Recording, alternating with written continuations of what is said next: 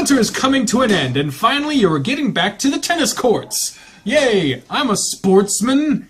I've never been a sportsman. Jesus, this is fucking hard to read. Maybe I have to use my glasses for this one. The glasses have returned. You've been ready to go as soon as your break began, working on keeping in shape the whole downtime.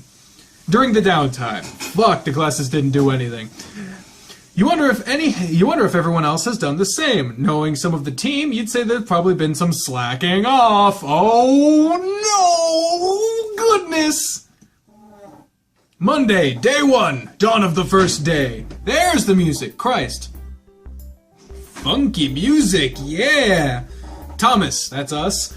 I love the feeling, the court under my feet. It's only been a few months since we've been out here, but it feels like it's been an eternity. Doesn't seem like anyone else is here yet, so I guess I'll start stretching while I wait. Don't need to hurt myself first day back out. You raise your arms to the sky. Hallelujah! Unpleasant sight of my underarm fat. There you go. And sighed as the sun pours over you. It would have been a great day to just curl up under a tree and nap. Alright, looks like someone's eager to get started today. Oh, good God. Okay, I gotta give a disclaimer right here, right now. I mentioned in my fucking, in the first episode of Talking Back, I enjoyed the art in Amorous. I'm not a big fan of the big, bulky, over-the-top, exaggerated, like the bulges and the... Okay, I know some people do, so no judging. Not saying it's bad. It's just, as I believe Tyler Howard put it, as this game is more gendered. Like the people in Amorous tended to be, all the people that you could date tended to be a little androgynous, if not completely androgynous in the case of Kobe. But there is no mistaking that this is supposed to be a manly man. This is the coach apparently saying, and I say, oh hey coach, I'm ready to get back into the swing of things. Been looking forward to this since the last we met up here. The coach's name is Harold Grifter, age 34, gender male, height 6'2", weight of 285 pounds. Fuck your teacher? I don't know. Stop fucking interrupting me. Fuck him. I just got here! Fuck him! Shut up! Race, he's a bear morph. Morph. Bio. Harold is the coach of the Cresthaven University tennis team and also an English teacher at the college. Usually the math teachers are the coaches in my experience, but whatever. Good on you. He can be a bit hot-headed at times, especially when it comes to his team goofing around, but always wants to see those he teaches succeed no matter what. This is Harold Grifter, the coach for my team. He might not seem it, but he's really quick on the court and makes a pretty good instructor, most of the time. Oh shit, there's gonna be some dissension in the ranks, goddammit. On top of that, he's also the teacher of one of my classes at Cresthaven University. Good, good. Looks like you've been staying in shape since we've been out for winter. Why is this one so hard to read? I think it's because the text is so thin. Looks like you've been staying in shape since we've been out for winter break. And I'm glad to see you're so enthusiastic to start. And it looks like the rest of the team is here too. Come on over, guys, and start doing warm-up stretches. Oh, good God, with the fucking bulges. Christ! These people have fucking bowling balls stuck in their pants, apparently. Good Lord. Who is this motherfucker? Hey, guys. I guess everyone decided to show up at the same time. This is Chester Hayes, age of 24. Gender is male, and it's the same fucking music being looped the entire fucking time, so get used to that shit! He's 6'1", he weighs 230 pounds, and he's a bull morph. Bull morph. Chester is a college senior now and has been on the team for several years. He is a bit oafish at times, and he has a knack for angering the coach. His intentions are never bad, and things often go against him. But despite that, he's often upbeat and acts carefree. That's Chester Hayes. He's got the most powerful serve on the team. I mean, given he has like 9,000-inch arms, I'm not surprised. He's only a few years older than I am. He has a short fuse, so he's at anger at times. Coach, you think you can handle my serve this time around? Not gonna take another shot at the groin, right? Ha ha ha. People don't talk like that. Take another shot at the groin? Somebody says, oh, I've only been away for the winter. It feels like an eternity. Yeah, like, even people who love tennis or sports or whatever, they're just like, huh, feels like it's been a while. Alright, hope I don't hit the coach in the balls again. Like and self-narrative. Yeah, like, So- it repeats the same. Like, the fucking dialogue between the characters seems very forced. So if getting it out of the way now, you asked for feedback, your writing's a bit predictable and unnatural. But whatever. I mean, that's a huge thing with porn. So. It's a standard. Like, It's a problem. exactly. It's not a you problem. It's an industry problem. Better watch it unless you want to run extra laps today. Here we go, Coach. We don't want to break in any more strings on our rackets this time around. Oh, Jesus, that was the way wrong voice. That wolf does not sound like you sound like this. Oh, cut me some slack, Spence. Unless I talk to you, don't talk! Oh, cut me some slack, Spence. That was totally an accident the last time it happened. Alright, this is Spencer Cowden. Age of 22, he's male, 5'11", 180 pounds, and he's a wolf morph. Cool, calm and collected, he does his best to keep the team in line when the coach falters. Not only is he athletic, but he's smart too, keeping some of the top grades in his classes. He's always determined to be the best at what he does, so failure is not an option for him.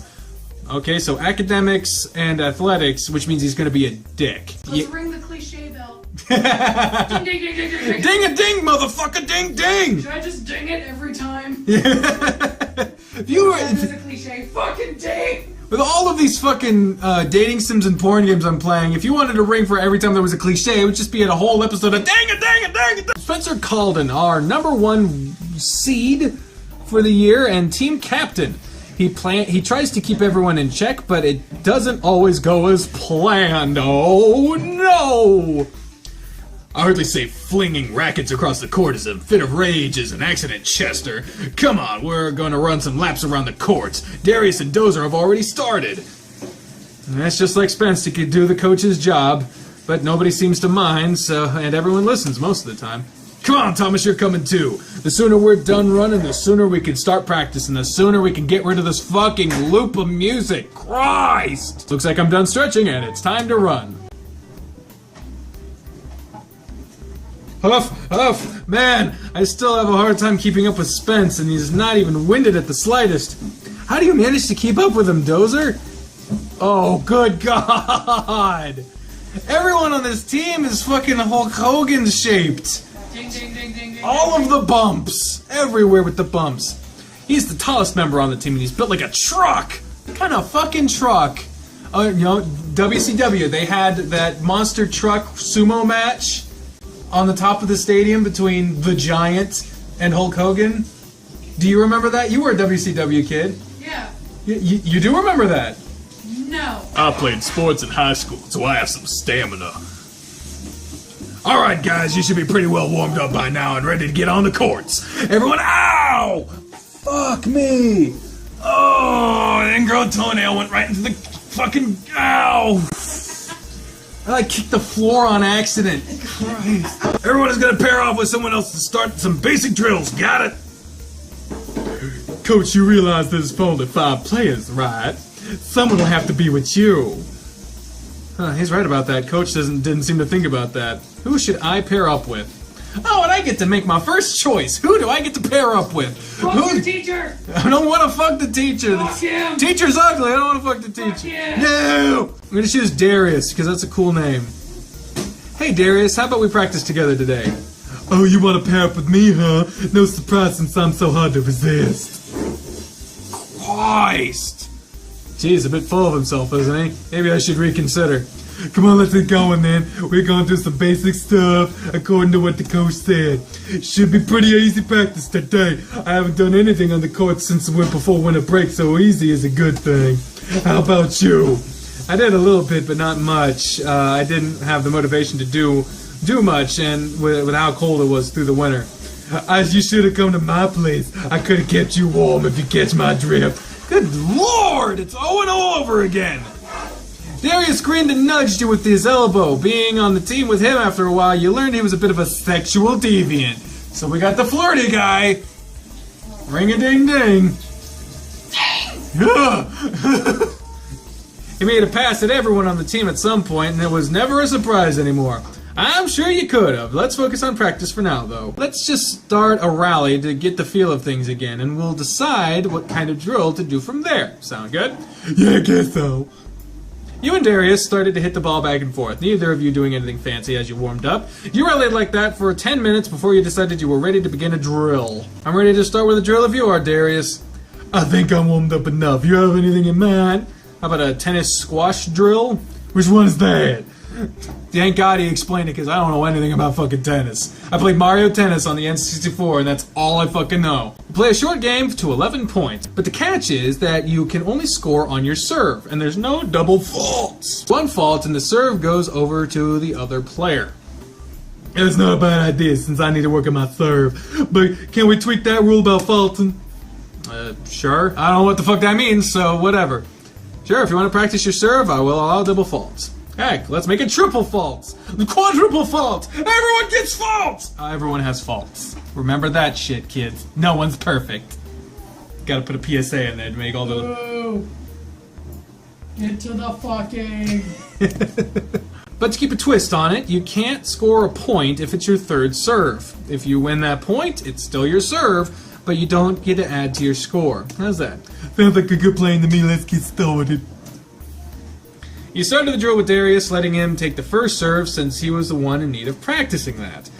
Whenever he served, he was putting his all into the first two serves, only dialing it back when he was down to the third. That seemed to be a frequent occurrence. He's a problem with finessing his serve, it seems. By the time the game was over, he had only scored 4 points to your 11. Motherfucker! Geez, I really got a lot to work on my serve. Or I'm just really out of practice. I'm sure that's all it is. You have not been on the court just in a few months, so that'll do it. And I just picked up this sweet new racket. I suppose that would have something to do with it too. Yeah, let me see it. Darius passed this racket over to you so you could look at it. Whoa, this thing's really light, but feels really well made.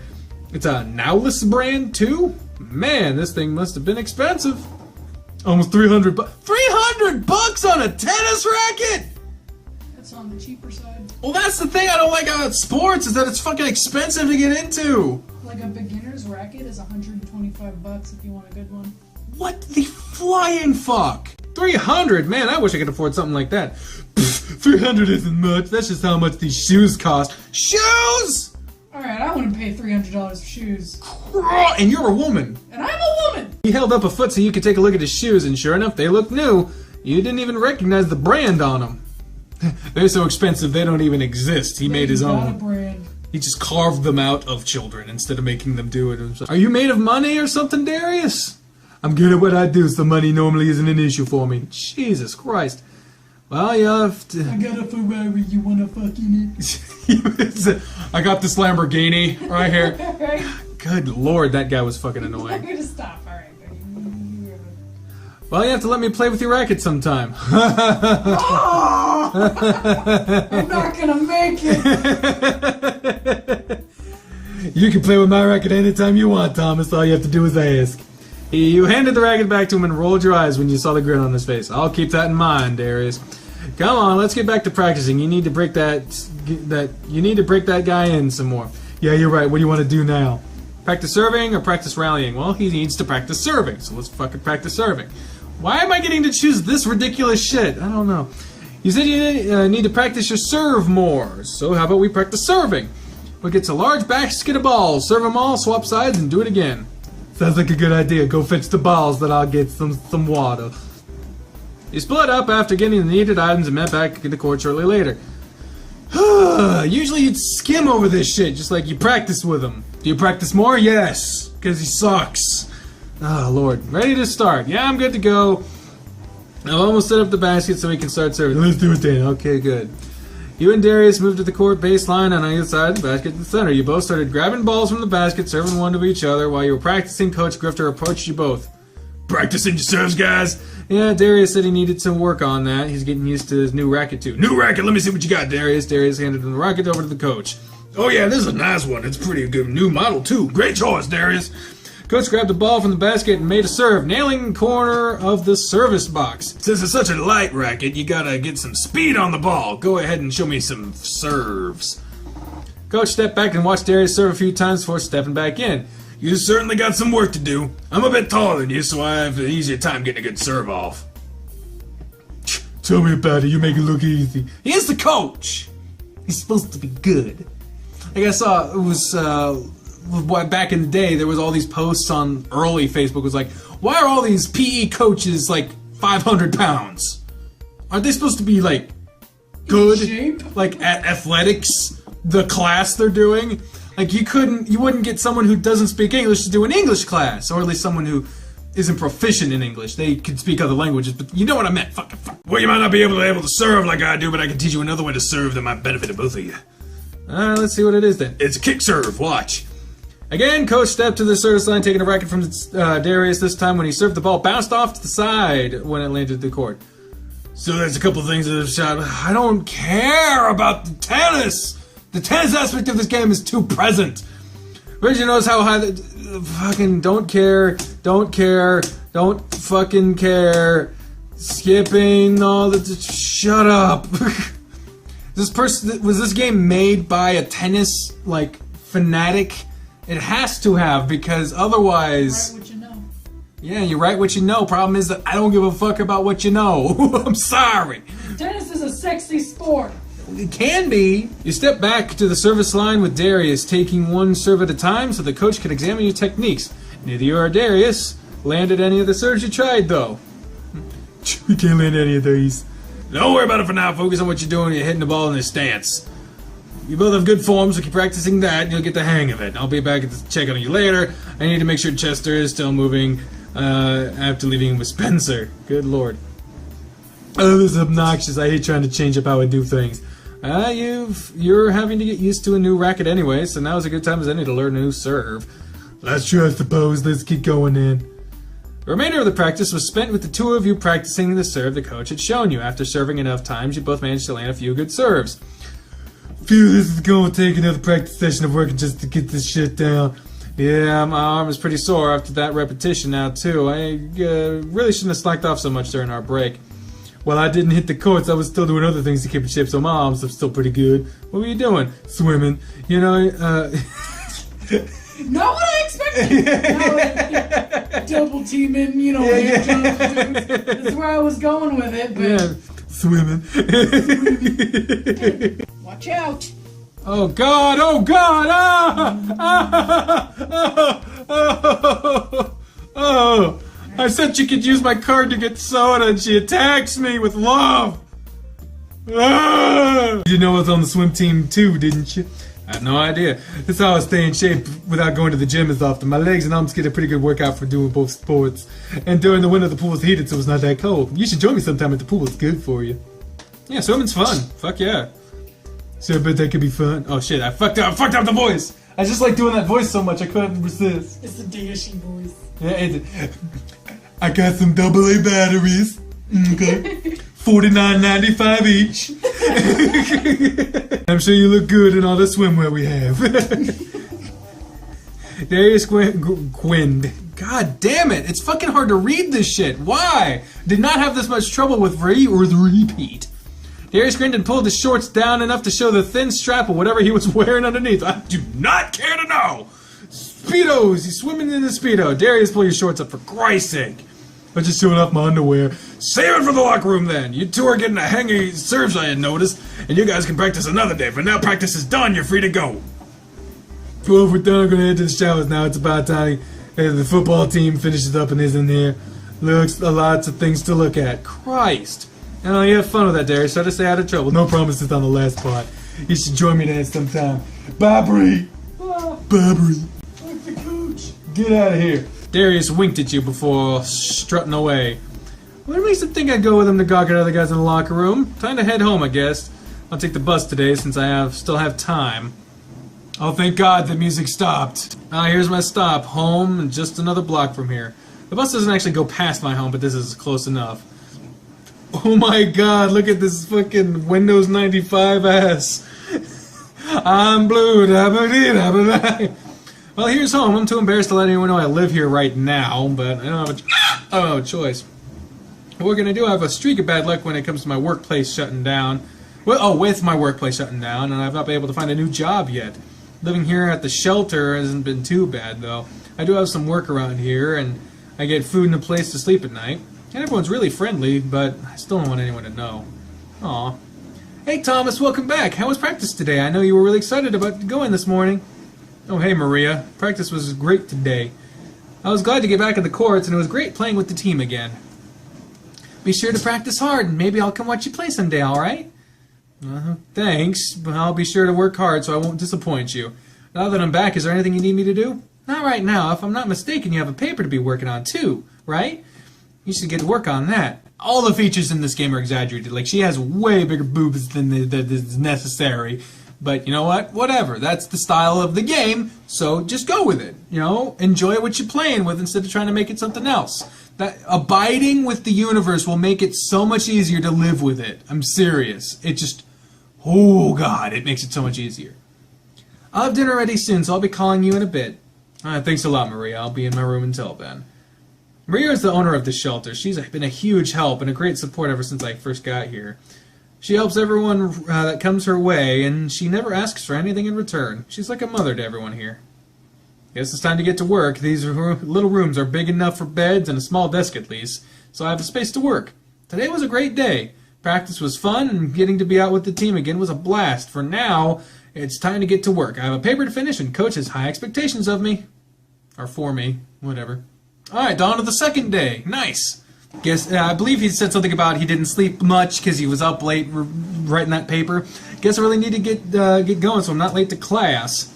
Oh my God, what is that, RuneScape? I can't believe the bus decided to run late today. Yeah, it just decided to be late. You know what? It just, bus drivers don't have a fucking life. They just decide that you're gonna fucking be inconvenienced, I should say, because they fucking hate you specifically. They just get to decide that, you know? It's just, that's how fucking bus drivers, that's how they get to jollies. Fuck that line of thinking. Coach Grifter is the teacher of my class. I'm sure he'll understand. I better hurry regardless. The classroom is empty. Where is everyone? Ah, there you are, Thomas. A bit late for class, aren't you? Oh my God, look at it. With the fucking... It's like he had like a crystal ball in his crotch. What the fuck is that shit? You gonna find your future in that shit? I don't wanna know. I'm sorry, Coach. My bus ran late today, so it put me behind. Why isn't anyone else here? I just had everyone turn in the papers for today. It'll give me some time to start reading through them. Since you're here, I guess I'll let you go ahead and turn yours in too. Maybe I won't dock you for being late. Ugh, I hope he's just joking about that. Don't worry, I'm just Josh, and I know you can't help with your bus being late, so I'll cut you some slack. Thanks, Coach. I guess I have some time to burn before my next class, so it doesn't start for a couple of hours. If you like, you could always keep me company while I read report. I always come across some hilarious things in these papers. Real professional of you, Coach. It doesn't sound like a bad idea. What should I do? Yeah, hang out with a coach. I mean, why the fuck not? I gotta drink some water, because that fucking voice is real annoying. Doesn't seem like a bad idea. I can sit for my next class in here, so it's like quiet. Yeah, it's pretty quiet in here when class isn't in session, so feel free to stay as long as you need. He always seems pretty happy that I am going to be in here, but I guess it's always pretty nice to have some company around. I know I like having someone around, even if we're not interacting. Not to mention, he looks pretty sharp today. Maybe I can help you with your work, too, if you need it, that is. Feel free to ask me anything, okay? Will do. It really is easier to concentrate when there's almost nobody else around me. I don't have any things to distract me. The next class I'm going to is calculus, and I've been able to keep up for the lesson so far. Thankfully, Spencer's in that class with me, so I won't, and I'm sure he'll be able to help me if I need it. I've seen his scores, and they are perfect. Despite how quiet it is in here, I can't focus on my work. I'm feeling pretty sleepy still, and I haven't stayed. Bleh. God, why is this one so hard to read? Coach keeps sighing while he reads over these papers. He's shaking his head and scrawling away with his red pen. We had to write an analysis off a book we read last week, and it wasn't that bad. It's easy to tell who reads the assignments and who doesn't. I hope you read it and didn't just try to read in the cliff notes. He worked all night on that paper. He read it. Of course I read it. It wasn't really that long, and I enjoyed it. You have good taste in taste in literature, he says. Of course I do. I didn't become an English teacher for the heck of it, you know. I believe Bree's about to come through that door. Bree's coming through that door. Yeah, it's Bree! You know, I've written a book too, and I even had it published. He looks so proud of himself. I had no idea he'd ever been published. He's a teacher. Most of them are. I mean, this is a college, so they have to be published. Well, if they're tenured, that is. He's never mentioned that before. Really? That's awesome, Coach. Maybe I should ask him more about it. Ask what it's about. Might as well. So what's it about? It's a medieval fantasy book. a lot of magical things and such. I really enjoy that genre, so it drove me to write. What's the title? What's the book called? It's called The Stone. The Stone. It's called The Stone. That's what he calls his penis. Yeah. Just had it published last month. Can I buy a copy? What, you really want a copy of it? Sure, I mean, it'll help you out, right? I'd like to do what I can to support you. The coach shuffles through his desk for a moment and pulls out a book. He hands it to you. Here, just take a copy of it. Huh, cool. Thanks, how much do I owe you for it? You don't owe me anything, just take it. Are you sure? Yeah, it means a lot to me that you offer to pay for it, but if you just spread the... Oh, Christ! It means a lot if you'd offer that you offer. It means a lot that you offer to pay for it. But if you just spread the word about it. But if you would, just spread the word about it. I have a book signing event coming up this weekend, so if you tell some people about it, that would be payment enough. Sure, I can do that.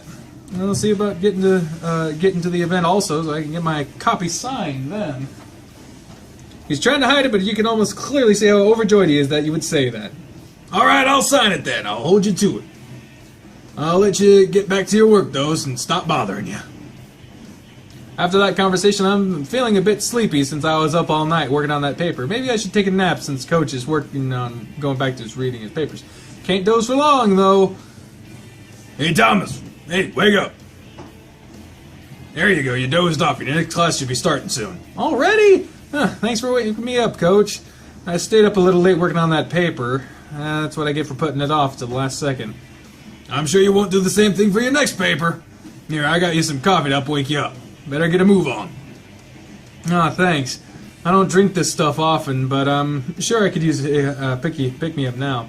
Get out of my class now. I'll see you tomorrow at practice. Thomas, see you later. Feel free to swing by after your next class if you want. I'll have your paper reviewed and graded. I guess I need to head off to my math class now. That's the only other class I'll have to deal with today. Then I can just head home. This book Coach gave me is a decent length. Maybe I'll start reading it after I get back.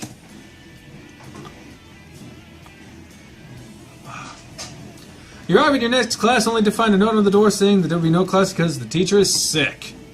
Coach said he'd have my paper graded after I got done with class, so I might as well burn some extra time before I leave campus. It's a sunny day outside. Not that you would tell from this fucking picture. It looks to be about dusk. And there's not too many people out in the courtyard. The school's pretty nice, and I'm lucky that I was able to get a scholarship to go here. Otherwise, I wouldn't even be here right now. It's year 2 for me now, and I've met some great people since I've been here. Aside from Spencer, everyone on the team I met last year when I joined the team. Spencer, though, I've been friends with for a while now, and even he doesn't know about the rough times I've been going through. I can't bear the thought of anyone knowing that I'm homeless and don't have a job. I'll be back on track soon enough, though. I think it's been long enough to see if the coach has finished grading my paper. Might as well stop by and get it done before I head home. Thomas, you've returned. Here's your paper. You did a good job with this. The paper was a little on the short side, but you really nailed the idea of the paper, so you got a pretty good score on it. It's better what I can say of a large portion of the class. Keep up the good work. Thanks, Coach. I didn't expect to get this high of a grade. Christ. I was worried I didn't get the point across. You did just fine, so have confidence in your writing. Anyway, as much as I like to chat, I have long ways to go before I'm done reading these papers. Alright, then I guess I'm going to head home now. There's no current assignment, right? Not at the moment, so you have a break from my class for now. Now I'll see you at practice tomorrow. Be prepared for a heavy session tomorrow. Got it. See you then. Guess it's time to head home. It's a nice day out, so I think I'll just walk home instead of taking the bus. I'm having the damnedest time trying to read this fucking thing. Looks like Maria and Richard are outside doing some landscaping. They've gotten a lot done since I left for school this morning. Welcome home, Thomas. What do you think of the new gardens we've added here? Looks nice. It looks really nice. It makes a great addition to the shelter. Doesn't it? I'm sure it'll lift the spirits of people here, and it'll give them something else to do. Gardening does wonders for stress, doesn't it, Richard? If you say so. It causes more stress if you ask me. Oh, come now, don't say that. Just wait till everything blooms. It'll look lovely. And I think what it'll do for my allergies is going to be a teary-eyed, stuffy-nosed mess. Goodness, Richard, you'll be fine. You'll see. Richard always seems to be irritated and angry. But I know how much he cares about the shelter and Maria. He's always trying to help her and keep the place in order. Well, I can't wait to see everything in bloom. I'm sure it's going to look beautiful. Well, Thomas, you're always free to add plants to it or change it up if you like. I'd like everyone to help with it and give it a unique look, but I know not everyone is into these kind of things. I might add my own touch to it at some point. Wonderful. Feel free to add whatever plants you like. Okay, Maria, I think I'm going to head to my room now, so if you need anything, let me know. Well, since I have nothing else to do, maybe I'll read some of Coach's book. Yeah, you got nothing else to do, fucking read it. I think I'll go ahead and read some of the book I got from Coach. Let's see, chapter 1. Oh, good lord, it's making me read the book!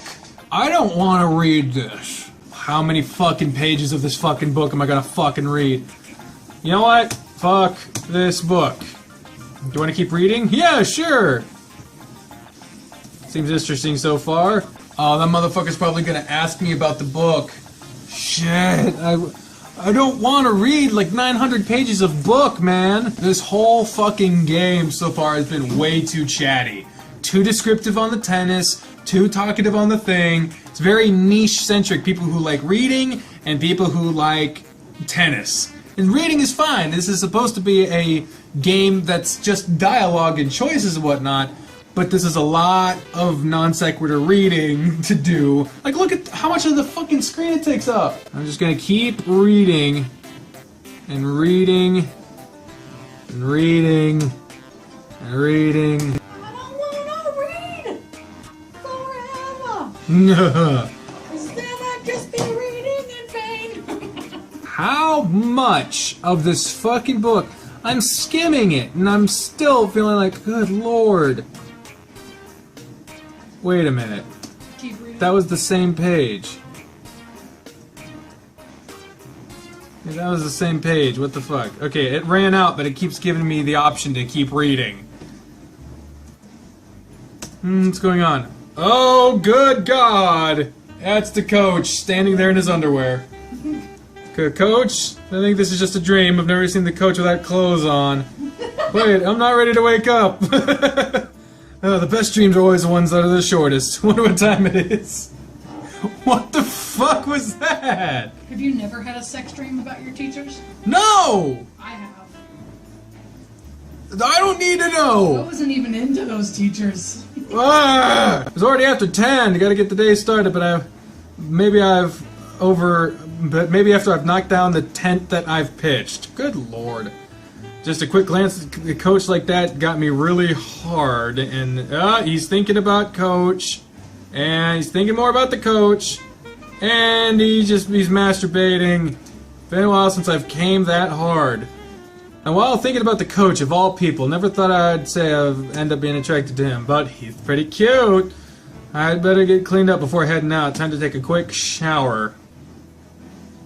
Good morning, sleepyhead. Good morning, Maria. Up late last night? Not really, just couldn't drag myself out of bed this morning. No class. I don't have practice for a few more hours. I see then. If you got nothing to do, would you mind helping me out for a bit? Richard is out now, and I need someone to help me out in the garden again. I mean, I just took a shower, but I got no schoolwork, so it'd be kind of a dick to just be like, nah, you're gonna feed and house and clothe me, but fuck you. I don't want helping out for now. I just need a few holes dug so you can lower some posts into it for the plants to have a vine. The ground can be a little tough at times, so it might take a lot of me out of me to get the post hole diggers into it. It doesn't seem too bad. Leave it to me. Just show me where to dig and I'll get it done. Thank you for your help, dear. Now one post here and the other, and started on this one. In the meantime, I'll be prepping the cement for the post. I'll get started then. The ground does seem pretty tough to break through. All I know, let me make some lemonade. I'll be back soon. Alright, let's get to work. Few tough holes to dig, but this is going to look great when it's done. I hope so. Thanks so much for helping me while Richard was out. It would have taken me much longer to do all this by myself. Here, take this too. Maria handed me $20! $20! She handed me $20! Some $20 is what she handed me. Some $20!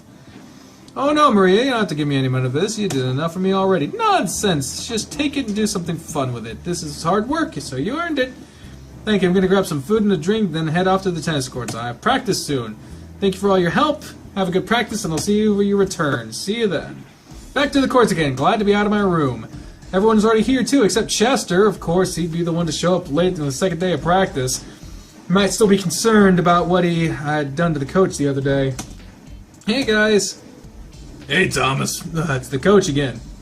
The coach is the hardest voice to do. It's just, Just waiting on Chester to show up, and then we're going to have a small talk before we get started with practice. Speaking of Chester, it looks like he's out here now, so I guess we can get started. What was the fucking point of that, then? Alright, everyone, before we start practice today, we're going to have a small huddle and talk about Friday. Something happening on Friday? Yep! We aren't having a normal practice session that day, so we need to talk about it first to prep you guys. I talked with you about our rival schools about playing some practice matches to get really get in the back of the groove, and they've agreed to it. So Friday we'll have practice matches against Pitchford Heights. At the moment, everyone is going to play a single match of 5 sets. No doubles this time unless we decide otherwise. This team is built around speed, which is why everyone is the size of a fucking house. So you guys are going to have to play smart against them. Or in Chester and Dozer's case, you two can overpower them. But you are going to think about what you're doing and set up your plays. Any questions so far? Better keep this stuff in mind for the games. I guess you know who I will be playing against? Of course! I have the whole roster and speed, it's getting really smoky in here, isn't it? I have the whole roster and seedings with me, so I can give you some insights to what you'll be playing against. You'll be playing against their trickster. He's known on his team for his spin shots and jump shots. The ball might look like it's spinning normally as it sails towards you, but as it hits the ground, it'll jump in an odd way. You really have to pay attention to how he swings his racket. He'll practice after the meeting. We'll practice some after this meeting, alright? Got it. Suggestions? You know I got suggestions. You guys will be doing some warm-up rallies before you actually start playing your matches. I suggest really watching your opponent to see what his kind of play style he has. Keep in mind, you don't want to reveal your own style in that time either. You have to keep some of your tricks hidden. On top of that, I have some information to give everyone, for everyone to give you an idea of what your opponent is good at. Sounds like you've done a lot of recon on this other team already. This is a practice match, right? It's just practice, but we'll be planning more of our games like this. So it's best to get started now. Let's just do all the questions, apparently. What courts are we going to be playing on? Well, to keep the matches fair, we're going to use the courts over at Elton Ranch Country Club. The courts there are actually clay courts, so there's a few things you guys need to know about them. The balls will gather bits of clay from the court, and the clay will cause the ball to bounce less. Honestly, it might affect the players. I don't give a shit. Moving on. No questions left, so in that case, let's get started with our practice. Thomas, you will be with me today. Spencer, pair off with Dozer, and Chester, go with Darius. You'll be practicing with someone who has some similarities and to who you'll be playing against. So come on, Thomas, we've got some work to do on those jump shots. It should be fun. Glad I get some more one-on-one time with Coach. I guess this game is going in the direction that you want. I know you're already familiar with the shots you're going to go over, so this will be more of a refresher for you. You tend to use the same kinds of shots as the guy you're going to be playing against. So we'll start off with a nice slice shot. When you hit the side, I don't give a fuck. Top it off with the clay courts. Are you with me so far? Yeah. Unless we're going to be playing tennis, then I don't need to know any of this stuff. You're gonna be fucked. I hope there's a mini game. Like a mini game where I play tennis? Yeah. Good. And don't forget you can do a backhand and a forward slice. I'll practice hitting the shot. Whether you go backhand or forward slide, the ball graze like this. Yeah, stance a little off here. Let me help you. Coach Grifter stepped behind you and grabbed your hand holding the racket. I've seen many a porno start like this. His stomach pressed into your back as he helped shift your body's position. Your body isn't turned enough, and you are holding your racket too low for a standard slice. Okay. So more like this then? Right. You're gonna swing the racket from a higher point than a lower point. While he's holding your hand, he went through several swinging motions, unaware of how much he was leaning against you. Oop! His stomach feels softer than I would have expected it to, and the shorts he's wearing. Oh no. And now last night's dream is coming back to me. I need to focus on practice or else this is going to get awkward. Let me try it alone now. Almost, probably. Alright, now you've got it. Is everything alright? Your face is really red. Oh, it's fine. It's just hot out today is all. You're right. Let's make sure we all stay hydrated. I'll go grab us some water really fast. Practice your swings, and I'll be back in a moment. Phew! Now I can focus on the swing now. I'll try hitting a few balls while I wait. Oh, good. You seem to have gotten it down easily enough. You hit the ball a lot like that, and I feel like it's unintentional. Having a better understanding of how the shot will help you utilize it more. Now we're gonna go over a kick serve. The goal of a kick serve is I don't give a fuck, I don't give a fuck, I don't give a fuck. I gotta go ahead and serve like you normally would. Ha! Alright, now watch me serve. Keep an eye on how I do it. Here it goes. As the coach tosses the ball to serve, you notice that how short his shirt was. Most of his stomach was showing while his arms were up in the air. I hate that. I'm a tall guy, so I need to get XLT. T for tall, because I'm a tall motherfucker. I'm tall. I'm also fat, so that doesn't help, but tall. I jumped, or I didn't notice. You were watching me serve, weren't you? Did you see how my racket turned? I didn't. Come on, Thomas, pay attention to the ball this time. I'll show you how to hold your racket. Today isn't a good day for me to focus. Everything about Coach right now is distracting me. Here we go again. Be sure to watch the ball this time. Grr-ha. Oh yeah, just like that. The ball landed over the corner of the service box and jumped out wide. Even Spencer'd have a hard time getting that back. Yup, did you notice how low the ball was too? Just imagine that on a clay court. So I'm gonna go through the motion slowly a few times, so follow along with me. Raise your racket up, do the thing, do the stuff, makes sense, yeah, let me try it a few times. Nah. Goes into their court.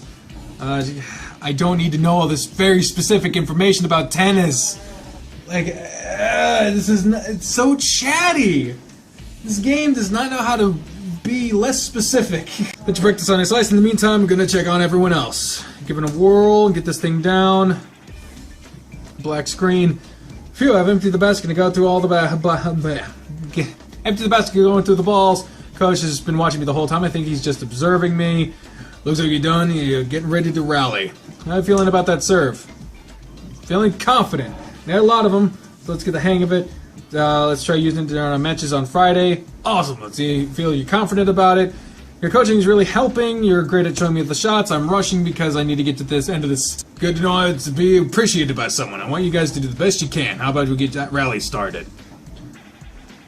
And another fade to the exact same screen. What the fuck is the point of that? I think that's about enough for today. You guys are ready for Friday. Thanks a lot. Just feeling pumped. Good. I'll show you guys force to be reckoned with this year. Makes me happy to see y'all are excited about playing. Free to head home now. I'm going to tell the other guys practice is done for the day. Unless you need the ride home today, I can drive you if you'd like me to. Really, I can appreciate it since I don't have to pay for the bus fare. Sure, I don't mind taking you home. As you live near me, so it's no bother at all. Let me just wrap up the other guys. We'll be on our way. Hey everyone, practice is done. Get a little pep talk. Keep practicing thing if you want. I'm dropping Thomas off at home. I'll see y'all at class tomorrow. All set? Yeah, I'm ready to go. Let's go. Cool. Is this the place? Yeah, right here is good. Thank you for the ride again. No problem, but before you leave, can I ask you something? I mentioned my book signing to you, right? Yeah, you did. Yeah, we talked a little about it in the classroom. That's right, I had so much going on, I couldn't remember. I mentioned it to you. Did you happen to mention it to anyone yet? Word of mouth is going to be the best way to get people to come by. Truth is, I haven't really talked to anyone. Honestly, haven't yet. That's okay. Look in his eye while he was staring at his steering wheel just tugged on my heart. You just felt like you disappointed him. Don't worry, I'll let people I live around know, so hopefully they can show up and can support you. If you do that for me, that'd be great. The more people that know, the better. I don't feel like it's going to be a big turnout, but I'm not exactly a well-known author either. Regardless, anyone showing up will be a win for me. He's really hoping for a crowd to show up, isn't he? I'll do what I can to spread the word for you, Coach. Thanks. If you're free to go if you'd like. That's all I wanted to ask. Alright then, I'll see you in class tomorrow, Coach. I'll see you then. Maybe I should have lied. I don't know. Lying to Coach really just doesn't seem like a great idea. Waiting for the coach to drive out before you're heading down off the street to your home.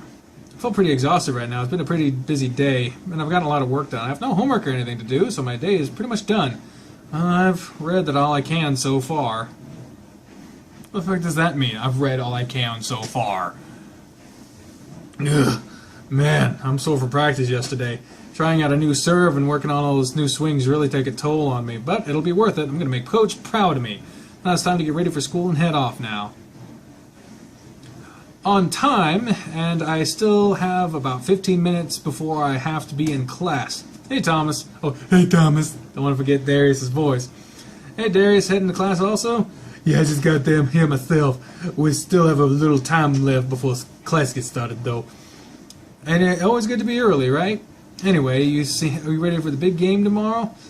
I guess so. I feel like we could use some more practice, but I guess these games are just practice too. And besides, Coach seemed pretty focused on you more than anyone else on the team right now. What do you mean? Darius grinned and nudged you with his elbow. Come on, don't act like you didn't notice. I saw he was helping you around with his arms around you. He was just correcting my stance, that's all. And that big bear hug, you do that? What you think? Not to mention he's giving you rides home after practice. Is there something going on there? But no, nothing like that. He's just dropping me off near my house. Or else I'd have to take the bus. There's nothing going on between us. You see your face right now, you're so flustered you can't even speak straight. No, that's just me. That's how I fucking talk, man. I can't talk worth a shit. Well, don't worry, I won't say nothing to nobody. Even if nothing's going on between the two of you, I can clearly see you're interested in how you're acting.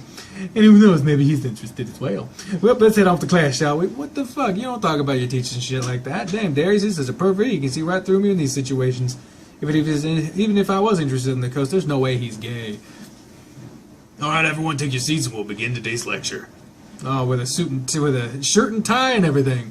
Getting a lot of different kinds of outfits for the coach. We'll be covering your next reading assignment after I pass out your papers when the assignment you all turned in on Tuesday. I thought you didn't read the assignment material and thought you'd get by by using other means. That's not how things work in my class. If you read the material, you'll score high. If you don't, then you won't. Good job, Thomas. I know someone read it at least. Oh, great. Singling me out, making me feel like, oh, he's the teacher's pet. God damn it. Coach looked at you with a smile and a nod and when he walked by, since he already gave you a paper bag. And when he did, Darius happened to be looking your way, raised his eyebrows with a grin. Just like, Darius isn't going to let this go anytime soon. Now that everyone's out their paper bags, let's spend a few minutes reading over the notes I left you, and we'll get a better idea of what you'll be doing for the next assignment. After that, I'll talk about some of the key things people missed, and we'll move on from there. Got it? After a few minutes, Coach Grifter had everyone put their papers aside and listen to what he had to say. I remember the class was spent with him discussing how to analyze the book, draw key points to it, and write a better essay. You were distracted, though. What Darius had said to you was playing over and over in your head, and while you were doing nothing about daydreaming through the class. Now, for those of you who have calculus after this class, it's been canceled again today. With that, you're all dismissed for the day. Be sure to read chapters 1 through 5 before class Monday, and you'll be having a quiz on it. You get up to leave, and as you do, the coach stops you. Hey, Thomas, what's up, coach? Are you feeling all right? Seems like you were spaced out during the class. I'm fine. Just a lot of things on my mind, is all. Don't worry, I'll listen to what you had to say, and I'll make sure to get my reading done. I'm sure you'll do fine with it. Anyway, since your next class is canceled, and I have no other classes for a while longer, I was thinking about going to the gym and wanted to see if you could go along also. Get a good workout in before the game tomorrow. How about it? I mean, sure, might as well. I mean, you're not giving me a whole lot of time to talk to other people about your fucking book signing, but, you know, whatever. Sure. Yeah, it sounds like a good idea. I get my tennis clothes with me so I can change in the locker room. Make sure the potatoes aren't going to shit. I think we're good. Alright then, let's get going. I got my shorts and mustard shirt on under this, so I'll be good to go.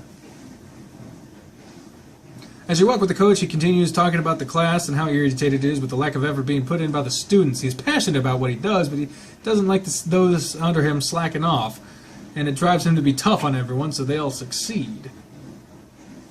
You hesitated about changing as Coach began to unbutton his shirt. You knew he said he was wearing his gym clothes underneath, but you still watched him.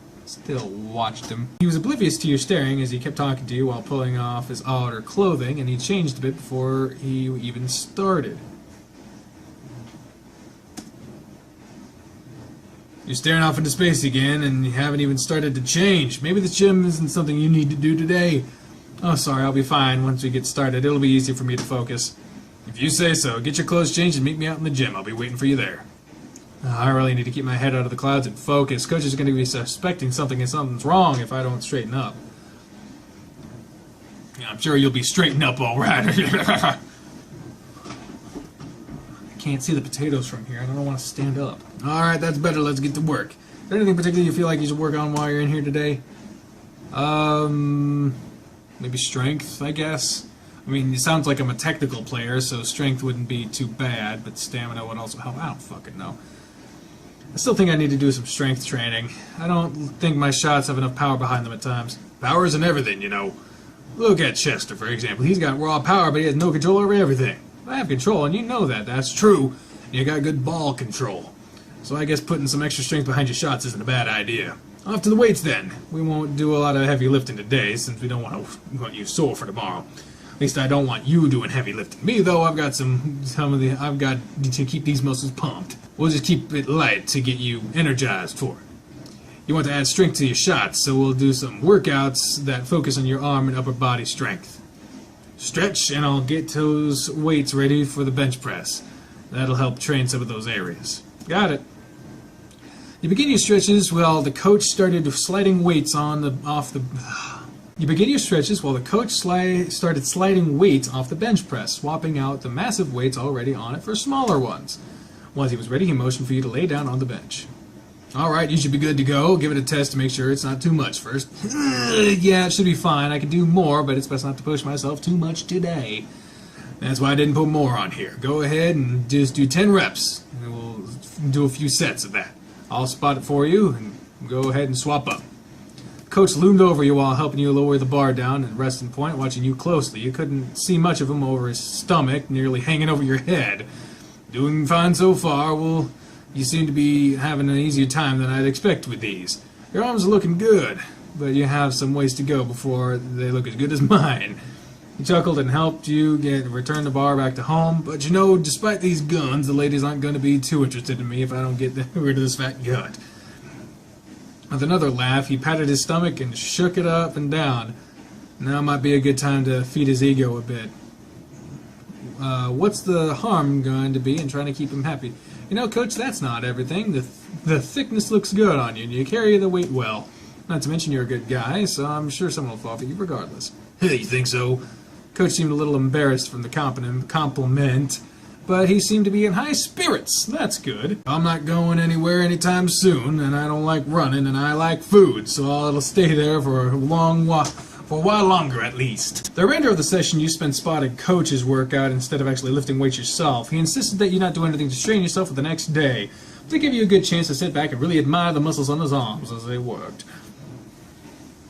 Man, I'm feeling the burn today. Check these guys out. Shabam, shabam, bom, boom.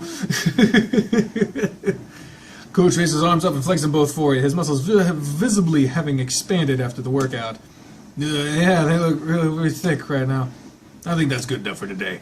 I need to hurry and get showered before the next class, since I'm covered in sweat. Do you mind resetting the machine while I go shower? Sure, I'll take care of that. Thanks. It was a good session day. We'll have to do it again. I guess I'll do this and head back to the locker to change back into my other clothes. Shouldn't take me more than a few minutes to do so. As you entered the locker room, you noticed the coach wasn't around, but you could hear the showers running from the next room over. And as this moment is coming up, I have a feeling I need to close those windows real quick, so I'm going to do that. Coach must be in the shower right now. He did say he was covered in sweat and has to go back to class. You changed back into your clothes, deciding you would shower once you got back home. Before you leave, you know, curiosity began to consume you. Well, oh, here's a locker. Is that his locker that's open? Let's see. You opened the locker and peeked inside. Right away you could tell it was the coach's locker after seeing the racket and a couple of balls inside. You even found the clothes he was practicing in and teaching, his clothes hanging neatly inside. Oh, this is his too. That would be a jockstrap, I believe. Yeah, I didn't think he'd wear these to class. It's laid here on top of his shorts. This entire locker smells musky too. No wonder he's off taking a shower. Better not mess with anything else, otherwise Coach might notice. It's an arousing thought, knowing he wears such one of these, though. Could explain why things bulge out so much. Good Lord. Didn't think they would start with this, but alright, Coach might be in there. What if I just take a peek? Well, As my philosophy in these games, if you avoid the plot, you won't be able to experience the game. So, take a peek. Oh, God. Again, I'm surprised that they would start with this one. You'd think they wouldn't start with such a kink. You push the door leading to the shower open and take a quick glance inside. There was a handful of people scattered throughout the stalls in the shower, so it might be odd if you tried to find a coach to talk to him. There's too many people here right now. It's best if I leave. Maybe I'll get lucky another day.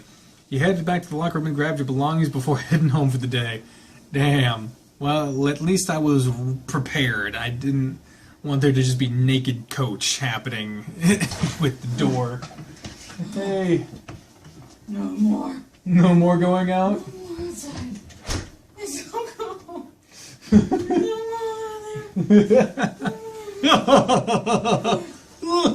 Alright, we're doing a taste test in the middle of this episode.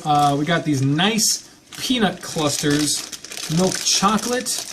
I have never had peanut clusters before, so we will find out see if they're really all that nice. Say milk chocolate. They look good. Smell good.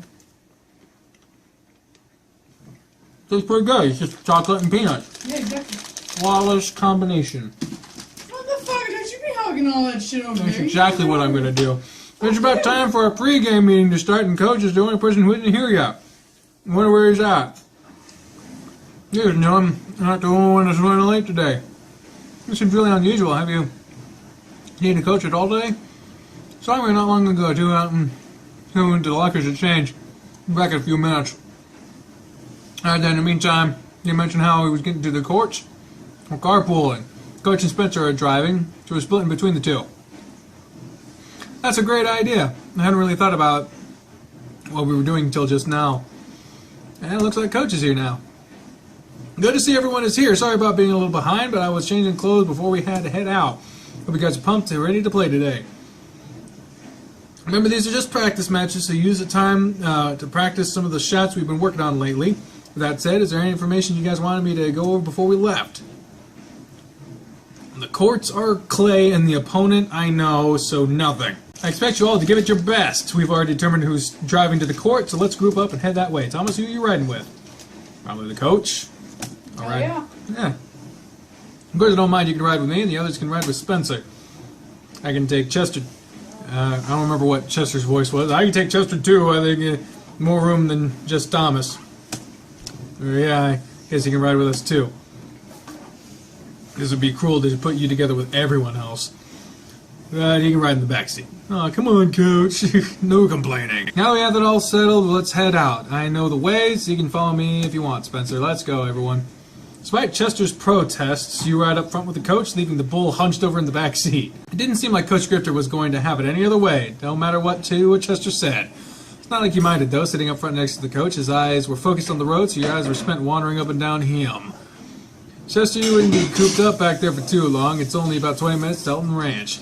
I don't know why you wouldn't let me ride up front. Thomas isn't as tall as I am. I really didn't mind riding in the back. Nonsense! You were the one that volunteered to ride with me first. Only because you asked them first. You'll be fine, Chester.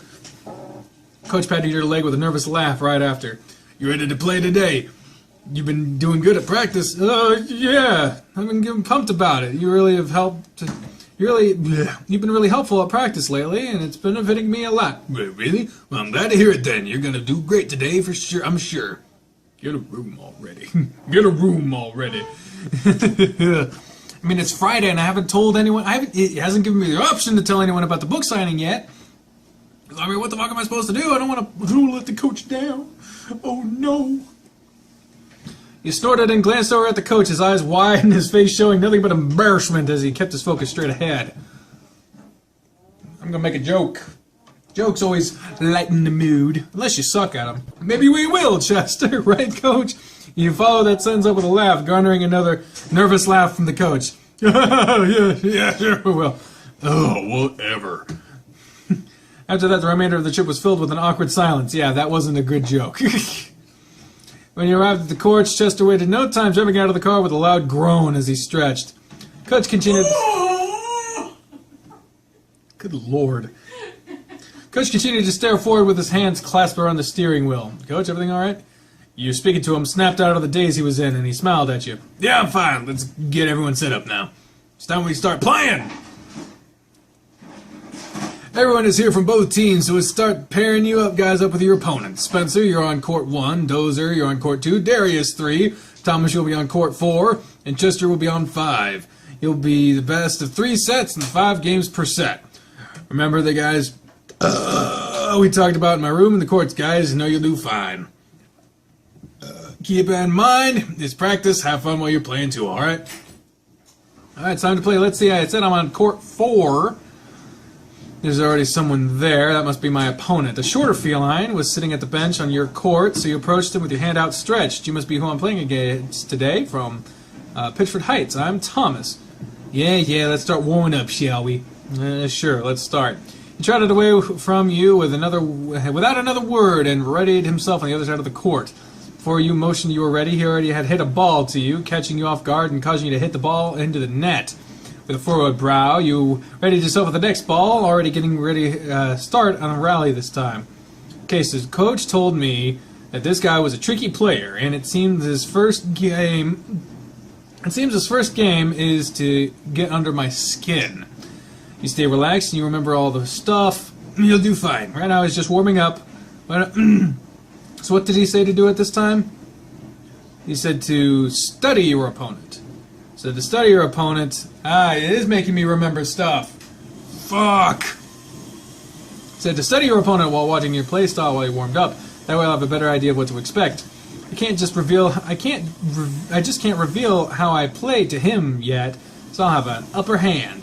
While warming up, you consistently hit the ball back to him with just normal forehand and backhand shots. Your opponent, on the other hand, was slicing the ball to you at every chance he got, showing just how he prepared for making a drop shot every time. So far, your plans seem to be working how you wanted. After rallying for 10 minutes, he held up his hand to signal for you to stop. If you're ready to start, I'm going to go as well. If you're ready to start, I'm going to go as well. Alright, let's... who takes the first serve? You take it, so let's get started. With a shrug, you gather a couple balls and head back to the serving line. Alright, you can do this. Just take a deep breath and concentrate. You threw the ball in the air and keep in mind how to serve the coach taught you during practice. Raise your racket up, and instead of bringing it straight down like you normally would, you're going to have to angle it.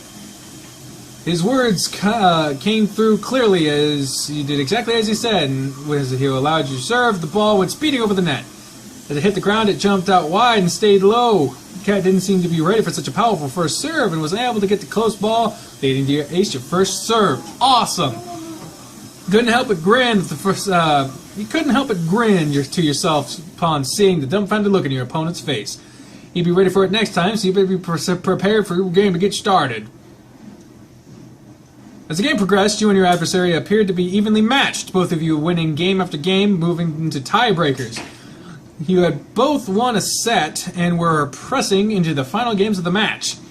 With a constant drop in spin shots coming your way, you had stayed out in the middle of the court to cut down on your run distance.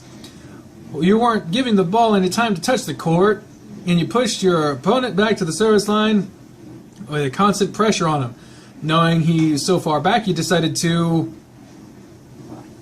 What is it called when you hit it close? The guy is far back. The options are cut the ball, slice the ball, or spike the ball. Spike is when you go whoosh. I know that's how it is in volleyball, so I guess I'll try that. Spike the ball!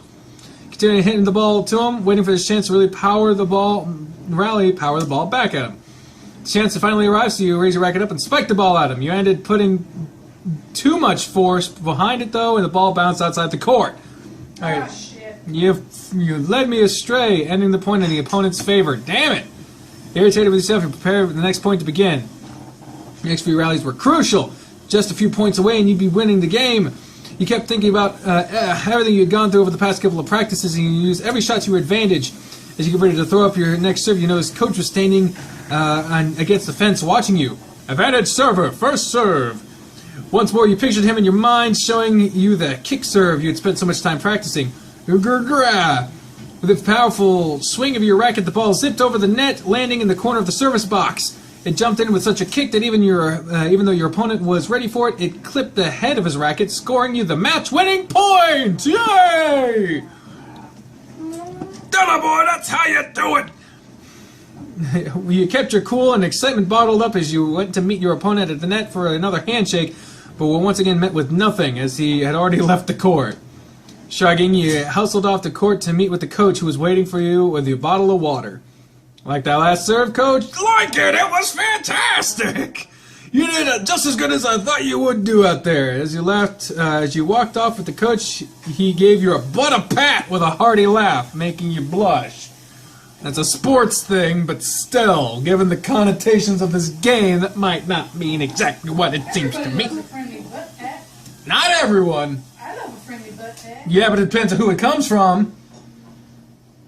That's true. Everyone has done great too. Spencer won his match, and so did Dozer.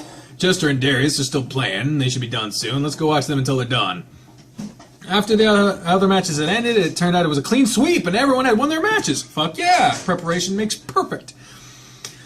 Coach was so impressed with how everyone did, he decided to take everyone out for well-deserved dinner. His treat. Sweet. Great job to everyone for playing so damn great today. You all won, and I'm proud of you all. Your main meal is on me tonight. Let's celebrate a great way to begin the season, I believe it said. Even though it was a great just practice match, this coach is really excited and happy to see everyone won today. And the team is pretty pumped about it too. Everyone is happy, chatting, and getting along great. Even Darius and Spencer are carrying on normal conversations. Coach sat down in his chair beside you and gave you a pat on your shoulder. Honestly, I think I spent more time watching your game than anyone else's. Believe it or not, you were playing their number one player. What, really? Why was I playing against him? Well, I had a lot of confidence in you. And the other coach and I decided we want our number 2 players playing against the other team's number 1. Unfortunately, it backfired for the other coach. Spencer kind of trashed the other guy, and you beat their number 1. Huh, you're right about that. Explains why I had such an easy time. No big deal, though, since Thomas won. It means I would have won too.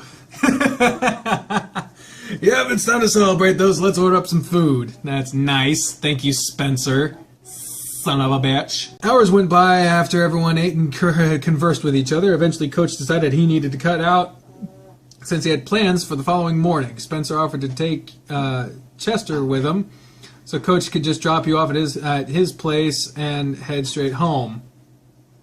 That's weird, since you were on his way. Oh, okay. You arrived at the same point. Coach always drops you off, and he put his car into park.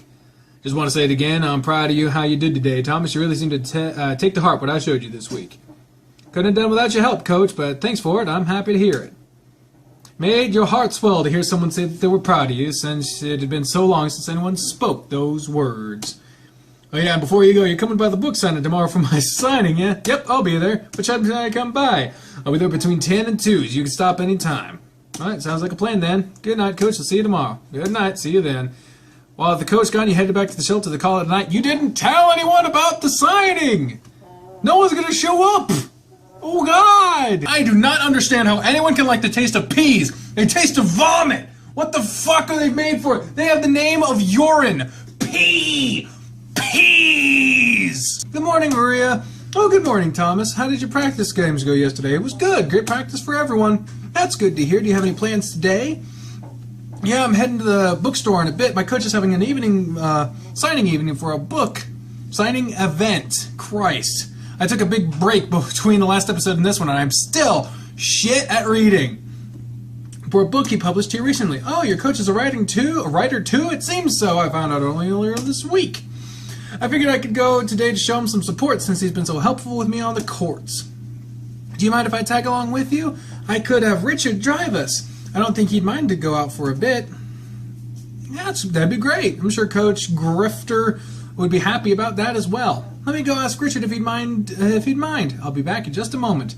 I really hope he'll go. I forgot to mention the signing to anyone, so a few of us showing up will be great. Maybe they'll even buy a book. Richard said he'd take us. He needs to go to look for a book anyway, so if you're ready to go, we can leave now. Great, I'm ready whenever you are. Then let's go. Cool, so we at least got somebody to go. Now this is a fucking bookstore right here. Those are some awesome shelves and the lighting. Given the sign, it kind of looks like a Barnes & Noble, like a sign up in the corner there, but who knows? Maybe, I don't know. Been a while since I've been to the bookstore. Oh, I know, it's been so long for me too. I might pick up a new book while I'm here. Ah, and there's the coach right over there. He looks a little bored at the moment. His expression changed when he saw you, though, and he waved you over to his table. Thomas, you made it. I wonder if you were coming by. He told me to drop by any time. Yeah, I guess that's true. How's it been so far? A bit slow, but To be honest, I've had a better turnout than I expected. Hey. Yeah, right? It's awesome. And it's even getting better now, and it's gotten even better now that you're here. Oh, and you brought some people with you, too. That's great. Hello, I'm Maria, and this is Richard. You must be Coach Grifter, the newly published writer we've been told about. It's a pleasure to meet you. Coach grinned sheepishly as he took hands with the other two. He took hands with them, just shoved them, fucking punched him in the face. Thou dost not want these hands. Yep, that would be me, but please just call me Harold. It's nice meeting you both. Are you two friends of his? Yeah, they're friends of mine. Maria was looking to get a new book today, so maybe you should tell her a little more about your own. Yes, do tell me what it's about. I haven't read anything in a good while, so maybe this will be what I need. He's trying to avoid letting him know that he's in a homeless shelter, so saying they're friends. It would have been, maybe tell Maria and Richard before, maybe keep from, spoilers. You sighed with relief, not wanting Richard or Maria to say anything about the shelter, so you were glad to get Coach on another topic. Coach picked up another one of his books and handed it to Maria, carrying on a conversation about the plot of the book and what gave him the inspiration to write it. Richard had wandered off for some point to find what he was looking for, but you stayed with Maria and the coach while they chatted. Periodically, someone would come over to the table just to listen, and a few times, someone even bought a book and had the coach sign it right then. Oh, did you bring your book? You were going to have him sign it. Oh, you better have brought a book. And I forgot to turn the thermostat off before I started recording, god damn it. Looks like people are getting into your book, Coach. Oh, you're gonna... Bree's gonna turn the thermostat off. Thank you. There we go. Thank you very much. I know, I'm so happy people are reading it. I was just worried that no one would show up, but this has been a success for me. Well, I see you have a hard copy of the book, so I'd like to go ahead and buy one of those. It's $20, right? Uh-huh, you want to buy one of those? Yeah, I've been reading it, and I'm really getting into it, so I'd like a hard copy of it. Okay, let me see here. Coach seemed to suddenly lose any type of coordination he had, knocking over a stack of books when trying to get a copy for you. With a grunt, he leaned to pick up the books, inadvertently showing off his backside, really pressing that tight against his pants. Oh! Got a nice backside, boy. On top of that, his shirt had slipped up his back so you could see a band of his underwear. It wasn't normal underwear, though, and you realized he was wearing a jockstrap instead. He really does like wearing those, it seems. Not to mention, I like that he does, too. Oh, shit! After gathering his books off the floor and placing them back on the table, he turned back to you. He handed him the 20, and in return, he handed you a thicker, hard, covered copy of the book. Oh, God, don't do that on the internet! Christ! Great, thanks, Coach. No, thank you, Thomas. His smile was genuine, and he looked beyond happy. Well, if he's buying one, then I'll take one, too. You as well? Of course, let me just get you a copy. Coach grabbed another book and handed it to Maria as she paid him. Thank you both so much. You have no idea how grateful I am for your support. It's hard enough getting out of bed in the morning, but knowing I have some people that are behind me certainly helps. Good Lord, what the hell? Just drop that on one of your students? It's hard to get out of the bed in the morning. I've often laid at bed late at night with a gun in my mouth just waiting to know if I'm going to end it or not. But hey, you bought a book, so cool.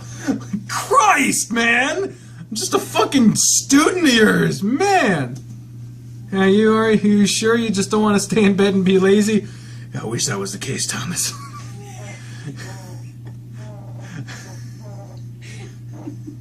You enjoying this? He just cuts to him in his house holding a rope. And he's just not today.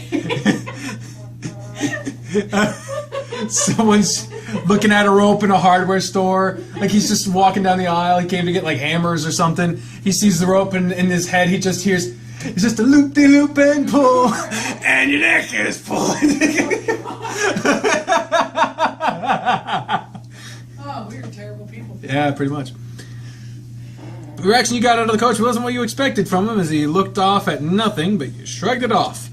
Anyway, my event is just about over, so if you guys don't have any plans and would like to accompany me for lunch, I'd enjoy not eating alone. Well, I rode here with Richard, and I'd hate to keep him out of his plans.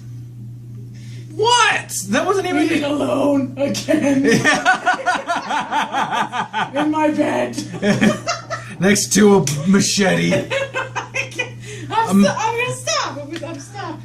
He's Coach Grifter, and he's got a machete named Freddy, and it's gonna... A machete named Freddy. Oh my god. Machete named... 5 Nights at Freddy's. Lopping up another limb.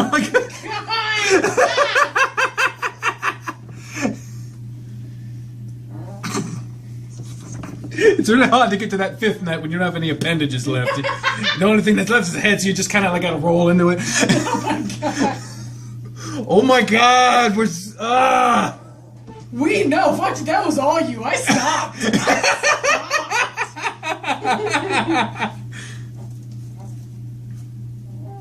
I've talked enough about my mental illness on camera to hopefully get a pass on that shit.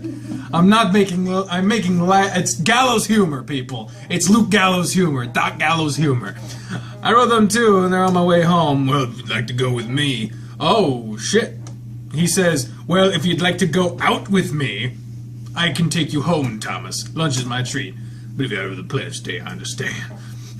I guess I can't pass up free food. I got nothing else to do. Maria, I'll be staying with the coach for now. Of course, dear. Richard and I will see you back at the shelter later. The shelter? Shit. Oh, alright. See you guys later. You held your breath, hoping Coach did not hear that little bit of the conversation. Much to your relief, he had turned his attention to someone else at the table. Phew!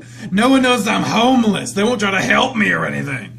It's pretty embarrassing. I've been homeless. I know. When the customer walked away with another book in hand, Coach turned his attention back to you. Sorry about that. I heard you say we were going in. Yeah, I'll go with you since you offered to take me home. Great! I have been a little less than an hour until I'm done, so it won't be too long. Coach, are you feeling all right? Just a little stroke. How about a stroke? Coming to take me. Sweet and merciful grips of death have come to take me at last.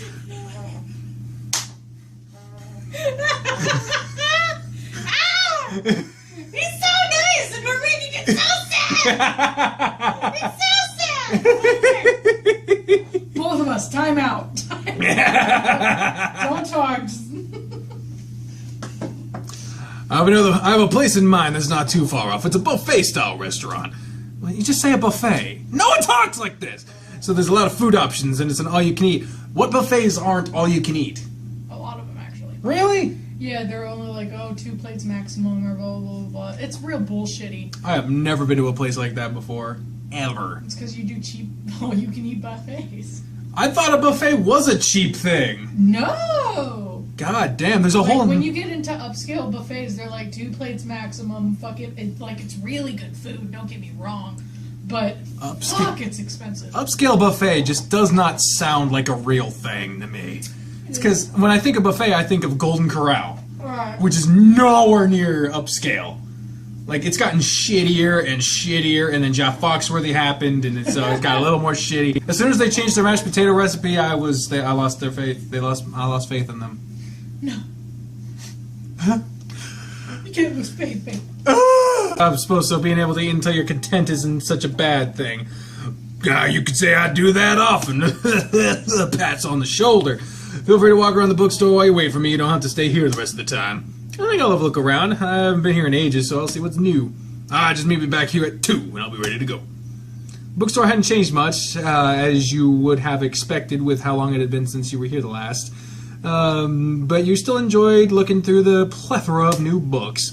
During your browsing, you managed to strike up a conversation with other people about interesting books, and it gave you a chance to send more people to the coach's table in hopes of getting more support. That's cool. You checked the time, and you saw it was already burned an hour. You made your way back to the coach's table in time to see him wrapping up another sale. Sold a few more books, I see. I did. All in all, I sold around 30 books. Jesus. At $20 a fucking pop? $600. Damn! That's a good goddamn That day. is 3 rackets. That is... that is a month. For me.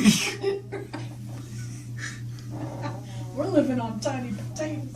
We need to write a fantasy book. Right? A really creative fantasy book. A really creative one. Maybe we can charge more than this one because it wasn't that creative. I'll have to go. I'll have to see if I can do this again. It's time for me to pack up and get going, though. Are you ready? Yeah, I'm set whenever you are. You help me pack up these books to carry them out to my car, we can go. Yep, the coach boxed up the remaining books and carried them out to his car with him, joining him in his vehicle so you could ride with him to lunch. I hope you like this place I'm taking you to. I hear at least once a week, and I love it. I bet you fucking do, buddy. If it's a buffet, then I'm sure there's something in there I'll enjoy. Were those words? I don't think so. You can read the fucking words. You don't have to... Blah, blah, blah, blah. They have all sorts of foods there. Mexican, Italian, Thai, Chinese. What the fuck kind of buffet? Human? What? It's crazy how many different foods they have. We're just about there. It's not too far away from the school, so it's easy for me to grab lunch here when I'm in a break between classes. You go to a buffet between classes? Jesus Christ. Every time I go to a buffet, I can't, like, live after that. I gotta go home and, like, lay down and just cry for, like, an hour. Like us, some people know how to eat sensibly. Yeah, but I instead will eat as much as possible, and then I'll feel it. I'll eat as faster than my stomach can process. So I'm just like, oh, I'm eating, and then all of a sudden it's like, oh, do I need any more? Time to die. Don't worry about that. No price, that is. I just want to eat some good food, all right? The way you said that, it might be an expensive place to eat. I wonder if a different choice if Maria decided to go too. Here we are. Just take a deep breath. So many smells mingling together. This buffet has not been coded into the game yet. As you can see, the title is Buffet 1. The picture is not there yet, but you're getting to it. It's in development, people. It smells great, doesn't it? It really does. So much food around, I don't know where to start. Well, follow me around and I'll show you what my favorite foods are. Once your coach paid for your meal, you grabbed a tray and a couple of plates and followed him through the rows of food as he pointed out some of his favorites. I think my number one will have to be the Cajun chicken pasta they have. It's got a great mix of flavors. I really suggest grabbing a bowl of it. And just wait till you see the dessert bar. It's just as wonderful. Take your time eating and don't overload on too much of one thing. There's so much that you gotta try. I can't eat as much as you, coach, but I'll try as much as I can. He gathered up his food you could fit on your 2 plates and found a table near the coach, with the coach away from the other guests. As you began to eat, you were happy to find out the food coach had suggested to you was delicious. So what do you think so far? Everything in the taste is great. It's no wonder you like to go to this place so much. I told you this was good food. You don't need to be anywhere today, do you? No, I don't. Why do you ask? Then we can really take our time to eat. So eat slow. Enjoy the food so we can just chat. That is, if you want. Yeah, sure, whatever. He keeps giving me options to just ditch out on the guy. I'm like, you bought me food. You got my time now. Like, he's a smart predator, alright? I didn't force him to do anything. I gave him plenty of time. Great, just the 2 of us having a good time, right? It's good to get out with someone every once in a while and just relax. Yeah, it's nice. I don't get a chance to do this very often. Thanks for inviting me. Yeah, no problem. I don't get out much myself with school and playing and practice, and that's my girlfriend making noise out in the kitchen, god damn it. My life has been pretty crazy for the past year or so. I'll fucking spray you from here, don't think I won't. Yeah, you get my laptop, your soda. Yeah, you get water on cans, oh no. Being a teacher is stressful, I'd imagine. I bet you spend a lot of time outside of school dealing with that stuff, don't you? You have no idea. I get so frustrated with these classes at times. Some of the kids don't even care about their grades or the work they turn in. It gets so irritating when they show it, because no matter what I do, I can't help them. You do the best you can, coach. I try, but my best isn't always good enough. He stared off into space once more like he had done earlier with you. So you decided to change the subject back to the food. So, do you have any suggestions for my second trip to the bar when I get ready to go? I'm trying to eat slowly, but this food's so good I keep shoveling it in. I'm almost out of food. Just as he had easily drifted off with his blank look, he was pulled back to you. You really need to slow down on eating if you plan on trying more food. If you're going to be so full, you don't know how to handle the dessert. I'll help you make room. Give me some of that protein. Turn off some of those calories. Mm-hmm. And I don't mean tennis. Play with a different set of balls. And that would certainly be a shame. Just sit here and let your food digest for a bit before going to get more. We can talk a bit. All right, slow down. Good. So listen, Thomas. Coach leaned against the table and looked you straight in the eyes. Just like, motherfucker, look at me! I just wanted to thank you for coming out today to eat and mostly getting to my signing event. I told the other guys on the team, but everyone seemed too busy to show. No one likes me, everybody hates me. I know they probably have other things to do on the weekend than deal with me, so they put up with me all week already. But I was glad to have at least one of the guys show up. I want you to know I really appreciate you taking the time to come support me. You're welcome, Coach. I'll be able to tell people I know. I'll be able to tell all the people I know once you become famous for it. Haha. That laugh really sounded sarcastic. Is that what this is about then? Well, I guess I'll have to work on a sequel since I don't think I'll get famous from just one book. Thanks, Thomas. Your coach was happy to continue talking with you while you ate. The conversations ranging from things he has had students turn in, or some of the blunders Chester made in yesterday's games. He seemed to talk so much you almost never got to give input. You were content, though, listening to him talk about whatever. You were enjoying his company more than anything, and you found yourself just gazing at it from time to time, not even registering what he was saying. In fact, you got so lost in your thoughts you didn't even notice he had stopped talking and just watching you now. Everything, all right, Thomas? You're just staring at me. Is there food on my face? No. I was just thinking about stuff and kind of zoned out there. Oh, am I boring you with my rambling? No. He says, the rambling is cute. Oh, God. The last thing you said didn't click with you until you were putting more food in your mouth, and you noticed Coach was looking at you with a confused look on his face. I guess time for dessert, isn't it? Yeah. Let's get some dessert now, shall we? Listen to me. Listen to me, and you'll be in heaven when it comes to the sweets. Once more, you followed the coach around the bar, but you were more concerned about if he had heard what you said or if he just chose to ignore it. When you finished showing you around, you had almost got nothing on your plate. Not big on the sweets. I just can't decide on what to get. Well, how about I prepare you a plate then? You go sit down and I'll bring you some things. It cuts out the part where you have to decide. Oh, yeah, sure, I'll do that then.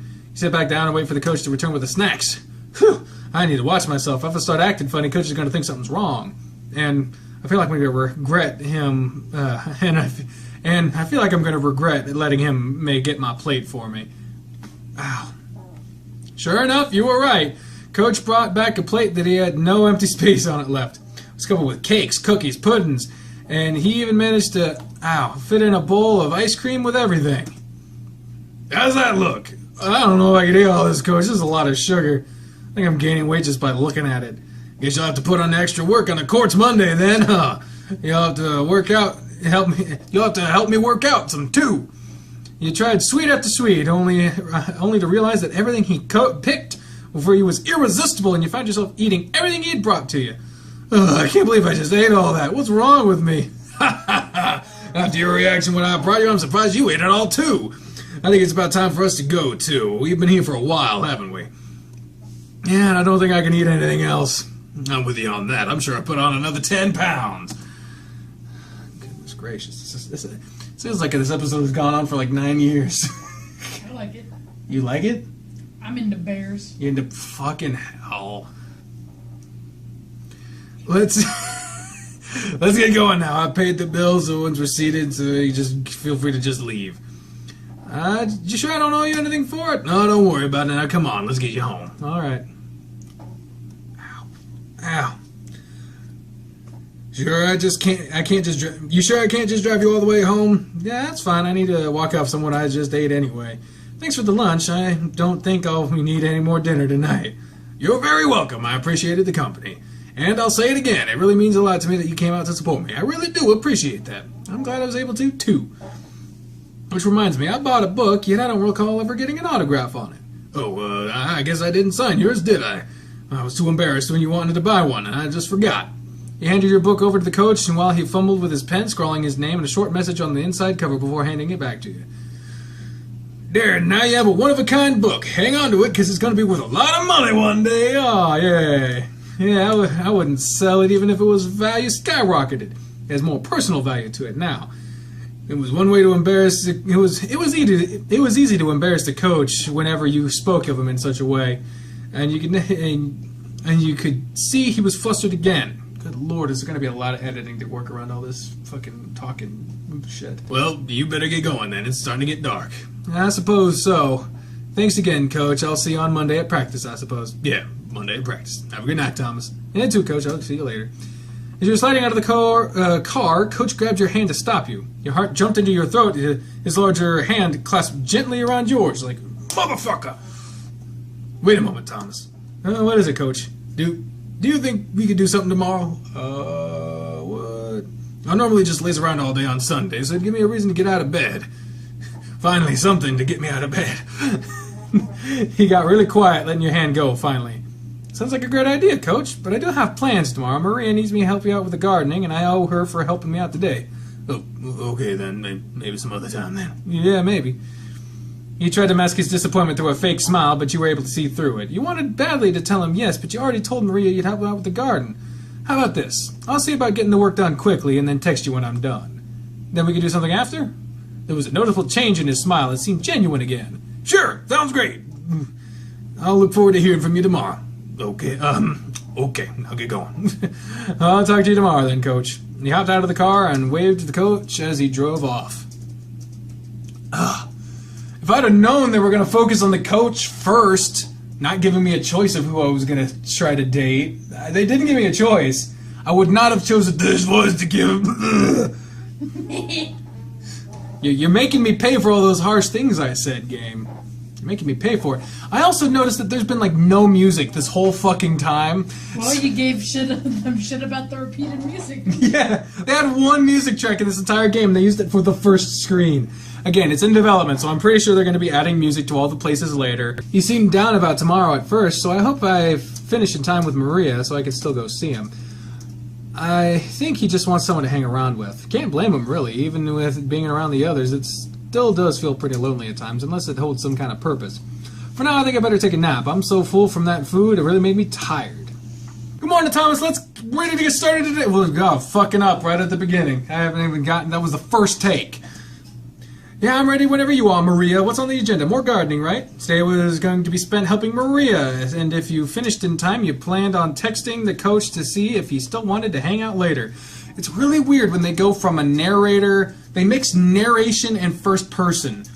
I prefer first person. I think that that's better for a game where you get to name your character, but even if you're gonna go with the narrator, you gotta stick to it. I don't like mixing that shit. It's not easy. It makes it really hard to read and get into.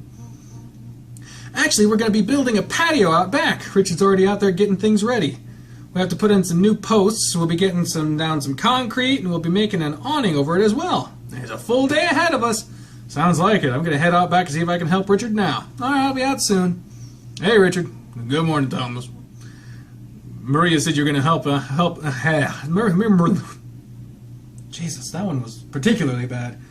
Maria said you're gonna be helping us out today. We might be able to finish this project today with you helping. Maybe so. What do you need me to do for now? For the time being, I have to get the ground marked off where we are putting in the patio. The area needs to be dug down a few inches and smoothed out. Then we need to dig some holes, put the posts in. If you're ready to start on one of those tasks, I'll take care of the other. Let's dig for the posts. Those seem to be the hardest. So I'll just do that. I'll go ahead and start digging the holes for the posts. I don't know why that's important. It'll take some strength. He's saying I'm not strong enough. No, that's not what I meant. Rich chuckles and motions to the post hole diggers. Don't worry, kid. I'm joking with you. I'll start digging for the patio then. I got a few wheelbarrows, so I pile up the dirt. We'll dump it off as it fills up. Gotcha. Time to get to work. You grabbed the tool and started about your task while Richard started his. The work was tiring, and soon you were dripping with sweat and covered in dirt. Maria kept us hydrated. Noon was there before I stopped prepared for lunch. You go wash up, then you eat. I'll have everything ready in the dining room. Both have been hard at work for a couple hours now. Things are going smoothly. Yeah, it's going all right. Ground's dug up, ready for the next steps. It's just so damn hot today. It's making things harder on us. I'd say heat's pretty brutal. Thanks for keeping us topped off with water. Just make sure you're taking breaks when you need them and don't hurt yourselves. You don't have to tell me twice. I have no reason to be in a hurry, and I'll break whenever I feel like it. Yeah, I have no plans for today, so no need to rush it. You're lying! Why are you always lying? Stop fucking lying! Speaking of work, I'm gonna head outside and finish working on the ground. Lunch was great. Oh, we're going to. We've rested enough. Thanks for lunch. Both welcome. We've got the shit dug, tamp it out and flat. Once that's done, you could fucking go. You could skim all this shit. Tamper. Start with that. I'm gonna cut the borders. Take the tool. Just tap around with this thing. Yep. Tap around. Get the stuff. So this game was written by a fucking a raiding tennis gardening expert that really wants us to know all the important shit. Get it all leveled out. Get the border done. Donald Trump will be happy about that. Gravel. Got a few bags of gravel. Take the wheelbarrow. Get the gravel. Moving the bags. Dump out the bags. Next step is concrete. No, it's we pour the concrete now. Won't be able to get the awning situated for a few days. Well, prep the awning. That's right. Already built the frame for it. I'll attach to support some frames. Get the posts. Day progressed. Time began to seem to vanish. Before you knew it, the sun was going down, and you and Richard still needed time to mix and pour the concrete. You had gotten the awning ready. Richard didn't want to try putting all that up in the dark. Something he could do on his own. It was something he could do on his own, and he'd do it the following day.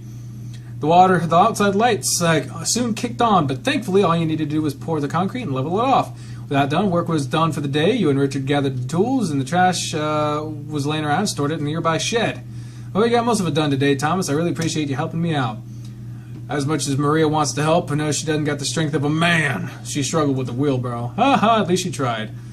Oh, women, they try. I'm glad I could help out. This is a great place to relax when it's all done. This will be a great place to relax when it's all done, and you can be proud of that you helped set it up. I know Maria really appreciates it too. Speaking of Maria, do you smell that? She's got something smells divine cooking for us. Let's go shower up, and I bet things will be done once we're done. Good idea. The showers of the shelter rooms were shared with separate ones for men and women. It was set up in similar fashion to a normal bathroom, only it had a couple of showers and bathroom stalls. Once we were in there, Richard was already in the shower stall waiting with the water running. You normally don't shower with anyone else around, but Maria was waiting on you both to clean up before joining her for dinner. That you, Thomas? Yeah, it's just me. Hot water ready? Yep, didn't take long at all tonight. Make it quick, though. Some food seems pretty much ready.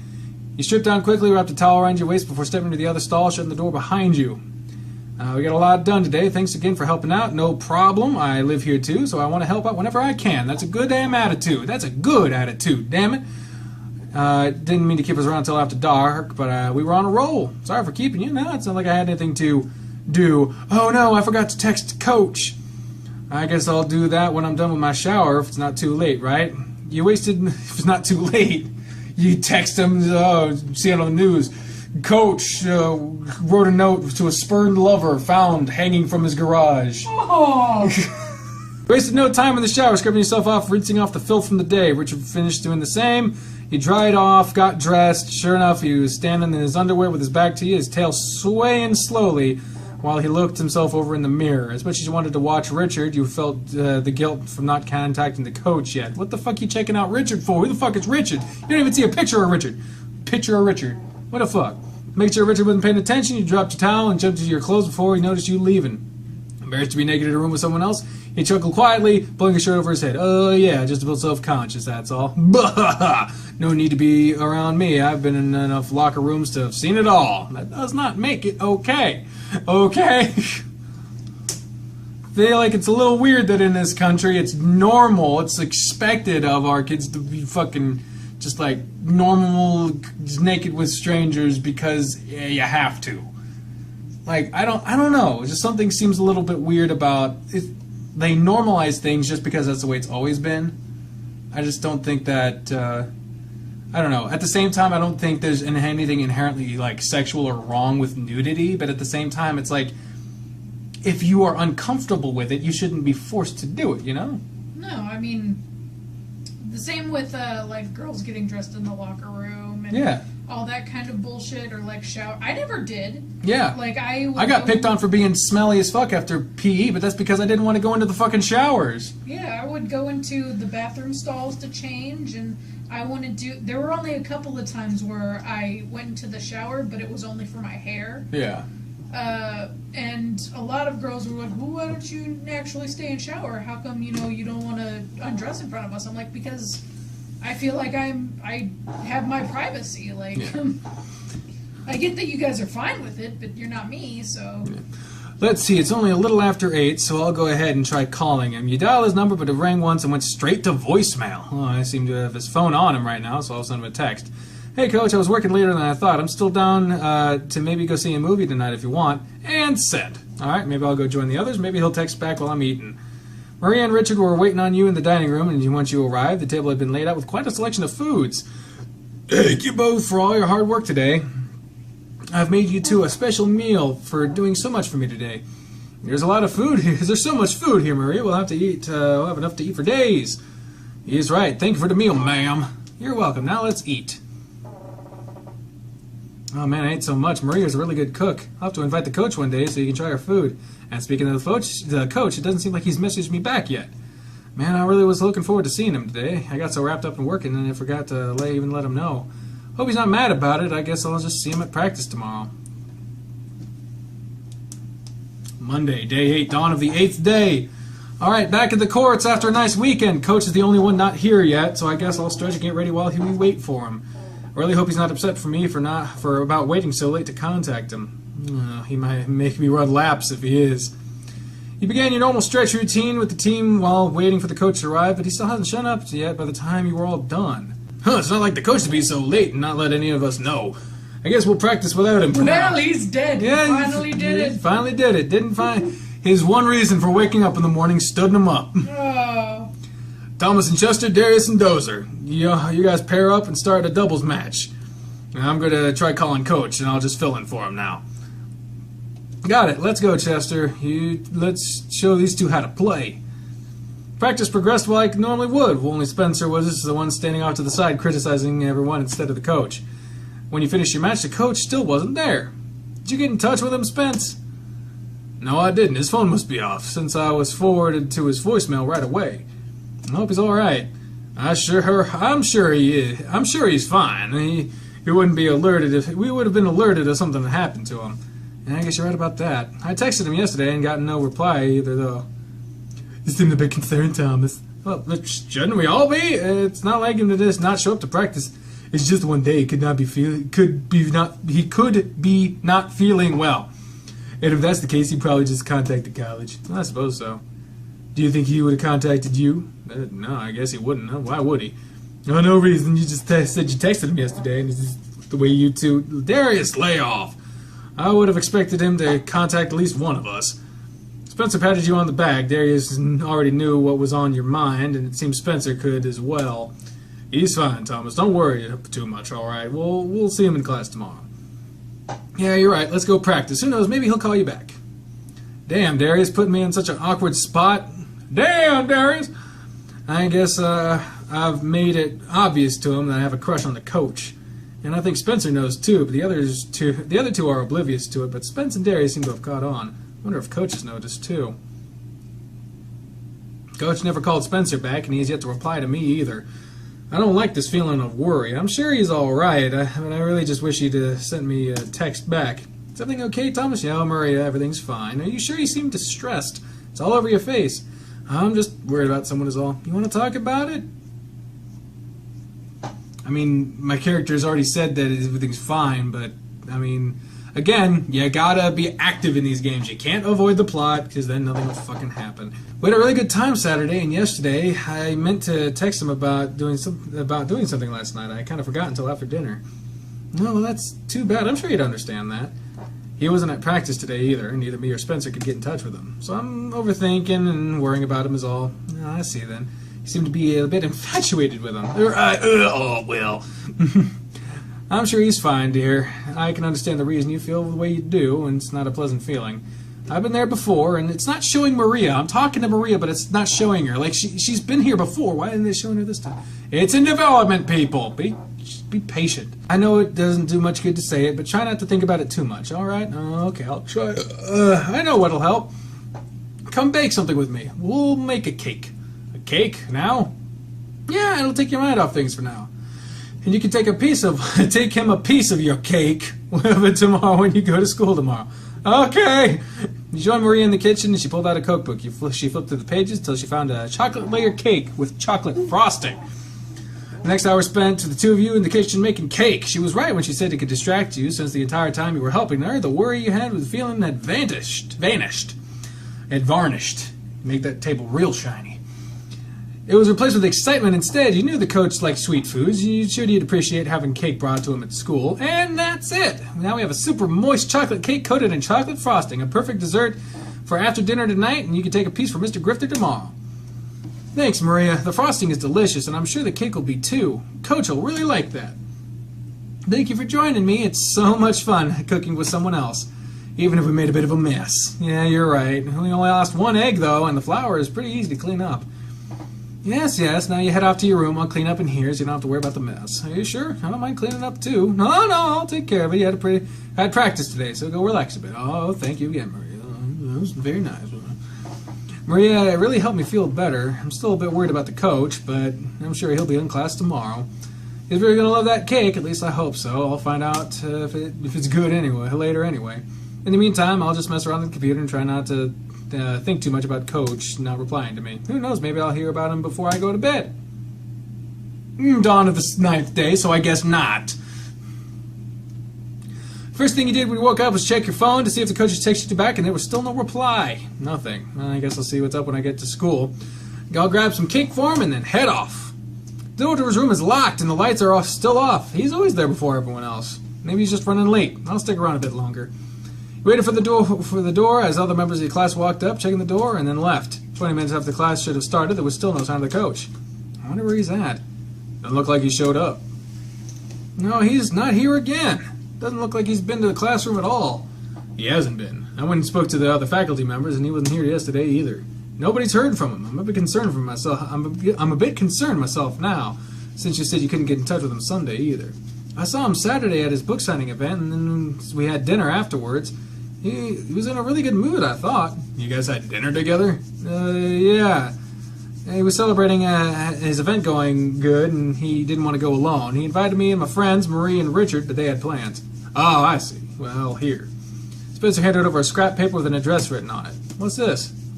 The coach's address. He said he lived near you, so I figured you could stop by and check on him. How'd you get his address? Yeah, don't worry about that. Just go check on him, all right? Another one of those dinners. Yeah.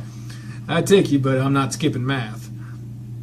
I have to be there so I can help you with what you miss. I'll go see him then. Thanks. Coach is probably dead and you want to do math? Yeah, don't mention it. Now go. Text me when you get the chance, all right? Let me know what's up. Will do. I guess I'll go see him then. I'll check the bus routes and take the one that gets me the closest. Find out what's going on soon enough. This is the place. I recognize his car. This is the picture at the top is called Coach House. Ghost House. He had a really nice home, too. Seemed kind of big for just him, though. He headed up to the front door and took a deep breath before ringing the doorbell. He waited several more minutes and there was no answer, so he tried once more. Is he not home? I wonder. You tried the doorknob and found out it was unlocked. Oh, he dead. Well, I guess it's time to just walk the fuck in on him, so let's go. It's unlocked, so maybe I could just take a peek. You pushed open the front door and you poked your head through the front door. Right away, you spotted the coach's shoes and a few tennis balls on the shelf on the right side. Alright, so I know it's his place. There's only one pair of shoes here, though, so he must be alone right now. Hello, Coach? Anyone home? And the TV is on, but I don't see him anywhere. Coach, it's me, Thomas. Hello? Thomas? Coach? You glanced over at the back of the sofa and found him on the couch laying on his side, now looking up at you. Why are you here? How'd you get in my house? The door was fucking unlocked. The front door was unlocked. I just let myself in. I was worried that something happened to you. I'm fine. Nobody had heard from you in days, though. Days? What is today? Coach, it's Tuesday. Coach Grifter sighed and ran his paws over his face with a loud groan. Tuesday? I've just been laying here for that long? You've just been laying here? I guess so. He looked disheveled, and he really did look like he hadn't done much over the past several days. His fur was matted on the side of his head, and you weren't going to mention it, but he did smell like he hadn't bathed in days. Are you feeling all right, Coach? You'd never seen him in such a state. He was normally more full of life, but in the classroom or on the courts. I'm fine, Thomas. Look at me, though. I'm a mess. He tried to crack a smile. And I'm just laying here in my underwear. How embarrassing. Sorry, Thomas, I kind of look pathetic right now, don't I? Well, you certainly look rough, Coach. You tried not to stare too much at him, and as much as you wanted to let your eyes wander, his eyes were watching you. Oh, man, let me clean up real quick. I'll be back soon, okay? If you're thirsty or hungry, help yourself. There's stuff in the fridge. I'll try not to be long. Man, he's really not himself right now. I wonder what's up. He sat down on the couch and noticed you sat on something. What's this? It's a stuffed bear. Looks like he's seen better days, too. He's missing an eye, and looks like his leg's about to fall off. Oh, goodness. I wonder if this is the coach's. Sitting in the bear's side, you noticed something else on the couch. And a pill bottle. Picked up the bottle and looked at the label, curious to what it could be.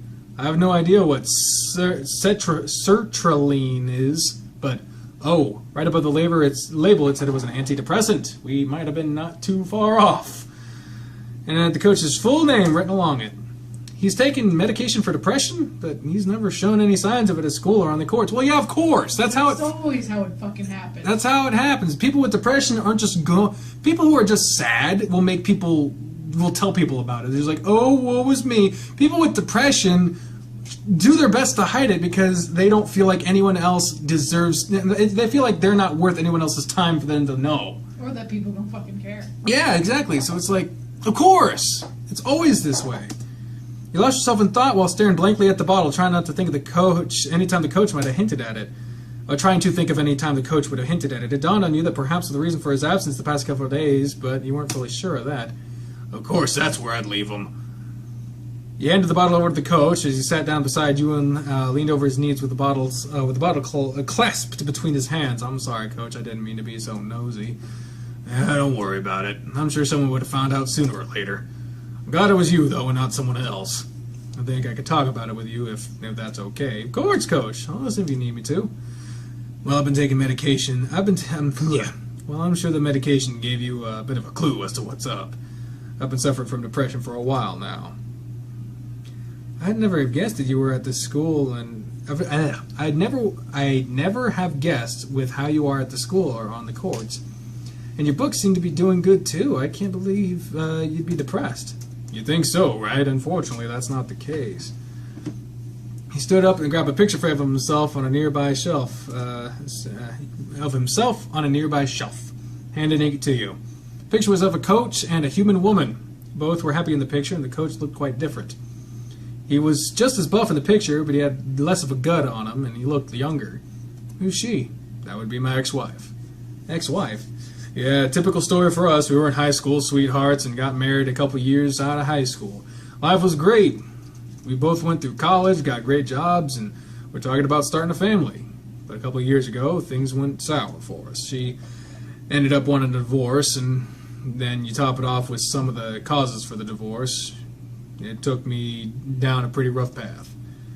I never would have thought. You've kept it hidden so well. Oh, that's what you do. You hide it from everyone and try to go along with your life like normal. I've been well. I've had a good therapist, and the medication worked great too.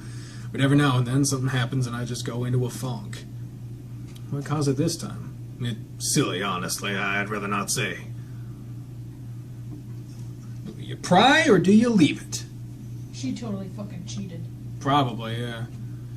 Pry! Can't be that silly if it caused you to shut down for a couple of days. Had you not shown up, it could have been even longer. I guess I'll tell you what the reason is. It was because of you.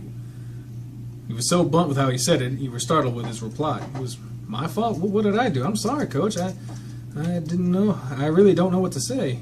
Now, hear me out first.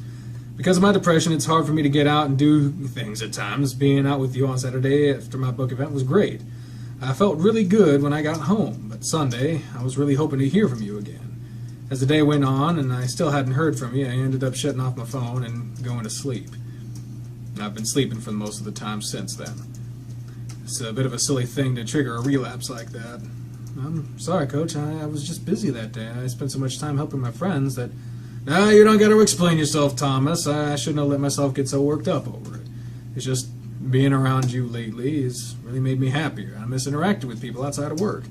Coach, I'm sorry for making you and all the guys worry. And thanks for coming to check on me. It helps to know someone cares about this fat bear. Oh, speaking of that, I made a cake with Marie yesterday and I brought you some today. Calling myself a fat bear reminded you that you brought cake for me?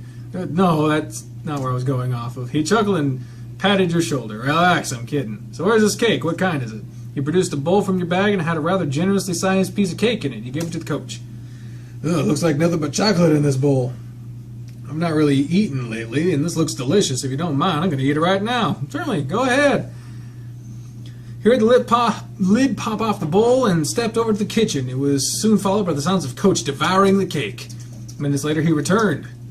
The cake was so good, I couldn't help myself. I just ate it all in a few bites. Oh, I'm glad you like it. Liked it.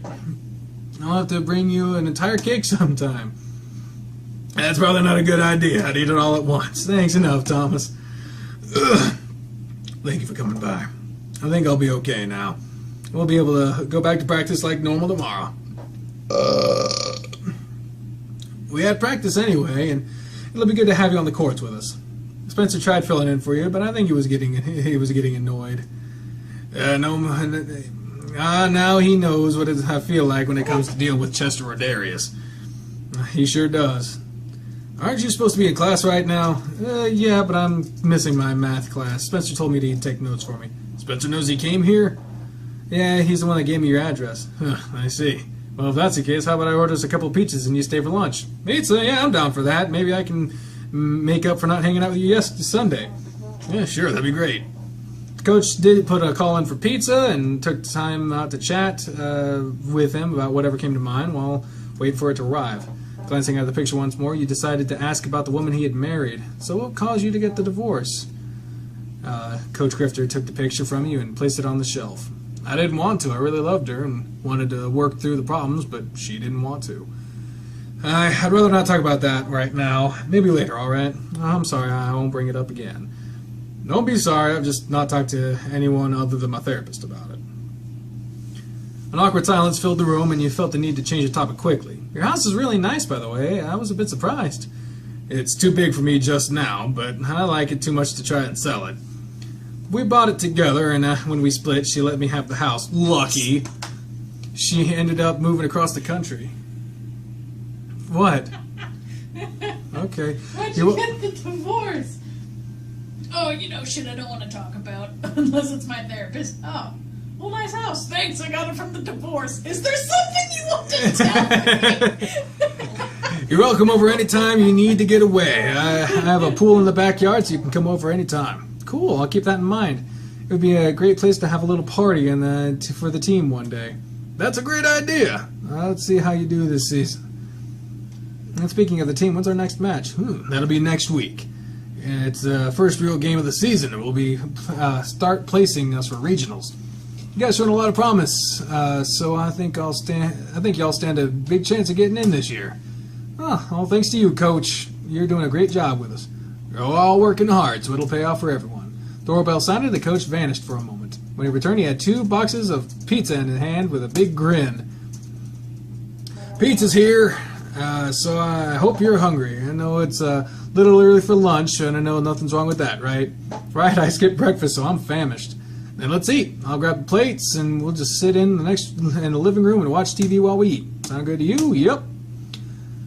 Coach left you with the boxes and grabbed some plates and a couple of bottles of water before returning to join you and the coach. Dropping down before you, he handed the plate and motioned to the food. Dig in. Eat as much as you want, all right? Thank you, Coach. Coach demolished the first pizza, and there was more than enough for you. Coach, on the other hand, finished off most of the second one on his own while you sat back and watched television with him. Jeez, Coach, you really packed that thing away. Guess I haven't eaten the past couple days. I was starving. I'm pretty full now, though. I feel like I could go back to sleep. I can head out if you want to sleep. What? No, you don't have to leave right now unless you want to, of course. You could tell he didn't want you to leave just yet, and really, he didn't want to leave him either. The concern for your coach was still there, but seeing him happy made you feel good too. You didn't want to ruin that. I'm pretty comfortable right now. If you don't mind, I'll stick around. Great. I wasn't expecting to have any company today, so I'm not really prepared to entertain. My whole body aches right now. It's stiff just from laying around for the past couple of days. It's mostly my neck and shoulders. Rub them. Yeah, it says offer assistance. Rub them. Well, if you'd like, I could rub them for you. Would you mind? I've not had anyone do that in a while. I'll try, but I can't guarantee it'll work. Moves up behind the coach where he was sitting and looked down at his thick neck and shoulders. His fur felt scruffy under your hands, and when you when you finally reached up enough nerve to touch him, good God. This was something you'd never done for anyone, and you had no idea what you were doing. There's so much muzzle buried underneath the fur right here, so it's tough. Aside from that one time at practice, I never really felt him. I thought his fur would be softer, but then again, he said himself he's not really showered in a few days. He dug his thumbs into his shoulders and began making circles with them as pressed into his muscles. Oh man, that feels really great. Really? I've never really done this before, so it was a bit awkward for me. Let's keep doing that. Put some force into it, really work those muscles. Sure. Doing as you were told, you put more pressure into what you were doing, and the coach began to grunt and exhale deeply. Oh, that feels great. My muscles were so stiff, but I can really feel them relaxing. Your hands moved over to his neck, and you rubbed his thumbs and his neck and the base of his skull. Without thinking about it, you found your fingers scratching the back of his head until he started to push more into it. Once you noticed, you pulled your hands away and then went back down to his shoulders. You heard a quiet snort, but it was quickly covered up by another sigh while you continued to work on his meaty shoulders. You can stop now, Thomas. Is it bothering you? No, that's not it. It feels really good. Then why should I stop? It's just, I'm feeling a lot better now. I really appreciate it. Well, would you mind grabbing another? Would you mind grabbing another bottle of water from me from the kitchen? Oh, sure thing. As requested, you got him a bottle of water and returned to join him on the couch. He looked flustered when you sat back down. He had pulled a pizza box into his lap. Hungry again? Yeah. I figured I'd eat another piece since it was here. With a nervous laugh, he took the bottle of water from you and chugged most of it in one go. Thanks for rubbing my shoulders. That felt way better than I expected it to. Sorry it was a little awkward. I didn't mind doing it for you, especially since it helped you make you feel better. Not to mention, I really enjoyed getting to feel just how thick he was. That part was not his quotes. That was just like an internal dialogue thing. Got anything else in mind to do today? Actually, I think I need to go head to the campus. I'm feeling a little better now, but I need to take care of my absences. That's not a bad idea. Are you sure you're feeling up to it? Yeah, I think I'll be alright. You really helped me out today. Just having someone around come around for me does wonders. Thanks, Thomas. You're welcome, Coach. Anytime I can help with it, just let me know and I'll do what I can, alright? I'll keep that in mind. And if you would, keep this to yourself. Not many people know, and I'd really rather keep it that way for now. I got it. I'll speak of it to no one. I'm gonna clean myself up now and head to the campus. Do you want me to drop you off too? If you don't mind, I'd appreciate it. Alright, let me shower real fast and we'll head out. Coach appeared down the hallway and you heard the door close behind him. 30 minutes or so passed while you waited and the coach rejoined you in the living room. Alright, I'm good to go. You want me to drop you off at the campus or another place? At the other spot if you don't mind. Alright, but before we leave, you had stood up and Coach Grifter walked over to you, wrapping both of his burly arms around you. He hugged you tight for a moment to himself and held you there for a moment. Thanks for checking in on me. I might have been here a while longer if you had not come by. Pressing his dick against you. Probably. I mean, with the picture, there's no way to fucking avoid it. I'll try not to worry like this again. The hug surprised you, but you put your arms around him in his midsection and tried to return the gesture. It was a welcome surprise, though. His body was still warm from having just showered, and he smelled clean. The experience was a pleasing one. This gave you a great chance to feel how soft and bulky the coach really was, too. I'll hold you to that, Coach. He let you go and cleared his throat while straightening up his shirt. Well, let's go then, shall we? They're not fucking this time. God damn it. You're gonna have to wait for that shit. You spent the short drive home stealing the occasional glance at the coach while he focused on driving. It was good to see him acting normal again, but in the back of your mind you were filled with an overwhelming disappointment. The coach had revealed a large part of his past to you, and that was his marriage. Here we go, I'll practice. Sorry, I sounded like you for a second there. Here we go, I'll see you at practice tomorrow. I'll be there this time. Great, I'll see you on the courts then, Coach. Again, thanks. I can't say it enough, Thomas. Have a good day. Will do. See you later. You were back in your room soon after you parted ways with your coach. He was married. Just my luck. Man, I really got my hopes up, but I guess I'll make the most of what I have. You grabbed the book you bought to show your support to the coach and opened the cover. Oh, I forgot he signed this. Let's see what he wrote with it. Thanks for your support, Thomas. You keep giving me a reason to get out of bed each day. Good God.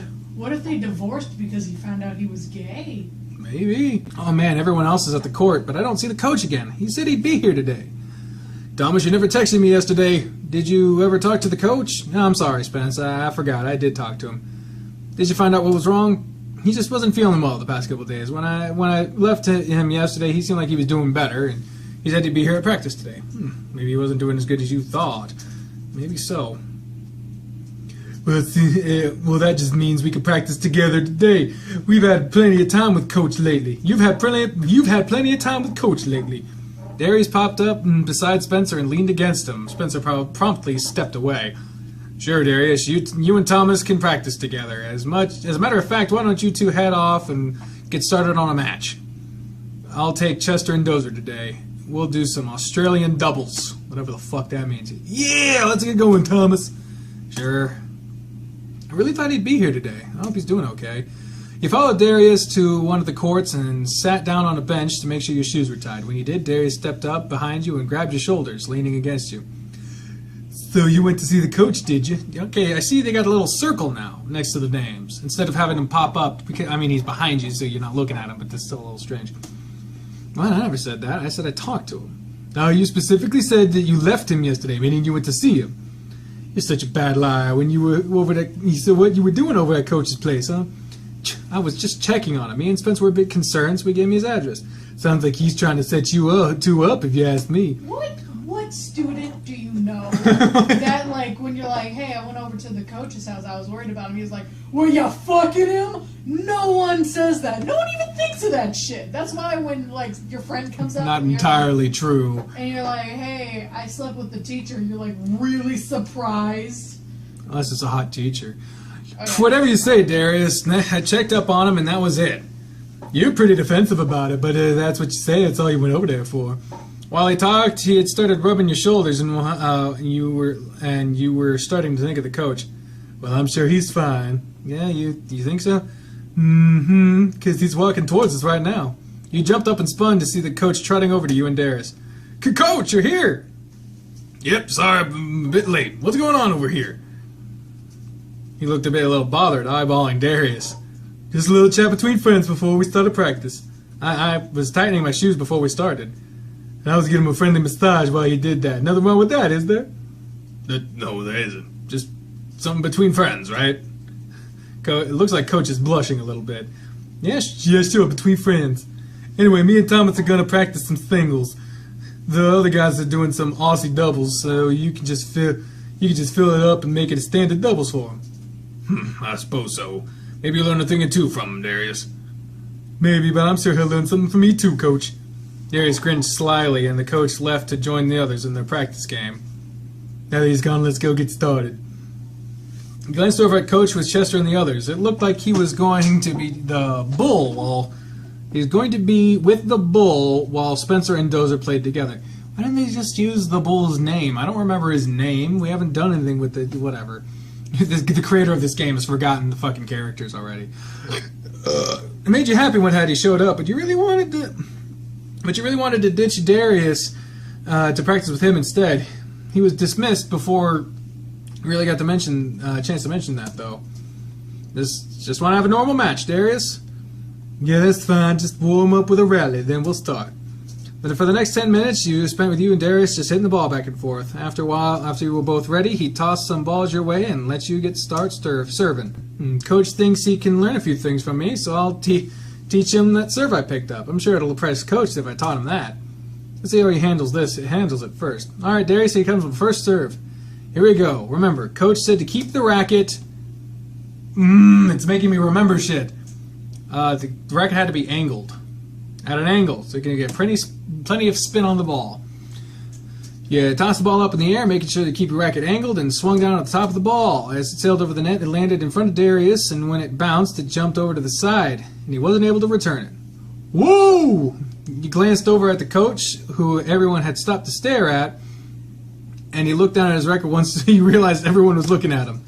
On the inside, though, you were pleased to know he was watching that. What kind of serve was that? Just something Coach taught me. You have to show me how to do that too, then. Well, maybe I'll show you a few tricks how to handle a racket better. Why do I get the feeling that tricks he's talking about don't involve tennis? You shake your head and readied your next serve. The match progressed on, and you were pulling a decent lead over Darius. He was keeping up with the rallies, but he was making simple mistakes that cost him points. As you two were swapping sides of the court after a game, he stumbled over a ball and fell back with a thud. You hurried over to check and knelt down. Jeez, Darius. Yeah. Jeez, Darius, gotta watch out for those balls. You don't want to hurt yourself, did you? Nah, just busted my butt is all. You mind helping me up? Yeah. You stood and reached you to grab him, grabbed his paws. You can help him back to his feet. Ugh. Instead, he grinned at you while he pulled you down to the ground. He was now straddling your lap. What the fuck is this? Damn it, Darius, what's the big idea? Oh, my bad, I didn't mean to pull you down here too, but you know. He wrapped his arms around your neck and leaned up to your ear.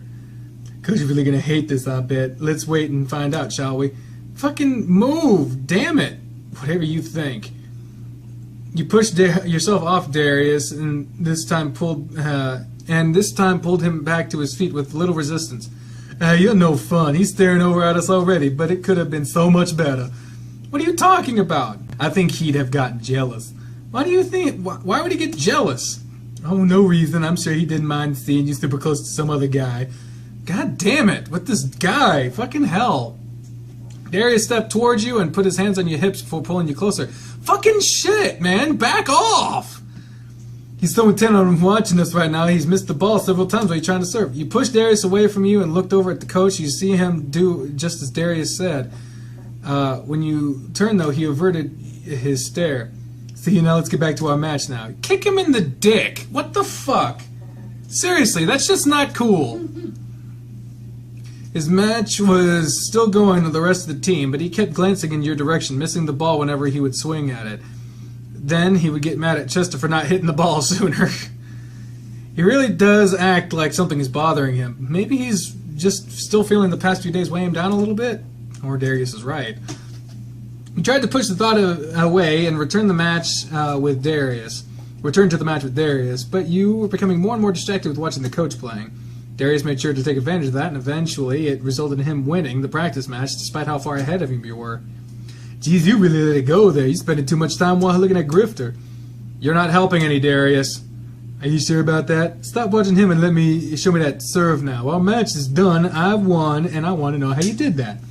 Sure, fine. I'll show you what Coach taught me. It's not too hard, but I spent a lot of time on that day just serving. So you have to swing your racket through in the serve. You want to angle your racket down like this. You had your racket raised in the air, and you were making the motions while he watched you. You're coming down to the ball. You have to give it the spin. Serve it a few times, and I'll try. Okay. There you step back so you could serve, but you managed to serve up 3 perfect serves in a row, showing just how it was supposed to be done. Get that? Maybe. Let me try a few times now.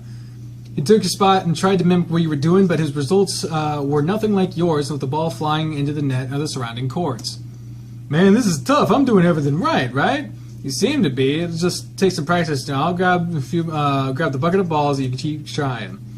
You ran off to retrieve the balls and grab a drink of water in the process. While you were getting some water, Coach popped up next to you. How are things going with Darius? Good, I guess. I got a little distracted during our match, and I ended up letting him beat me. Looks like he keeps flirting with you. Is he? Probably. It's just how he is. He's a bit of a perv, and I guess he messed with my head a little bit.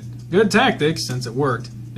It's working. I should pair him with Chester, then he wouldn't be able to bother you, and you could be on my side against Spencer and Dozer. You gotta finish your match with them, though. I'm gonna show Darius that serve you taught me anyway, so I can't just bail on him. I guess you're right. You seem to be having a pretty good time with him. Well, just get back out there and show him how it's done. Oh God, he's getting jealous. I'll have to make up for him on our next practice. For now, it's back to Darius. Darius was working on the serve when you joined him again, just chasing the balls down while waiting for you to bring the basket. I guess he's serious about learning that serve, so that's good. Finally, I was starting to getting tired of running all over the place to get another ball to serve. Sorry, I got some water and was chatting with the coach too. I noticed he put his game on hold to follow you. What do you want? Just checking out how things were doing over here. That it? Yeah, and he asked if you were flirting with me. Your reply caused another sly grin to spread across his face. Don't even say a word about it, Darius. I know what's going on in your head. Here, take the balls and start serving. With a chuckle, he shrugged and continued practicing his serve while you stood there and watched him. Your racket isn't angled right still. Watch me again. You raised your racket up and rotated it to the proper position. See? Do it like this. Darius, mimic your stance and how you were holding your racket. Like this, right? Yeah, just like that. Now do it when you're serving. You're doing that. I'm gonna hit the restroom real quick. Man, I don't know what Darius's deal is today. He really got his mindset on me and the coach hooking up. Of course, that's what I'd like to happen, but Darius has been really flirty today, too. I wonder why. You wash your hands and turn to leave the bathroom. Darius is in the bathroom with me. Ack. Darius, you startled me. What are you doing? He pushed you against the wall. God damn it! This guy is really not... This is not okay. This is not okay behavior. He pushed you against the wall, pinning you between his paws. Even though he was shorter than you, he could be intimidating at times. You'll know soon enough. I bet you anything the coach is going to be in here in just a moment. He leaned in even closer to you, putting your hands against his chest and to keep him held back. Darius, what the hell are you doing? And why do you think he'll come in here? Resist, goddammit! This is unsolicited fucking advances. Fucking, you say no. Dude, if like someone was like, haha, coach is totally into you, and then pin me to the... Somebody's getting hit in the face. Yes! I will fucking hit someone in the face. I mean, I get it, fantasy stuff. Yeah, still, but kick him in the dick! Fuck that. Shoved Darius away and stepped around him to leave. As you pushed the door open and rushed out, tripped over the door frame, you fell forward and fell into the coach, and he caught you. Your face landed in his chest, on his chest, and you were laying against his belly. Whoa there, Thomas, you ought to be more careful. You glanced up into a grinning face as he helped you stand back up.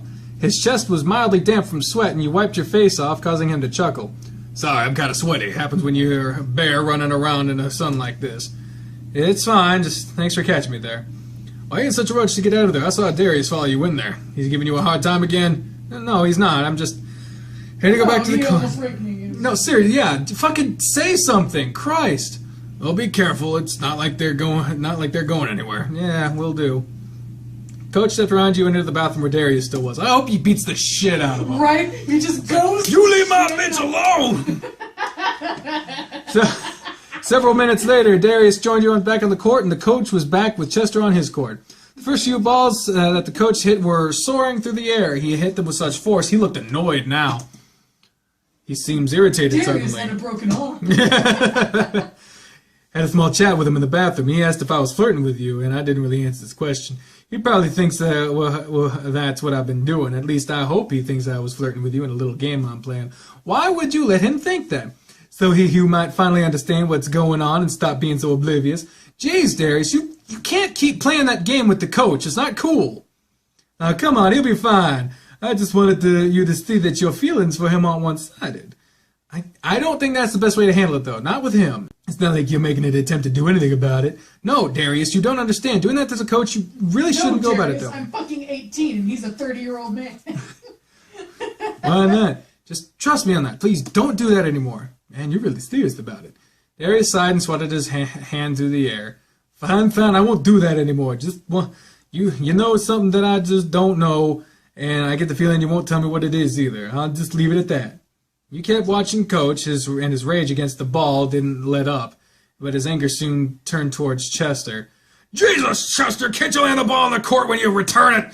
I swear you never listen to anything I say or take practice seriously. Oh, no. Oh, damn, he's really letting Chester have it. I've seen him get mad before, but this time it's a little extreme. Yeah, and Chester looked angry, too. Well, look how you're playing. The past 10 balls you hit have soared over the fence. I'm playing just fine, but you don't seem to know what you're doing right now. And you're trying to take your aggression out on me. What's your problem?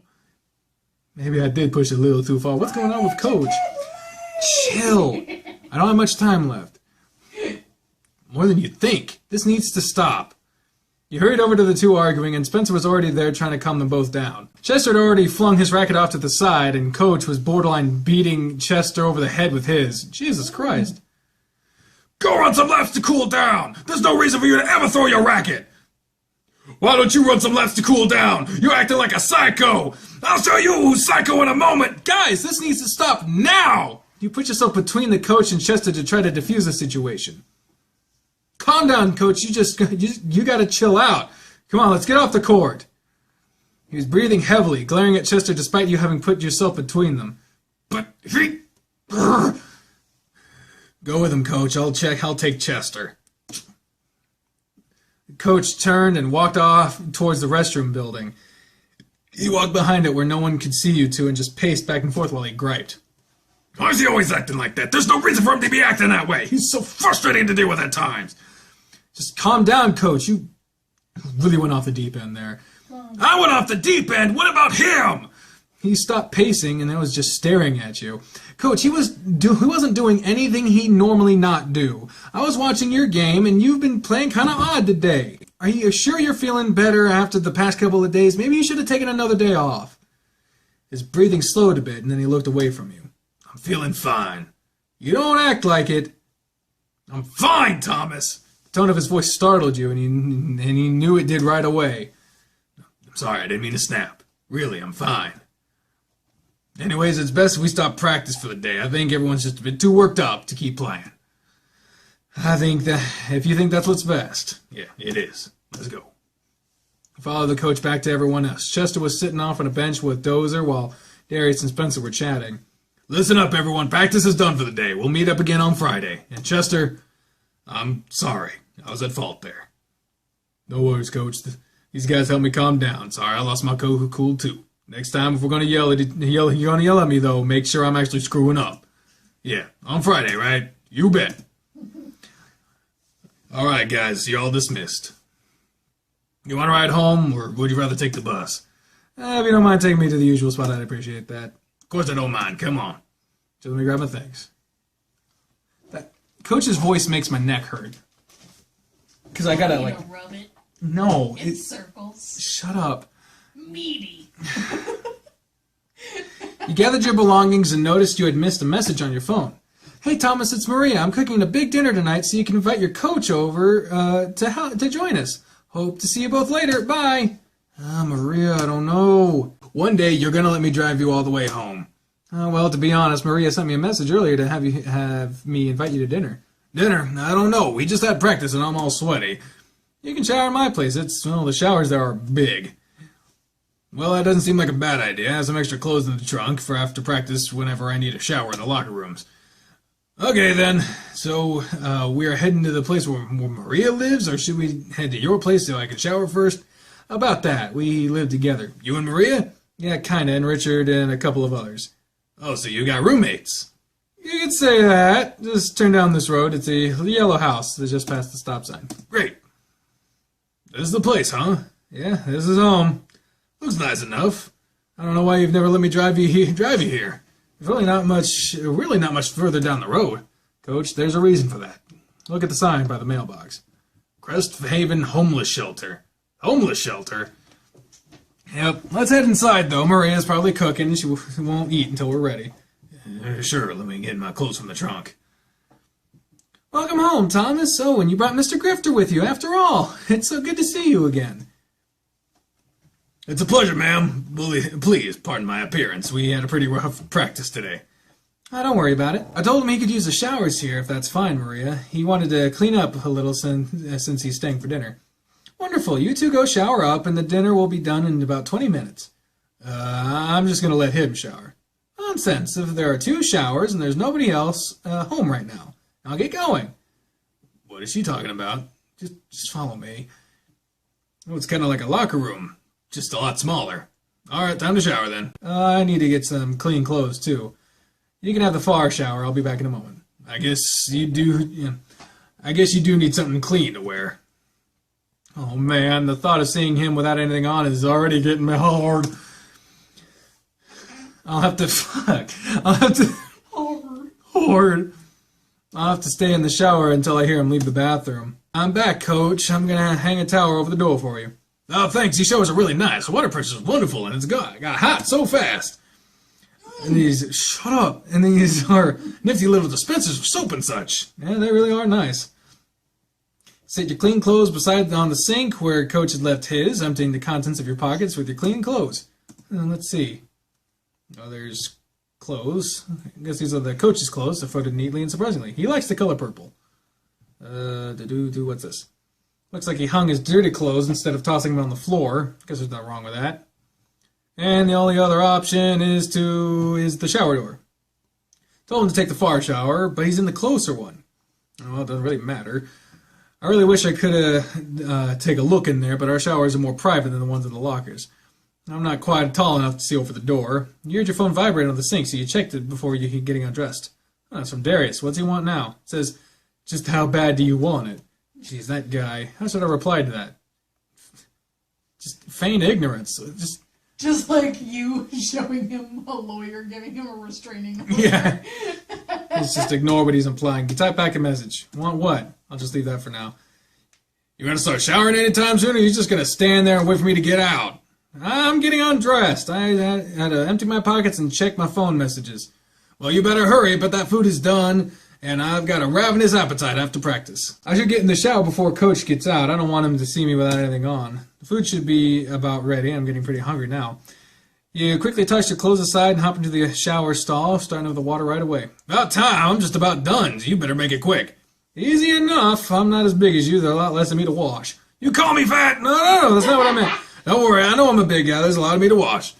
Wouldn't hurt to have someone helping me either. What the fuck? The last part was mostly a stutter, but you still heard him anyway. What was that? No, nothing. Just talking to myself. You heard his water stop, and several minutes later, you heard the door open and close. I wouldn't mind getting out to just see him. You took your time washing in hopes that he would dry off, get dressed, and leave before you had to get out of the shower. 10 minutes or so had passed, and you were done showering, but you had not heard him leave the bathroom yet. Hey, I'll be out with Maria when you're done, all right? Yeah, sure thing. I'll be out in a moment. Shortly after he said that, you heard the door to the bathroom close. Phew, now I can dry off and get out. Turned off the water and grabbed your towel and dried off while standing in the stall. Coach was gone, and so were his things. All right, I'm going to dry off real fast, get dressed, and head out to eat. You gathered your tennis clothes to be washed and your other belongings, and you had picked up your phone and noticed it had large, wet smudges on the screen. Coach messed with my phone. My phone shouldn't have these smudges. Was he messing with my phone? Darius sent me a new message, but it's already been marked as read. He really did have my phone. And I guess that means he saw the last couple of messages Darius sent. Last one said, you can have it whenever you want it. You know that. Oh, God. Oh, God. What the fuck? God damn it. This Darius guy is a fucking asshole. Seriously. With a sigh, you shoved your phone in your pocket and went out to join Maria and the coach. Maria had prepared the table, and the coach was already sitting there chatting with her. What the fuck happened to this game? What the hell? You know what I bet happened? They were getting rid of the 3D animated stuff, and they're like actually drawing in a living room. So, this is the story of a girl who, guess what? Cried a river and drowned the whole goddamn world. Maria had prepared the table, and Coach is already sitting there chatting with her. Ah, you're finally here, so we can eat now. Took you long enough, Thomas. Oh, I have not missed doing that voice. Sorry to keep you all waiting. Don't worry about it. Now, everyone enjoy. Dinner proceeded with light conversation, most of it being carried by either Maria or Coach Grifter. You were too busy thinking about him checking your text messages and what he read exactly. Thanks you for inviting me over, Maria. The food tastes so good. You know what I wish was in the options? To make the font size a little goddamn bigger, because, man, that was the biggest problem with the reading, was I can't, the fucking shit's so small I can't read it. My pleasure. Thomas told me you enjoyed the cake he took you, so I figured, why not invite you over for dinner? That's a logical conclusion. Oh yeah, that cake was fantastic. It was so moist and delicious. I could eat an entire cake like that by myself. Well, you're in luck. There's still a large portion of it left, so we'll have dessert after the main course. A home-cooked meal and dessert? It has been far too long since I've had something like this. So tell me, how is your book doing? I've read it. I've been reading it at night, and I've really been enjoying it so far. I'm so glad Thomas encouraged me to go with him to your event. Coach looked embarrassed and chuckled. Oh, you don't bring out the baby pictures, Mom. It's just a date. Sounds been good for it. A lot better than I expected it to do. I'm good to hear someone say they like it. I literally just woke up and started doing this shit, so I'm sorry if I'm having a little trouble opening my squinty-ass eyes. I don't get a chance to talk to many people who have read it. Once I'm done, I'm gonna let Richard read it, and I've been trying to spread the word to my other friends. Oh, thank you so much. Really, that means a lot to me. It makes me happy to have your support. You've been reading it too, haven't you, Thomas? Yeah, I've been reading it at night before I go to bed. I'm really enjoying it too. I've left reviews for it on the sites online to encourage people to get it. Really? The coach had stopped eating his food and was now just poking at it with a fork, a broad grin spread across his face. I'm so happy. Well, I'm really happy then, and that you're enjoying it too. Do you have plans to write another? Well, I've been working on one, so hopefully I can get that one published also. When the time comes, we'll all celebrate then. The conversation carried on, and once everyone had finished their food, Maria vanished into the kitchen and returned with dessert. Time for dessert, boys, so help yourself. There's plenty of cake here. Uh-huh. Judging by the way you're filling out those jeans, there's plenty of cake here. Gladly. The coach cut himself a rather generous motherfucker slice of cake, dwarfing the pieces you and Maria had gotten. Jeez, Coach, you really do enjoy the sweets, don't you? Yeah, I got a bit of a sweet tooth, I suppose. I'll go straight to my gut, though. I just can't help it, though, especially when something as wonderful as this has been placed before me. All that food has been delicious, Maria. Thank you again for having me over. I probably would have stopped somewhere on the way home. I tend to eat out a bit more than I'd like. You're welcome over any time. I like cooking for everyone here, and I'm glad to have company to cook for. Just make sure Thomas lets me know, and I'll be happy to show up. Though I think it's about time I head home. I need to do some planning for classes tomorrow. That means I should show up, huh? Of course. You can't be slacking off in class. I'm not going to go easy on you just because you invited me for dinner. Blast, the bribe has failed, Maria. It was a good effort. Maria patted your head as she gathered the dishes at the table. Maybe next time. I guess I'll have to cook more food and make it even better. Hey, tonight's food was divine. The coach stood and put his hand on your shoulder, giving it a gentle squeeze. I suppose I'll see you in class tomorrow. Yeah, and I'm gonna see him out, Maria. I think then I'll come back in and help you clean up. Nonsense, I'll clean up. You do whatever you need to do. Oh, if you say so. Thanks for inviting me over tonight, Thomas. It's been nice. Yeah, it was pretty sudden, but it was nice, wasn't it? How long have you been living here? Around a year or so, I guess. Hit a rough spot in my life and ended up homeless. Thankfully, I met Maria, and she told me of this place. She's the owner of the place, and she's a really nice woman. Seems so.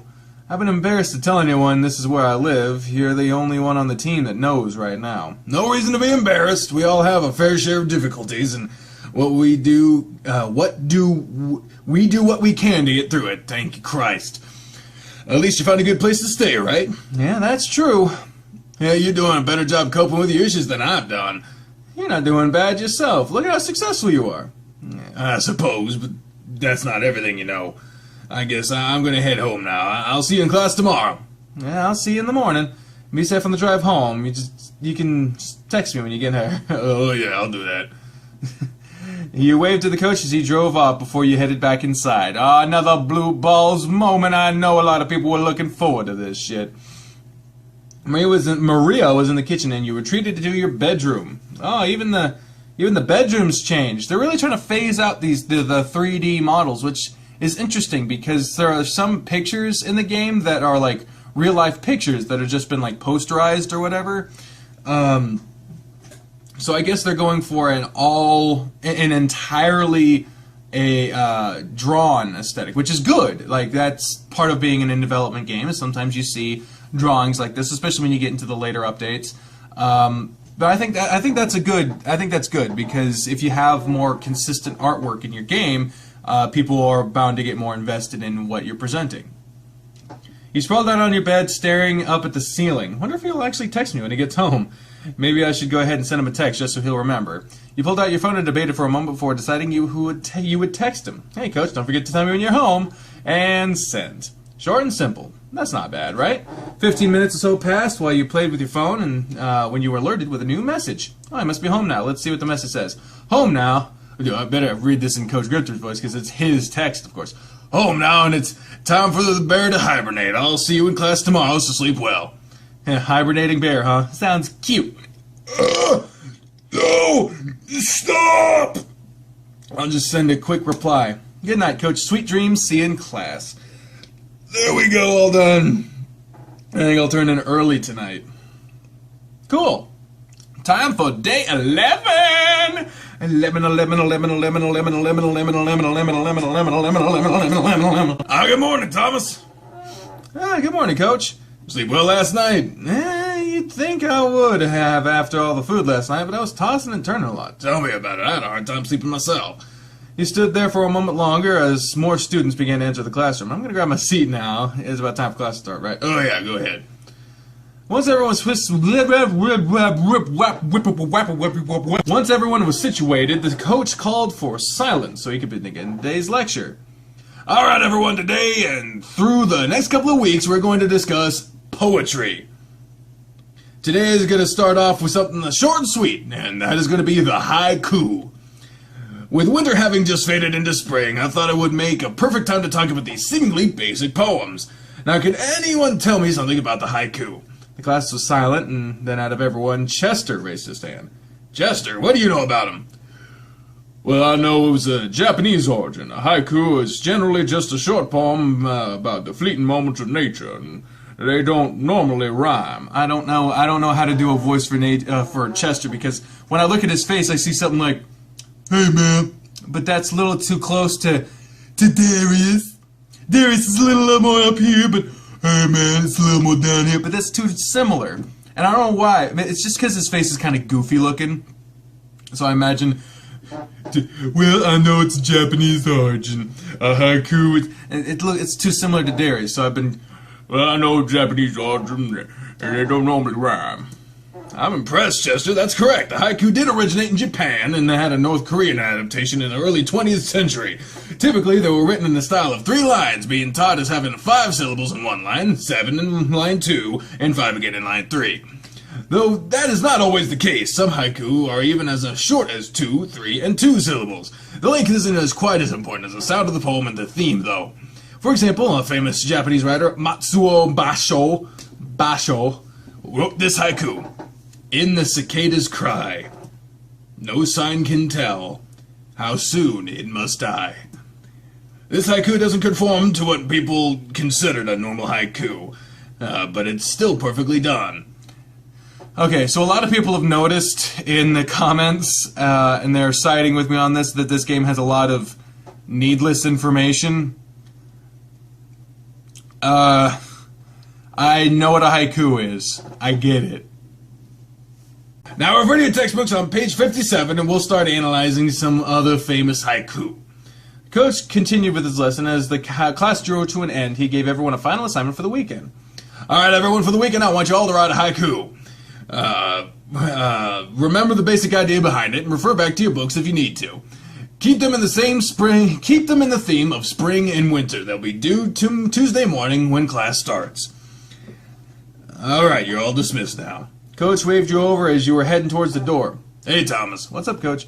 You want to join me for lunch in the cafeteria today? As long as you don't mind waiting until my class is done, I'd be happy to join you. Yeah, I don't mind waiting. I have another class to lecture to. Lecture 2. T-O-O, motherfucker, T-O-O. So let's meet in the cafeteria at 1:45. Yeah, sounds good. I'll see you there, Coach. Great, see you then.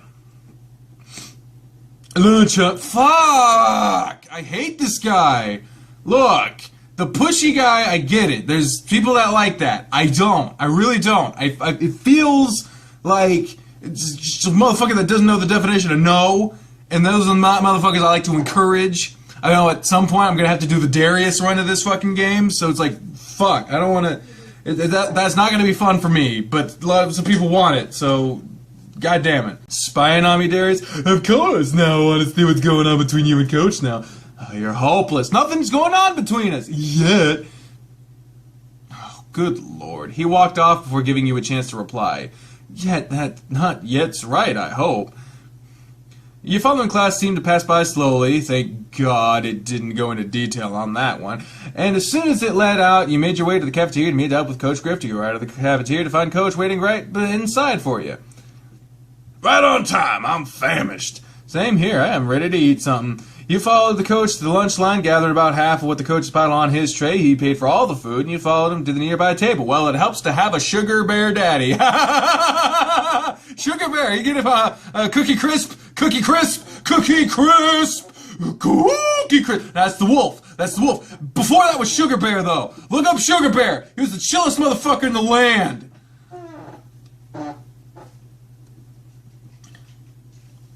Geez, are you gonna let me pay for my stuff? I do have some money. It's no big deal. I get a discount for being a teacher here, so it's best if I pay. He chuckled and started eating right away. So what do you think of today's class? The haiku? Yeah. Well, it was a good lesson. I haven't done anything with the haiku in a long time, but never knew they could be so thought-provoking. Aren't they? The writer can express so much emotion in something they only had a few lines long. They can be rather impressive. Have you written any? No, of course he fucking has! He's an English teacher! Fuck it, whatever. Oh, I've done a few, but I'd rather read them than write them. Yeah, you'll have to let me read them sometime. You really want to read them? Of course! With how much I've enjoyed your book, I'm sure I'll enjoy them too. I bet it would offer the same kind of inspiration for the assignment you gave us. Oh, man, sure. If you really want to read them, I'll let you. Maybe they'll offer me some inspiration on completing your assignment. I feel like you just said that. Oh, well, if you'd like to read them, I'll show them to you. Okay, that sounds like a good idea. I'll come by around lunch again, and we can chat, and I'll read over them. Sure, I don't mind that. I'll bring a few of them with me. You don't have classes tomorrow, right? No, I don't. So do you only have my class and math to worry about? I do have a couple classes online as well. I normally deal with those after practice through the week. I just watch a video, complete an assignment, that's about it. That doesn't sound like it helps very much. Honestly, it doesn't do much for me. I thought it was an easy alternative to showing up to class, but I really don't learn much from them doing it online. The teachers online are pretty lazy, it seems. I believe it. I taught an online class a couple times. We do it for the lazy students. Not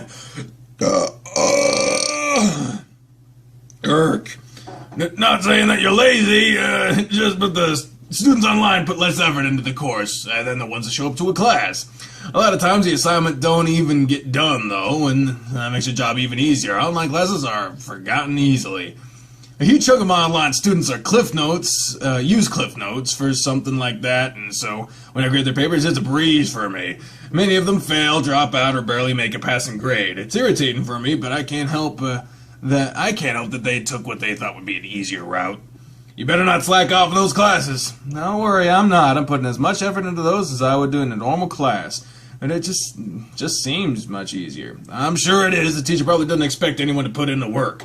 Online classes really need a Is this just a PSA against online classes at this point? I've had online classes. Yeah, sure, some of them were like the easy A. Some of them were overrun with fucking lazy students. But like a lot of them were just people who had like transportation issues and shit. What the fuck, man? And the biggest problem I found with online classes was that the teachers either didn't know how to properly do an online class, or that they didn't think it was worth it enough, so they didn't put the fucking effort in. So take your hypocritical ass and shove it up your other hypocritical ass, you two-ass motherfucker! Coach had finished his food and was staring at you from across the table while you two talked. Well, I'm sure you're doing great in my class. Keep up the good work, and I'm sure you score an A with no problem. Think so? Huh, that's good. The higher the scores I have, the better. It'll help me to get financial aid later. It really will, so study hard. And I hate to do it, but I gotta leave you now. I have another class starting in about 10 minutes. Oh, thanks for lunch, Coach. Yeah, thanks for joining me. I'll see you tomorrow at practice, Thomas. See you then, Coach. I don't have nothing else to do today. Where should I go now? Oh, what the fuck? What is critical strike? What the fuck is critical strike? No, seriously, what the fuck is... And you could just go to any of these? Well, you can't go to the tennis courts. You could go to the college campus, home. What the hell is critical strike? What am I missing? What is critical strike? I don't need to go to the track. He said he's got a class. I'm trying to be faithful to this being the Coach Grifter run. I don't know what critical fucking strike is, but that just sounds like a thing. I'll walk around campus. I'm bound to see something interesting. There's a science building. They have a bunch of little exhibits located in the halls with a bunch of neat information. Here's one about space. Looks like a model of our solar system, but the Earth is so tiny compared to everything else. It has a small plaque on it, too. It says, "There is perhaps no better a demonstration of the folly of human conceits than its distant image of our tiny world." Carl Sagan. Amazing, isn't it? Whoa! Good Lord! Good God Almighty! Who the fuck are you? Why are you so huge, man? Our planet is massive. Then you see our universe and our galaxy with millions of other galaxies around it, and you realize just how insignificant we all really are. Speaking of massive, who's this guy? Yeah, it's astounding how big space is. It's really hard to believe there's so much out here. Isn't it? It's amazing that there's so much we don't know that's out there. Oh, forgive my rambling. I'm a new professor here, and I'm happy to run into someone else fascinated by our galaxy. He's a professor. Oh, man. Why are all my teachers so huge? My name's Thomas. I'm a student here. I see. Well, you can call me Professor Ty. I'll be teaching classes dealing with astrophysics. Will I be seeing you in any of my classes? Probably not. I'm here for general studies right now, and I'm considering business management as a career. Oh, is that so? Well, you should still sign up for at least one astronomy class. There's always room and for those in any degree. Maybe I will. This could be fun. It is. Trust me on that. You should sit in on one of my lectures sometime. I'll be having class all week starting at 8, 10:15, and 12:30. I might take you up on that offer to see what it's like. Good. I'm off to a meeting now, and I hope to see you in one of my classes sometime. Okay, then. So maybe I'll see you around, Professor. Hopefully. Goodbye. The fuck was that? just a storm coming through. That guy was huge. I did not think he was a professor here, let alone the one teaching astrophysics. I think I will drop by his room in the future to check out his class, though. It might be fun looking. It's been fun looking around, but it's time to get going. I don't know what the fucking point of that was, but whatever. It's been a good day. I think I got a lot accomplished. I'm really looking forward to spending more time with Coach tomorrow outside of practice. Hopefully his work will inspire me to write my own. I have no idea what I'm going to write a haiku about. I'll just make a list of things I could write about and go from there. Maybe he'll even help me write them. I suppose I'll find out tomorrow. I wonder what Coach will have us doing at practice today. He was late the other day, so I was stuck doing drills with Darius. Looks like he's already here today, though, and he's doing his warm-up stretches, so I think I'll join him. Hey, Coach. Good afternoon, Thomas. Ready for practice? I figured I'd join you and get my stretches taken care of. Why does it always sound like you're yelling, by the way? Good. Well, it's because it's daytime. I usually am recording at night. Like, I don't know if you can see. There's a reflection off of the fucking window. It's daytime. Like, what the fuck, right? Why am I in... I'm usually recording this shit at like midnight and shit. This is like, it's 2 in the afternoon. It burns. We're gonna have a great practice today, so you want to make sure you're limber. You begin stretching with the coach while the remainder of the team showed up, forming a circle with everyone stretching and chatting with each other. Coach ended up across from you. Your eyes continuously wandered over him as he got his arms raised, his shirt always lifted up to his belly, hanging out underneath it. Couldn't help but watch it. Anytime you noticed Darius watching you, quickly averted your gaze. Alright, guys. You all should be stretched out and ready to go by now. Next week, we're having our first real match of the season. This time, we're going to be playing against the guys from Ferguson Community College. They're well-rounded teams, but I'm sure you guys won't have a hard time taking them down. There isn't really anything special about that team that I think needs to be pointed out. Just play like you've been doing at practice, and I'm sure you'll do great. For today's practice, I'm going to take Darius and Thomas, and we're going to do some drills. Spencer, I want you to take Dozer and Chester and work with them. Try to work on a little bit of everything with them. We'll be doing a variety of drills at target practice, serving, and some agility drills. So let's get started. You and Darius followed Coach to the court away from the other guys. He made sure to bring a basket of balls with him. Basket of balls with him, too. Alright, you two, we're gonna work on our serve first, since that's what we've been working on the other day. Thomas, you seem to have a good grasp on the serve I taught you, but Darius needs to work more on it. You showed him the other day, right? Yeah, I showed him. Good. For now, I want you both just to work on that serve. I'll observe for now and make sure you're both making the correct motions. How about you show us a couple of, what the fuck am I trying to say? Fuck, I can't read this shit. How about you show us the serve a couple of times first, just as a little refresher? Alright, I'll do that since I don't actually show you how to do it. You might need fuck, why can't I read anything today? You might not need to see the serve again, but I'm sure you won't mind watching them while you're doing those stretches.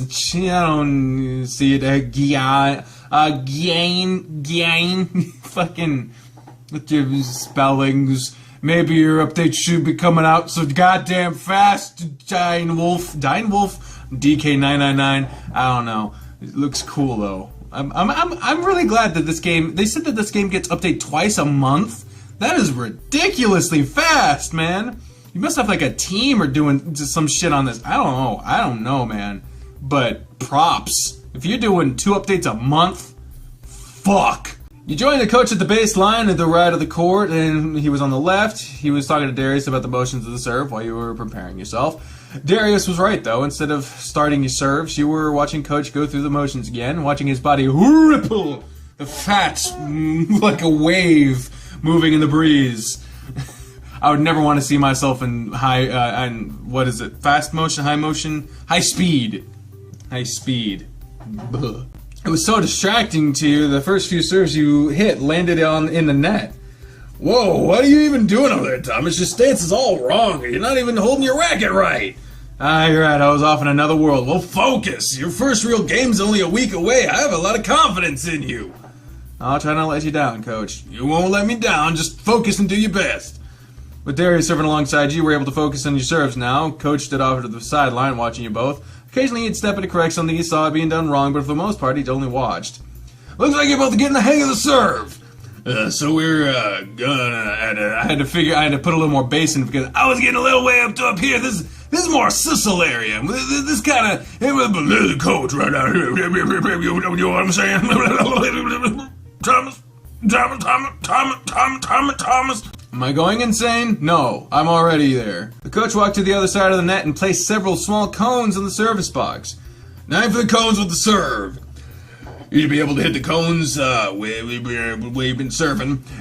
I've been watching the balls land, and I've placed the cones in the general area serves tend to land, but there is one cone in a spot that neither one of you seem to aim for. This is the target practice portion for today. You should be able to hit the cones within the 30 minutes or so. Show me what you got. I hope they don't spring another random mini game on me like Amorous did with the fucking clicking and shooting. Because I objected. What the fuck? Oh, hell no. Hell no. Alright, well, we're just gonna keep going and hope it does good, because I accidentally I lightly touched the cord that connects my fucking phone to the fucking computer, and the shit fucking disappeared on me. So I hope the shit works fine, because if not, the shit's fuck it. I don't take to shit going wrong very well, apparently. Once more, Coach stood off to the side and watched you and Darius aim your serves. Both of you hit most of your cones and only a few serves, but the one cone was giving you both trouble. Seems like you're both having an issue hitting your special cone. I don't see how I'm supposed to hit that one. Coach stepped in, taking Darius' racket from him, and in a single serve, nailed the cone Darius could not. Keep trying, you guys will get it. Maybe think about where you're standing, honestly. I've not seen either of you move along your baseline at all, and I'm confused as to why not. He's right. We both stayed pretty near the center of the baseline while our basket of balls is sitting. Is it really that simple? It was that simple. Whoa, what the fuck you know? How about that?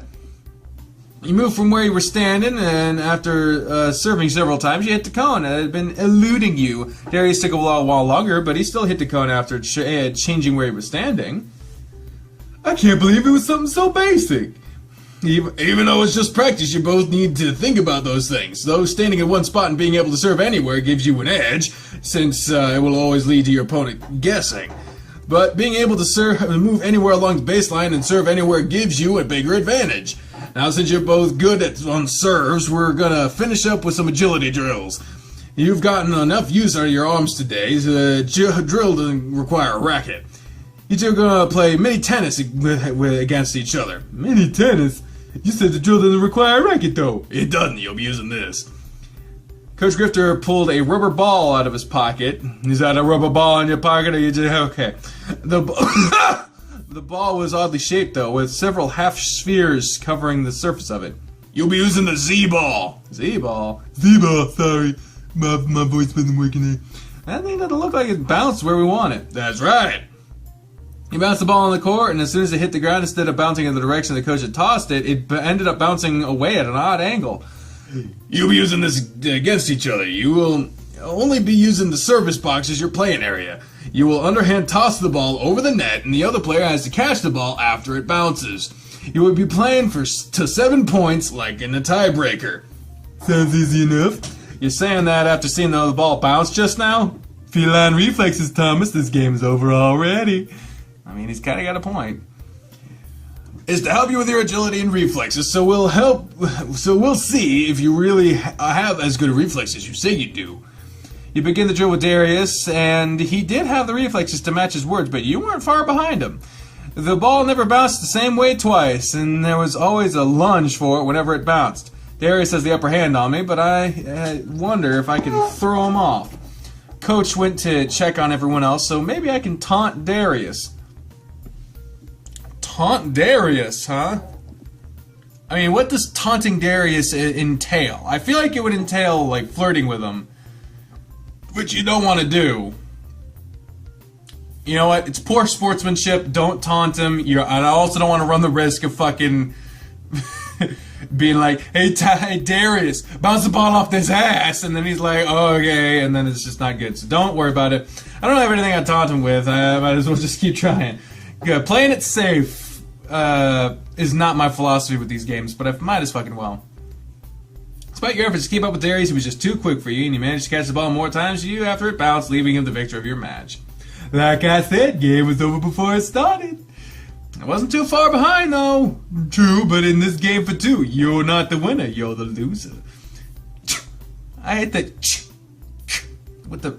I don't like that sound. It's almost as bad as... It comes up damn near as much as whelp in fucking repeat. It's like, what is...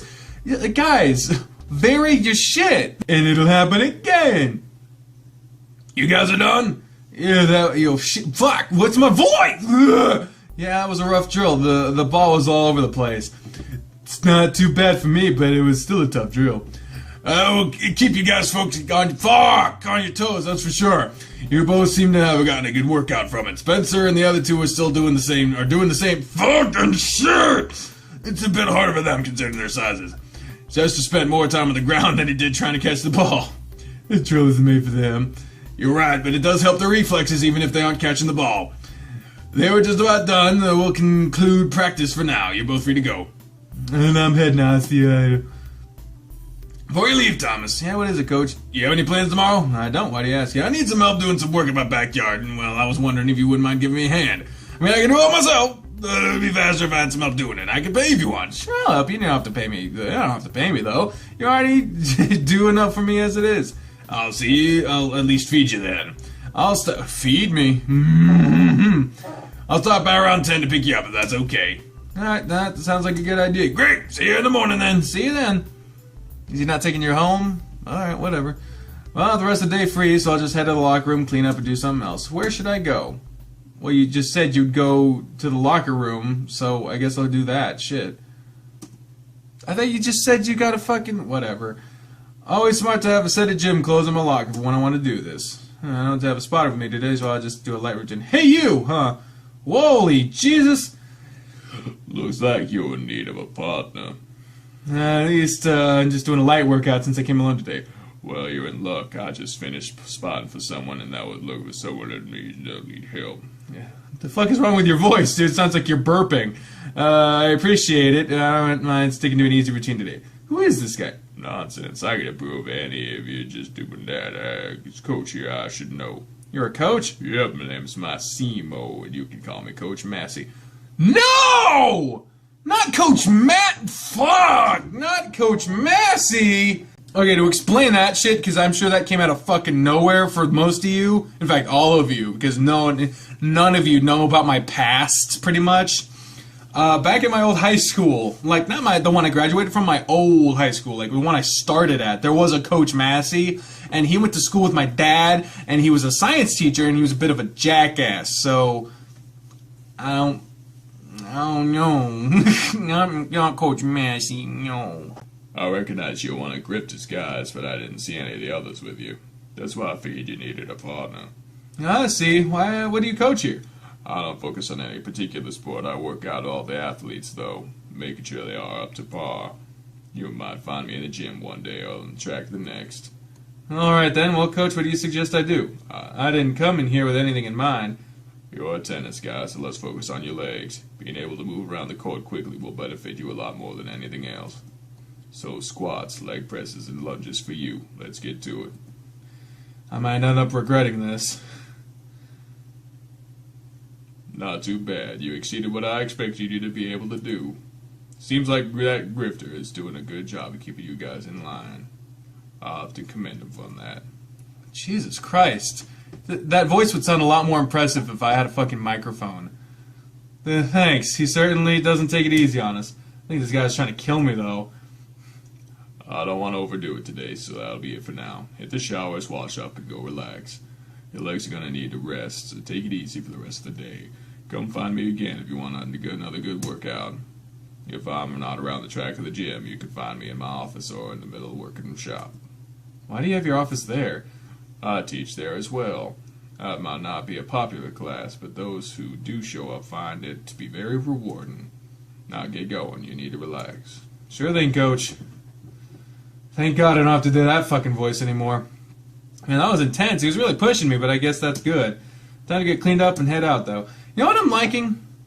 I'm liking those little moments. Because they just are expanding the fucking world. No harm in that. No harm in that. Just building it out. That's pretty cool, actually. I like it. And so Coach wants me to come with him something tomorrow. I wonder what all he has in mind. I guess I'll just relax here for the rest of the night and call it early since he'll be there. He'll be here in the morning. Saturday, day 13.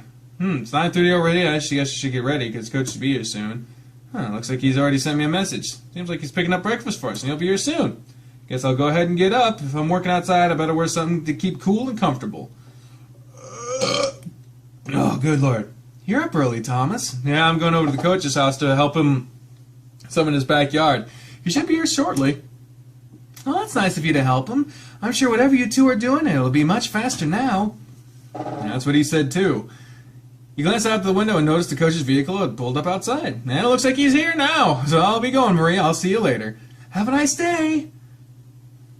Good morning, Thomas. Hey, Coach. Here you go. I already ate mine, so you can eat it on the ride back to my place. Coach handed you a paper bag with a couple of biscuits inside. Oh, dude. When McDonald's decided to do that all-day breakfast deal, like, I know it's old news now, but the sausage egg biscuit at McDonald's is my favorite, barring the Baconator, my favorite fast food item. That sausage egg biscuit. Oh my God.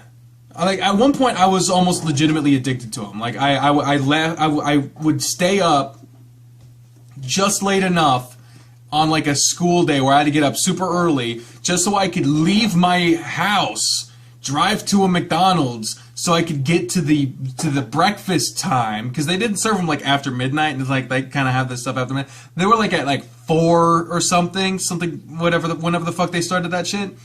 So I would stay up until then, go get some, drive back, eat them, or I'd eat them in the car because I'm not fucking waiting the entire time. They're gonna get cold.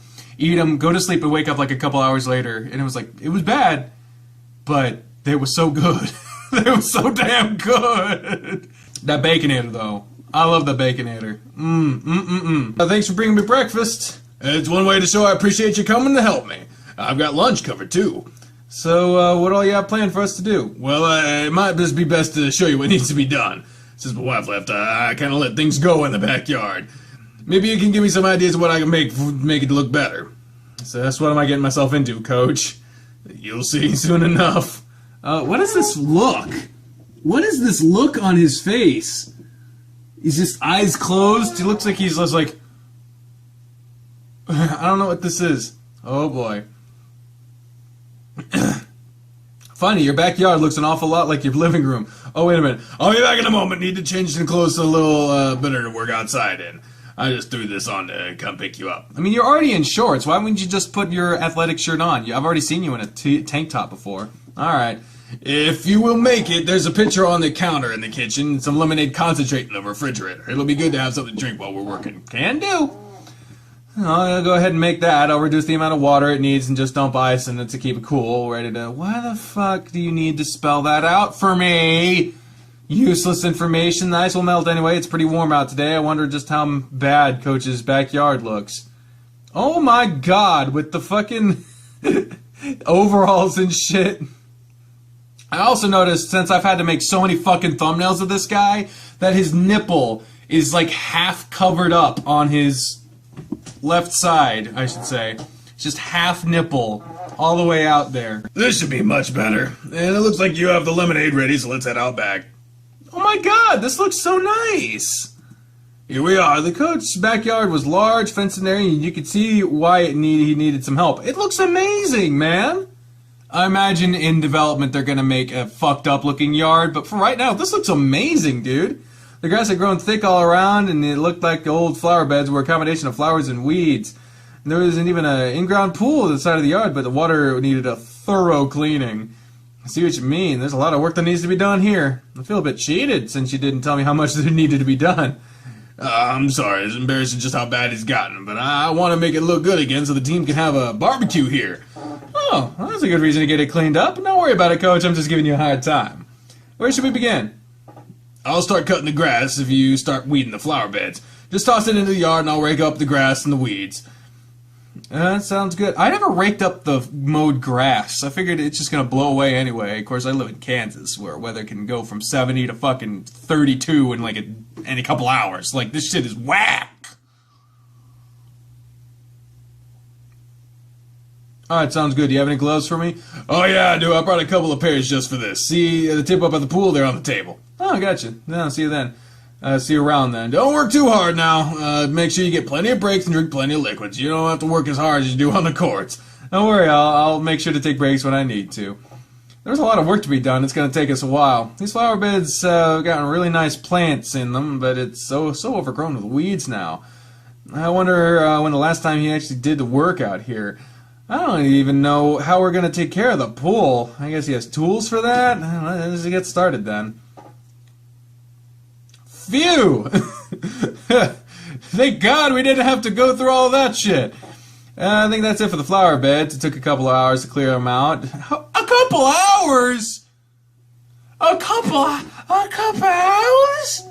To weed a flower bed? Shit! It already looks a lot better. The coach was able to mow and trim the edges with the weed eater while I did that. Now we just have to rake them all up. Whew, it took time to take a break, I think. Let's up by the pool and have a drink. I like that idea. I'm gonna air myself out a bit, too. There you go. That'd be better for now. I can't believe how much fuck! Just mowing and weeding make things look so much better. Yeah, it makes a huge difference. So what else are we got here to do? Of course, we need to rake everything up, but before that, I think it would be smart to trim the bushes. Everything can be raked up at once then. Pool needs to be cleaned, so I can do that while you rake, and all these chairs need to be sprayed and cleaned off. Since you're starting to see how things look when it's cleaned up, do you have any suggestion of what it might need? Well, it seems like you have the fucking Gardens of Babylon for it to take a couple hours to goddamn weed that shit, so I don't think that. Lighting? Maybe, I mean, a barbecue, you know, a grill. For a barbecue, you need a fucking grill. Duh. I don't see a grill anywhere, Coach. You're gonna need one of those. A grill, you say? Well, that sounds like a fantastic idea. I used to have one of those. I threw it out a while back because it was pretty rusted, to be honest with you. Yeah, you want a barbecue, you're gonna need a fucking grill, god damn it. Unless you just, like, oven fry the shit, but that's not the same. It'd be great to grill out and you have the other guys over for a party. Yeah, you're right about that. We'll have to go look at the grills later. If you're willing to go with me, that is. Yeah, I'd be happy to. Why do you keep closing your eyes and shit?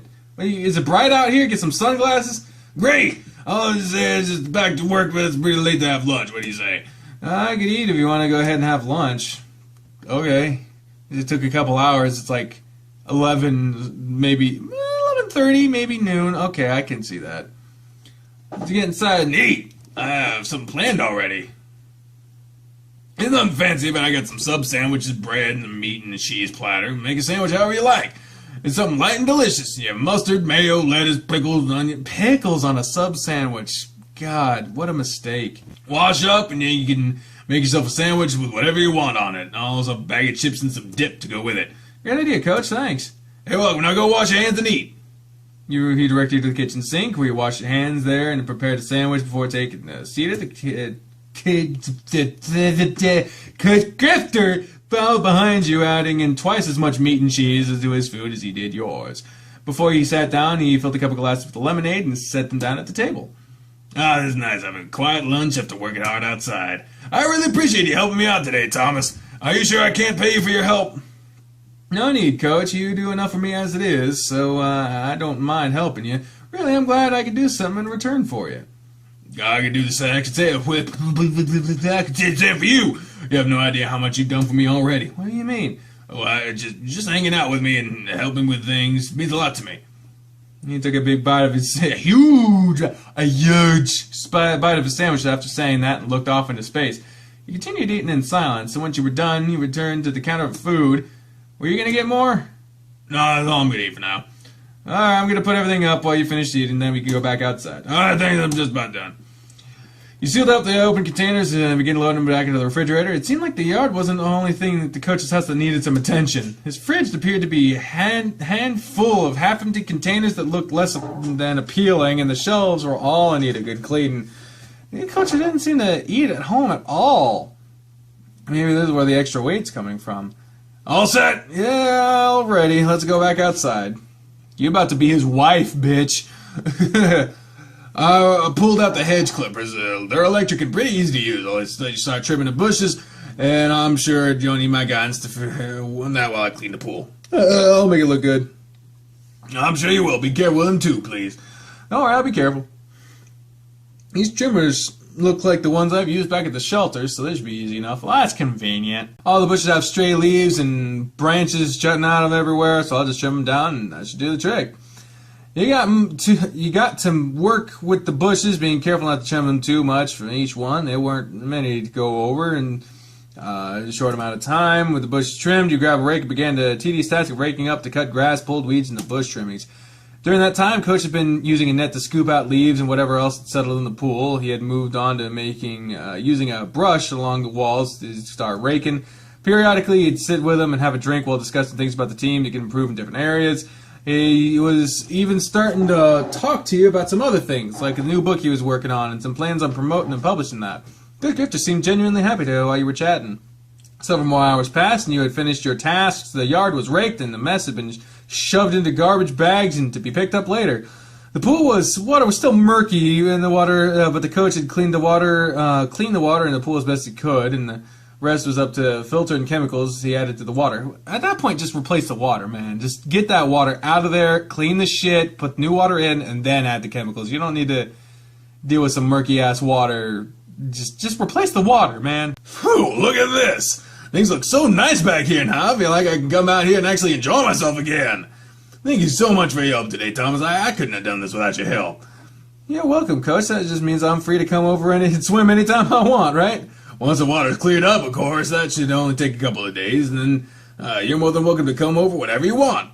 Then maybe you can even bring Maria with you. Hell, we'll have a big whole team anyone else you want to invite to a big cookout.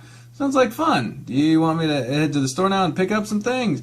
Good idea. If it's not too late, maybe we can be back before it gets dark. It's only a few miles from here, so let's go. Whoa, this is a transparent background. I've seen this shit before. There's a PNG on the screen right now. Let's make this quick. We don't have much time. We don't need much while we're here. Just go for the yard, right? I think we should get some lights for the yard, too. What do you think? Some lights? Yeah, solar lights or something late during the cookout. Oh, great idea. We'll get some lights, too, then. I'm really excited to get this yard looking better. You have no idea how happy I am about it. Yeah, I'm glad. It's good to know I have somewhere else to go if I need to relax away from the shelter. You're welcome anytime, Thomas. Even if I'm not there, you can just use the side gate to get in the backyard. I live in a nice neighborhood, so it's never locked. Feel free to go by whenever you want. Really? You don't mind? Well, I don't know what the fuck just happened there. Of course not! You helped clean everything up, so you've earned it. I think I'll take you up on that. I'll be nice. It'll be nice to have a pool to swim in whenever I'd like to cool off. Good, good. Now come on, let's head back to my place. I have what we came for. Let's get all set up. Still got about an hour of daylight left. I'll let you start putting up the lights wherever you think they should go, and I'll assemble the grill. Good idea.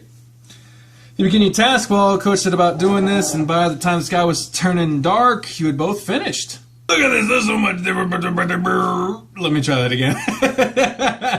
Look at this, there's so much difference between this morning I got it now. I tried again and it didn't work. I'm just going to move on. I didn't think it would look this good anytime soon. It's all thanks to you, Thomas. There's no way I could have gotten this done without you. Anyway, I'm always glad that I can help you out, Coach. By the way, I wanted to point something out. This game does have few and far between. That's the correct order. Few and far between sound effects. There was a shower sound effect that I couldn't include because I had to redo the audio. I had to redo the fucking game footage for that episode. But you hear crickets right now? That's not just because I'm making a bunch of bad fucking jokes. It's actually from the game, so cool. Just get some fucking music in there somewhere, will you? Christ. I know it's in development. I'm not giving... Take a seat. I'm going to grab us a drink. Just relax and bask in our work. You took a seat by the pool again, and the light from the back door flicked on. The other lights didn't have enough time in the sun to fully light up, so they just let off a dull glow. The only noise you heard with the bang. Sound of pool filter and insects chirping around you. It's really peaceful out here too, isn't it? Yeah, it's nice. It's a great place to relax. Coach Grifter handed you a cup and sat down in the chair next to you. I spend a lot of nights out here just sitting around. As time went on, I couldn't bring myself to come out here anymore. It just brought up too many painful memories. I didn't have the will to keep it looking good either, so I just went to hell back there, as you can see. But now, I have reason again to keep things in order. For a while, I hadn't really had any friends, so I isolated myself and lost contact with them. I think I can fix that now, though. I can get that part of my life back in order. I'm happy to hear that. It's all really because of you, though. He reached over and put his hand on top of yours, giving it a firm squeeze when he did. Thank you, Thomas. You're welcome, Coach. He stared at you for a moment before withdrawing his hand.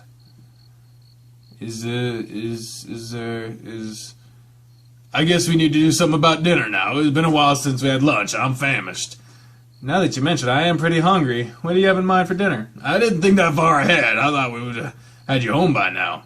I'll just order a pizza if that's okay with you. Yeah, I'm fine with that. And if you like, we can watch a movie or something while we eat, and then I'll take you home. Sounds like a plan. Coach pulled out his phone and called in an order for a delivery pizza.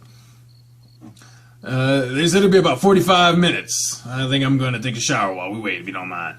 Sure thing. We've been working out here all day. I have a guest bathroom if you'd like to do the same. I'll wash up a bit, but I have nothing really to change into. Ah, you're right. Let's go head back inside. The guest bathroom's down the hallway, first door on the right. I'll try to be quick in the shower. I guess I'll wash what I can and wipe myself down. It won't take me long. Coach says he'll be back, but he's so thick. He's thick, though, and covered with fur that I don't see how that'd be possible. And a transition that's unnecessary.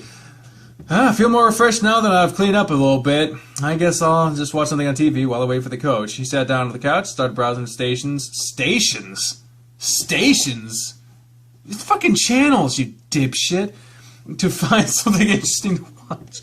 I'm just having fun. I'm not being really mean. While you were waiting, you heard the doorbell chime. Oh, the pizza already? It's on about 30 minutes or so. You checked the door, and sure enough, it was a pizza. You asked the man to wait a moment while you got the money.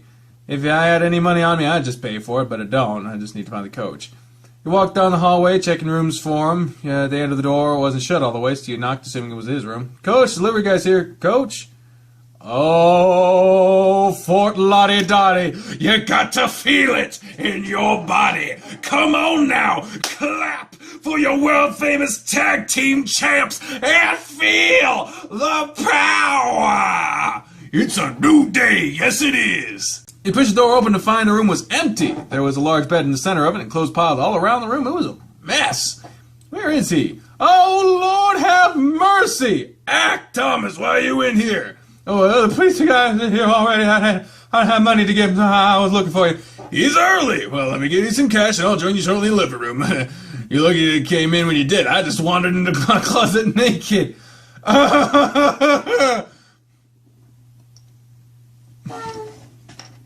Come on now. Come on. You know I gotta say it. You know I gotta say it. Boom, motherfucker. Shit. Too bad I missed it. You barely mumbled that under your breath while the coach had his back to you. What was that? Look, I missed that. That's what I thought. Doorbell chimed again, throwing you both off. Shit, here's the money. Go get the pizza before he leaves. Yeah, sure thing.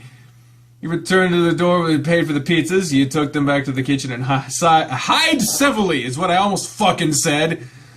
Jeez. You don't need to put the E at the end of the G's. The G's better without the E. That's just me. The G's is better without the E. That's just me. I really put myself in a spot there. Yeah, I'm glad you rang the doorbell again. Of course, not mine seeing the coach naked, but I can't just tell him that. That's weird. Game's chastising me now. Not like his underwear does much to hide anything he's packing, though. He might as well have been naked. Boy, do I feel better after having showered. Good God. So glad the pizza's here, too. I feel like I haven't eaten anything at all today. You ready to eat, too? Yeah, I am. Let's take the bikes into the living room, then. I'll just get some napkins and drinks, and we'll eat and we'll watch whatever. Carried the bikes into the living room and set them down on the table in front of the couch. Coach joined you not so long after. Dig in, there's plenty of pizza here, so eat till you can't get and eat anymore. I will. He sat by the coach eating pizza while watching TV while time passed by. With the pizza gone, you knew it was time to head home, but you didn't want to leave just yet. You excused yourself for a moment to use the bathroom. When you returned, Coach had cleaned up for the trash from dinner. It's getting a little late now. I guess I should take you home. Oh, I suppose it's about that time, isn't it? I didn't realize how late it had gotten. Stood there in awkward silence, not really looking at each other. Oh, God! Well, let's get going, sure. Oh, man! God damn, this is day 13! It was like day 4 in repeat that started the shit. Good God! Alright, home safe and sound. Yeah, so would you like to sit on the patio swing back for a bit? That'd be nice. He followed you under the back of the shelter, hidden away from all the lights outside, from the moon looming overhead. He took a seat beside you on the swing, rocking it back and forth slowly. It's been a good day, hasn't it? Yeah, we got a lot of work done. Your yard looks great, and I was fed 3 times. And I was in good company the whole time. Oh, that's sweet. You're right, the company has been great. I know I keep saying this, but you really don't know how much I appreciate your help. No worries, Coach. I enjoyed the time with you today. Good Lord. I enjoyed time with you, too. Coach put an arm around your shoulder and pulled you against him. You swung like that against him for a bit, but he noticed you were starting to get cold. Alright, let's get you inside. It's getting chilly again. I guess I should, even though this was nice. You stood up and led Coach towards the front of the shelter, but just as you rounded your corner, you felt a hand wrap around your wrist. Wait a moment, Thomas. Wait! On the next episode, I'm kidding. I need to ask you something. It's kind of driving me insane, and I really have to know. What is it, Coach? What's your shoe size? I never got that information on the physical. He let go and looked around at the ground, barely mumbling what was saying. Would you be willing to date me? Oh!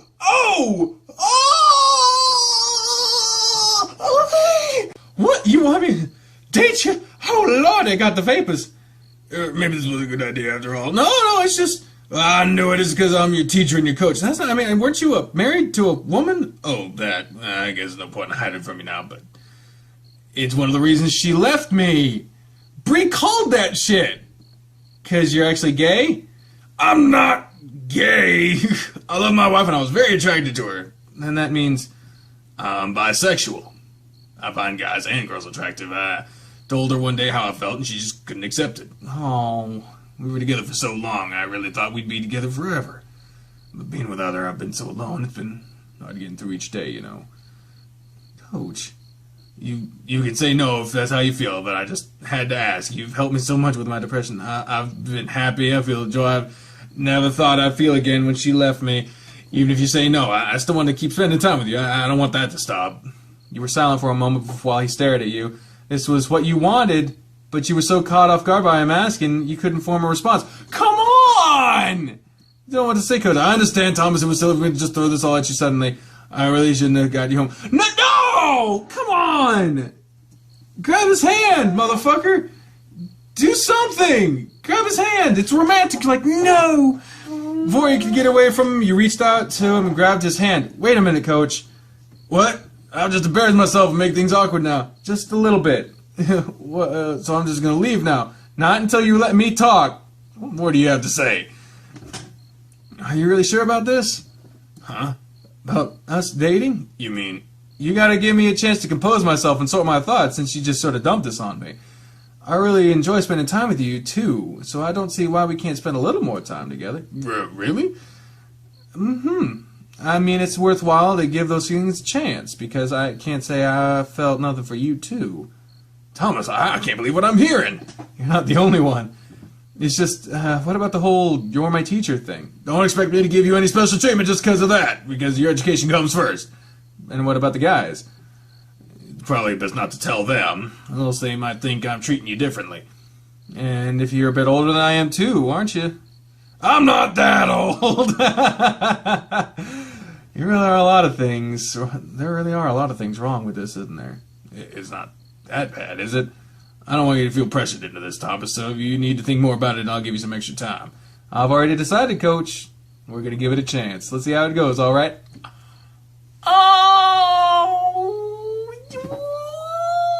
Okay, then, if you're absolutely sure, are you? Yes, I'm sure. Now stop asking, otherwise you might make me reconsider. Sorry, I just want to be sure you want to do this. Don't worry, Coach. I've had this on my mind for a while, and I'm sure I want to do this. All right, then tomorrow I'll take you on an official date. Hey! An official date, huh? That sounds like it'd be fun. I'll try to make it fun. Well, I guess I'll be heading home now. I'll text you later and I'll let you know when I come by, okay? Yeah, sounds good. He put his hand behind his head and looked away. Does this mean I get a good night hug or something? Like I'd say no. Coach smiled once more, wrapped his arms around you, but this time it wasn't so tight. He held you close, rubbing his paws over your back. He was so warm. He gave you a chance to feel over the parts of his back that you could reach. You enjoyed feeling his softer exterior for that moment, and it was something that you would want to experience again soon.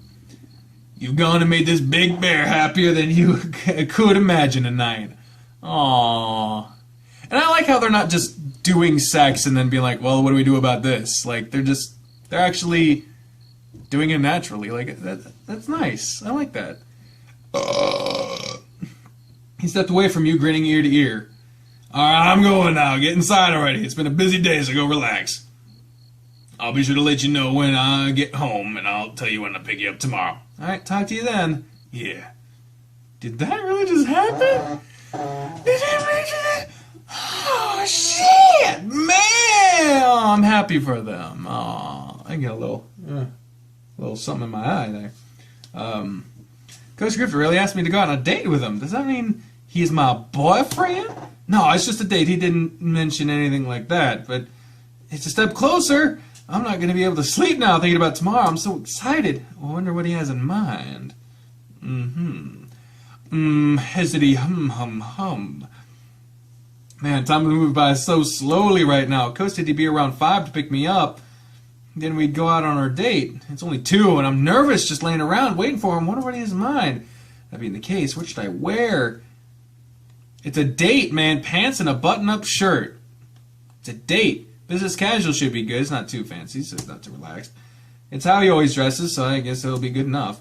So deciding on that didn't take much time. I don't know what else to do, so I'd sit here and wait. You could read the rest of his book. He should be here any minute to pick me up. Why the fuck did you... I don't know. Mara was pounding in my chest just thinking about this. Ow, my ass! I wonder what he has planned for us. Whatever it is, I'm sure it'll be fun just being out with him. Knock, knock, knock. Come in. Thomas, how you today? I haven't seen you come out of your room yet. Is everything all right? Oh, yeah. Hey, Maria. I'm just fine. Just feeling a little nervous is all. Nervous? What for? It's about Coach. He asked me last night if I could go out on a date with him. He actually asked you? Oh, that's so great to hear. Maria, where is he taking you? I don't know yet. He didn't tell me. I bet he has something fun in mind. How exciting. You're so lucky that such a nice man wants to take you out on a date. You don't think that's weird, though? Think what's weird? Well, he's my tennis coach and my English teacher. Well, it's not the most professional thing, but it's not weird. You're two mature adults that have bonded over something, so it's only natural there'd be some kind of attraction there. But it's best to keep the school and practice separated from your personal relationship. Yeah, we kind of talked about that. He said he's not going to give me any special treatment. That's good, then. He's a smart man, so I'm sure you two will do just fine. Thanks, Maria. That really makes me feel better about that. I'm still nervous about whatever he has planned. There's no need to be. You two have spent a lot of time together recently. Till fucking shit, man. So this shouldn't be much different. Just act like you have been. That's a good point. I have been doing a lot with him lately, so it isn't too much different than what we've been doing. I'll just do that then. I'll act normal, as shouldn't be able to do it, right? Right. You'll be just fine. There's no fuck. I didn't mean to skip it that way. Just go out with him and have a good time. I will. But perhaps you should eat a snack before you go. You can't go on an empty stomach. Oh, maybe so. It is past lunchtime. I'll eat something light just in case he has dinner plans. Oh, come on. Okay, come on. Let's get you something. Okay, just relax. You're going to have a good time with Coach. He said it was just a date. Just pretend like no time out with him. Try not to make it too weird. Knock, knock, knock. Go! I'll get it. Coach. Oh, it's Coach Grifter. Dude, come in. Thanks, Maria. Oh, looks exactly the fucking same as usual. So, what brings you by today? Well, since Thomas helped me out so much yesterday, I'm going to take him out and show him my thanks. No other reason? No, there's no other reason. I just hope for helping me. I see. I'm sure you two will have a great time regardless. Oh, you giving him shit. You two run along now before we get this day started. Of course. Are you ready to go, Thomas? I'm all set. Thank you for inviting me in, Maria. I will be going now.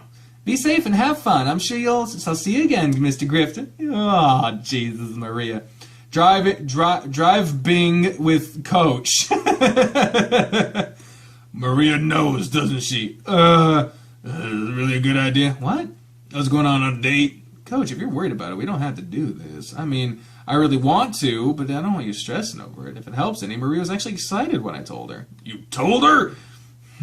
She mostly figured it out on her own, but when I told her we were going on a date before you showed up. And she wasn't bothered by it? She said we were two mature adults, and that you were a smart man, and you knew what he knew what he was doing. She pretty much encourages it, Coach. That helps. I don't want any stress on you either, but I suppose it's stressing you any. I don't suppose it's stressing you any. Also, why are you still calling him Coach? Like, I know that's what you call him all the other time, but I mean, unless they're preparing a moment of, then please call me Harold, or they're just playing up on the kink that is dating your teacher / coach. But everyone in the comments is calling him Harold, so it's like, that's his name, man. Not really, I'm fine. Alright then, we'll go with it and see where it takes us. Sound good to you? Yep. So where are we heading? I figured I'd take you out to get something to eat and see if you want to do anything else. Sounds great to me. Is it the buffet? You guessed it! I hope you're hungry! I'm pretty starved. I can't wait to get out there. Back to the buffet. Smells great in here. I hope you're hungry. I already said that, but whatever. I'm famished. Excellent. Let's get some food now. Pile it up as high as you can. He's really excited about the food here. I better eat as much as I can since he's paid for it again. He followed the coach around with the food, piling up the food, remembering eating last time you were here. You only got one plate? Yeah, for now, yeah. I can't seem to eat as much as you, Coach. I suppose you're right about that. We'll just stay as long as you like, though. We'll take your time to eat as much as you want. So tell me, Thomas, how are your other classes going? You're doing great in my class, so I guess you're doing just as great in all the other ones. All the other classes are doing fine. I'm not really having any trouble with them. Practice isn't cutting you time for studying or the like, is it? You have plenty of time to complete all your assignments? Yeah, I have more than enough time, especially since I don't have to worry about a job right now. Oh, that's good. I mean, good that you have enough time. I always worry about whether or not my guys have enough time to get everything done. Baby, when I think about you, I think about love. You don't have to worry about me, I already have plenty of time. If you had a job, do you think you'd have enough time also? I'm sure I would. I spend a lot of time at the shelter helping Maria or just sitting in my room with nothing to do. Is that so? Well, do you think you'd be interested in working part-time at the college then? Doing what? Well, there's a small store on campus that sells supplies for the students, and they're looking to hire students right now. They work around your schedule so you can work as little as just a day a week. If you're interested in it, I could put a good word in for you and get you hired there. Sure, shit, why not? Money's money. Sure, sounds great, Coach. I could use the extra money, and it's a better use of my time than just sitting around. Glad to hear it. I already have an application for you in my car. Well, Jesus Christ. I was hoping you'd say yes. You can fill it out tonight, and I'll take it from Monday for you. Well, it's almost guaranteed if I do that. Oh, thanks, Coach. You're helping me out a lot. You're welcome. I'm happy to do anything I can to help you. I'm going to get some more food now. I already finished off my plates. I'm just about done. Now you've already done too? How do you fit so much food in there? Coach stood and gave his stomach a pat. As you can see, I got plenty of space to store it. I'll be back in a moment and get you a couple more. I'm going to get a couple more plates. Coach continued eating plate after plate, and you did not eat anywhere near as much as he did. After some more trips to the bar, we decided it was time for dessert.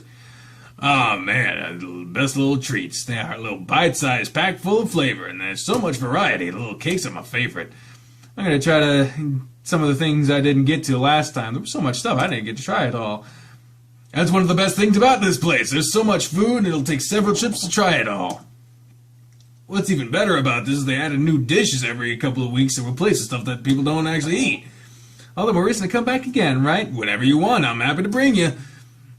Maybe we need to bring the team here one day for a celebration. You think the guys would like it? Spencer and Darius don't seem like they care much for it. Yeah, you're kind of right about that. Neither of them look like they could eat a lot kind of food. Let's just keep this place for ourselves. Fine. I'll do that then. This can be our place to eat together. Yeah. The coach leaned back in his seat, staring at you with a smile. You all right, Coach? You seem a bit spaced out. Yeah, I'm fine. Just thinking is all. I'm glad you took me up on this and decided to come out with me tonight. Thanks for inviting me. I really enjoyed this place. It's nice and relaxing, isn't it? I've already actually got a lot of work here, done a lot work here before. I'll grab a table off in the corner, get some food and grade papers while I just write and sit here. It's better to me than just sitting around in a classroom or home by myself. You always have food or drink when you want it, right? Exactly! Speaking of food, I'm gonna get some more dessert. I have a little room for like a little something sweet. Go for it. Fuck. What should I get this time? Well, he likes the little cakes, ice cream pie. I'll go with the cake. I like a slice of cake. Wonder, though. You approached an employee at the dessert bar while browsing. Excuse me. Yes, sir. How may I help you? Can I put in a request, or is... let's tell that's available. What kind of request do you have? I see you have some mini cakes back there. Instead of getting a bunch of slices, can I just get one of those? Oh, certainly. I just cut them up anyway. Would you like any particular kind? The chocolate one would be good. You were handed a small cake. It was much too much for you to eat on your own, but you know the coach could eat something like that all on his own. Thank you much. You're welcome. Enjoy. You returned to your table with the cake and placed it in front of the coach. I hope you have room for more. They give you a whole cake? I just asked for it. I can't get all of it done, so you just better help me. With pleasure. It even has little strawberries on it. This has got to be delicious. Without cutting into it, just grab a fork and start shoving. That's how you eat a cake, man. Jughead would be proud. You shrugged and did the same, starting at the other end of the table. After only a few bites, you had more than enough. It was too rich for you. Once the dessert was gone, the coach looked like he had already finally had enough food. I swear if I eat any more, my shirt buttons are gonna start popping. Did you say that last time we ate here too? Did I? I always eat to that point. Careful how much I move. Maybe we should get up and walk around now. You're right. I will go up to the theater now. Okay, that sounds like a good idea. Coach stood up and stretched his arms out above him, letting out a cavernous yawn. Oh, jeez, my shirt really stretched tight, isn't it? He still looked down at his stomach, tugging that shirt down as he asked you that question. I'd say he might have right about that button popping off. He gave his belly a light pat when he said that. Oh, you gave his belly a light pat. Hey, now, you're not supposed to agree with that. Sorry, Coach, I can't lie to you about it. Maybe I'll make you run some laps for that. If you do, I guess you'll join me, huh? With a growl, he put his arm over your shoulder and guided you to the exit. You better watch what you say, Thomas. Barry can be rather sensitive. You might get mauled. I'm sorry. Coach chuckled and gave your shoulder a squeeze. A squeeze! I'm teasing, don't worry. I really should be running with you guys, though. It might help me slim down a little, don't you think? Yeah. But the well option kind of gives you an option to kind of say something nice. You should be running with us. Yeah, to try to lose some weight. No, it's not weight. You should be running with us just for the team's sake. If you're happy with a big belly, it's not hampering your health any. It didn't give you any concern. Man, you look just fine with it. Yeah, well, you really think so. I won't worry about that then. The walk to the theater was a short one, but it was good to move around after eating so much food. Oh, look at that. It's like a cool little actual theater. So let's see. What kind of movie did you want to watch? Oh, fuck. I fucked up this I fucked this up in Amorous. Well, comedy's nice, action's okay, animated is nice, horror doesn't really, I don't know. To set the tone for the night, they've been light and stuff. Action, I don't know. Animated, I don't know. He had a wife. Let's go with a comedy. Comedy's safe bet. Safe bet is comedy. So it's something funny. I don't mind seeing a good comedy. I was hoping you'd say that. I like a good laugh. Comedy's a great idea. Oh, thank God. We're right about the time to catch the movie. How about that shit? No sitting for hours in the fucking fake-ass theater cafe room. We're right down. We have a few minutes to grab some snacks and drinks before the movie starts. Oh, we're gonna miss the commercials? I don't want to miss the commercials. And the little easy-ass trivia questions at the beginning. Just my favorite. Snacks. Of course, we can't watch a movie without some snacks. I'm getting popcorn and a drink. Maybe I'll get you some too if you like. I'll just have a drink for this. I can't possibly eat more food. Alright, I'll get the snacks and we can head to the theater. Are we at the theater? I don't know. After a few minutes in line, the coach had what he wanted, and you followed to the theater the movie was playing in. Ooh, look at that! Whoever's making these 3D models, like, it's very old style, like, animation, but it's nice. Well, it's better than drawings, I think. I think you should keep these in until you have the drawings finished, and then move it. I don't fucking know if DK999 watches this. Right on time for the previews. Oh, good! I want to watch the previews. Be sure your phone is turned on the... Did Darius bothering you while we're watching the movie? Sure thing. References to things that have passed that never really resolved that. Once the lights dimmed to near total darkness, the movie began. Though through the movie, Coach Grifter would start laughing hysterically, even at points you found to only be mildly funny. His laughter bellowed through the theater. Ha ha ha! And you couldn't help but grin to yourself at his elation. At one point, he was having a hard time getting his giggling under control, so you had to put a hand on his and squeezed it. Chill out, Coach. Shows you're not going to hear what they're saying. Oh, boy. I'll try. He didn't move his hand from underneath yours, and that was when it occurred to you how big his paw was. His hand was... You're mixing hand and paw now. At least it's not like MLP, where it's like if you say hand, you're fucked. You got to say hoof. Hoof is it. You can't say hand. His hand was finally pulled free so he could scratch his chin, but he set his hand back down and he placed it on top of yours. That's a sign! It was warm. You could feel his thumb idly rubbing the side of your hand. Oh, that's the sign of... Ooh. And whenever laughter tore through him, he tightened his paw over it. When the movie ended, he finally released your hand. I went on a date with a guy, and we tried to hold hands the entire time, and after a while, and we agreed on this too, we never went on a date after this. I don't even remember that guy's name. Shit. But, I think it was a guy from school, maybe? I honestly don't have a fucking clue. I really do not remember his name, good lord. But, we had our hands, we were holding hands the entire time, but our hands, like, went numb halfway through. But, and we even talked about this on the way home, we were like, this isn't happening again, is he? He's like, no. I was like, did your hand go numb too? He's like, yes, oh God, how do people do it? And I was like, I don't know. We were better suited as friends, so, yeah. Besides, I wouldn't shade what I have now. That was a great movie. I think I enjoyed listening to you laugh more. I'm glad you enjoyed it so much. I'm glad you chose that one. Now that the movie is over, I guess it's time to call it a night, huh? It's getting kind of late. I guess so. There's not really much else we can do at this time. Yeah, everyone else is closed up now. Let's get going. Oh, is he just going to drop you off? Oh, no, he's back at his house. Thanks for letting me stop by here real quick, Thomas. No worries. I'm no rush to get home, so take your time. I just need to check on something, so you don't mind waiting here. I'll be right back. He needed to check on something, even though he was going to come here right after dropping you off. Suspect. Oh, who could that be right now? I guess I'll check on that first. Did Deanna? Oh, no. That's his ex-wife, isn't it? Hi, Harold. What are you doing here? What kind of greeting is that, silly? Do you mind if I come in? Sure, I have a guest over right now, but...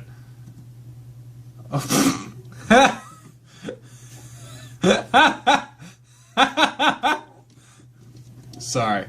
I just find that funny. It's in development. I'm not making fun of it. Thomas, this is Deanna, my ex-wife. Looks like a little schoolgirl right now. I don't know.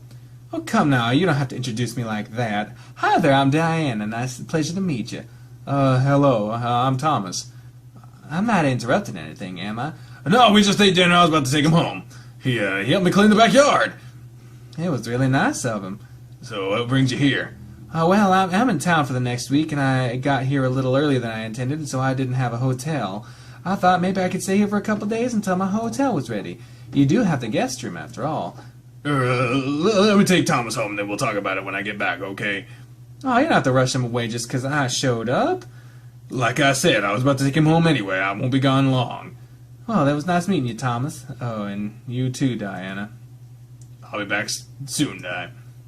Be careful, guys. Fuck exes that can't get out of their exes' lives. Like, you broke it all. You left because you couldn't accept who he was. Get the fuck out of his life if you're gonna leave. Don't just keep coming back and fucking put the Band-Aid on, rip it off. Put the Band-Aid on, rip it off. No! Fuck off. Fuck off. Fuck off. Little Karibo, that's his joke. Royal Rumble review. Mark, watch that shit. It's funnier than I am. That was unexpected. Tell me about it. You gonna be alright, Coach? Honestly, I don't know. It was the last thing I would have expected. Today had been such a great day, and now I don't know how I feel. I haven't talked to her in over a year, and I haven't seen her since she left. Why's she back all of a sudden? Why'd you have to choose tonight of all nights? You put your hand on his arm. She said she's in town for something. But why'd you have to come by from ask me for a place to stay? I'm sure you'll be okay. Just remember you can call or text me if you need to. And we've got practice tomorrow, so you can get some steam out on the courts. Yeah, you're right. Thanks, Thomas. I'm sorry for losing my cool. Anyway, here you are back home. I'll see you on the course tomorrow, okay? Alright, be careful driving home, Harold. I'll let you know when I'm back, too. Yo, back! Jesus Christ! You're back! Ah, Maria, you startled me. I heard the car pull up and I rushed in here to see you. So how was it? Oh, wow, where to begin? You sat down to Maria and told her about the date with the coach up until the point where you got home. Of course, you left out one detail, and she didn't need to hear about the coach's sudden advances on you. So his ex is back in town. That poor man must be feeling so conflicted right now. Yeah, he's really torn up, it seems. I hope he's going to be all right.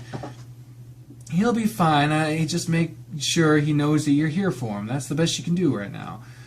Alright, I'm gonna go to my room now. I hope he texts me soon. He should be home already.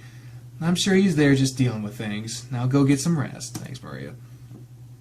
You dropped down to your bed and grabbed a pillow just so you can curl up with and hug tight to your chest. Man, what a day, huh? I really hope he's gonna be alright. It would be nice if he'd text me. Not smooth, but it was there. Just let you know I got home and going to bed. Thanks for the great day. We'll talk more later. Sweet dreams, Thomas. Okay, thanks for taking me out. I had a blast today. I can't wait till we do it again. Sleep well tonight. Glad he's home, but how's he feeling? Day 15. How many fucking days? Tossed and turned all night till I barely slept. You barely sleep at all in this fucking game. It's already after 10. I've been so worried about Coach. I hope he's doing alright. It looks like I missed a message from him. Came through a little while ago. Practice is canceled today. Can you let the rest of the team know? Sure thing. You doing alright? I don't know. I can come over if you need me to. I'll get back to you on that. Oh man, he's really not feeling it right now. I feel like I should go regardless. He might need some help, time alone with. He might need some time alone, but he might need some time alone. Okay. Time alone with Diana. I wonder, is he gonna get back together with her? He talked about still loving her. Does that mean he just wanted to share it? Going to be tossed aside so soon? Just let me know. All right, Harold, I'm here for you. I guess there's nothing else I can do now. I'll just let the team know about practice, though. I'll have to find something else to do today, I suppose. Where should I go once I get ready? I want to find out what this critical strike is. What is this? I heard of this place nearby that's an arcade of sorts. Maybe I'll go there and see what's up. Well, that's pretty flashy around here. Hey, wait a minute.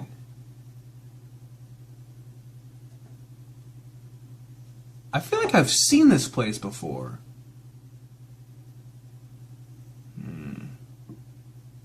It's pretty flashy and loud here. A lot of stuff going on, even though it doesn't seem like there's too many people around. Welcome to Critical Strike. Oh, hey, it's Chester. Oh, Thomas, what brings you here? Hey, Chester, I heard about this place not too long ago, and I've been meaning to... I've never been here before. Seems pretty cool. What are you doing here? I work here. I had an early shift today, so I could be done in time to go to practice. But I saw you sent a message said that Coach canceled it. Yeah, I don't know what he's feeling all that well. Well, that sucks, but I don't mind taking a day off. I can make some extra cash by staying a bit later. That's cool. What's going on here? Well, as you see, we have all sorts of arcade machines people can play on. We also have karaoke, pool tables, card tournaments, and tabletop gaming stuff. I know this place! Kansas City has a good number of these places. Especially one, like, actual arcade bar. It's pretty fucking cool. There's tons of things you can do here. Yeah, that sounds pretty neat. It's great. Like, check this out. There's a new machine we got recently. It's a shooting game. You can use all the guns in the machine to take out the enemies coming at you. You can gather up power-ups and other cool things to make you stronger, but you gotta make sure you don't get hit too many times or else it's game over. You just explained the concept of a fucking shooter. I get it. Yeah, I'll just give it a shot. Normally, you'd have to pay to play, but since I work, you have a MasterCard list of free games. So it's okay that I play? Yeah, that's kind of how we get people to come back and spend money. Fucking... I went to a place, I went to a place, it's like Alienware, and not Alienware, it's this place in Kansas City where we went and they let us play a certain amount for free, and they, like, would give us, like, drink, like, they were real nice. And I bought a t-shirt so I could advertise it on all the above, and then I never went back. Just pulled out a card of his pocket and shoved it in the card slot in front of the machine. There we go. Now let's play for a bit, and there are a couple of credits on this game, so you can play for now. I have some work to be done. I'll check in when I can. All right then. If you don't, if I don't see you when I finish here, I'll just wander around and look at things. Go for it. If you need me, ask another person that works here, and they can tell you where I'm at. All right, thanks, Chester. I'll give this game a shot and see what's up with it. It shouldn't be too hard, just aim the gun and fire at the bad things, right? You started playing the game, it proved much more challenging than you expected. Tick. This wouldn't be so hard if I wasn't playing alone. It would be fun if someone was playing with me. 10 minutes passed, and you blew through all the credits that Chester had left you with. And that stuff went quick. I wonder how much it is for more credits. I'll check out the front counter and see what they have posted. Nobody's up at the front counter right now, it seems. So they do have prices up front. Looks like each credit is a quarter, so I guess it's not too bad. Each time I'm playing 2 credits a play. Now that I know the prices, I can plan for the future and maybe come back when I have some money. Looks like I win tickets and prizes here too. Well, that's nice. Let's see what the prize shop has to offer. You took a look at the small room located near the front of the counter, and the full items, tickets, numbers posted in front of them. Mostly pieces of plastic with no real value, though there are some neat things in there, but it seems like it costs a lot of tickets. That's how fucking arcades work, man. There's some cute little plush things, game systems, and even trading cards. I think I'll try to get my hands in tears and sometimes see what I can get. I don't really feel like spending any money today, though, so I think I'll hold off a bit longer. I just want to look around. You went back wandering around the arcade, examining all the different machines. Most of the prize machines seemed rigged to you, so you never try them. As you look around, you found Chester with a broom and dustpan in hand. Oh, there you are. Hey, thank you, Thomas. What'd you think of the game? It's fun, but I think it would have been better if someone else was playing. Yeah, it's more of a multiplayer game. Oh, by the way, here. Chester handed you a plastic card similar to the one he had used earlier. There's a membership card. I set one up for you. Whenever you decide to come here and buy and play, show them this card and you'll get more credits for what you paid for. Get you discounts on a lot of services and stuff around here, too. Oh, thanks, Chester. No problem. That just means you have to come back now. Don't worry, I'll come back. I'm heading home now, though. I really just wanted to look around for today. Alrighty, well, be sure to come back soon. Will do. I'll see you around, Chester. Well, that's cool. Critical strike. Interesting. I haven't heard from the coach since this morning. I sent him a few other texts throughout the day, and he hasn't replied to any of them. He's ignored my call earlier. I wish he'd at least send me a message to say something. This feeling I have right now, I hate it. I'm worried about him, and I'm feeling bothered that Diana is back. I can't say I've ever felt like this before. I'm going to send him one more message, and that'll be it for today. Hey, Harold, I haven't heard from you today. I hope you're doing all right. Let me know, please. I'm kind of worried. That's all I can do now. I can't even drive. I can't even have the drive to do anything else other than lay in my bed and wait. Oh, that's him. I'm alive, don't worry. I'm just having a rough time right now. This text isn't like any of the other texts you said before. Diana's texting! You sure your texting's kind of off? Yeah, I'm okay. I'll see you tomorrow, okay? Alright then, I look forward to seeing you tomorrow. Thanks, Thomas. Thanks. For what, I wonder? At least he replied to me, but I'm still a little concerned. I guess I'll have to wait till class tomorrow. Hopefully he'll be back to normal by then. Did you write your haiku? You need to write your fucking shit! I don't fuck around with school assignments, bro! Another restless night. I'm going to hurry up and get to class so I can see Coach. That should ease my mind a bit. No time to laze about. He's not in right now. His lights are off again. He must be getting coffee or something. I am a little early. I guess he'll be here shortly. Took a seat on a bench outside the classroom while he waited. Students began congregating around the door, but when it was time for class to start, Coach still hadn't shown up. Oh, God. At that point, people began walking away. What the fuck are you guys wearing? It's the same thing that happened last week. Yeah, we had no practice. I don't know what the fuck voice to do for Spencer. He seems like he'd have a sharp voice, sort of, but... Yeah. No. We had no practice yesterday, and we have no class today. What's going on, Thomas? I don't know. What should I know? Well, you're the one that have relayed message yesterday. Why would you tell everyone not to just do it himself? Besides, I know something's going on between the two. Good Lord, will you just back the fuck off? Lay off him, Darius. I'm sure he had reasons for having Thomas do it. Well, he knows why Coach isn't here. What makes you so sure of that? Oh, come, Spence. Don't act dumb. You know as well as I do that he knows something. His wife came back to town. What? Coach is married? He's divorced, Darius. How would you know? You'd be surprised how much I know. But Thomas, you said she's back in town? Yeah, it really seems to have affected him. For him to have missed practice in class again, it really must have thrown him for a loop. Coach has an ex-wife. I never pegged him to be a straight man. Shut up, Darius. Are you gonna check on him, Thomas? I have to wait until class is over today. He's most likely asleep right now. I can give you right after class then. And if his ex is back in town, that means she could be there too. Darius. Oh, he's right, Spencer. She's there right now. Oh, is that so? Then would you rather not go over there? I'm worried about him. I'd still like to check up on him. Then it's settled. I'll take you there after our math class. I can go too. I want to see what his wife looks like. No, Darius, you're not going. You need to stay out of it. Why are you getting involved? I'm not. I'm just going to give him right over there so he doesn't have to walk or take the bus. Once I drop him off, I'll be leaving. Whatever you say. Come on, let's head to our math room so we can get our last week assignment while we wait for class to start. I'll help keep your mind busy. Sure, that sounds like a good idea. You might as well come along too, Darius. Like I wasn't going to anyway. Time dragged on, but eventually you were finished up with your math class and it was ready to leave with Spencer. Ready to get going, Thomas? All these voices that are going down here, like I got so many other voices that can go in so many other directions, but all of them are going down here. Time to go. Darius, you're not going. I'm just dropping him off, then I'm leaving. Don't you have anything better to be doing? Nope. Come on, if you're just dropping him off and leaving, that means I can't stick around if I'm riding with you, right?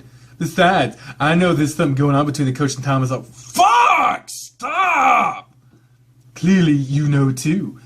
Jeez, Darius, you're really the worst when it comes to stuff like this. It's fine, Spencer. Is it really that obvious to both of you? Wait, you're kidding, right? I was helping push you two together. It might not be obvious to everyone, Thomas, but I caught on pretty quick. I've been watching you two interact with each other, and it's a little personal at times. But that doesn't matter. Let's get you over there to his place so you can check on him. Alright, let's go. I guess you're coming along too, Darius. Sweet. But I swear, I'll drop you off somewhere and leave you if you step out of line. Yeah, I got it. This is the place. Damn, Coach has a nice place. Yeah, it's a really nice house. Well, text me later and let me know what the coach is doing, alright? And send me a picture of his wife. I still want to know what she looks like. I wonder if the kind of woman she's into. Darius. Thanks, Spence, for bringing me. I'll be sure to let you know how things are. You approach the front door and test that knob before knocking. It's locked. The annex car is gone, but Coach is here. Coaches is here. I wonder if they're out right now? You rang the doorbell and waited a couple minutes for an answer, but no, never came. Oh, man, I don't even know if he's home now. Spencer drove off already, so if he doesn't answer, I guess I'll just come back later. Unless... Coach said the side gate was already unlocked. I can check the back door. Yeah, let's hope the back door is unlocked, too. Huh, good it is. Before walking into the house, you poked your head through the door. Harold, are you home? Coach Grifter? You could hear the TV from the living room as you walked in. Harold? The TV was on, but there wasn't anyone around. I wonder if he's in his room. I'll check, but if he isn't there, I'll leave. You crept to his room and pushed the door open. You sighed heavily when you saw him laying on his bed. He was curled up to his side, hugging a pillow while snoring loudly. He was wearing nothing more than a muscle shirt and underwear at this point. He's out cold. Should I wake him up? Pursue the plot. You gotta pursue the plot. That's the point. Wake him up. Pursue the plot. Fucking fuck. Oh, God. I really should make sure he's okay now. You approached the bed and sat down beside him. Harold? He didn't seem to respond to your voice, so you put his hand on your shoulder and shook him gently. Hey, wake up. Grr, Thomas, what are you doing here? Bear sat up, rubbing his bleary, bloodshot eyes. I was worried about you. Didn't show up at school this morning, and after yesterday's text, I was concerned. How'd you get in my house? I always find a way. You always leave a way for me to get in your house. The back door was unlocked. Anyone can break in here. I'd never know. Are you all right? Your eyes are all red. And the fur around him looks matted. Has he been crying? I'm all right. Oh, wow. Even on the picture, his eyes look a little red. Damn. When he spoke that time, you noticed something foul about his breath. Looking at the nightstand, you saw an empty bottle laying at his... Oh, he's been drinking! Beside that, you saw... Oh, no, pills! Oh, Lord, I had a guy come into my hotel the other day, took a fistful of pills, and he was fucked. We had to get him take him to the hospital. Shit. Have you been drinking? Whoa, yes, that. Your breath and the empty bottle at your nightstand, your eyes are so red. Are you sure you're all right? looked over the pill bottle beside his bed, and he looked back over you before putting his face in his paws. I drank an entire bottle after I left. I just wanted to go to sleep. It worked eventually. Harold, you drinking after you took your pills? He sighed. His eyes were drawn back to you, and he gave you a weak smile. I thought about that, you know. I knew it would happen if I mixed them, so I didn't. Oh, thank God. For the record, if you drink alcohol after taking pills, especially an inordinate amount of pills, that's a very common way to get incredibly sick and kill yourself. So, for those who don't understand that, there's a link to, in every video I put a link to the suicide prevention hotline in the description, just in case anyone needs it. I haven't taken any of the pills in a few days, honestly. I haven't felt like I needed them. Now, though. Now, with what's happened in the last couple of days since Diana showed up? Go in the living room while I recompose myself and clean up a little. I won't be long. I'll just watch TV. You sat alone for around 15 minutes before he joined you again in the living room. He sat on the couch beside you, leaned over with his elbows on his knees, wringing his hands together. So, you want me to tell you how things have been? If you need to, Harold, you can tell me. I'll listen. Well, since you showed up so suddenly, I just haven't felt right. My head's been cloudy, my chest hurts, my stomach is in knots. I always thought I wanted to show back up and be in my life, but now that she has, she's changed since we separated. How so? There's something about her that just isn't the same. She's not the same girl I fell in love with. It didn't feel right. Nothing about the time I spent with her here felt right. That night after I dropped you off and came back, she was in my room. She was sitting on the foot of the bed waiting for me to get back. Hey, you're back now. Welcome home. Di, what are you doing here? I told you I was here. I just needed a place to stay for a day or two until I check back into my hotel. Couldn't you have called or something? I did, and you didn't answer. I even tried your cell, but it was disconnected, so I suppose you got a new one. That's right, I got a new one a while back. So I tried. I didn't figure it would be an issue just stopping by. Of course you fucking wouldn't, you bitch. It's not a problem, is it? No, it's fine. You're welcome to stay here. It's good to see you. It's good to see you too, Harold. Diana stood up and moved towards him. You're looking really good, too. You put on a bit of weight, I see. I guess so. I eat out more than I should, but I keep up my gym routine at least. You know, I've missed you lately. You have? Mm-hmm. I've been a bit lonely without you. You seen anyone right now? Well, that guy I saw you early? Kinda. Nothing serious?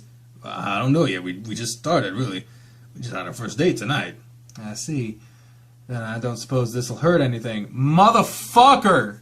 No! You say seeing anyone, that means no. I don't care if it's serious or not. That means no. Asshole! She leaned up and kissed the barrel, stroking his cheek. Caught him by surprise, so he didn't pull back. Instead, he grabbed her waist and pulled her closer to himself. Why'd you leave me like that, Diana? You confused me. I was afraid, and I didn't know how to react. So I just shut you out. You know how much that hurt me. I've been in therapy for depression. I've been trying to cope with so much since then.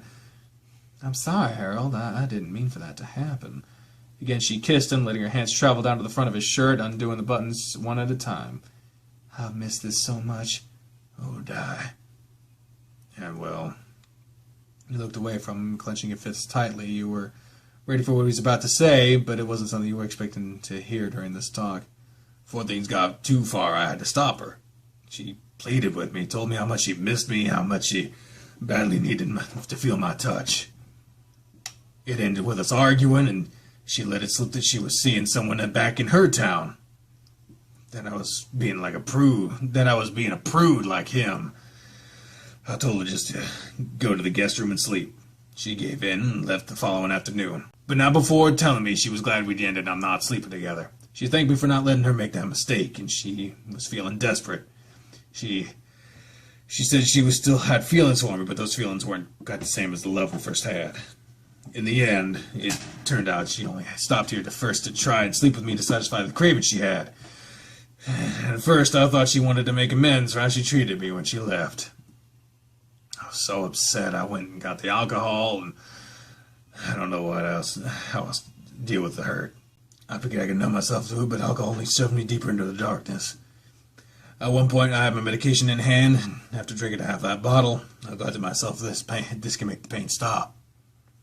Harold, I was about to down a handful of my pills when I got your message. He had been blinking back tears over a while, and his fur around his eyes was wet. I put them back after that. I don't know what might have happened if you hadn't sent me that text, Thomas.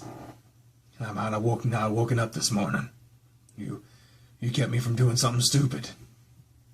By that time, tears were rolling down his cheeks, and you could feel the tears welling up in your eyes also. Just knowing that there was at least one person out there that cared about me was all I needed. You saved me, Thomas. You didn't wait any longer before throwing yourself against him, arms wrapped around his midsection. His arms wrapped around you, and he squeezed you tight with his chin in your head. On your head. In your head! Christ! Thank you for being there for me. Thank you so much, Thomas. As long as you need me, I'll be here for you. Thank you. You could hear him sobbing while he held you, despite how much he tried to stifle it. Listen to me. I'm just a big baby right now, huh? I can't make the tears stop. It's all right. Cry as much as you want. Your face was wet, too, being pressed against him. You were overwhelmed to see your teacher in such a vulnerable mental state. It terrified you to think how much this could have happened if you had not sent that final text message last night. Sometimes that's all it takes, man. Coach Grifter, sobbing, eventually subsided, but he didn't let go of you. Can I ask you something, Thomas? What? I know I asked you the other night if you'd date me, and you said you would. Yeah? And would it be too different if I asked you to be my boyfriend, too? I suppose it wouldn't be. Then you will be? Will you feel that emptiness I've had in my heart for... Okay, man, I know you're an English teacher, but chill. I know I'm not the ideal mate, but you're really someone special to me. Yes! God damn yes! Yeah, Coach. I mean, Harold, I think that'd be great. Even with how messed up I am right now, you'll have me. I'll call you mine, flaws and all. I'm here for you no matter what, all right? He squeezed you even tighter before finally releasing you. More of the fur on his face was matted from his tears, but he was smiling through it all. I'm so happy to hear that. I'm really happy to hear that. He rubbed his eyes with the back of his paws and stood up. Well then, I'm emotionally spent now. I'm sure I look like a wreck, don't I? You just look exhausted. I feel exhausted too. I should take a shower and see if Maria will cook dinner for us. What? No, I couldn't. I mean, I could use a ride home, so... I guess I should offer you a ride back home. It isn't a little early for dinner. By the time you clean, we get all the way over there, it'll be around dinner time. If anything, we could just talk with Maria until it's time to eat. Okay, I'll be back in a bit. Sure. I'll call Maria real quick and see if she minds. Hello? Hey, Maria. Oh, Thomas, where are you? Sorry, I'm at the coach's place. He really needed someone to talk to. Oh, the poor man. How is he? He's fine now. I was just wondering if you could cook dinner tonight. If it would be okay if I invite him over. Certainly. I'll be sure to have a good meal. Good thing this homeless shelter has so much food to go around. It's a little early now, but I can have dinner ready around 6 if that'd be all right. That'd be perfect, Maria. Thank you. You're very welcome. I suppose I'll see you two in a little bit? Yeah, we'll be there in a bit. All right, then. Be careful on your way home. Will do. Thanks, Maria. That's taken care of. Now I just have to wait for Harold. I feel so drained right now. I think I'll nap for a while I wait for him. You kicked off your shoes and made yourself comfortable on the couch. It didn't take long for you to fall asleep. Thomas, wake up. Here we go. Oh, I dozed off. Yeah, you've been out for a couple hours. Did you want to talk to Maria before you passed out? Yeah, I did. She's making dinner. Oh, we should head over there. It'll be ready around 6. Well, it's about an hour till 6. Not a bad idea to head over there now. All right, let's head off. Maria, we're here. Welcome home. I was beginning to worry. Thomas passed out on my couch while I was getting ready. I let him sleep a while, so it's my fault. We're late. Oh, don't worry about it. It's fine. Dinner still has about 30 minutes until it's ready. I hope lasagna's okay with you two. Sounds great, Maria. Thank you for having me over. My pleasure. It's been so nice having you over so soon. You two go ahead and have a seat. Let me get you a drink. Water? Oh, shit. Water, iced tea, soda? I'll have tea, thanks. And I'll just have water. Alright, I'll be back. Does she know anything about today? Does she know anything about today? I didn't tell her anything about today, no. What does she know? Just about her date and who showed up at the end. Ah, I see. Well, I'd like to avoid that last topic if at all possible. Don't worry, knowing Maria, she won't bring that part up at all. Okay, if you don't think she will, I'll try not to think about it. He took a seat at the table with you beside him, and Maria returned a few minutes later with the drinks. So, Coach Grifter, I take it you had a good time out the other night? Thomas seemed really to enjoy it. Oh, hell yes, ma'am. Had a good time myself. Wonderful. I'm so glad to hear that. I'm happy to see Thomas going out with friends for a change. All he was doing was going to school or practice. It's a great change of pace for him. I understand how it is. It's really all I've had time for lately, other than that signing event I did. Oh, it was a lot of fun to go out to get someone else, though. Yes, it was. I'm really thankful you took me out. It's the least I could do since you helped me so much with my yard. It was really a wreck. You got that right. You should have seen the way overgrown it was, Maria. We had to put some work into it to make it look nice again. It was worth it in the end, right? You have free access to a pool whenever you like. That's right. You're welcome to join it whenever it decides to take advantage of it, Maria. I'll keep that in mind. It's been a little while since I went swimming. The weather is heating up soon, too, so it might sound like a fantastic idea. You're both welcome at any time. Thank you for the offer. I think we'll just turn it into a barbecue. That's what I thought, too. We could have the whole team there. That'd be fun. I could meet everyone else, finally. So, how does that sound for the future, Coach? That sounds like a great idea. We'll have to plan for that. Maria sat down and chatted a little while you both waited for it to disappear into the kitchen again. By the time she returned, she had a pan of lasagna with her. I hope you boys are ready to eat. The smell alone was making me drool, and now that I see it, I can really feel my mouth watering. Well, help yourself. There's more than enough, so eat as much as you can. Gladly! Ha ha! Oh, I can already feel the cancer in my throat building up. Maria joined you and Coach Grifter at the table, and dinner began with the beer piling the beer. Fuck. I'm just like recording this like 1 or 2 episodes right now. I got off of work. I gotta get into it. Okay, bear piling lasagna onto his plate. You got enough there to feed me at least twice, Coach. I'm a hungry guy, what can I say? I haven't had anything to eat since yesterday. That's not good. You need to make sure you're eating properly. Yeah, I know. I haven't felt well. I see. That's understandable then, but do remember to eat something at least. You've got students who depend on you. I suppose you're right. I'll be sure to send you home with leftovers if we have any. That way, I'm sure you're bound to eat. You know what it is? It's the white text on the white background. It's making it really fucking hard to read.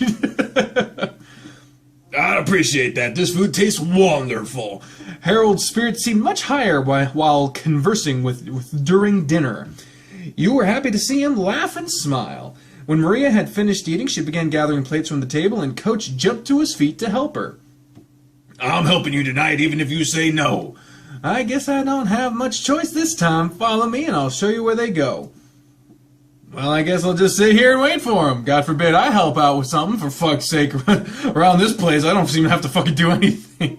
Well, I did have to, like, take an entire day to do shit in the yard, so I guess that... It didn't take them long to rejoin you, and Coach had a bowl of leftovers lasagna with him. See why it's no big deal? I just rinsed them off and put them in the dishwasher. Next time I can handle it all then, and then you can sit and relax. If it's no big deal. I'll consider it. Thank you for dinner again, though, but I really must head off. I'm feeling so exhausted today. Well, I'm glad you came by. You take care and have a safe ride home. Thanks, I'll be safe. I'll see you out, Coach. We're going outside to get some sound effects in this bitch. I needed that, Thomas. Thank you for having me over. No, you're welcome. I hope it helped you feel better. It did. I feel a lot better. Maria's really great, and I enjoyed having dinner with you again. Thank you for being there when I needed someone the most. I'm glad it could be. He enveloped you in a warm embrace, pulling your head against his shoulder. So you're really okay with being in a real relationship with me? I think so. I never thought I'd be with someone so much older than I am. Come on, I'm not that much older than you. I'm only 21. Okay, maybe 12 years is a little more than I thought. So he's 33. Did I do that math right? I think so. But that's okay. I'm happy, and I hope that I can keep you happy too. I don't think that'll be a problem. Aw. He let you go and stepped back, looking you over. So, is that okay if I give you a kiss goodnight? Ooh, they're gonna kiss! Your face instantly lit up, and you glanced around nervously. Yeah, okay. He put his hand to your chin and raised your eyes to look at his. And given the fact that he's fucking tall, just... Oh shit, I'm losing my headphones. Are you sure? Are you? Your question was answered when he pulled your lips up to his in a soft, quick kiss. Oh my gosh, yay! Yeah, I'm sure. Me too. I'm heading home now. I'll let you know when I get there, okay? Yeah, be careful. Well, of course. Oh, it's so cute! Oh my god! He waved to you, and as he backed out of the driveway and drove away, you stood there for a minute more, somewhat in a daze, before finally heading back inside. As you expected, you saw Maria's ears vanish from the door window as you approached it. She was back at the table with her back to you, pretending like she didn't hear you come in. I'm back inside, Maria. Oh, I guess he's gone now? Like you don't know that he drove off already. I don't know what you're talking about, but you should go wind down for the night. She poked your nose with a grin and walked off towards the kitchen. All the cats I know think they're so sly, but I know better. You can't pull the sheep over this wool. I don't know what I was about to say, and it wasn't going to be funny anyway. Burping, stop! Man, what a day!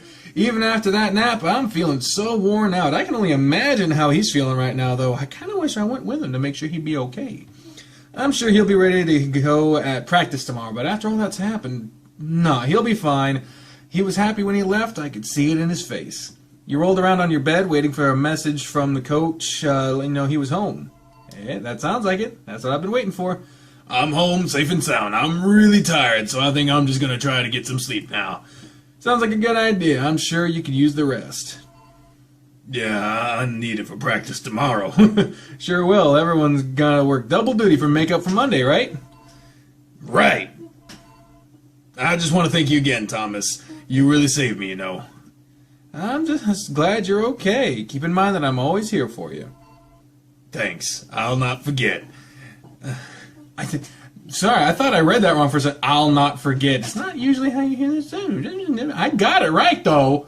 I usually don't get things right, but I got this one, motherfucker. I'll see you at practice tomorrow. Sweet dreams tonight. Sweet dreams, Harold. Knowing that he's home and okay makes me feel a lot better. I'll sleep great tonight. Finally, because every other fucking day you wake up and be like, oh, I didn't sleep at all. Ugh.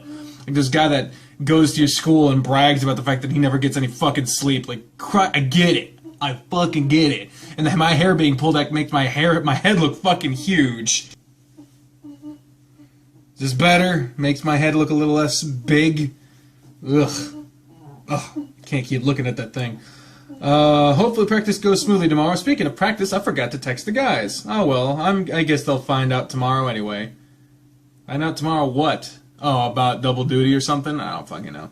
It's almost time for me to head to practice. I hope Coach is feeling better today. He's gone through a lot emotionally these past few days. I don't have to explain myself to Spencer and Darius. Ah, yes. You were supposed to tell them how things went since I didn't talk to either of them last night.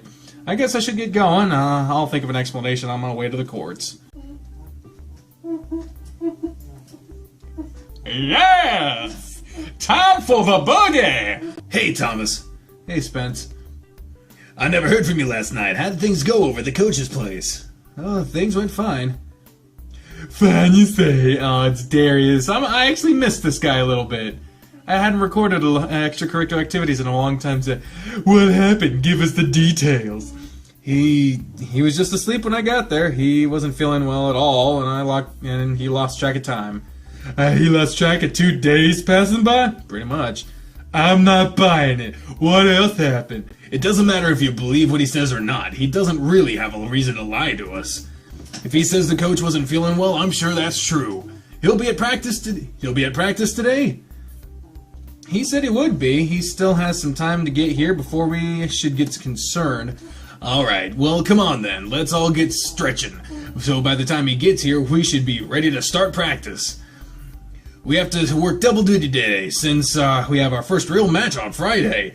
We should have to be ready for that. But I want to know what else happened at the coach's place. Nothing else happened, Darius. Coach was asleep when I got there, and he was alone. I woke him up, we talked, and then I went home. How'd you get home? How else? He drove me home, and so I don't have to walk back. Did he stay there with you? Darius, just drop it already. Nothing else happened. Let's go, Thomas. We're gonna have more questions. Oh, Jesus. I was starting to get a little annoyed with him, but then they're okay. That was okay. Wait a minute. Those in Chester arrived at the same time to join with you and the other two, so you all stood around in a circle chatting while getting ready to begin practice for the day. Great to see everyone's here and ready to get started.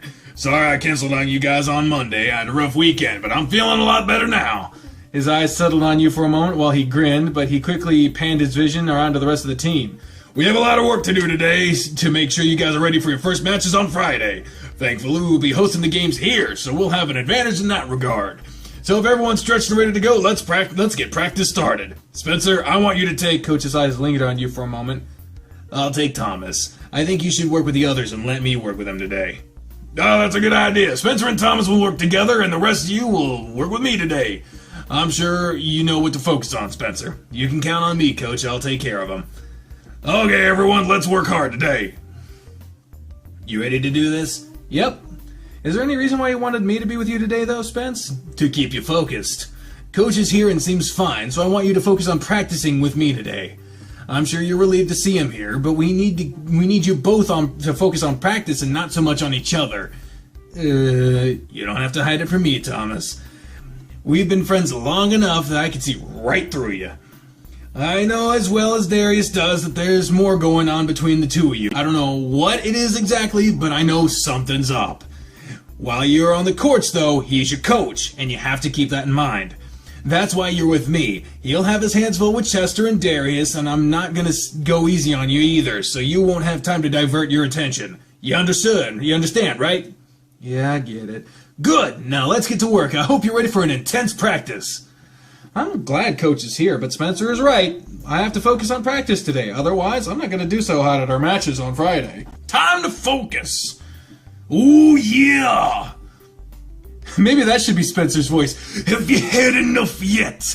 Not yet. I still have some energy left. Let's take a short break, get some water, and see how the others are doing then.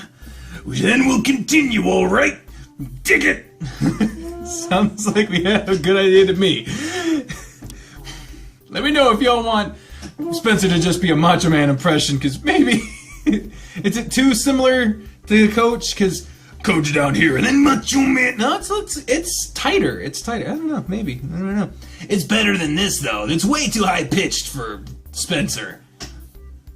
You followed Spencer off the court to get some water and took a seat to watch the others go through a doubles match.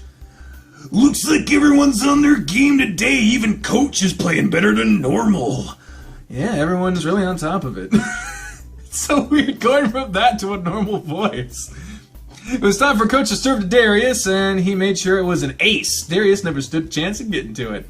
Nice serve, Coach! He gave you a sheepish grin and swapped sides to serve to Chester next. That was a fun sentence. Sorry it was so quick to go. The serve yielded the same results as the last. I think he's just showing off now. They don't stand a chance against a serve like that. That might even give me a little trouble. Maybe he should dial it back a little then. Nah, let him have his fun. It's just 4 points. Besides, Darius and Chester might surprise us. Sure enough, Darius managed to hit the next one back over the net, but it was met by Dozer's racket slamming it right back at him since it was moving so slowly. Nice try, Darius. Use his own power against him on his serve, Chester.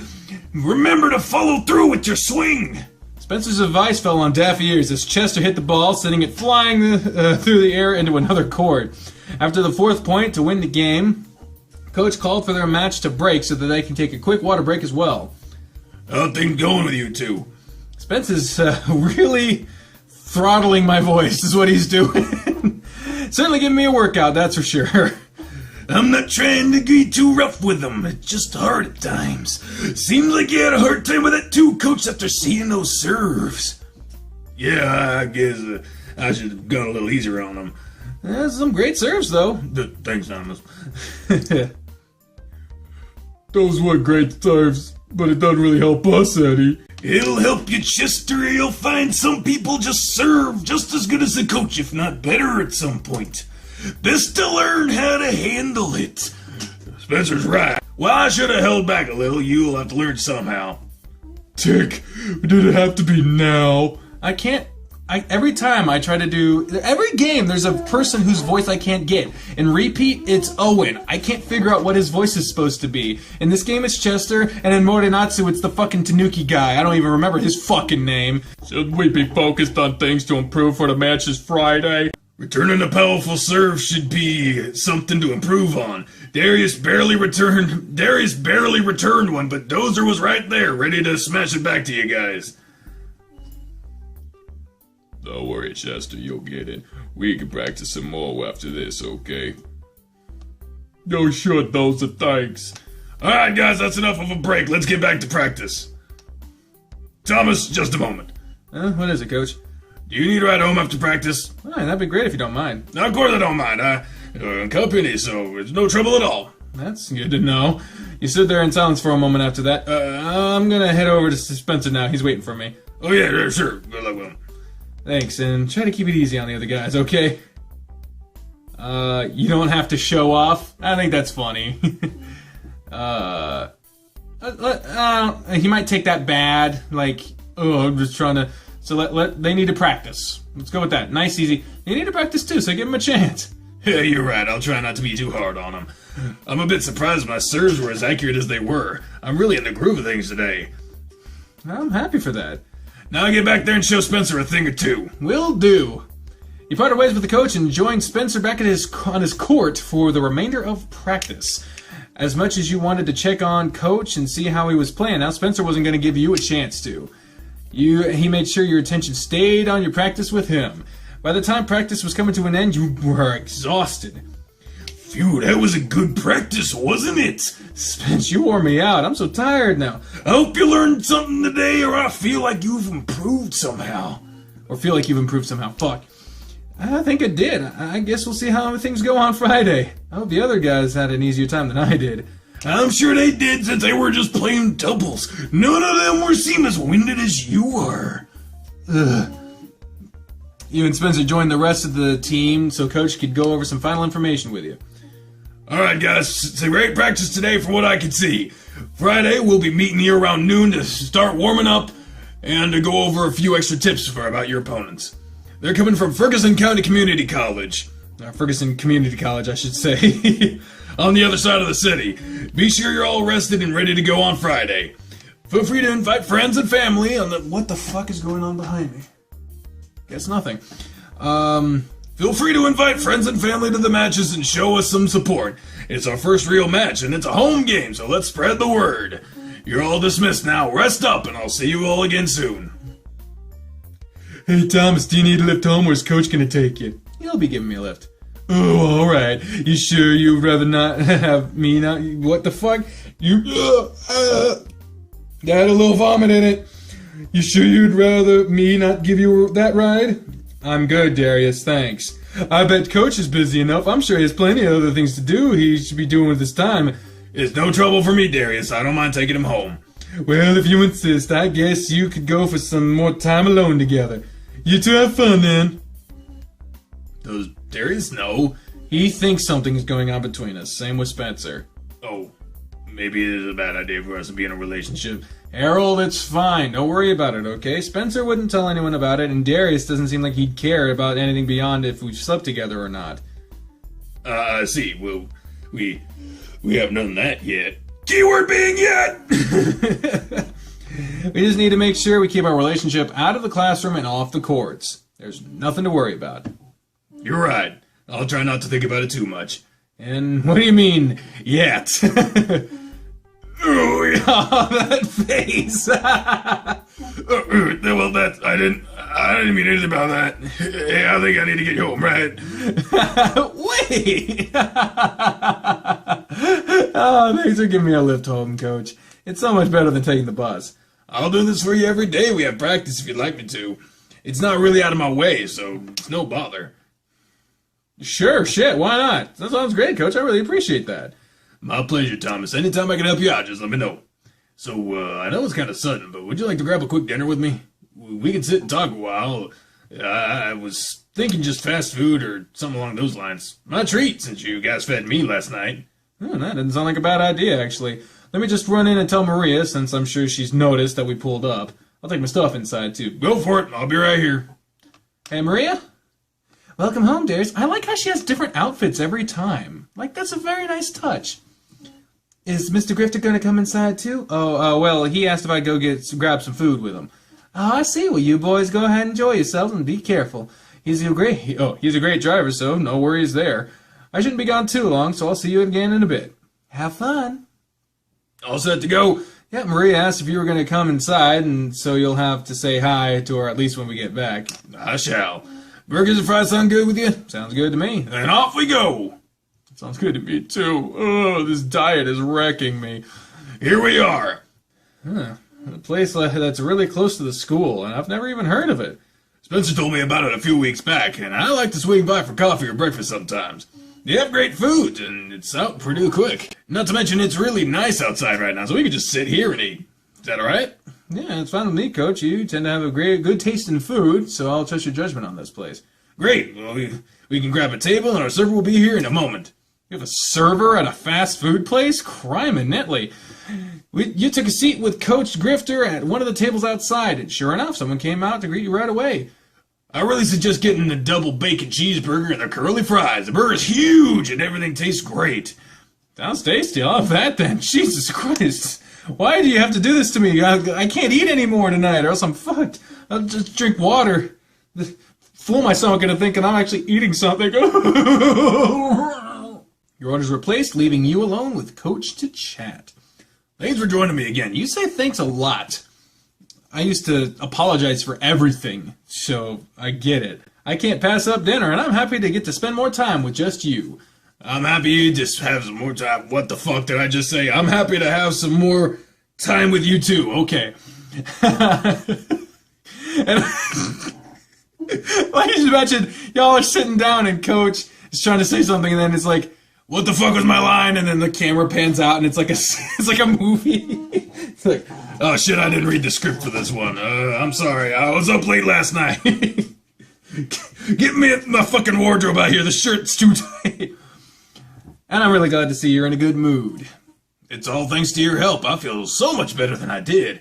After I got home last night, I had some time to myself to really just think about things. And I think I can start healing now. What do you mean?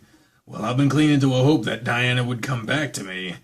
I realized she's never going to come back. And she's changed too much already with how she acted while she was here. I don't want to be with her again. Of course, I still love her, and that'll be there for who knows how long. But despite that, I don't want to be with her anymore. I can't, not with how she treated me. It's time to focus on making myself happy again. That's great to hear. I'm so glad that you've got such a positive outlook on it right now. It's still going to be rough, but with you around, I think I'll manage just fine. I'll be around whenever you need me then, Coach. Thanks, Thomas. That really makes me happy to hear. And while we're on this subject, can I have the pleasure of doing something nice for you this weekend? You have something in mind? I do, and if you're down to spend a little more time, if you're down with the sickness, you know what I'm saying, Thomas? What is this? Title belt? You can't even see it. I was doing this around my waist. That means title belt in wrestling. Anyway, if you're down to be spending a little more time with me, how can I say no? I'm down for whatever you have in mind. Great, then Saturday I'll have something planned for us. Already looking forward to it, Coach. The bear grinned broadly and propped his chin on his paw while looking at you. Thinking man. So I guess I'll take this time to ask a little more about yourself. To be honest, beyond the courts and class, I don't know much about you other than your personality. I'm your teacher, and I don't even know what you're in school for. I guess that's something pretty important, huh? Well, I'm currently undecided, using the first couple of years to get through the basic courses while I try to decide what I want to do. I see. It's tough trying to decide on what you really want to do. Choose something you enjoy, though, and you'll be set for life. I didn't decide what I wanted to really do, until I was nearly done with college, so you'll have plenty of time. You have any idea, do you have anything that you really enjoy doing? I was in management before I lost my job, and I really enjoyed what I was doing there. One field I'm considering is actually business management. Well, that's a fun and sexy topic. Business management, huh? You can do that. You're smart enough, and you do a good job of handling the team at times. It's certainly a profitable field to go into. A lot of businesses need management, I guess. It's right up there with building the buildings. I've done a little research on it, and it really does look like I could make a decent living off it. You can! And there are plenty of opportunities for you near here. Once you really decide on what you want to do, I'll do what I can to help you. There are plenty of programs Cresthaven offers to help get students into the workforce once they graduate. Really? That'd be great. Just work hard, keep your grades up, and you'll have no trouble at all with it. Thanks a lot, Coach. Speaking of the workforce, I dropped off your application today with the manager at the supply store since I wasn't around on Monday. You should expect a call from him in a day or two. Awesome! I really appreciate you doing that for me. I could really use a little extra cash, and I'm sure it'll look good on a resume. It will look great for you. The job isn't really that bad either. I've worked there a couple of different times. You did? Yep, I've done some volunteer time there, and it normally doesn't get too busy there in this time of year. It usually picks up around the start of the semester or as finals approach. Yeah, people picking up the books and such, and like parents coming in and be like, oh, you gotta have like 17 hoodies with the logo of the school on it. It's like, bitch, it's fucking Atlanta, Georgia. What do I need hoodies for? What the fuck is wrong with you? Get out of my life, Mom. Oh, that's so sad. Oh, college students do that, though. Don't be mean to your moms. Seriously. Like, fuck the game right now. Listen, I'm kidding. You'll probably do nothing other than keep the store tidy and sell people something every now and then. Sounds easy enough. It'll be a good transition back into a job. Now there are a few things I can look forward to. Good, I'll be able to stop by and see you whenever I don't have classes too. Yeah, I suppose you're right about that. Oh boy, and look, here's our food! Oh boy, indeed. Your server returned with your orders, and you and Coach Grifter wasted no time digging in. See, these burgers are great, aren't they? They really are. I'll have to come by here more often since it's so close to the school. Let me know when you do, and I'll join you. I really like this place. Of course. Hey, since I had to talk about myself for a moment, why don't you tell me a little bit more about yourself? What are some of the things you like to do in your free time? I'm not that interested, to be honest. And ladies and gentlemen, introducing Bree, who tried her best to be quiet and sneak out here. If I hadn't been in full vision of the door, I would not have noticed she was there. Hello, Bree. I heard burgers and I'm hungry. I know. Let's make some fucking eggs. You want some eggs? I'd love some eggs. Okay. I like to ride, as I'm sure you can tell. You've been to my house, so you can see there's not much of those there. But there is one thing I really do enjoy. Not even Diana cared too much for this interest. Oh, what's that? I really enjoy going to the theater. What? Diana didn't even like seeing movies? Not a movie theater. Things like plays, operas, and musicals. I really enjoy going to things like that. I like to dress up nice and go out to the theaters over in the busier parts of the city now and then. Well, my eggs! Still in the fucking fridge, you impatient ass. I went to a lot of them alone, though, since Di thought they were boring. It's not for everyone. Going alone is no fun, though. I've never been to anything like that except for school ones. You're missing out, then. Some of the great ones pass through here. You should take me to see one sometime, then. Really? You go with me? Sure. Seems like it could be a lot of fun. I'd love that. Shit. No. I don't really have anything fancy that I can wear to them. You don't have to dress up in a suit or anything like that. Even just a button-up shirt and some nice pants is acceptable. I'll tell you what. I'll see if anything as good is playing anytime soon. And if there is something, I'll get us tickets and we can go watch whatever it is. Does that sound good to you? Yeah, I'd not mind giving that a shot. Then I'll see what I can find. I hope something good is coming around then. I've not been in a mood to go see anything in a while, and now I'm kind of excited to get about going. Of course, it won't be this weekend, but it'll be something we can look forward to. Definitely. One of these days, you'll have to pick something out for us to do, though. You will have to do it.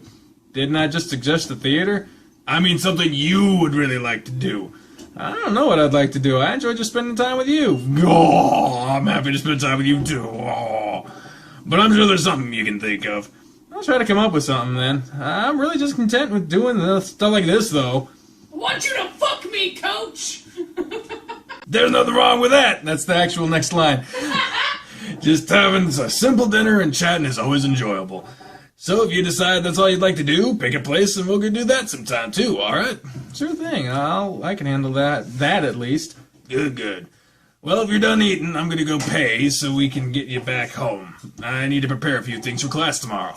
And you have a haiku that has to be turned in, so I'm curious to see what you have come up with. I had it ready on Tuesday, so when it was due on Monday. Good. Okay, he doesn't seem to notice. Good, I can't wait to hear it tomorrow then. Anyway, I'll be right back. Coach Grifter left the table to go take care of the bill, and he rejoined you shortly after. Alright, let's get you back home. Alright. Maria, I'm back, and Coach came in to say hi. Good evening, Maria. I hope your day treated you well. Well, hello again, Mr. Grifter. So nice of you to come in and say hi. It's been a good day for me. I've stayed busy around the shelter. Look, you... Fuck! You look wonderful. Does that coach and for a second? You look wonderful today yourself. Your day has been a good one, I would hope.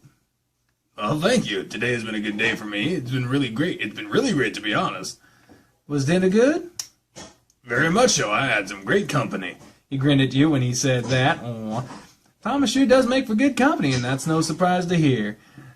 I'm glad you enjoyed yourself, too. I'm sure that means you enjoyed yourself as well. Oh, yeah, I did. It took me to some place near the college campus I've never been to before. Really good food, and such a nice atmosphere, too. Oh, you'll have to show me this place, then. It really does sound nice. Sure, we'll all go together there someday. I'll hold you to that. It's just me or they're getting along. Like, they're getting along. Grumbling in my throat. Getting jelly. I'm so jelly. I have to get going, though. Fucking hell. I have to get going, though. I need to make some plans things out for class tomorrow. Thanks for dinner and the ride home, Coach. Anytime, Thomas. Oh, it's always been a pleasure to have you stop by. Feel free to come by whenever. Thank you, Maria. Care to see me out? Oh, yeah, sure. I'll be back in a minute, Maria. Again, with the seeing people out. How many of these days are going to come by like this? I guess we'll see you in class tomorrow. Of course, I'll be there. Well, you kissed him once. Might as well just go along with it. You didn't wait for him to ask for a kiss this time. Instead, you leaned up and kissed the side of his snout. Snout! Hey, snoot.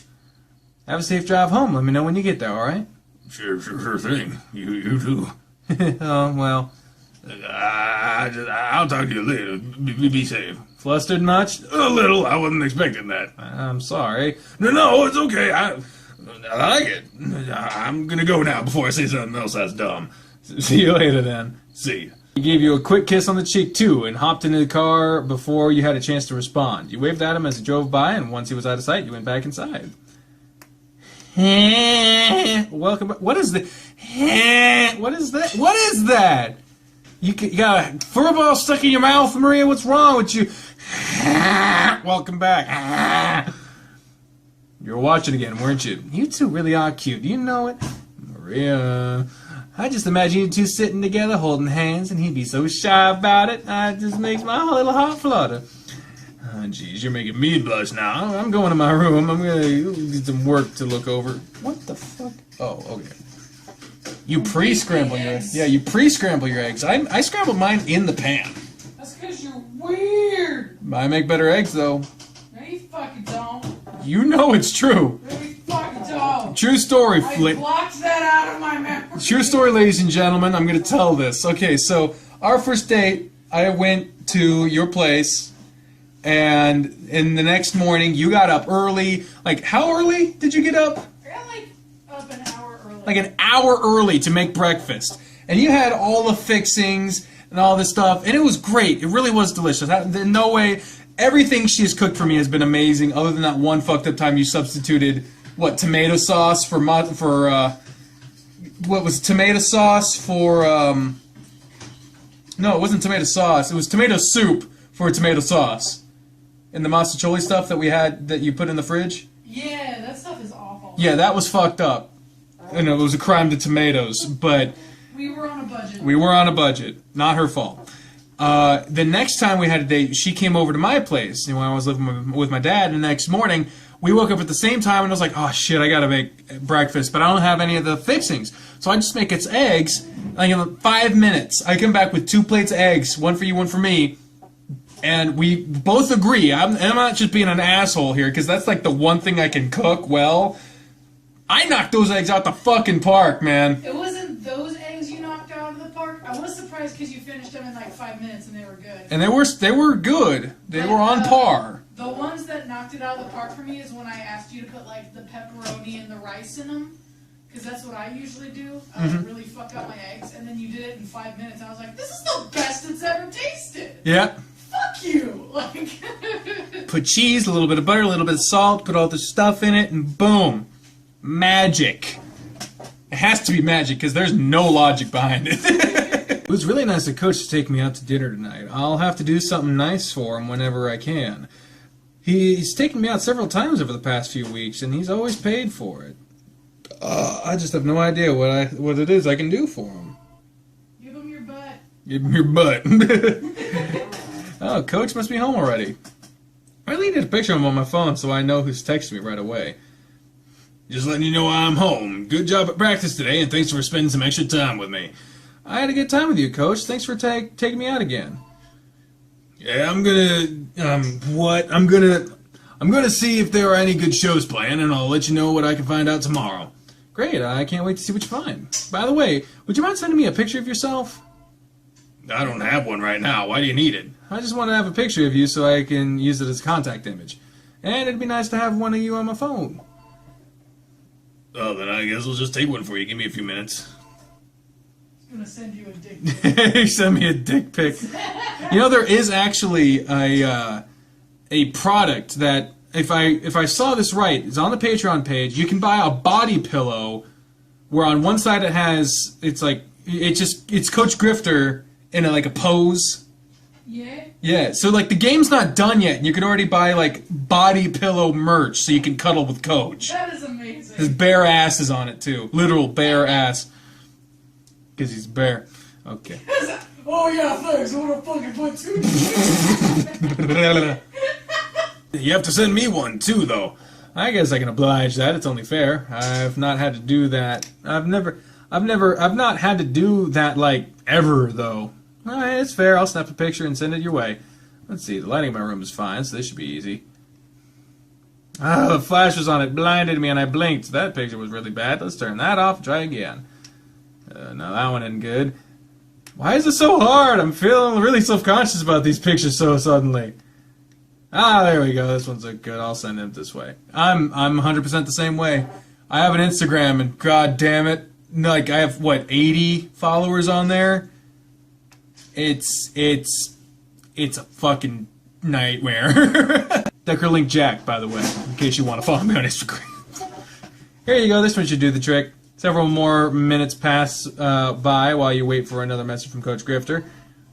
Alright, here's your picture. I feel a little silly doing this, but I hope it's good enough. Is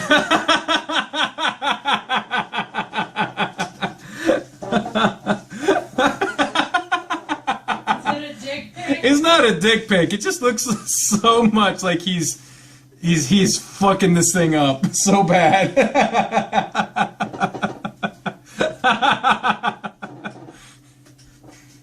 It's so bad. No, I'm coming over. Come on down. With the fucking glasses and shit. At arm's length. Yeah, both arms. You gotta learn how to do that shit with one hand, man. Right? You gotta hold it and use the phone at the same time. You tilt it slightly up to hide that fat girl chin that we all have. Your picture was really cute, by the way. I'm gonna set it as your contact image right now. Your picture looks good too. Thanks for sending it to me. I'm happy that I can see you whenever I want now. Is that so? Well, I'm glad. I thought it looked really bad. But no, it's really cute. Glad to have it. Glad you think so. This will be the last message for the night from me. I have a lot to do now. Sleep well, and I'll see you in class. Smile face. Good night, Coach. Sweet dreams to you. I'll see you then. You rolled onto your bed and stared at the picture the coach had sent you. Aww. It must have been really awkward for him to try and take a selfie. Still, he is really cute. He even added a little smiley face at the end of his last message. I'm so happy you sent this to me. I'll sleep good seeing this picture before I pass out. Thursday, you wake up. Your phone has been on your balls all night. You now have no sperm left. I gotta turn in my haiku to the coach. He's going to make us read them out loud, so I suppose I should look over mine again and make sure it's correct. I'd hate to read it to him and not sound right. Let's see, what did I have written down for verse 1? Oh shit, I actually have to fucking write this thing. Okay, so it's about... I'm going with 575. And the theme is winter and spring. So fading winter is the beginning because spring comes. So I start with fading winter. Nope, that's 4. In spring's arrival, that's 5. Cold to warm with time, that's 5. But I don't know what cold to warm with time means. So I'm going to go with in spring's arrival. Okay, I want to make sure. Remember, in spring's arrival. It passes without a sound. Hidden love appears anew. New leaves for a new beginning. Hidden love appears anew. That's 7. I like that one. In spring's arrival, hidden love appears anew. Okay, that I like that. And the last verse. And it ends with 5. Silence speaks wonders. That's 5. Unknown to the world. That's 5. Forgotten again till later. That's way too fucking many. Let's go with unknown to the world because you're keeping it a secret. So let's fucking go with it. So in spring's arrival. In spring's arrival. Hidden love to the world. Some shit. New love of getting to the new with the fucking sure. Whatever. It's good. It's fine. I just chose the middle options every time. Yeah, I think that's right. Let me just get a fresh copy of it and I'll head off to class. Good morning, Thomas. Good morning, Coach. You seem in a good mood, it seems. I slept great and I feel really good, too. Yeah, let me hear that. I slept good, too. Good. I hope that means you're ready for class today. It'll be mostly people reading haiku. I think I'm ready for it. I went over my haiku before camp come in, so I hope it's good enough. I'm sure it will be. I look forward to hearing it. Go ahead and take a seat, and I'll get started with class in just a moment. He sat down near Darius, and you glanced over at him. On one hand, he made the OK sign, and with the other index finger running through the OK. So, boom, bitch. With a sigh, you shook your head and turned your attention to Coach. All right, everyone, let's get settled. Or started, fuck. I hope you all got my email about made preparations for today's class. I apologize for my absence the other day when your haiku were due. Today's class will consist of you all reading one by one, read what you have prepared. Then you'll turn it in at the end of class. With that out of the way, is there anyone that would like to volunteer to go first? If no one does, I'll just go through people at random. I don't like going first, but I also feel like if you don't go first, then it's like, fuck it. Pursue the plot. Volunteer. I'll go first, Mr. Grifter. That wasn't your voice. I'll go first, Mr. Grifter. Motherfucker. Alright, our first volunteer. You can just stand up and read it, Thomas. Sure thing. In spring's arrival, hidden love appears anew, unknown to the world. Very nice work, Thomas. An excellent use of the standard haiku setup. Thanks, Mr. Grifter. Who wants to follow up on that one? One by one, each student in the classroom had to read their haiku. Even Chester managed to write a haiku that impressed the coach. It only took half of the class period for everyone to go through their haiku, so once everyone was done, Coach Grifter moved on to the finish of the class with something quick. Alright, everyone, good work with a haiku. When class is done, just leave your work on my desk and I'll grade them for my next class. For the rest of class, we are hoping to talk about this. For the rest of class, we're going to talk about the sonnet now. The sonnet is yet another type of poem, typically consisting of 14 lines. Christ, I hope I don't have to fucking write one of those. That's a lot of clicking. A lot of clicking. Sonnet is of Italian origin. The sonnet is of Italian origin and tends to stick to a fairly strict rhyming scheme. The creator of the sonnet was Giacomo de Glettinini. I'm sure that's how it was actually said. We'll be covering some of his sonnets, some of them from Shakespeare, and some from a variety of other sonneteers. Go ahead and open your textbooks to page 72, and we'll go over a little bit while we have some time. The remainder of the class period was spent with him going over some information about the sonnet and reading off a couple of different ones. Alright everyone, that's all I have for you today. Read over the chapter about sonnets, and we'll be discussing next week. Don't forget, leave your haiku on my desk as you're leaving, and I'll post your grades for those in a few days. He waited around for everyone else to exit the classroom, leaving you alone to speak with Coach for a moment. Good work today, Thomas. Your haiku was really nice. Thanks, Coach. Would you mind reading it again? now? Yeah, if you don't mind, before you leave. If you'd like. In spring's arrival, hidden love appears anew, unknown to the world. You stared down at the paper in your hand, and you could feel his eyes staring at you. So, did you write that one for me, or for class? Oh, make it for him! Make it for him! Make it for him! Yay! What? Bitch, I said for you! What the shit? I wrote it for class. I see, you'll get a good score on that one. But I was thinking about you when I wrote it. Okay. It's like, motherfucker, I said. I said you. You don't just get to decide what I did and didn't say, god damn it. Oh, I don't know what to say. It's so nice.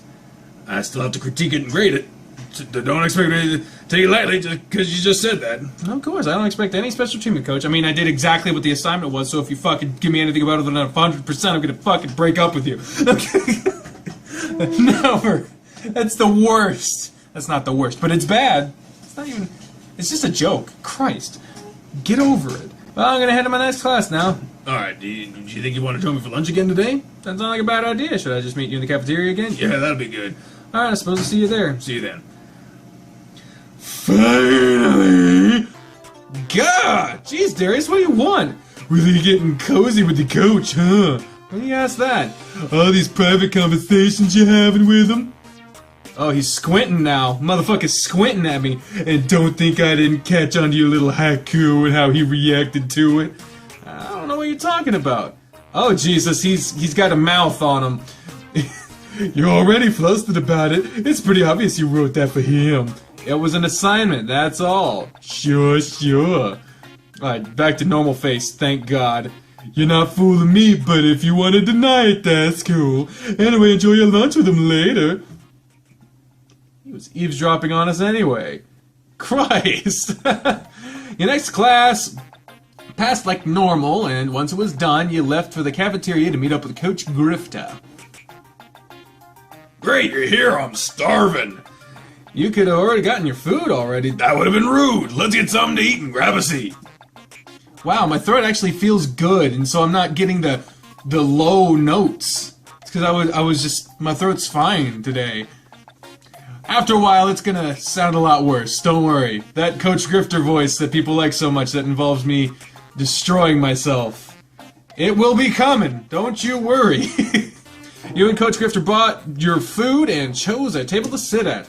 How was your math class today? Boring. We were just doing a review for an upcoming exam. I trust that means you know how to do the work? Yeah, I'm confident I can ace the test. Good, glad to hear it. Math was never a strong point for me. I could do basic calculations, but nothing beyond that, really. Same here, man. I can do algebra because it's like math puzzles. But geometry? I don't know what the fucking sine, cosine, hypotenuse. Hang myself with that hypotenuse. Fuck, I'd rather do that than do a geometry. I'm not too bad with it. I really don't think I'll need to use most of what I learned, though. That's how it goes. You're better off learning from your job. It seems so worthless going through college at times. I understand how you feel, but in the end, you'll be glad you did. It'll benefit you, especially with the field you're considering. Just stick with it. The school will help you find a good job once you graduate. I hope so. Who knows? Maybe you can even get a job at the school. Speaking of that, you should check in with the supply store if you have time today. It would look good on you to do that before they called you. The manager's there, so it wouldn't hurt to check in. That's a good idea. And after lunch, I'll head over there and check on that. Excellent. After that, make sure you head home and get plenty of rest. Don't forget our first official matches are tomorrow. You will be playing a singles match and then a doubles match with Spencer. Tomorrow's gonna be a busy day, huh? Yep, make sure to invite Maria so she can cheer for everyone. I will. She'll enjoy getting to watch her first matches. The matches start at what time again? The matches will begin at 1, and we are meeting at the courts at noon. I have a feeling I'm gonna fucking... I need to know that shit. We'll be taking on a little bit... Oh, shit. We'll be talking a little bit about your opponents, and it'll give you a chance to warm up. Alright, feeling pretty pumped about it. Glad to hear it. You guys all should do great. I expect a lot of victories for our team tomorrow. And of course, Saturday, I have something planned. Kind of a celebration, too. Only it'll just be the two of us. I'm looking forward to whatever you have in mind. Not gonna even tell me what you have in mind still, huh?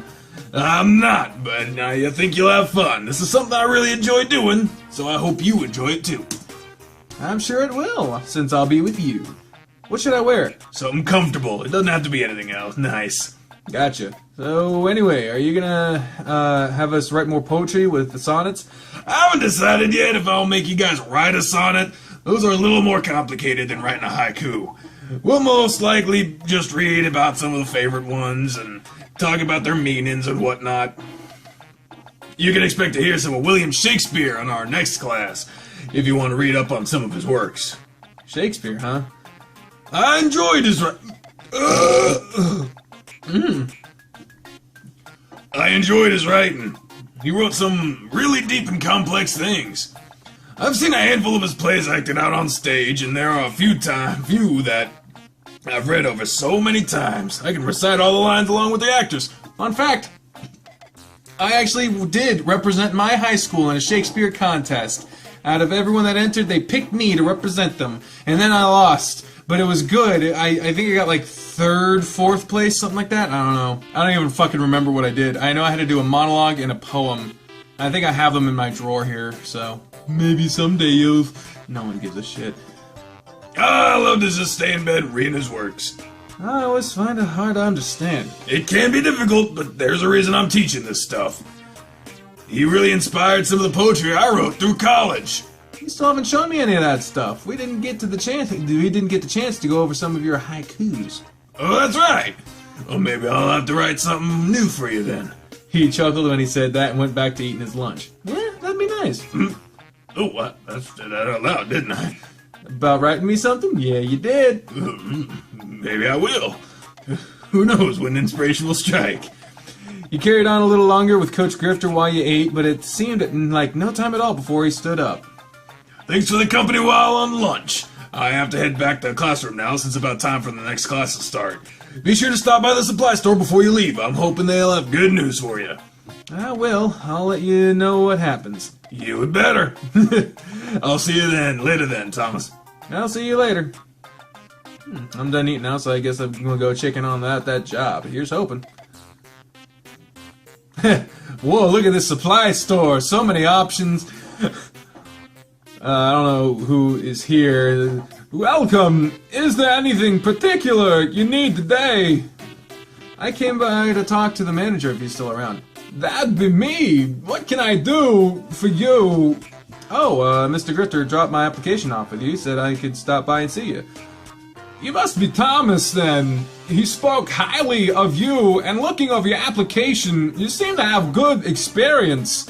If you want the job, it's yours. I'll take Harold's word for you. Really? That's great. I'll definitely want the position. Perfect! Let's see what kind of availability you have then. Write down your schedule, and I'll see where I can work you in for now. I'll try to get you in next week and show you the ropes. That sounds good to me, Mr. Walken. Just call me Ted. Thank you, Mr. Ted. No, just Ted. That's it. Oh, alright, thanks, Ted. You know, it's been so slow. I can show you a few things if you're willing. We're still open for a couple more hours. How's that sound? I really have nothing better to do, so I'm down for that. Great, come with me. I'll show you around the place and let you know what you'll be doing. The next couple of hours you spent shadowing Ted as a... Wow, I can't do that impression and then still read coherently, apparently.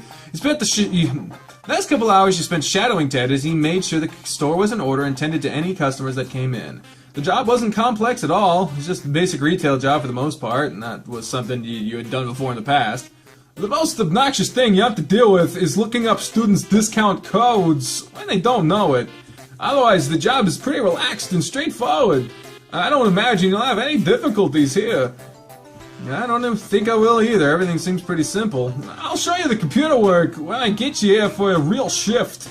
I'll give you a call sometime tomorrow and let you know what your first real shift will be. If I don't answer, just leave a voicemail. Our first tennis matches are tomorrow, so I'll be on the courts most of the day. Got it. Thanks for sticking around. It'll make your first day a bit easier. Thank you for giving me the opportunity. I'll be closing up shop soon, so if you can go ahead and leave. Good luck with your matches tomorrow, and expect a call from me. Thanks a lot, Ted. I'll see you around then. Yep, I'll see you later. I wonder if Coach is still in a class. I should stop by and see him and tell him the good news. Looks like he still has a class in session. I bet it won't last too much longer, so I'll just sit around and wait for him to finish up. I'd rather tell him the good news than thank him in person. He sat outside the coach's classroom until students began to file out of it. You waited till they had all left before entering. Thomas, you're back? Shouldn't you have left for home already? I went to talk to Ted at the supply store. How'd it go? Well, whatever you said about me had an impact, and he hired me on the spot.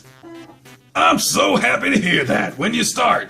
I'll find out tomorrow. He's going to call me. You made sure to tell me at matches tomorrow, right? Yep, and I'll let him know. He's got my whole schedule, so he's going to work me based on that. That's such good news. I'm glad for you. I hope you fucking told him you're busy on Saturday too, goddammit. Don't be skimping out on him now, because that'd be bad. It's because of you, so thanks, Coach. You're welcome. I'm glad I'm able to help you. I suppose you're going to be heading home now. Yeah, I don't have anything else to do today, so I'm just going to head home. Let me take you then. Are you done with classes? I'm not. I have 40 minutes or so to my next class, and then I've got plenty of time to get you home and back in time. Oh shit, I read that completely wrong, but I get what he meant. We just have to go now. I don't want to be a bother, though. I wouldn't have offered. It would have been a bother. Now, come on, let's go. Oh, cool. Thanks for bringing me home, Coach. It definitely beats the alternatives. I told you yesterday, I don't mind bringing you home. You put a paw on your leg and give it a gentle squeeze. As long as I'm able, I'm always going to be there to help you. Thanks, Coach. I appreciate it. Same goes for you, too. You got it? None of that bottling up your emotions or anything. You can always talk to me. I understand. Anyway, I better go so you can get back to class. I'll text you later. That'd make me happy. Yeah, cool. Talk to you then. Yeah, I'll talk to you later. Aw, no kiss this time. Hey, your hair's different, I think. Oh, that's cool. They put so much work into giving all these other characters these different sprites. That's nice. Welcome home, Thomas. You're here a little later than usual. I had to swing by the supply store on campus since Coach turned in an application for me. He suggested I go talk to the manager, and he hired me right there when I did. Oh, that's fantastic news. I'm so happy to hear that. Coach must have really praised me, according to the manager. He wouldn't praise you without good reason. I'm sure he spoke nothing but the truth. I wouldn't expect him to lie for me, so it makes me feel pretty good, knowing that he speaks so highly of me. Of course, he'd speak so highly of someone he holds so dear to him. Ah, so when do you start? Well...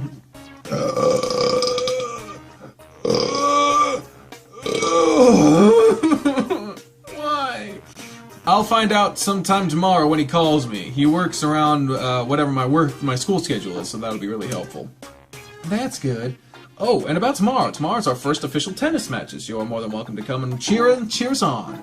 The game starts at 1, and we'll be playing in our own tennis courts. Is that right? I think I'll watch then. I'll have to come cheer for my guys. I'm sure everyone will appreciate it. I'll even bring some snacks and drinks for everyone. Oh, well, you don't have to do that. But it'll help. I know just the thing. I'll show up a little early so you guys will have it. I won't try to argue against it. Thanks, Maria. I'll let the coach know in case he had plans to bring anything. Yes, do be sure to let him know. And now you go rest. I'm sure tomorrow is going to take a lot out of you, so it's best to make sure you are fully rested. Yeah, and if you need me for anything, I'll be in my room. All right. I'll go ahead and send Coach a message to let him know what Maria has in mind. Hey, Coach, Maria is coming to the matches. She said she'll bring drinks and snacks for the team, too. His next class should be starting, so I'm sure I won't hear from him until later. Time to just wind down and relax for the rest of the day. Today's the day of our first real matches. Richard is going to drive me and Maria to the court soon, so Lo can start warming up. So Lo. I'm feeling a bit nervous, but as long as I keep everything Coach has shown me in mind, I know I'll do fine. Wow, look at her hair! Look at you! Looking pretty. Are you ready to head to the court? Yeah, I'm set whenever you guys are. Richard is just loading the cooler into the truck, and we'll be good to go by then. I'm so excited to watch your first match today. How are you feeling? A little jittery. I think once I start playing, though, I'll be fine. I'm sure you will be too. You ate breakfast this morning, right? Yeah, I did. Good. Some sirens going on. Shit. I have fruit granola bars and a variety of drinks for your team, just in case you guys needed a little energy boost. Put some steroids in there or some shit. What are you trying to hook us up? Thanks for doing that for us. I know everyone will appreciate it too, especially Coach. You're welcome. If it makes life easier for any of you, then it's certainly worth it. All right, you two, the cooler's in the truck. Let's both get ready. Let's get going. Time to head to the courts, Thomas. Yep, let's go. Oh, hey, look at him in a little polo shirt with a little patch on it. Look at that shit. Oh, it looks cool. Looks official as fuck, man. Maria, I'm so glad that you can make it. I'm doing this voice again. If they're recording more, not soon. It's gonna be good. I got my water here just in case. This shit's already starting to hurt. Thank you for bringing the refreshments for us today, too. I really appreciate that. Not a problem at all. The cooler's in the truck. I'll have Richard pull it out for you. Don't worry about that. I'll get in just a moment. Thomas, go ahead and join the others and start stretching. I'll join you guys in a moment so we can split off and practice before the opponents show up. Sure thing, Coach. You left Maria and Coach Grifter to join up with the rest of your team. Hey, guys, let's get our stretching done. Coach said he'll be with us in a moment, so to start practicing. Of course, he'd have you relay that information instead of just telling us himself. Jesus Christ. I just got here with my friend. She brought snacks and drinks for everyone, so he went to help her with those. A likely story. Jesus Christ. Oh, the Spencer voice. Oh, you just can it, Darius. Let's all stretch. We really have to make sure we are ready for today, since it's our first real matches. Yeah, let's get that knocked out while we wait for the coach. Fine. But he'll have to tell me how lunch went and where he took you yesterday. What the hell, Darius? You just follow me around campus all day? He got nothing else to do in his life. He ain't got nothing else to do. You got into a circle with the team, shooting Darius a glance, and he only grinned in response to. Spencer took it upon himself to lead through stretches, and once you were done, Coach was making his way to y'all. Alright, it looks like y'all done and ready to start. Spencer, practice with Dozer, I'll practice with Thomas, and Darius will practice with Chester. Why am I with the bull? Shouldn't you be with you and Thomas be with me, or whatever the fuck I'm trying to say?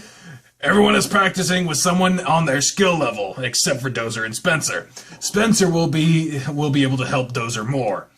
You'll be playing against someone similar to Chester, so you'll benefit from warming up with him. And since you'll be playing doubles with him. What, I'm playing doubles with him this time? You are. Fuck, I forgot Chester.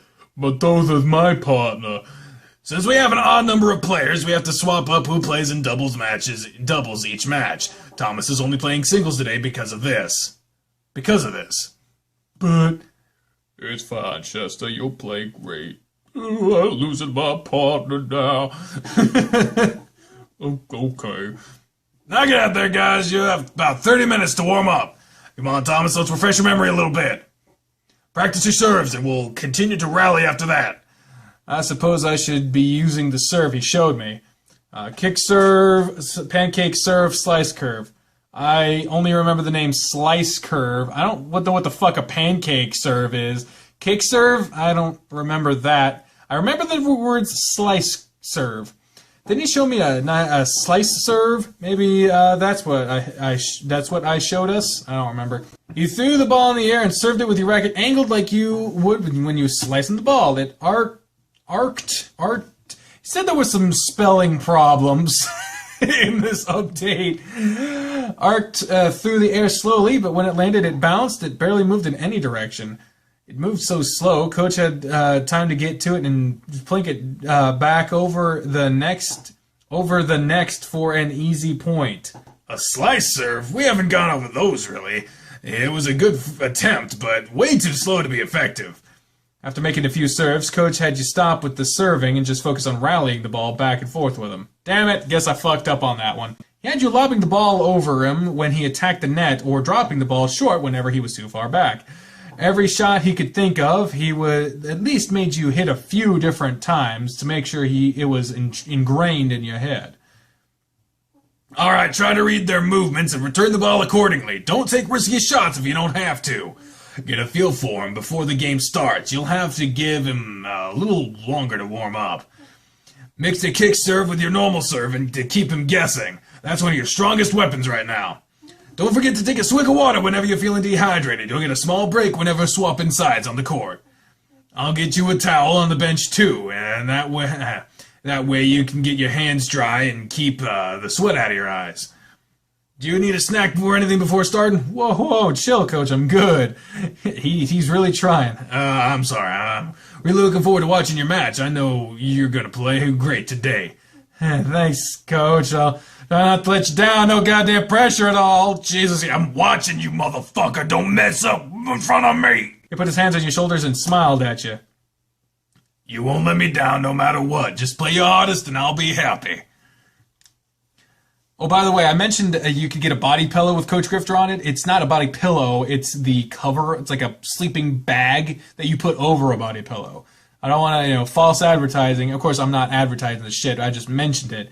But I figured if I mention it, I should fucking mention it properly, yeah? Also, what the fuck is going on with my hair? It's so far forward here and so far back. It's fucking weird, man. Looks like the other team is here now. I'm gonna talk to their coach and help everyone sent out to the correct courts. Okay, that actually makes sense. So just wait here. Good luck, Thomas. I'll be cheering for you. Thanks, Coach. You sat down while waiting for your opponent to join you on your court. The wait wasn't long before a canine about your size greeted you and introduced himself. After that, you two wasted no time while warming up.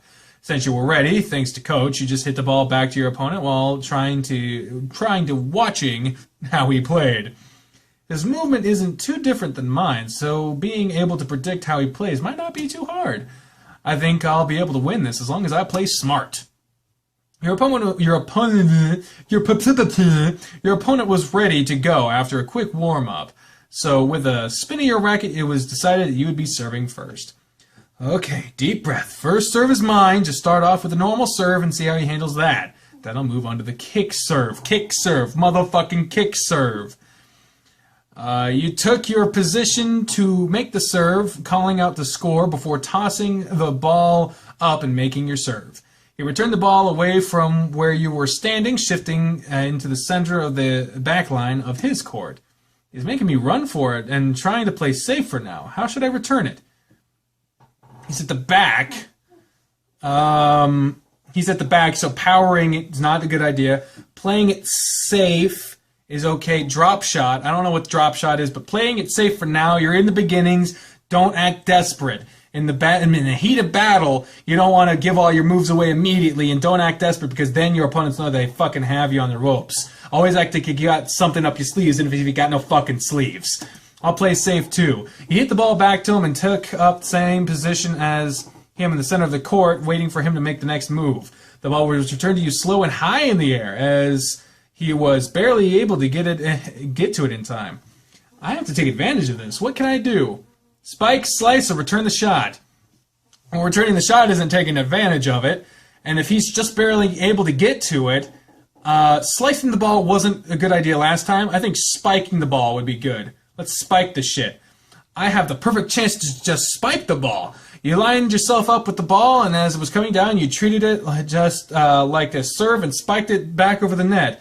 It was so much power behind it, there was no chance of him returning it with the angle you got on it, scoring yourself a quick and easy point. Man, that felt good. Oh, great. I'm sort of getting it, kind of, sort of, maybe. I don't fucking know if I'm good or not. I have to get more of those shots. You set yourself up for the next serve and sent the ball flying over the net. Your opponent returned the ball back down the middle of your side of the court and positioned himself in the very center of his side. I'm not sure what he's getting at now. He's blocked off most of my angles. How should I return this? Well, he's in the middle, so lobbing it means he's going to get a nice, easy shot, and he's probably going to spike it back at you. Playing it safe, I don't know about that, because he's kind of, he's cornering you off. Let's try to take a wide shot, because then it'll move him over to the corner a little bit. Let's see if I can throw him off with this next shot. You decided to aim your shot close to the doubles alley, pulling him away from the center of the court to see what he tried next. The ball was returned to you slow and high in the air as he was barely able to get to it in time. I had to take advantage of this. What can I do? Well, that was the same exact fucking thing as last time. So let's see if he makes the same mistake twice. If he's a professional, he wouldn't. But he's not... He doesn't seem to be acting like he knows what he's doing. So either he's really smart or he's dumb. So let's spike the shit. I have a perfect chance to just spike the ball. You lined yourself up with the ball coming down... back over the net. There was so much power behind it, there was no chance of him returning it, and you got another quick, easy point. I'll have to get more of those shots. You set yourself up for the next serve and set the ball flying over the net. Am I just repeating this shit over and over again? Okay, let's see. Your opponent returned the ball back down the middle of your side of the court and positioned himself at the very center of his side. I'm not sure what he's getting at now. He's blocked off most of my angles. This is literally the same shit. Well, let's take another wide shot, I guess. So you throw him off. You decided to aim your shot close to the doubles. You returned the ball away from where you were standing, shifting into the center of the back line of his court. Okay, so he's at the back line of his court. He's making me run for it and trying to play safer now. How should I return it? Well, last time that he did this shit, playing safe was good. I still don't know what a drop shot is, and powering it back is not a good idea since he's at the back. Play safe. Play it safe. You hit the ball back to him and take up the same position as him in the center of your court, waiting for him to make the next move. He returned the ball away from where he was standing, shifting back to into the center of the back line of his court. He's making me run for it and trying to play safer now. How should I return it? He's doing the same shit, so let's try the drop shot. I don't know what the fuck that is, but let's try it. He's back pretty far, so if I use drop shot now, once you were sure he wasn't ready for it, you adjusted your racket to how you were swinging, reducing the speed of the ball and causing it to barely bounce back over the net. He had such a long distance to move to get the ball, it bounced twice before he was able to get to it. With a double bounce, you scored a point. Yes, nailed it. Okay, I need some more of that. So we're 3 up on this motherfucker now. Set yourself up for the next serve and set the ball flying over the net. The ball was returned to you in slow, high in the air as he was barely able to get to it just in time. Spike the shit. Line himself up. Spiked it. There's so much power. Another quick, easy point. This is good. How many fucking points are there in a fucking round? Another serve. Return the ball from where you were standing, shifting to the center of the back line of his court. He's trying to play it safe. Motherfucker tried drop shot that worked last time. Back pretty far. Barely over the net. He had such a long distance it bounced twice. Another point. You scored the final pat and win yourself for the first game of your match. Yay! That was an awful lot of repetition, not a lot of varying it up there. So either this guy's setting you up for some fucked up shit in the next round. Jesus, loud-ass engines in the background. Way to go, Thomas. Great hustle. You looked over and see Coach giving you the thumbs up with Maria bouncing happily beside him. I don't like these two being together, motherfucker. He's bisexual, means he probably sees a bouncing. They must have been watching the first game to see how I was doing. I gotta keep playing hard. I hope that the other team members don't feel like... Because if a coach is overly favorite, even if they're not fucking, like, the overly favoritist towards one person, you could get some heat for that. So you don't want to fucking... I don't want the other people to be mad at me. I'm gonna win for him. You played hard against your opponent. The games were going back and forth. Neither of you seemed to be able to pull ahead. Things were coming down to the wire. Both of you having won a set and pushing into the last games of the third set. Coach Grifter and Maria were both watching with their faces nearly pressed up against the fence separating you all. They'd cheer for you when you scored a point and throw out words of encouragement if you lost one. All of your hard work ending up paying off in the end. With your final serve only nicking your opponent's racket, it didn't make it back over the net. That point was all you needed to win the final game of your third set, giving you the overall victory. Fuck yeah! After a quick handshake with the enemy have, fuck you, buddy, you headed off to the court to talk to Coach Grifter and Maria. You played great out there today, Thomas. Good to know, because your face says fuck you. What is this? Oh, it's silly bands. Yes, you looked like you were doing your best out there. Thanks, guys. I really was trying my best. It showed. You won. He wrapped his arms around you and lifted you off the ground with a laugh. I'm so proud of you. You played your best and it really showed. Thanks, Coach. It really means a lot for me to hear that from you. If all these people weren't around, I'd kiss you right now. Oh, shit. Coach. Look how red he's turning, Harold. Coach put you back on your feet and patted your shoulders. Really, I am proud of you. You won your first game of the season. I'll bet you'll keep winning if you keep working hard. Thanks, Coach. I'll do my best. How's everyone else doing? Spencer, Darius, and Dozer won all their matches. Chester beat himself up a little too much, though. His was really close like yours, but he ended up losing. All of them are playing their doubles matches right now, and it's looking like 2 more victories if things keep progressing like they are. Wow, that's awesome. Sounds like the whole team is doing great today. Well, except for Chester, which he just said fucking lost. They sure are. Now, how about we all cheer them on now? Yes, let's go support with them all. Yay. Sounds good to me, too. Cool. You, Coach, and Maria sat by and cheered for the rest of the team while they played their doubles matches. As Coach Grifter had predicted, all your guys won, setting up your team for a nearly perfect sweep of today's matches. Fuck yeah! With the opposing team sent home, fucking pack and tails between their legs, motherfucker, don't get on our cart. You don't know how the fuck it goes on the streets. I ain't dying in the palace with kings and queens, and I ain't sleep in the valley, in the alley with porks and beans. I know what the fucking truth is, Daddy. I've been in hard times, Daddy, and you don't fucking come in here talking that garbage. I know what the fuck life is like, and you fucking don't, cause that clearly, cause you lost, motherfucker. Get the hell out of here, god damn it. Oh, yeah. With the opposing team sent home, Coach gathered the team up for a final huddle. All right, guy, amazing job today. Oh, shit, that was his fucking voice. I was too caught up in saying amazing guy. Amazing guy, amazing job today. Fuck. All right, guy, amazing job today. You really stepped up and showed me what y'all could do, and I'm really happy about it. As long as y'all play like you did for today, for the rest of the games this season, I'll sure will rank for the high for the regionals. Shit. Now that we're all done, how about we all celebrate? We can head to my place and I'll order some pizzas for everybody. I'm down for that. It's a perfect time to celebrate, so I'm game. I'm not gonna turn down free pizza. You're coming too, right, Dozer? If you're going, I suppose so. I'm not gonna be the only one left out, so I'll be going too. Gotta keep an eye on someone. Great, Maria, you're welcome to come too. Oh, I think I shall. I'll just call Richard and tell him. Perfect, I'll make the call before we leave and order some pizzas. No. Stay down. Stay down, you motherfucker. I feel you in my throat. Don't you try that shit on me. I know you. I know you, motherfucker. I'll leave gathering equipment and picking up for the rest of you. Once that's done, we'll head out. Let's move then. Shit. All right, everyone, make yourself at home. The pizzas will be here shortly, and then we can eat.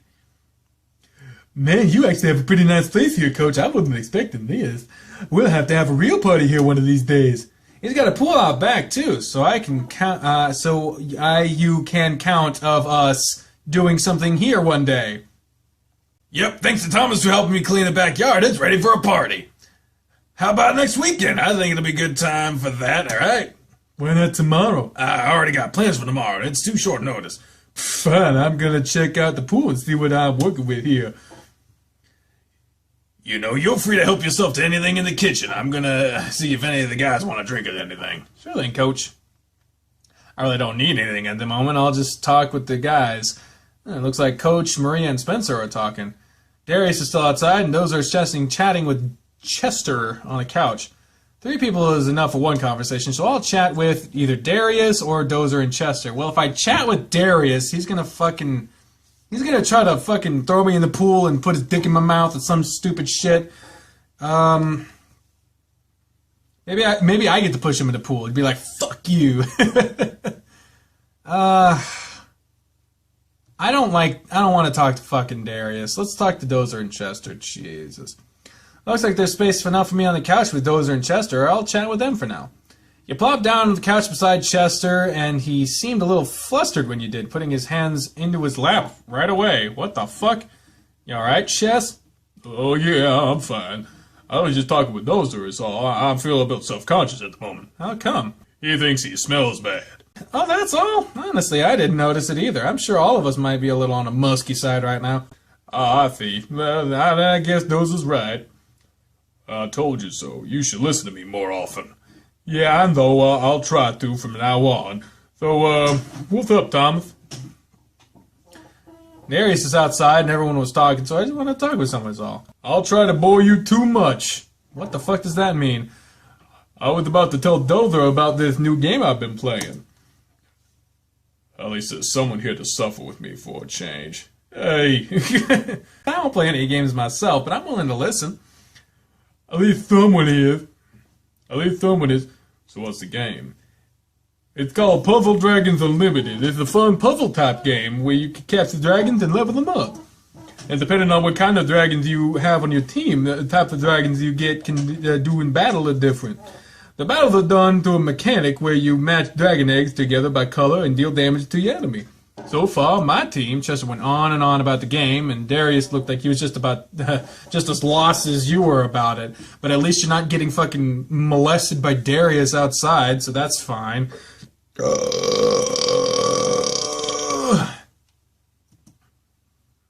Chess, I think that's enough.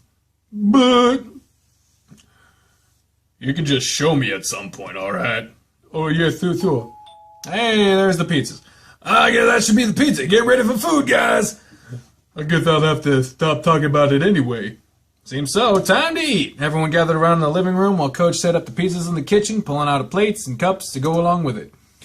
Alright, guys, dig in. There's plenty of pizza, so eat as much as you like. There's sodas and water in there too, so help yourself. Most everyone shuffled off into the kitchen, but you stood back and waited with Coach so it didn't get too crowded.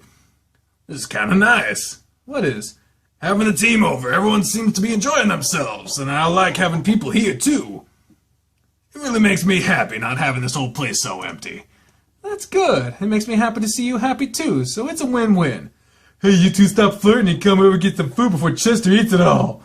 We were just talking! God damn it, I guess I should eat some too. You joined everyone else and grabbed some pizza, congregating around the living room and the kitchen while you ate. As the pizza vanished and time rolled on, it was getting close to time for everyone to depart. Spencer left with Dozer and Chester in his vehicle, with Darius following right behind.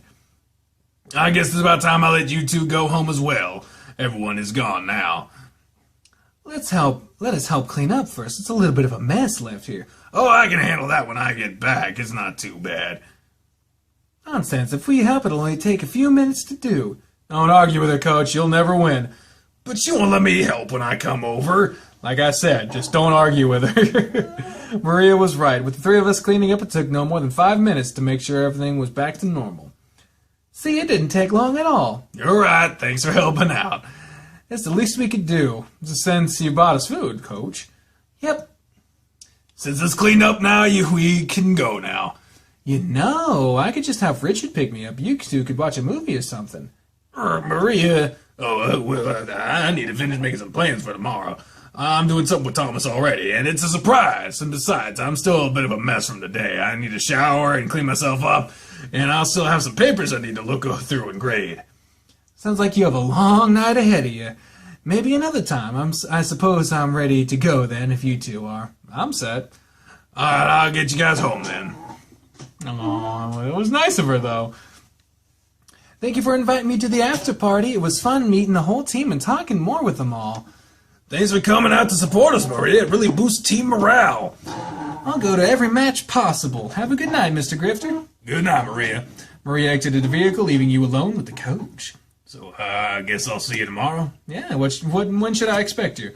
I'll be here around 10. Bit early, huh? You'll understand why when we get there. Alright, sounds good. And, again, you played great today. I was really enjoying watching you play.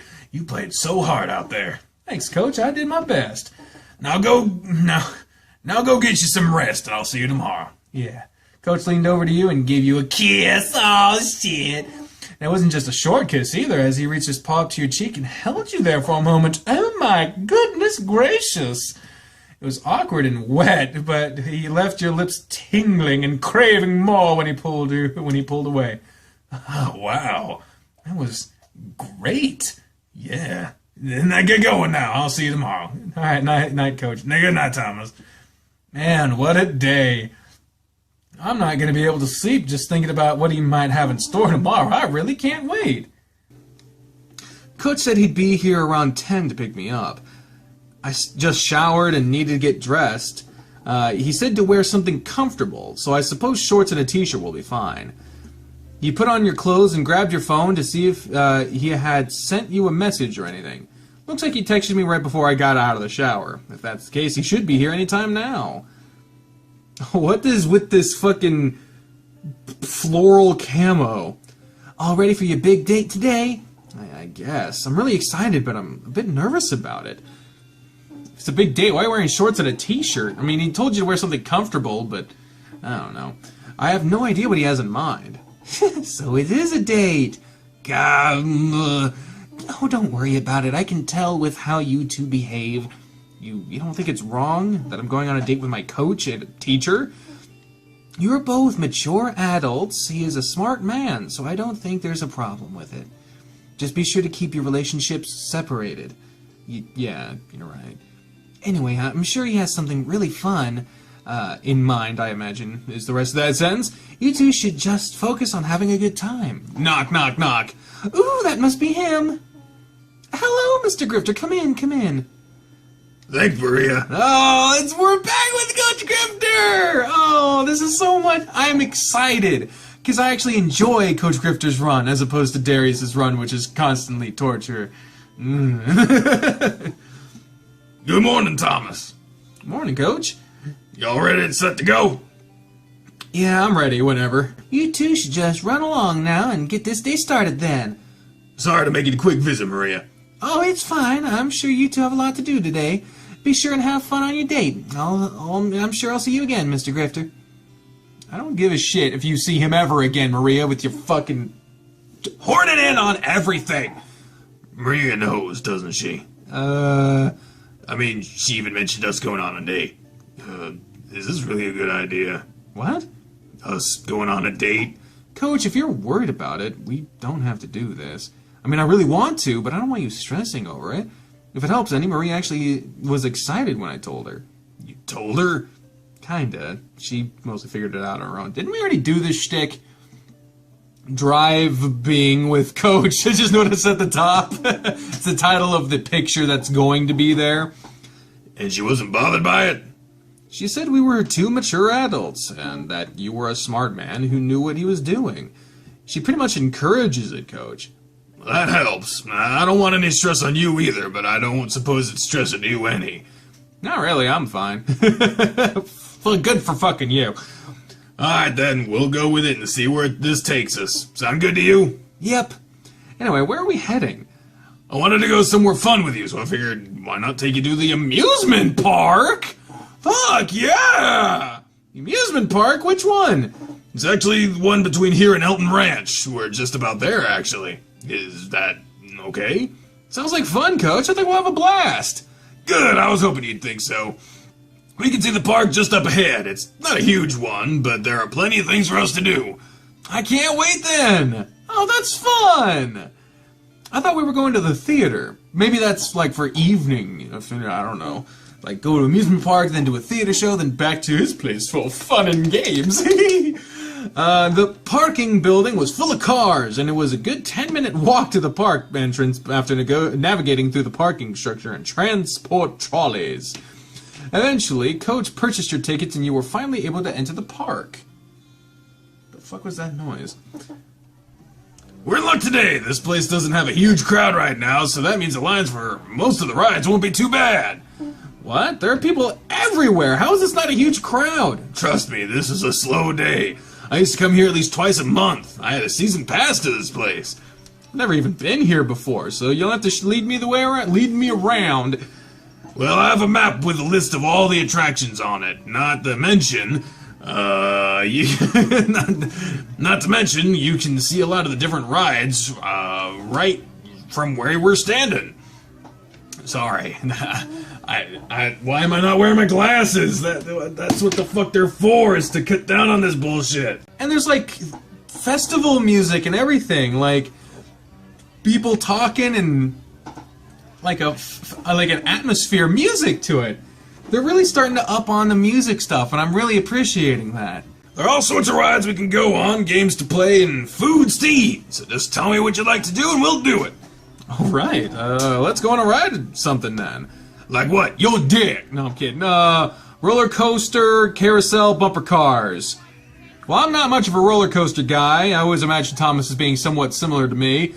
Carousel, I mean, maybe. I don't like heights. Bumper cars generally are tiny, and Coach Grifter is fucking huge. I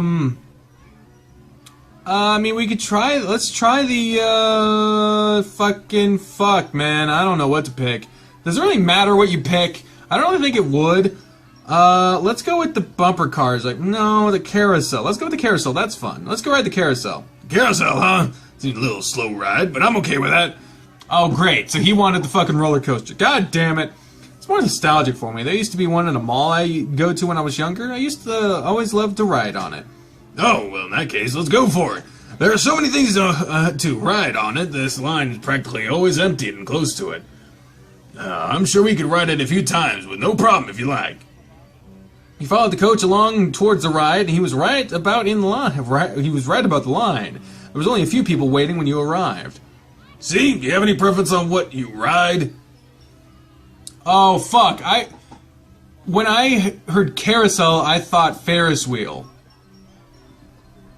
Why the fuck did I pick the carousel? Let's go with the carriage seat because can't two fit in that? I don't know. Let's ride in the carriage. We can sit, relax a moment, and chat. Doesn't sound like a bad idea. In fact, sounds great to me. Let's do that. As the carousel comes to a stop, it was time for you and Coach Grifter to climb on and find your seat. Sure enough, you found what you were looking for. One of the seats was shaped like an old, fancy carriage being pulled by a horse, and it was perfect for the two of you. Coach Grifter sat down first, and you slid in beside him. When you did that, you pinned his arm against his side, and he pulled it out and rested it across your shoulders. Ah, there we go. This is more comfortable than I thought it would be. Mm-hmm. It seems to be a lot to do in this park. You said you used to have a season pass for it, so I guess you've done it all? I'm sure they've added some stuff since I was here last, but back when I was a pass holder, yeah, I can say I'd done that. I've done everything. Sounds like you probably had a lot of fun here then. We used to have a lot of fun here. Oh, God, no. Oh, no, you mean with your ex? Yeah, she loved this place. We had some great times here. I came a few times after she left me, but it got to the point where it was just too depressing. I was hoping I wouldn't think about it bringing you here with me. I'm sorry, I didn't mean to make you think about it. No, it's okay. I'll try not to let it show, alright? I don't want to ruin the fun we have here. I understand, Coach. Don't worry about it. If you want to talk about it, you can. I'll listen. Thanks. I'll try not to be too mopey. We're supposed to be having fun. We can make our own great memories here, too. You put your hand on his knee and gave it a squeeze. I'm sure we will, Thomas. We have a lot of things to do, so there are plenty of opportunities. Yep! Speaking of, do you know what you'd like to do after this ride? It should be coming to an end in just a moment. That's a tough call. Well, think about it while we wait for this ride to end. Okay. Coach Grifter pulled you closer to himself while waiting for the ride to end for you to decide what you wanted to ride next. Well, that was a nice ride, but now it's time for you to choose what to do next. What did you decide on? Well, he said something about it being a slow ride, so he probably wanted the roller coaster, so let's go with that. Let's go on a big roller coaster. I've never ridden one like these before.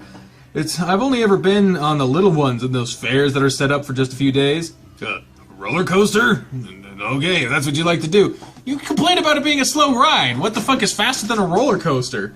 Unless you're scared of them, in which case we don't have to fucking do it. They look pretty intimidating, though. Just looking at the thing makes me a little nervous, but I really want to try it. Don't worry, they're fun. I've been on plenty of them before. He's lying. You're lying. There's nothing to be afraid of. You'll be fine. I'm sure it's okay, but it's still a little unnerving. Though riding with you makes me feel a little more at ease since you said you've ridden them before. Calling you on your shit, Harold. You can't fucking hide this from me. You've got nothing to worry about. It'll be fun. There's nothing quite like riding a giant metal death machine as it races along rails 50 feet above the ground. Let's get in line while it's short. Looks like it'll be just a few minutes. Are you sure? You make it sound so unappealing now. What? Are you kidding me? I thought it would make it sound more appealing with all the excitement. Come on, let's get on before this. Oh God! Oh no! Don't force yourself. Come on. He grabbed your hand and pulled you into line with him. Through the duration of the line, he never released your hand, and by the time you were in the front of the line, your hand was feeling damp from being clutched in his.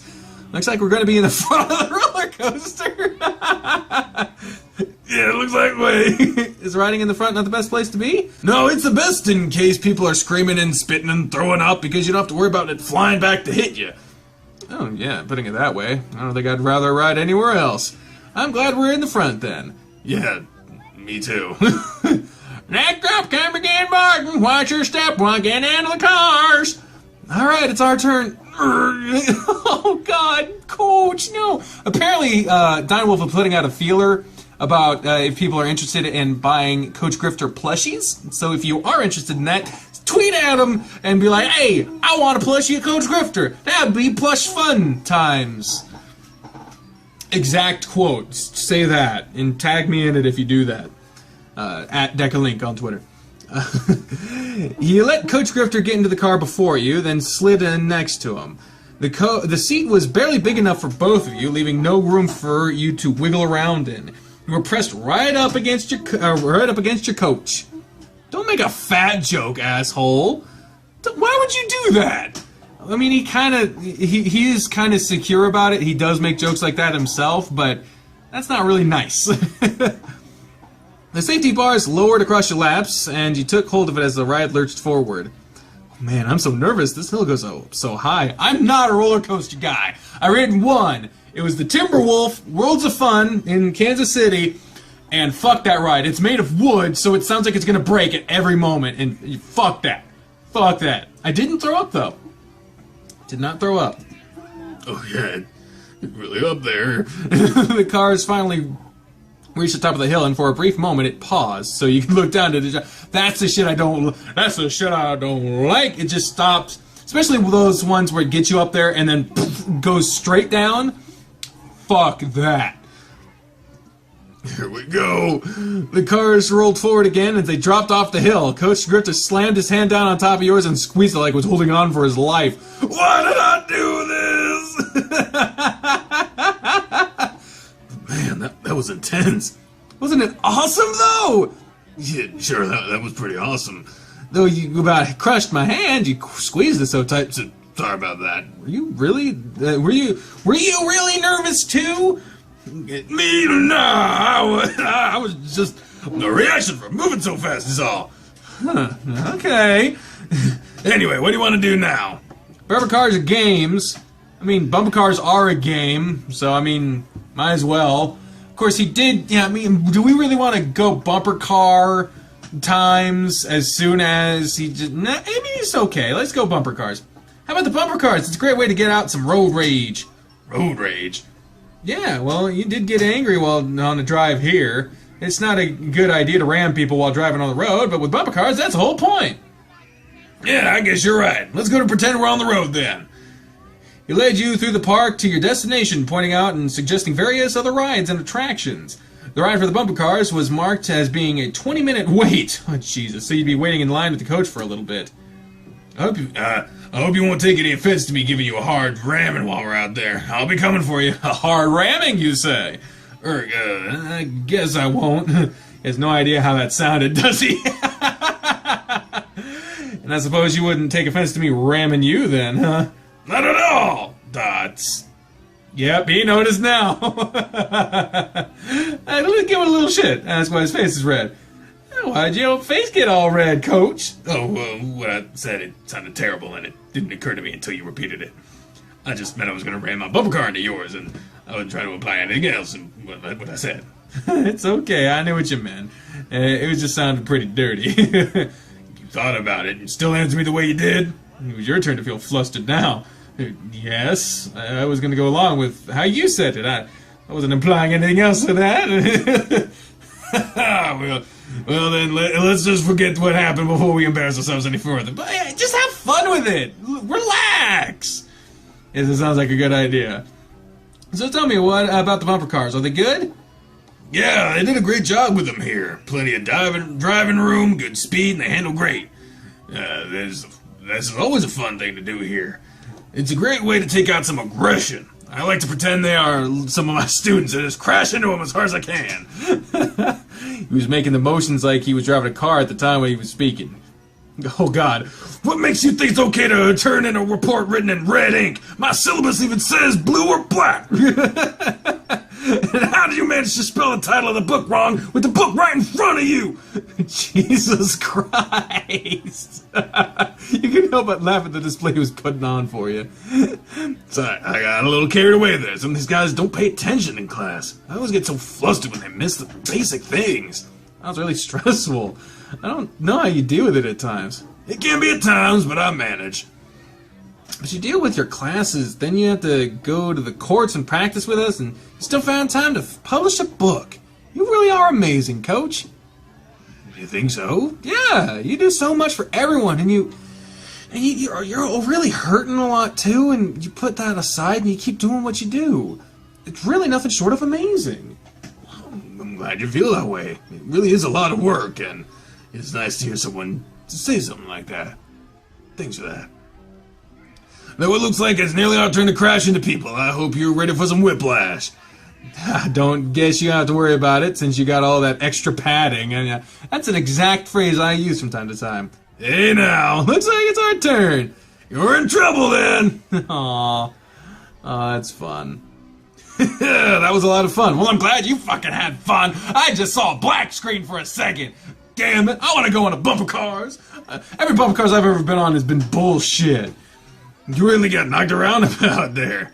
Ugh, sure did. I couldn't steer the thing, and it didn't help that any time I charged someone, you tackled me from the side. Yeah, I got you good, huh?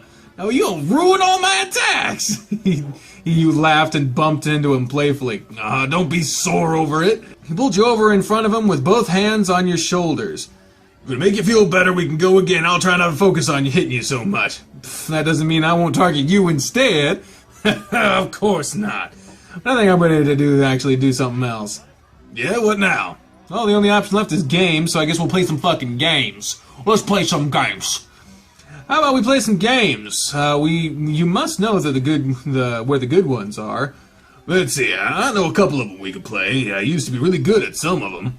Come on, follow me, and I'll show you a couple of the good ones. Maybe we can win something. That'd be fun. Win a big plushie. You follow along with Coach Grifter as he led you to the games he wanted to play. Most of them are a waste of time since they're rigged against you, but there are a couple of them we can win at. The best ones are the classics, like knocking over the pins with a ball, or ring tosses, one that sprays water to fill up a balloon, and even the basketball ones. Now, I admit, I was pretty pro at that water gun and knocking over the pins. Those were always easy to me. You have the chance to win prize tokens at the booths, and if you get enough tokens, you can choose a prize. What you want to try? Well, hell, I mean, if you want to fucking say you're a pro, let's see the water guns. You said you're good with the water guns.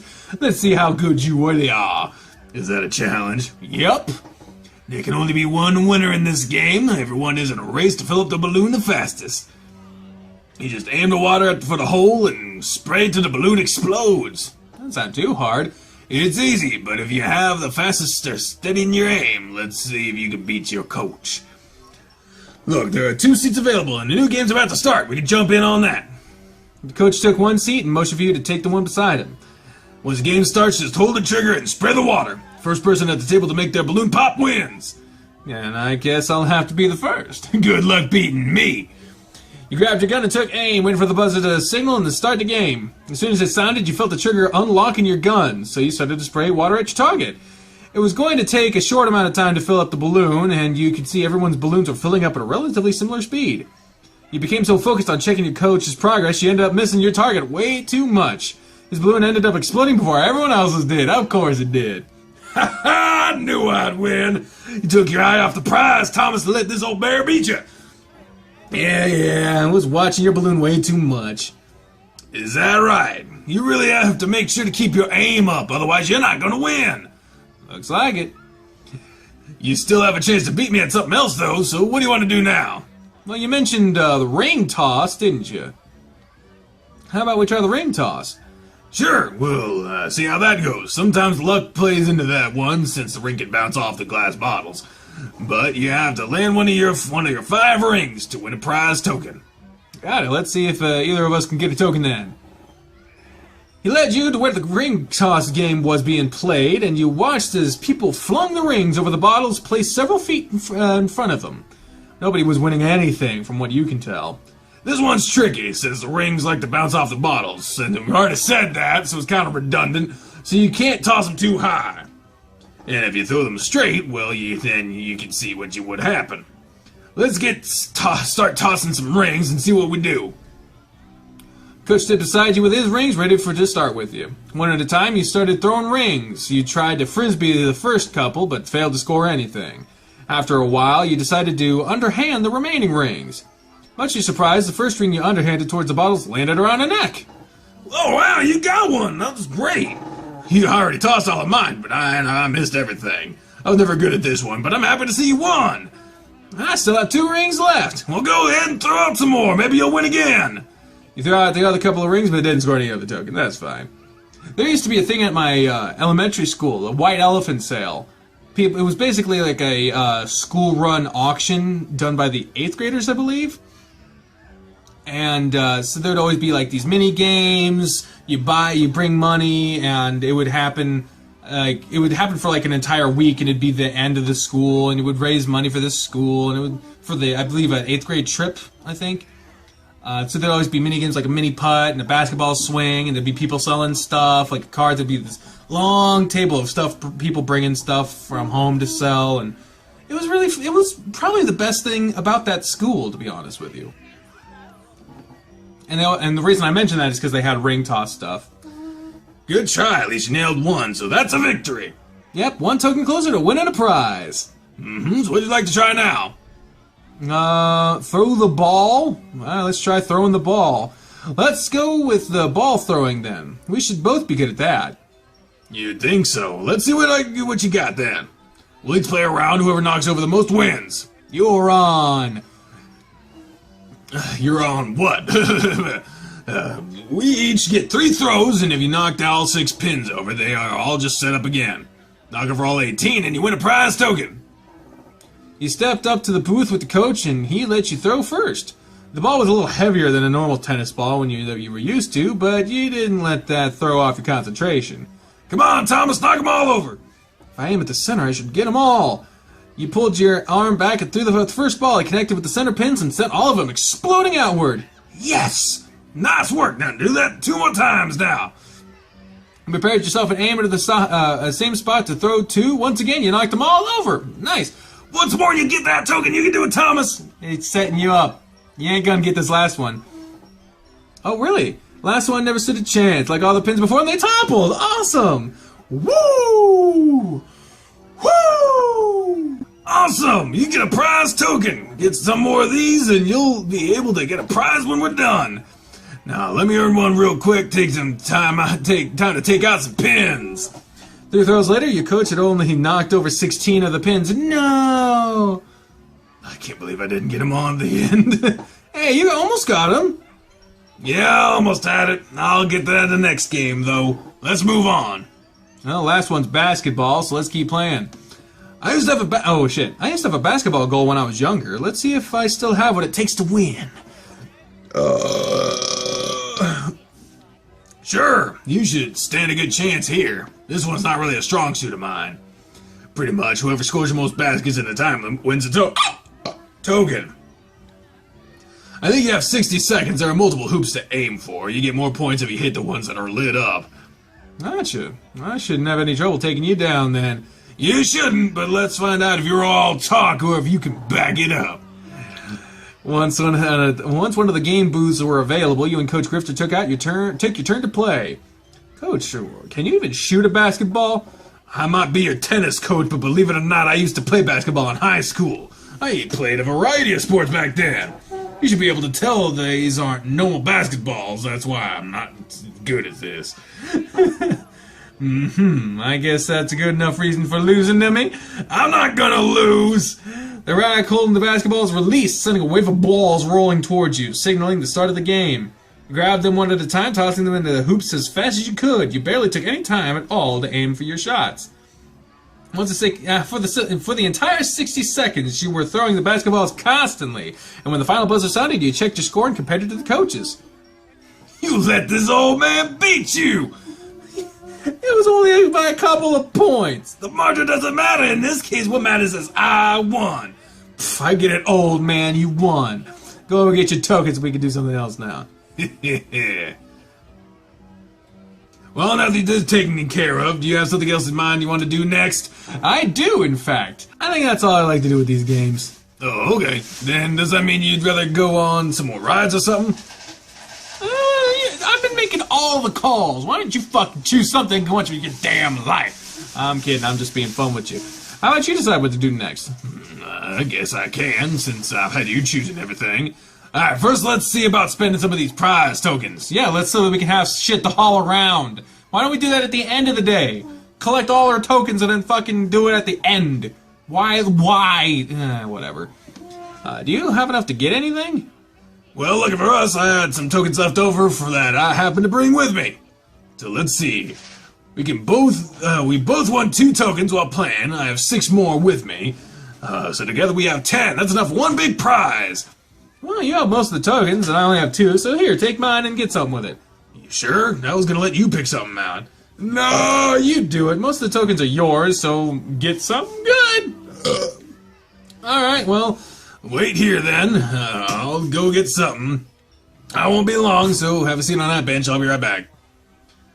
I wonder what he was going to come back with. I had not expect the prizes to be anything over the top here. He didn't leave you alone for long, and when you saw him exit the shop, he was grinning broadly with his hands behind his back as he trotted back over to you. Oh, God. They made it really easy for me to choose something. Yeah? What'd you get? The Coach Grifter body pillow case, which is a thing, and so is the Spencer one. Is that actually what it is? No, it's not. Okay, because that's what I was hoping it was. That would be terrifying. You walk into a carnival shop and they sell a body pillow of your naked body. Yeah. Yeah, that'd be fucking terrifying. From behind his back, he produced a fairly large stuffed bear. I got you this. Oh, you got me a giant bear? Do you like it? Of course, yeah. Of course I like it, Coach. It's wonderful. It's a really cute bear. I'm glad you like it then. It's a way to remember your first time here, too. Anytime I see it, I'll think about you and me having a blast here. Thank you, Coach. You're welcome. I'm glad you like it. Okay, things have been blast so far, but it's getting close to time for us to head out. I have one other thing in mind to do before we leave, so follow me. Alright. The sun was slowly going down, and the lights began popping on all around the rides and attractions. Coach was leading you through the park without telling you where he was taking you, but something caught your eye. Ooh, Coach, let's check this out real quick. What is it? It's one of those old-timey fortune teller machines. A fortune teller? If you'd like, I don't see why not. Let's see what she has to say then. You step up to the machine and press the button to turn it on. There was an old animatronic wizardy woman standing at the table with a glass ball in front of her. She sprang to life when you pushed the button and began speaking. I see the guests today, 2 faces before me who have come to play. We shall gaze deep into my crystal ball to see what it wants to share to all. Ah, I see. What's this? Oh my! Quite the fate this ball has shown. It seems one of you has been alone. But once again you found love inside. For 2 lovers I see, side by side. It would be scary as if you went to a park with your sibling and it said that. Incest machine! So put the past behind, forget what has been lost, and move forward at any cost. And after the sentence was spoken, the machine powered off again. Wow, man, that's crazy, isn't it? 2 lovers, but I wonder what person made this machine thinking to add stuff like that. Maybe she needs to get her ass checked. Yeah, it's pretty crazy. We are dating. Hey, we should get moving. The next ride starts to get busy around this time. Sure thing, Coach.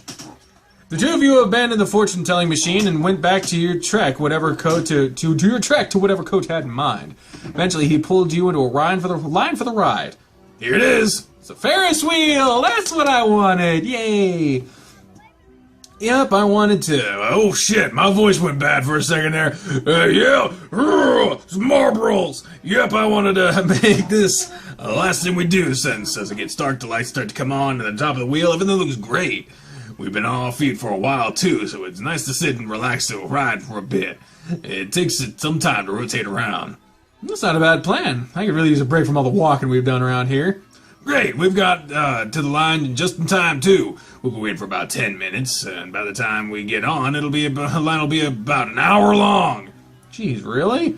Yeah, that's how popular this thing gets at night. You really do get a fantastic view of everything from being up so high. I mean, act calm. Why would you be like, ooh, I don't know? Yeah, it's so high. It really looks like it'll give us a great view. I can't wait till we're at the top. You're really gonna enjoy that. The line moved along slowly, with the Ferris wheel holding each pod at the top of the ride for a short amount of time before continuing its rotation. When it'd be like, ah, God. Some of the fun is just whee. After an extended wait, it finally came time for you and Coach to board the ride. You climbed into the pod before Coach Grifter. When he stepped in, sat down, the whole thing rocked back and forth. You ready? Yeah, I'm antsy to see the view from the top. It'll be a little longer, but now's our chance to relax. So sit back and enjoy it. All right. The Ferris wheel began to move, raising your pod from the ground, pausing every now and then so people could enter and exit the ride again. Silence shrouded the pod until you started nearing the top of the ride. Oh, even the music got quieter. God, they're doing music now! Ah, I'm so proud of this game. We're almost at the top. A couple more minutes and you will have a clear view of everything. You doing all right? Yeah, just looking over through the structure of the ride. Everything looks awesome. Just wait until the ride is no longer in the way. You're gonna love it. After another minute, the pod finally reached the peak of the ride, swinging back and forth when it came to a stop. Wow! Oh, that's so pretty. Oh, that's nice. I've never been to an amusement park at night before. That's so nice. Here we are. Take a look at that. Oh, wow, the lights do look pretty awesome from up here. Everything is so lit up now. I told you, it's a great view. It's really nice. Yeah. It didn't take long for our pod to rock forward as it began its descent. You know, it's been a really great day being out here with you. I've had a great time today, Coach. It's been a lot of fun. I'm glad you enjoyed it. I've been having a blast when we hang out, but today has been the best yet.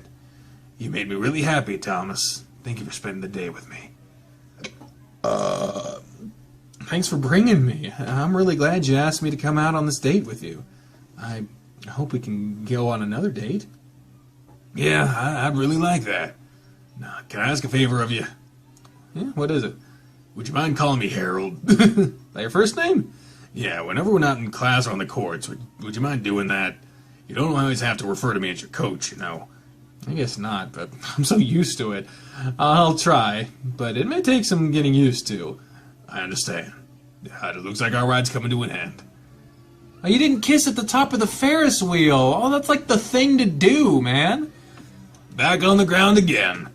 Yeah, I'm actually starting to feel pretty hungry now. We haven't eaten anything since we got here. You're right. I try to avoid their food since it's way overpriced. It's good, but I'm glad you didn't think about it. I figured we could grab something to eat on the way back. We could stop by my place, eat and chat for a bit, and I could take you home. How's that sound? I like that idea. Shall we get going then? We shall. We're back at the place again. That was some good food, whatever the fuck we ate. I'm feeling a little bushed after the day we had. Yeah, it's been a lot of fun. I'm really happy that you decided to take me out tonight, Coach. Hey, what'd I say about you call me that? You're alone with me, so you can call me Harold from now on, okay? Yeah. Repeat my name. Harold. What are you gonna call me from now on when we're together? Harold. What's my name? Harold! Yeah, I think it'll stick with you eventually. He leaned back with a content sigh, giving his stomach a pat. Man, it's been a great day. You have no idea how much fun it's been for me. Yeah, it really was a blast. I enjoyed myself quite a bit. Blech. I'm sure I told you this before, Thomas, but Thomas, goddamn it, Thomas. I'm sure I told you this before, but Thomas, you've really done a lot to make this bear's life so much happier lately. Thank you. I'm glad to hear that, Harold. You've really brought a lot of joy to me lately, too. Yeah, I'm happy to hear that, too, then.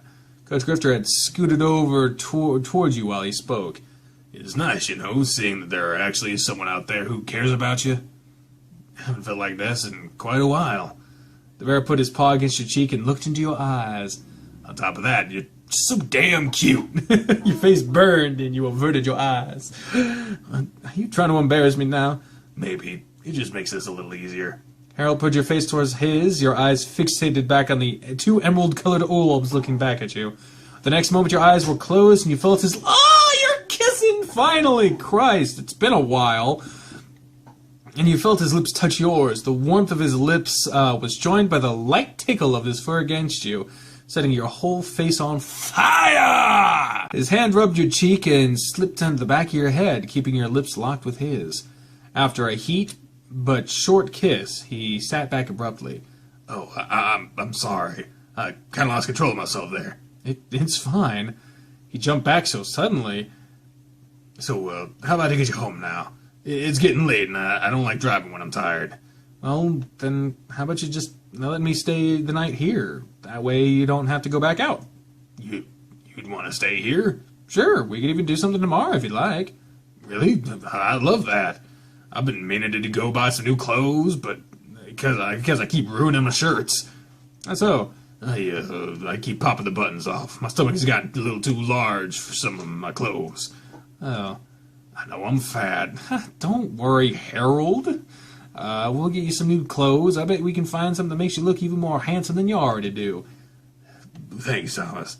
Well, I guess if we're going to stay here, I need to get a few things for you, so I'll be back in a moment. Harold disappeared down the hall into his room while you sent Maria a text about your plans. He was gone for 10 minutes before he returned. Here's a shirt for you to sleep in, since I don't have anything small enough to really fit you properly. It'll at least work like a nightgown. Here's a blanket and some pillows for you, too. Oh, I could sleep on the couch, not on the floor, right? I thought you had a guest room. What the fuck? Of course. I put out some mouthwash in the guest bathroom for you, so you can freshen up a little before you sleep. Yeah, thanks for that. I suppose I'm ready for some sleep then. Help yourself to anything in the fridge, and if you need me, I'll keep my door open. I'll try not to wake you up in the morning if I'm up before you. Oh, it's fine. I'm used to getting up early anyway. Okay. He gave your forehead a quick kiss. Good night, Thomas. Night, Harold. Well, it was going so well. Fuck! Time to get ready for bed. I would have much rather slept in his room, but I don't suppose he's ready for that. I guess I'll have to see how things progress from here. Oh god, we haven't seen this shit since fucking ever since Blackgate. Ignore. What smells so good in here? God damn it! We're having... What the fuck is this? There's a little smear up here? eggs, toast, and bacon. Are you okay? He turned back to the stove. You just look really cute in that shirt. It's way too big for you. Have a seat. I'll bring you a plate as soon as it's all done. Okay. You sat down at the kitchen table and waited for him to serve you a plate of the food he had prepared. With your plate in front of you, it was only a couple more minutes before he joined you at the table with his plate and some juice. Start eating. I hope this is good enough for breakfast. Good enough? I normally eat a bowl of cereal or toast or pastry. This is the best breakfast I've gotten to sit down to in a while. Then I hope you really enjoy it. I will. After breakfast, we can get our day started since we're both up. Sure. Do you have a certain place that you'd like to shop for clothes? There's a place near the buffet and movie theater. It's for bigger guys. It's where I bought some of the other shirts I wear. We'll get you a few new shirts today. Then. This should be fun. I'm happy you're going with me. I look forward to you showing off some shirts for me. You'll have to pick out some for me to try on. I'll find a shirt I really like, and then I'll just get some different colors of that same shirt. Then, depending on the time, we'll get lunch too. At the buffet? Of course! But for now, eat your breakfast. During your conversation, Harold had nearly eaten all of his food, and you had barely touched yours. By the time you were done eating, he was up and cleaning. He took your dishes and ushered you out of the kitchen. Go ahead and get dressed. I will too as soon as I finish in here. Will do. Once your clothes were on, you sprawled out on the couch and waited for Harold to get ready. Oh, look at him. You ready to get the day started? I am. Let's go find you some new clothes. Let's be on our way then. This is the place. What was the name? Big and Burly? That's right. For guys my size, I have to get clothes at stores like this. I'm sure Dozer's shop's here too, since this is one of the only places around that sells clothes like this. I see. So what size shirt are we looking for? What size? I need at least a 4XL. Oh, that's all? Ah, you thought I would need a bigger one? Oh, Jesus. No. That's not at all. I didn't know what size you had on now. Just watch how you say things. Otherwise, you'll be running laps all day at practice tomorrow. Hey. I'm going to look for a new shirt. You can browse around too, and if you see anything you want me to try on, I guess I'll try it on. Gotcha. There's tons of different things here to look at. He's off looking at normal apparel. I think I'll go look in the sports section. He wears the same thing to practice every day. You're acknowledging that? Holy shit. So he needs something different. You wandered off to the giant sports sign and browsed through the clothing there. They had sizes you didn't even realize existed. I could fit my whole body in just one leg on some of these clothes. Hell, some of the jockstrap pouches could even hold my head. I can't even imagine a guy needing a jock that size. Let's see what else is back here.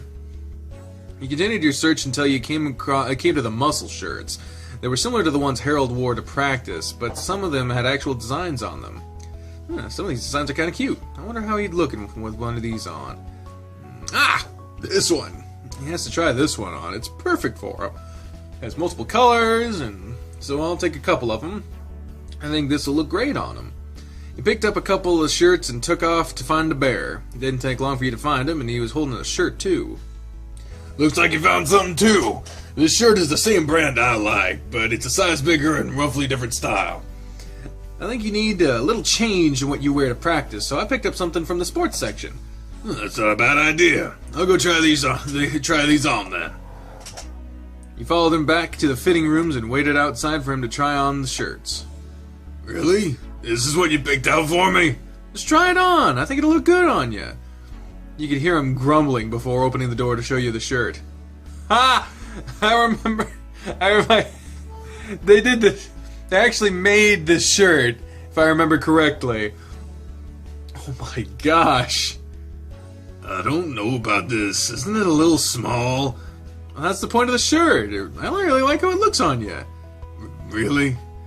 Yeah, I think you should get it. Try on another color too. See how that one looks.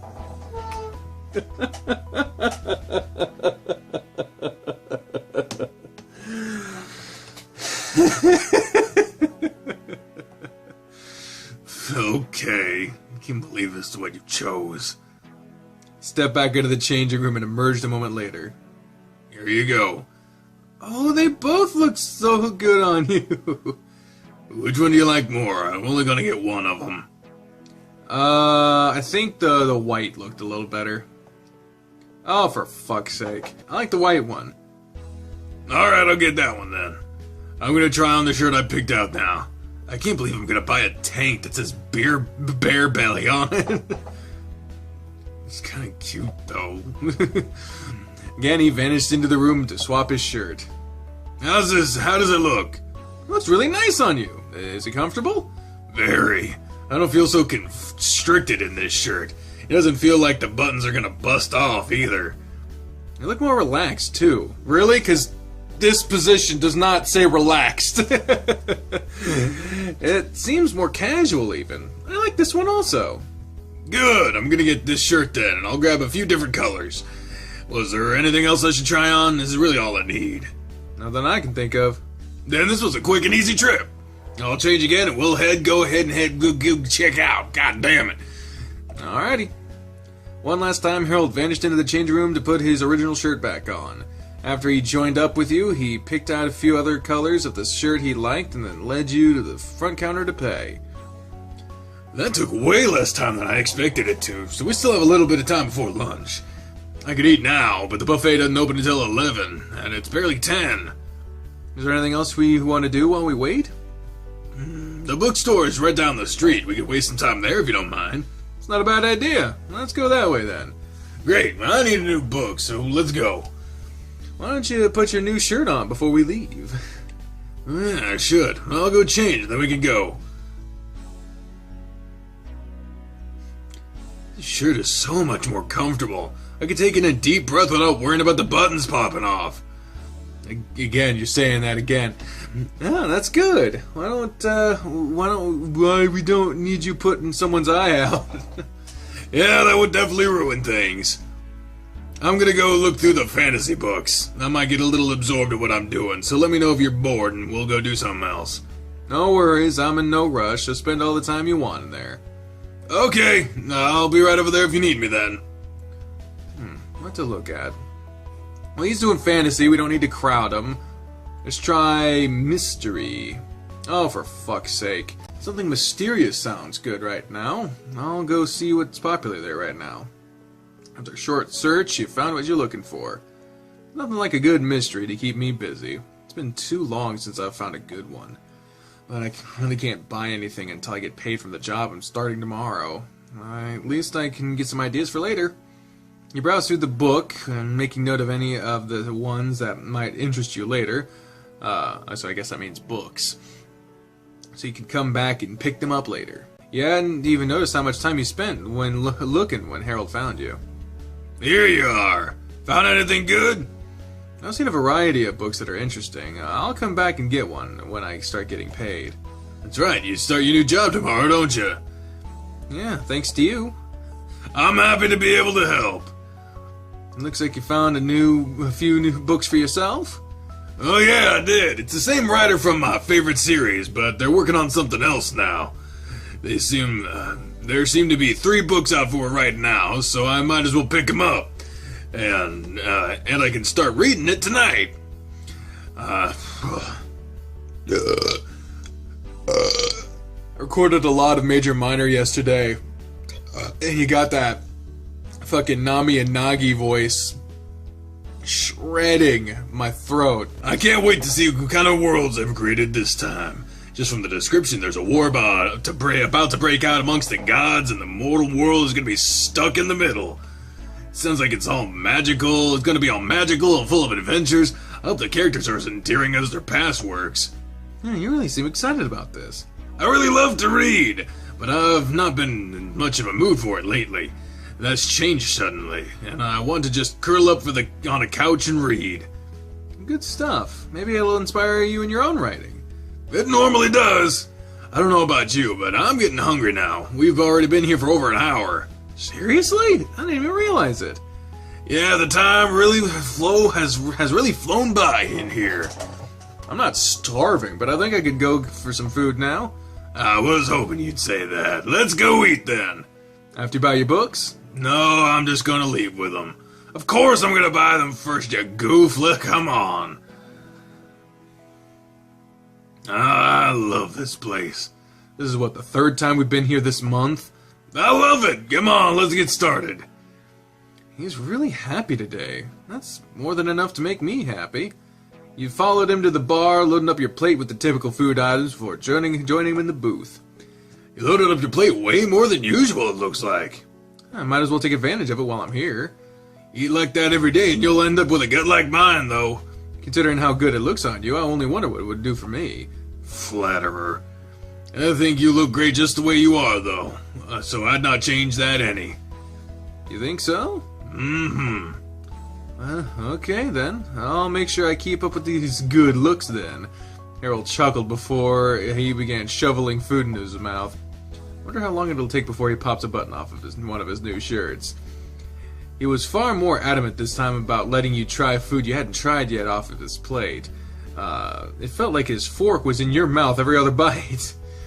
With the main meal done, it was time to move on to dessert. Instead of getting multiple plates, you'd had to wait at a table while he filled a plate full of sugar for you two both to share. I figured it would be better for us to share a plate than get my own. Otherwise, I'd go overboard. You mean you haven't gone overboard already? What'd you say? It sounded like thank you, Harold. Thank you for dessert. You're welcome. Don't let me eat it all, either. I'll try. I know how to help with that. Tell me about what got you so interested in your profession. Being a teacher or a coach? Both. Well, for tennis, it's a bit simple. I loved playing the sport when I was younger, and it was great for keeping me in a shape that wasn't round. I wanted to keep playing and become a professional at it, but I hurt myself during college and pretty much ruined any chances I had of that. I loved the sport so much, I decided that I'd keep playing after I healed. When I got my teaching degree and was accepted at Cresthaven, I found out the tennis coach before me was about to retire. It was a perfect opportunity. How'd you hurt yourself? Broke my ankle. Gee, that sucks. How'd it happen? Did you step on a ball or something? It wasn't on the courts. Then? It's so embarrassing. Come on, tell me, what'd you do? Well, I was out with Diana, and I was showing off how great my sense of balance was at the time. I was walking along a really thin wall, jumping up and down off of it. I goofed up and lost my footing. Then when I fell, I landed on my feet. Unfortunately, landing on my feet was a bad idea because I landed on a tree root, and my foot slipped and turned at a 90-degree angle. Yeesh, That sounds terrible. Oh, it was. I think my roar terrified Diana more than anything. It took a while before I was able to get back on the courts, but I used that time to really focus on getting my master's degree. So in the end, everything worked out for me. Oh, that still really sucks. Do you ever wonder about what could have happened if you went pro? I try not to, actually. What should I think about something that could have been? It's better to focus on the now and what's to come. That's so true. It's something that I've been trying to be better with after therapy. I was making myself more depressed by thinking of too much about things that could have been done differently. So I just try to think of things So I try to just think about things to come and how I can affect that. So, moving forward, He reached his hand across the table and enveloped your hands with them. I want to be completely open with you. I don't want to keep any secrets. And I want you to be the same with me. If I do anything that bothers you or upsets you, I want you to tell me right away. There shouldn't be any negative feelings brooding between us, okay? That just leads to a place I don't want to go. Yeah, I agree. I think it's best if we're both 100% honest. No secrets. None. I'll go ahead and tell you this now because I get the feeling it might come up again. Maybe you already picked up on it, but I can get really jealous. You're mine, and I might get broody or angry if I see someone else getting too close. Like Darius? Like Darius. Well, if that happens, just keep that one thought in your head then. Which? I'm yours. I'll keep that in mind. Was there anything else you wanted to tell me? I'm sure something else will come to mind, but there's nothing there at the moment. Did you have anything for me? Well, you know my biggest secrets. But if I think of anything else, I'll be sure to tell you. Alrighty. Well, since that's out of the way, how about we finish up this plate of treats and head back to my place for a bit before I take you home? Alright, I'm cool with that. Then open up. He stepped about a cake and holding the fork up to you with a grin spread all over his face. The two of you made quick work of the snacks he had gathered. With the food eaten, he paid for the bill and you were on your way. So, would you like to cuddle up with me on the couch for just a bit? I won't keep you much longer. I have some work I need to finish for the week. I'd just like to hold you for a little bit if that's alright. I'm not against the idea. I'd like that. Alright then, let's just have a seat on the couch. He dropped onto the couch and extended one leg along the cushions, patting his lap for you to sit down. Here you go, come have a seat. He sat down on the couch between his legs, and he promptly wrapped his arms around you and pulled you back against his belly. Is this alright? Yeah, it's good. Good. He gave you a gentle squeeze and leaned over the back of the couch. It's been a nice day so far. Yeah, it was a pretty good day. Thank you for lunch and breakfast. You're welcome. I enjoyed cooking breakfast for you, and I'll be doing that way more often now. He sighed and squeezed you once more, following that up with a reverberating yawn. I'm so sleepy right now.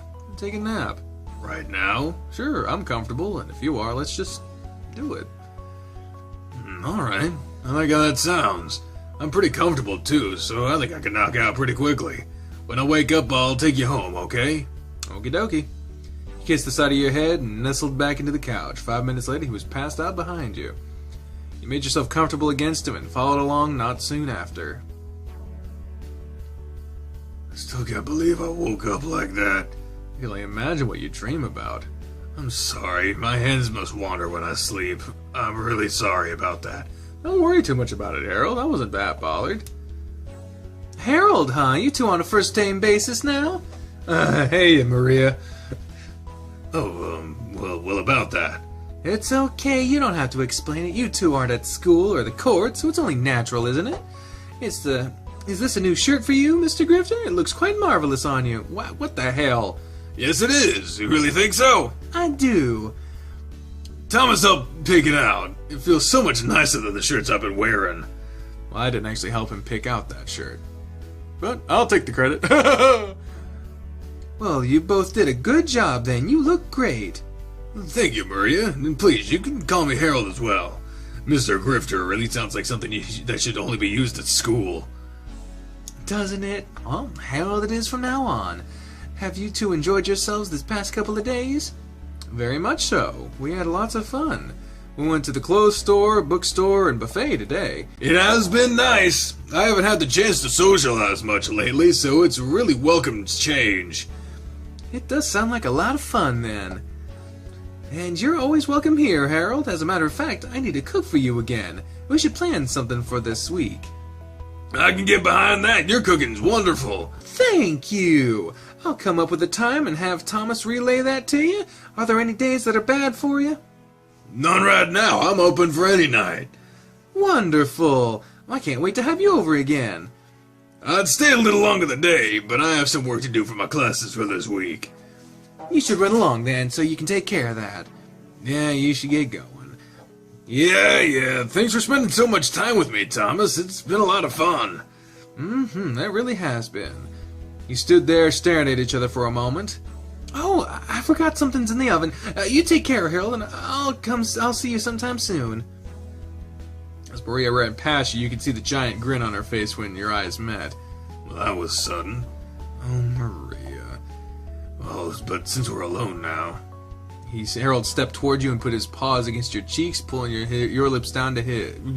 Your lips to his. It wouldn't be down to his, because he's way fucking bigger than you.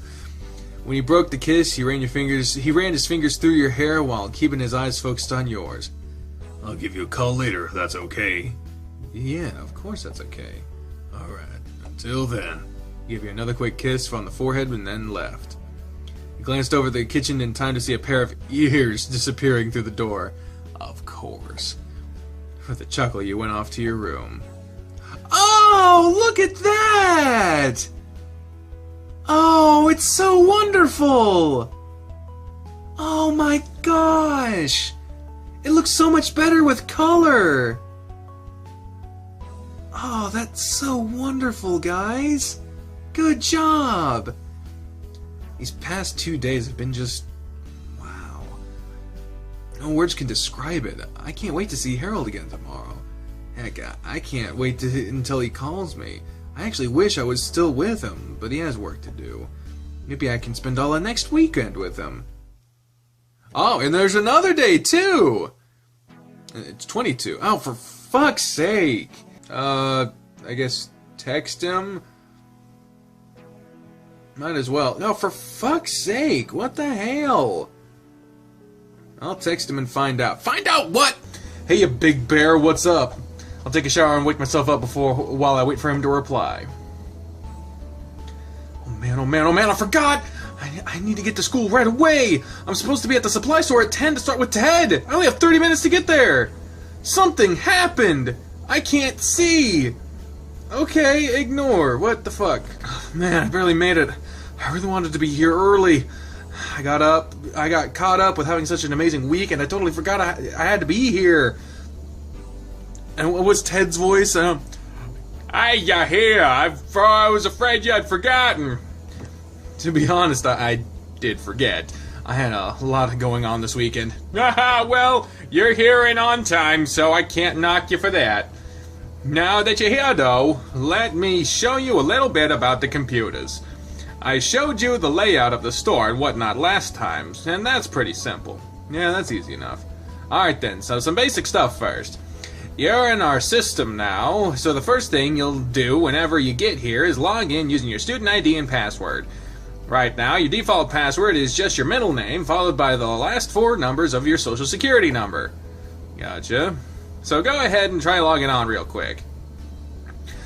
While he was talking, he led you to a computer behind the front counter and pointed in the login box. You punched in the information like he said, and you were logged in.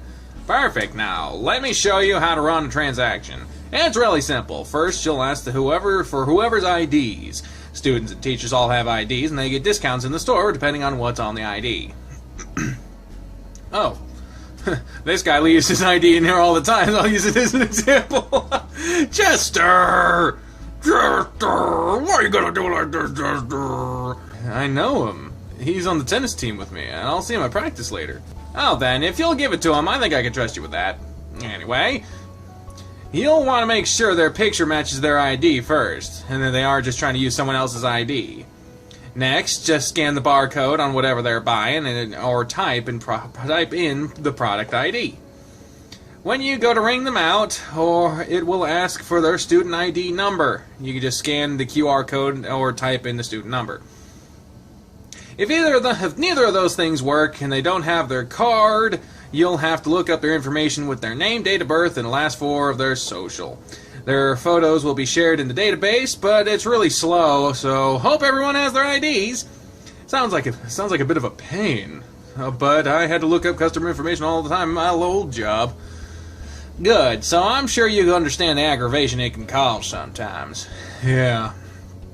So once you find their information, just copy the student ID number and you can paste it in the transaction screen. The last thing you'll need is their classification number. Classification number? It's at the bottom right of their number of their ID. The number tends to range from 1 to 5. The number represents a variety of things, but it helps indicate what kind of discounts are given. Chester here is a type 2, so he'll get a pretty heavy discount on his purchases here. Oh, that's cool. I never knew that. The number will verify the number, and as long as it's accepted, it'll move on to the total screen. Just follow the on-screen prompts, and there's all there is to it. These systems are pretty simple to use, and everyone tends to be on screen. Seems easy enough. Just run it by one time. What should you do first? Check the student photo first. I should check their photo first. Right, now you gotta make sure it's them. They aren't allowed to use any of their student IDs, and a few even swipe their teacher's IDs to try to use those. If you ever handed a teacher ID and it isn't a teacher, do not give the card back and call me up front to deal with it. Will do. Next question. What'll you scan first? Fuck. Is it the item barcode or the student QR code? I think it's the student one. Student ID? You can't actually scan that until you finalize the transaction. God damn it! I was wrong. So that'll be after you scan their ID code. Ooh, makes sense. Last question. What info do you need to look up their student ID number if they don't have their card or don't know their number? Name, birthday, and social. Name, classification, and social. Name, mother, maiden name, and photo ID. Name, birthday, and social is what they need. Need a name, birthday, and last 4 of the social. Exactly right. We need nothing else, since their photo will be in the computer when you look it up. Okay, there are all the questions I have for now. You didn't do bad with those questions. so I don't think I have anything to worry with. If you do have any questions, though, just be sure to ask. Will do. Now, the next thing I'll show you is how to look up items or check our inventory, since I'm sure you'll understand that will come up. Yeah, I bet that comes up a lot. So let's get started. Okay. You having fun back there? Creeping me the fuck out? Just walking around? Oh god. Hi. I'm going to work. Oh, love you. Love you too. Bye. Bye. Bye. That didn't take long. I think you got the basic stuff down, no problem. I bet you could run through a whole transaction with ease right now. I think you could too. You might get your chance now. I think this will be a great time for you to try it. Good afternoon, Mr. Grifter. Oh, hey, hi, Coach. Good afternoon, you two. What brings you in by today? I want to check in and see if Thomas was doing okay. It's his first day here, isn't it? That's right. He's doing just fine, so I think you made a good choice here. Good to hear. If he steps out of line, let me know and I'll pile on some extra homework or make him run extra laps at practice. What? You can't do that! I don't think you'll have to worry about it. I think he'll be great. Excellent. But just in case, I'll keep that in mind. Anyway, I did need to pick up some supplies too, so I might as well get them while I'm here. Oh, let me help you with that then. It'll give me a chance to put what I've learned to use. Alright then, let's see. I need a new notebook for keeping notes and a pack of Tivani pens. Then I need a copy of the teacher's edition textbook for English 101. Okay, well, let's see if I can find that stuff for you. Wait here and I'll see what I can do. Alright, thanks. After I searched through the computer, you find the location of the book you wanted. So you went to find it and the other items you requested. Alright, so I found everything. Let me see just to make sure. You entered over the item. Okay, yeah, this is all good. Thank you, Thomas. And I'll let you run through the checkout process with him. I'll just stand back while you handle it. Gotcha. Alright, Coach. As for his ID. Can I see your school ID? Of course, here you go. That's the right one. That's definitely you. That is it. Alright, so I can scan all your items in. You scanned each item into the computer. I can finalize it. Code won't seem to scan.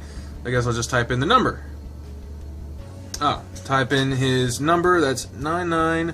Oh shit, 9936 36 99363636 9. God damn, that's a complicated number. Harold Grifter, there we go. It accepts the number, so let's see. I just have to punch in the classification number. That's 5, and total $0. That means you did it right. Teachers are allotted so much each semester to spend on store for their classes. He's barely used any this semester, so total will come from his account balance. Oh, I see. Some teachers will have to pay when they come in, since they blow through their funds early, but they still get a heavy discount. I almost never use all of mine until the end of the semester, and if I have any left, I just use it on supplies like paper, pencils, and pens. And you'll even notice some students will ring up with a zero total too, and those guys are either on scholarships or financial aid. But if you're ever unsure of something, just let me know. Will do. Here's your ID back, Coach. Backed up his purchase and handed it back to him as well. Thanks, Thomas. So I guess I'll see you at practice later. Yep, I'll see you at practice in a little while. Okay, well, have a good day. Listen to Ted and pay attention to what he teaches you. Yes, sir, I shall. I'm heading back to my classroom. See you around, Ted. Have a good day, Mr. Grifter. He lingered around for a moment longer, just looking at you before he left.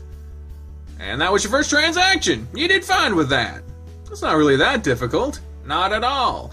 I'll let you run through a few more as students come in, otherwise I'll just have you straighten things up for the time being. Can do. Thank God we're skipping most of that shit. Well, I think it went good today. Got to learn how to use the computers, run through some transactions, and better learn the layout of the store. Ted seems happy with how I did, too. Next time I'll really impress him. I bet that would look good on Coach for suggesting me. I always fuck something up. You can't expect me to do right. I can do good enough. Chill. Speaking of Coach, I should swing by his room. his class should be coming to an end since it's about time to head off to practice, and we could walk together to the courts. You made your way to his classroom and peeked inside at what was mostly empty, so you decided to go in. Oh, Thomas, what brings you to my room? I figured your class should be ending and you'd be heading to practice soon. Since Ted let me leave so I could get ready for practice, I thought we could walk to the courts together. Sure, sounds great to me. Let's head to the lockers and get ready, then we'll head to the courts. Alrighty, let's do it.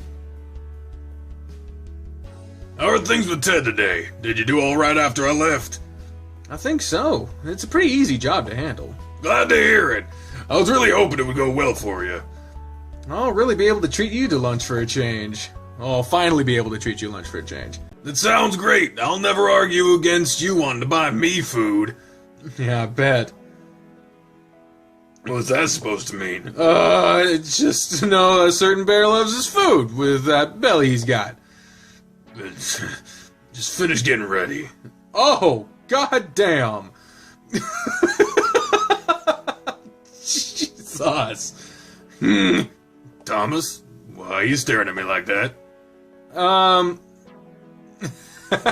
Tell him he looks hot or ask him to show off the back.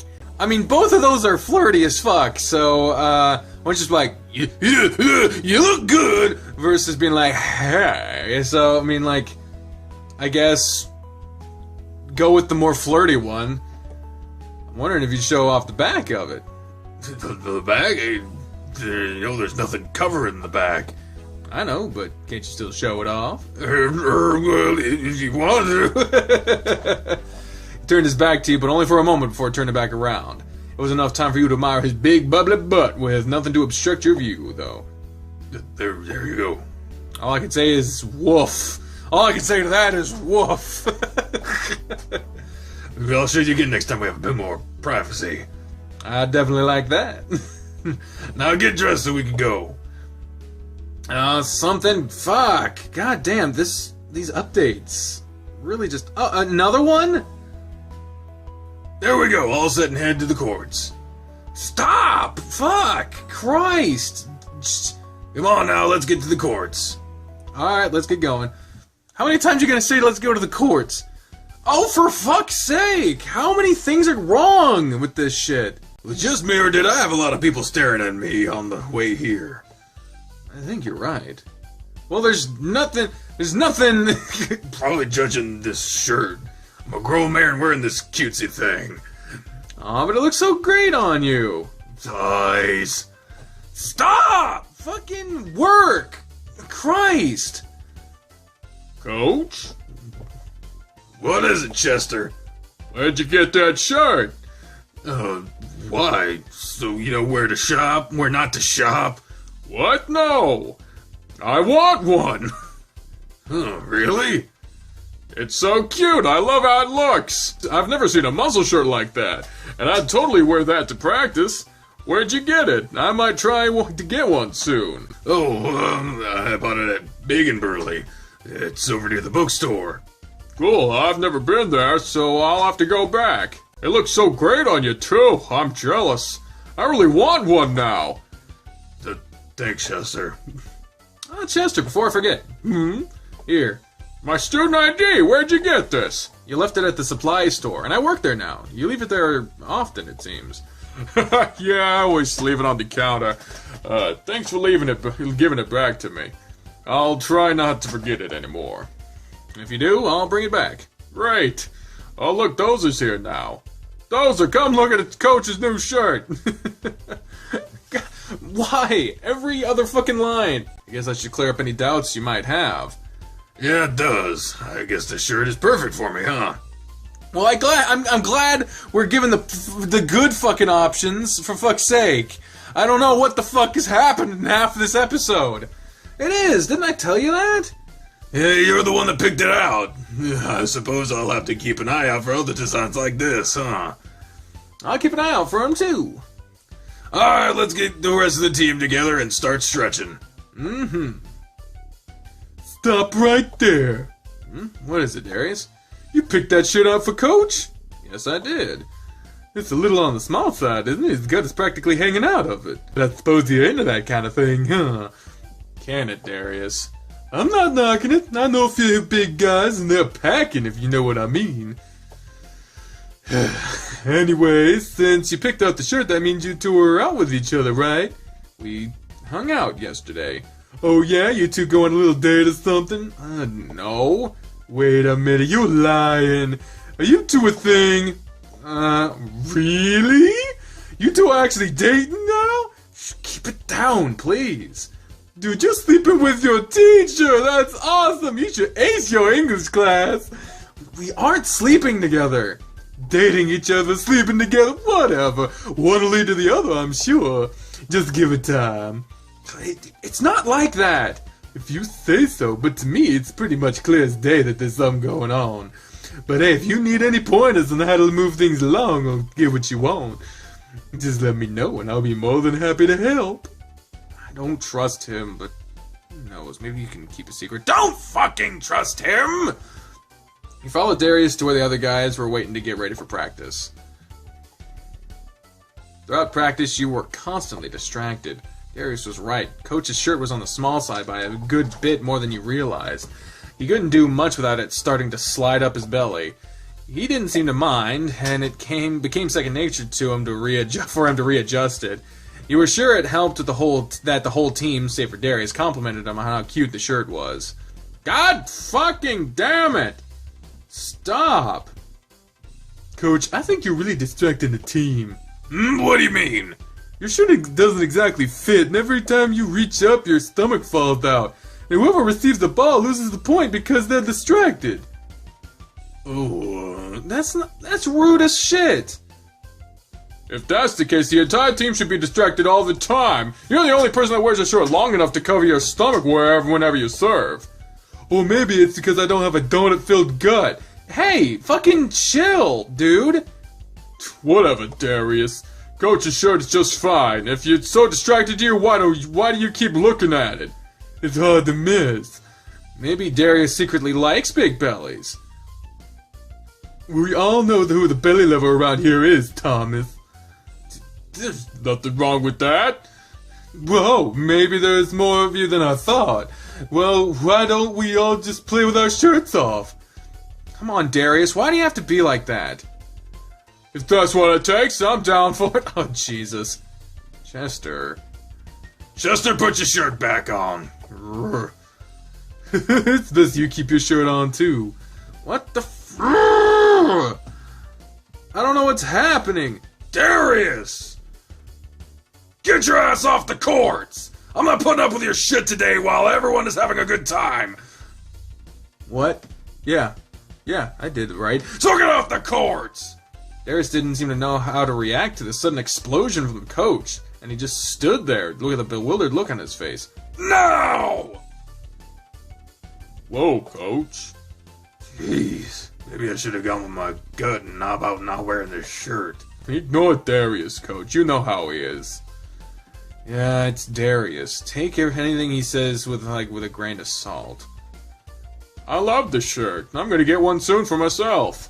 I might even get one too. He said it was cute too, but doesn't want anyone to know he thinks so for some reason. See, Coach, everyone likes it. Alright. Thanks, guys. I mean, Darius got one thing right, and that's my fat gut is constantly hanging out from under it. Show it off proudly, then. Oh, yeah, be proud of it. Thanks, you two.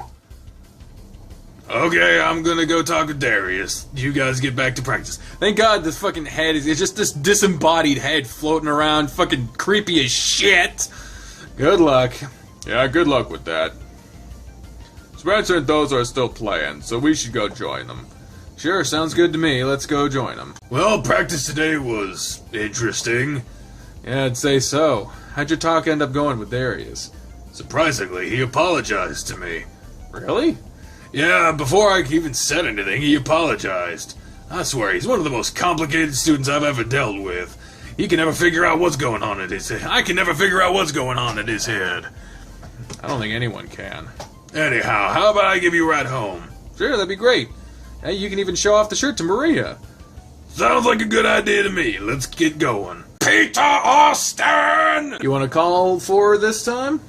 What? Why me? Come on, she's not expecting you. Just call for her. Oh, okay. Maria, we're home. Something? I'm having to skip like 2 lines each time. What the fuck is happening? Oh my, why hello, Harold. Hello, Maria. How are you doing today?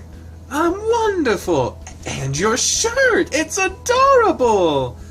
Oh, thank you. It was another shirt we got when we went shopping yesterday. Thomas picked it out. Fucking disembodied head. An excellent choice then. It's perfect for you. I absolutely love it. That's nice to hear, Maria. Thank you. I don't suppose you'll be here long today, will you?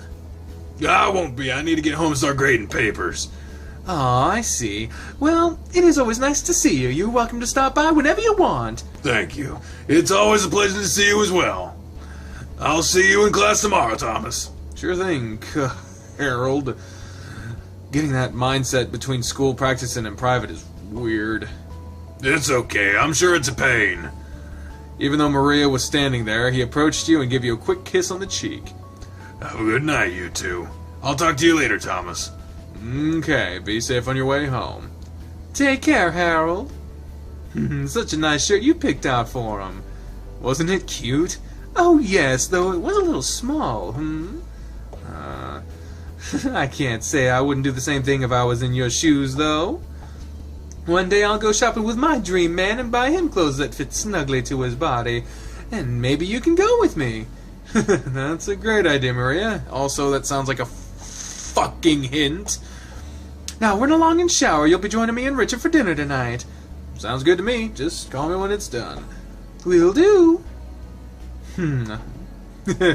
Well, I'll have to get Harold to send me a picture of him wearing that shirt. I wonder if I could convince him to send me an even better one. I'll have to try one of these days, but in the meantime, I have this one, and I love it. Aww. Day 22, day 23. Another day back at school. Harold sent me a message before I woke up and told me to get to class a little early if I could. I wonder why. You're here. Good morning, Thomas. Good morning, Harold. After a quick peek out the door window, he gave you a quick kiss. Did you sleep well? Yeah, I slept good last night. Did all your papers get handled? You seemed a little annoyed last night when we were talking. No, I'm sorry. I didn't mean to rant to you, but some of the papers that were turned in to me were really frustrating. Some students are just so lazy and they don't make any effort to do the work properly. I'm guilty of that sometimes. I can understand sometimes, but I will never understand all the time. But let's not get distracted. I really wanted to see you before class, and I wanted to ask you something. Oh, what is it? Well, I made a really big lunch before coming to class, and I was wondering if you'd join me for lunch today. I made plenty of food for us so we can sit in my office to eat. There's more than enough room on my desk. Well, after I move some papers around. You made lunch for us? Mm-hmm. Well, that sounds great, Harold. I'd be more than happy to join you then. Great. Just come back to my room after your other class, and we'll have a little bit of time to spend in private. Will do. Can't wait to see what you made.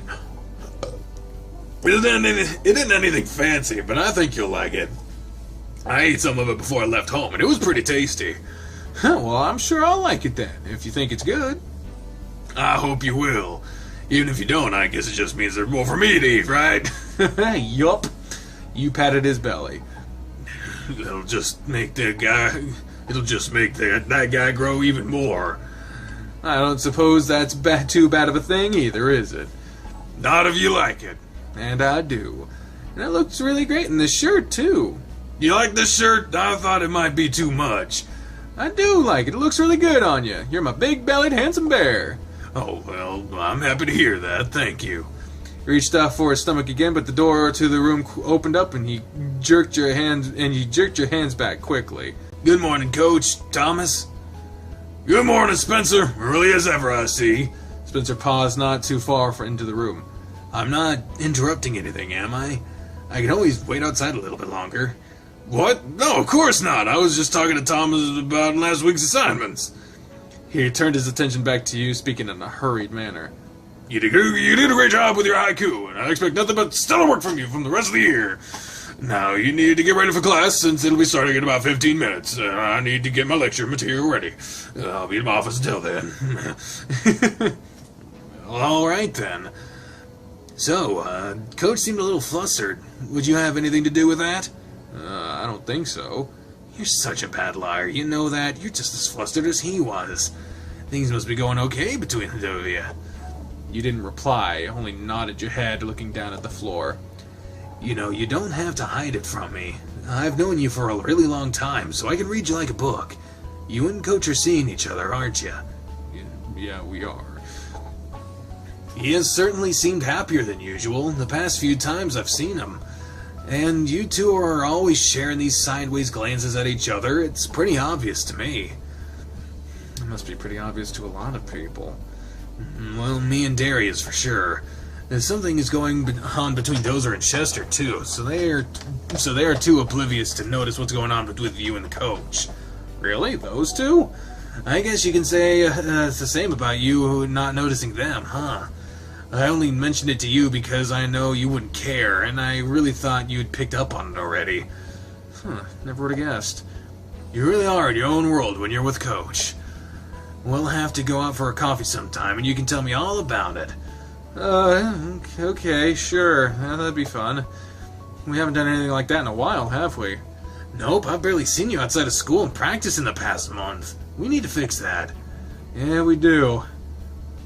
Well, you talked to Spencer, more students started showing up, and you took your seats and waited for class to begin. Harold stepped out of his office, and in a couple of minutes, he started his lecture for the day. He passed out and graded papers from the previous class, and he talked about the last lecture on sonnets. Class was boring, and the only redeeming factor you found in it was that your teacher was also your boyfriend, and you couldn't help but keep your eyes fixated on him. There was only 30 minutes of class left, and the door to his room popped open. Your heart jumped into your throat when you saw a head pop in through the opening. Diana? Oh, no. What? What? Fucking what? She wiggled her finger at Harold, urging him to come to her. Class, will you excuse me just a moment? Harold stepped out of the room with Diana, and you were left with knots forming in your stomach. What was she doing here? Shouldn't she have gone back home already? Harold's done with her. Isn't he? Your head was filled with the thoughts of him leaving you to go back to her, since it wasn't like you had been together very long anyway. When he did finally come back to the room, he tried to keep his demeanor professional, but you could see something was wrong. Alright guys, class is dismissed. No assignments for today, so I'll see you on Thursday. After he dismissed the class, he retreated to his office. I wonder what that was about. Are you okay? You're suddenly looking way worse than when class started. Did you recognize that woman? That's his ex. Oh, well, that explains a lot then. You're gonna go check on him, right? Our class isn't for another 20 minutes, so you have time. Yeah, that's a good idea. Stop wasting time then and go talk with him. I'm sure that'll do you both some good. Sure, thanks, Spence. Of course. Let me know if you need anything at all, okay? I will. He went to the door leading to his office and knocked on the door. Mr. Grifter? You tested the door to see if it was open, and thankfully it wasn't locked. Harold was sitting at his desk with his back to the door. I'm sorry, but I can't speak at the moment. Please come back later. Harold? He stepped into the office and shut the door behind you. He spun around looking at his glasses in the hand and he was rubbing his eyes. Oh no, look at his sad face! Oh, such a sad face! Oh, Thomas. Is everything alright? No, it's not. Why did Diana show up? Wasn't she only supposed to be around for a week? She was, but apparently she is going to be here for a few more days, and she wanted to go to my place later to catch up some more. Oh. But I told her no. You told her no? After what she did to me last week, I don't want to have anything else to do with her, Thomas. I can't keep doing this to myself. She was confused as to why I'd say no, and when I told her I was doing better with my depression until she showed up last week, and what she had done had sent me sprawling back down, she got all defensive about me being too sensitive about it, and when I told her I was seeing someone new, then I was finally moving on, and that just made her mad, so I told her just to leave and never contact me again.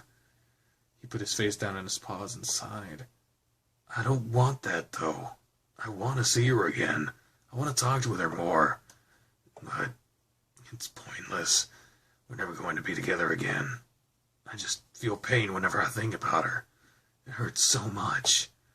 Why do I have to miss her so much? He pounded his fist on the desk, startling you. I hate this. Why can't I just get over it?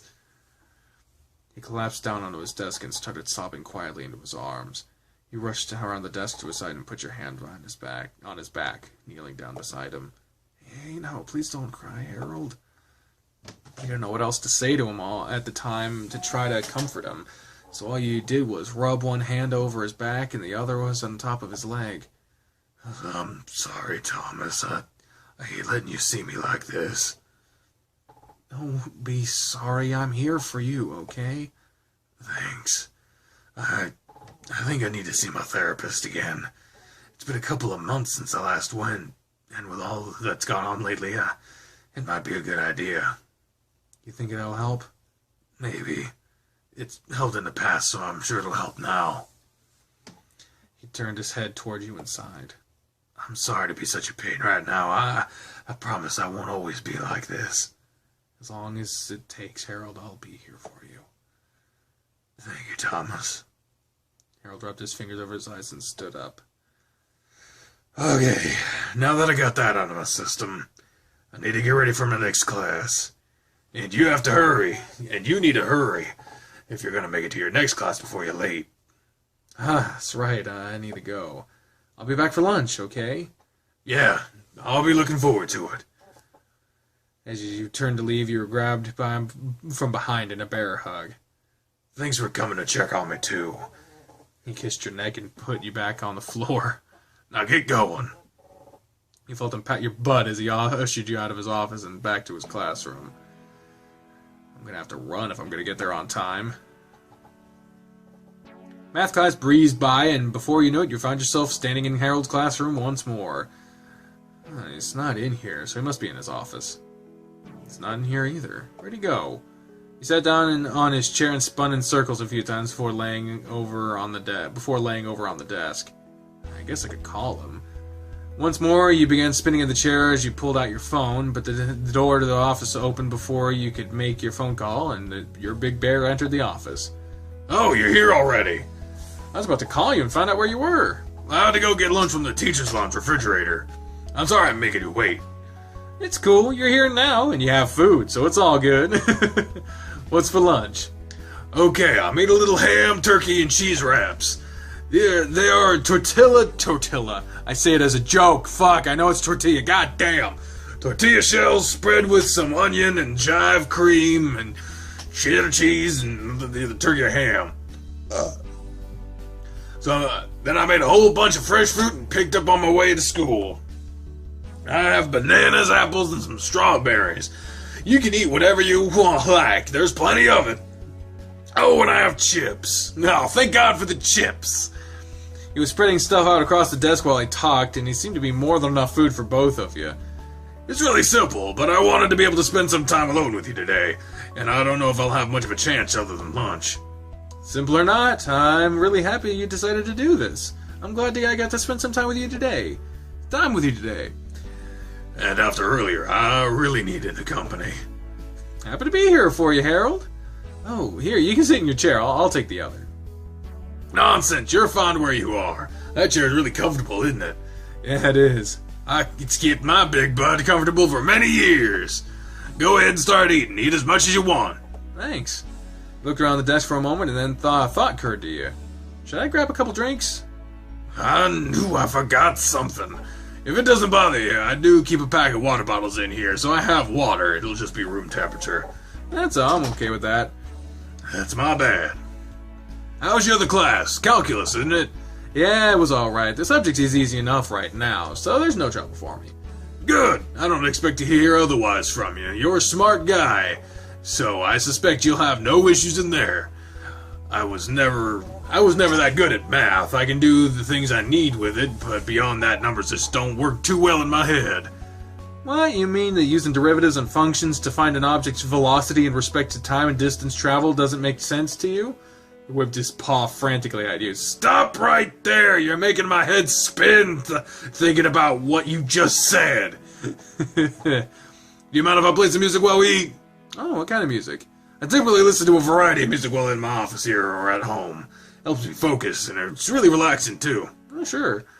He hooked his phone up to a set of speakers on his desk and turned on some music. Some nice music at that, too. Oh, it's kind of catchy. Isn't it? It's really upbeat too, so it helps with my mood sometimes when I'm feeling down at the dumps. If I get carried away listening to it, I'll start rocking around and synced with the music. It's so catchy. I'll even blast it in the house when I'm alone, and I'll dance around the house while I clean. I'd love to see that. I'm not the most graceful bear, but it doesn't look too pretty. You're adorable and look great, so I think it would make up for it. Everything seems to shake when I dance now. It didn't always do that, you know. Hey, it used to be really fit. Despite the fluffy exterior you have, I know it covers a ton of muscle. With how you move on the courts, I bet it really throws people off. They don't expect me to move as quick as I do. I might be on the heavy side now, but my legs still work like they did when I started. It does take a little more effort though, so I just make up for it by making sure the point doesn't last long. You're definitely a force to be reckoned with on the courts. You know it. How's the food, by the way? You seem to really be enjoying it. These little things are good. I knew you'd like them. It's easier to prep something that doesn't require me to cook first thing in the morning. I'll definitely do this again for us. Awesome. That's a great idea. You tapped your feet along with the music and you noticed Harold was rocking his head from side to side as well. Despite the earlier incident, he appeared to be in a really good mood. So, you have any plans for the weekend? Nothing, unless it involves going out with you. Perfect. Do you have something in mind? There's a musical showing at the Manor. Hey, that's Darius's theater complex Saturday, and I really wanted to see it. Thing is, I don't want to go alone, so would you want to go with me? Sounds like fun. I'd be more than happy to go with you. Really? That's great. Thank you, Thomas. It's a show I've really wanted to see for a while now, but I just never wanted to see it by myself. It's finally showing again, and I really didn't want to miss this chance. What's the show called? The Cavalier's Guide to Matrimony and Homicide. Fuck! He's about a man whose mother was cast away from their noble name due to her marrying the wrong man. Once his mother passes away, he finds out about her family and sets out taking his rightful place as the heir to their earldom, while also romancing two women along the way. Sounds like a dark tale, but it's really rather humorous, really. I've listened to the soundtrack, but I really wanted to watch the show. We can make a whole date out of it. I'll treat you to dinner, and then we can see the show. Sounds like a great date, Harold. It gives me something to really look forward to. Same here, Thomas. And unfortunately, it's about time for my next class to begin, so we'll have to part ways for now. Thank you for joining me for lunch today. It was really nice having you here. We'll have to do this again Thursday. I like that idea. I'll plan another lunch out for us then. Be safe on your way home, okay? Of course, I always am. He ruffled your hair around and gave you a kiss on the forehead before ushering you out of his office. Man, that music was really catchy, and I can still hear it! It's gonna be stuck in my head all day. I suppose... Oh, no, it started again. I suppose I'm done here for the day. I might as well head home. Oh, it's you. Thomas, was it? Hello, Diana. You have 2 classes with Harold? Oh, no, just 1. I had to come back to talk with him about something else before heading home. You're the one he's seeing, isn't it? You're the reason he doesn't want to see me. What are you talking about? You were at his house that night, and you two must be spending a lot of time together. What? Why would you say that? Please, like I don't know what's going on. Her demeanor was completely different from the first time you met her. She seemed like a whole other person. You need to back off of him. He's mine still. You understand that?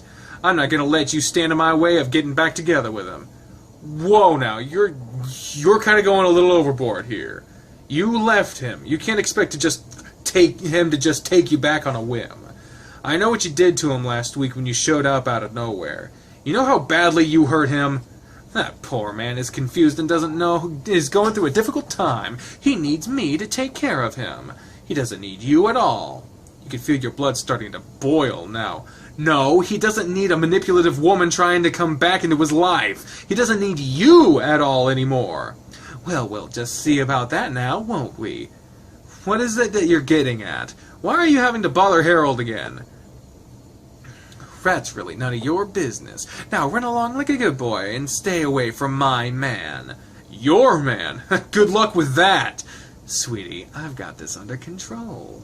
She raised her hand and slapped you hard across the face. You motherfucker. What the hell, lady? After she slapped you, she threw herself on the floor and into the door of Harold's room. Don't touch me again, you creep! Someone help me!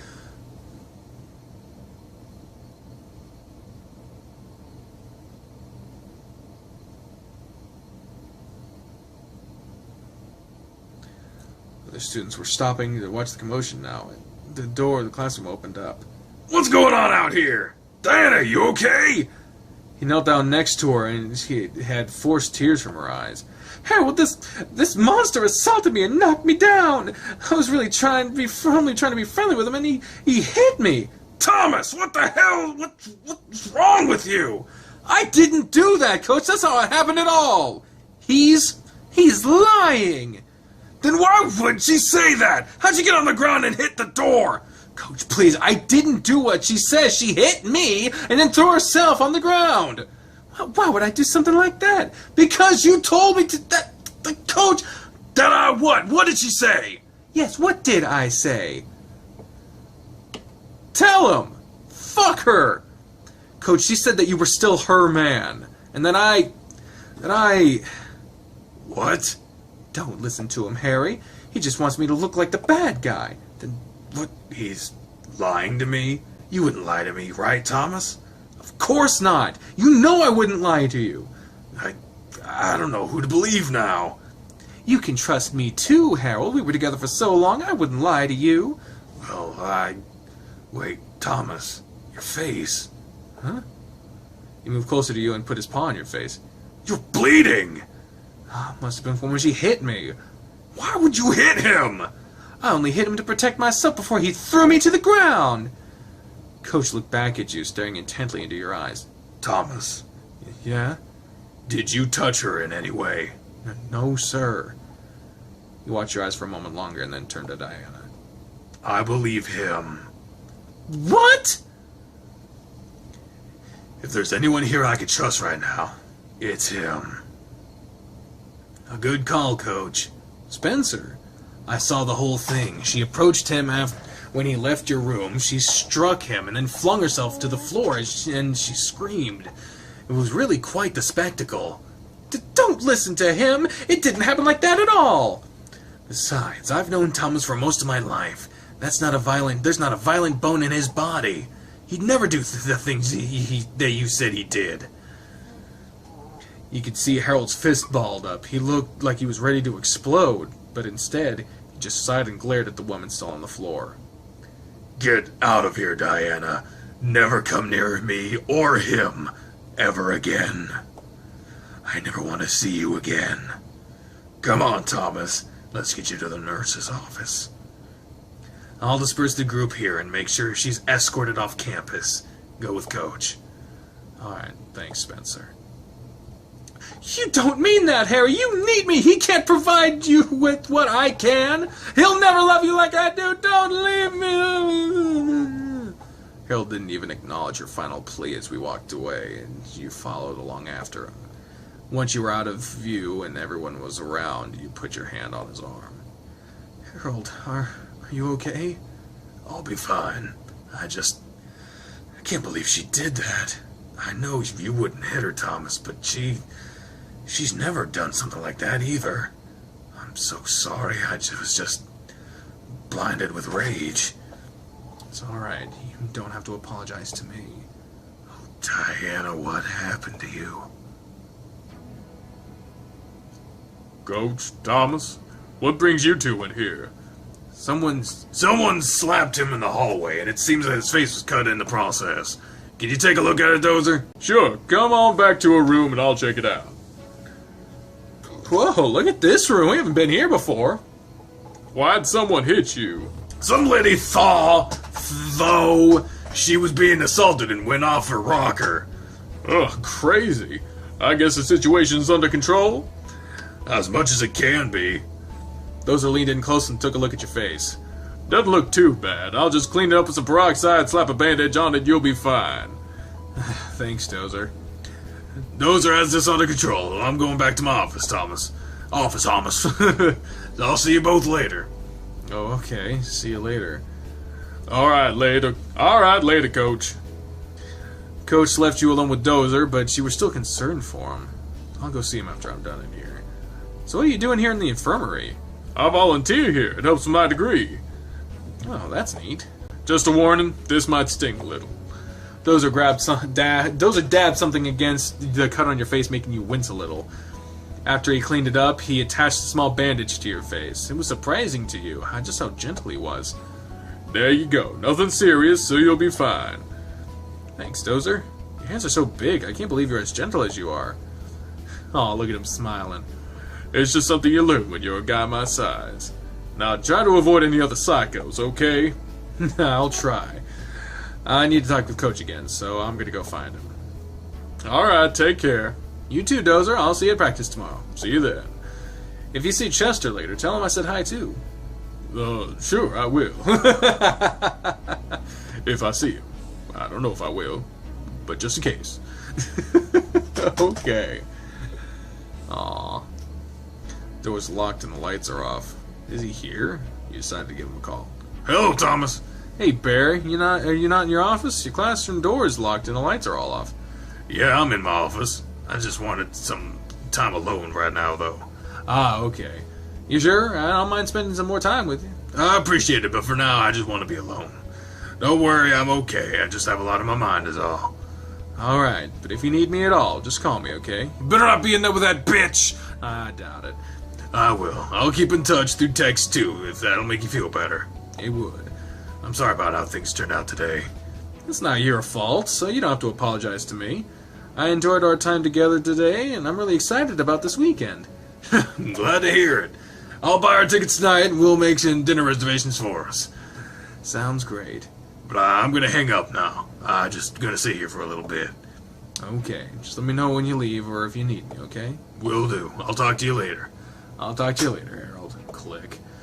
I guess there's nothing else I can do for now. I'll head home and text him while I get there. Throughout the day, you and Harold communicated through text messages. He didn't reply often, but it was enough to let you know he was okay. It wasn't until it was dark outside that he finally let you know he was heading home. I can't believe he stayed in his office the whole day. I really wish he would have let me stay with him. I hope he'll be fine at home. You rolled around in your bed for a while waiting for him to text you back to let you know he was home. It was taking him a little longer than expected. Knock, knock, knock. Come in. Hello, Thomas. Oh, hello, Maria. You have a guest. Oh, hey! Look at him! Harold, I thought you were on your way home. Well, how do I put this? Harold's going to be staying with us tonight, Tom. What? Staying with us tonight? I'll leave you two alone for now, and I'll give some extra blankets and pillows for you. What's going on? I didn't want to spend the night alone in my house, so I asked Marie if I could stay here tonight. She said it was okay, and that she could prepare a room for me. But I'm just going to sleep on your floor, if that's okay with you. Harold, you're not sleeping on my floor. Oh, I was worried it might seem a little too extreme. No, you won't be sleeping on my floor because you'll sleep on my bed. I'll sleep on the floor. I couldn't do that. You need your rest for tomorrow. I don't have to be anywhere until practice tomorrow. I'm fine. You're not working tomorrow? The only other day I'll be working this week is Friday. Oh. You're the one who needs good sleep, so you can sleep on my bed. You sure? Yeah, I'm sure. Thank you. I'm sorry to impose on myself like this. I just didn't know what else to do. I could have just gone to your place, you know. I don't want to be there right now. I was even considering just sleeping in my office. God, this is a much better idea then. I hope Maria doesn't think it's too weird. I'm sure she won't think that. He sat down on the bed beside you and leaned over on his knees. And again, I'm really sorry about how things turned out today. Diana really has changed. The woman I loved is gone, and I think I think I can finally move on after today. You put your hand on his back and rubbed around. I'll be here to help you through it. Thank you. I made an appointment to see my therapist Thursday, and we'll see how I feel after that, too. I might need some extra company this week. It's not like I have anything to do. I'll spend as much time with you as I can. I'd like that. Here you go. This should be enough to keep you comfortable. Thank you so much, Maria. I'm sorry to be a bother. Nonsense, Harold. You're always welcome here. Now, I know you have to go back to school tomorrow, so how about you go take a shower and I'll take your clothes to wash them. That way, you have something clean for tomorrow. Oh, that should be fine. I appreciate the offer. You are a professional educator, sir, and you will go to school looking like one. Go take a shower, and Thomas will give me your clothes so I can wash them. Yes, ma'am. Good, I'll be in the living room then. Just bring me his clothes when they're ready, Thomas. Looks like you don't have a choice. Let's go shower, I suppose. Okay. I'll actually lock the doors so nobody can come in while we're in here. I'm not really worried about any guys seeing me. I just didn't want Maria to see me without my clothes on. I think she's see a handful of guys here without most of their clothes on. Still. Good God. Is there a towel I can use? Yeah, I have an extra one for you. Okay. It's a shame these showers are all on the small side. What do you say that? Oh, no reason. Just rambling, so don't mind me. And now I'm back from work. Whoopity boopity movie magic. You turned away from Coach for a moment to start undressing. Holy shit! What a way to welcome me back from fucking work. It was just a second for you, but goddamn, it was 5 hours for me. Fucking hi. Hello. Oh God! It looks like a beige plum. I don't. I see. You don't mind showing everything now. God damn it! Fucking something's gotta always fucking go wrong. I actually feel comfortable in here with just me and you. It's different when we're in the locker room and the other guys are around. It doesn't bother you, does it? But bother me? No, I'm not bothered. I like what I see. Oh, good. I'm really relieved to hear that. I was worried I was being too bold. Feel free to join me if you want. I'm about to hop in the shower. You want to see me strip down too? I'd like that, but only if you're comfortable with it. Do it. Well, if you want. You took off the rest of your clothes and tossed them aside. Unlike him, you were sporting a rather large erection that you tried to hide. Excuse me for saying this, but damn, you look great. So do you. Okay, we should get cleaned up. I don't want Maria thinking something more is going on in here. I have to say again, though, you look really great. I'm such a lucky guy. Smart, cute, and caring. You're all I could ask for. He patted your shoulder before going to step into the shower. Holy God! He tested the water before stepping in, and he caught you were looking at his butt before you did. You could always take a picture, it'll last longer. With a laugh and a shake of his rear, he stepped into the shower. I'll try not to take too long in here. Alrighty, I'll take your clothes to Maria after I'm done. Then you can come back to my room. In just my underwear! I'll leave your muscle shirt in here too. Oh, okay. That still isn't very much. My room is just right down the hall. You'll be fine. And you'll have a towel, so if you don't want to be seen in your underwear. For someone who just stripped completely for me, he sounds really self-conscious about walking down the hallway in his underwear. You made sure your shower was quick, and when you were done, you gathered yours and Harold's clothes. I'm done. I'll be back in my room. Okay. I'll be done soon. Let's get these to Maria. Oh, the room is back to being weird again. Oh. There was nobody in the hall when I looked. Richard came out of nowhere. The look on your face when he whistled at you was priceless, though. Don't worry about it, Harold. I've seen him in his underwear around here plenty of times. And he's seen me in mine in the bathroom, considering it's shared. Still. I don't suppose it could be helped, though. Nope. And who knows, maybe he liked what he saw. Maybe. I guess I'm stuck in here until Maria brings me my clothes. And that'll take at least an hour. And by that time, I'll be ready to go to sleep. I'm already beat considering what kind of day I've had. Why don't you go to sleep now, then? I'll wait up until your clothes are ready. You really don't mind if I sleep on the bed? Of course I don't mind. You really need a good rest. Then I think I'll try to sleep. He sat down on your bed and laid back. If it was a little bigger, you could sleep up here with me. Well, I could always lay with you for a little bit. I'd like that. Harold rolled onto his side and moved back against the wall, leaving just enough room for you to lay down on your side in front of him. He put an arm around you to keep you from sliding off and pulled you close to him. Thank you again, Thomas, for being here when I needed you the most. I'm glad I could be here for you. He pulled you closer, kissed you on the head, and buried your face into his neck after pull the blankets up over his waist. I'll let you go free once I doze off. If you want. Believe it or not, I'm pretty content right here. As long as you hold on, I'm not going anywhere. Maybe I'll do just that then.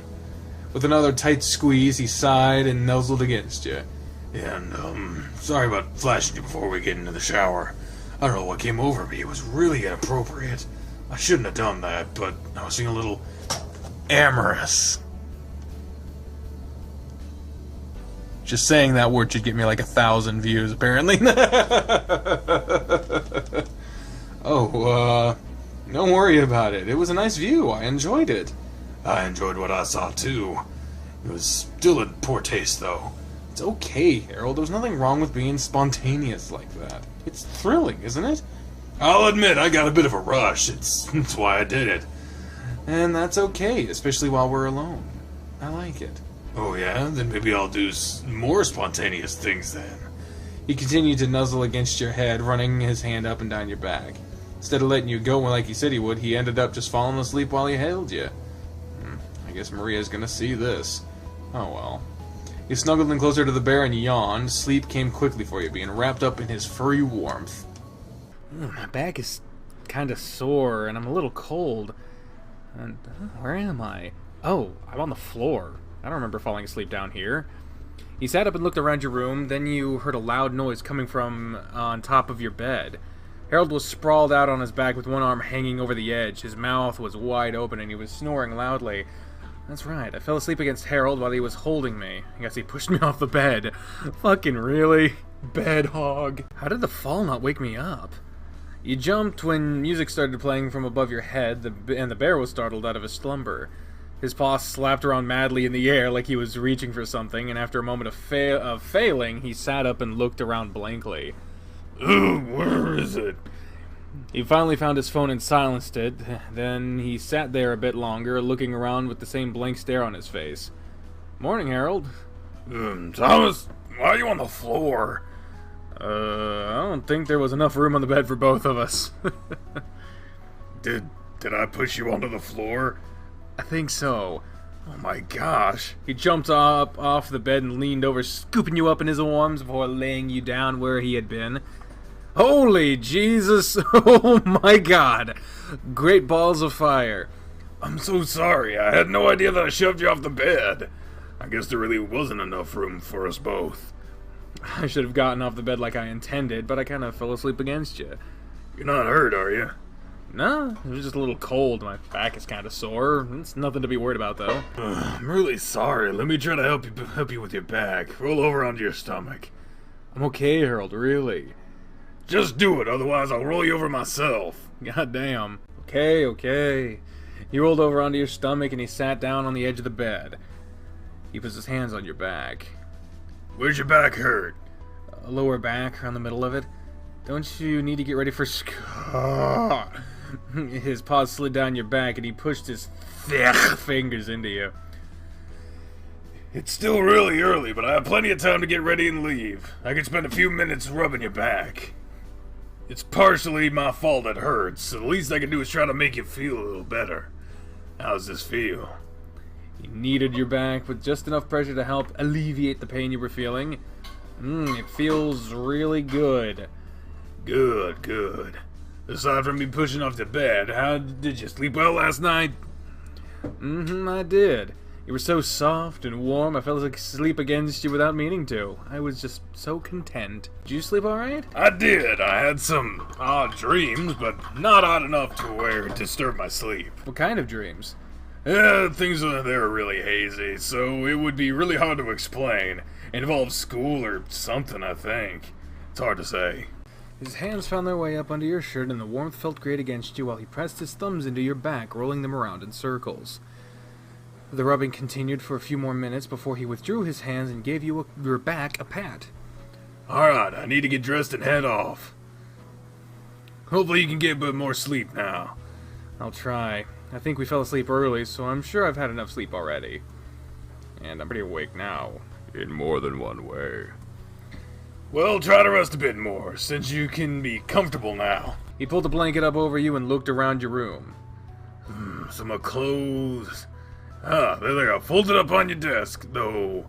If you fell asleep with me, and you haven't left the room, that means Maria would have had to come in here and left them, right? Most likely. That means she would have seen us cuddling, and this had already knocked you onto the floor.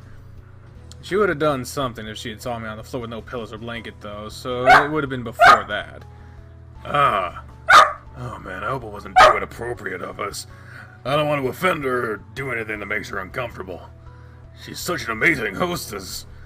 I'm sure it's okay. Again, I think she would have done something if it bothered her. Okay, if you say so.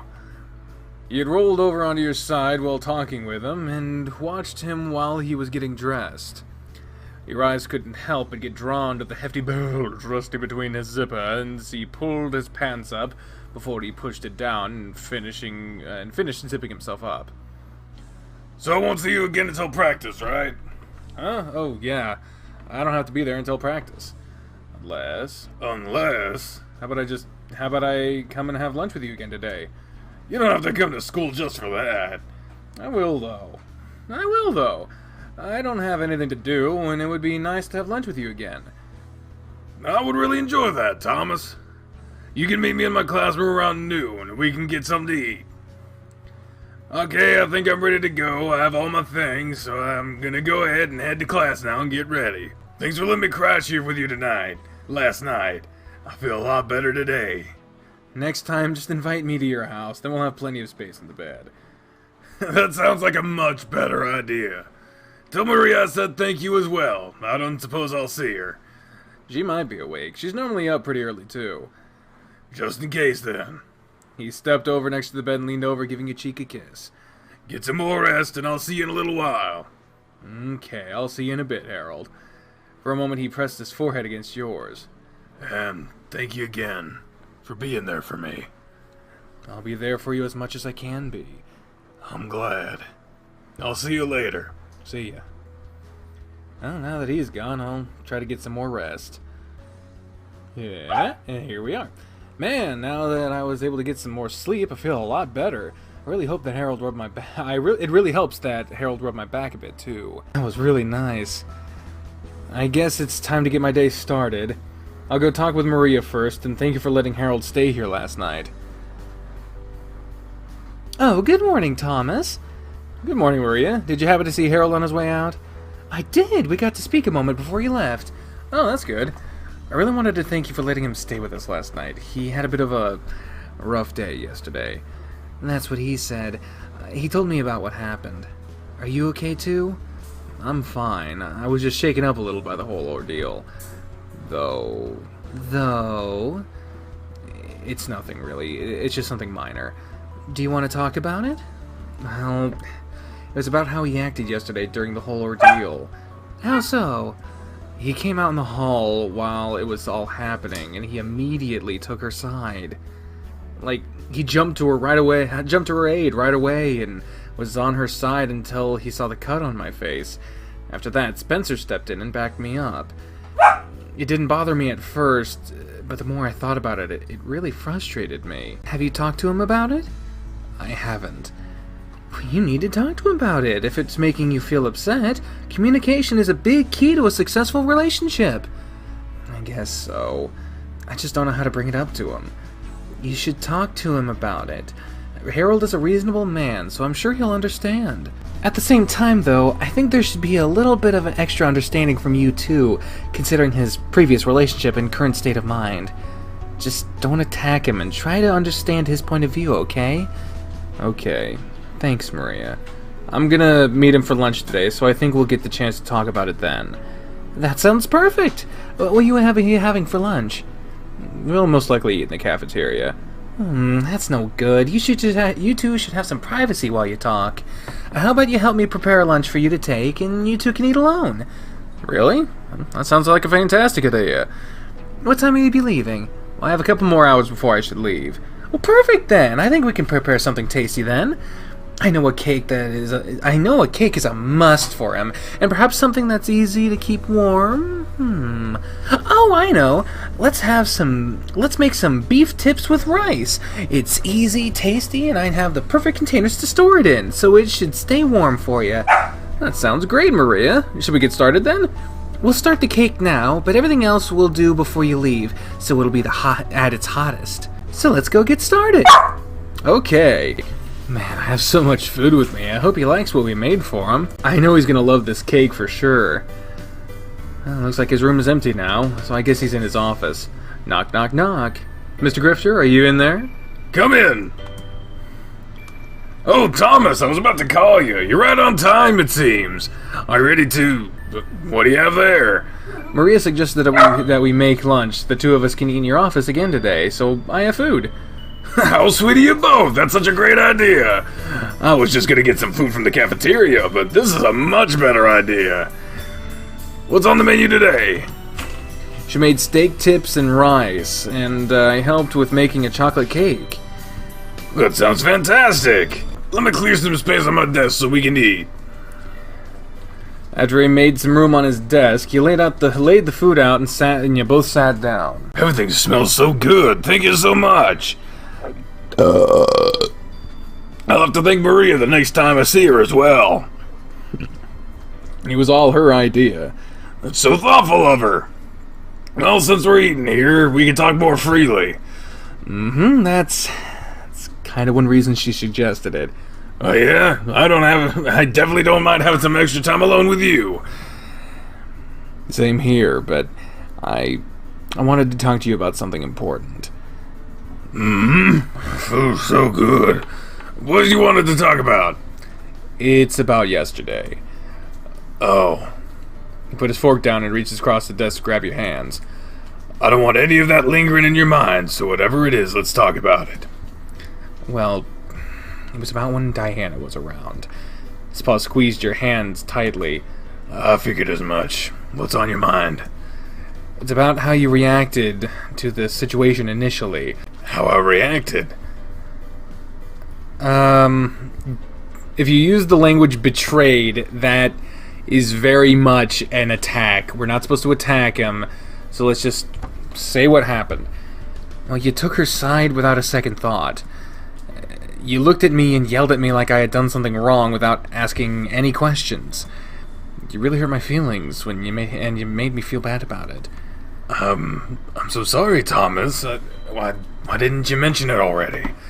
It didn't bother me at first, but the more I thought about it, the more it bothered me. I thought you would take my side, but you took hers and left me in the cold until you noticed my face.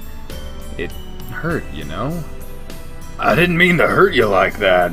That wasn't what I wanted at all. And I hope you can forgive me for making you feel that way. I do forgive you, Harold. You're still trying to get things back in order with how you feel, and I don't want to hold that against you. I appreciate that. Is there anything else? There isn't. Really, that was the only thing that was still bugging me. Are you sure? Nothing else? Nothing. And now that I've told you about that, I already feel better. That's good. I don't want you to ever feel bad on my account. How about we go back to enjoying this meal while it's still warm? Sounds like a great idea. It does make me happy that you would talk to me about this instead of holding it inside, too. I expect the same from you too, you know. Of course. Now, start eating! Your stomach had already started to growl, so there was no need for him to tell you again. While you ate, Harold struck up another conversation with you. So I forgot to order our tickets last night to the musical, but in between my first and second class, I was able to get it taken care of. The showing starts at 7, and I made dinner reservations for us at a nearby place called Ritzy Bits. Ritzy Bits. We've heard that place. Isn't that the restaurant that Darius took us to?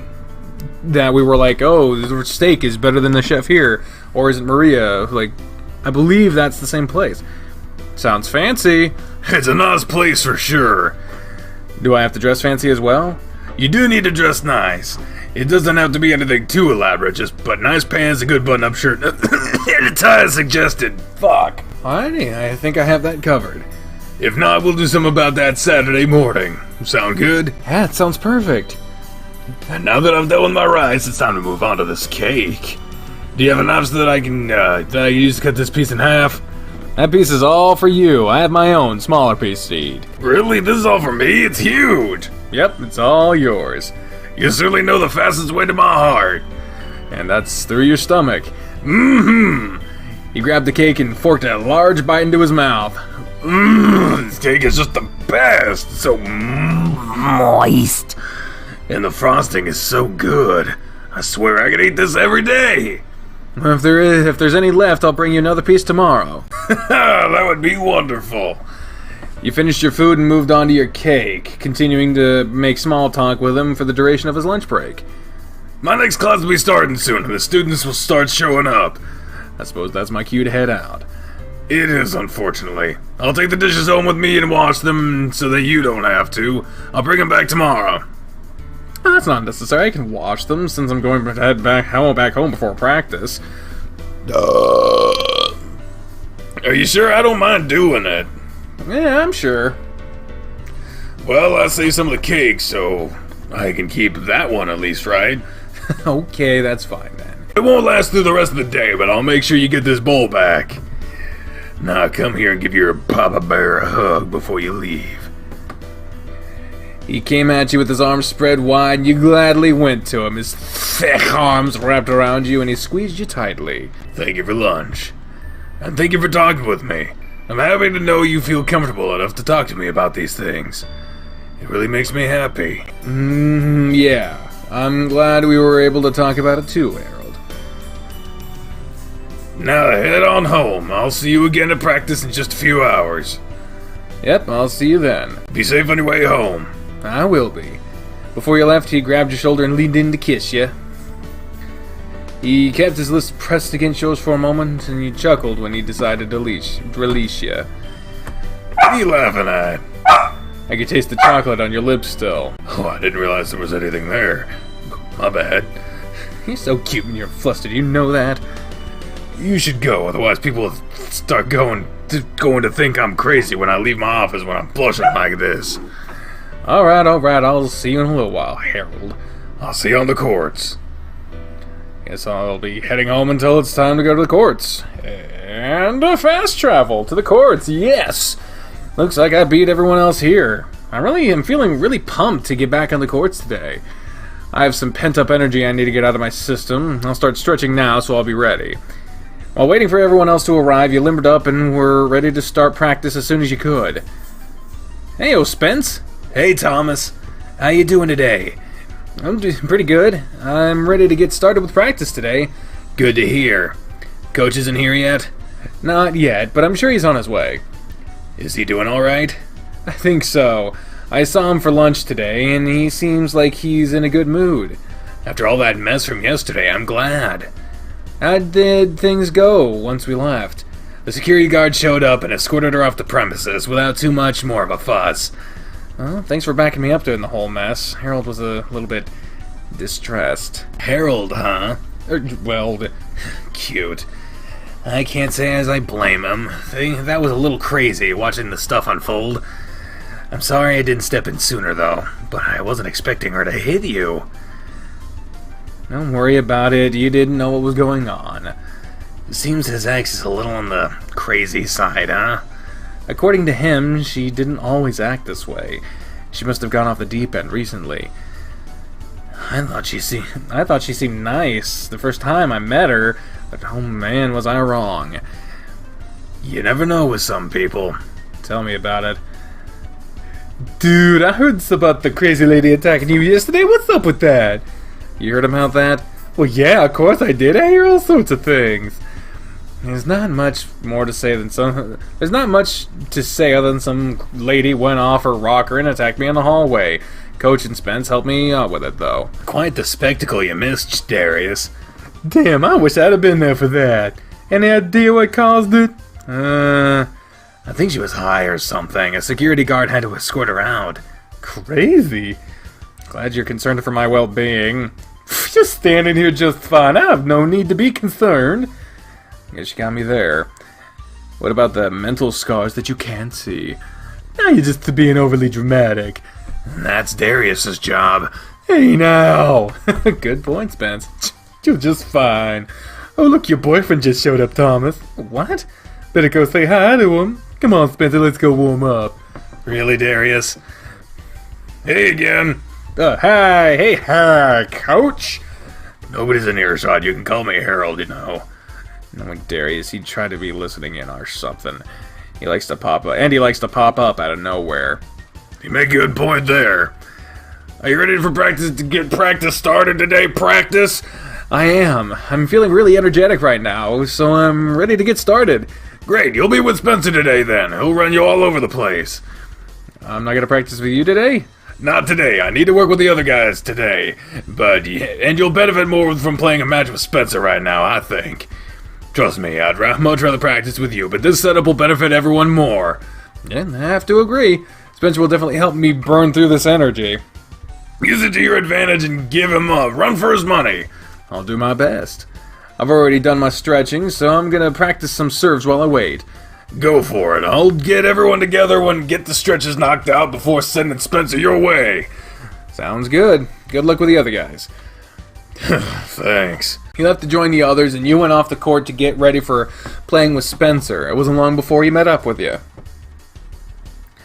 Looks like it's the two of us today. Think you can keep up with me? Are you kidding? I'm gonna give you a workout today. Oh yeah? Show me what you got then. Alright, let's do this.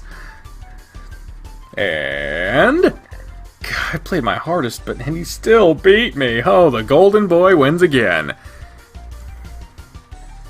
Man, you weren't kidding when you said you were going to give me a workout today. I still lost, though. Even so, you made me really work for it. I don't typically have much trouble in my matches, but you had me scared a couple of times. Really? You've improved a lot lately, and it really shows. Who knows, if you keep playing like that, maybe you'll beat me one day. Oh my god! Thanks, Spence. Coming from you, I guess that really means something. I'll take at least one set next time. Wow, you didn't even get one set. How the fuck was he scared? I look forward to you trying.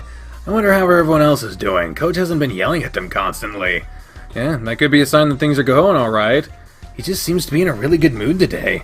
Looks like you're doing something right with him, huh? I guess so. You could feel your face flushing as you watched Harold moving around on the court. For someone as big as him, he's moved surprisingly quick. His belly was visibly shaking as he moved, and the muscles in his arms and legs really showed off with every swing of the racket. At one point, he caught you staring at him, and he grinned, giving you a wink when your eyes locked. Unfortunately, that connection wasn't long enough to where he was able to react to the ball flying back at him, and it collided with his stomach as he tried to move away. Ow! Ouch, that had to sting. Yeesh. He stood up straight and took in a deep breath, massaging the spot for a moment with his free hand before resuming the match. And there he goes again. He took that way better than I would normally expect from him. And Darius is the one that hit him, and the look on his face said he was ready to be chewed out, but nothing happened. It is the coach's fault, though, for not paying attention to the ball. And you know as well as I do, getting hit with a ball like that means he lost the point. Yup. It's partially your fault, too, since we know why he was distracted. Hey, don't blame me for this. It's not all your fault, at least. Pfft. Let's get something to drink so he doesn't get distracted again. I'm sure he's learned his lesson after that. You still need some water after our match, so come on. You can still watch it from over there. Fine, fine. You followed Spencer off the court, grabbed a bottle of water, and sat down to watch the match play out from the distance. The match only lasted a few games more before it ended, and it was time for the coach to wrap everything up for the day. Alright guys, listen up.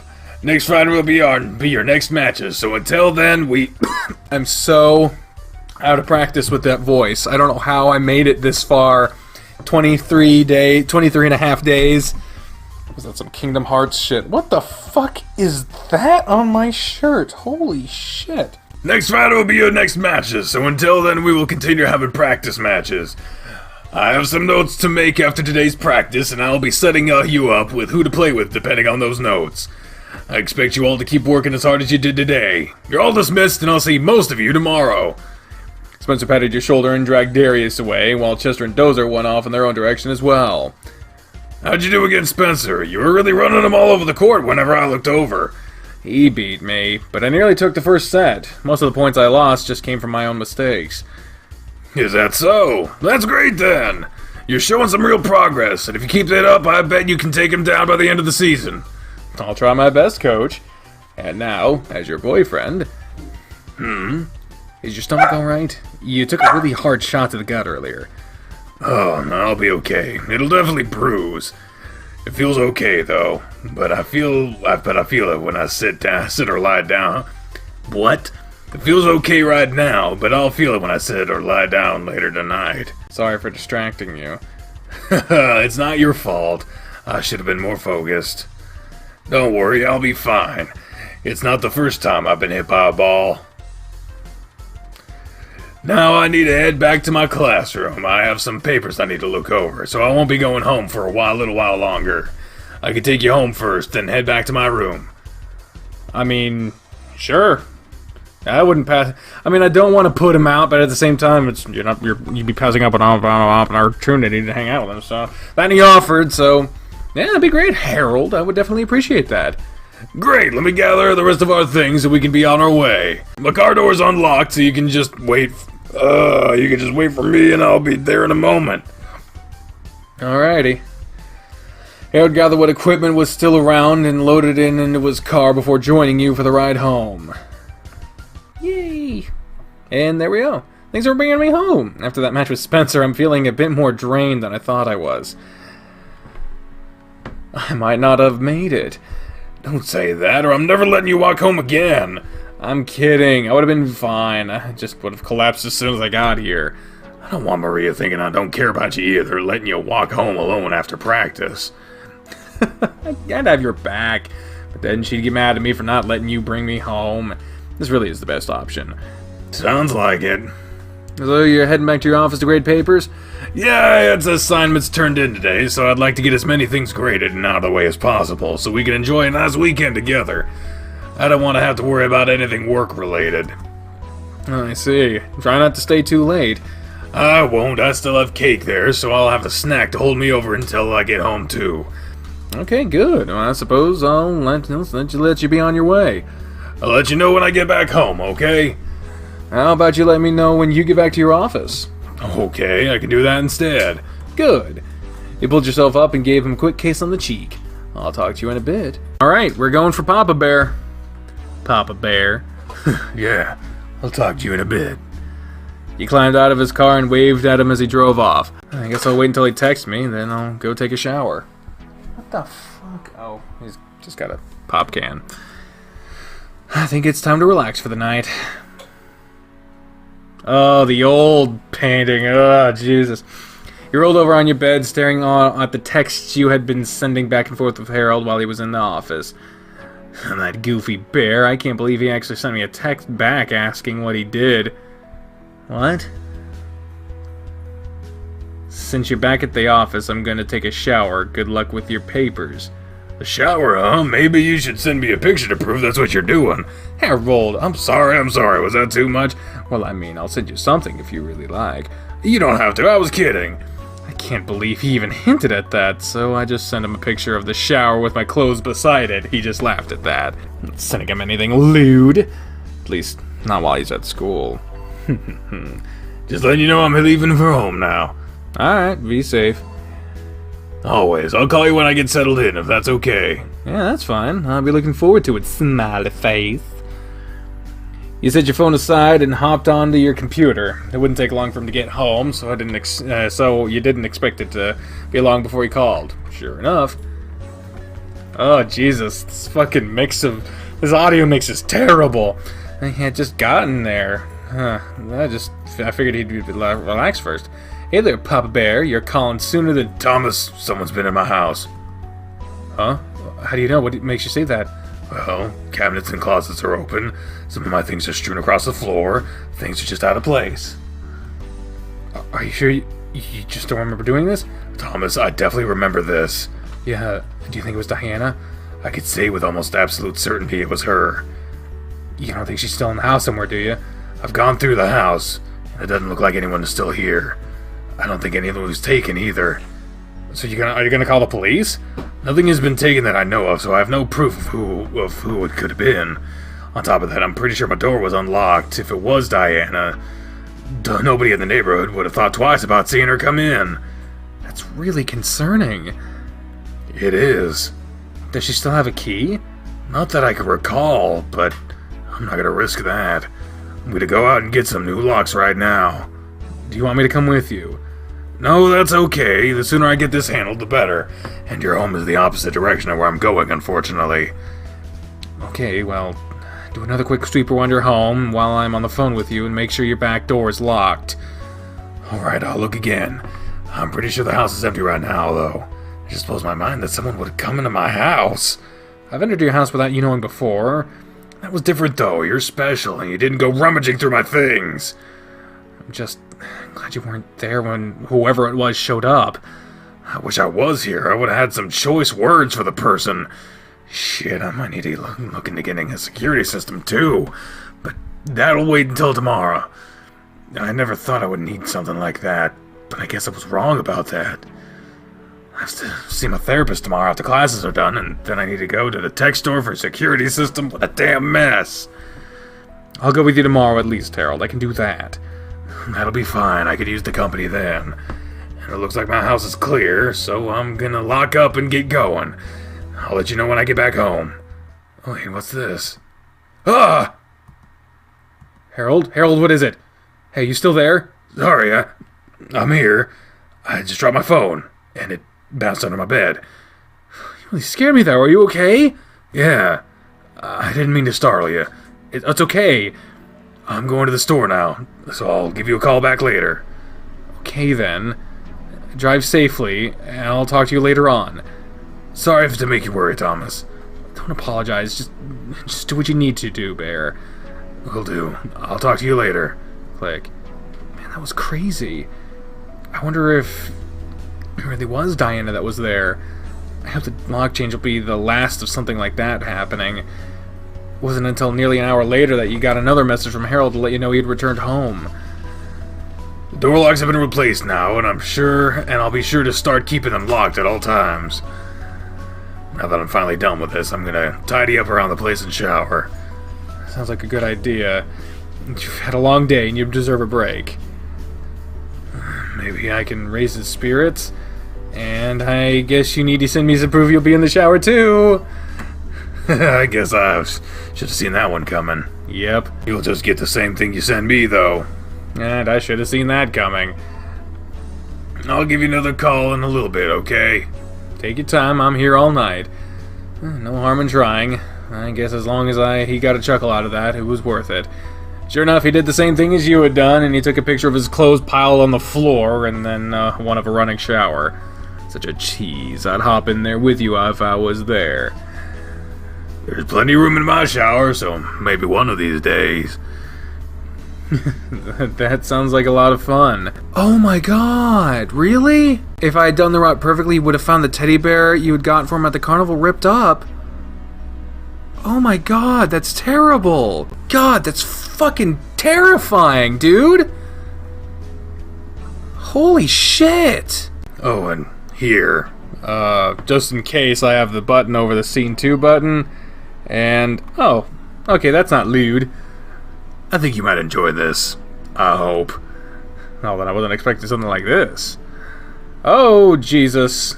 Jesus, criminy. I was sitting on the bed, and I thought maybe he'd like a picture of this fat gut. You do like it, right?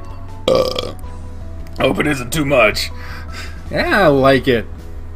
I was just picking my jaw up and I couldn't respond for a moment. Thanks for sharing that with me. I really like it a lot. Glad to hear it. Maybe I'll send more. Since you like it. I'd really like that. I guess I'll have to do the same, huh? Yes. Just not if you feel uncomfortable. I don't want you to feel uncomfortable. Okay. We'll see then. Now get your naked butt in the shower and put your phone away. Right, I'll talk to you later. That man. Can't believe he sent me this picture. I guess he's feeling a bit bold. And I'm glad that he must be feeling a bit better after what he found when he got home. I just hope that's the last of it. I get a feeling it's not the last of it. I hope Harold is doing alright after what happened yesterday. I believe what happened yesterday was he found that his ex-wife had broken into his house, or at least he found that someone had broken into his house. But I don't know. The poor guy has had so much going on in his life lately. He's supposed to go talk to his therapist today, and he wants me to go just to keep him company. He also wants to pick up a security system for his home, so I guess I'll be able to help him with that too. Looks like there's a lot to do, so I should let Maria know before I head to class. Oh good, she's in here. Good morning, Maria. Old Art. The new days haven't fully integrated some of the new assets, so it's going to be a little jankety, but really, we're just trying to keep up with the story at this point. We lost a lot of ground trying to catch up with the new art stuff. So there's a lot of shit that we haven't seen yet, and that's what has made this series like so fucking frustrating. Good morning, Thomas. Go ahead, getting ready to leave for class? I am. I just want to let you know that I might be home late tonight. Harold asked if I could run some errands with him after school, so I'll be out with him for a little bit. Okay, thank you for letting me know. How is he doing? Well, someone broke into his house yesterday. Oh no, that's terrible! Did he call the police? He didn't. Oh dear, he really should report that. Does he have any idea who it was? We have our guesses, but there's no hard evidence. Goodness, that's a little scary. Was anything taken? His things were rifled through, but nothing was taken as far as he could tell. Oh, that's a relief. Yeah, but there was some damage done. What happened? When we went to the amusement park, I got him a bear with the tokens he won. The bear was torn to shreds, according to him. Aw, what kind of terrible person would do that? Just that. A terrible person. One of the things we are doing is getting a security system, so hopefully we can curb that from happening again. I hope so. I couldn't imagine not feeling safe in your own home. Yeah. And that's coming from the person that runs a homeless shelter. So that's what I'll be up to later. Alright, dear. If you two need anything, just let me know and I'll do what I can. Maybe Richard can help out in some way too, if needed. Thanks, Maria. I'll make sure Harold knows. And please tell him to file a police report. That way it's on record. I'll talk to him about it. I really should have pushed him more on it yesterday. It's really serious, and the shock from it happening might have prevented him from doing it. So make sure that he takes care of that. Okay, I'm going to head off to class now, so I'll talk to you later, Maria. Have a good day, Thomas, and tell Harold I say hello as well. Will do. I'd like to talk to Harold before class starts, but I got here a little later than I meant to. I guess I'll have to wait. He was already at his desk when you entered the room, and he smiled when he saw you. He gave you a little wave and went back to his papers on his desk. Seems to be in a good mood right now, so I'm glad for that. You took your seat, and class started only minutes after. It was like any other class he had before, and it was just another class focused on sonnets. Had it been from any other teacher, you probably would have fallen asleep before class ended. You were, however, lost in other thoughts while Harold talked. It's crazy to think. If I didn't know him like I do, I'd never know there was so much going on in his life. He seems like any other person, just doing their job. He's generally smiling and always seems to be in a good mood when he's in the classroom. How does he do it? How does he put on such a strong front so easily? He's really something else. You propped up on your hands and stared at him while he talked. Nothing he was saying really registered in your head, and your eyes locked with his a few times. He appeared to blush and have to force a grin away each time it happened. I swear, if you two are so hard for each other right now, it's sickening. You jumped and you heard Darius's voice in your ear, and then your face burned up upon registering what he said. I'll just keep it in your pants until you're in his office. Mr. Mena, is there a problem? No, good here, Coach. I was just handing him his pen back since he dropped it. Harold shook his head, not buying the obvious lie Darius had fed to him, but he resumed his lecture. As soon as class came to an end, Darius was up, pushing his fingers through your hair. You swatted his hands, and Spencer pushed him out the door, berating him on his way out. Was Darius giving you a hard time during class? Not too much. Not too much. What'd he do? That's what he said. What'd he say? Something like he said we were obviously hard for each other or something. I see. Maybe you two shouldn't sit near each other. Maybe. After a short, awkward silence, you remembered you had something to ask him. Oh, yeah, what time are we leaving? Oh, that's right. I've canceled the rest of my classes after this one, so we can leave right after it's done. If you want, we can grab some lunch while we're out, then head to my therapist's office. My appointment is at 2, so we should have time. Sounds good to me. I have to thank you again for going with me. It's been several months since I last went. I really thought I was done, but so much has happened lately that I think it's good that I go back. I'm glad I can be there with you, Harold. I'm glad I have you. I gotta run now, so I'm not late to my next class. I'll just meet you here when it's done. Alright, see you in a little bit. After your other class ended, you rushed back to Coach's room. Knock, knock, knock. Mr. Grifter, you in there? You can come in, Thomas. Harold was sitting at his office desk when you entered the room. When you entered the room. Hey, Harry, you ready to go? Yeah, I'm set. Do you have your preference for lunch? You want the buffet? A man after my own heart. That sounds perfect. Let's do this then. I'm pretty hungry. To my car then. I love this place so much. I always get excited when I arrive. I'm so happy you suggested it. It's just what I need right now. Well, let's pick a booth and fill up our plates. Yes! With the booth selected and your drink order placed, you followed Harold around the food bar, filling up several plates of food with him before returning to sit down.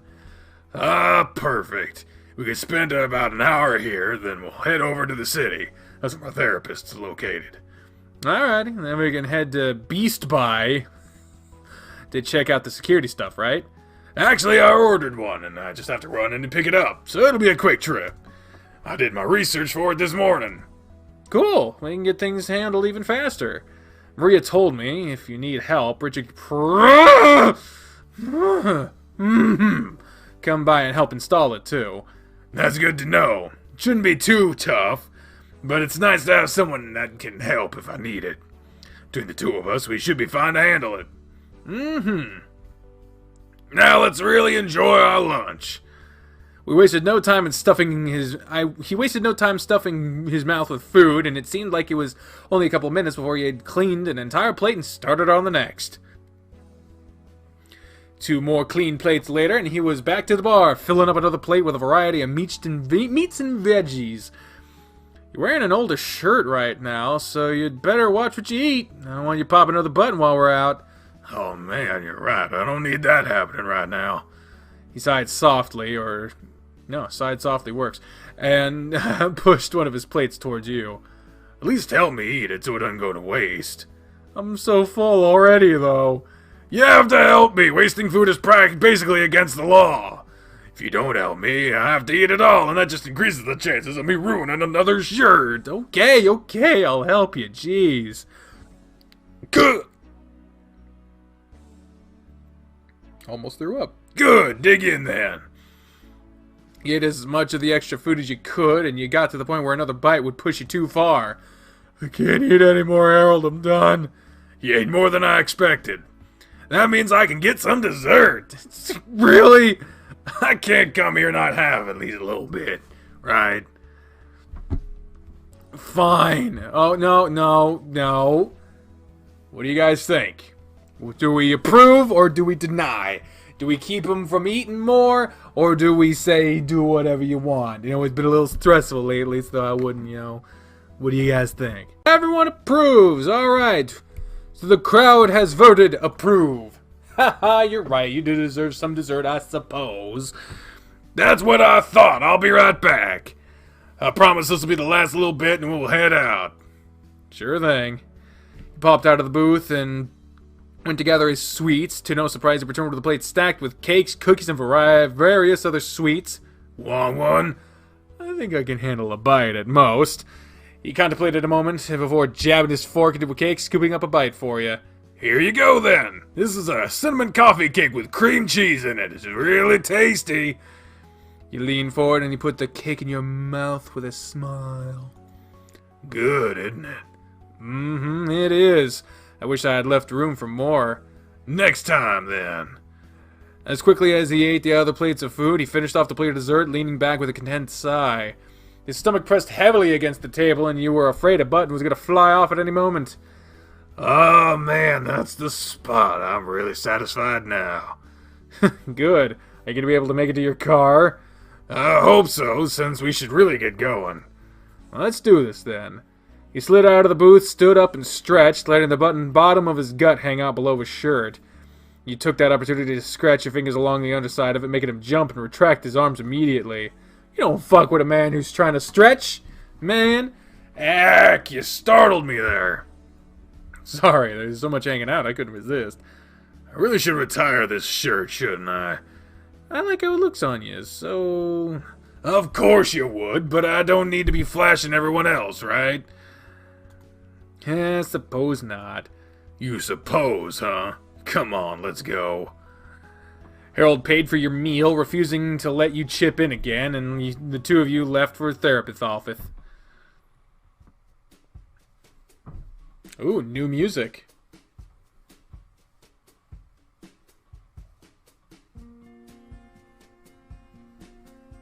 The music's nice. The building was towards the outskirts of the city, in a peaceful, less populated area. It didn't take long to drive there from the buffet. Alright, this is the place. Just let me sign in, and it shouldn't be too long before it's my turn. My appointment will last an hour, so if you get bored waiting, there's some places you can walk to nearby. I should be fine. I kinda expected it to be about that long. Oh, okay. Well, sit down and I'll be back in a moment. After speaking with the receptionist, he returned to where you were and sat down beside you. I'm feeling a little nervous, so I'm glad you're here. He grabbed your hand and squeezed it tightly in his. There's so much that's happened since I was here last, I don't even know where to begin. Just start at the beginning. What led you to having to come back for therapy? Well, I mean, there's the stuff with Diana and the really dark place I was in recently. Yeah. And, well, all of it kinda came along with you. Don't get me wrong, I'm happier than I've been in a long time.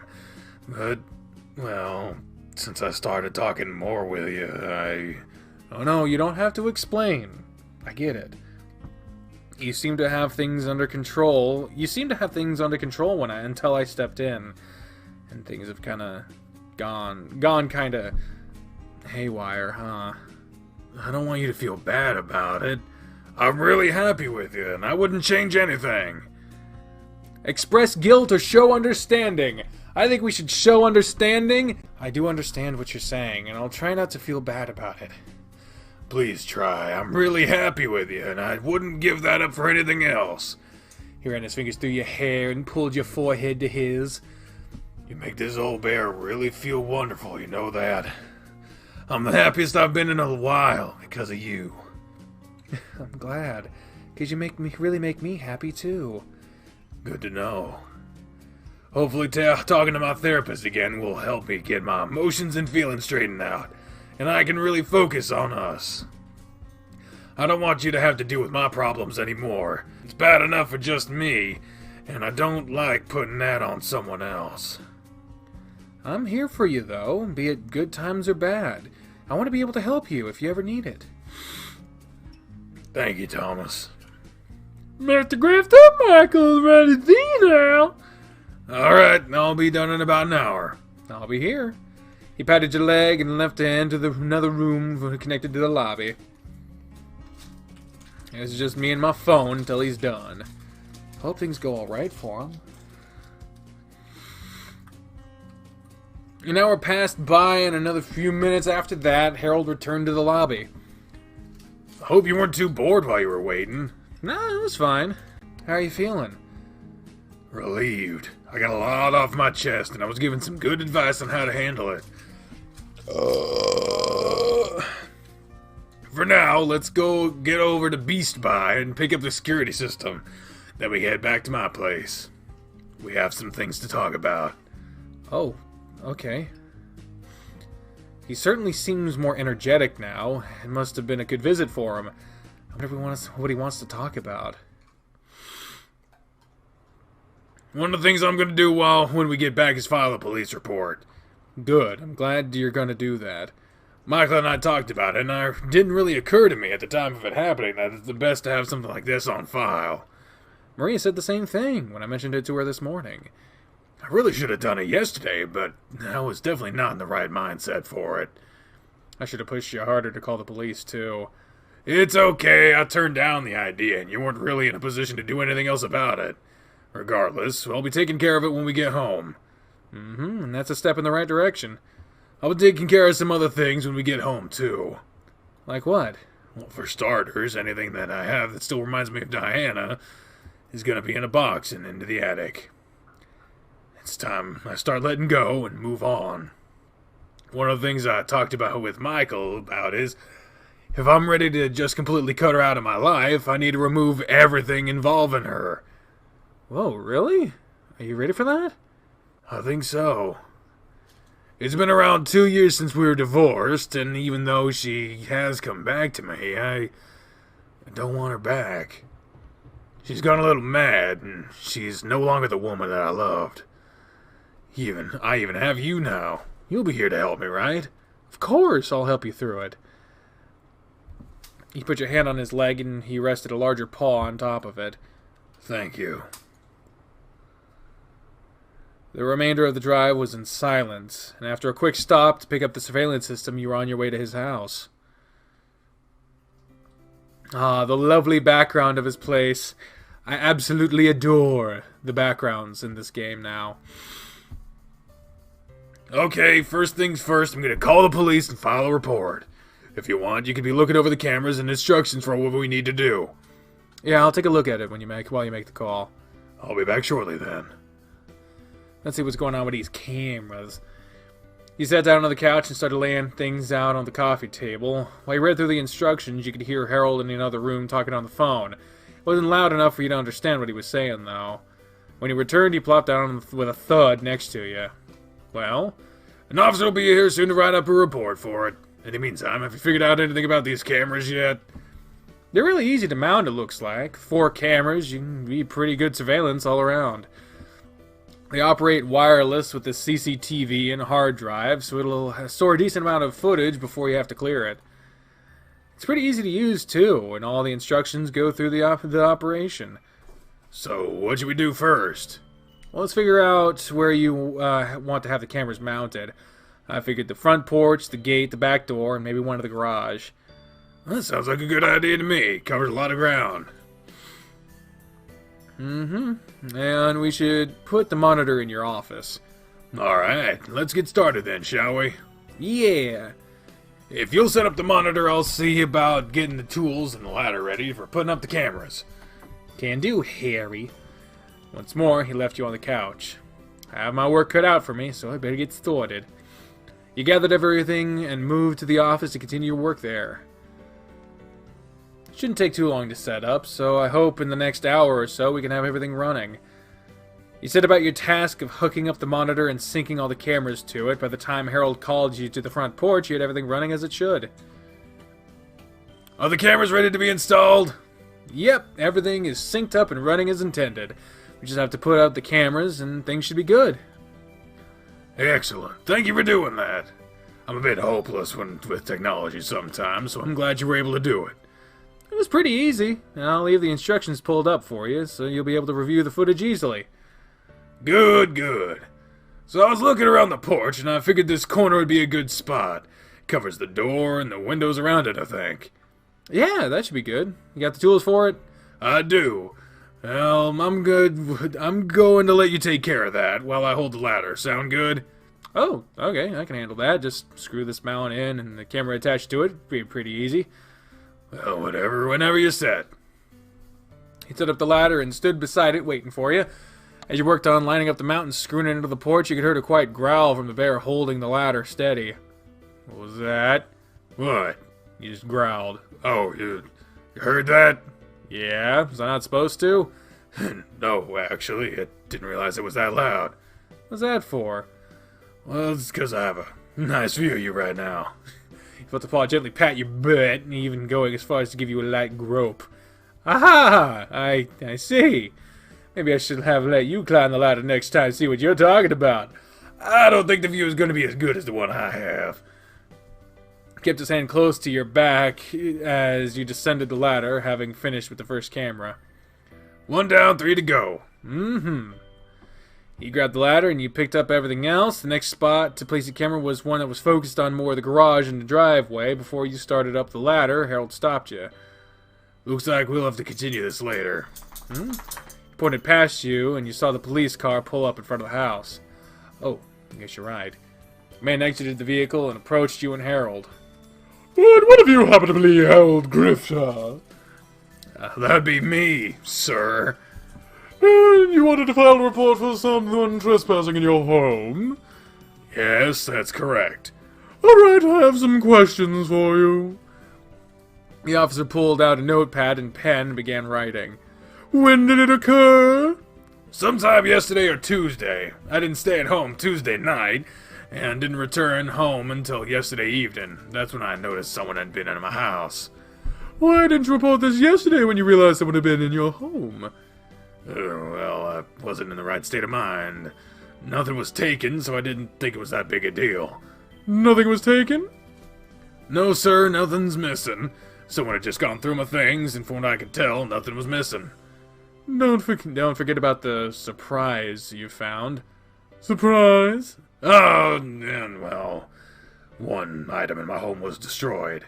What was it? Is that really important? I need to make note of it. It was a stuffed bear that was given to me. It had been ripped to shreds and left on my bed. A stuffed bear, you say? Yes. Is it normally on your bed? That can't be important information. Every detail is important information.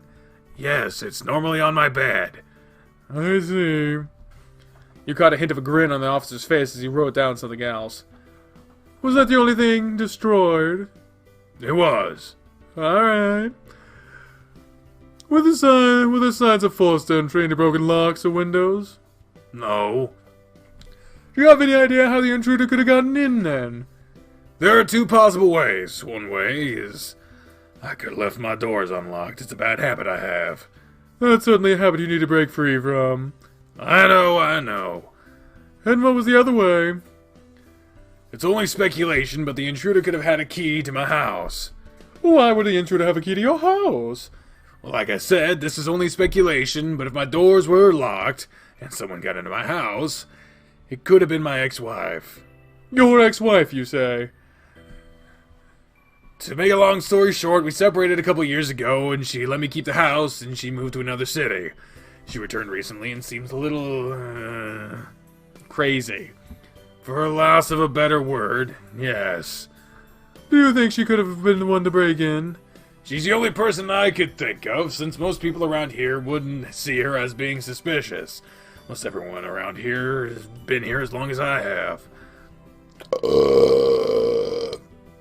So it wouldn't have given anyone a reason to call the police. Right. Why would she enter your house while you weren't here to ransack the place? I have no idea. I don't know if she was looking for something or what. Okay.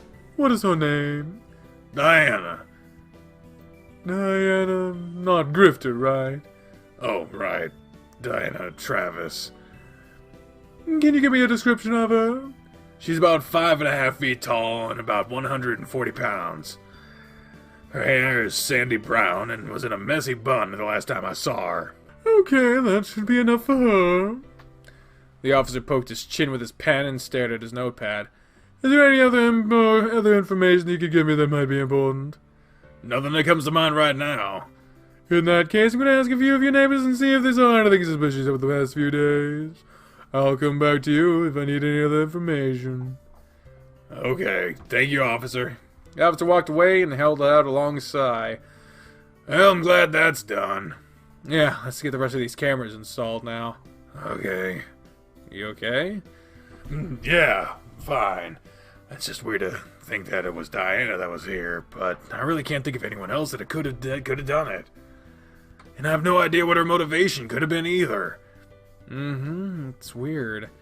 Put a hand on his arm and rubbed over it. Come on, let's get this job done now, and then we can go relax for a bit. Yeah, let's finish this. We still have some things to talk about, too.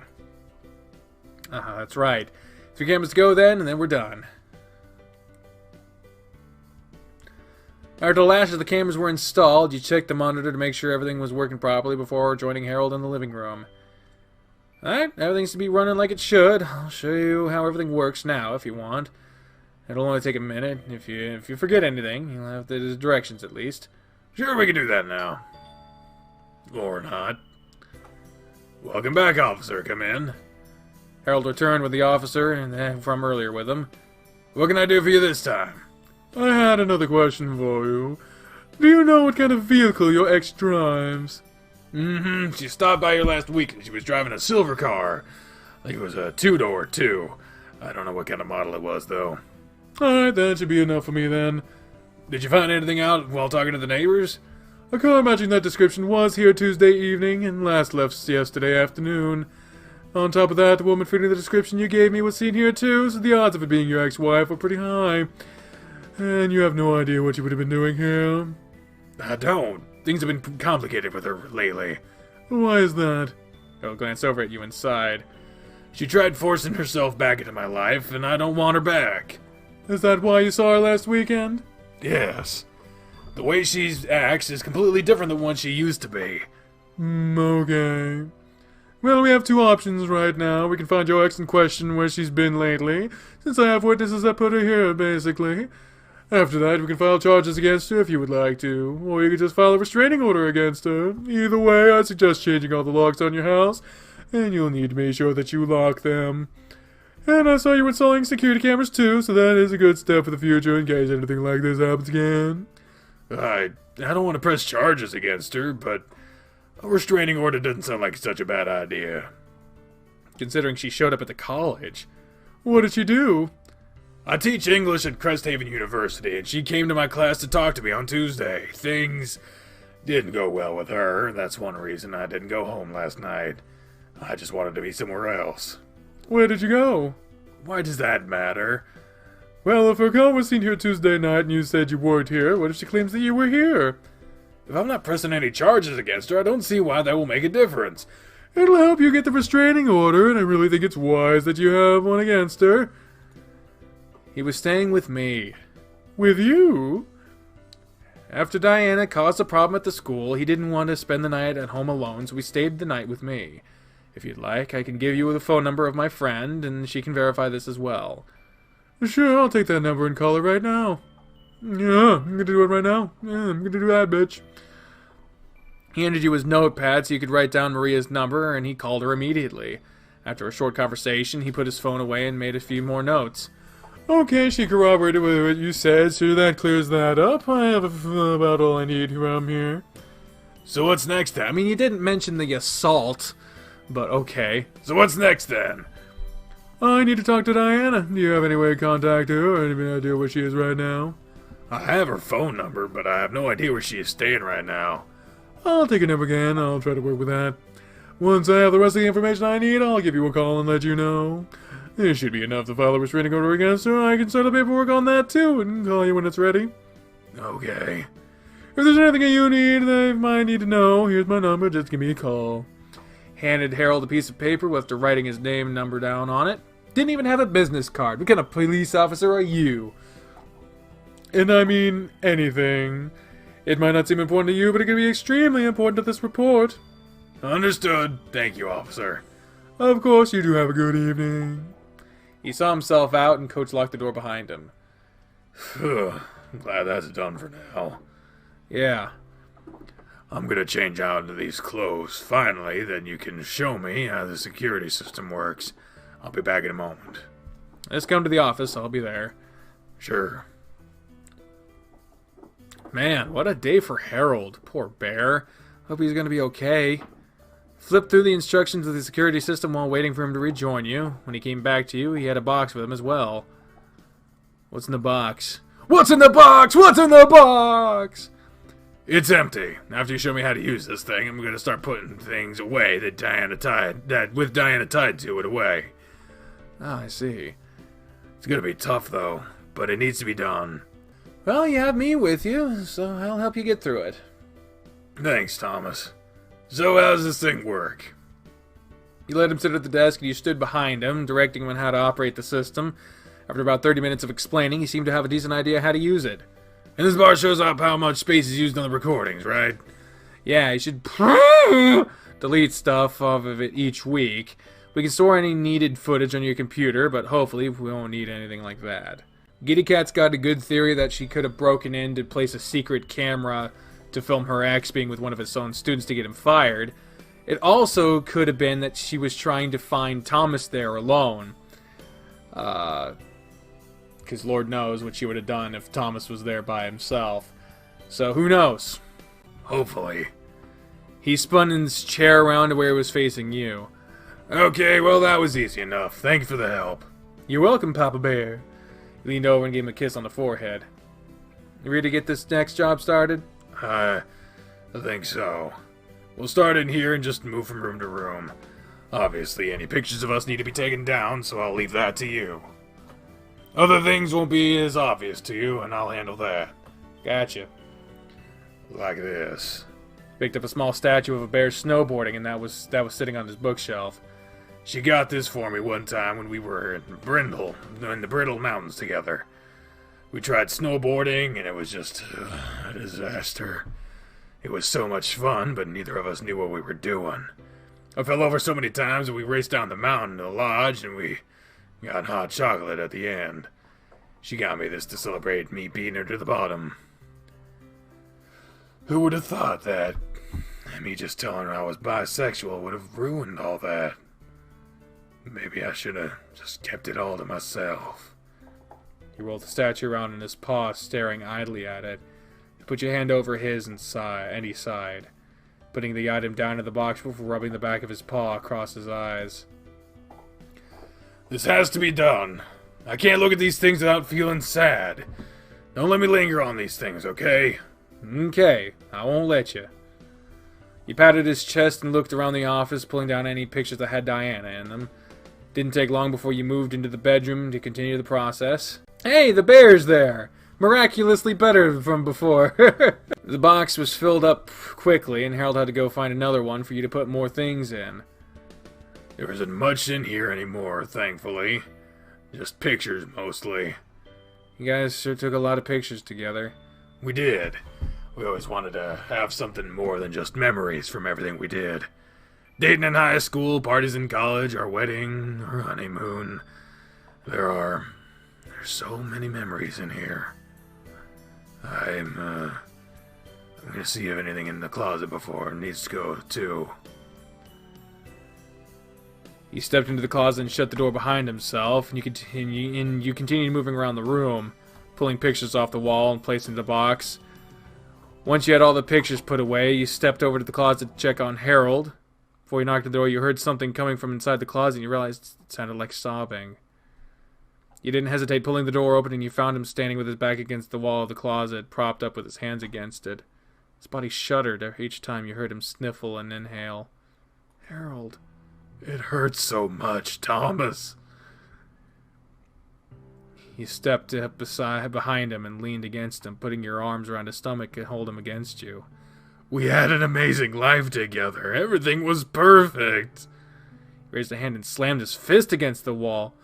Why? Why did I have to open my mouth and ruin what we had? Once more, you hit the wall and you noticed it created an indention in it. All I had to do was keep it to myself. As his fist reared back once again, you hooked your arm around it to keep him from throwing his fist forward. All the strength he had put into the punch had gone in an instant, and he just leaned his forehead against the wall. I loved her more than life itself. I would have done anything for her, and she just threw me away. How many years of my life were dedicated to her? 15 years? Did I actually mean so little to her that she couldn't work through it with me? After all we had been through, I was just nothing. His breathing went shaky while he had to try to recompose himself. I'm sorry. I just couldn't hold it back anymore. It's been hard today. I've been dreading doing this, but I didn't think it would hit me so hard. I'm so glad you're here with me. He dropped down to his knees and put his back to the wall before sitting down. You must really think I'm pathetic, huh? I used to be this really fit, handsome guy with my life on track. I had everything I could ever want. Now I'm this fat mess of problems. I feel like I'm just spiraling out of control. It's sad, isn't it? I want to be a good boyfriend to you, but there's so much wrong with my life right now. There's so much wrong with me. It really is pathetic. I don't think you're pathetic at all. You sat down on your knees between his legs, facing him. His fur was streaked with tears, and he was looking down. He was breathing deeply, trying to keep from sniffling more. He was trying to get himself under control. You put your hands on his cheeks and used your thumbs to wipe the tears away. I mean, how I see it, you're a pretty strong and amazing guy. Just look at what you've done today. You went to talk to a therapist about your problems. You want things to get better. You're fighting to make things better. It's hard for you, yeah, and it gets to you sometimes, but you're fighting it. That says a lot about you, Harold. You're not ready to give up. You're far from pathetic. At least one of us thinks so. And then there's school and the tennis team. You do your best with everyone, and you don't even let them see that there's something wrong. I don't understand how you can do it every day. You're really something amazing. You know that? I feel super lucky to have you in my life. Don't forget, I'm here for you. You don't need to keep your feelings a secret from me, okay?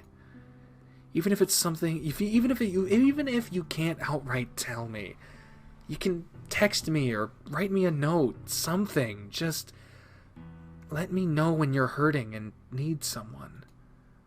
I'm here for you, no matter what. He grabbed you suddenly in a hug and pulled you tight to his body, nuzzling against the side of your head. Damn it, Thomas! I love you. You do? I can't hold it back anymore. I love you. You made me feel like I'm worth something again. You make me feel so damn happy. Seeing you and hearing your voice just gives me butterflies every time. I've wanted to tell you for a couple of days now, but I was afraid. Michael told me I shouldn't keep my feelings repressed, so I just had to tell you. I love you, Thomas. I don't want anyone other than you. Even if you don't love me, maybe one day you will. I'll do whatever I can to make you happy. I love you. I love you. Not even consulting. I love you. I love you too, Harold. Really? I don't know how else to describe how I feel for you. I love every minute. No, I love every second I spend with you. Why? Because you're an amazing man. You're attractive, you're smart, athletic, a total sweetheart. There's so many things about you that are just so appealing to me. You just make me so happy, you know that? I don't know what else to say. Wow. Sometimes I felt I'd never know what love was again. And now this is where I am. He kissed the side of your head and squeezed you tightly again. You were happy with him holding you there, with his warm belly pushed against you and his strong arms pulling you close. It went on for a little bit, until you heard and even felt his stomach growl carnivorously against you. Okay, I think it's time to finish this job so we can eat something. It's been a little while since we last had lunch. How about you order some pizza? And by the time it's here, we should be done. Mm-hmm. Good idea. Just give me a moment to freshen up, okay? I promise I'll be out in a minute. Alrighty. I'll go to the living room and start in there now. Thank you. After I order the pizzas, I'll join you. He helped push you to your feet, and you stepped out of the closet as he was standing up. When he joined you in the living room, you had already pulled down any pictures that needed to go. There's so many gaps on the walls and shelves now. We're just gonna have to fill them back up, huh? Yeah, we will. Is there any other place that might have something that needs to be boxed up? Nothing that comes to mind, so I think we're done for now. I think anything I see that triggers a memory, I'll remove it. I might have missed some things, but all the big things are gone. Good. That means we can relax now, right? Yeah. I mean, eventually you're going to have to move out of this house, because the house is going to be a big enough trigger on its own, I imagine. He popped down on the couch and motioned for you to sit with him. You did so and snuggled up against him, and he put an arm around your shoulder and pulled you close. So what is it you wanted to talk to me about? You mentioned we needed to talk earlier. Well, we just talked about it in the closet. I was going to tell you, no matter what, but it just came out during that moment. Oh, I see. And that was something you talked to your therapist about? Yeah, we talked about a lot of things, but that was a big focus, that and getting rid of anything Diana. He expressed some of the things you had said too, about how make sure I talk to someone about how it's feeling and not letting it fester. I do that way too often and I need to stop it. I hope I don't get on your nerves with it. I'll be fine. It'll be fine, Bear. It'll never get on my nerves. Heck, even if you feel the need to call me at 3 in the morning because you're having a hard time sleeping, I want you to call me. Never think I don't want to talk to you, okay? I'll try. After we eat, I'll get you home. I could just stay here tonight if you want. While the thought is a nice one, I think I need to spend tonight by myself. Are you sure? Yeah, I'll be fine, don't worry. I'd like to have some time to myself, that's all. But you know, tomorrow brings the weekend. Begins the weekend. I would really like it if you stayed the night with me. Okay, I can do that then. And it would make preparing for Saturday a lot easier. We have a lot to do that evening. Oh yeah, we do, huh? Yep, we're going to the musical. I'm going to take you to dinner before that. I'm really looking forward to it. I can't wait either. It sounds like it'll be a lot of fun. Yeah. He patted your arm and leaned heavily against you, rubbing his hand up and down. You sat on the couch, and with each other in silence, you found enjoyment in feeling his bulk leaning against you. The warmth of his body and the softness of his fur just added to it. The sound of the doorbell caused you and Harold to both jump. I didn't realize it was time for the pizza to get here already. If you would, to go get the delivery guy and I'll get my wallet. Will do. The pizza was paid for, scarfed down, and shortly after, you were on your way back home to the shelter. You could come in for a moment, say hi to Maria. There's no need to bother her on my account. If you would, just let her know I said hello, and I'll definitely stop by and see her tomorrow. Oh, okay. I'll let you know then. Are you really sure that you want to be alone tonight? I can grab my stuff for tomorrow and can just ride back home with you. I'm sure. Thank you, though. It makes me glad to know you care, so I'll be okay. Then just let me know when you're home, okay? I will. And drive safely. Always. And please, please, for any reason, don't hesitate to call me. Don't worry, I will. Promise? Yeah, I promise. Don't worry about this bear. I'll be fine. I have you. He ran his paw across your cheek and pulled you towards him for a kiss. It was soft and sweet, and he kept his face close to yours for a moment. I love you, Thomas. I love you too, Papa Bear. I'll see you at practice tomorrow. Yep, I'll see you then. You gave him another quick kiss before you exited his vehicle and went inside. Thomas, welcome back home. Where's Mr. Grifter? He really needed to get home, but he promised he'd see you tomorrow. He'd better. Is he doing all right? I've been a little worried about him. He's doing good. We just had a really busy day. While we set up the security cameras, a police officer had stopped by since he decided to file a report in the end. Ah, yes, I talked to someone who called about that earlier. That's right, I'd given him your number, that way you could verify my story. I'm glad I was able to help in some way. It was very helpful, so I appreciate it. After he left, we took down a lot of stuff around his house that reminded him of his ex-wife. Hopefully it'll help him out. That's good to hear. I hope the whole issue can be resolved and prevented from happening again in regards to his ex. She sounds like an absolutely dreadful person. It's sad, since he said she never used to act like this. She changed after the divorce, it seems. It really is sad to hear. I'm glad Harold is on track to feeling better, though. Me too. Now, you've had a busy day, too. How about you go relax for the night? Thanks, Maria. I think I will. Have a good night. You too. Back here. You didn't even bother with the lights, just fell onto your bed.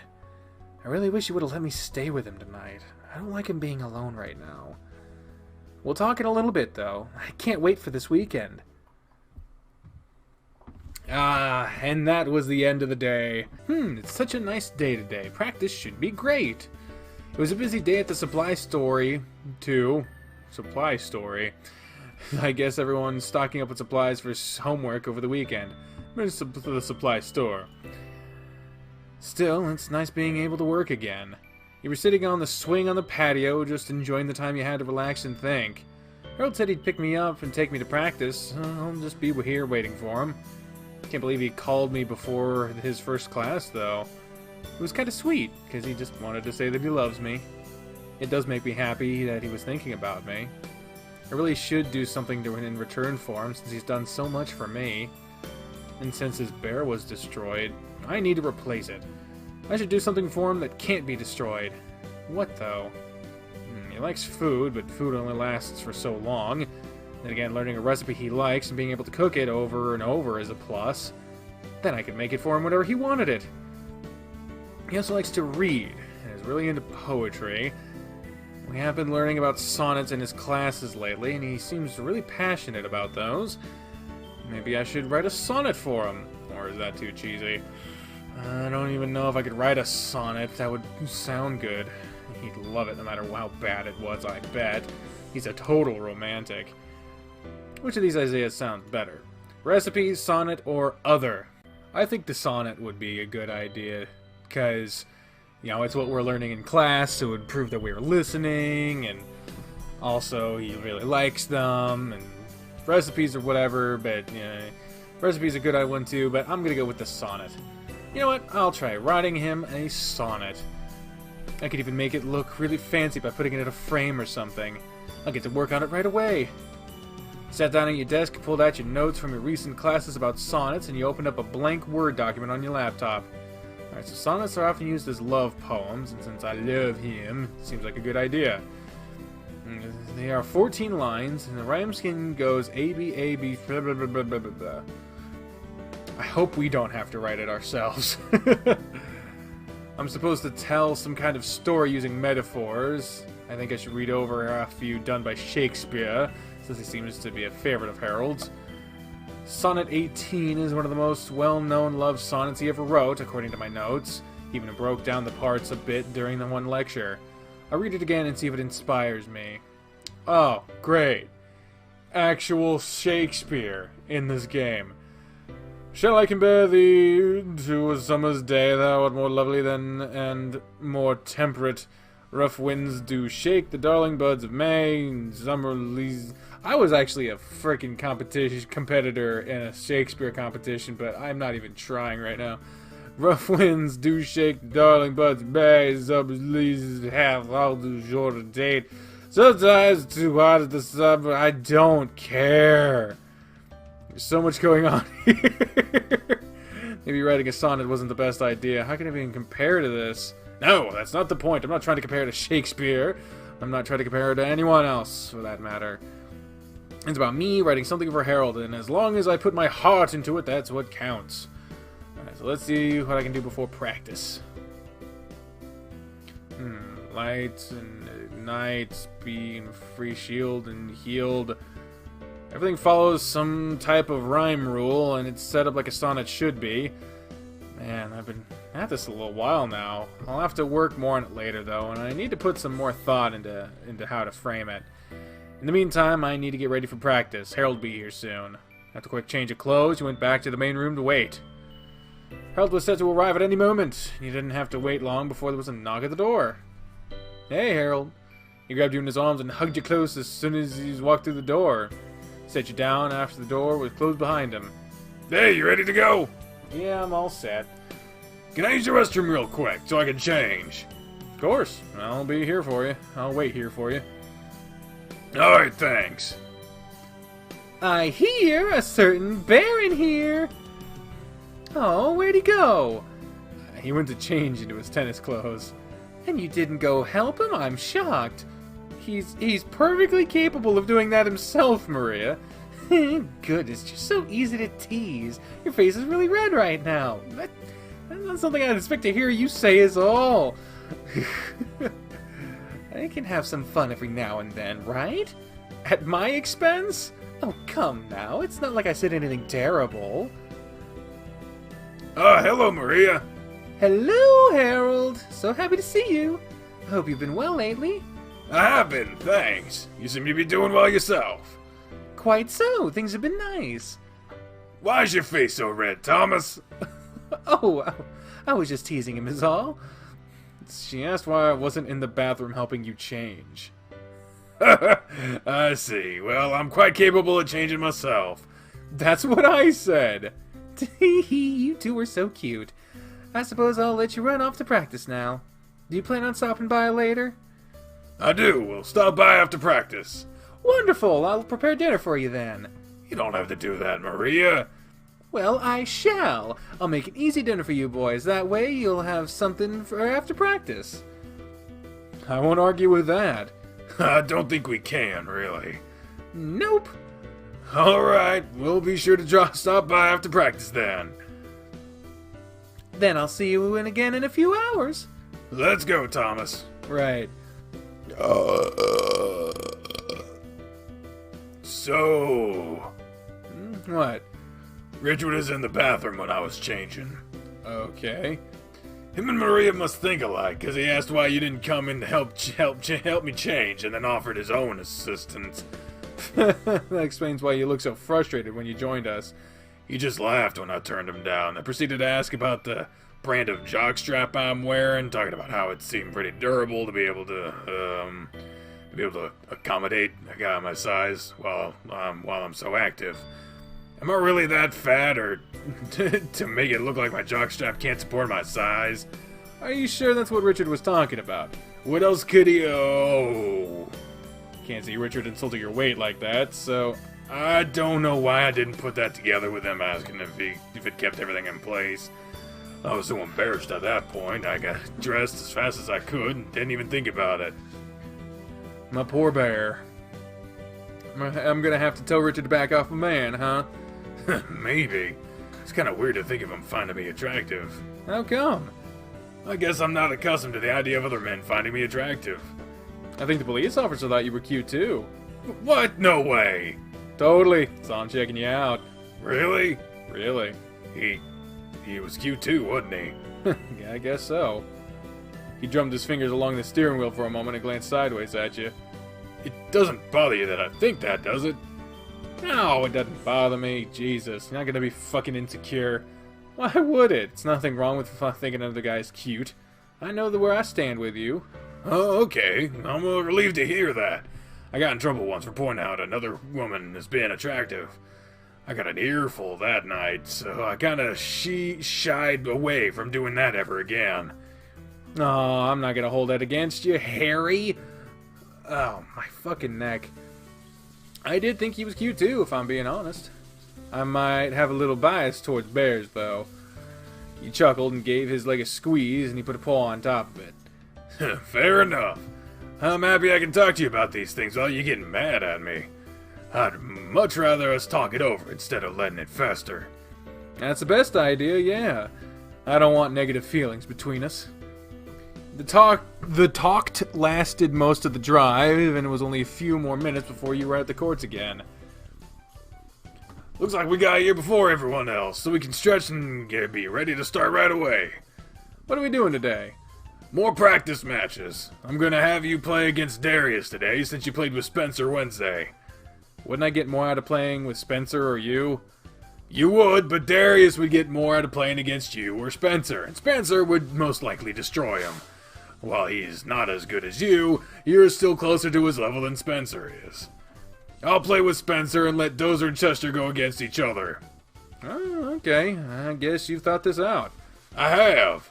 Next week, you'll play again with Spencer, and one day, you'll play against me. Oh, yeah? That should be fun. Don't expect me to go easy on you either. I wouldn't expect you to. I'll put up a good fight. I don't doubt it. Come on, let's stretch. He stood facing you while you stretched, and during your routine, you noticed he held his poses longer than usual, leaving his belly exposed to the air. You even caught a glimpse of his jockstrap running up over the waistline of his shorts. You noticed him grinning when your eyes moved from his stomach to his face, and he looked away as soon as your eyes locked. He knows exactly what he's doing, the big tease. Once you were finished stretching, he fixed his shorts to make sure his jock was no longer showing, but before you could call him out for his display, you were joined on the courts by Spencer. You two here early. You two are here early. Harold picked me up as soon as his classes were done, and we came straight here. Harold, huh? Didn't know we were on a first-name basis here. Well, I mean, that it's his first name, and outside of school and practice, why would I call him? You don't have to explain it to me. I understand what you mean. I just avoid using his name around Darius, or he might assume you two are dating or something. You know how he is. Yeah, what an odd thing to assume, right? Spencer, you know as well as I do, Darius already knows. Knows? Okay, so maybe it's more obvious to the two of us since the day we took you to his place. Since when? Spencer drove me to your place the day I kinda just appeared at your house. Darius might have tagged along too. Oh. Don't worry, Coach. I understand what kind of implications there are with a teacher dating a student, but I'm not one to make a big fuss about it. Believe it or not, Darius won't run his mouth about it either. If anything, he'll just teach you both in private. I see. Looks like some of the other guys are here now. So I'm going to stretch with them since I assume you two are already done. Yeah. No sense in worrying about hiding it around them, I suppose. Those two are so perceptive. Spencer has always been, and Darius just seems to have a knack for that kind of thing. Darius called me out on it Monday, actually. I didn't want to worry you with it, so I didn't mention it.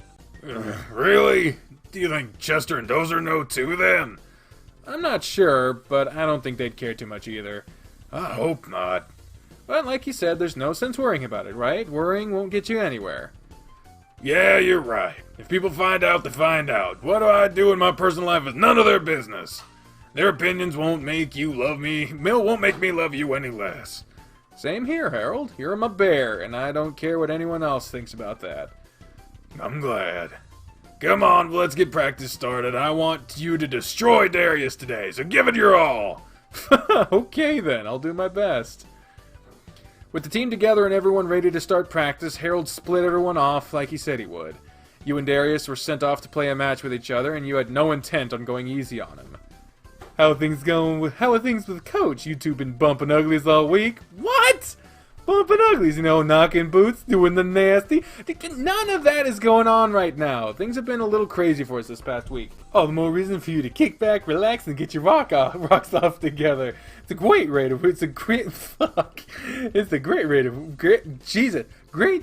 relieve stress. You two should give it a shot, because God knows he needs it.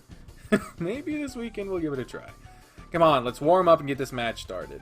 Wait, what'd you just say? This weekend, huh? Beat me in this match and maybe I'll tell you more about it. Don't make me work for it. I hope you're ready to spill the beans then, because I'm coming at you with all I got. Don't count on me telling you anything, though. Don't count on me telling you anything, though, because there's no way you're going to win. We'll see about that. Maybe that will encourage him to really play against me instead of slacking off. Doesn't matter, though. There's no way I'm going to lose, since I have the best motivation.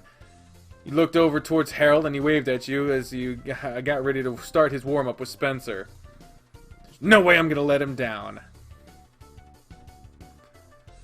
Damn it, I didn't think I was going to lose to you that badly.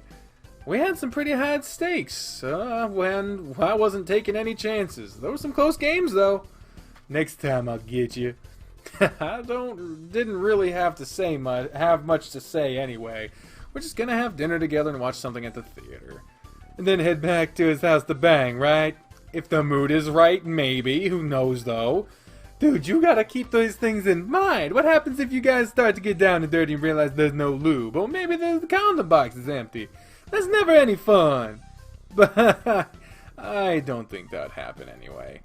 There's no way you're gonna be on bottom without big I think his dick is, since you're a virgin and all. And that's not to say that you can't be on top, though. Everyone else is still playing, so come with me for a moment. What in the world is going through his mind right now? There is knelt beside his tennis bag and motioned you down beside him. After digging out for a moment, he produced a small bottle and a couple of square packets. Is that condoms and lube? I keep it on hands at all times. Take it. I'm not taking this from you. Dude, you should always be prepared. What if he isn't? You two just gonna go bareback? For all you know, he has an STD from his ex. I don't think he does. Have you asked him? Or has he told you? No. Then you don't know. You're better off being safe than sorry. So take this stuff. I have plenty of it around. Regardless, you guys, it's gonna need lube. They need the lube. Man, this bottle is mostly new. I've only used it like twice. It's high quality stuff. A little bit goes a long way. He held the items out to you for everyone to see, and you quickly snatched them out of his hands and shoved them into your pocket. Fine, I'll take it. That's what I thought. I'm sure you'll find it all to be useful. But thanks, Darius.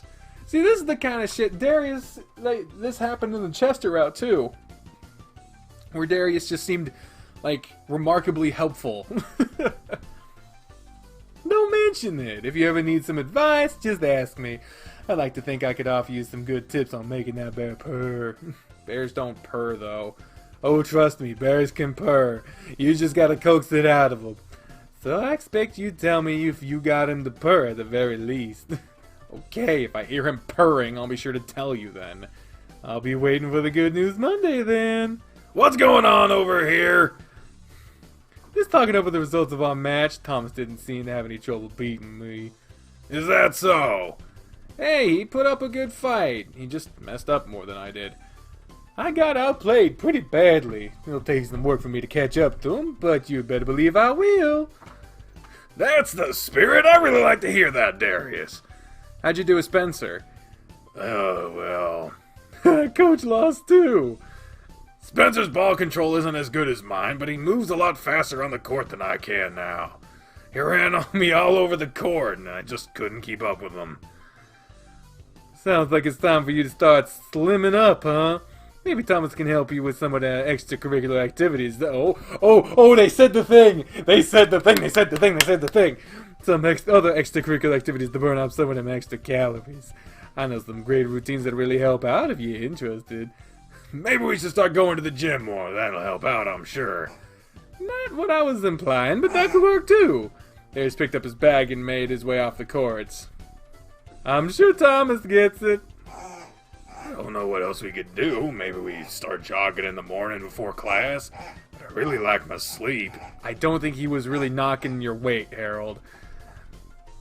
He put his paws on his belly and was staring down at it, giving it some small bounces while he spoke. I could cut back on the sweets too, and I guess that would help dial the weight back a little, right? I suppose that would help me slim up some.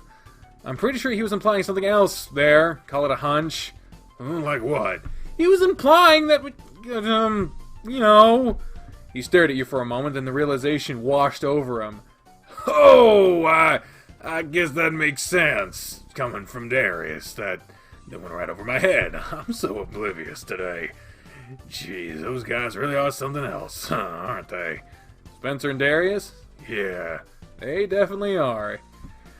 I'm gonna go check on Dozer and Chester's match now, so you can practice serving or something. We have to wait until they are done before we head out. Sure, no problem.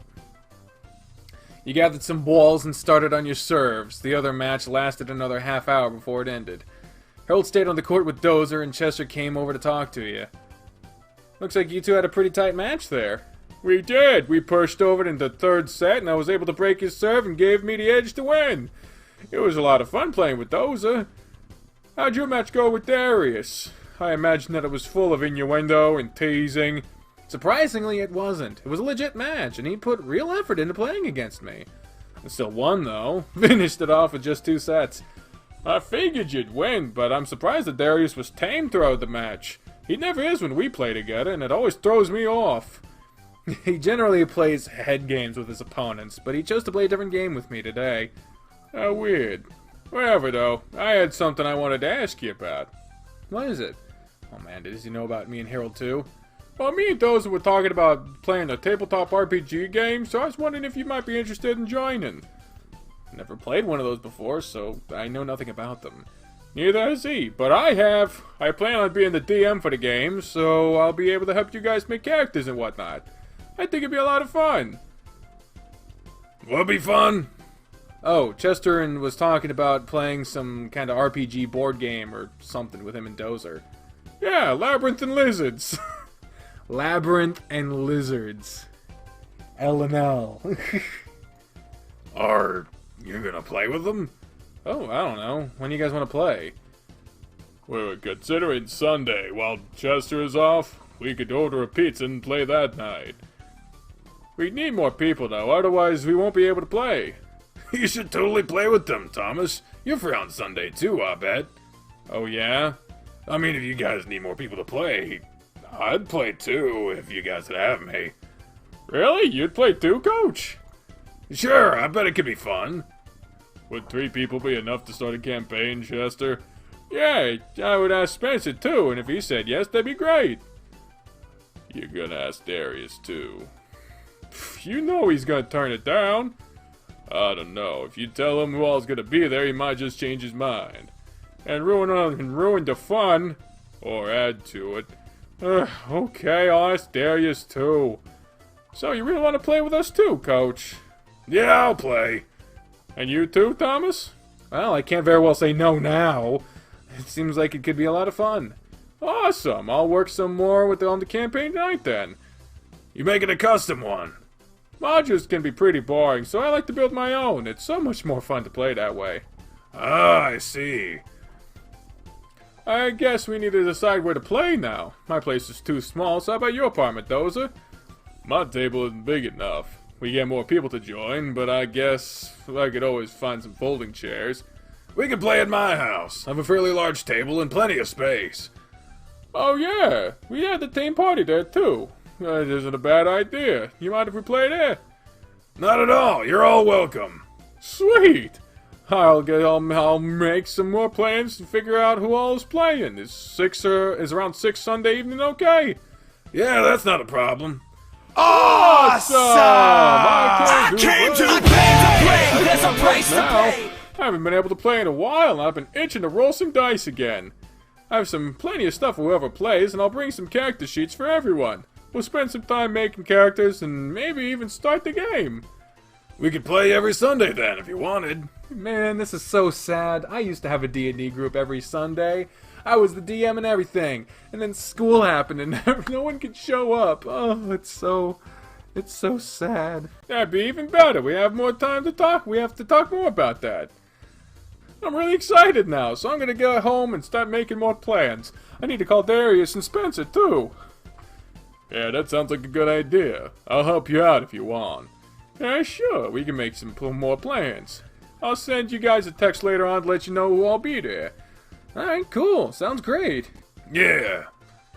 Alright, Dozer. That's nice that you offered to play with us too, Harold. Well, I used to play L&L all the time in high school before I got together with Diana. I was a huge nerd and I was really into it. She didn't care about it too much though, and eventually I stopped playing altogether. It's been so long since I played, and the thought of playing again makes me really excited. Really? That's so cool. I'm really glad that he was happy about having you play too then. I still have stuff from when I used to play, so I'll have to see if I can find it tonight, and I can show it to you. It's in a box somewhere in the attic, and I'm sure I know exactly where it is too. Let's get back to the shelter though, so we can eat first. Then we can head to my place afterwards, and we can find all that stuff. Okay, sounds like a good plan to me. Smells like Maria already has dinner cooking. Cooking? It's already done. I just finished it not too long ago.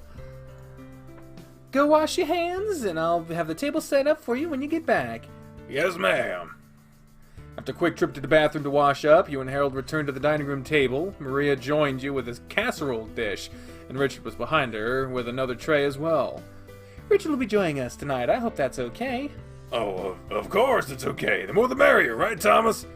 Yeah. So what'd you make tonight, Maria? It's taco bake. A taco bake. We have taco meat mixed with corn, black beans, and sour cream, layered with tortilla chips and refried beans, and all topped with a blended of cheeses. Half of that sounds good to me. The other half, not so much. On the side, we have salsa, jalapenos, cilantro, pico de gallo, and some guacamole. I thought you were gonna keep it simple tonight. Oh, please, this was a breeze to do. Richard even helped me, so it was no trouble at all. I was so helpful chopping up the... What the fuck? Son of a bitch. I was so helpful chopping up veggies for her. And that was an important part. I just hate dicing up onions, and you suffered through it for me. I'm telling you, you need one of them slappy choppers or stuff like that. It makes chopping stuff a breeze. This woman thinks that chopping up vegetables is cheating, so I have to dice up stuff with a knife. But it is cheating. It's not the same as using a knife. Stubborn cat. I'm gonna put extra jalapenos in your food if you don't behave. That's fine. I like spicy food, so you can just load it up. Then you won't get any dessert. Now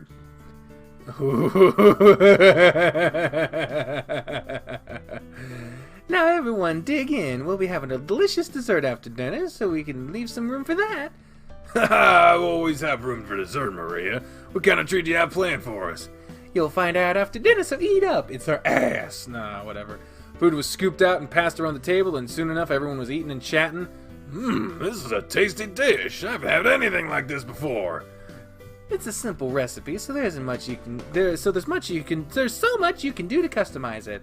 I'll write down the basics for you. That way you'll be able to make it whenever you want. Sounds perfect to me.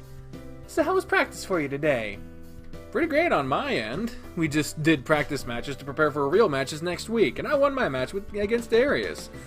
Marvelous! Do things look good for the team in their matches, Harold?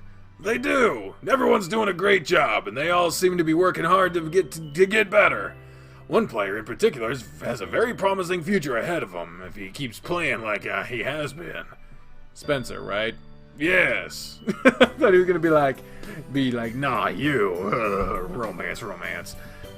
Yes, I think Spencer could go on to play in the professional tournament. He's certainly skilled enough for it.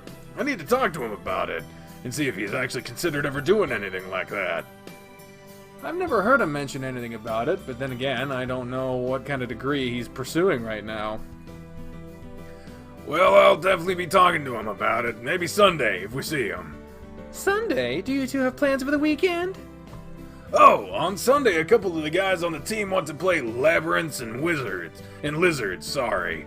And Lizard Wizard. And I'm letting them play in my place. I have plenty of room for all of them there. And tomorrow, I'm taking Thomas to see a musical over in the city. At the main theater complex? Oh, great, of course. It's Darius's complex. Yes, that's the place. We'll be watching The Cavalier's Guide to Matrimony and Homicide. It's a favorite musical of mine, so I'm beyond excited that it'll be showing nearby. Oh my, it sounds like you two have a packed weekend. That ain't the only thing I'll be packed. Jesus. Richard's body jolted and a grimace spread across his face. For a split second, you saw nothing but an intense fury glint in Maria's eyes. Of course not! They're going to have a full house, and I'm sure they have plenty of food to fill up on as well. Not to mention, I'm sure the theater will be packed too. Yeah, I'm sure it will be. And you'll be playing L&L too. That's so much fun. I haven't played that in ages. You used to play too, Maria. I did. In college, I got involved with a group that played. I was the only girl, and they were more than happy to have me with them. We had quite a lot of fun in a campaign to kill Foz, Destroyer of Worlds. That's the Enrome campaign, right? Yes, you know about that one? I do. My group played through that campaign as well.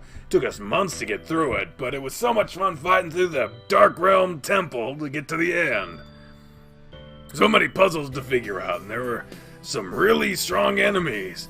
I didn't think we'd all make it through to the end, but my group managed. My group wasn't so lucky. We killed Foz,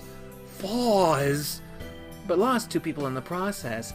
I guess it was far for the greater good, though. Certainly. You saved the world and who knows how many others because you took him out. Harold and Maria got lost in their conversation about the characters they created and played throughout the time they'd played. Well, those two are nerding out in their own little world now. I bet they wouldn't notice if we cleaned up. Huh, you're right. I don't understand any of what they're talking about now, but I guess we'll find out in a couple of days. No doubt. Come on, help me clean this stuff up and we'll get dessert ready too. Sure thing. You helped Richard gather the empty dishes off the table and move everything to the kitchen. You okay there, Richard? You're kinda limping. Maria smashed my foot after my little comment. It's a little tender. I see. Well, I can't say you didn't deserve it. And you can't say I was wrong either. It's none of my business really, but I couldn't pass up that golden moment. The pain is worth what that look was on your faces. You're an asshole. I know. I bet Maria's gonna be mad at me for the rest of the night. Nah, it was a pretty harmless quip. Even if it was really immature, she wouldn't stay mad over that. That woman might not show her anger on the outside, but you can certainly feel it if it's almost like she's watching and judging me now, even though I know she's in there talking. She'll smile at me and be all friendly, but those eyes, oh, those eyes. Richard shuddered and shook himself around. Anyway, I suppose things are going good for you and Harry. It's kind of weird to me that you're dating your teacher/coach, but far be it from me to judge you. Oh yeah, things are going good. He's been pretty happy, and I've been really happy about it too. You two seem happy together. When you gonna move in with him? Move in with him? He's got a nice place, doesn't he? Nicer than a homeless shelter, I imagine. Yeah. I don't reckon you've been together for too long, though, since it might be a bit sudden for that, huh? We've been only dating for a couple of weeks. I see, that might be too soon then. You should date for a couple of months at least. It's something to keep in mind for the future then. I have the cake, so let's get back out there, otherwise they're gonna think we're in here flirting or something. Moving in with Harold, huh? He has enough space for me, but it's way too early for us to consider something like that, isn't it? Thomas, look! Cake! Yes, I know. I was in the kitchen too, silly bear. The cake looks magnificent, doesn't it? It does! Let's not waste any time and cut into it. Gladly. Harold grabbed a knife and cut himself a large piece of the cake, And then he passed it along the table before everyone had their cake. He'd already eaten half his piece. This cake is just so good. Has to be one of my favorites ever since I first had it. This one tastes just as good as the rest. You did such an amazing job, Maria. Why, thank you, Harold. I'm glad you enjoyed the cake. He didn't waste any time gobbling down the rest of the cake, and he looked rather satisfied with himself once he was done. Oh boy, am I full now. That was such a delicious dinner. Thank you so much for doing this for us. You're so very welcome, Harold. You know you're always welcome over for dinner anytime. Is there anything I can do to help clean up, or is there anything I can do to repay your kindness? Nah, me and Thomas already took care of the dishes already. And there's no need to repay me. I enjoy doing this. As long as you are satisfied from the meal, that's enough for me. You better believe that I'm satisfied. I'm a big happy bear right now. He patted and rubbed his hands over his stomach with a chuckle. Thomas, you have clothes you can wear to the theater tomorrow, right? It doesn't have to be anything really fancy, right? It doesn't have to be. Khaki pants, button-up shirt, a belt, and a tie would be suitable. I'll be set then. I think I have the vest even. Oh yeah? Well, that'd be perfect then. I bet you look really handsome all dressed up. I bet he does. You two will have to stop by at some point tomorrow just to show off how you look.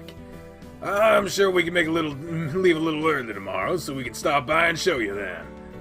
Let me go gather my clothes for tomorrow, and if you're ready to go, we can head out. Oh sure, you do that and I'll sit here while I wait. We're gonna look for my old L&L stuff back in my place, so I can show them some of the things before Sunday. That sounds like fun! Let's see. I'm glad I made sure to keep a couple of sets of nice clothes. So pants, shirt, and a belt, and a vest. I do have it, so that's perfect. Knock, knock, knock. Come in. Oh, Maria, do these clothes look like they'd be okay? I don't have a lot to choose from, but I bet this works. Of course! Everything you have laid out looks like it matches perfectly. Do you have any dress shoes as well? Yeah, I don't. I only have my tennis shoes. Well, they won't stand out too much, so don't worry about that. You're gonna look so nice, nobody will even notice. I suppose they won't be looking at my feet, so this is all we'll need for now then. Oh, and so I don't forget, can I ask you something? What is it? I wanted to do something nice for Harold, since he's done so much for me. He really loves poetry, and I thought that I'd try my hand at writing something for him. It's kind of sappy and a little cheesy, but I think it's something he'd really like. I want to frame it, but I'm short on ideas for how to make it look really nice. Aw, goodness, that sounds so sweet. I think he'd love something like that. What could you do to make it look really nice? Do you know if he has a favorite poet? Shakespeare seems to be a favorite of his. Well, how about this? Imagine having the poem quilled onto parchment paper before framing it. You could give it a real classic look, and it could be similar to how Shakespeare did things. You mean using a feather and ink to write on parchment paper? Yes! Sounds like it could look really nice. I'll have to get some supplies for that. It'll take a lot of practice, no doubt. I like the idea, though, and I think the effort will really pay off. Oh yes, I'm sure it will. Something that heartfelt would just blow him away. Thanks for the idea, Maria. You're so welcome. I can't wait to see how it turns out. Here. Huh? Richard handed you a pair of dress shoes and a pair of socks. See if these fit you. If they're a bit big, those socks are thick and it should make up for it. I overheard you say you only have tennis shoes and that just don't work. You ain't gonna dress up all nice and then not have the shoes to match. Aw, that's a perfect idea, Richard. How sweet of you. Yeah, I just can't stand seeing something like that. Try 'em on, your feet don't look too different from mine. After a quick test, you found that the shoes fit just fine with the socks. They're a near perfect fit. You really don't mind if I borrow them for tomorrow? Of course not. I wouldn't have brought them if I wasn't okay with it. Thanks, Richard. Don't sweat it. You two be sure to have a good time. Just be sure to let me know how when you guys stop by so I can see how snazzy you two look. Well, it looks like I have all you need, so you two should get going. Harold is waiting out there for you. Yeah, it's time. Sorry to keep you waiting. Richard had a pair of nice shoes for me to borrow, since I only had tennis shoes. Well, that's really nice of them. Do you have everything you need then? Yeah, I do. We can head off now. You two have a good night and a safe drive home. Thank you for having me over dinner again, Maria. It's always a pleasure. Anytime, Harold. I'm happy to have you here with us. We'll see you sometime tomorrow, Maria. Of course, I'll see you both tomorrow. Have a good night. Hey, Red Fox. Good night, and thank you again. Goodbyes were said, hugs were given, and you left for Harold's home right after. Fuck, this day never ends. I'll take your clothes for tomorrow and hang them up in the closet in my room. Then I'm gonna go shower. You can use the guest bathroom to clean up too. Once I'm done, we'll see about finding my L&L stuff. Sure thing. He handed over your nice clothes and he disappeared off to his bedroom. Time for me to get cleaned up as well. Once you were clean, you made yourself comfortable in the living room while waiting for Harold. Oh my. Much better. I was feeling a bit self-conscious sitting around with Maria without having showered after practice. I didn't expect us to be there that long. I didn't either, but it was nice, wasn't it? It was. I'm gonna leave you alone for just a little longer now. I'm pretty sure I know exactly where the box is in the attic, so I shouldn't be gone long. No worries, I'll just watch TV while I wait. Another 30 minutes went by before you were joined once again by the bear. Okay, so it took me a little longer than I intended. It wasn't where I thought it was, but I did find it. Yeah? Well, let's see what you got then. Harold sat down beside you and placed a dusty box on the table in front of you. It's been so long since I've seen this stuff. He opened the box and his face just lit up as he started pulling things out of it. Oh man, it's been so long. Where do I even begin? Ah, this. Look. He pulled out a royal purple velvet bag and poured out a handful of matching dice. I made this bag and it was perfect for my dice. They all match. We have a D2, D4, D6, D8, D10, D12, and a D20. This is a pretty standard set, but I even have a D50 and a D100 for other things. You made the bag yourself. Yeah, I like doing stuff like that. I made all sorts of things. And I still have some of this stuff in here, see? From the box, he pulled out a couple of small buildings and several other items. I would use paper mache and cardboard to make props for the campaigns. It was so much fun to do. I was a dungeon master for a while, and I would build all the scenes for my party to explore. They always seem to love that. These look really neat, Harold. Is this all you have left? I end up giving a lot of stuff to the group, so they could keep using it after I left. I really miss doing this. Well, if things did go good on a good Sunday, maybe you can get back into it. You think so? It's been so long since I've done it. I think I'd be a little rusty. I bet once you get started, it'll all come back to you. He rolled one of the buildings around carefully in his paws, looking over all the details he had painted on it. He seemed like he was lost in thought. Maybe I will. You leaned over against him and ran your hand over his knee. Come on, show me what else you got in the box now. I want to see more. Sure. Here, check this out. He pulled out a miniature figure from the box and handed it to you. You looked closely at the intricate details and what had been painted onto it, impressed just to see how fine they were.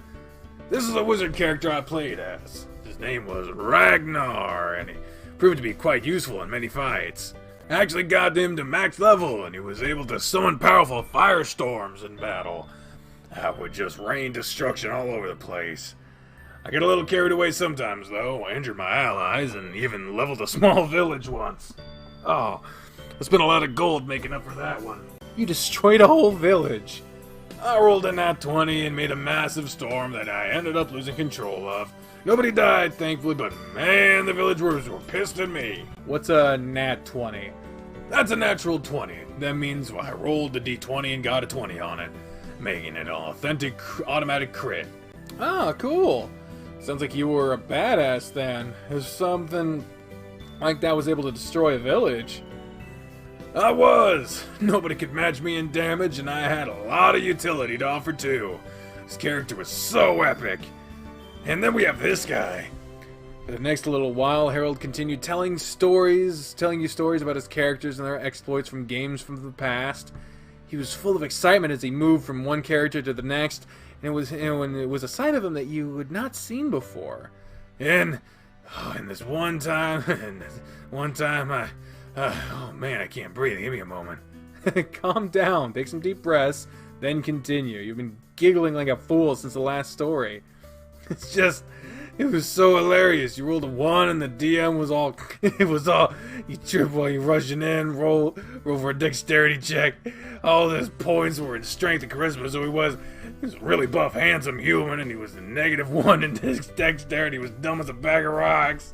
He rolled another 1, so the DM made him land on his sword, impaling himself, and that's how our level 1 warrior died while entering our first battle.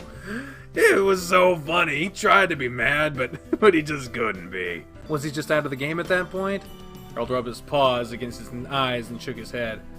Nah, he just rolled another warrior character sheet, and we picked him up after the fight was done. He learned not to dump all of his points into just a couple of stats. We had a bard who even wrote a poem about him, and it would give everyone a boost to dexterity checks when he sang it. I still remember it too. He raised one hand up with the other hand and placed and against his chest, and he sang out the lyrics in a deep voice. Quick to battle, fly with haste, our warrior's life was full of waste. Bold and handsome, but dumb of wit, he charged head first through, he said sit. I'm not singing the rest of this. A tiny pebble or perhaps a stick, he tripped and fell, his demise was quick. Upon his sword he impaled his gut, and so he died a warrior rut. That's really something the bard wrote. Yes, the DM made him sing it every time he wanted to use it, and he was to the point where our group would sing with him. I could listen to you sing all day with that voice. I'd not mind hearing more of it. He grinned and bumped against you. I do have a nice baritone voice for singing, right? Ha! Clever. You'll have to treat me to some more of that sometime. It certainly sounds like some of the encounters were a lot of fun, though. The game isn't always serious, as you can tell. We couldn't unlock someone's door one time, and we couldn't knock it down, so I set the house on fire to bring the person we wanted outside. Sounds like you were a bit of a pyromaniac with some of your characters. Fire solves a lot of problems. He put an arm over your shoulder and pulled you against him. I hope you have fun playing Sunday. It would really be nice to have a consistent group again. I think I'll have a good time. Seems like it'll be a lot of fun. It is. You can let your imagination go wild, and if you have a good DM, it's even more fun. Chester talked like he knew what he was doing, and I hope he isn't one of those super strict DMs. I'm sure he's a chill DM. With a heavy yawn, he leaned his head against yours. I'm really glad you're here with me tonight. Reminiscing has been a lot of fun. Not to mention, my bed has felt really empty lately. It'll be nice to sleep next to you. We'll actually have enough room, and I might not end up on the floor this time. I'm really sorry I pushed you off the bed. I didn't mean to. Are you sure? I figured you just wanted the whole bed to yourself. No, that's not it at all. It was much nicer having you with me. I'm just teasing you, Harry. And speaking of bed, I'm really tired. I'm looking forward to sleeping in tomorrow. You ready for bed then? Are you? I'm sure I won't have any trouble falling asleep. Let's brush our teeth and move to the bedroom then, shall we? Okay. After a stop by the bathroom, you found yourself on the bed under the blankets, lying on your back as you waited for Harold to join you. Man, this bed is so comfortable. It'd be nice to sleep on this every night. Maybe one day. You look like you're set. I am, so join me whenever you're ready. Here I come then. The bed shifted and rocked around as he sat down and rolled in next to you. It took him a moment before he was settled, and you glanced over to see him staring at the ceiling with his hands folded over his stomach. I'm really looking forward to tomorrow. I am too. I get to spend a whole day with you. Well, the early day might be kind of boring. We'll leave around 4 to see Maria, head to our reservation for dinner at 5, then just walk to the theater after we eat for the show at 7. That means we can just hang out for the morning and afternoon, right? We can. I don't know what we'll do, but we'll figure something out. You know, we cleaned up the swimming pool, and we still haven't really used it. Maybe we can go for a swim. That's not a bad idea, actually. We could have a really relaxing day. You know, you didn't bring a swimsuit, though, so I guess you'd have to go skinny dipping, right? You'd like that, wouldn't you? I just might. He rolled onto his side, facing you. I was wondering, do you have any particular way you like to sleep? I typically sleep on my side, since it's the most comfortable for me. So I guess we'll go with side. I like sleeping on my side, too. Would it be okay if I slept against you? Of course it's okay, so get over here. You made yourself comfortable, and Harold moved over closer to you. You roll over on your side, facing away from him, and you felt his stomach press into your back, and then an arm draped over your side. This is good, right? You make a really perfect little spoon against me. Very much so. You're so soft and warm, and I feel really comfortable against you right now. Good. You felt him kiss the back of your head and nuzzle against you before resting his snout over you. With his hand on your stomach, you grabbed his paw and held it close to you. Sweet dreams, Harold. Love you. I love you. He snuggled you close one final time and then relaxed. It was only a matter of minutes before he was out cold, snoring loudly beside you. This man really brings meaning to sawing logs. I don't know what that means. I'm glad he can go to sleep so easily, and I can only hope I'll be as lucky. Day 27, Saturday. Snores! Quality sound effects here. He's been snoring so loudly. Even with his back to me, it's making it difficult to sleep any longer. Top that with how much heat he's putting out under the blanket. It's still kind of early in the morning, too. And he said he wanted to sleep in today. What to do? I could surprise him with breakfast, though. I bet he'd like that. I just have to roll out of bed without waking him. Hey, there's us. There's us. And look at him. He's a giant lump, and he didn't even budge when I got up. He's not even going to realize I've gotten up. I wonder if his nose will get him going. Let's see what he has in here to cook for breakfast. You took a minute and looked through the refrigerator and pantry to see what he had to cook. Oh, look at the fucking the cookie jar. It's a bear holding a cookie. That's adorable. Eggs, toast, and grits for breakfast, it looks like. I wonder how he likes his grits. Sugar and butter or cheese and salt? Yeah, okay, let's go with sugar and butter. They pointed out in the chat that he likes his sweets. I make them with sugar and butter. Let's see how he likes that. Alright, time to start cooking. I don't think it'll take too long to make, but I hope I can get it done before he wakes up. Alright, it's just about done. It doesn't seem like Harold has woken up while I've been in here either. Let me just add the sugar and butter to the grits. I'll go get him out of bed.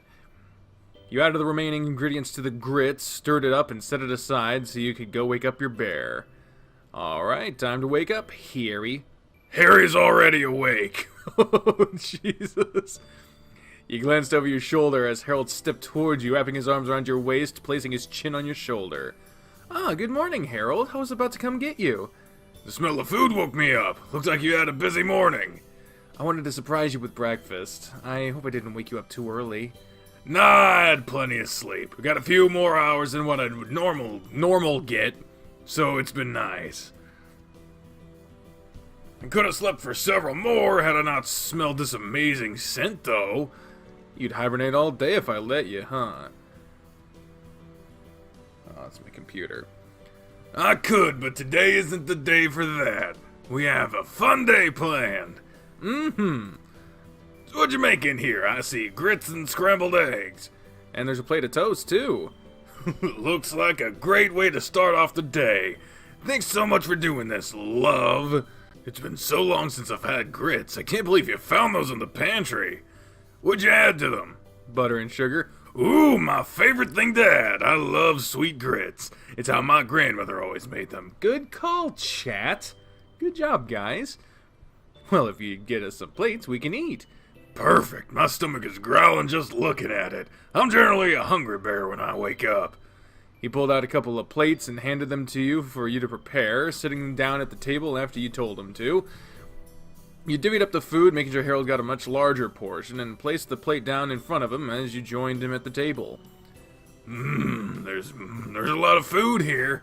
Thank you for making breakfast for me. This is such a sweet surprise. You're welcome. I wanted to do something nice for you today, and I thought this would be a great way to start the day. Couldn't agree with you more. He scarfed down his food quickly, finishing it off with a deep, rumbling belch. Where we heard those before. You didn't take long to eat your food either. The one time I could burp and it would actually make sense. Can't do it on cue. That's as best as I got. Merp. Ah, that was some really good food. It was a perfect thing to wake up to. Thank you again for doing this for me. Of course, you deserve it considering how long this week has been and how much you've done for me. And you have so much planned for today. I'm really excited about tonight. Good, I'm really excited about it too. I can't wait to be at the theater. It's been so long. First though, I'll clean up in here. If you want to go just sit in there and chat with me. If you want to just sit in here, I should say, and chat with me. Harold gathered the empty plates and kissed the side of your head before moving to the sink. So what's the plan for the afternoon? You wanted to swim, didn't you? Yeah, I did, but have you seen the weather yet? No, I haven't even noticed it. It's really cloudy. I think it might start raining. Oh, that's a bummer. I was looking forward to skinny dipping with you since you don't have a swimsuit. You're in a you're not like surrounded. I've seen the backyard. The fence is pretty short. I don't know. You have a swimsuit though. You wouldn't have to be naked. Like I would let you enjoy a nude swim on your own. It's been a while since I have even did that, and it's always fun since I have a secluded pool. Such a secluded pool. Well, I guess the new background for the backyard has been different, man. Then one day we'll have to give it a shot. I guess we can talk some more about L&L if you like. Oh, we can even create characters now, and Chester can verify them tomorrow. Should we really do that without them? Creating a character can take a lot of time, and if he has 2 less people to help out, the better. I could even help the other guys, and maybe we could dive into the game tomorrow. Okay, then I'll take your word for it. Sounds like fun. Creating a character is tons of fun. There's so much to do. I left my books in the living room, so you can go look through them, and I'll print out a couple of character sheets for us. Look at the back for the character creation. It'll list some classes and stuff like that. Alrighty, I'll go take a look. You made yourself comfortable on the couch and found the book he had told you to look through. You flipped through a few pages, reading over the information you could before Harold dropped down beside you. Alright, I have a few character sheets, some pencils, and here are the dice we'll need for rolling stats. Any idea what kind of class you might want to play? I have no idea. There's a lot to look through. I plan on playing a wizard, and I'm really familiar with that, so it'll be easy for me to set up. I'll give you some recommendations on classes if you want. Just let me know and I'll tell you what I can. Okay, what about... Oh, we gotta go through all of them? Jesus. Okay, fighter. What about the fighter? This is actually informational because I'm a DM, but I've never actually played... I played, like, one session of actual D&D, and the majority of it was us trying to figure out what we were gonna do for dinner, and then playing, sort of. We didn't even get through one dungeon, and then we left to get dinner, and then we just played video games the rest of the night. Like, it was weird now that I'm thinking about it. You're a wizard, Harry. Oh, that's funny, that's funny, that's funny, that's funny. That's funny right there. What about the fighter? The fighter is a well-rounded character. He can be a master of all types of different combat styles and wield a variety of different weapons and armors. There are all sorts of well-known fighters in the universe, from elite guards to money-hungry mercenaries. Fighters are highly diverse and can be anywhere on the alignment spectrum. Depending on how you build them, you can even move towards using magic and help augment your skills and weapons. There are a lot of options with the fighter. God damn, I need my glasses. Where the fuck are they? I suppose he'd be a close-range character? Generally, yeah. You can do archery and use weapons like throwing spears for ranged attacks, but you might not be as good at that unless you build your character for it. Fighter is a great class overall. Gotcha. How about the cleric? Are clerics fun to play? They can be. Clerics are generally heavily armored healers in this universe. They use some magic, prayers, and chants to help heal and bolster their enemies. Their allies. Fuck. The glasses aren't doing anything. I'm just shit. Bolster their allies. Fuck. They can also hinder and damage their enemies on top of that. See, the words were close to each other, so I just... whatever. They can invoke hope or fear on the battlefield. So, do they depend on magic for everything? Oh no! They typically wield shields and hammers, smashing in the faces of their enemies while protecting their allies. You'll often find them on the front lines. Something else to keep in mind is that clerics are also very religious, typically. You choose a deity to follow, and that'll also help determine how strong you are. What if I want to be a godless heathen? You can be, but then I don't suggest playing a cleric. Unless you'll be handicapping yourself. I see. What about the druid? Druids seem like an interesting class. Druids are a lot of fun to play, too. The powers of nature are at their fingertips, be it plant or animal. You can summon a wave of entangling roots from the grounds, a healing mist from the moisture in the air, or call for a horde of angry squirrels to attack. A horde of squirrels? That doesn't sound very threatening. Just imagine hundreds of squirrels biting and attacking you, and tell me that doesn't sound threatening. All the little teeth and claws gnawing and clawing at your flesh, and if you're lucky enough to survive, what kind of diseases did they infect you with? Okay, that sounds worse. Something else that's cool about them is that they can get an animal companion to join them, and can even shapeshift into animals. Like a bear? If you choose that, yeah. Druids are all about preserving nature and the balance of the elements of the world, embracing that which is natural and rejecting that which is not. Okay. I'll ask about the ranger. Rangers are basically archers, aren't they? Well, archery is a big part of the ranger kit. A ranger could put an arrow through the eye socket of a charging orc from 300 meters away right before he slams into your healer. Rangers excel in archery and survival techniques, and they are generally highly perceptive, too. They are master hunters, able to track even the smallest creature, even through the vast wilderness. In fact, they are so in touch with nature, they've learned to harness the magic of the wilds to assist them. Kind of magic? I wouldn't expect that. It's mostly magic to help them remain stealthy and speed up the mission they're on. It's nothing fancy like what I would cast as a wizard, but it's still really helpful. He could use the brush from the surrounding forest to obscure the sight of his foes, to ambush them or protect the team. They're a really handy member of the team. Cool. Well, I want to know about the sorcerer. I am the sorcerer. I'll never let you go, but I'll brief you on my true history since you'd like to know. I'm from a family of oracles of 5th generation. I frequently listen to apparition conversations. I'm skilled in levitation and spirit communication, but my specialty is destruction and dream interpretation. How does a sorcerer differ from a wizard? Wizards have to practice and learn magic, where sorcerers practice with innate magic, gifted from birth with the ability to wield magic. As a sorcerer, you are born able to wield magic, and you are always able to cast your spells. They are able to manipulate their innate magics to better suit their needs, even sculpting them into what they want to increase their destructive capabilities. For example, maybe I can cast a fireball spell, but a sorcerer that can cast the same spell might make a bigger fireball that has a bigger explosion upon impact.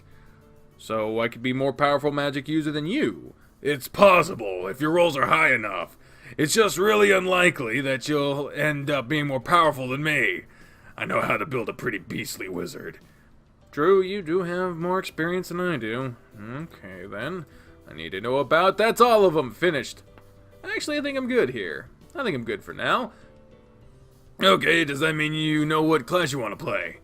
Well, shouldn't we wait to see what everyone else wants to play so we can make a balanced party? We don't have to make a balanced party. Everyone should just have fun. So I think you should play whatever character you want. Knowing the guys, I think we'll have a tank and someone to do damage. My only concern is if everyone will play a class that can heal or not. If anyone will play a class that can heal or not. We have ways outside of magic to keep our hit points up, but having a healer makes things easier.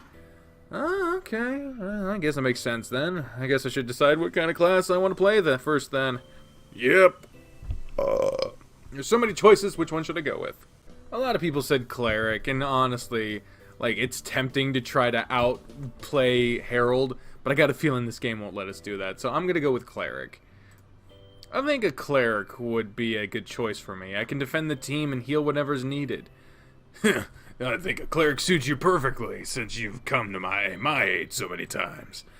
We don't have to worry about someone else not picking a healer either, so that's a great choice. I'm really excited about getting started with this now. I hope all the guys are going to show up. Even Darius? Even Darius! I think it'll be fun with everyone. It's good to hear you say that. If everyone plays, the size of the party will be perfect for a really great adventure. I'll go ahead and shoot Chester a text and see if he's got in touch with Darius and Spencer about playing. That's a good idea. So we'll know how many people to expect over here tomorrow. You sent Chester a short text and then turned your attention back to Harold and your character sheet. So what should I do next? Next are special sets of perks we can choose from. The sets give you certain stat boosts and a couple of special skills too. You'll want to read through them and decide which set you want to go with. Being a cleric, wisdom will be your primary stat. I think one even provides you with a skill that allows you to double cast a healing spell that will save someone's life. That sounds useful. It could be. Be sure to read over everything though, and think about how you're gonna play your cleric. Now, read through the perks, and we'll get your stats set up after you pick what the pack you want. Okay. It seemed like no time at all, but a couple hours passed while you were sitting on the couch with Harold, creating a character for tomorrow's game. I think our characters are done. I would never have thought there was so much that goes into making a character. There is so much customization you can go with. The ways you can make your character is just limitless. Even my wizard is set up slightly different than ways I've built him in the past. I can't wait to start playing tomorrow. Did Chester ever text you back? Oh yeah, he did. He said, everyone will be here, it looks like. Really? That's great! I really didn't expect Darius to show up, so I wonder what Chester did to convince him to come. I'm sure we'll find out tomorrow. I guess I should get some extra snacks and drinks for everyone. I want to make sure we're prepared. We could do that on our way to see Maria. While we're all dressed up? Sure, it's just a quick trip to the store to grab a few things. Or we could carry our clothes with us and just change at the shelter. That sounds like a better idea, actually. I don't want to risk anything happening. Then we'll take our clothes with us to the shelter and stop by the store on the way there to grab some snacks for tomorrow. We should leave it a couple hours, then. For now, how about we get something for lunch? Bear's belly is growling and he needs food. Good idea. I'm getting hungry again, too. Harold made a quick and easy lunch of sandwiches, and then you returned to the living room. Now that we've had lunch, let's relax for a little bit, and clean up and get ready to leave for the evening. Is there anything that you'd like to do for the next little bit? Nothing I can think of. Can we just cuddle on the couch? I'm a huge fan of that idea. He pulled you down onto the couch beside him, where he could have his arms around you with your back against part of his stomach. How's this? Your belly is so soft, it's perfect to lay against. Good. You can find something to watch on TV, and we'll just relax and talk until we need to get ready. I'm good with that. You flipped through the TV stations until you found something suitable to watch. In the meantime, Harold's paws were rubbing up and down your arms and shoulders, squeezing them while he did. With a content sigh, you leaned heavily against him. Does this feel good? I'm not being too rough, am I? It feels good. Okay, if it bothers you, just let me know and I'll stop. I don't think it'll be an issue. I'm really content with this. He nuzzled against the side of your head with a reverberating rumble. Are there any shows that you really like to watch? Not really. I don't watch much TV. I generally turn it on for the noise when my mood tanks, and I just lay here on the couch. I'd much rather spend my free time writing or reading a book. I feel a lot more motivated to do that lately. Oh yeah? Well, that's a much better use of your time. I'd like to think so too. What do you like to do in your free time? Me? I like to play games, watch TV, or read. If we're answering for us, like me specifically, out of those three, it would be playing games because I stream a lot. A lot. Fucking once, maybe twice a week. Like, that's not a lot. course, I also play visual novels, which is reading. And he would like us to say read, I imagine. So, my vote is read. I do enjoy reading too. It's a great way to spend my free time. And I've really enjoyed what I've read in your book so far too. I need to read more of it. Yeah? Well, I'm glad you're enjoying it. Once you finish it, you'll have to tell me what you really liked or didn't like so I can use that in the sequel. I really would love to hear what you have to say about it. Definitely! I'd be more than happy to help. His paw stopped rubbing your shoulders, and he settled with his arms around your waist, his paws clasped over your stomach. He hugged you close to him and nuzzled into your head again. For the next little bit, he continued to nuzzle against you with his rub his paws around your stomach and chest. Just a giant cuddly bear, aren't you? It's not bothering you, is it? Not at all. You're being really affectionate, and it's nice. But it made me hard as a rock. I can't really adjust myself either. Are you sure it isn't bothering you? One of his paws moved down from your stomach, and you felt his fingers lightly squeeze the head of your hot cork in your shorts. It's not bothering me. Just got a little excited from being so close to you. It happens fairly easily. I can tell. I have a perfect view of it from here. His fingers massaged over the tip of the board and slid down over the wow of it slowly and making it tense up and hold your breath. Can't say that I'm not having the same kind of reaction right now either. You moved your arm back enough to feel what you could only assume to be his boner running along the leg of his shorts. See? You've got this old bear's blood pumping. His paw gripped your cork and gave it a tug, growling into your ear when he did. You squirmed around while he pulled back and forth on your meat. Oh, Jesus. Hi, strawberry milk. What a time to show up. We don't have time to do anything about this right now, though, so this will be the most you get for the time being. You're a big tease, Harry. I wasn't expecting that right now. Fingers traced around your tinted shorts, lightly grazing against you. You like it when I tease your hot stuff? Yeah, it's a really new experience for me. You like your Harry teasing your meat like this? He kissed your neck, growling and sending pleasant vibrations through your body as he became slightly more aggressive with his groping. Mumph! His growls and kissing continued, moving over your neck, shoulders, and ears. You could feel a wet spot on your underwear, and his large paw kept rubbing over your crotch. Eventually, his paw strayed from between your legs and returned to your stomach, and you could hear his heavy breathing as he rested his chin on top of your head. I think it's time for a shower. We should really start getting ready to leave. Oh, yeah, you're right. I'll try not to take forever. You can always read more of these L&L books while you wait for me. Sounds like a good idea. I have more to learn, so that'll be fine. Hard left. Don't even think about jacking off in the shower either, you got it? I had no intention on doing that anyway. You say so. He chuckled, leaving you standing there, but not before giving you a crotch another squeeze when he walked past you.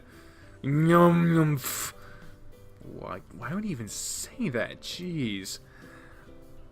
Oh, wow. I can see the updated, this background is updated. There's, like, text in the wall where the pictures used to be. Jesus. I had no idea he could be such a tease. I did really get riled up. I'll get him back for that later. You boys are here a little earlier than I thought. And you're not dressed yet. We had an errand to run, and to make sure we looked good when we got here, we decided to just change here.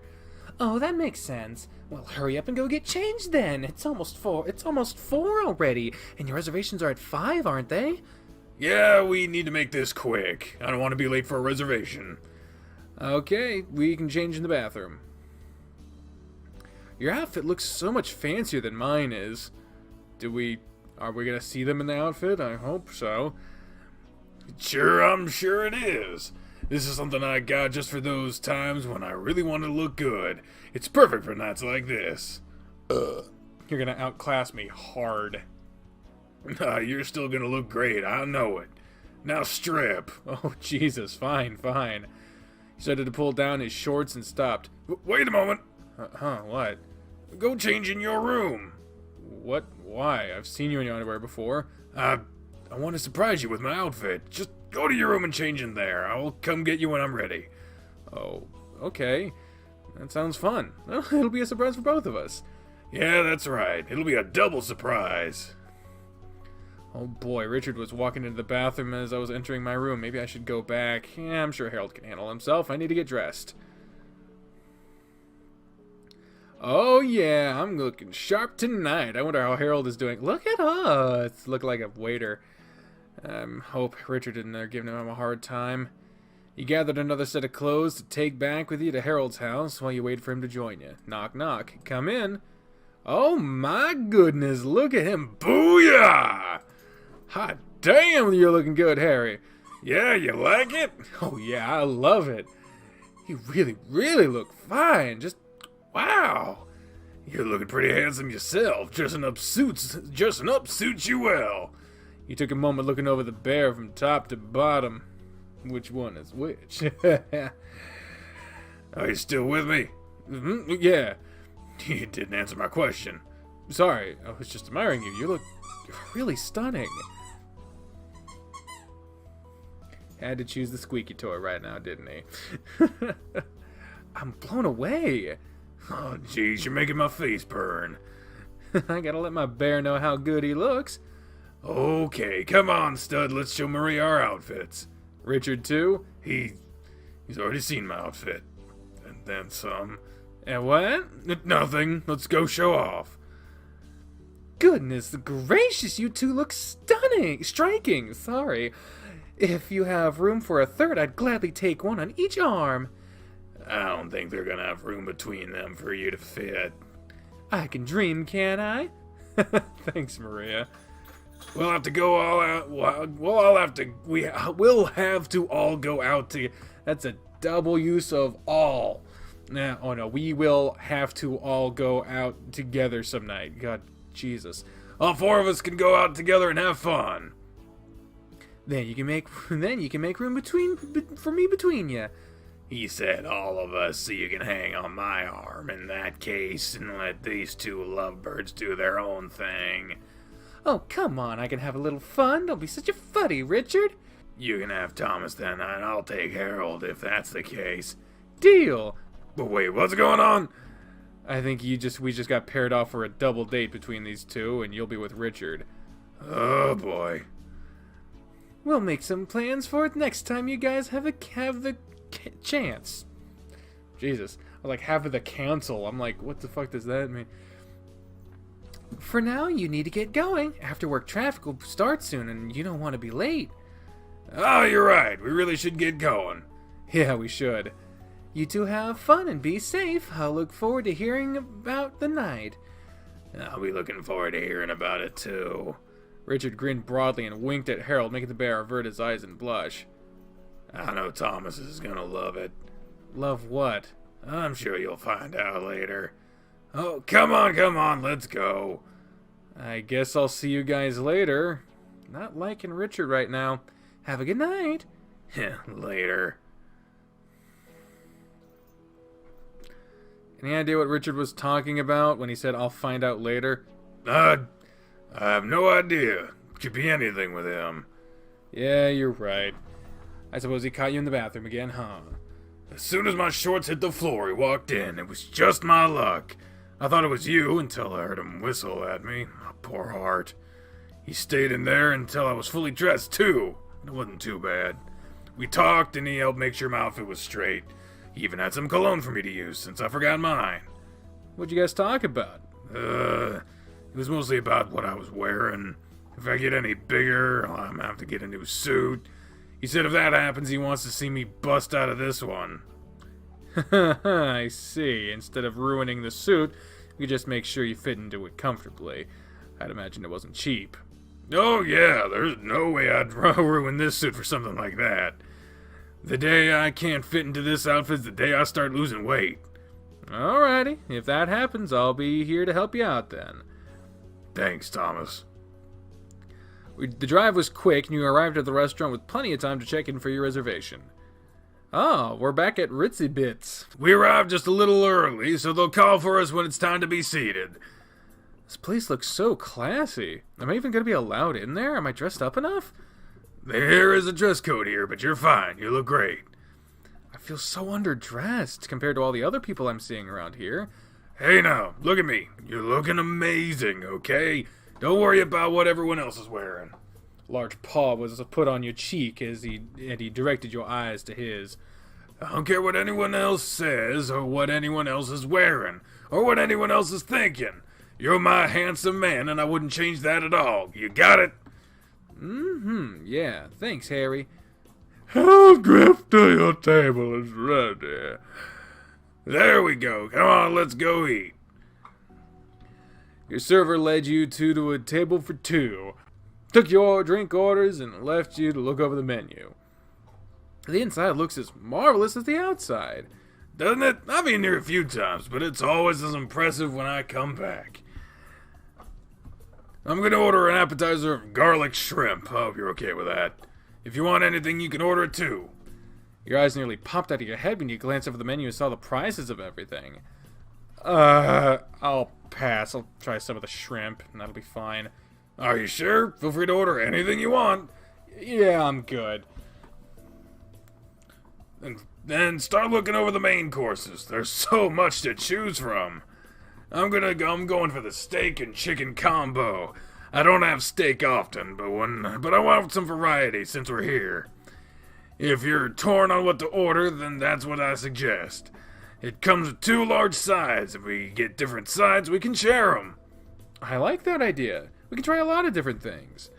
How about we get the macaroni, roasted potatoes, steamed vegetables, and baked beans?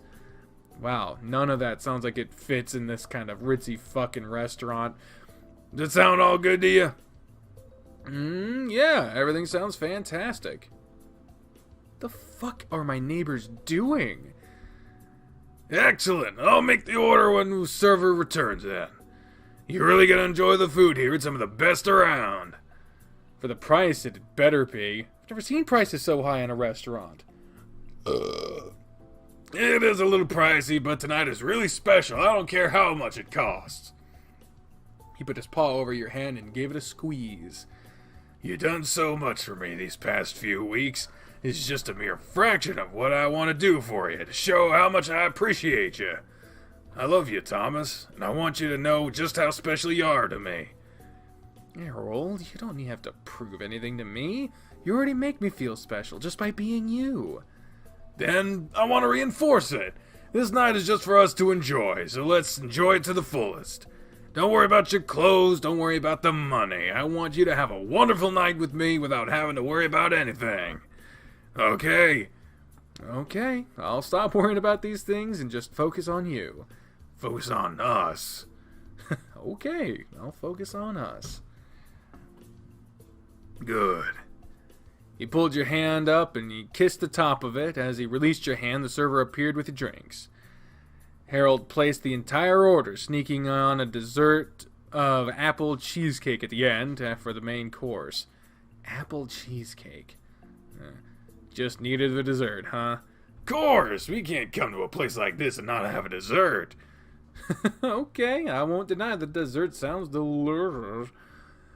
Since we have some time to wait for our food, how about we get to know each other a little better? What do you mean?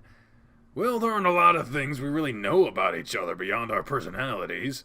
I mean, I know a few things that you like and what you're in school for, but I feel like there's a lot more to get to know.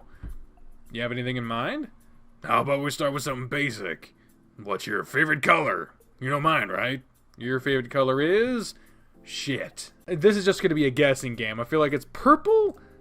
Yeah, that's right. Yeah, fuck yeah. So what's yours? Mine is green. Green is my favorite. Green? I'll remember that one. Now you ask me a question. When's your birthday? Ah, a good one. You need to know so you can bake me a cake and get me a gift. That's a good reason. It's November 16th. I'll be 35 this year. 35, huh? I still refuse to believe you're as old as you are. I swear you were in your late 20s. Flatterer, you know I'm just a fat old bear. You're too hard on yourself, you're still young. If you think so. Now, when's your birthday? Month I was born was May. May. On the 26th. May 26th. May 26th. Yeah. I'll add that to my phone's calendar so it'll alert me when the time comes. Otherwise, I might forget. It's a good idea. I'll do the same for yours. You both took a moment to type the other's birthday, and then continued the conversation until your appetizer was brought out. Time for shrimp. Go ahead, give it a try. You can have 3 pieces, and I'll have 3 pieces. I'll just eat 2, and you can have 4. Really? So good you might change your mind after you try one. I get the feeling I'm gonna need as much room as possible for the main course. Okay, if you insist, I'll eat 4.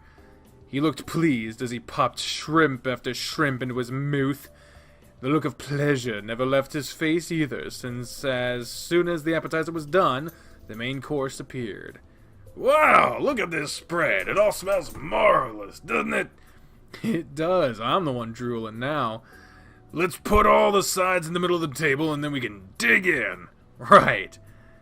The moment was spent rearranging the table, and when it was ready, you dove into the food. There was not time left between bites for conversation, and the only sounds to be heard was near constant sighs of contentedness. Harold ate slowly for a change, savoring every bite he took, and only after taking another bite. What? And only taking another bite after fully chewing and swallowing what was already in his mouth. There was more than enough food on the table, and as you thought you were starting to become full, you weren't going to be able to finish. You doing okay there? I am. There's just so much food, and it's so good, I don't think I'm going to be able to finish it all. Don't worry, whatever you don't finish, I'll gladly eat. This food is absolutely delicious. I could have eaten all the food brought out and still have room for it in here for dessert. By all means, then, help yourself to what's left. I'd like to be able to at least have a bite of dessert, so I think I'll stop here. If you're sure, put that piece of steak right here. He leaned forward, opening his maw, and pointed at it. With a laugh, you stabbed the meat with your fork and stuffed it into his maw. Piece after piece, you fed him what was all left on your plate. You heard him humming happily before he sat back, munching on your meat. So wonderful. You have one satisfied bear on your hands right now. And we still have dessert to get through. We do, and I'm so excited. Our plates are clean, so I give it just a couple of minutes before they're picked up and dessert is dropped off. Couple of minutes? I think we're getting it now. Your server was heading toward your table with another plate, and it was your dessert. He left your dessert and took away all the empty plates. Oh, he even left us 2 forks for the dessert. That was nice of him. Yeah, this piece of cheesecake is really big, too. Our server did hint that our servant would be a little larger than usual. He's getting a good tip tonight for sure. So, can we taste it now? Yep, let's eat. It was his turn to offer you food, and the fork of cheesecake was held up to your mouth. Okay. Do the honors and have the first taste? With pleasure. The smile that was spread over his face while you took the first bite was so genuine, and after seeing your eyes roll back, he took a bite for himself. It's positively amazing. It's so fluffy and full of flavor. Ah, you're right. It's just heavenly. I could eat this every day. Eat all you want of this one. Another bite will do me in, so the rest will be yours. His eyes seemed to sparkle when you said that. You really do love me. I really do. I'll be sure to savor every bite. Take your time. It's only 6 o'clock. We'll head out about 6:30, and then we'll walk to the theater. It'll take about 10 minutes to walk there. Are you going to be able to walk with all the food you're putting in there? To be honest, I might struggle. I could go for a nap after all this food. You'd better not fall asleep on me at the theater. Once I get up and start moving around, I'll be okay. I've wanted to see it for so long, there's no way I'm going to miss it now. I'll tickle you if you start to doze off on me. You're assuming that I'm ticklish, so good luck with that. Are you saying you're not? I have a couple of spots, but I'm not going to tell you where they are. I'll just have to find them, won't I? Don't you dare. Tickling never ends well for me, so don't you even try. You might even end up with a black eye or something. You'd hit me for tickling you. Not intentionally. It would just be a knee-jerk reaction. This one time, Diana tried tickling me and my arms flailed about. I knocked her over when that happened. She ended up with a giant bruise on her leg where she fell. I felt so bad. I certainly don't want to hurt you like that. I'll have to be careful then when I start to look. You still want to try to find them? Yep. Good luck then. I won't be held responsible if you end up hurt. It'll just make me feel really bad. Oh, and I don't want that to happen. And don't try to tickle me and you won't get hurt. You make it sound like a threat. I'll avoid it then. It isn't a threat, it's just a warning. I'm a big bear and I don't want to hurt you is all. I get it, Harold. I didn't read all of that. Oh, what the fuck? There we go. Just a warning.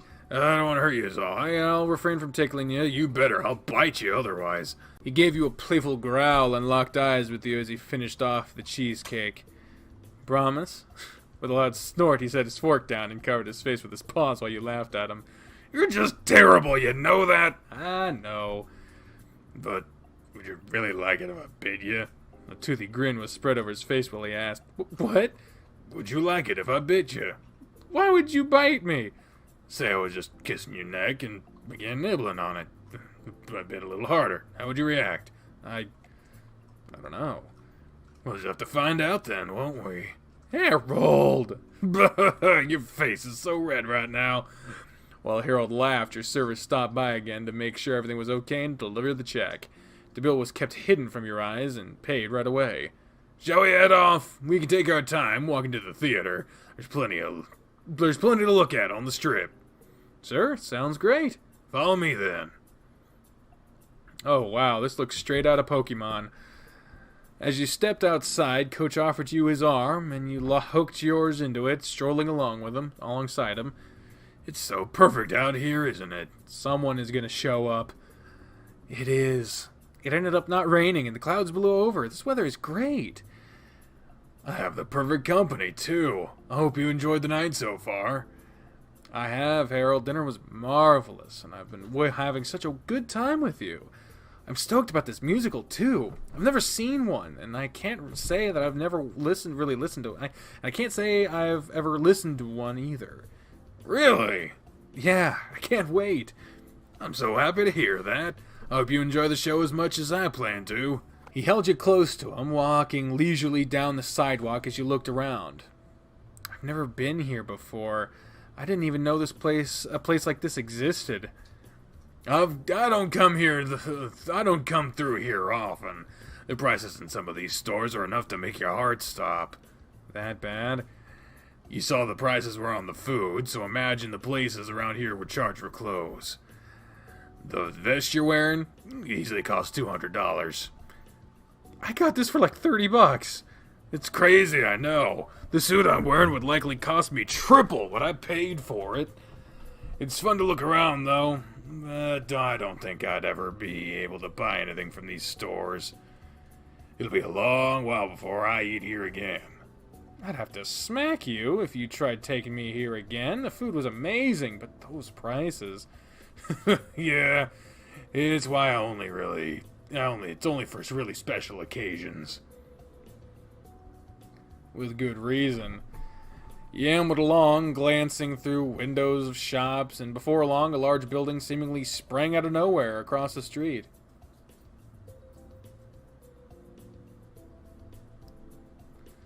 And that's Manor Theater. There are all sorts of events that are hosted here. Musicals, plays, operas, and more.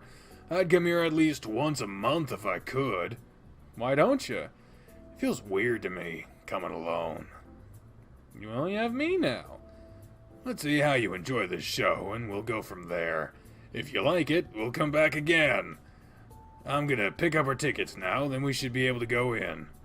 Harold jumped into a short line to get the tickets, and it was no time at all before you two were inside the theater. Whoa, this place is huge. It is, isn't it great? The place is packed. I didn't expect it'd be this many people here. I'm thrilled just to see how many people showed up. It's a good sign for the show. Where are our seats? Section F. We're sitting on the hot the aisle. I didn't want to have to squeeze past anyone, so I made sure to pick an end seat. So our seats are right here. We have a perfect view of the stage. This is going to be so great. He sat down with Harold, looking around the theater as more people filled in. It didn't look like there was going to be much more room for anyone else to come in at the rate things were going. We have about 5 minutes until it's supposed to start. I can barely contain myself. I can tell you can't sit still. I'm sorry, I hope it's not bothering you. It's not. In fact, I think it's really cute seeing you all excited about this. You're acting like a little kid right now, and I love it. Oh, well, this is something I really enjoy. Mm-hmm. You sat back and put your hand on his, patting it a few times before slipping your fingers between his thicker digits. The lights began to fade, and he took your hand around, and he shook your hand around a moment. It's starting! He sat up straight in his seat, his eyes focused completely on the stage, and after a short introduction, the show was underway. The first song began, and you noticed that his leg and fingers were bouncing in tune with the music. As the show rolled on, you also caught that he was singing under his breath and rocking his head back and forth with the music. His pause erupted into enthusiastic applause at the end of each song, and he would be smiling broadly while he looked at you. Roaring laughter would explode from him periodically, which was more than enough to make you laugh too. The show was proving to be enjoyable for you, with a large part of your enjoyment coming from seeing how happy it made Harold. That was the end of Act 1. What'd you think so far? It's good. I love how Montevallo is so charismatic, and he's secretly offing all of the heirs ahead of him. It's so clever, isn't it? He doesn't directly murder any of them either, which makes it even better. And he's such a player. 2 women? Really? He gets wrapped up in everything. Act 2 is great, with some of my favorite songs in it. Are you really enjoying it? Yeah, you'll have to share the soundtrack with me, so I can listen to it at home. I'll give you the CD for it then. I have one you can have, and I'll just make a new one. I'm thrilled that you're enjoying it. We'll definitely plan more of these kinds of dates for later. I'm down for it. Put his arm over your shoulder and leaned his head over yours. He stayed that way until the intermission ended and the show resumed. Wow, just... wow! Was it all you hoped it would be? All that and then some. It was completely and utterly fantastic. Everything about seeing the musical was so much better than just hearing it. There's so many story pieces that make so much sense now. Just listening to the soundtrack doesn't give me all the details, but since I've seen the show, it all makes perfect sense. The crew did just a marvelous job with the show. I'm so satisfied with how it went. What about you? Did you like the second act as well? I did. I really enjoyed the whole show. The music was great, and the story was great, and the acting was perfect. Everything was so enjoyable. For my first time at the theater, I had an A+ experience. Thank you for bringing me. Thank you for coming with me. I'm happy knowing that I can do something like this with you and have you not be bored out of your mind. Since the show is over, I have one more thing in mind to finish off the night. One more thing? It's about 30 minutes from here, and it's back towards my house. Unless there's something else you want to do here, we can leave now. This place is too expensive for my taste, so I'm good to go. Well, let's get going then. So, where are we headed? You'll see soon. We aren't too much further away now. The road you turned down seems barely big enough for 2 cars, and we're surrounded by trees. Yep, it's a pretty old road. Not a lot of people know about this place anymore. It's even been a while since I've been down this way. I'm glad to see that the road wasn't closed down. And you're not going to tell me where we're going? Nope. Just another moment and you'll see. I know you're going to appreciate it, though. As long as you don't plan on murdering me and dumping my body out here. Really? We're going to have to make our own musical for how to love and murder tonight, huh? I'd rather it be without the murder, though. Are you sure? It'll at least spice things up a bit. I know the first target, then. And I know exactly what you're thinking. I think I'd have to agree. Let's not think about that, though, since we're here. Oh, is this Cresthaven? Yep. And you have a great view of the city from up here. And since the night is cleared up, it's even more perfect. I didn't know a place like this existed. Yeah, I told you. Not many people know about this spot. I loved coming up here and just sitting in my car when I needed to think or wanted to end a romantic evening. It's been so long since I was here, though. It's such a beautiful view. There's so many lights. I never realized just how big the city was. You don't really think about these things until you see it with your own eyes. Come on, let's get out. I promise I won't push you off the edge. Okay. There's a nice breeze out here tonight. Yeah, it feels great. This was a perfect idea to finish the night off. It's just such an amazing view. He leaned back against the hood of his car with you and put his arm over your shoulder, pulling you over against him. I hope today has been as amazing for you as it has been for me. It has been. You really made today something amazing, and I won't soon forget it.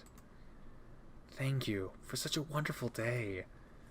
You're welcome. I can't say it enough, but I'm so glad you've had a good time today. The last time I planned a date like this with Diana, it went down in flames and I ended up out here by myself. What happened? She didn't like anything I planned. Dinner wasn't good enough, the movie we watched was boring, and the final thing was for me to bring her out here. She doesn't like surprises, so I told her what I had in mind, and she said it was stupid. I thought it was romantic, and it was something she would have swooned over 10 years ago. We didn't get to do stuff like this very often anymore, but when I had the chance, I would plan something. It was a couple of weeks after I told her I was bisexual, though, so I guess it didn't matter what I did at that point. It broke my heart, knowing there was nothing about that night that she enjoyed. Nothing I did was good enough anymore. I think that was the night I realized we were over. What a bitch. I mean... You said it. She really turned into a bitch. You hear me, Diana? You're a real bitch!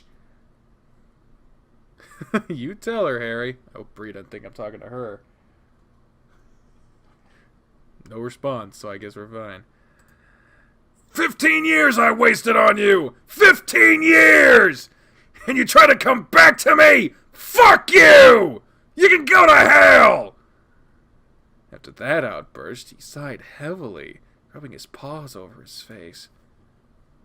Feel better? Sorry about that. Don't worry about it. I bet it felt good to get that off your chest, huh? Yeah, it did. I feel like a weight has been lifted off me. That felt really good.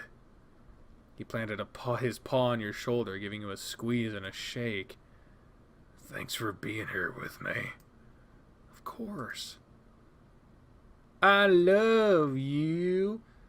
And I'm happy to be here with you. I love you too, Thomas. Really, I can't think of a better way to spend this night than to have spent it with you. It's been perfect.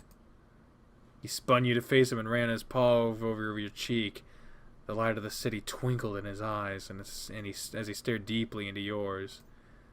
My love for you is as endless as the night sky. I look forward to our future together and all the time we have. Harold. Slowly he moved his face towards yours, and your eyes fell shut before his lips pressed against yours. It was like a new star burst into existence when your lips collided. The high you felt at that moment was like no other, as your lips tried to mesh together. He kept his lips locked with yours for a long moment, and when he let go, his eyes met yours again. How about we head back home now? Sounds like a good idea. We'll come back up here another time. It's a really nice spot. Let's make it a tradition after every date we have, then. Every date? Well, like planned fancy dates. Okay. I like that idea. We'll do it then. Home's only about 10 minutes from here, so it's a perfect tradition for us to make.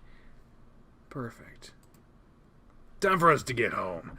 Time to get us home. So just sit back and relax. Oh wow, it's already after 11. I didn't realize how late it was. A lot happened today, but it's been an absolutely amazing day. I think it's about time for us to get out of these clothes, don't you agree? Yeah, you look so handsome, but I don't doubt that you're ready to get out of them. I love this suit, but yeah, I can only wear it for so long. I'm so hot in it. I might need some help getting the blazer and vest off. So, do you mind coming in to help me? Richard had to help me get them on. Oh, sure. It fits so perfectly. It's just a two-man job to get this thing on and off. I'll have to take it slow and steady. Well, the blazer first, then. Buttons undone. Oh, button, fuck, that was my line. Well, blazer first, then. Buttons undone? Yep, let's just slide out of it nice and easy. That was easy enough. Vest should be just as easy. Yep. Feel better? Much better. Thank you for helping. I can take care of I can take care of the pants myself. Are you sure you don't need my help with those, too? Yeah, I'm sure. Over his head? Besides, I have a little surprise for you. Another one? What is it this time? You remember what Richard said earlier? That I'd enjoy something or another? Well, with a sheepish grin, he undid his belt and shoved his pants to the floor. Here you go. What do you think? Wow. I don't know if we can... Do we click on it? Oh. Whoa. Is it too much? No! I'm just surprised. I never expected you to have anything like that in your wardrobe. To be honest with you, I didn't buy them. They were in my locker one day with a note that said, "Have fun." Really? They just appeared in your locker? Yeah. Any idea who put them there? I recognize the handwriting, so I'm pretty confident I know who did it. I'll give you one guess as to who it was. Darius. Bingo. Bing bong. So, how sure are you? I'm an English teacher, and I see your handwriting all the time. He has surprisingly neat handwriting for a guy. It's very distinct. I see. Well, it was a damn fine choice. You even got your favorite color right. I know, it's surprising. Do you like it? Oh yeah, you look so good in it. And Richard saw you like this? Yeah, and he walked in at just the perfect time to see it. Lucky bastard got to see it before me. I'm jealous. I'm sorry, I didn't think to lock the door when you left. It's okay. I just can't believe you wore that all night. I really wanted to surprise you, and I thought it might be weird to come home and change into it. Lucky for me, the fabric is soft, and it wears quite comfortably. Why don't you, give it a feel and see if you agree? You reached down, your fingers trembling with anticipation, and felt over the soft fabric, the heat from his crotch radiating through it. You swallowed hard, your eyes fixated on the hefty package your fingers were caressing. It does feel really soft. It was hard for you to stop as you continued to knead and massage this sick. There wasn't much between your hand and the bare goods, and you could feel everything. Like what you feel? All of it. You're such a big guy. You cupped as much as you could in your hand, bouncing it around gently and eliciting a heavy grunt and chuckle from the bear. Just like my gut, right? All of it's big, all of it bounces. Yeah. How about we get you out of your clothes and make yourself more comfortable on the bed? Sure. My underwear isn't as fancy like yours, though. You're still a stud, regardless of your underwear. His paws wasted no time helping you out of your outfit. He was gentle, though, and it only took him a moment to get you stripped down in front of him. Oh yeah, just like I thought. Oh yeah, just like I thought. You're one fine man. Let's get comfortable, shall we? He fell onto the bed, laying on his back and motioning for you to come lay beside him. I don't know, I got a pretty great view from here. Don't look, spoof. You're innocent. He's not innocent. I've been seeing him getting frisky with his fucking pillows for months now. I don't need to see that. Oh, God. I did have, like, an actual parent reaction. Because the first time I ever saw him, like, humping a pillow, I was like, no, my baby! Oh.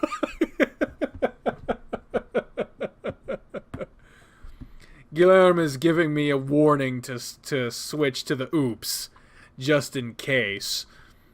I'll let you know if you're what and if you're missing something, just in case. I don't know. I got a pretty great asshole. I don't know. I got a pretty great view from right here. Just get over here already. Should I turn off the light first? With how bright the moon is outside, you might as well. Flicked off the lights and then dove under the bed with him. Oh my, yeah. I mean, hold on. There we go. So you can kind of see what we're dealing with here. Yeah. Oh man. Is this okay? As long as you're content, I'm perfectly relaxed. I'm good, and I can put my hands all over you from here. You start by rubbing your hand around in circles against his stomach, forcing a rumbling growl from him.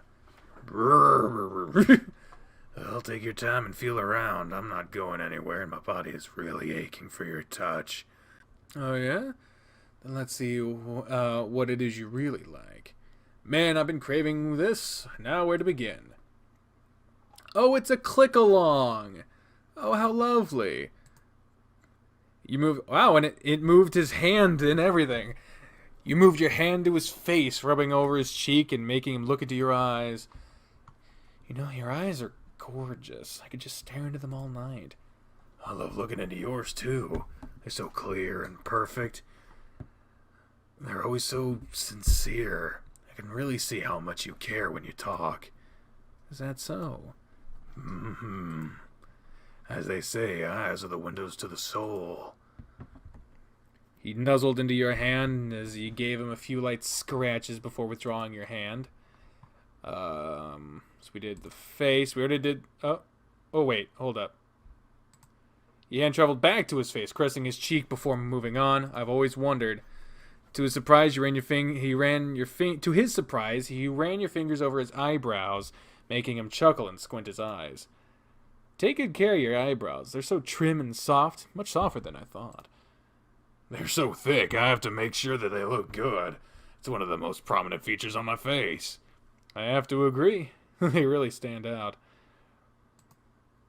They add so much to how handsome you look. You ran your hand back through his hair after you finished stroking his eyebrows. It's been so long since I've had someone run through fingers through my hair. Do you like the feeling? He nodded his head and you massaged your fingers against his skull. And the look of bliss on his face was perfect. Rub my ears too. I love how that feels. Yeah? You gripped his ear between your thumb and forefinger, making circular motions. Goddamn shirt. That feels magnificent. I'm just gonna melt into bed right now. Taking a chance, you gave the ear a couple of gentle tugs while rubbing it, making him grunt in pleasure. That's good. And when you released his ear, he sighed heavily, smiling up at you. You found one of this bear's special spots. It's one way to make me putty in your hands. Whenever you need a boost, then I'll rub your ears.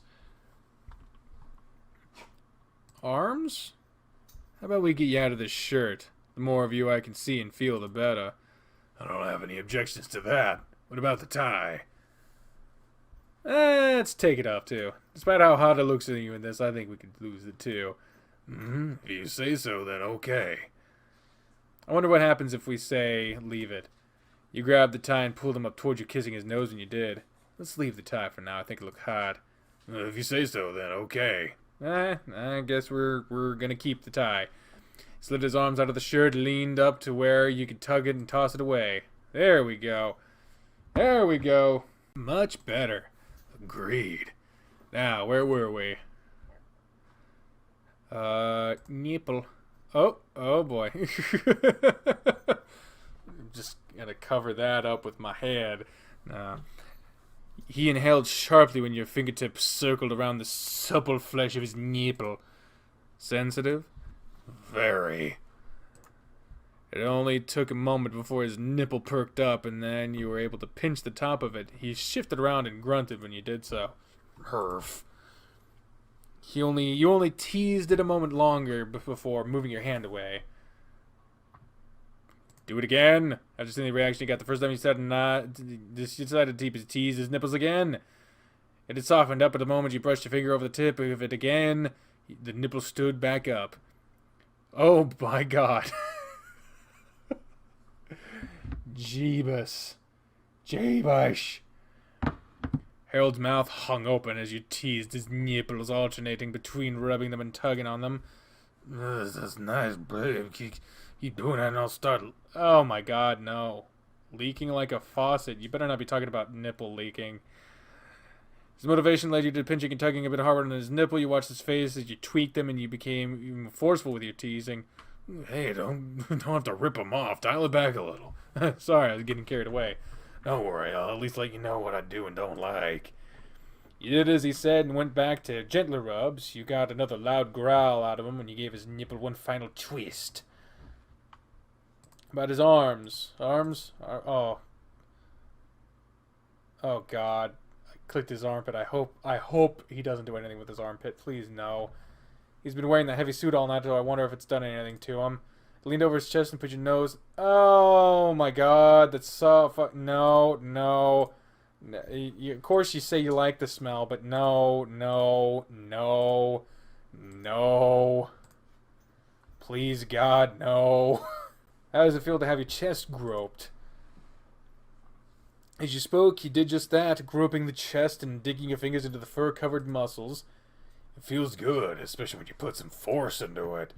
You became more forceful with your squeeze and rolling his pectorals around as you bounced between them. He puffed out his chest and made the muscles firmer and harder to grab. You chuckled, giving them a pat so he'd relax again. Do it again! Your attention was pulled back to his chest and you found yourself dragging your fingers through the thick yellow fur that covered it. It's crazy how thick this fur is compared to the rest of your fur. You pushed your face into it for a moment and shook your head around. It's really fluffy, too. Does it look okay? I try to keep it shaped up. You do a damn good job at it. It's sexy. You pushed your fingers through his fur, tracing through the grove between his pecs down to the groves but underneath them while you did. I really wanted to do this for a while. You're a gorgeous man. Yeah, I've been wanting more of this and for some time, too. I could do this all night, but I have other things to explore. Now I move down to the tum. Just look at this thing. What? You put your hand on his stomach and shook it around. It was soft and jiggled around without much effort. Your belly. I've really let myself go, I know. It didn't used to shake like that. It's like jello, isn't it? Maybe a little bit, but you know, I don't think there's any problem with it. You used your fingers and palmed and kneed his stomach and scratched your fingers through his fur. You're so supportive of me. What if I was like 500-pound blob? If you're happy and healthy, I'll support you. That's what matters to me. Happy and healthy, huh? Then I'll stay the course, especially since you seem to like this gut of mine. Good. With another shake, you relieved his stomach. What can you do again? You went back to the stomach, shaking it around and enjoying watching how it shook. You really enjoy that, don't you? Yeah, I do. You swirled your fingers around in circles, scratching over as much of the stomach as you could. He just laid back, growling steadily as you shook him around. He didn't see your hands moving down to his underbelly, though. It wasn't apparent until your fingers swirled over the golden trail of fur leading down to his crotch. You fall him down a little down further, it'll lead you to a big reward. I don't doubt that. You dragged your fingers from the top of his pubic region and up over his belly a few times before you stopped. About his sides. Can you do his sides? But his foot. We can do it with the foot, leg. Alright, I think now for the main event. I think it's about time we get this bear out of his underwear. Oh, there it is.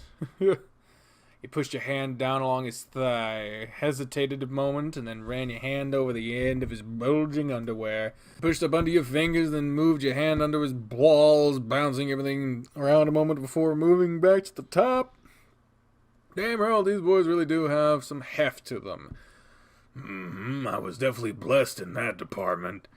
You dug your fingers into the fabric, tucking and kneading his stick. It was already hard, and it was only going to make him throb. Things must be cramped in there. Yeah, things are starting to feel pretty tight. It's really hot, too. Your junk feels a little damp. There's so much down there, it gets kind of hot, so I'm not surprised. How about I help you out of that underwear, then? Yeah, that'd be good. I'm ready to lose them.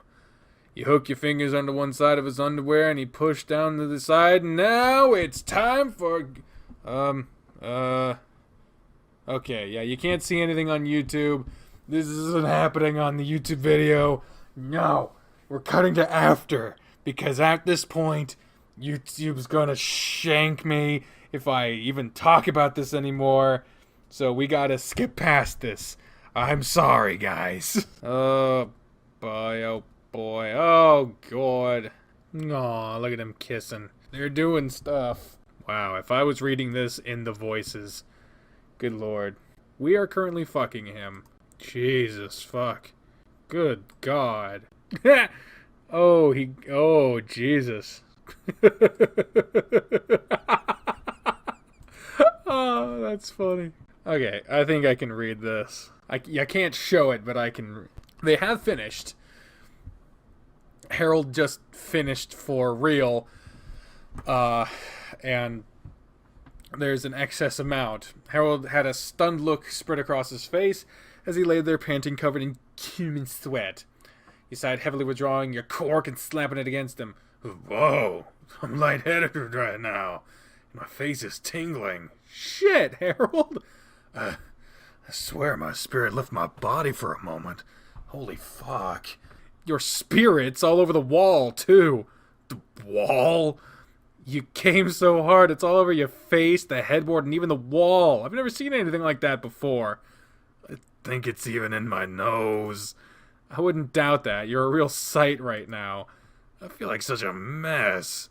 Well, we definitely made a mess. How are you feeling? Your knees ached and you winced as you moved, finally dropping back onto your side next to Harold. Your cork was already going limp. It was oozing against your leg. Spent? I don't even want to move. We can shower in the morning. It was utterly incredible, Thomas. You can be a real beast when you want to be. You were pretty vocal, so it was encouraging. You were really lost in the moment, huh? Some of the things you said. I was really caught up in the moment. I should feel ashamed, shouldn't I? Things can get a little wild during sex, though. But I can't think of a time where things got that wild. I've never came so hard in my life. Neither have I. I had no idea being on bottom could feel like that. The wall, really? You blasted a load out. It was impressive and so fucking hot. Maybe I'll get you to do the same one day. He pulled you over against him and you rested your head against his chest. You could hear a deep, steady sound coming from his chest. Harold was purring.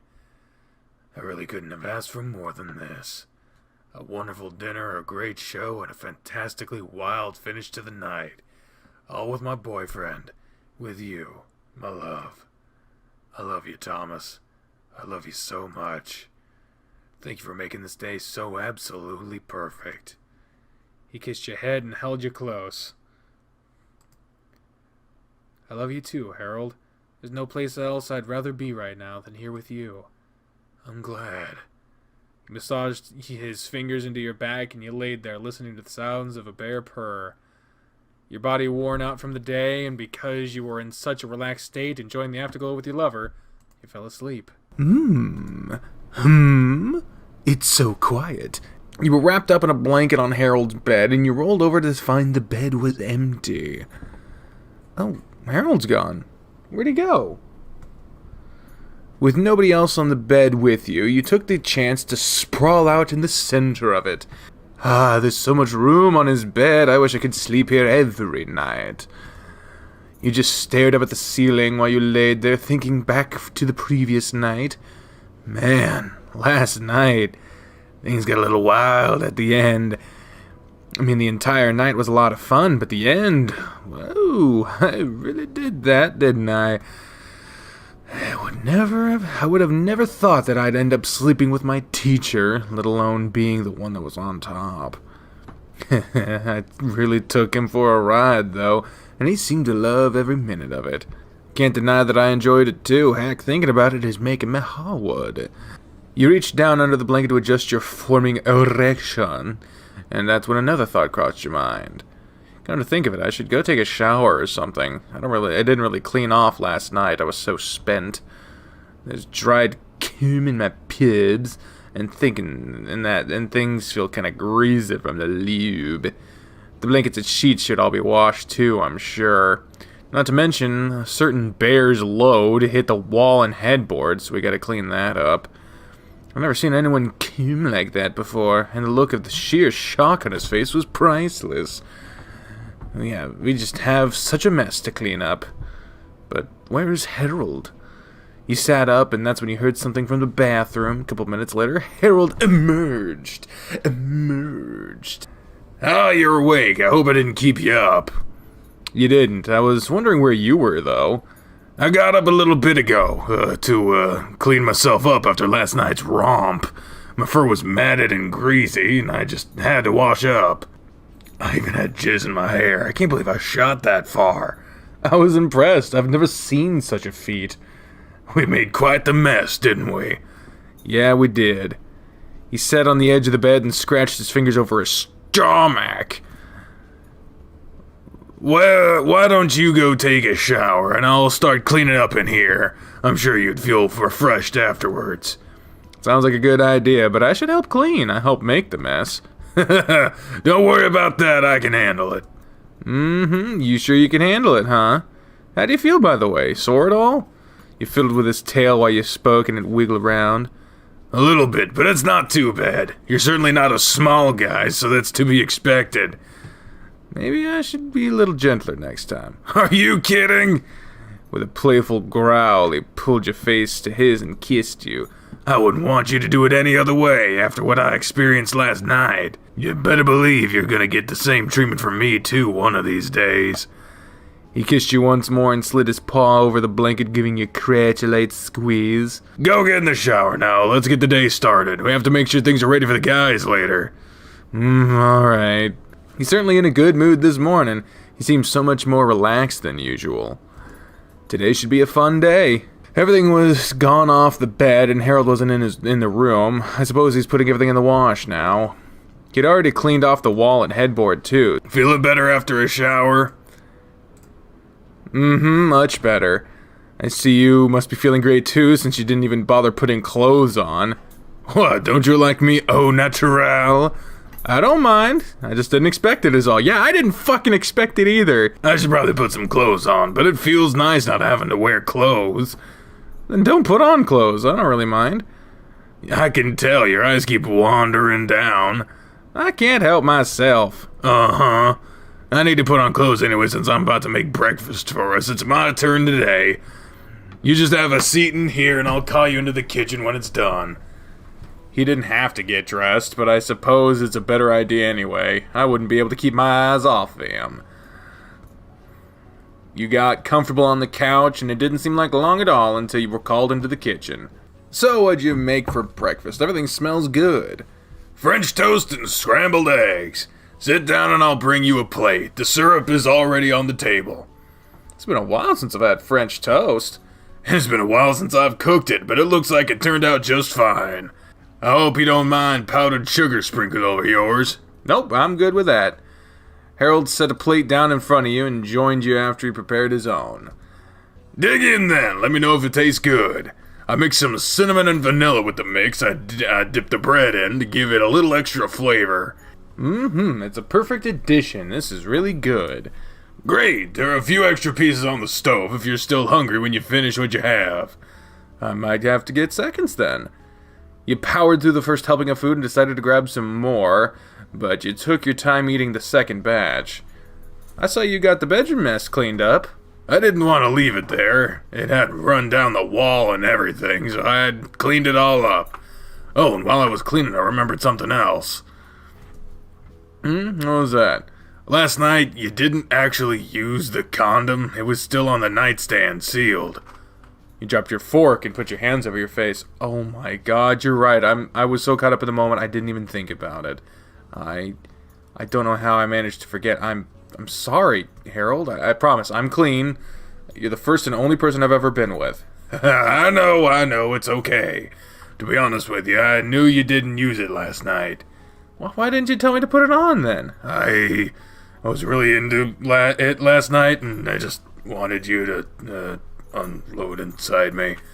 Oh. Well, you got what you wanted then, huh? Sure did.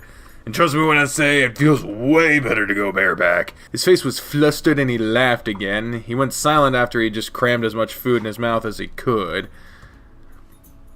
So, what do we need to get ready for the team to show up? It took him a moment to choke down everything he had stuffed in his maw before he could talk. I don't think there's much to do. There's too much to do. I just need to sweep the house and tidy up a few things here and there. It shouldn't take me more than an hour or so. Hour to do. So it'll take half the time if I help? Yep. As soon as we're done eating, I'll do the dishes if you want to start sweeping. The kitchen, living room, and bathroom are the only places that need to be handled, since they shouldn't be going anywhere else. That'll be easy enough. It'll take no time at all. What about after we cleaned? Is there anything else to prepare? Really, that's it. We're ordering pizza later, and when we have our L&L stuff all set, there isn't anything else we have to do. That means we can just relax for the day. We can take a dip in the pool. Maybe. It's still cloudy outside still, so I don't know if we'll get the chance. I suppose if there isn't any thunder or lightning, it'll be okay. And you still don't have a swimsuit. Do I need one? Do I need one? You want to go skinny dipping with me? Could be fun. It's been a long while since I've done that, and I do have a good privacy fence. Let's finish eating and do our cleaning, then we'll go jump in the pool. Sweet. The food was all eaten, so Harold gathered the dirty dishes to be washed, and you got ready to start sweeping. The broom's in the pantry, and I'll wash the dishes and wipe down the table and counters after. I should have everything swept by the time you're done, then to the pool we go.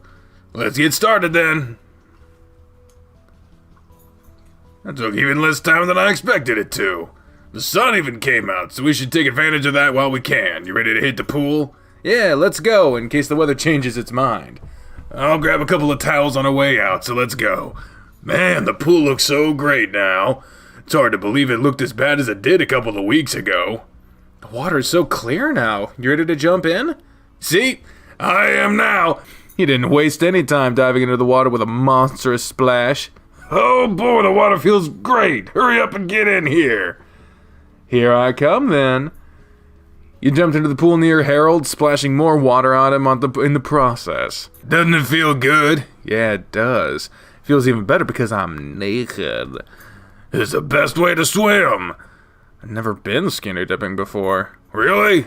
Really?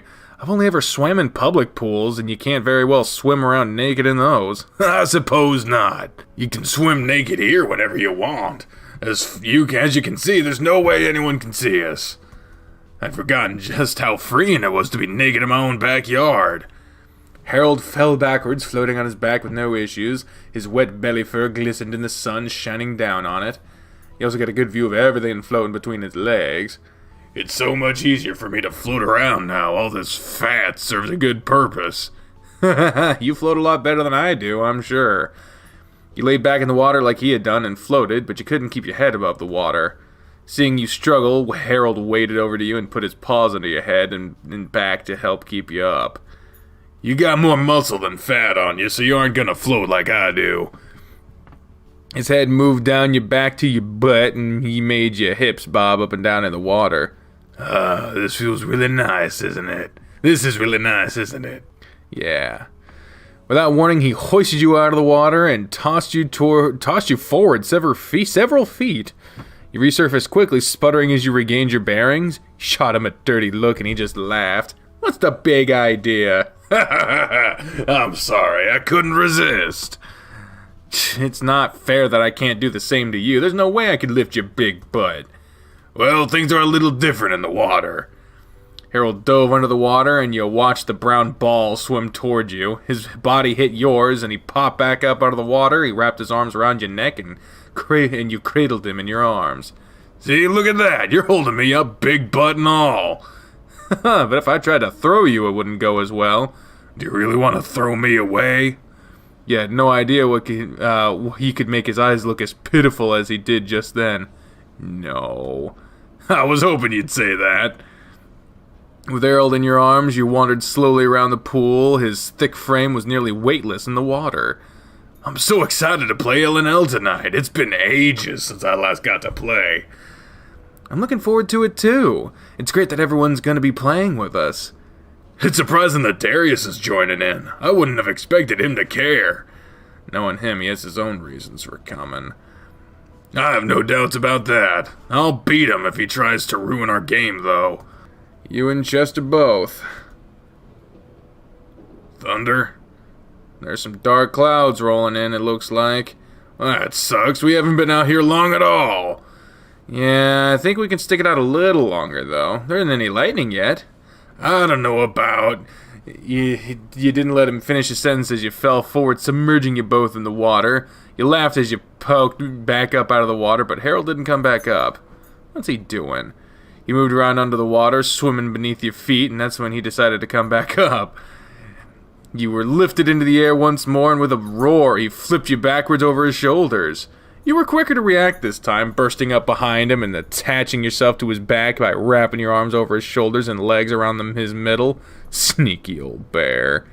Hey, you started it that time. It was payback for you throwing me, so things are uneven again. What do you want from me, then, so we can make things even? You better make it quick, those clouds are moving fast. He was moving backwards towards the stairs that led out of the pool. Let's just sit in the water a little bit longer. No funny business. No funny business, huh? As he went to sit on the stairs, you slipped from behind him and maneuvered around in front of him.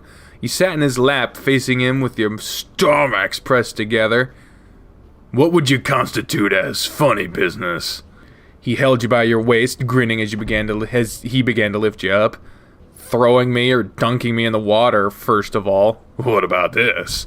He reclined on the stairs and pulled you down onto his lap, pressing his soft cork and balls up against your butt.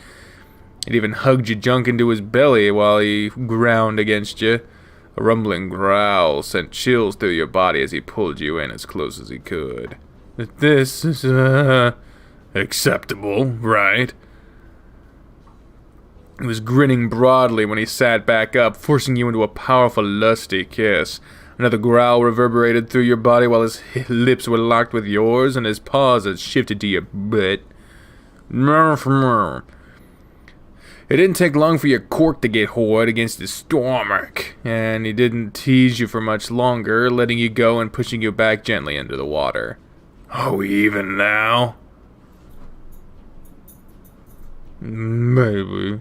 Only maybe?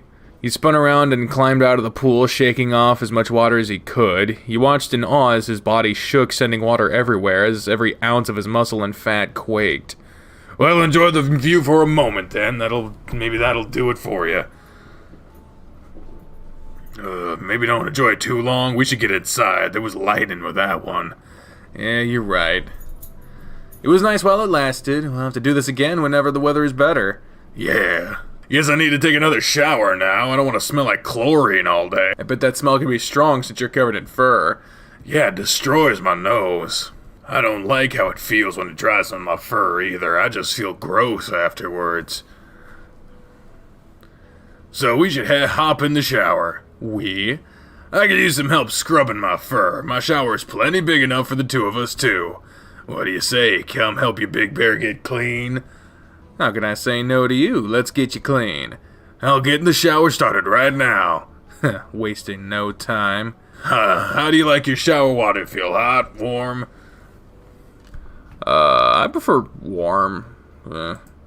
I'm fine with warm water, not too hot, not too cold. Middle ground kind of guy, huh? I can deal with that. Harold started the water and turned back to you. I would have woken you up to shower with me this morning, but I needed some time alone to clean up. That's okay, I understand. It's been a while since I've had anyone to shower with me, so it'll be nice to have someone else there to scrub my back for a change. There's plenty of me to clean, that's for sure. Leave it to me, I'll make sure you're well-groomed and presentable. Oh yeah, you can help with that too. This'll be great. The water feels ready, so shall we? Make sure you leave room for me. There's plenty of room, so get in here. Harold was standing with his back to the wall, and the water was only hitting his legs. You get in the water first, since you're really easier to clean. You stepped into the shower with your back to him and his belly brushing against you. Is the temperature okay? It is. Good, let's make sure you get all the chlorine out of your hair.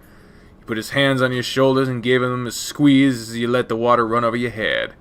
Once your hair was thoroughly wet, he dumped a glob of soap on your head and began working his digits through your hair. You didn't know what else to do, so you just stood there as he massaged the soap into your scalp. Tell me if I'm being too rough. I'm not used to doing it for someone else, and I can be a bit rough with myself sometimes. It's fine, it feels good. And since this is an all-in-one body wash, I can just use that on the rest of you too. His paws finished with your head, and they began to slide down your neck to your shoulders and then to your back, rubbing soap all over his hands as he moves. What kind of classes do you think the other guys will choose for the campaign? Huh? I've been thinking about what classes the other guys might choose for tonight's game, and I was wondering what you thought. Oh, I have no idea. I'm not really familiar with any of the classes, so I don't know what they'd choose. That's true. I'll tell you what I think, then, if they play classes based on how they act. I see Darius as playing a rogue, since he's a sneaky, conniving feline. It would certainly suit how he behaves. Spencer, I can imagine him being a paladin or some other chivalrous character with a lawful good alignment. He forced his paws up under your arms and squeezed soap into your armpits while he continued to chatter. Oh, and Darius would definitely fall into the chaotic neutral kind of character. He might even run chaotic evil. He likes to mess with everyone, so he'll clash with whatever Spencer decides to play. Dozer is harder to peg, though, since he's more of a loner. Maybe a druid or a monk would suit him. I think he'd still be a lawful character, but I don't know if he'd go evil, good, or neutral. His hands stopped at your sides, and he held you there while he contemplated what he just said. I really don't know with him. We'll find out in a little while, though. I actually play on the chaotic good side. What does that entail, really? While he continued to speak, he moved his hands down to your sides, pausing again as when he grabbed your waist. My character's a good guy, but he doesn't really abide by any laws or any other authority figures. I have more freedom to choose. I have more freedom than those confined to playing lawful characters. So you get along with Darius then, huh? Your breath caught in your chest as he grabbed your butt. He squeezed it and groped it, lathering soap all across your backside. Our characters would certainly get along just fine if he's chaotic, but if he's chaotic evil, we might clash with each other. I see. Your butt is really squishy too, by the way. You could feel his fingers digging into your rear as he squeezed it.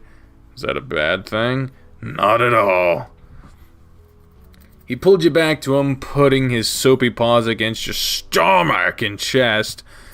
He circled them around your body, lathering you in as the water rinsed it off. Unknown to Harold, you were boasting a large erection at this point, and it was bobbing up and down as he ran his paws all over you. A similar reaction was occurring behind you, and you could feel his quirk thickening up against your butt. I'll let you handle your nether regions while you do my back. You should be mostly done by now. Yeah, I am. At least in the sense of being clean. He grabbed your shoulders and maneuvered you around the shower, positioning himself in front of you with his back to you. His cork slapped and slid against your leg as you swapped places, and it was nearly impossible for you to position yourself in a way that prevented yours from brushing against him. You can be generous with the soap. There's plenty of it and a lot of me to cover. You're right about that. You're a big bear. So big, he either doesn't notice my tapping him, or he does a really good job of ignoring it. His stumpy tail was wagging against you, and you started working your fingers against the back of his head. Be rough as you need to be to really get in there, and be sure not to miss a single spot. I don't want any chlorine left in my fur. I'll make sure to get it all. It was an arduous task making sure every inch of the bear was scrubbed in soap, but you got the chance to really feel over his body, too. You moved from his head to his neck and shoulders, taking a moment to massage them after he pushed back into your hands. I've been needing that. Maybe I'll have you do this some more later. My shoulders could use a good rubbing. If you want, I'll do what I can. That'll be great. That's a tiger. That's Tony the Tiger, motherfucker. You a bear. With his shoulders lathered up, you shifted to his back. You nearly pushed him over at first, and you just barely caught his balance on the wall as you grabbed his arm. Oh there, I didn't think I'd knock you over with that. Was I too hard on you? No, sorry, I was just so relaxed I lost my balance. I could have fallen asleep standing up. Don't do that. I don't think I could drag you out of the shower. I won't, don't worry, I won't do that to you. You scratched your fingers through his fur, moving all across his upper back and working down towards his lower. You could hear him groaning as you watched him arch his shoulders. This continued all the way down his back to his butt. There was a brief moment of hesitation, but you kept going, scratching his soft backside and making it bounce around. You worked it over top to bottom, finishing up with a teasing grope before turning your attention to his wagging tail. It's so cute and stumpy. My tail? Yeah, it's been wiggling non-stop since I've been back here. Well, does that when I'm happy. It's a good thing, then. It is. You couldn't help but grab the wiggling extension and give it a squeeze. In response, Harold shook his butt around to free himself. Hey now, that little guy isn't as tough as the rest of me. He's kind of sensitive, so you have to be gentle with him. Hey, sorry, I'll remember that. You scratched your fingers over his butt again and reached down so as low as you could at least get the top of his legs. The only way I'm getting any further is if I kneel down, and my face will be practically in his butt at that point. I need to get as much of him as I can, though. I have to get down there. You filled your hand with soap and squatted behind Harold, putting you at eye level with his backside. Water was rolling down his cheeks, and it took a lot of effort not to just sit there and stare at it. You tried putting your focus into his tree trunk legs, though. Your hands could barely cover the width of his leg, and they felt like one of the more well-muscled parts of his places on his body. Man, your legs are thick. I've never really noticed just how well built they are. He raised his arm up and glanced at you behind him. You don't have to get my legs like that. I can handle them. No, it's my job to handle the back. I gotta get every bit of you. Besides, I got a good view from here. His body shifted and he spread his legs a little wider apart, giving you access further up between his thighs. It gave you a clear view of the goods dangling between his legs too, and you were distracted once more. You moved your hands slowly along his legs, mesmerized by the heavy swaying of his furry orbs. It wasn't until he moved again and stepped on your toe that you were snapped from your trance. It caused you to fall back with a thud, and Harold spun around quickly, leaning over to check on you. Yeah, you okay? I didn't hurt you, did I?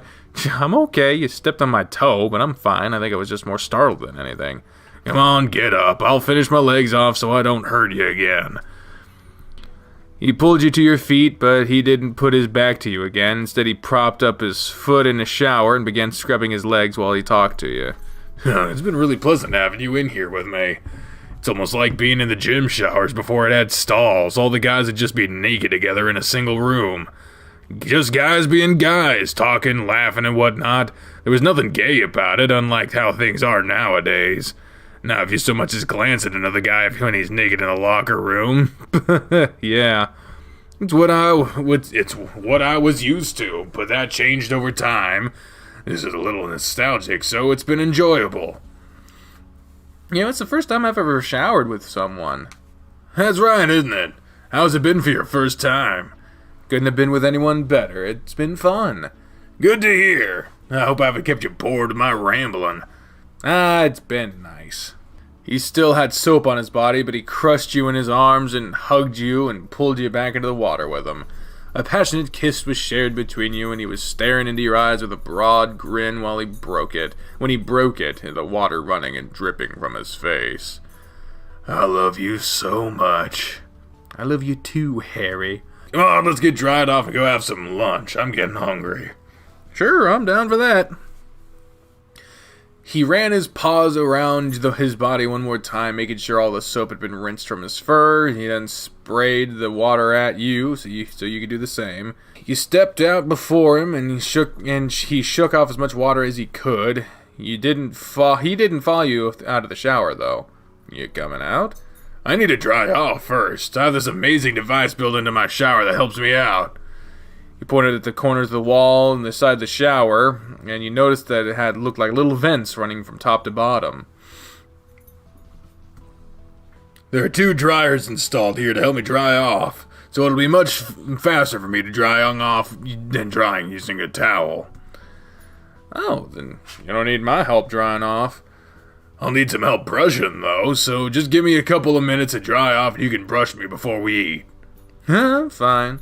With Harold's fur brushed, he made a simple lunch of meat-filled sandwiches, and you fell asleep on the couch after watching a movie, snuggled up against each other. It wasn't until several hours later that you woke up and noticed the time. Oh boy, I was so comfortable on the couch I could have slept the rest of the day away. Same here, but the guys should be here in half an hour. It's already that late? Yeah, we slept for a little while, and knowing Spencer, he'll be here early.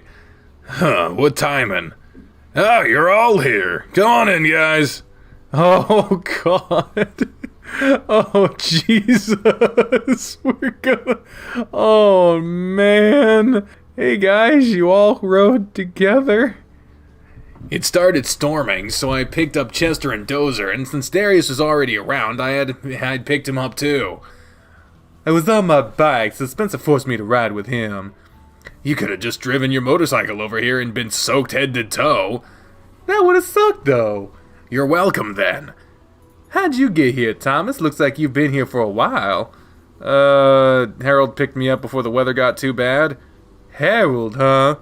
We aren't in class or on the court, so you guys can call me by my first name. We're just hanging out tonight, so there's no need for anything too formal. That makes sense.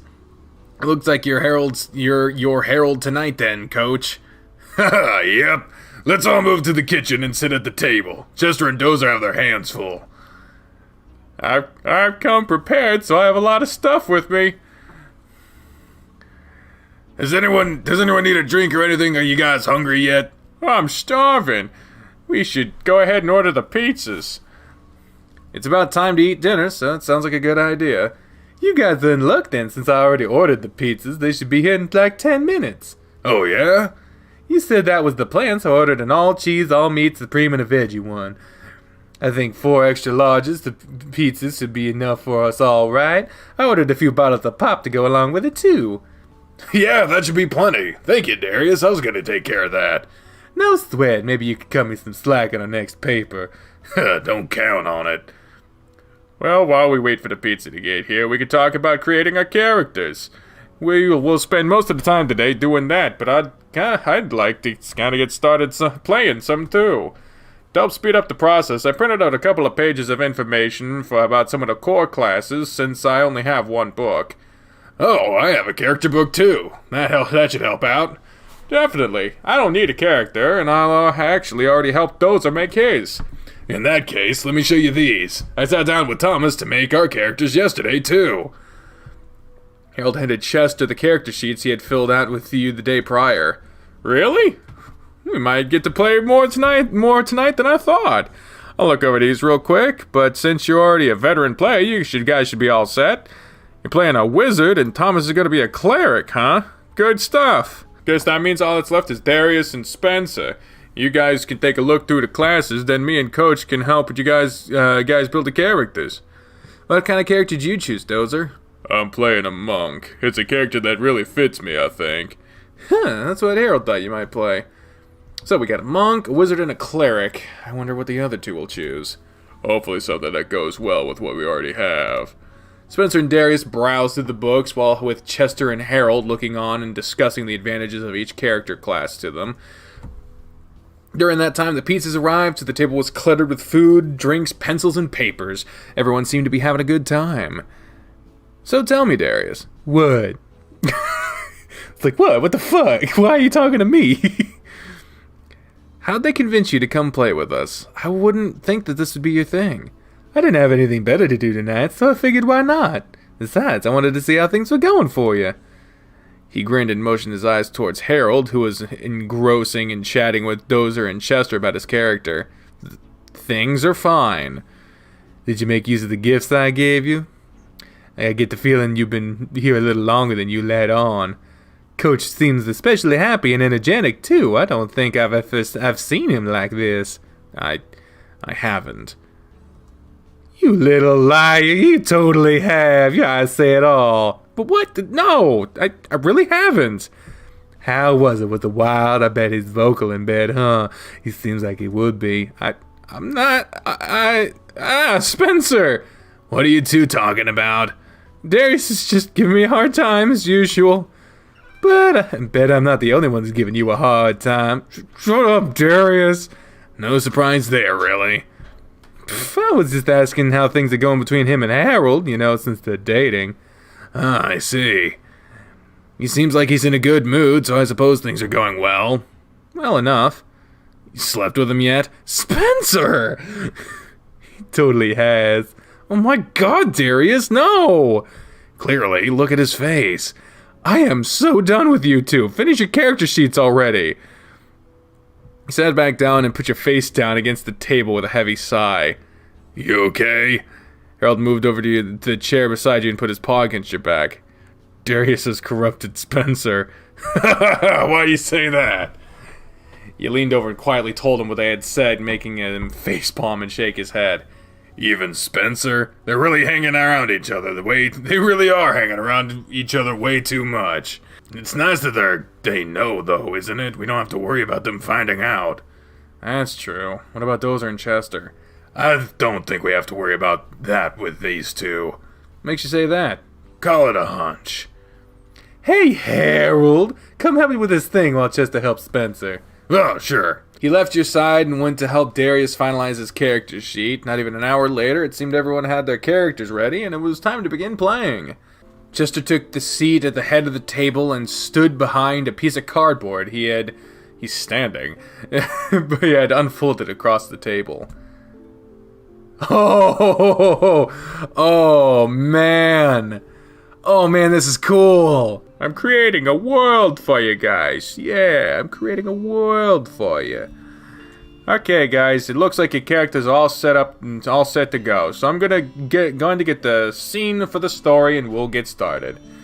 As we go along, I'll explain some of the rules and ideas behind everything, and I'm sure Coach will give you guys a good idea on how to play. First, though, let's go around the table and introduce your characters. We'll just assume you're all adventurers that have been traveling together for simplicity's sake.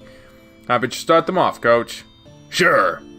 He cleared his throat and pressed his fingertips together, holding his hands in front of his chest. When he spoke, he added a rasp to his normal voice. How the fuck how am I gonna add a rasp to that voice?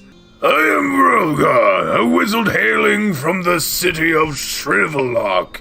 I've devoted my life to studying and mastering the arcane arts while dabbling in the science of alchemy. Unfortunately, I had to, take a surprise leave from the city when a remote part of the slums went up in flames during a study on just how flammable plague rats are. Needless to say, they are extremely susceptible to fire and tend to spread flames quickly when given the chance to run. An interesting backstory, Relgar. How about you, Dozer? I'm playing a monk. His name is Batzorig.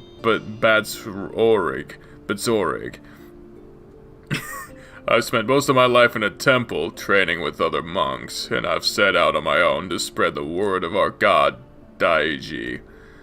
Ah, what a noble cause in life, spreading the word of love and compassion. Since we're on the topic of spreading love, here's mine. My name's Big Dick. Big Dick. It's big dick. Oh, God damn it. And I'm a quick-witted bard with a silver tongue. I roam the lands, looking to better man in every known city of our world. If you need information, leave it to me to get it for you by any means necessary. Of course, but still a handy trait nonetheless. I might as well follow up with him, as we tend to work together as a team. While Big Dick distracts his mark, I sit in the shadows and wait for the moment to swipe a full purse or some other belonging that might fetch some fair coin. What's your name? My name you shan't have, but you may call me Dagger. A clever rogue, I see. All that's left is you, Thomas. What's your character's name? Ooh, we get a character name. I'm Radovan, and I'm a cleric. I was born in a peaceful town called Norm, just on the outskirts of the royal city of Plainbore.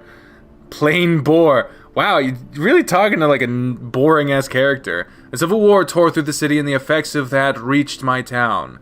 It was raided for supplies by the royal guards, and my family was killed for resisting. I was but a child then, and was spared, but grew up with malice towards royalty, and have sworn myself to helping those in need. Sounds like a tragic tale, but you're on a righteous path. So that covers everyone. Relgar the wizard, Betzorig the monk, Big Dick the bard, Dagger the rogue, and Radovan the cleric. Fate has twisted your destinies together, and your journey has brought you to a small town called Sapper's Hollow. The town is quiet and is far from any major cities, so it's odd to see such a mismatched band of adventurers traveling through it. But the whispers from surrounding cities have piqued the interest of your group, so you've come to do some investigating. Word has it that there is a trove of bandits lurking nearby. Normally, something like this wouldn't interest a group such as yours, but if those whispers speak true, they have recently come into possession of a rather unique artifact. Be it for glory, riches, or justice, you all decide that there was no harm in checking the area out. You wander into the town, and most of the folks around just leer at you from where they work, staring with distrusting eyes. Children follow you along, peeking from behind the corners of buildings or from the safety of their mother's skirts, but nobody dares approach you. And here our story begins. You're all in the town and need to decide what to do. I need to ask first, why would they be looking at us like that? Are we dressed funny or something? You would all be wearing basic gear for your classes, so that's mostly going to be left up to your imagination. Oh! Oh, look! Oh, that's so cool! Oh, look at them! We're not there, of course, but oh man! That's so cool! You can see all the characters. Darius, good lord, but and then Harold looks so cool, and Dozer's got his monk out, and Spencer's got a rogue and a knife. Oh! Oh, it's so cool! Oh, Thomas has something doodled on his character sheet. Is that what your character's wearing? Have a practical outfit or an impractical outfit? Let's see what the impractical outfit looks like, because that is what the most people... No! Practical, thank you. Did you motherfuckers see this? Did you see this man? I suppose so. It's kind of what I imagined it as after looking at some pictures online. It's a really practical outfit, so I think everyone would be dressed in a similar manner. That makes sense. So, you do look a little suspicious to the townsfolk since they don't know anything about you. Of course they'd be wary. So what do you guys want to do? What can we do? Anything. There's so many possibilities. Let's ask around for the bandits. We're here for a reason, so we might as well gather some information about that. As you try to approach the villagers, they avoid speaking with you and retreat into their homes. None of them seem interested in having anything to do with you. Well, that's not going to work. There has to be someone around that will talk to us. How long have we been traveling? You've been on the road for a couple days now. Let's see if there's an inn around then, so we can rest. Maybe I can gather some information there. That's a good idea. It says Radovan! Oh my That's a good idea. We should do that. This whole thing is making me so fucking happy. You decide to wander around the town looking for lodgings. There aren't many buildings, and you find one at the edge of the town with a sign denoting it as an inn. As you approach it, you are greeted outside by one of the villagers. Chester clears his throat and changes his voice. That's literally just Hal! That's... It's literally just Hal! Hail, travelers. Oh, greetings. Be this an inn? We're looking for a place to rest for the day. Aye, it be, but you're not welcome to stay here. What? Why not? Groups like ye never bring anything good to our town, so ye best be moving on through. We have coin that is as good as any other, so we can pay for your rooms. I don't care, ye can all leave. Can I seduce him into letting us stay? I could try intimidating him too. Seduce or intimidate? Alright, let's give Darius a shot. Try seducing him first so we don't cause any issues. Leave this to me then. Alright, so this is the way it works. If you roll your d20 and you add your charisma modifier to it. So I rolled a 15 and my modifier is where? The number in the box next to your max charisma. So we add 3 to that? Yep. Alright, so let's play it out. You try to seduce him. Are you sure you can't let us stay here for the night? I'm sure your bed is plenty big for the two of us at least. If not with coin, I can pay in other ways. He looks intrigued at the offer. With what other ways did you have in mind? I go to whisper something in his ear. Darius leaned over to Chester and whispered in his ear, making the bull's face blush. Oh, perhaps we can work out some arrangement. There's a stable out back you can stay in. Nobody will think twice about it, as long as you don't make a ruckus. We have enough trouble already. Fucking big dick. They'll take what they can get, but you and I have other plans. What other kind of trouble have you been dealing with? Nothing you strangers need to worry yourselves about. I've a bar to attend to, so I'll be off. The stable is big enough for the lot of ye, and it'd be best if you were gone by morning. I bet we could get some more information out of him. I agree. Then why don't we go? For the rest? Why don't we go rest for a moment and decide what we should do next? Then. That's a good idea. Let's go check out the stables. The stables are located behind the inn, and it's a modest size and is mostly clean. No animals occupied currently, and there's full bales of hay. There's more than enough room to build a small fire in the center of the stable that everyone can sleep around. Another night is sleeping on the ground, it looks like. Speak for yourself. I'll have a bed tonight. No surprise there. I think I can do something about our sleeping situation for tonight. Do tell. It just so happens I know a little spell for conjuring items. I can conjure up some nice linens for us, and we can place them over the hay for a more comfortable night. If it means I don't have to sleep on the ground again, then get to conjuring. Alright, I'll expend one of my spells for the day to conjure linens. Sure, but don't forget, you need materials for it. According to the manual, you need roughly 15 GP worth of fine silk and other quality fabrics to make one blanket. So you have that in do you have that in your regent's bag? I forgot about that. It's been so long since I played. I don't suppose you'll be conjuring any of that up. I could probably just steal some from the inn if I need to. That shouldn't be too hard.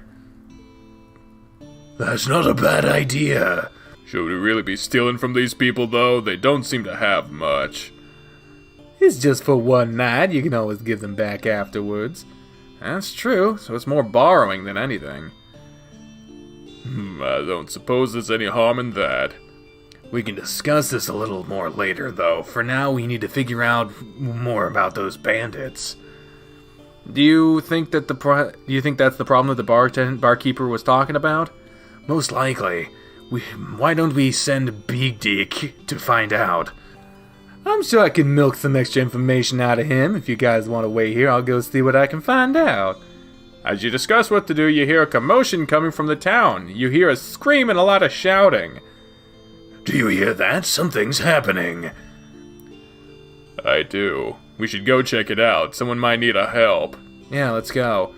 In the middle of town, you find a couple of rough, well-chiseled bandits armed with weapons. It appears they've wounded a man who's on the ground bleeding.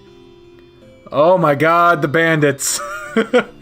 He's lucky we don't just kill him right now. Just give us your food and we'll be on our way. You really don't want us to tell the boss that the folks have been giving this man a hard time? He wouldn't like that. Hey, it's our lucky day. These guys might be exactly who we're looking for. Should we confront them or just wait and follow them?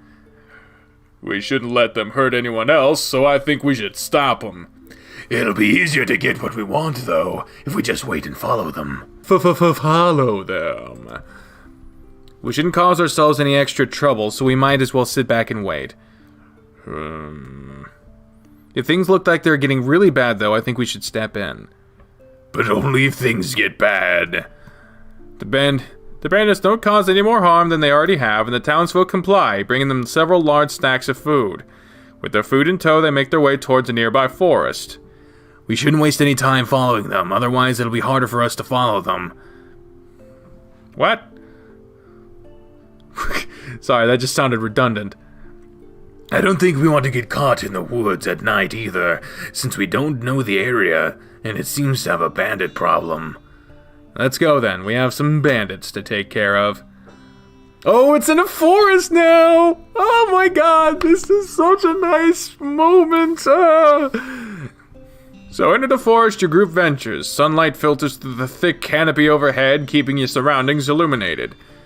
I can keep up with them and signal to you all when it's safe to move forward, so we don't need them to discover we're following them.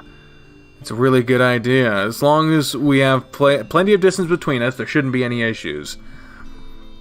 Alright, I'll need you to roll for stealth then. D20, right? Yep, and add your stealth level to that. 17 then. Keeping up with your target wasn't difficult. They were far from quiet, squabbling with each other over who would be taking credit for the current haul, while leaving a clearly defined path through the thicket.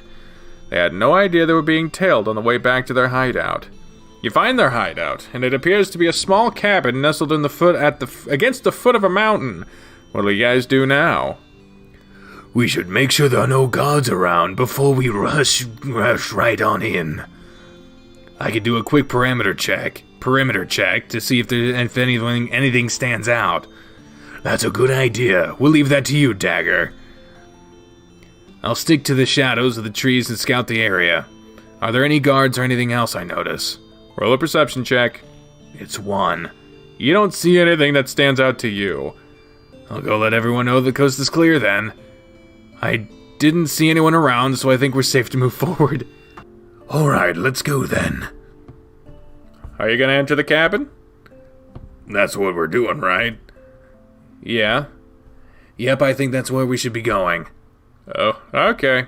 Everyone roll for initiative. What's that for? You roll initiative when combat starts to determine turn order. We're going into combat. Didn't Spencer say it was clear? He did, but that's because he didn't see anything due to a low perception roll. It doesn't mean there was nothing there. Oh, I see. Good job, Spence. Maybe we should get your eyes checked. Someone else should have checked too, just to be sure. Everyone rolled their dice, and Chester only took a moment to record everything. There's a single guard patrolling outside, and he notices your group approaching. He doesn't attack, but takes a double move action towards the cabin. We need to stop him before we can alert anyone else that we're here. Radovan rolled the highest out of you guys. That tickles me pink. So it's his turn. So I can move and attack? Yep, or you can move. If there are no actions, you can perform. I'll move once and just hang around until I'm needed. I can't do much yet. Alright. Batzorig is up next then. I can only move twice to get closer to him. I can't do anything else right now. Okay, so Relgor, it's your turn. I'll cast Frost Snare on him to keep him from running away. Dexterity check for me to dodge, right? Yep. Nope, he's frozen. Doesn't deal any damage either, does it? The spell doesn't, so he's just frozen for 3 turns. Alright, big dick, you're up. I'm just gonna sit back and watch everyone else. They have it under control. You're just texting on your phone. Hey, I can't really do anything right now, and y'all doing plenty to this guy. I'm still paying attention. I guess we'll move to Dagger then. I'm the only one that was close enough to move to him to attack, so I'll just move straight to him and strike with my dagger. Arcade, and roll to see if you hit. 14. You hit, so roll damage. I hit him with 4 damage. That blow is enough to make the guard drop to his knees. Please don't kill me. I'm only doing what I was told to do. I don't even want to be here. I would just want to be back home with my family in the village. You're from the village? Yes, I was told to stand watch here and alert them if anyone approached. If they said if I didn't, they'd kill my family. So I've been stuck here ever since. I just want to go home to them. Can we trust him? I don't think he's lying. I don't feel any evil intent from him. Neither do I. And if he is lying, what if he tries to murder us from behind? Then we'd kill him. I swear, if you let me live, I'll go straight to the village now. Look, I'll even tell you a secret. This cabin is empty, but behind the shelf in the further room, there's a passageway that leads to the mountain. It's where the other bandits are with their leader. Just please don't kill me. Oh, he's crying now. Let's just let him go. If he tries anything funny, it won't be hard to stop him. We've already injured him. He's right. I don't think this man will be a problem. You just let him go then? Yes, we're letting him go. The guard limps off through the forest back towards the village. You're free to enter the cabin. What's in the cabin? The cabin has a musty odor to it. Dust and dirt lining every corner and crevice throughout, and the only light coming from the windows of each comes from the windows in each room. All the rooms are empty but one, which has a tall shelf placed against the back wall. The guard said there would be a passage hidden behind a shelf, and it's the only shelf in the cabin. This has to be the spot then. I'll move the shelf. You slide the shelf aside to reveal a torch-lit tunnel burrowing back into the mountain. I wonder how deep this goes. We're about to find out. I bet this is where those bandits are hiding. Come on, everyone, stay alert, because we don't know what's down here. I'll lead the way, and you can all follow me. I'll cover the rear and make sure nothing comes from behind. Yeah, you make sure nobody comes in from the back. Nothing new there. What is that supposed to mean? Quiet, you two. We don't even know who's down here or who might hear us. Ooh, it's a new background again! God damn. They really went all out on this. The tunnel you're in seems to wind deep into the mountain. Your shadows dance across the wall, vanishing into darkness as you move in between the light that between the light of sparsely placed torches. Jesus. Everyone roll a perception check for me. 4. 17. I got a 10. I rolled a 17 too. 12 for me. Okay. After walking for several minutes, you hear voices coming from up ahead. Someone's up ahead, just around the corner. We should be careful. We'll kill a whole lot of them and trap their souls in a damnable box with all the rest. Nobody crosses us and gets away with it. Oh, did I hear him correctly? He said he trapped souls in a box? Do you think that's an artifact we've been hearing, the artifact we've been hearing rumors about? It has to be. We need to get our hands on it first, though. I'd say it's about time to confront these guys. Let me see how many there are first. How about I check? I'm stealthier than you are. Be careful then. I'm gonna sneak along the wall and take a look to see what's in there. Alright, roll a stealth check then. 4. Oh boy. As you approach the edge of the room, you trip over your own feet and fall on the ground in plain sight of everyone in the small room. Oh, Jesus. There are 3 bandits and their hobgoblin commander. Are you fellas in need of a bed, mate? I can offer you a discounted rate if so. Let's go before he gets himself killed. Alright, everyone, I need you to... Wait, before we get this started. What is it? Just how attractive is the hobgoblin? The bandits I'm not really interested in, but the commander, I need to know. Not sure. That's not normally a stat I keep track of, but I guess for this instance, I'll roll and find out. Just stares at the dice for a moment while everyone waits. Well, It's a 20. does that mean he's hot? He's pretty hot, I guess. Chester, I need you to listen to me and listen good. This is really important. What now? Darius takes a deep breath and gestures with his hands for added emphasis. Every single person at this table right now is into dudes in some way or another. Spencer covers his face with his hand and sighs loudly, and before everyone is able to argue against what the lion said, and places his hands up defensively and raises his voice. It's exhausting trying to keep track of who knows what. This is ridiculous. We've been dancing around it for ages, so if any of you think that you can say not me with a straight face without hurting someone's feelings... His eyes dart between Dozer and Chester, then between you and Harold. Go ahead and say it now. Aww. The clock hanging on the wall of the kitchen sounded like perfectly timed explosions with every passing second amidst the awkward silence. Chester seemed like a deer caught in headlights, and Dozer's expression was illegible as ever. Harold's face was contorted with a mixture of annoyance, but you could see a hint of relief in his eyes too. He made eye contact with Spencer, and when he lowered his hand, when he just shrugged, shook his head, and rolled his eyes. But you could see the corners of his mouth curling into a smirk that was definitely not a straight face. That's what I thought. Now that we have that cleared up... A mischievous smile spread across his face as he continues. I'm sure you went through the trouble of writing up a detailed description for him, and now I want to hear it. Chester opened his mouth to speak, but Darius cut him off before he could. And don't even try to tell me that you didn't, just read it. I bet everyone would like to know what this hobgoblin looks like. A bead of sweat could be seen rolling down Chester's forehead, but he turned his eyes down towards the table as he cleared his throat. Oh God, the hobgoblin is going crazy. Right, the hobgoblin stands heads taller than the tallest man you've ever met, broad shoulders and barrel-chested. Golden slabs of muscle sparkle under a sheen of sweat dusted with rusty red hair.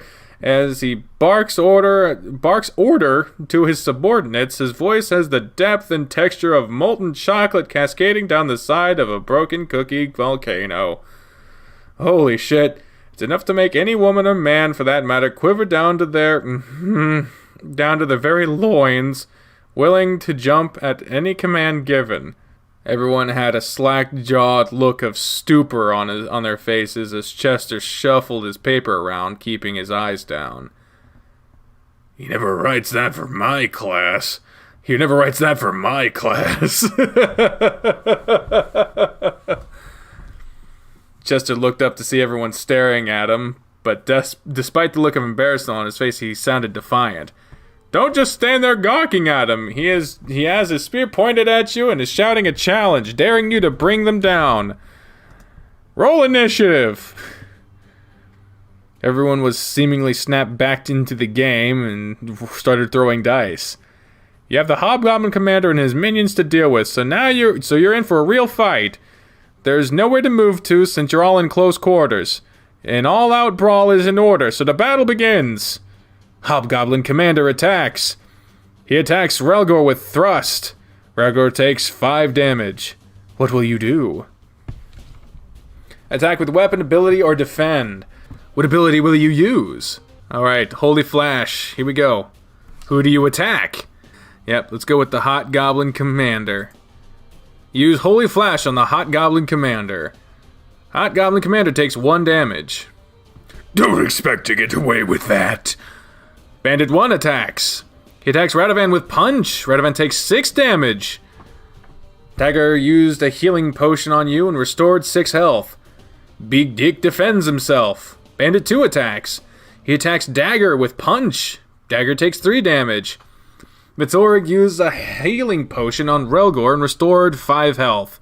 Bandit 3 attacks. He attacks Relgor with Punch. Relgor takes 6 damage. Relgor attacks Bandit 2 with his weapon. The attack hits and deals 2 damage. Don't expect to get away with that. Hobgoblin Commander attacks. He attacks Batsarig with Thrust. The attack misses. What will you do? You heal Ralgor for 3. Bandit 1 attacks. He attacks Big Dick with Punch. Big Dick takes 6 damage. Unseen, Dagger steps through the shadows and shivs the enemy, dealing 5 damage to Bandit 1. Don't expect to get away with that. Hey there, big guy. How about you come spend the night with me and see if you want to keep fighting? Big Dick tries to charm Hobgoblin Commander. Hobgoblin Commander resists the advances. Bandit 2 attacks. He attacks Radovan with Punch. Radovan takes 6 damage. Batzorig attacks with Precision Strikes, dealing 8 damage to Hobgoblin Commander. Don't expect to get away with that. Bandit 3 attacks. He attacks Dagger with Punch. Dagger takes 5 damage. Rogo used Healing Potion on you and restores 6 health. Hobgoblin Commander attacks. He attacks Big Dick with Thrust. Big Dick takes 4 damage. Big Dick is down! What will you do? Heal Dagger for 4. Bandit 1 attacks. Let's see how you do when you can't see anything. Dagger hurls sand into Bandit 1's eyes, trying to blind him. Bandit 1 is blinded. Bandit 2 attacks. He attacks Radovan with Stab. Radovan takes 4 damage. Batzorig used a Healing Potion on you and restored 4 health. Bandit 3 attacks. He attacks Dagger with Stab. The attack misses. Feel the fury of my wrath as it burns through your flesh. Relgor casts Healing Hands, dealing 4 damage to Bandit 2. Don't expect to get away with that. Hobgoblin Commander attacks. What will you do? You heal Relgor for 6. Bandit 1 attacks, but he's blind and just falls around madly, hurting himself in his confusion. He attacks Radovan with Stab. The attack misses. Unseen, Dagger steps through the shadows and shivs the enemy, dealing 2 damage to Bandit 1. Bandit 1 goes down. Bandit 2 attacks. He attacks Batzorig with Stab. The attack misses. Batzorig used the Healing Potion on Dagger and restored 6 health. Bandit 3 attacks. He attacks Radovan with Stab. The attack misses. Heal the fury of my wrath as it burns you through your flesh. Relgor casts Burning Hands, dealing 3 damage to Hobgoblin Commander. Don't expect to get away with that. Hobgoblin Commander attacks. He attacks Batzorig with Thrust. Batzorig takes 6 damage. What will you do? The only one that needs healing right now is Batzorig. Alright, so we healed him. Batzorig Dagger defends himself. Bandit 2 attacks. He attacks Relgor with Punch. Relgor takes 3 damage. Batzorig defends himself. Bandit 3 attacks. He attacks Relgor with Punch. Relgor takes 1 damage. Relgor attacks Bandit 3 with his weapon. The attack missed. Hobgoblin Commander attacks. He attacks Dagger with Thrust. Dagger takes 4 damage. What do you do? The Hobgoblin Commander. Oh, we missed. Damn it. Dagger defends himself. Bandit 2 attacks. He attacks Dagger with Throw Stone. Dagger takes 3 damage. Zorg attacks with Precision Strikes, dealing 5 damage to Hobgoblin Commander. Don't expect to get away with that. Bandit 3 attacks. He attacks Dagger with Throw Stone. Takes 3 damage. Oh, shit! We should have healed him. Relgor attacks Hobgoblin Commander with his weapon. The attack missed. Hobgoblin Commander attacks. What do you do? When we can't fucking heal... Ah, damn it. Well, we'll clarify our mistake and make sure Relgor doesn't go down. Whew, we healed Relgor for 8. Bandit 2 attacks. Batzorig attacks with Bandit 2 with his weapon. Attack deals 1 damage. Don't expect to get away with that. Bandit 3 attacks. Attacks Radovan with Throw Stone. The attack misses. Fire her up from the ground and engulf all who stand in my way. Relgor casts Flame Spire, dealing 6 damage to Hobgoblin Commander. Don't expect to get away with that. Hobgoblin Commander attacks. What will you do? Bandit 2. Because we can't seem to hit them. We get for 2 damage. Radovan attacks us with Stab. We take 5 damage. Oh shit. Batzorig attacks Bandit 2 with his weapon. The attack missed. Bandit 3 attacks. He attacks Relgor with Stab. The attack misses. Flames explode and consume my enemy's body. Relgor casts Fireball, taking 3 damage to Bandit 2. Bandit 2 says the thing. Hobgoblin Commander attacks. He attacks Batzorig with Thrust. Attack misses. What do you do? Okay, can we seriously not heal ourselves? Yeah, we need to heal us. Heal ourselves with 4. Bandit 2 attacks. He attacks Batzorig with Throw Stone. Batzorig takes 4 damage. Batzorig used a Healing Potion on you and restored 6 health. Thanks. Bandit 3 attacks. He attacks Relgor with Throw Stone. The attack misses. Relgar used healing potion on Bazorg and restored 8 health. Nice. Hobgoblin Commander attacks. He attacks Relgar with thrust. The attack misses. What do you do? Does anyone need healing right now? No. Okay, so, let's try Holy Flash on the Hobgoblin Commander again. Because it only did a little bit last time. Holy Flash on Hobgoblin Commander. Takes 1 damage. God damn it. Bandit 2 attacks. He attacks Radavan with Throw Stone. The attack misses. Bazorg attacks Bandit 3 with his weapon. The attack deals 6 damage. Nice. Bandit 3 attacks. Feel the fury of my wrath as it burns through your flesh. Relgar casts Burning Hands, dealing 5 damage to Bandit 2. Don't expect to end. Bandit 2 is down. Hobgoblin Commander attacks. What will you do? Who needs healing? No one. Okay. Let's attack Bandit 3 with 1 damage. God damn it. Bazorg uses Fist of Fury, dealing 7 damage to Bandit 3, who goes down. Feel the fury of my wrath as it burns through your flesh. Relgar casts Burning Hands, dealing 2 damage to Hobgoblin Commander. Don't expect to get away with it. Hobgoblin Commander goes down. The final blow is landed, and the Commander topples to the ground with a thundering quake. His once admirable body, now worn from battle, is marred with wounds and blood. The battle is won. What a shame to have to kill such a stud of a man. I wonder what we're missing out on now. Don't you dare touch that corpse. I mean, we have to loot him, so I might as well look. I'll loot him, you stay away. From his body, you retrieve his spear, his leather helmet, and his leather vest. What treasures do we find in the room?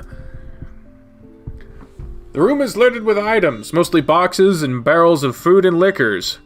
You do, however, find a pouch full of 500 gold coins, along with a peculiar-looking box. The box is small, carved with ornate designs along every face of it. One side has an onyx crystal protruding from it, and it seems to be pulsing with a deep glow. This must be the artifact that we were looking for. What is it, though? Let me look at it. I have quite the proficiency with arcane objects. Roll a knowledge check. 21! You definitely know what that item is. Ah, I've read about this before. It's exactly what you'd expect it to be after what we've heard them talking about. Which is? It's a soul box. What does it do? It traps any nearby and loose souls inside of it. Meaning those that were killed in this room. The souls are trapped inside. What must that be like? Souls that are trapped here are forever restless, tormented by their final moments while living. The souls can be freed by destroying the crystal, but only insanely powerful magic can break it.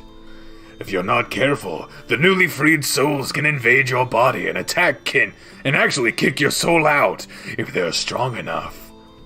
Does this box serve any other purpose? The souls trapped inside also generate an immense amount of magical energy, and it can be harnessed to increase your own abilities. For example, I could unleash a firestorm so intense I could wipe that village off the face of the world in a blink of an eye, if enough power was stored within. Is there any way to detect how powerful it is? As you can see, the engravings all across this box are like paths for the magic to travel, spreading out from the crystal. This box is still rather weak. More powerful ones glow so bright they are hard to look at, but they're also unstable and run the risk of just exploding if the power isn't released. In other words, this thing is really dangerous in the wrong hands. This sounds really dangerous in our hands. Is it really something we should keep? I think we should fence it. We could head back to a big city, and I'm sure someone would pay quite high for it. Perhaps. I think I'll study it while we have it. Just don't get us all killed or possessed. I think we should take as much of this other stuff as we can and let the villagers know about it and what's left so they can retrieve it. I agree completely with that. Let's gather what we can and head back. And with that, I think it's a good time to stop. Look at the time. Oh man, I didn't even notice. Is it really late already? That late already? Yeah, I don't have much more planned out yet either, so it works out perfectly. If you guys want, we can play again next weekend and we'll pick up right here. I'll give you all experience, then we can resume the session. I'm down with that if you all want to come back and play again. I really had fun tonight and would love to do this again. Sure, I'm down for that. I actually had fun too, so I think I could manage to make time for it. I'm free on Sundays. You can count me in too. Sounds like a plan then. Cool. I guess we'll pack up and head out then. I'll help you with that. I want to talk to you about something else. I'll get to work on cleaning up the dinner stuff then. I can help with that. I'll help too, so it'll take no time. And I need to go to the bathroom. Everyone except Darius said about cleaning up after the night's events. So, you and Chester are a couple, huh?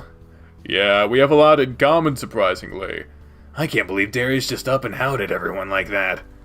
To be honest, I don't mind. I'm actually pretty happy about it. Chester was worried about how everyone would react, but knowing that we all have something like that in common, I'm sure he'll be relieved. Spencer and Darius already know about me and Harold, but I guess you and Chester know now too. Dating your teacher for a better grade, huh? No, that has nothing to do with it. I'm just teasing. I kinda thought you two were awfully close. The biggest surprise to me is you, though, Spencer. I had no idea. Yeah, I'm gay. I can't believe it's something that we've never talked about, or something that I've ever picked up on. I don't act gay, so I wouldn't expect you to realize. Act gay? What the fuck does that mean? It's been a weird thing for me to come to terms with, but I guess now that the cat's out of the bag, we can talk more about it later. We'll have to. I have to say, I certainly feel more relaxed. Harold has seemed pretty relaxed, too. I could tell. After that little debacle, he couldn't keep his hands off of you. Yeah, he can be really affectionate at times. I'm glad to see you both happy, though. I don't think I'll have anything to worry about. I don't think I have to worry about him anymore. He's in good hands, I think. With most of the team working to clean up, it didn't take long for everything to be back in order. The kitchen looks as clean as it did when we arrived, so I think we're good to go. Thanks for helping clean up. Of course. We helped make it, so it's the least we could do. Chester, Darius, it's time for us to get going before it gets any later. I'll just finish putting on my stuff, too. Thanks, guys, for playing tonight. It was a blast. Thanks for having me in the group, too. I've needed something like that. I'm glad to have you in the group. You really helped the game run smoothly. I'll plan something for next week, and we'll continue the campaign then. Alright then, let's get going. I have to drop you guys off before I go home. I need to get you home too, Thomas. I have class in the morning and it's pretty late. Oh yeah, let me get my things and we can go too. What a day. What a weekend. It's been amazing, Harold. I've had such a great time with you. I've enjoyed all the time I've gotten to spend with you too. I'm glad you've enjoyed it too. We'll have to plan another date for this week. I can't believe Darius called everyone out like he did too. Oh man, right? I caught everyone by surprise. I swear I was on the verge of having a heart attack. I was mortified, but since nobody objected and things continued like normal, I felt so relieved. We can be a bit more relaxed around the team at least. Yeah, I never thought anyone would care, but now that it's all out in the open, it's a big weight off of me. Who would have thought the entire team likes Kirk? Yeah. You laughed awkwardly and patted your knee. Now go get some rest. I'll see you again at the courts tomorrow. Yeah, I'll see you then, Harold. Let me know when you get home, okay? You know I will. I love you, babe. Have yourself a good night. And I love you, Harry. He gave you another quick kiss and waved to you as you slid out of his car and headed to your room. Maria was nowhere to be seen, but I'm sure she'll be eager to hear all about the weekend when I see her tomorrow. What's this? A bag and note on my desk. Since you've had such a busy weekend, I thought I could help you get started on your little gift for Harold. So, here's a quill, ink, and paper for you to write your poem on. Be sure to practice a lot when you get a frame for it once you've finished it. Maria. Aw, Maria. Thank you. I know what I'll be doing before practice. Time to get to bed now, though. I wonder if Harold would like some company for lunch today. I meant to ask him last night, but it totally slipped my mind. Hey, Harry, want to have lunch together? I can be there ASAP. I think he has class right now, so it might be a few minutes before he replies. Sorry, babe, but not today. I'll see you at practice. Alrighty, I'll see you then. Boo, that sucks. Suppose he's busy. I can use this time to practice with a quill Maria got me. The sonnet is done, but I've never used a quill before. I'll have to read about it and see what I can do. I have a few hours, so I'll get to it. Or I could do something else. Alright, the vast majority are saying stay home and practice with the quill. Now I'll just stay here, I'll relax before practice. Writing with the quill is such a pain. If I write too slow, the ink puddles. If I press too hard, the paper tears. I made such a mess with the ink, too. Glad I wasn't wearing anything more than my underwear. I'll work with it a bit more later. Is Harold here yet? Ah, there he is. Hey, Harold. Oh, hey, Thomas, ready to get started with practice? Yep, what's the plan for today? You'll be playing a match with Chester today. Hey, how convenient. And I'll take everything out. Take everyone else. Aw, I can't practice with you today. Not today. Maybe later this week.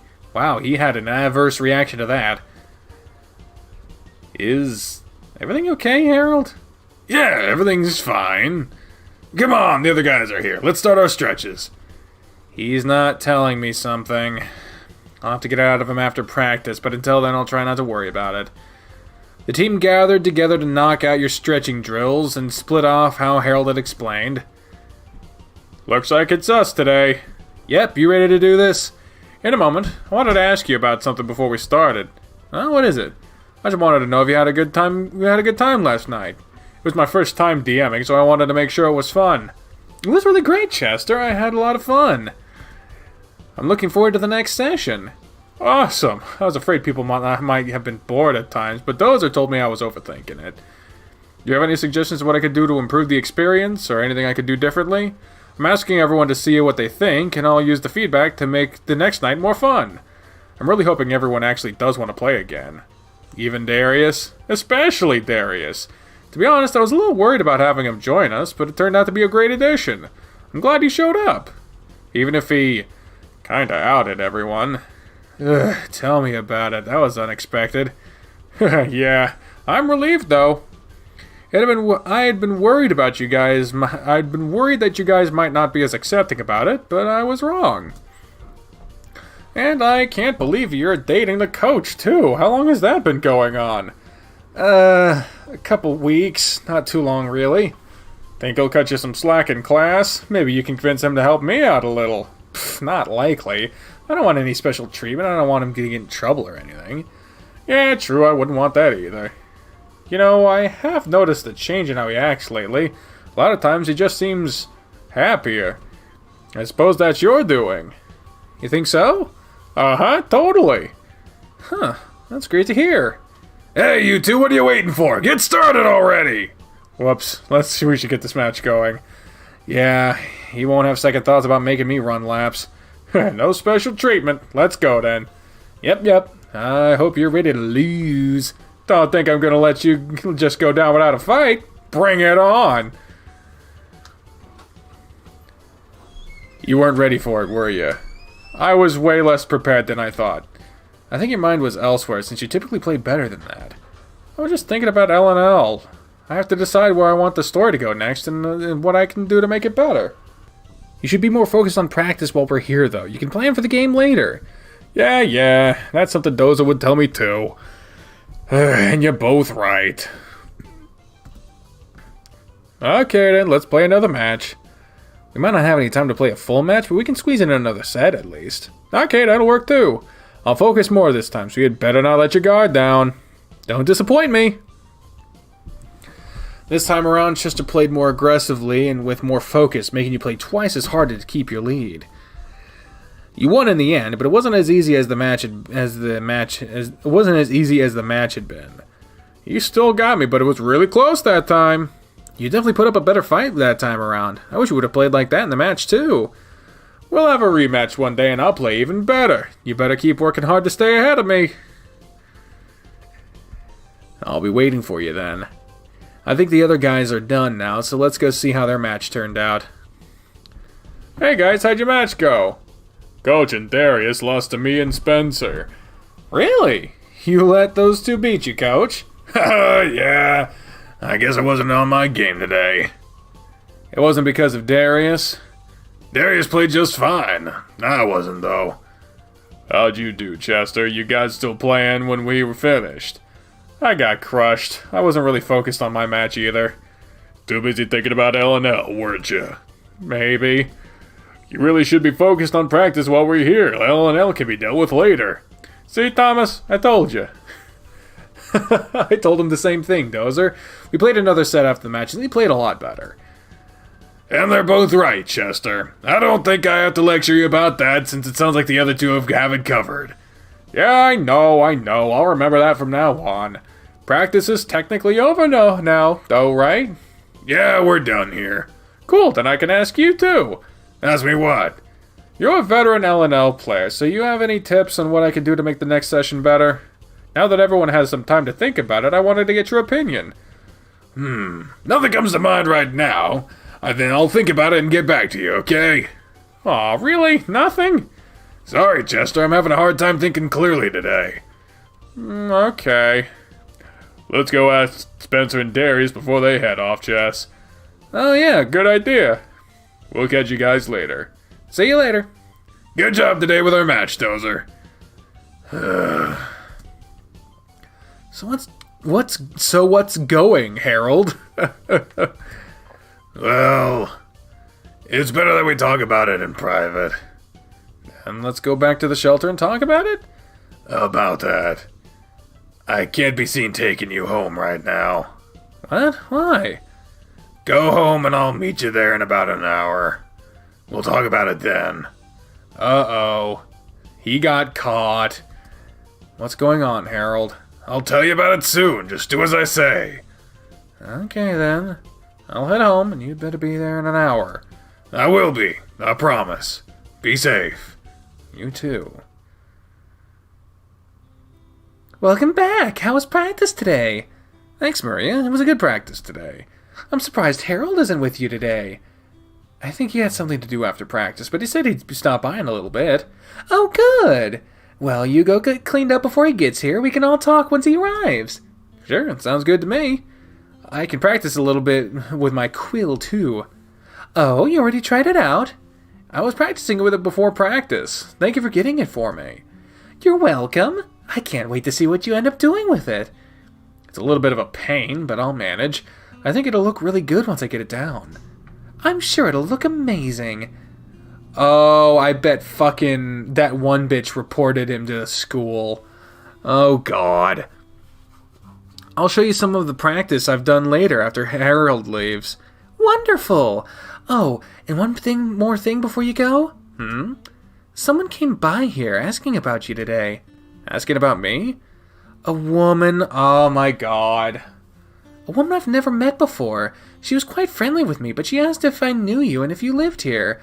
I answered no to all of her questions, and I explained to her that it wasn't my place to tell people about who stayed here. She didn't seem to like that answer, but she accepted it. What did she look like? She was close to my height, and she had hair up in a bun. It was a light brown color, and she had pretty blue eyes. She was driving a silver two-door Pontiord car. It looked like an older model. Oh, and she introduced herself as Mrs. Travis. I don't think she ever gave me her first name. Diana. Diana? Isn't that Mr. Grifter's ex-wife's name? That sounds like her description, and her maiden name is Travis. Even the car is what Harold said he saw her in last. I wonder why she would come here asking about me, or how she even know where to find me. I'll have to talk to Harold about it. She seemed like a nice woman. It's hard to believe that it was her. Oh yeah, she definitely seems nice, but she has her crazy side. There's no telling what she wants with me, but I'll do what I can to avoid her. That's for the best. For now, go clean up and relax. I think I'll prepare some dinner for you and Harold. Aw, thank you, Maria. I appreciate that. And I know he'll love it too. You're welcome. Now scoot along. I'll shower first, then work with the quill and ink a little more. I'm going to text Harold first and tell him Maria is cooking for us, and he'd better not take long. He should be here any time now. He said he was almost here. That bear better not be texting and driving, otherwise he'll get it from me and Maria. Knock, knock, knock. Huh? I didn't hear a car pull up, so who else would be here? Oh, hey. Oh, hey, it is you. Come in, Harold. Thanks, Thomas. Where's your car? Well, that's part of what I needed to talk to you about. Did something happen to your car? Can we talk in your room? Sure. Let me just tell Maria you're here and that you wanted to talk to me about something. I'd imagine dinner is about done too. Maybe we could wait until after dinner then. It might take some time. Oh, sure. Oh, Harold, it's so nice to see you again. How are you today? Good evening, Maria. It's been a long day for me, so I appreciate you making dinner for us. You do seem a little exhausted. Dinner will be done in about a couple minutes, so you boys can go ahead and take a seat at the table. I'll return in a moment with spaghetti for you both. Oh, I love spaghetti. That sounds fantastic. Thank you. Maria disappeared back into the kitchen while you and Harold stay at the dining table. So, how'd you sleep last night? Once I fell asleep, it was great. Just took a little longer than it had the past couple of nights since I didn't have you with me. I can relate. I miss sharing your bed. It's so much nicer than the one here. Don't get me wrong, I appreciate having a bed here, but yours is magical. Not to mention, having you next to me makes things that much better. His eyes drifted off to stare into nothingness, but before you could ask another question, Maria popped back in with 2 plates of food. Here we are. I'll get you a drink, some garlic bread, and join you. Thank you so much, Maria. Thanks, Maria. It was really nice of you. It's my pleasure. You two can start eating, and I'll be back in a moment. She went back to the kitchen a few more times before settling at a table with you. I've been waiting to hear all about it. So tell me about your campaign Tell me how your campaign went yesterday. Thomas hasn't told you anything about it yet? He hasn't. I want to know what you guys did. How could you make your way like this, Thomas? That's so cruel. Not like I've done it on purpose. I've barely had a chance to talk to her. That's true. We haven't had much of a time to talk. I have you together now, so I can hear from the both of you. Well, let's see. Throughout dinner, you and Harold took turns regaling her about the LNL session Chester led. We took down the boss without much of a struggle, but it was still a great fight. Sounds like it was so exciting. Did you get any good loot from the boss? From the boss, we only got a gear he had on him. The stats seemed kind of low. But we got a quest item that we're looking for and some gold. Oh, and what was the item? A soul box. Ah, those trap the souls of the people slain around it, right? They can really be devastating if misused. That's right. The box we retrieved was on the weaker side, so we don't have to worry about it much right now. We weren't going to keep it, but we haven't exactly decided what we'll do with it yet. Spencer wants to fence it. I don't know if that's a good idea, but we'll figure something out. Well, it certainly sounds like you guys had a fun night. It was a lot of fun, and I'm really excited about our next session. We're supposed to play again on Saturday. I'm impressed with how well Chester had it planned. I wish he could do that with his English assignments. Maybe you can use that to motivate him. I'm gonna try that, actually. We'll see how that goes. Should we tell her about the big reveal of last night? Big reveal? You know, what Darius did? Oh, that. Something else happened? You could say that. Thomas? Darius outed us to the rest of the team. No, he didn't. Yeah, he did. Nobody cared, though. Everyone was on edge for a moment, but things moved smoothly afterwards. To tell you the truth, I was glad it happened, after seeing how everyone handled it. I could be a little more relaxed around the guys and not have to worry about them trying to ruin me, unlike someone else. Huh? Oh, God. I'm glad that everyone took it well, then. It must be such a relief. Oh, yeah, definitely. I mean, 2 of them already knew about me and Harold, and the other 2 didn't. And I trust them all not to cause any problems over it. They're good guys. That makes me so happy to hear. You 2 should be able to be together without any worry. Yeah, that'd be nice. Once Thomas is done with your class, though, it should be no problem. Yeah, that's what I'd like to think, too. Okay, it's time for me to get things cleaned up. Let me help you with that. Nonsense, you just relax with Thomas. This'll only take a moment since you both cleaned your plates. It'll give us a moment to chat, Harold. Yes, you two go along and talk. I can handle this. Okay. I needed to talk to him about something anyway. Then take your time. I'll be here all night. Come on, we can talk in my room. Alright, time to spill it. What's up with you today? You're not acting like yourself. Someone told the dean at Cresthaven that I was having a sexual relationship with one of my students. What? Who would do that? You don't think any of the team would do that, do you? No, I'm sure none of them would do it. My only guess is that it was Diana. I'm sure she's the only one that would do that right now. What does that mean, then? Student-teacher relationships aren't completely against the rules at Cresthaven. Whew. There's a little catch, though. It's not against the rules only if I'm not directly teaching you. Since you're in my class, it's a violation of the policy. But they don't know it's a student in your class, do they? For all they know, I'm not in a class with you.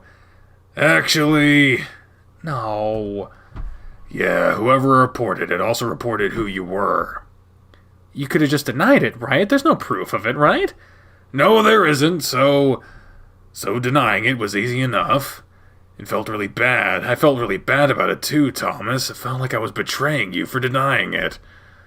They accepted what I said, since I've never had any issues before, but I was warned. If I'm caught in a relationship with a student I'm teaching, I'll face disciplinary action.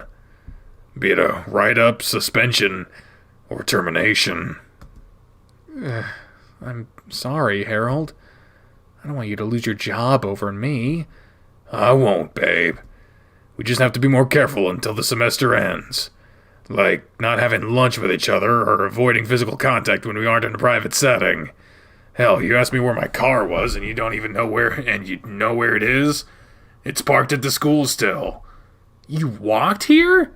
Yeah, I took a different route to get here even. Harold, you didn't have to do that. I did. I needed to tell you what was going on. I've wanted to tell you all day, but I really couldn't find a good time. You could have just told me over the phone. I'd understand. I wanted to tell you in person, though. This is important. I guess I should tell you something, too, while we're at it. What?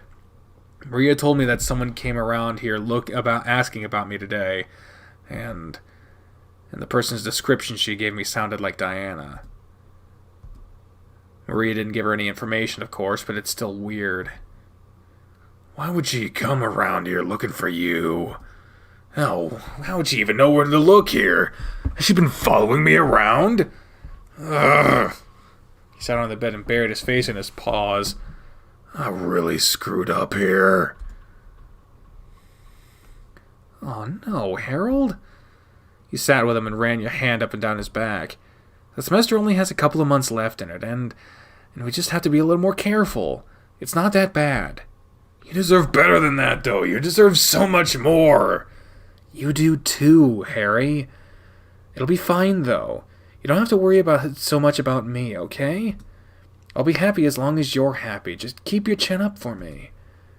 But there's Diana, too. She's acting all sorts of crazy, and I haven't heard back about the restraining order. We might have to put in a protective order for you, even. Look at this mess I've dragged you into. My life is such a joke, isn't it? I'm sorry, Thomas.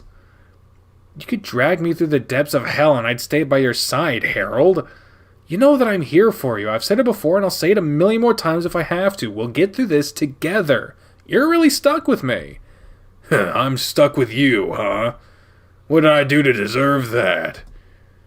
He put an arm over your shoulder and pulled you into him, giving you a kiss on the forehead. I don't know.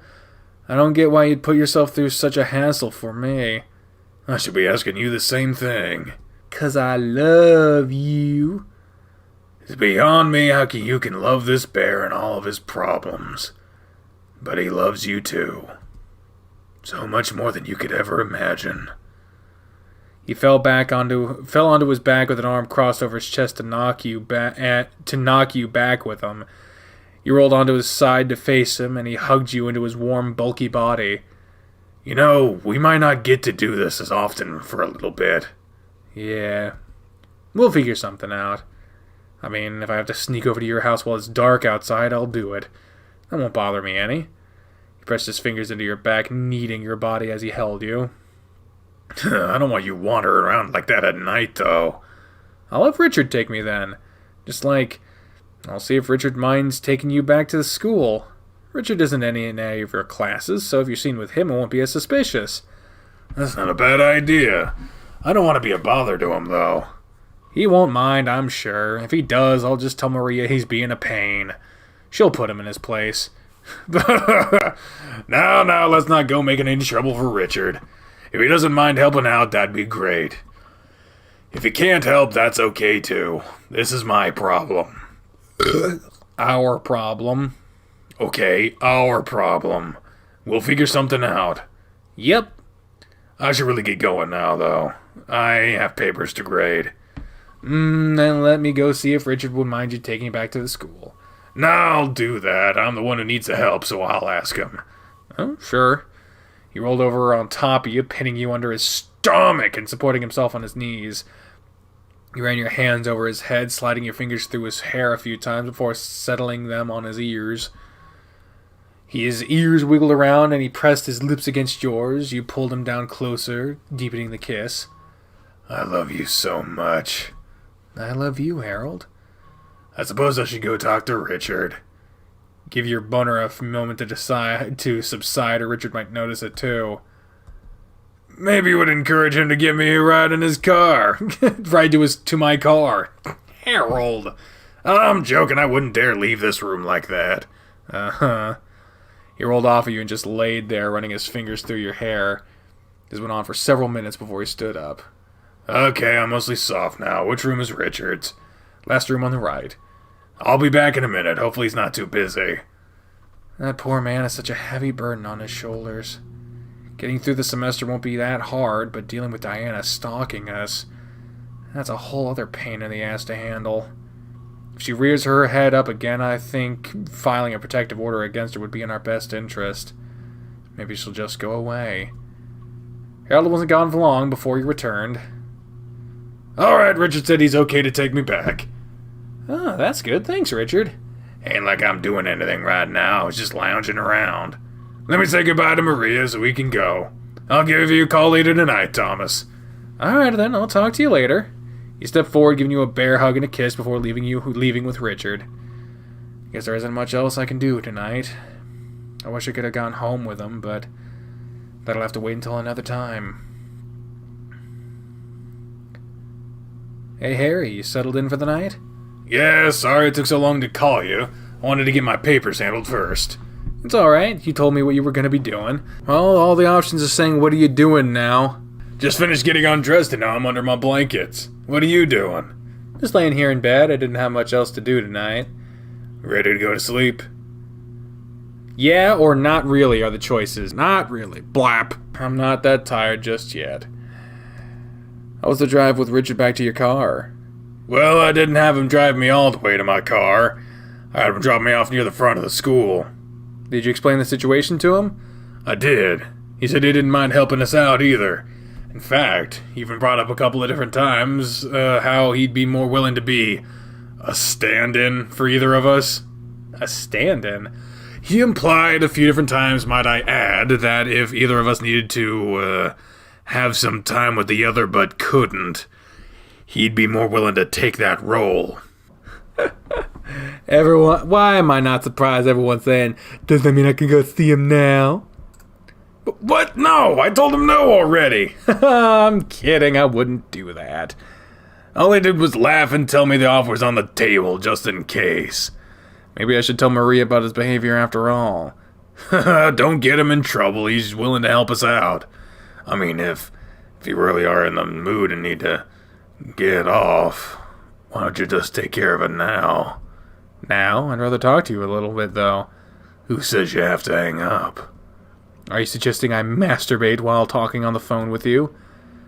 You never heard of people having phone sex? I have. I've never thought about doing it. I mean, I could just come get that from you if I really wanted it, right? Normally I'd say yes, but considering our current circumstances, this is a good alternative. So, you want to have a little fun with your Papa Bear?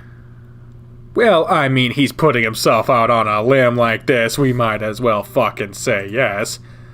I'm always open to having some fun with you. I just don't know what to do.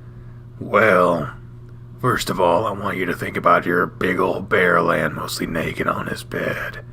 Yeah? Only mostly naked? I'm still wearing the jock strap I wore to practice.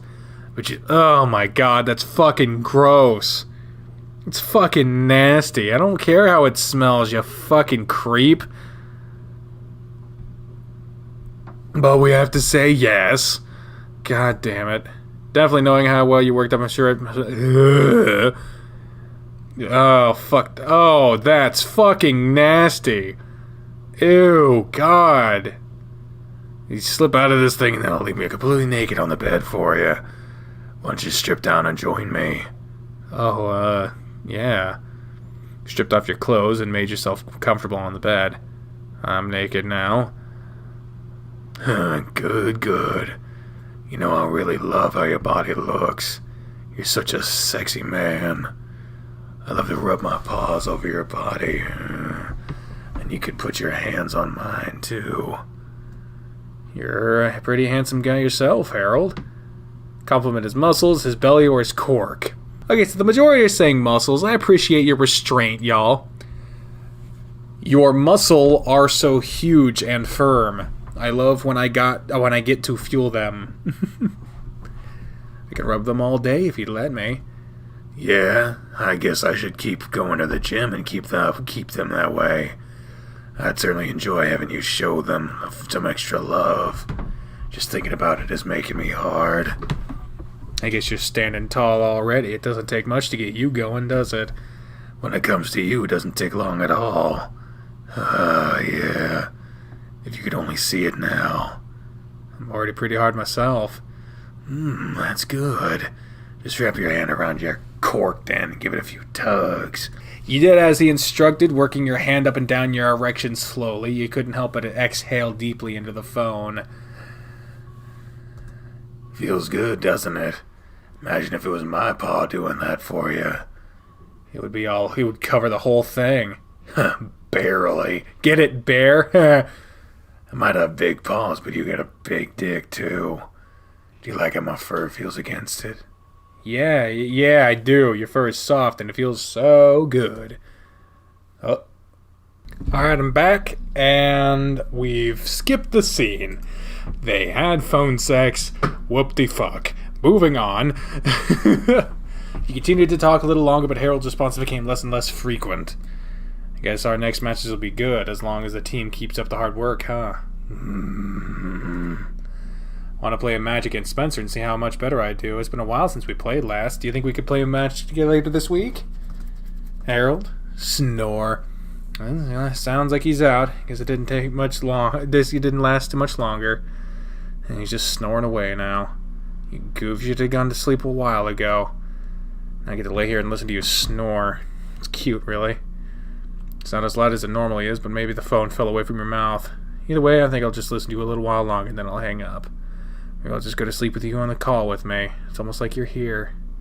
I love you, Harold. I hope you sleep well tonight. Snore. For you goober bear, sweet dreams. Oh, I haven't seen that before. That's adorable. Look at him with his coffee and he's going over papers and... Man, this sucks. I feel ya. God damn it. I'm afraid to go into the classroom alone with... Oh, wait a minute. Is this the fucking Harold update where I had 3 fucking people message me and be like, when you play this, you better be emotionally ready because some fucked up shit happens? Oh, hell. I'm afraid to go into the classroom alone with Harold. I don't want to take any risks with us being alone. Now, if you remember correctly, it had been reported to the school having a thing, and okay. I should have just walked today, so I wouldn't get here so early. You were standing outside of Harold's room, waiting for anyone else to show up. After yesterday's events, you didn't want to take any chances, and much to your relief, someone else showed up early. Is the door locked? Hey, Spencer. It was the last time I checked, but I actually haven't tried it again. Let's see. Spencer grabbed the door handle and pulled it open. Looks like it's unlocked now, so we can head in. Ah, that's good. Let's go in. Morning, guys. Morning, Mr. Grifter. Mr. Grifter? Aren't you two on a first-name basis now? Well, we are in the classroom right now, so we should keep things professional. I suppose so, but we're the only ones here. It's best to stay consistent. Yeah. Anyway, this guy's just been standing outside your room. He thought the door was locked, but you must have unlocked it after he checked. You were just waiting outside, Thomas? Yeah, I didn't realize the door was unlocked. I see. Hal? Who the fuck is Hal? Hal? Am I fucking misremembering shit again? Hal. You two can go ahead and sit. I have some things to prepare for class, so I'll be in my office. Class will start in about 15 minutes. Are you alright? You're acting a little off. I'm a little tired is all. I didn't sleep well last night. That might explain it. Bad dreams or what? I just had a lot on my mind, so it was hard to get my brain to chill long enough to fall asleep. You want to talk about it? What's on your mind? It's a little personal. You know, you're my best friend. You can tell me anything. Is it something between you and the bear? Kinda, yeah, but I'm not really in a position to talk about it. Is everything okay between the two of you? Oh, yeah, everything's great between us. There's just a little problem that keeps popping up. It'll be fine, though, so don't worry. Okay. If there's anything I can do to help, just tell me, okay? Will do, Spence. Thanks. It was only a few minutes before more students began to trickle in, and soon after that, it was time for class to start. You had trouble focusing on the lecture. The only thing that was on your mind was Diana and what other trouble she might cause. Alright, everyone, that's it for class today. I'm going to pass out some papers from previous assignments, then you're free to go. He walked around the room passing out papers, and when he handed yours to you, you noticed there was an extra page folded and pinned to the top. With your paper in hand, you left the classroom. Looks like Harold added a note to my papers. I'm sorry to cause you trouble, babe. After you're done with class, head to my place. I left a key hidden for... I should read this in there. I have a key behind the top right light on the porch. Make yourself comfortable, I'll bring dinner home for us tonight. I don't want to spend the night tonight alone, so I hope you don't mind staying the night. Love, Harry. P.S. I would have texted you this, but I left my phone at home. Silly bear, of course I don't mind staying the night. Is that a good idea, though? I guess we'll talk about that later, but now I have something to look forward to. Time for math, then home, then Harold's. Alright. The whole walk home I was paranoid that I was being followed. I keep looking around for a car that matches the one Diana drives. She needs to just go back to whatever hole she crawled out of and leave us alone. I guess I'll walk the long way to Coach's place too, just to be safe. Yeah, that seems safe. That seems safe to walk. You couldn't have Richard. There you go. Or maybe Richard will take me. I really hate to bother him again with that, though. But it's the best option I have, so there's no harm in asking, I guess. I think I heard him out back, so I'll go see. Yeah, hey! They really updated this fucking back porch. They got the swing, because this is the shit they were building. Oh, I like it. Hey, Richard. Hey, bud, what's up? Would you mind giving me a lift to Harold's place? You today, huh? What the fuck does you today mean? I'm sorry if it's a bother, but I'd feel more comfortable with someone driving me than walking. This have to do with his ex? Yeah. He told you all about that last night, right? That man, let me tell you, I'm glad I never stuck my dick in crazy. Yeah, it's not fun. My old lady was pretty sane. A little wild sometimes, but sane. She'd never cause this kind of mess for me. Lucky you. I was. Anyway, yeah, I'll take you. You two must be really be in the mood to want to meet like this. My offer must have been good enough, huh? He just told me that he didn't want to spend tonight alone, so I'm going to keep him company. Yeah, I'm sure that's the only reason. Let me go get my keys and we'll get going if you're ready. I'm good to go whenever. Alright then. Hey, look at this swanky ass home. I love it. Ooh! This is the place. Yeah, this is it. Thanks for bringing me, Richard. I really appreciate it. Don't mention it. Glad to help you out. If you need me to pick you up, then let me know. And the offer's still on the table if you need me for you know what. He grinned and poked you with his elbow. Whatever you say. I'll see you later, Richard. Catch you later. You waved to Richard as he drove off, then went to check for the key Harold hid for you. He said it would be behind the light. Ah, there it is. I wonder if I get to keep this key. Oh god, something's gonna happen. Of course I know something's gonna happen. Fucking everyone's warning me that this is like gonna... y'all fucking psyched me out. Ugh. Well, Harold won't be here for a little while, so I guess I'll just watch TV or something. Maybe pull those blinds all the way closed and keep the lights off and the volume really low. Maybe just subtitles. Okay. You dropped your bag beside the couch and made yourself comfortable after turning on the TV. She's in the house, isn't she? Oh, Jesus. There wasn't much else you could do at the time, and you felt yourself beginning to drift off to sleep after a little while. Oh, God! There was a glass break. It's not Steve Austin. What was that? There it is again, coming from the kitchen. Arm yourself!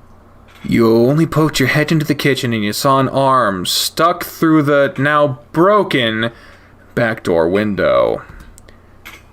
It's Diana. As quietly as you could, you rushed back to Harold's bedroom and shut yourself in the closet. I need to call the police. I have the officer's number in my phone too, since he gave it to Harold the other day. I'll call him. Call 911 first, and then that fucker, because he might be off duty today. You don't know. Your heart was pounding in your chest as you waited for someone to pick up. I don't remember his voice. Officer Gurr here. Who am I speaking with? Officer Gurr, my name is Thomas. You came out on Thursday to Harold Grifter's house in regards to his ex-wife breaking in. I remember. Do you have any more information in regards to that? I'm at his house right now, and his ex just broke into the back door. She broke the window to let herself in, and I don't know what else she's doing. Have you confronted her, or does she know you're there? She doesn't know I'm here. I'm hiding in Harold's bedroom closet right now. I remember the area, and I'm on my way. Stay where you are. Give me a description of the suspect. Her name is Diana Travis. She's a little more than 5 feet tall and has brown hair. It looks like she was wearing a blue shirt. And what's your address? I only know the name of the street I'm on. It's Honeybox Avenue. Got it. Did you notice if she was armed? I didn't. Alright, I'm nearby, so stay quiet and stay on the line with me. This is Patrol 126 responding to a home break-in progress, requesting backup on Honeybox Avenue near Crest Haven Business Center. Suspect's name is Diana Travis, female, brown hair, 5 feet tall, wearing a blue shirt. It is unknown if the suspect is armed. Thomas, I'm maybe 10 minutes away. You said she entered through the back, so I'm going to assume there's a gate leading back there. Yeah. Your breath caught in your chest when you saw the shadows pass by the... Oh, fuck! Your breath caught in your chest and you saw a shadow pass by the closet door, so you pushed yourself back into the coach's clothes, hanging down, and stuffed your phone into your pocket. The shadow moved along, and you sighed. For several minutes you remained as motionless and as quiet as you could, but the shadow returned to outside the door. A moment later, the door was pulled open. Oh my god, she's got a knife! Okay, oh my god. Oh my god, oh my fucking god. I thought I heard someone in here. What are you doing here, Diana? Your eyes were drawn to the knife she was clutching in her hand. And why do you have a knife? I'm a little lady in my house, and I heard someone else in here. I just brought the knife for protection. This isn't your house. Oh, but it is! Why don't you come out of the closet and have a little chat with me? Oh, God! So, what are you doing here? I came to wait for Harry so we could have a little talk. But that silly little bear must have forgotten to give me a key for the house after changing the locks. Talk about what? Oh, just about how he's been behaving lately. I thought my talk with the school would help set him straight, but here we are, hardly a day later, and you're back in his house. It's like you want to see him lose his job. That's not it at all. He asked me to come here and wait for him. And you listen, knowing full well that there could be consequences. He could be fired and lose everything he's worked so hard for because of you. But you're just one of his problems. I want him to go see a therapist and get rid of those other vile feelings he's been having. You know, the ones involving how he feels for you and other men. You mean him being bisexual, don't you? Yes, it's just a disease that can be cured. He just needs the proper treatment to help him get over it. It's not a disease. There's nothing wrong with him. Oh, yes, oh my god, crazy eyes, crazy fucking eyes.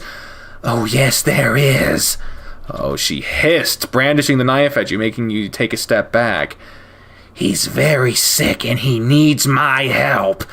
I realized that after I left him here. I did something awful by leaving him instead of getting him the help he so desperately needs.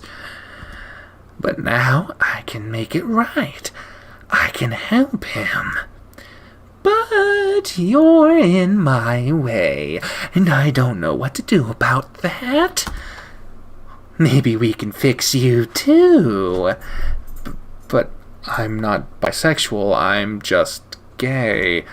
Oh, well, that's really not an issue. You know what you want. You're not confused. Not like my poor Harry. What have you done to him? What? I haven't done anything to him. He was bisexual before he even knew who I was. He always has been. Lies! He was a straight man and we were happy together. And one day he just decided he was bisexual too? What kind of disgusting joke is that? It's not like he just chose to be that way all of a sudden. You can't just turn it on and off like some kind of light switch. It just doesn't work that way. You can have a light switch that is permanently shut off, though, and if that's how it needs to be, then I'll just have to take care of that myself. What is wrong with you? Nothing's wrong with me. I just want him to be normal. Is that so wrong? Ah, Jesus, this is bad. I don't know what to do. Run, motherfucker, run! You need to stall until the police arrive. They should be here any minute now. Oh, what would be normal, then? One or the other, straight or gay. To be honest, I could have accepted if he had just told me he was gay, but to tell me he was bisexual instead? And to think we had sex? I feel so violated now just thinking about it. I bet you've had sex with him too, haven't you? That filthy man is trying to spread his disease around to other people. You can't really spread that around, though. How did it happen to him? Do you think he was cheating on me? Do you think he was slept with another man and that's why he became what he is now? I never really considered that. he'd never cheat on you. He's a loyal man. Loyal in what sense? He betrayed me. He didn't betray you. He trusted you and just wanted to be open with you. Oh my God, why would you be confrontational with a bitch holding a knife? Jesus.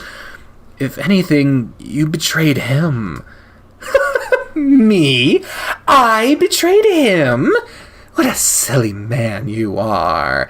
I think you might be just as sick as he is. Maybe you need my help as much as he does.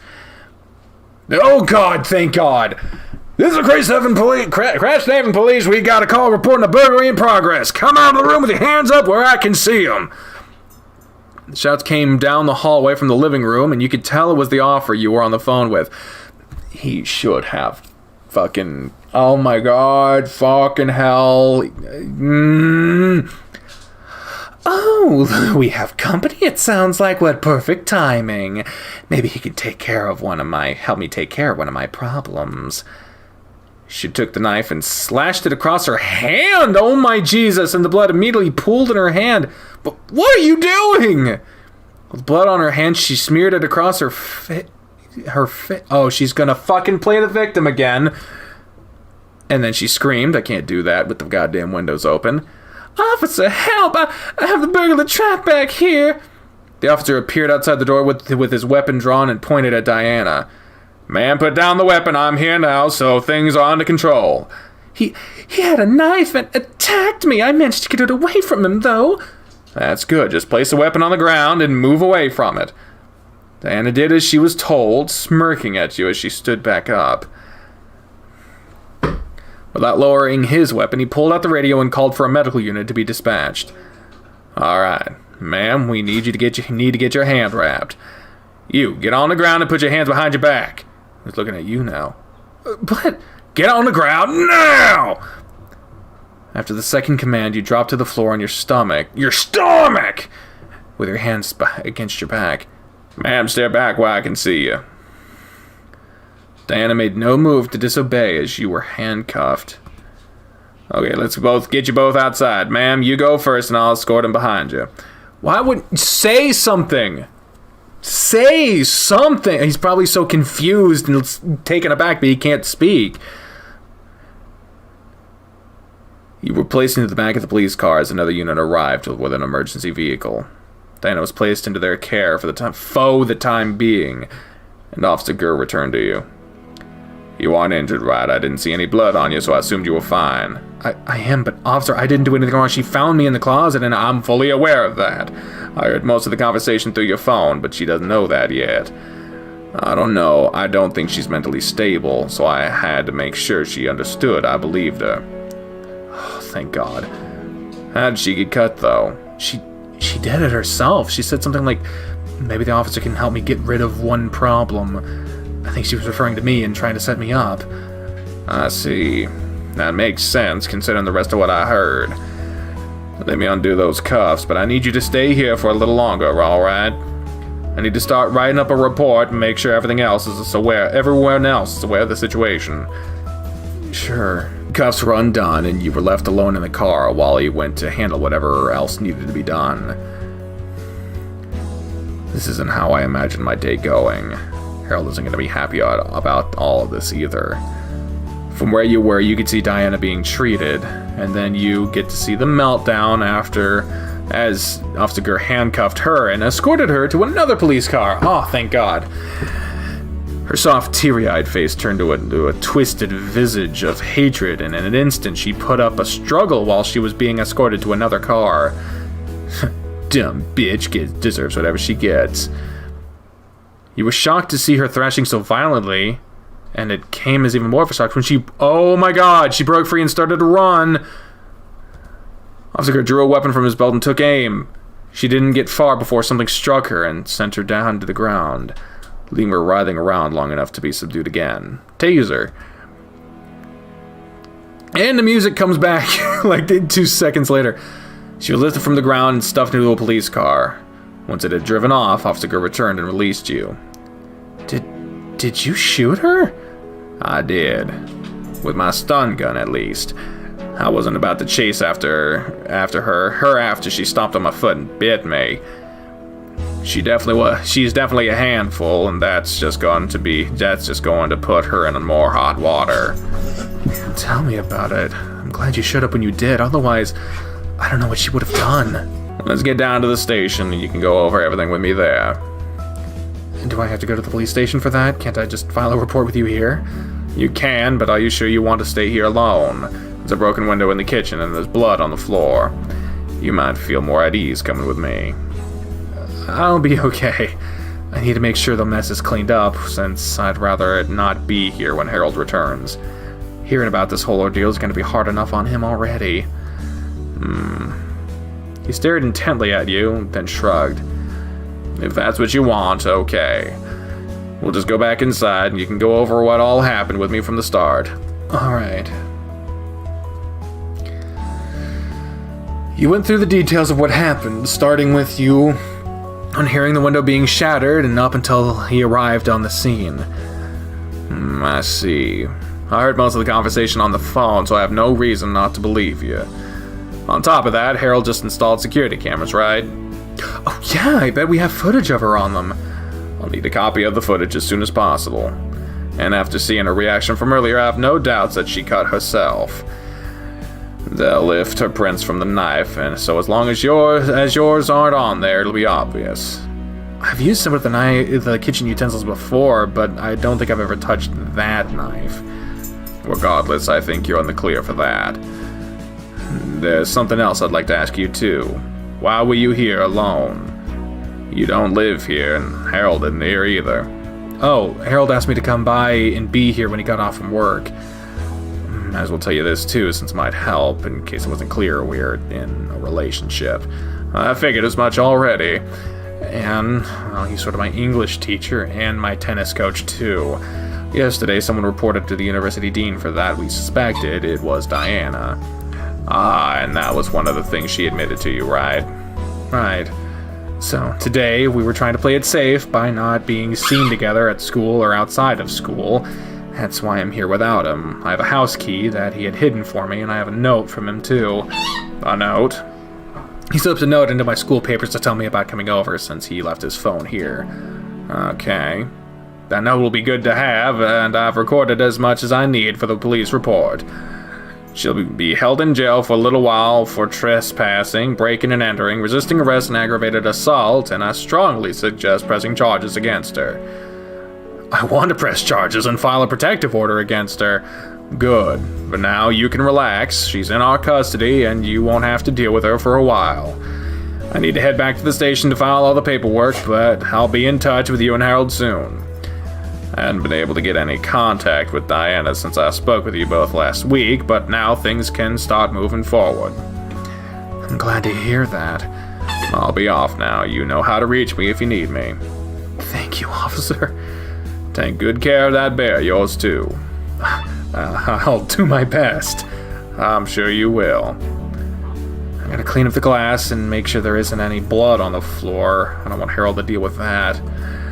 He'll have to deal with the window already. I wonder if Richard could fix it. I'll wait until Harold is here so we can talk about it. For now, I guess I'll clean up, take a shower, and just wait for Harold to get here. Maybe I can relax a little.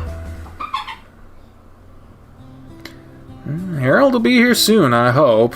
I thought he would have been here already. I've been on edge ever since the police left, even knowing that they have Diana locked up. I just want him to be here already. You were sprawled out on the couch, and it was another 30 minutes before you heard the front door open and Harold walked in. You wasted no time jumping up and lunging at him, wrapping your arms around him. He laughed and hugged you, rubbing his paws around your back.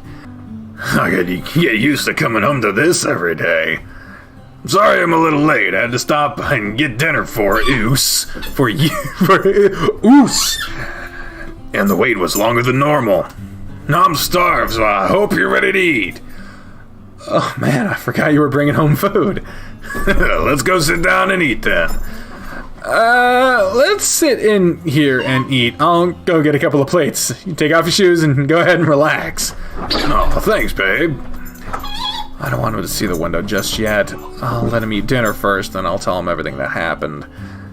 I would tell him first, but that's fine. You got the plates and joined them on the couch, then unloaded from the food from a bag and spread it out between the plates. I was so ready for this. My stomach's been growling for the last hour. Then start eating. Oh, sorry. There's no quotation mark at the beginning of that. I was like, what the fuck? Why is he narrating that? You can talk after you're done. Gladly. You wasted no time tearing into the food, inhaling his portion in just a matter of minutes while you barely touched yours. I know I made mine quickly, but you've barely taken a bit. You've barely taken a bite, I imagine. Are you feeling all right? Just not that hungry. Today's been stressful. How so? Were you worried about being seen with me? I felt guilty this morning, but Spencer said you've been standing outside my classroom. That's not what's on my mind. I mean, I didn't want to risk anything and get you in trouble, but that's been the last thing on my mind the past little while. What's bothering you then? Well, come to the kitchen. Okay. What happened to the door? Why is there a bag taped over it? It was broken. How? What happened while I was at work? Diana broke in while I was here. What? What happened? I was on the couch when I heard the window break, and when I came to see what it was, I saw her reaching through to unlock the window. So I went and hid in your closet to call the police. While I was in there, Diana found me. I guess she heard me on the phone, and she had a knife in her hand. You're not hurt, are you? She didn't hurt you, did she? He was pawing your cheek and began to look you over. No, she didn't. What did she do? We just talked until the officer showed up, and when he announced his presence, she cut her hand and started yelling about having trapped the burglar in the house. She tried to say I was the burglar and that I attacked her, but since I left my phone on the whole time, Officer Gurr heard... Oh, like Captain Gerber, I imagine. Sorry, heard most of the conversation. What did you talk about? Tell him! She was here because she wanted to talk to you. She went on and on about you being sick and needing help and how she was the only one that could help you. To her, bisexuality is a disease that can be cured, and in the end, she was expressing so much disgust towards it. Ugh. Everything she said sounded so psychotic. You don't think I'm sick, right? Of course not, Harold. You have as much control over that as I have being gay. I don't think there's anything wrong with you at all, okay? Don't you start thinking that there's anything wrong with you either. Got it? I got it. On another note, she confessed to being the one that called the school about us. I knew it was her. Anyway, Officer Gurr led her to believe that he believed her by handcuffing me and putting me in his car. You were cuffed? It was just an act to make her feel like she was in the clear. After her hand was treated, they arrested her and took her away. I gave the full story on what happened, and that's basically it right now. Officer Gurr said this was the first chance he's had to be in contact with her, so he can serve her with your restraining order. Of all the days to leave my phone at home, I'm so glad you're okay. Couldn't live with myself if you'd gotten hurt. I'm just a little shaken from the experience, but otherwise I'm just fine. I'm going to get a protective order against her, and she'll be charged for breaking and entering and aggravated assault. I looked it up, and what she did is basically aggravated assault with a deadly weapon. It's a felony, and she could face jail time. So I plan on pressing charges against her. Is that really necessary? Of course it's necessary, Harold! She threatened me with a knife! She could have seriously hurt me, and who knows what she would have done if you had been the one here with her. if you'd have been the one here with her. She's broken into your house twice now, harassed me, harassed you, and it isn't going to stop unless something's done about it. Yeah, you're right. I'm sorry, I spoke without thinking at all. I know you still have feelings for her, Harry, but she isn't mentally stable. Who knows? Maybe she can get some kind of psychiatric help and get her life back in order. Maybe so. I'm sorry, Thomas. Again, you're being put through such a mess because of me. It's a total mess, but I don't blame you for it one bit. You hugged him, and he rubbed his snout against your head, sighing heavily. I guess I need to have something done about this window. I'll call Richard and see if he might be able to help. Maybe he can handle it. I'll be sure to pay him for his work too, if he can. Why don't you go take a shower, and I'll give him a call and see what he can do for it. Then we'll just spend the rest of the evening being lazy. Sound good? Sounds good. Again, he hugged you tight and disappeared. Alright, let's give Richard a call. Richard picked up his phone after a couple of rings. What's up, Thomas? Hey, we are in need of your services. Oh, you fellas decide you want a third for some extra fun? Not those services, jeez. We need a handyman, and I wanted to see if you could help. What's the issue? Glass window on his back door has been broken out, and I was wondering if that's something you could fix. I can fix it depending on the type of door. You take a picture of it and send it to me? I have it taped up with the bags right now, so it'll take me a minute. Oh, in that case, don't worry about it. I'll tell you what, let me take a shower and I'll head back over there and take a look at it. If it's something I can fix, I might be able to take care of it tonight. Oh, man, if you could do that, that would be great. Harold would really appreciate it. He said he'll pay you for it, too.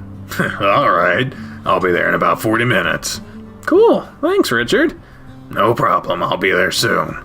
See you then.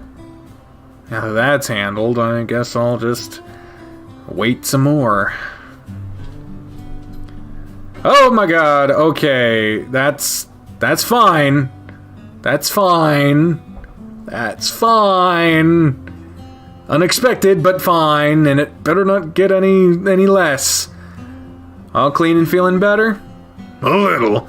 Still a little bit out of it, after all the news you gave me.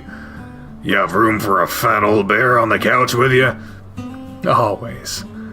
He flopped under the couch beside you and laid with his head in your lap, so you ran your hand through his hair and rubbed his ears. Are you really okay? You were basically held hostage by someone with a knife after she broke into my home. You weren't hurt physically, but how do you feel? An experience like that can be traumatizing. Are we okay, or are we uneasy? I'm okay, Harold. It was a really tense moment, but everything turned out okay in the end. I wasn't hurt, and the situation was resolved. Really, it shouldn't be a problem anymore, so it's not something I'm gonna let bother me. You're really amazing, you know that. Jesus, look at Harold. His sad face without his glasses, his eyes are barely there. Jesus. I don't think I could handle it the same way. I mean, look at me now. Just the thought of, what if something else happened to you? So many things could have gone wrong, and it would have been all my fault. My stomach knots up just thinking about it. Everything's fine, Harry. I'm okay. Nothing really bad happened. But what if? There's no reason to think about the what if, since it isn't. I'm here, unharmed, with you, and that's what matters.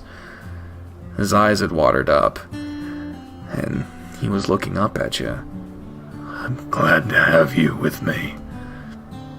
You know, there's a positive side to all this, too. What's that? Well, we know who called the school, and in turn, that also means we don't really have to worry about someone spying on us either. Which means we don't have to be as secretive. Right. We should still be careful on campus, though. Then that's okay. We don't have to do all the sneaking around, though. True. Things can go on as normal, huh? Hopefully. Huh. That is good then. Huh? Now what? Oh, I bet it's Richard. I called him about the window. He said he'd come by to look at it and maybe fix it tonight. He didn't have to do that tonight. I'll go put on some clothes and you can get the door. Sure. Though he might do the work for free if you answer the door like you are now. I don't mind paying him. Embarrassed bear! Embarrassed. Go get the door and I'll be back in a minute. Okay. You peeked through the peephole before opening the door, and sure enough, it was Richard. Hey again, Richard. I got a little too eager. Hey again, Richard. Thanks for coming by. Hey, no problem. Where's the bear at? He went to put on more clothes than just his underwear. Oh, not like I'd mind if he was just in his underwear. This is his house, after all. I wouldn't expect you to mind. While he's getting dressed, I'll show you the window. Sure thing. He led Richard to the kitchen and took down the bag he had taped over the broken window. Yeah, I can handle this, no problem. I'll have to take off some of the modeling so I can slide new glass in and put the molding back on.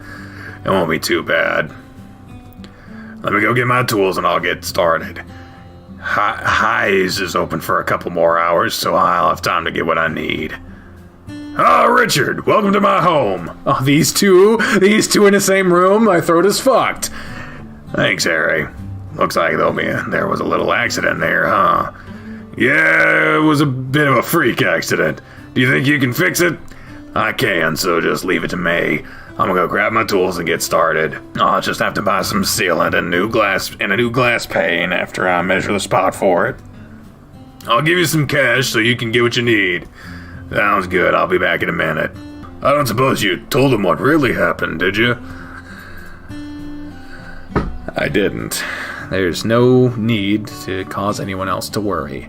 Alright, we'll keep it to ourselves for now. You don't think it'll take him too long to do this, do you? No, I don't think so. Maybe an hour or so. Okay. I'm feeling pretty drained, so I'm thinking of an early bedtime as an order for today. I'm with you on that. Give me like 15 minutes to get the panel measured, and I'll run to the store. I'll go ahead and get the money for you, too. I really do appreciate you doing this now. It's one less thing I have to worry about tomorrow. Don't mention it. We owe you big time. We really do. I have some ideas on what you can do for me. What's that? We'll talk about that after I'm done. For now, let me get to work. I know exactly what's going on in that head of yours. I wonder what he has in mind. Nothing good, knowing him. We'll find out soon, I guess. I'll go get the money for him, and we'll just wait till he's done. Okay. Harold left and joined you again on the couch after a few minutes while Richard did his work. Like he said, it wasn't long before he was leaving to buy supplies he needed to repair the window. As soon as he was gone and the door was locked, Harold sprawled across your lap again. He went back to petting his head like you were doing before Richard arrived, and not 5 minutes passed before he was asleep and snoring softly. Hey, the White Fox Truth subscribed! Yay! And Mark Thorne is also subscribed! Oh, Harold, you weren't kidding when you said you were drained, huh? His fur was soft from his recent shower, and stroking your fingers through it left you feeling calm. You zoned out from everything around you and looked down at him. He looked so peaceful at the time. After a little bit, you heard him inhale sharply through his nose, and his face shifted to a more pained expression. His whole body jolted, and his eyes flew open, scanning frantically around the room before settling on your face. He sighed and nuzzled into your hand, stroking over his snoot. Thomas. You okay there, Papa Bear? You dozed off for a little bit, and you just jumped yourself awake. I was having a nice dream, but things turned sour quickly. We were back at the amusement park on the Ferris wheel, but suddenly Diana was there, and she was pushing us out of the seat at the top of the wheel. I guess I woke up before we hit the ground. That must be why you woke up like you did. Well, you're here with me, and everything's fine. Rolled onto his side, burying his face into your stomach, and hugged you around the waist. He sighed deeply and blew hot air through your shirt. I guess Richard hasn't gotten back yet. Not yet. I don't think it'll be much longer, though. If you want, you can go ahead and go to bed, Harold. I can wait until he's done, and I'll join you. No, it's my house. I need to be around. He scratched over his back and he growled into you, giving you another tight squeeze. You like this? It feels so good. I'll do it some more when we get to bed, then. A perfect way to put me to sleep. I don't want to move. You don't have to. I'll go let him back in. He slid from under the bear, leaving him face down on the couch so you could let Richard in. Notice! Thank you, Notice! Welcome back. You got everything you need? Sure did. Give me about 30 minutes, I'll be as good as new. Looked over to Harold on the couch and back to you. He okay? He's just tired. It's been a long day. Gotcha. That big old butt's a nice sight, huh? Always is. But it feels as good as it looks, doesn't it? Oh, come on. Don't. No, don't find out for yourself. That's not... No. Sure does. You're gonna have to let me cop a feel of it one of these days. That's not up to me. You'll have to ask him one of these days. Just not today. Hey, if you're giving me permission to even ask, you better bet I will. Time for me to go take care of that window. Let him know he can just leave it to me. He can chill in here while I work. Did you hear that, Harold? You leaned against the couch and he turned his head towards you. I didn't. I'm a little out of it right now. He suggests you just stay here and relax. He'll take care of the window. I'll go keep him company, so you stay here. Okay. I think I'll take you guys up on that and just stay here for now. Good bear.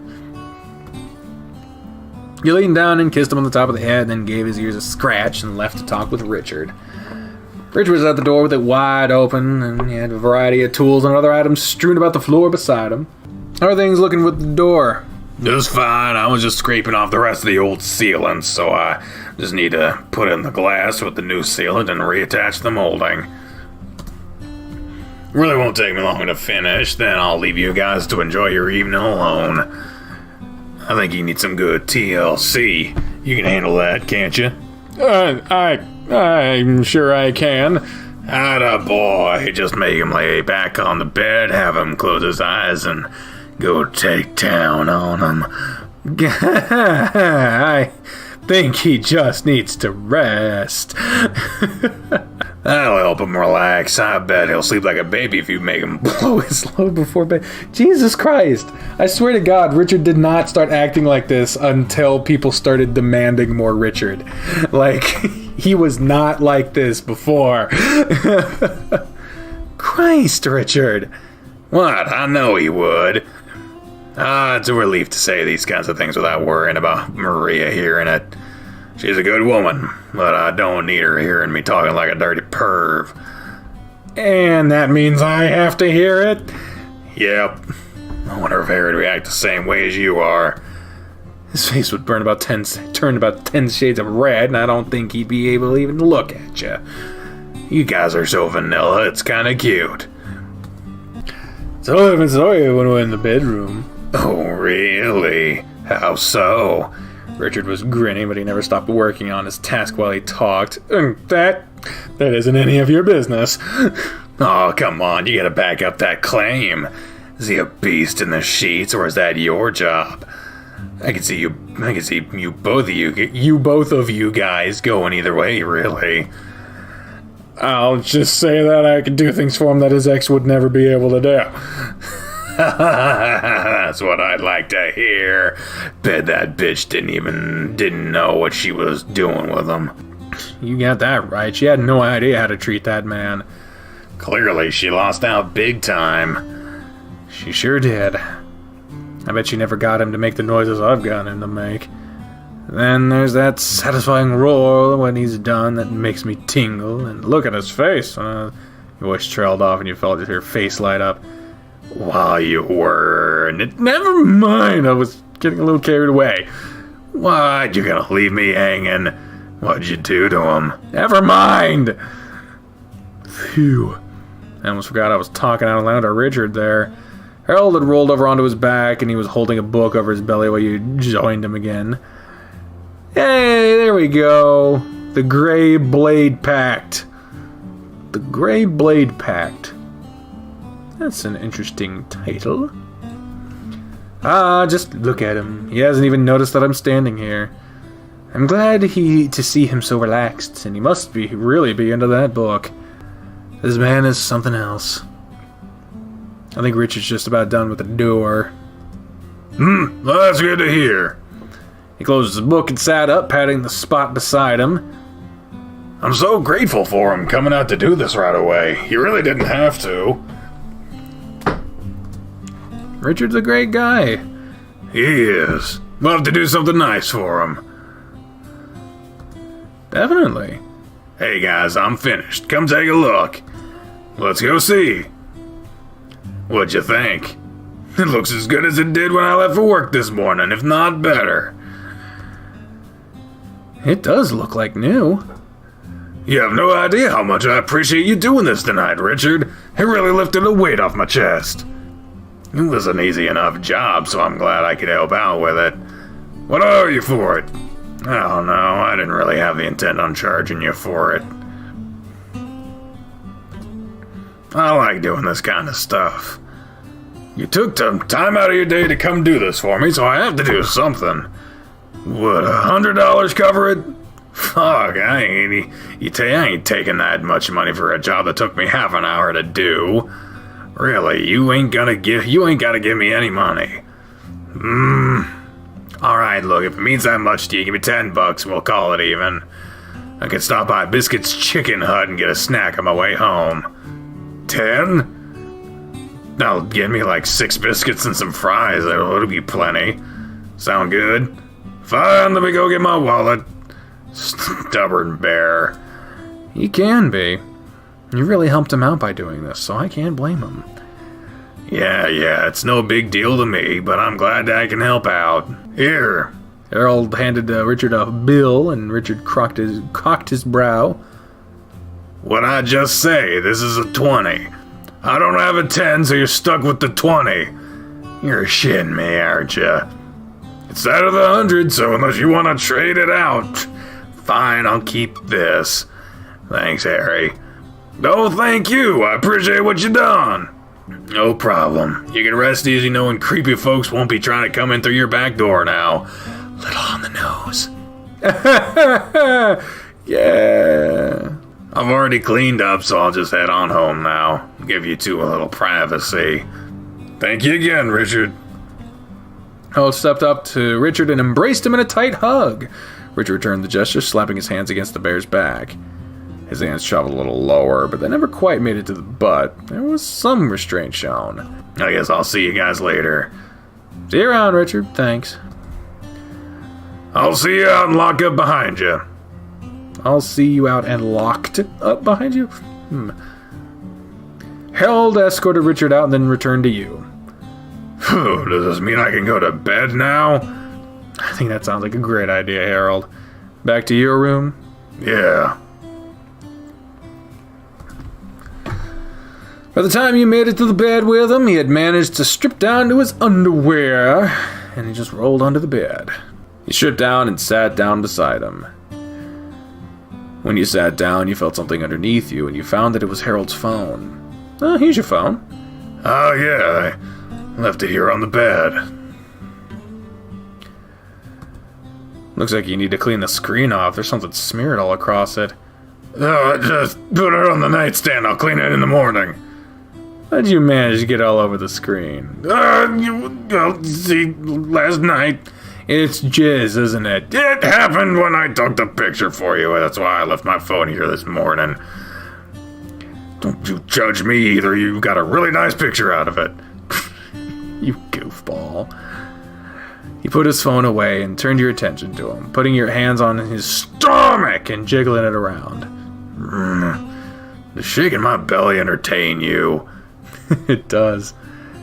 Your fingers slid through his fur and you scratched him slowly, moving your hands all around his big gut. Having my stomach rubbed didn't always feel so good. It's like it got more sensitive as it got bigger. That's how it happens. I didn't think getting fat would make it feel so nice. The furry trail leading up from his underwear urged you to follow it, and you swirled your finger around it in the golden fur before scratching along his underbelly. I'm glad you like how it feels, 'cause I like rubbing it. Yawns! I'll fall asleep if you keep it up. That's just fine. Sleep, Harry. What about you? I'll snuggled up close to you, and I'll fall asleep in no time. Okay. God damn it. Everyone's gonna fucking choose this. You decided to slide your hand down over his tempting underwear, making him inhale loudly. He was partially erect, and you squeezed his growing boner gently. He shifted his body around and grunted. Hey, I don't really think I'm in the mood for anything like this tonight. I'm just so drained, I don't think I'm really up for it. I'm sorry, I just thought it would help you relax more. It's okay, normally I'd be all for it, but it would help me go to sleep, but I'm just not feeling it right now. It might take a little while for me to get off, and if I could even get there right now, I'd just rather just go to sleep. He had withdrawn your hands back to his stomach and returned to rubbing over it. I'm sorry. Don't apologize. My guy down there is sending mixed signals, so it's not like you'd really know. Can't say I blame you either. I would have done the same. It's really hard to resist. Another night, then. Definitely. You continued to rub his stomach, and he rumbled out a content sigh. You know, every time things start to look better, something knocks me back down. Looks like I'm not supposed to be happy or have a stable life. Oh, Harold. You're just a dateable character in a dating sim. Don't worry, eventually your route will have an ending, and things will be good from then on. It'll be relatively simple. But I have you to catch me when I fall. Here to help lift me back up, and you bring much needed stability. Thank you for sticking with me, Thomas. He was looking at you, and little beams of moonlight were washing over him. I love you so much. I love you too, Harold. You leaned over and kissed him, leaving your forehead resting against his. I'll always do what I can for you. Thank you. Now get some sleep. I'll rub your belly until you're out. Okay. He rested one paw on your leg and the other on his chest, so you continued his task of kneading, scratching, and rubbing his stomach.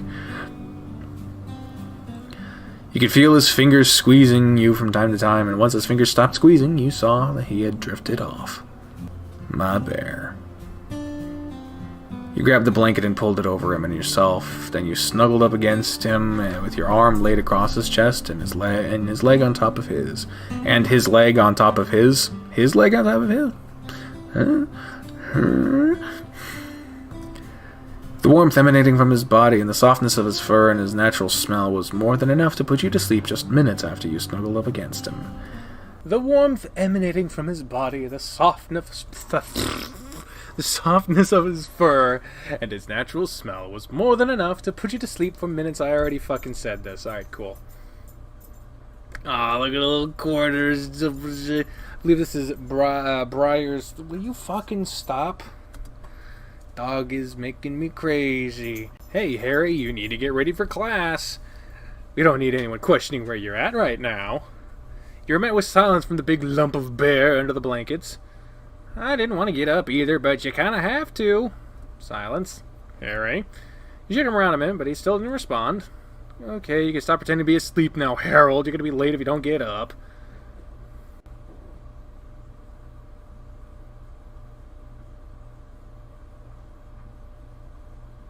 This isn't funny, man.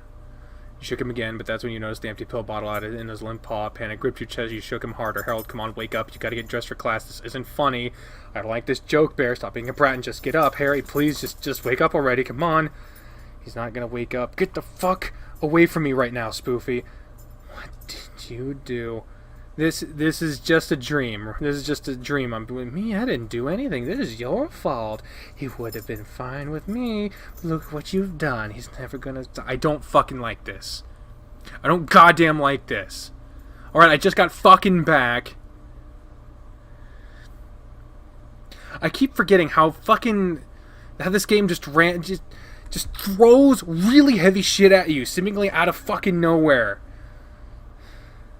Look at what you've done. He's never gonna wake up from this, just like you. You're never gonna wake up from this, and then you wake up because it's a fucking dream. God damn it! I don't want my frustration being misconstrued. One of my favorite things about this game is how it tackles very traumatizing shit within a space that also allows for not just wallowing in it. You know, we need art and mediums to be able to focus on and depict things as traumatizing as near-death experiences and sexual assault and all this other stuff. But god damn it, does it not...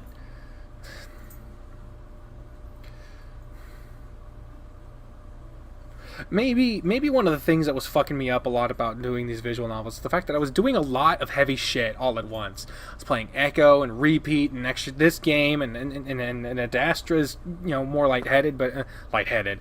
Like I'm feeling lightheaded, Jesus.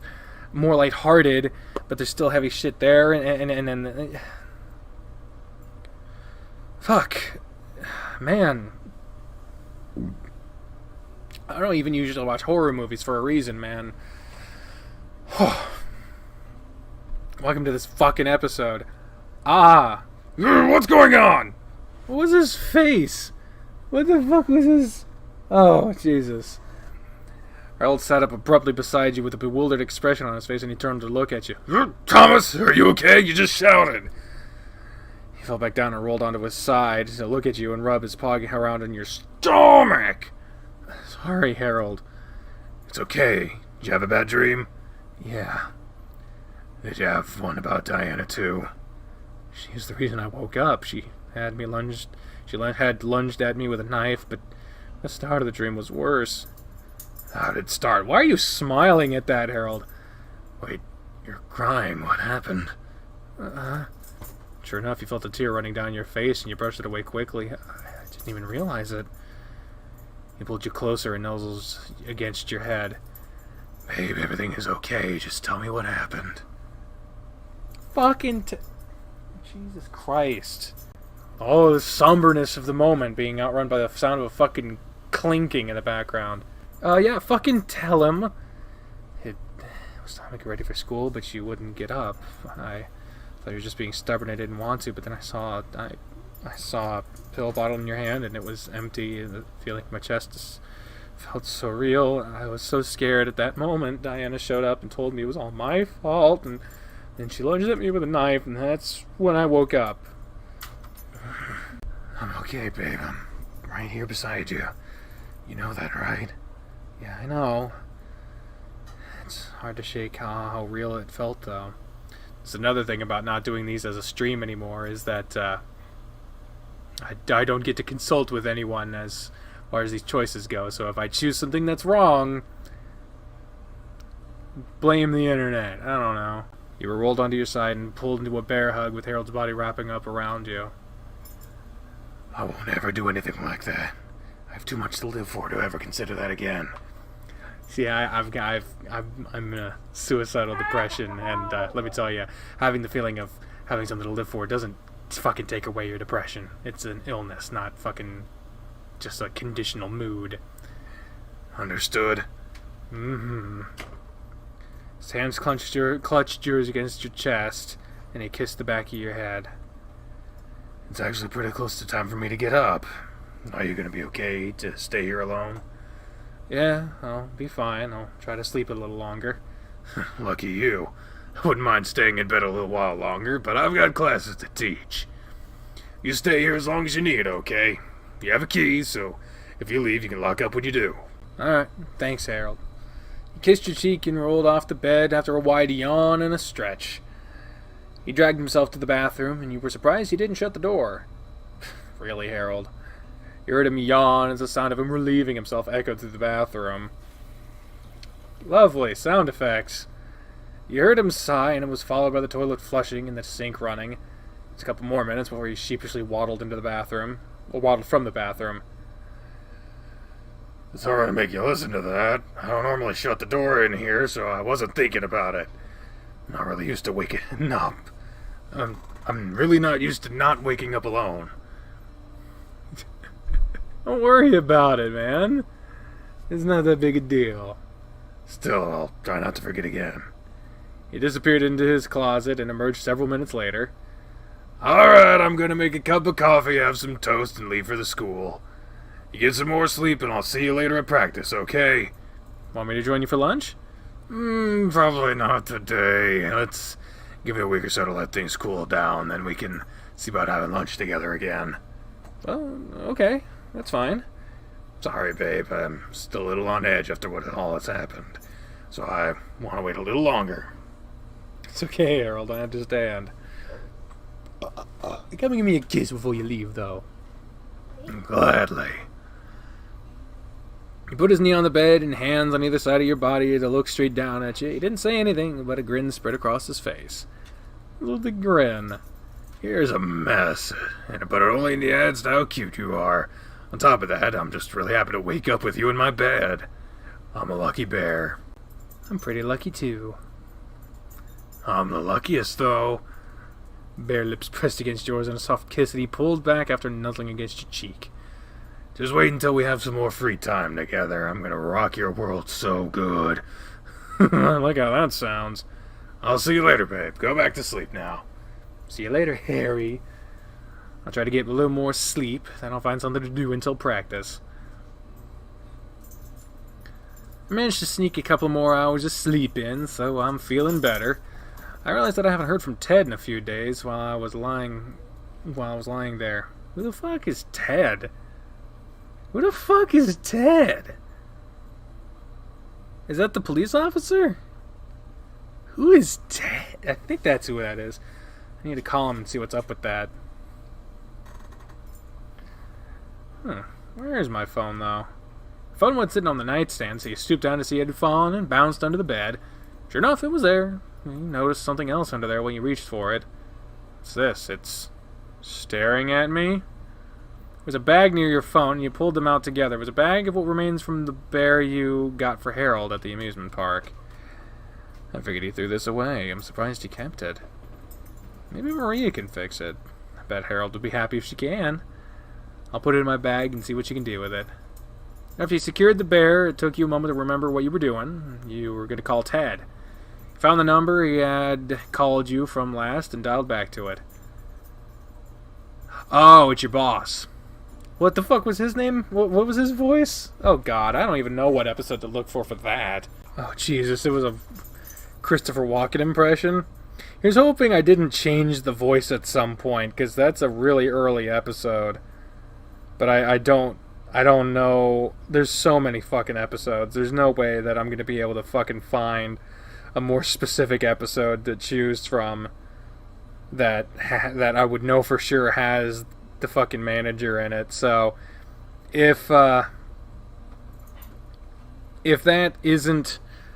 voice isn't a Christopher Walken impression anymore, let me know in the comments and I'll change it.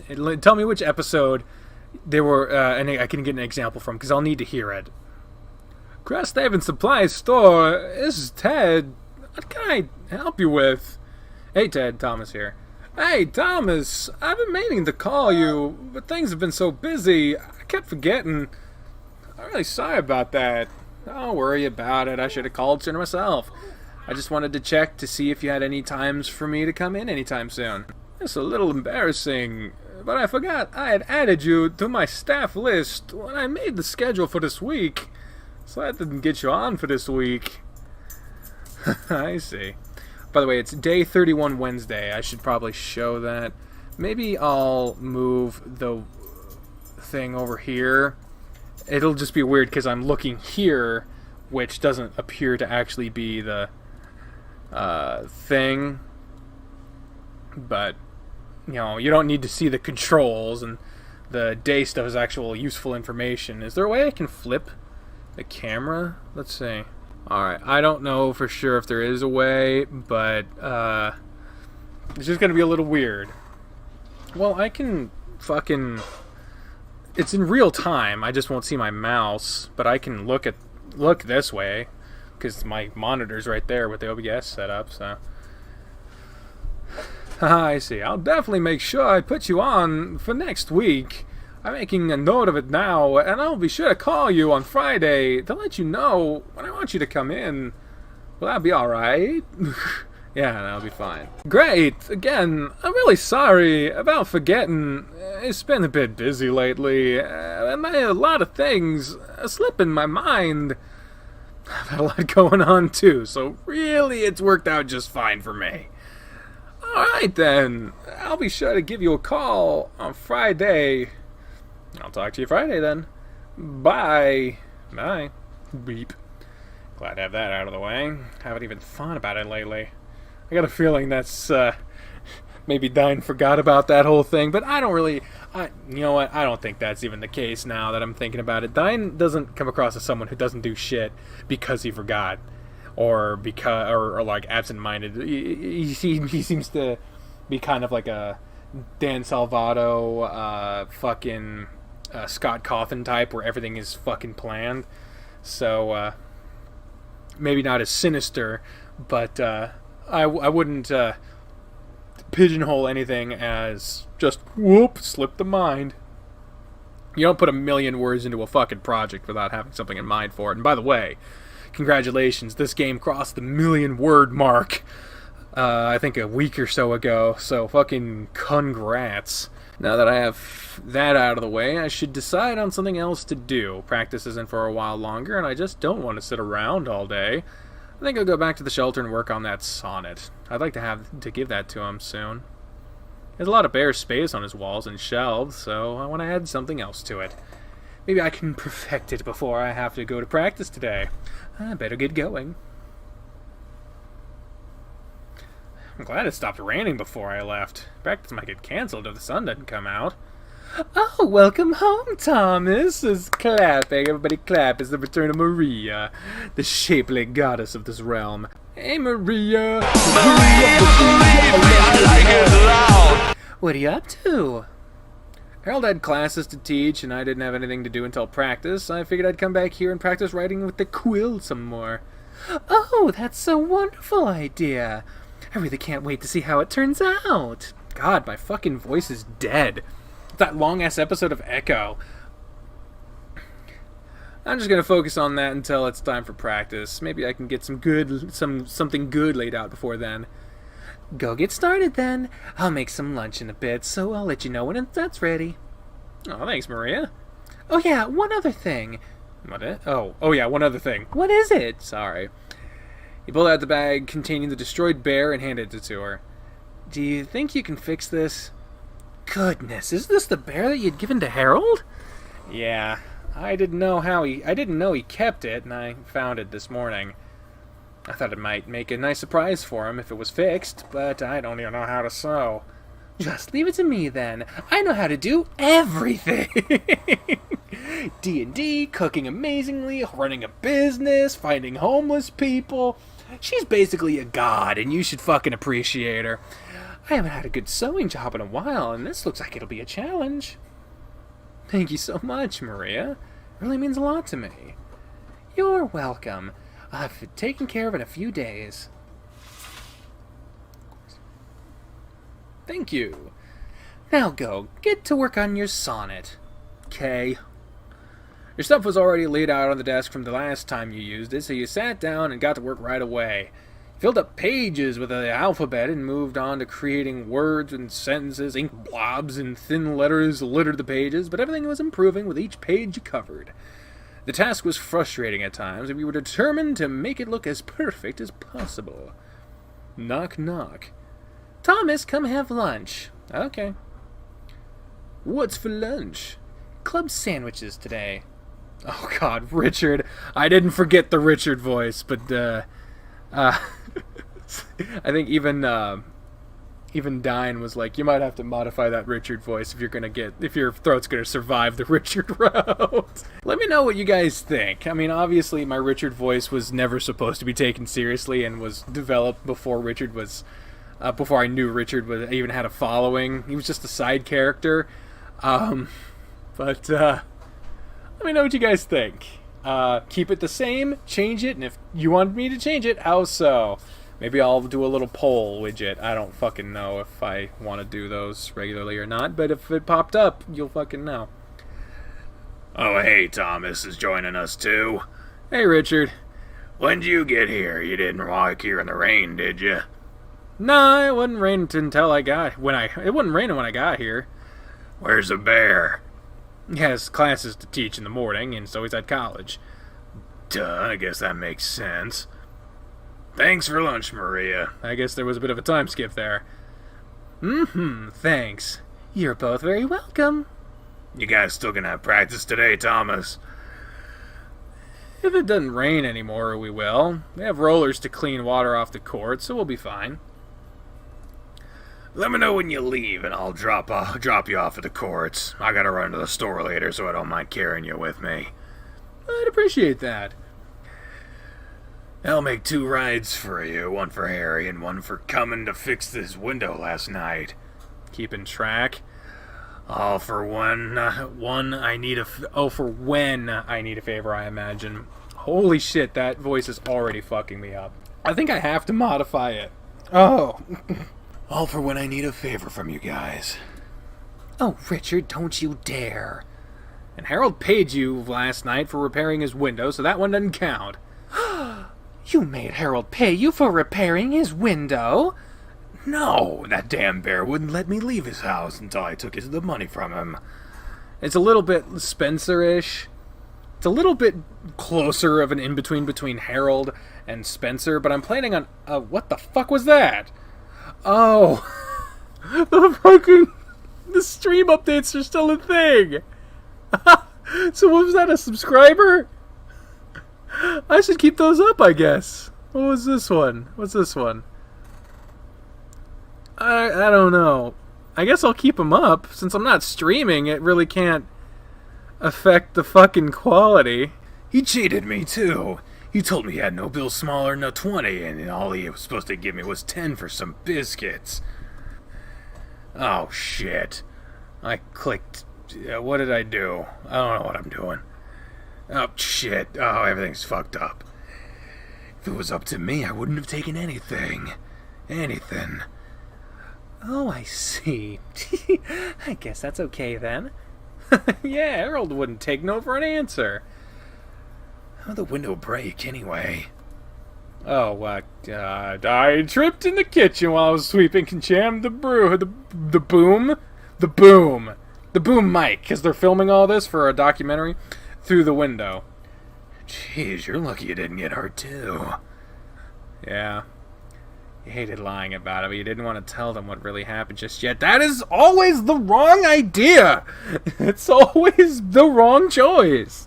God damn it.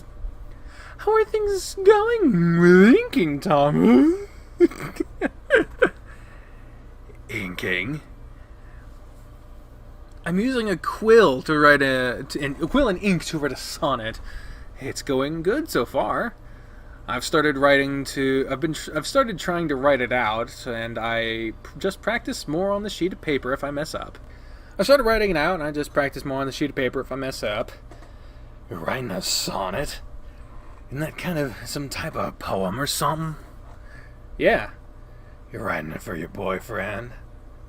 Maybe. Maybe my ass, I knew you were writing for him. Bet it's full of sappy lines and phrases. Richard put one hand up. What is this? Oh, it's a receipt. Put one hand to his chest and raised the other in the air. Oh, Harold, when I look upon your beauty, mine heart quivers and my loins tremble. Each second without you is a struggle, and I long for the day when you never leave my side. Oh, Harold, my heart isn't for none but you. Oh, Harold, how I love thee. Maria, try as she might, couldn't suppress her giggling as she scolded. Now, Richard. I think it's a really sweet and romantic idea. I'd love it if someone took the time to write poetry for me. It's such a wonderful gesture, but I think it's lost on most people today. I think Harold's gonna love it too. Yep. I don't know what that sound was, but okay. You'd like someone to write poetry for you? Mm-hmm, I would. You thinking about writing Maria some poetry now, Richard? What? I ain't no writer. Clearly, concerning what you just said. You saying I can't write? You just said you can't write. I said I ain't a writer, not that I can't write. Then go write Maria a poem and prove it. Maybe I will. Richard shoved the rest of his sandwich into his mouth and stomped off towards his room. Looks like you riled him up a bit. I guess I did. If he does write anything for you, you have to share it with me. Only if you promise you won't tease him for it. Oh, but that's part of the fun. Then I won't show it to you. I promise I won't tease him then. Don't think I'd risk giving him a hard time anyway. That's probably for the best. Once you were done eating, you helped Maria take the dishes to the kitchen and then return to your room. A couple more hours before I need to leave, so let's see how much more I can get done. Whoosh. Oh man, I think I'm done. It's not perfect, but this draft looks good enough to me. I'm pretty happy about it overall. Just need to frame it and it'll be all set.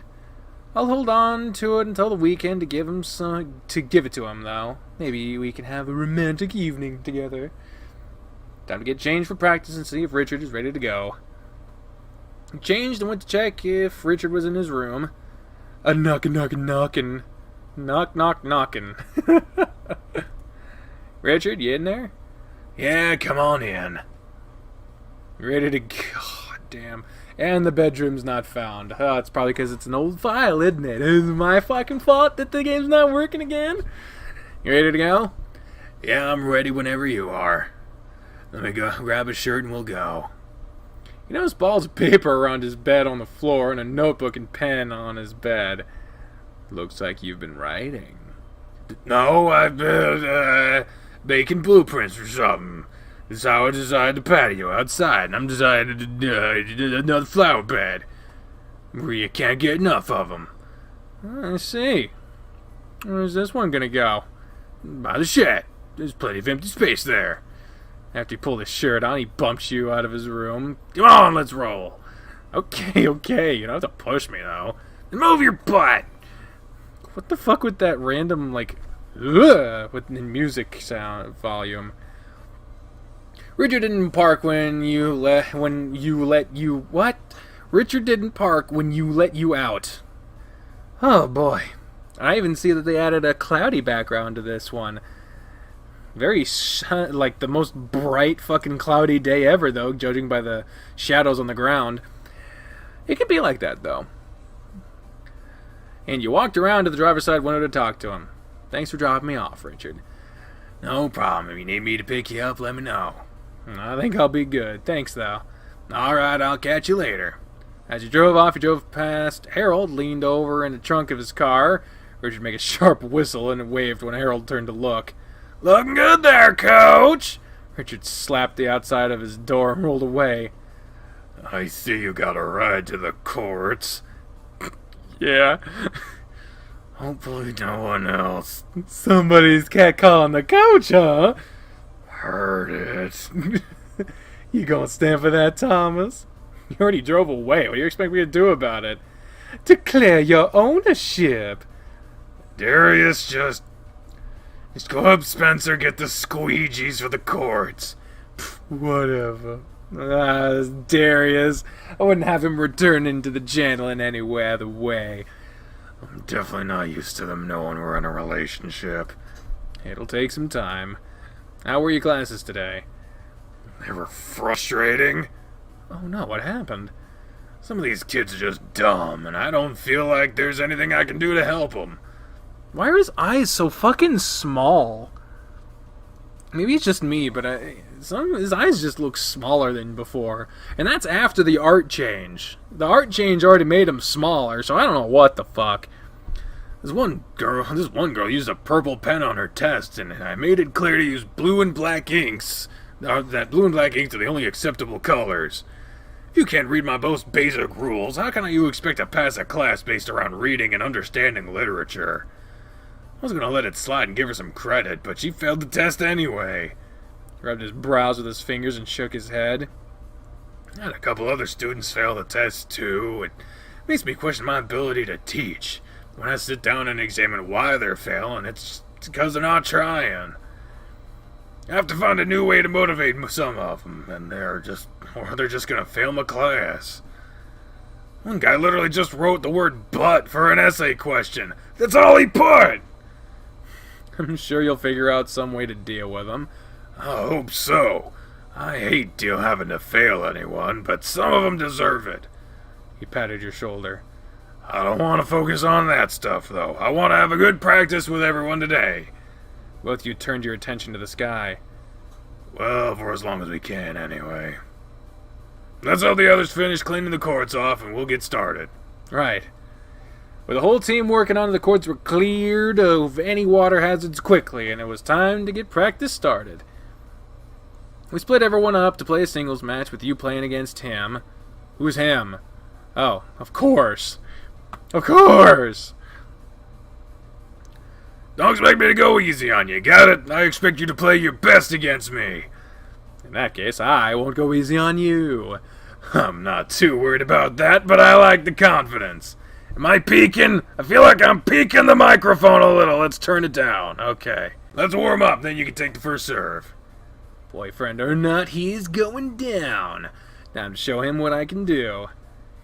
You did a few short rallies with Harold to get ready for playing against him. It wasn't the first time you played a match with him, so you hadn't won any of your past ones. You plan on making today the first. Let's get started now. It's all you. Hope you're ready then. Harold prepared for your serve, but he wasn't ready for you to put everything you had into the first one. He didn't stand a chance of reaching it after it hit the service box and kicked out wide. He looked surprised and gave you an approving nod. The following serves didn't get past him, but you stayed on top of your game and kept the pressure on him. Game 1 went to you after losing only 1 point, and he ruffled your hair around as you passed by each other to swap sides. I'm winning this game 40 to loves, just so you know. I don't know if taunting him is the good idea, but confidence. He likes confidence. He said that, so let's be confident. Shoop. Show me what you got, then. I'm ready for it. Good. Just out of curiosity's sake, let's see what happens if we taunt him. Bring it on, old man. I'll show you, old man. Oh, God. No. Okay. Maybe not that, then. You look mad. Good. You were confident you wasn't going to be able to take every point, but he did anyway. I told you. You put up a good fight for it, though, so don't slack off and you'll get it next time. Don't expect to happen again. And it better not, or you'll owe me 5 laps around the court before next practice. What? Every point you lose on my serve is 1 lap, and if I take them all, it's 5. Don't disappoint me. There's no way he'll make me run laps for that. I don't want to risk it, though, so I better change things up on his next serve. Let's see. You owe me 21 laps after just set 1. You really expect me to run that many laps, do you? You don't think you can handle that? 1 lap around the court isn't really that much. That many laps isn't even a full mile. You'd have to do 24 laps for it to be a full mile. Really? I think you have the wrong thing in your head. I only said 1 lap around the court. I didn't say around all the courts. Oh. I think you'll be fine. Unless, of course, you don't pick up the pace in set 2 and 3. Assuming we make it to set 3. Hey, you almost had set 1, but you let me break your serve near the end. I ended up overpowering you. That means you're gonna have to adjust how you play against me. So it's a good chance to broaden your play style. There's another reason why we might not make it to set 3. All the more reason for you to beat me faster, right? I guess you got that right. He squinted, looking at something behind you. What is it? We might not get that chance. Harold turned and ran off the courts, and you looked off where he'd been looking. You only had a glance, and then you ran off after him. Practice is done, everyone! A wall of rain was moving towards the courts, and you made it to the shelter beside the bathroom with everyone else just before it was on you. Ah, the rain has set in. Whoa, that came out of nowhere. Yeah, it was kind of crazy to see it moving towards us like that. You jabbed the handle of your racket into his stomach, making him step back, guard his stomach from further assaults. What was that for? It's a big idea running off without saying anything. I didn't really think about it. It's just a little rain, so it wouldn't hurt you anyway. Or are you made of sugar? You gonna melt? He grabbed you, smirking as he pushed you back against the wall of the bathroom. I'm not. You're so sweet. I wouldn't doubt it. Let's see. He was leaning in closer, but he stopped when he heard Darius's voice. Looks like Coach is about to start making out with Thomas, everyone. I think he forgot we're all here. Jeez, come on, you two. We all know you're a thing, but have a little decency. Just kiss already. But practice is done for the day. You can all go home now. I walked, so I'm not going anywhere just yet. I'll drive you to your place, so it's no big deal. Later, everyone. Yeah, very good inclusion in that one, in that exchange, Dozer. I guess we're running for it, so bye, guys. You two be careful. I don't want to see either of you show up injured at school tomorrow. Dozer grabbed Chester's wrist and took him running down the sidewalk in the rain. Okay. Come on, Spence, let's leave these two exhibitionists to themselves and go have some fun of our own.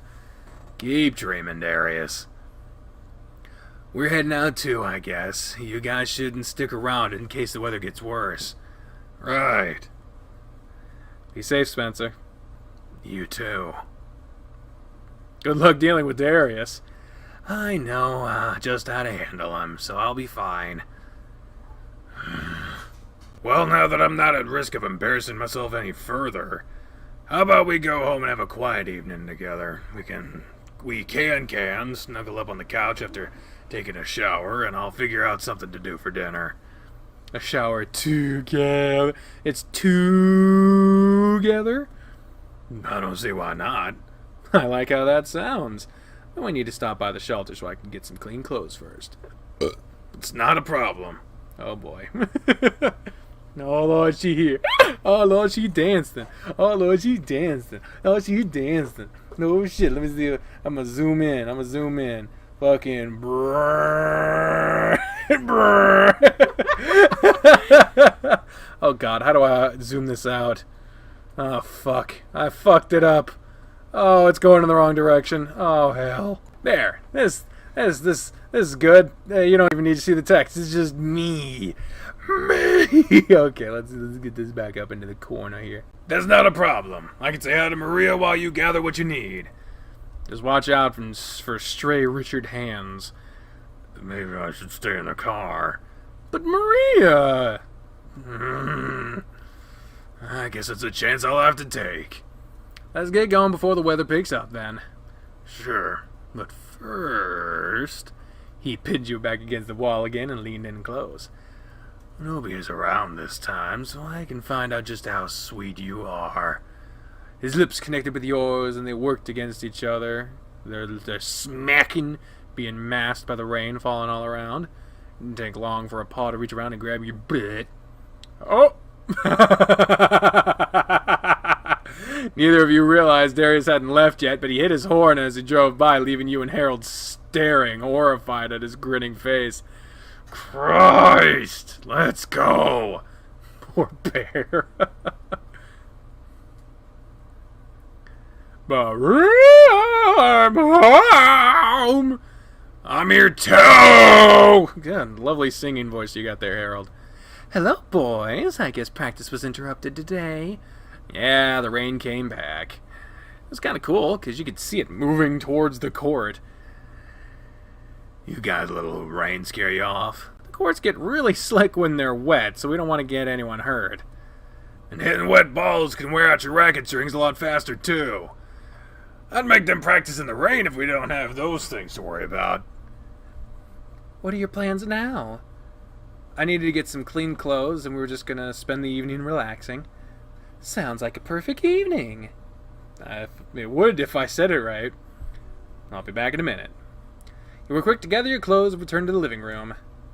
Oh boy. I appreciate the offer, but we'll just wait. What do you think, Thomas? Think of what? What did you do? What did you do to make Harold all flustered? I told him that you guys should just shower here, because I could help make the process go a lot faster. You know, an extra set of hands never hurts when it comes to be such a big feller. I'll be fine to take care of him on my own, right, Harold? He gave Harold's butt a pat and a squeeze. Yeah! You sure? I could go grab another handful of that. He winked at you, but Harold shifted himself around. I'm sure. If you insist. Guess you two should get going, then. Don't need Maria hearing this kind of talk. Don't need her coming back and seeing the stiffy you're popping either, Harry. Really shows in those shorts. Harold barreled out of the front door and back to his car while Richard laughed. Never known a man to get so easily riled up. He's not opposed to the idea, it seems like. Poor Harold. Poor me, you're the one that gets to go have fun with that. Better treat him right tonight. You can count on it or buy, Richard. I'm getting kind of sick of Richard's shit. Like, honestly, Richard never seemed to be like this until he got popular. And got way more intrusive into the stories. Honestly, he's just coming across as like redneck Darius, and it's getting kind of fucking old. But we'll play along because that's what we're supposed to do. You can count. You can definitely count on it. Good man. It's just one thing after another today, isn't it? What do you mean? First the guys see me getting close to you, then Richard noticing me getting hard while talking about us showering together. I must look like a big horny pervert to everyone. Nah, you didn't seem like a pervert at all in either situation. I mean, with Richard, maybe a little, but I can't blame you for getting aroused at the thought of us having both rubbing you in the shower. Even I was feeling it. Really? Uh-huh. As for the courts, it really made me happy to have you react that way, considering the mess you've gone through lately. Wasn't expecting you to show any PDA with me for a while. Well, after today, I've decided to get anyone else and what they think. You're my boyfriend and I want to kiss you and hug you in public, I'm gonna go for it. If something comes of it, I'll deal with it when it happens. And I want you to think the same, okay? Don't worry about hiding your feelings while we're out in public. If that's how you feel, I'm on board. It is. He was quiet for the rest of the way home, focused on driving through the rain. After we shower, I'll probably do some kind of delivery for dinner. I'll have to go to the grocery store after class tomorrow, since there's almost nothing left in the house to eat. I'm okay with that. So, you want to join me? Sure, I don't mind going to the store with you. I mean in the shower. You know I do, Harry. I'll get the towels and you can start the water. Okay. Of course, much like... Why would I expect this game to ever not? But at least now I can censor it properly without having to just cover the whole fucking screen. See how long that fucking gets allowed on YouTube. First episode of Extracurricular Activities back, and there's already a fucking shower scene. Let's see. I think we'll just do warm water. That's a happy medium for us. You still have your clothes on. And you still have most of yours on. I can't help but feel like you came in here like that just to tease me a little. You like what you see, yeah? Ooh, yeah. He shook his body back and forth, making his belly wobble as he tugged his shirt off and tossed it aside.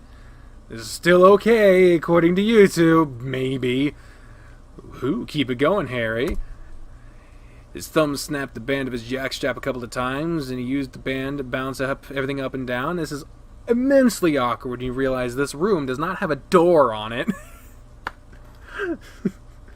And the ceiling isn't finished, so sound just sort of travels. But this is my job, damn it, I'm doing it. Jesus, that is not the picture I want to censor with. Good lord. But now that that's there, I can't read the screen this direction, so I'm going to be looking off over here. I'll just fucking switch the camera back the way it was. Honestly, day 31 Wednesday, you can fucking see it. He teased you a moment longer, then shoved the jock down, letting his corking balls bounce free. It was easy to see the weight behind them as they slapped back against his legs after he hefted everything out and dropped it. You can pick your jaw up off the floor already and strip. Just a couple of fruit bats on screen, that doesn't mean anything. That don't mean anything. You wasted no time tossing everything aside. Too excited to give me a show, huh? Let's just get in the shower already. And they moved, so now they're this. There's only one that is needed. The orange fruit bat did not enjoy much screen time in this episode. He practically dragged Harold into the shower and pushed him into the water. You really are excited. Who wouldn't be getting to shower with you? You just hear all the collective fan base going nuts. Oh, I see Plummy. You see what? The fruit bat. Oh, the plum, yeah. Plummy. Yeah, he's plummy. He's covering up a couple of dicks. Nice. And some penises, too. Ayo! He put his paws on your shoulders and kneaded them with his fingers. Your hands rested on the sides of his stomach, shaking water off of it while you talked. By the way, I also noticed that for those of you who go on these episodes and complain about it being censored, first of all, fuck you. And second of all, I found out that, I'm probably going to say this wrong, Naoki Cooper, they are a much more popular visual novel reader than I am. I believe they're at like 22,000 subscribers. They read in Spanish, from what I understand, but they posted an episode on the Spencer route recently, and then they also posted links for uncensored versions. So if you want to see these kinds of games uncensored, either find people on YouTube that haven't gotten struck with the copyright with the community strike thing yet. Or, more accurately, get the games your fucking self. But if you're too lazy for that, you can also go follow Naoki Cooper on Twitter and find their uncensored episodes on, I think they have like a Pornhub site. So, I'm not fucking doing that. I'm not above it. I'm not saying I'm better than Naoki Cooper. It's not a one-to-one comparison at all. I just don't want to do it because I'm not interested in that. I feel no need to pursue fan service. I'm in this for the fucking story. I know there's, oh, you watch porn for the acting, but I actually like the story here, and I like that it has sex in it. I myself am not a prude. If I was just playing this by myself, it'd be nice, it'd be cool. But I understand this is fucking YouTube, and they don't allow that shit. So I'm playing their fucking game because I don't want to get fucking destroyed on here, alright? So stop fucking asking. Jesus. You know Richard would die to be in here with us. He's made that quite apparent. You're right about that. I think my shower's big enough, don't you? I don't want it to fucking happen. The option is definitely or not big enough, so I'm going to say not big enough. I don't know, it might get a little crowded. Maybe you're right. A 3-man shower would be chaotic. I wouldn't know. Neither would I. Having just you in the shower makes me happy, though. I really enjoy this time with you. I know it's only the second time, but it's really nice. I got a little carried away, too. Both of you are hard at this point, but try as you might, you couldn't avoid having your boners rubbing against each other. If this gets any more steamed, I'm just going to have to skip over this for the video. You dumped soap onto your chest and went to massaging it around your shoulders and chest. You played so hard during our match today, I really thought you had me a couple of times. I did too, but I ended up messing up under the pressure. You tried to force a play or make a move too quickly, and you ended up botching it. In times like that, you just need to step back and take a deep breath. Find a way to focus that pressure and use it to your advantage. If you can get that under control, I bet you'll play even better than going forward. I'll give it a shot. Part of me wishes I didn't play against you today. Why's that? I like watching you play. Watching you makes my heart race. and I really get into the match. You've really improved a lot since you joined the team, and I'm really proud to see how far you've come. Watching your body move across the court, seeing those muscles glistening with you, I get hot under the collar. You felt as okay. I can't help but think about getting to okay. And the porn music. Great touch, Stein. Great touch. Jesus Christ, that is disturbing. I'm not even gonna... Oh my god. Do you see this? Are they docking? Is that what that is? When you pull foreskin over the other dick? Yeah. That's docking? Yeah. Well then, yeah, that's what they're doing. Okay. I've never seen that before. Okay. I haven't actually seen it before either. Like, I knew about it, but I haven't seen it. Yeah, it looks fucking disturbing to me. I mean, hey, if you enjoy it, all props to you, but... I mean, then again, most penises I've seen have been circumcised. Yeah. Yeah, mutilating babies for religious sake, that's awesome. Oh, you fucking assholes. They're talking about Chinese food. I can't afford Chinese food. Fried rice, noodles, egg drop soup, wontons, rangoons, egg rolls, all sort of chicken dishes and more. Motherfucker! I could eat Chinese food every day, and every meal of every day, and never get tired of it. And I swear to God. Okay, we look to be fine now. They are gonna get food, but before they can snuggle in for the night, they're going to we're gonna go over and take a copy of the surveillance footage and put it onto a CD. That's the current plan. And by the way, this office looks immaculate. It looks amazing. I love it. Alright, let's see what we have here. He sat at the desk and pulled out the security footage from the previous day. It didn't take you long to find what you were looking for. There she is, creeping through the side gate. And there she is at the back door. Look, she's picked up a brick to break the window. Stupid bitch.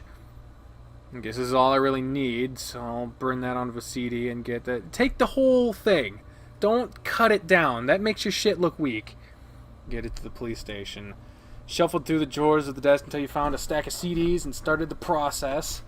While you waited, you got a little nosy and flipped through one of Harold's notebooks lying nearby. That's lovely. That's another story he's been working on the side. A really steamy one, even. Never would have thought about him writing something so porny. Really? In this game? Then again, after the fun we've had, I can't be all that surprised. Flipped through several pages, reading the scene that had been laid out. The way he's describing the main character sounds a lot like his L&L character. It is! His name was Relgor. And the other characters... It's my D&D character name, Radovan.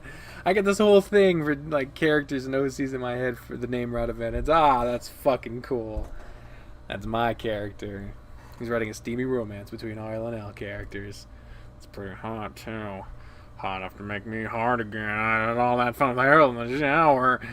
Seems to be a decent amount written down, and I just happened to flip through the page of them fucking under the starry sky. I wonder if he ever intended to show me this. He got carried away reading further just to see what else was going on. Gad, does that mean the food is here? No, it means the fucking earth is ending. What the fuck are you talking about? It's a doorbell, idiot. I got way too wrapped up in reading this story. Disc was ready, so you grabbed it and put everything back where it belonged, and went to join Harold. You should always check the disc to make sure it worked. You're making a lot of mistakes here, buddy. Of course the food would bring you out of hiding. I got a little distracted. Did you get what you needed? Yeah, I'll see about taking it to the police station tomorrow after class. Okay. Go grab a couple of plates and we'll watch TV while we eat. Minutes later, we were on the couch with Harold, dishing out food between plates with a TV show rolling in front of you. I think you ordered enough food to feed a small family. Just right. Or one fat bear. Hell yeah.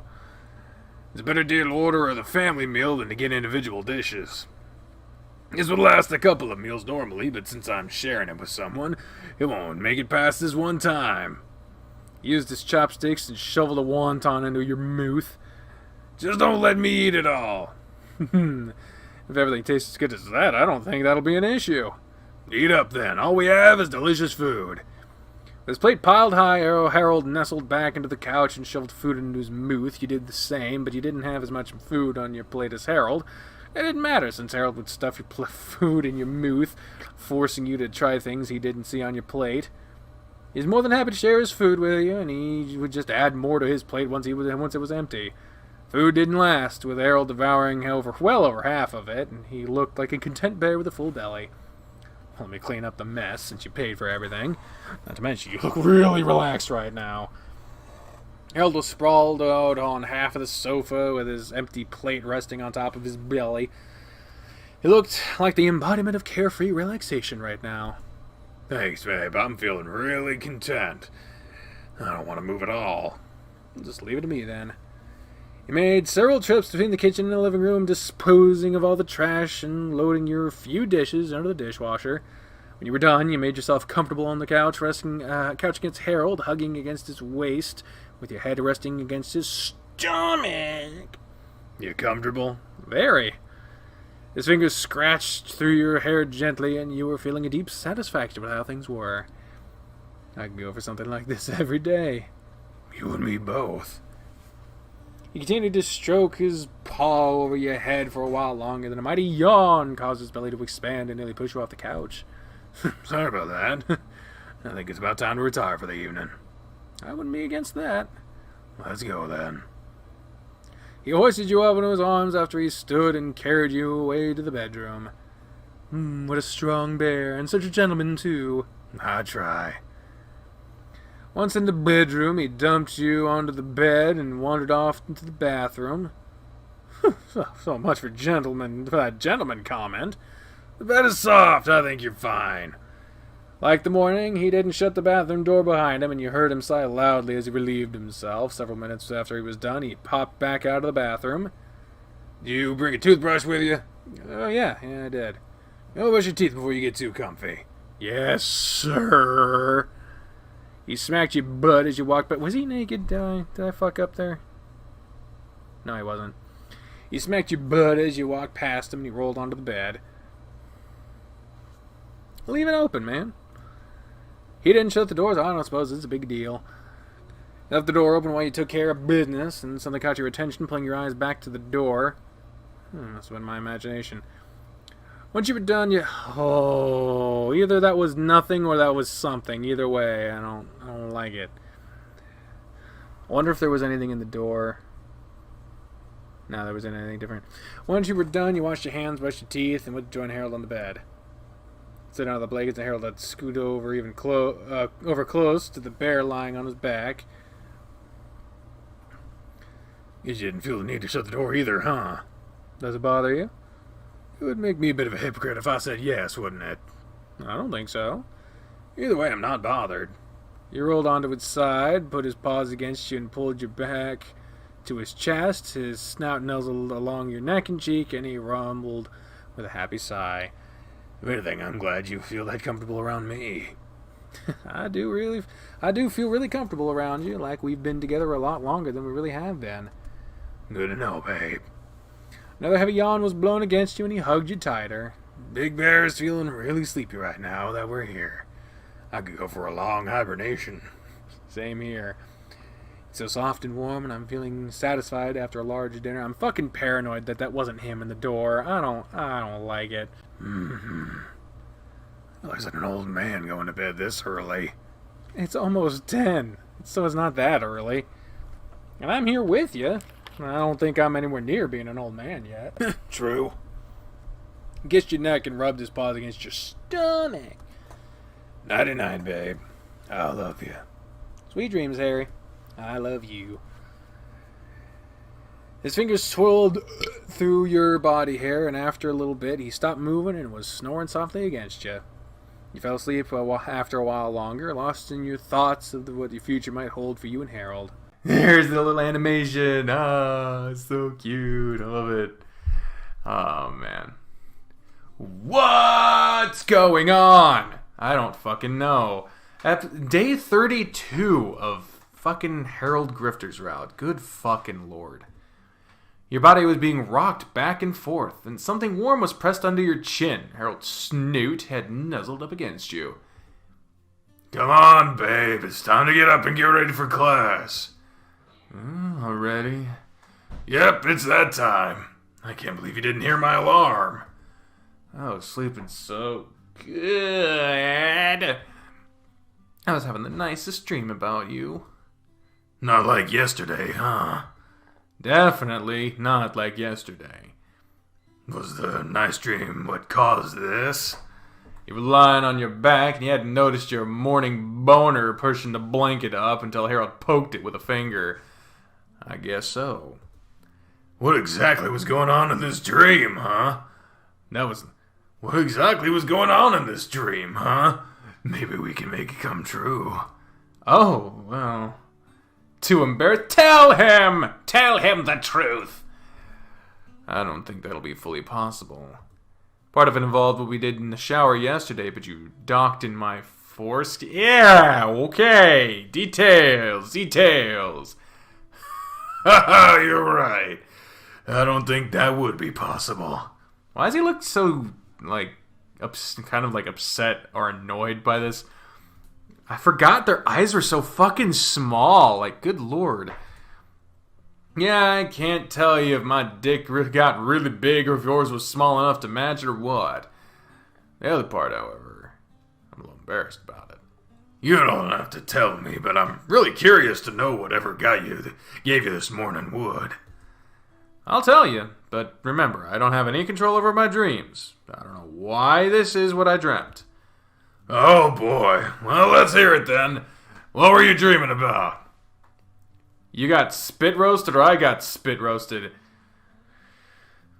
Why would you fucking say either one of the... I can say I got spit... I don't want to fucking get him spit roasted. I got spit roasted. Oh. That requires 3 people, though, so... Who was the... Oh! I was thinking literally. I didn't think about the connotation of that when I was saying it. Okay. Who was that requires 3 people, though, so who was the 3rd person? It was Richard, wasn't it? That's a pretty good guess. And completely accurate. You want the 2 of us giving it to you from either end, huh? I had no control over what was going on. Clearly your brain, among other things, is trying to tell you something. Again, he pushed your still standing tent around. I get the feeling that Richard wouldn't object to it either way. You're probably right about that. Come on, we really should get ready. We still need to eat breakfast before we go. I'll deal with this later. When he stood up and stretched, he turned so you could view him from the other side. He was sporting a full mass erection in his underwear. Looked ready to push free from his underwear until he adjusted himself and stepped into the closet. Guess I need to get up and get dressed too. I'd rather go back to sleep and continue that dream, though. After class, you're going to the police department, right? Yeah, I'll see if Spencer or Richard will drive me there so I can drop off that CD. I hope that'll be the last time I have to deal with her for a while. I don't think we'll be that lucky, but we can hope. I'm sorry to have dragged you into it all. It's okay, Harold. I'm glad I can be here for you. Who knows how things would have gone if I wasn't around. Oh yeah, who knows. I have some things to prepare for class, so I'll be in my office until it's time to start. Alright, I'll just sit out here, all alone. Don't even try that with me. You know as well as I do that Spencer will be here any minute now. That's true. You'll be just fine. He glanced out the classroom door real quick, then gave you a kiss on the cheek before retreating into his office. Silly bear. After I go to the police department, I don't know what else I'm going to do today. Harold will be here until this evening, so it won't be until after 6 or so before he gets home. Should I go back to his place or just spend the night at the shelter? I have a key for his house, so maybe I'll go there. We didn't talk about it, so I don't know. I'll try to find out later. While you were lost in thought, Spencer strolled into the room and sat at the desk beside you. Narrative focus. Be first person or don't. Morning, Spencer. Good morning. You're here early today. I guess you came with Coach. Yeah. Well, just run off and leave me behind, why don't you? Darius walked around Spencer to sit behind you, whipping the husky with his tail in the process. You know how to get here. He left you behind? What were you guys doing? We happened to arrive at the same time. Yeah, we just so happened to get here at the same time. The exact same time. Well, anyway. Spence, can you do me a favor after we're done with class? What do you need? Could you give me a lift to the police station? I need to drop something off. What do you have to drop off at the police station? I'll tell you later when we're alone. What? You can't mention something like that and then not tell me. That's not right. I don't want everyone knowing about this business, though. Please, I'm not gonna tell anyone. I've kept you and Coach a secret, haven't I? You literally outed everyone at the same time during our game the other night. That was a totally different situation, though. Just spill it already. I'll find out one way or another. You might as well share it with us both, or he isn't gonna shut up about it. Just promise that you keep it to yourself, Darius. I swear on my bike. Okay, he's definitely good for it, Thomas. Well, Harold's ex broke into his house, and since he recently installed security cameras, I need to give the police the footage of it. He's pressing charges against her and is getting a restraining order on her, too. So the recording will help. Oh, that's it? I was expecting something juicier. That's pretty extreme, Darius. What was she doing? I don't know if she had a motive or not. Was anyone home when she broke in? No. Nobody was around. Did she take anything? Not that we could tell. She just rifled through his stuff.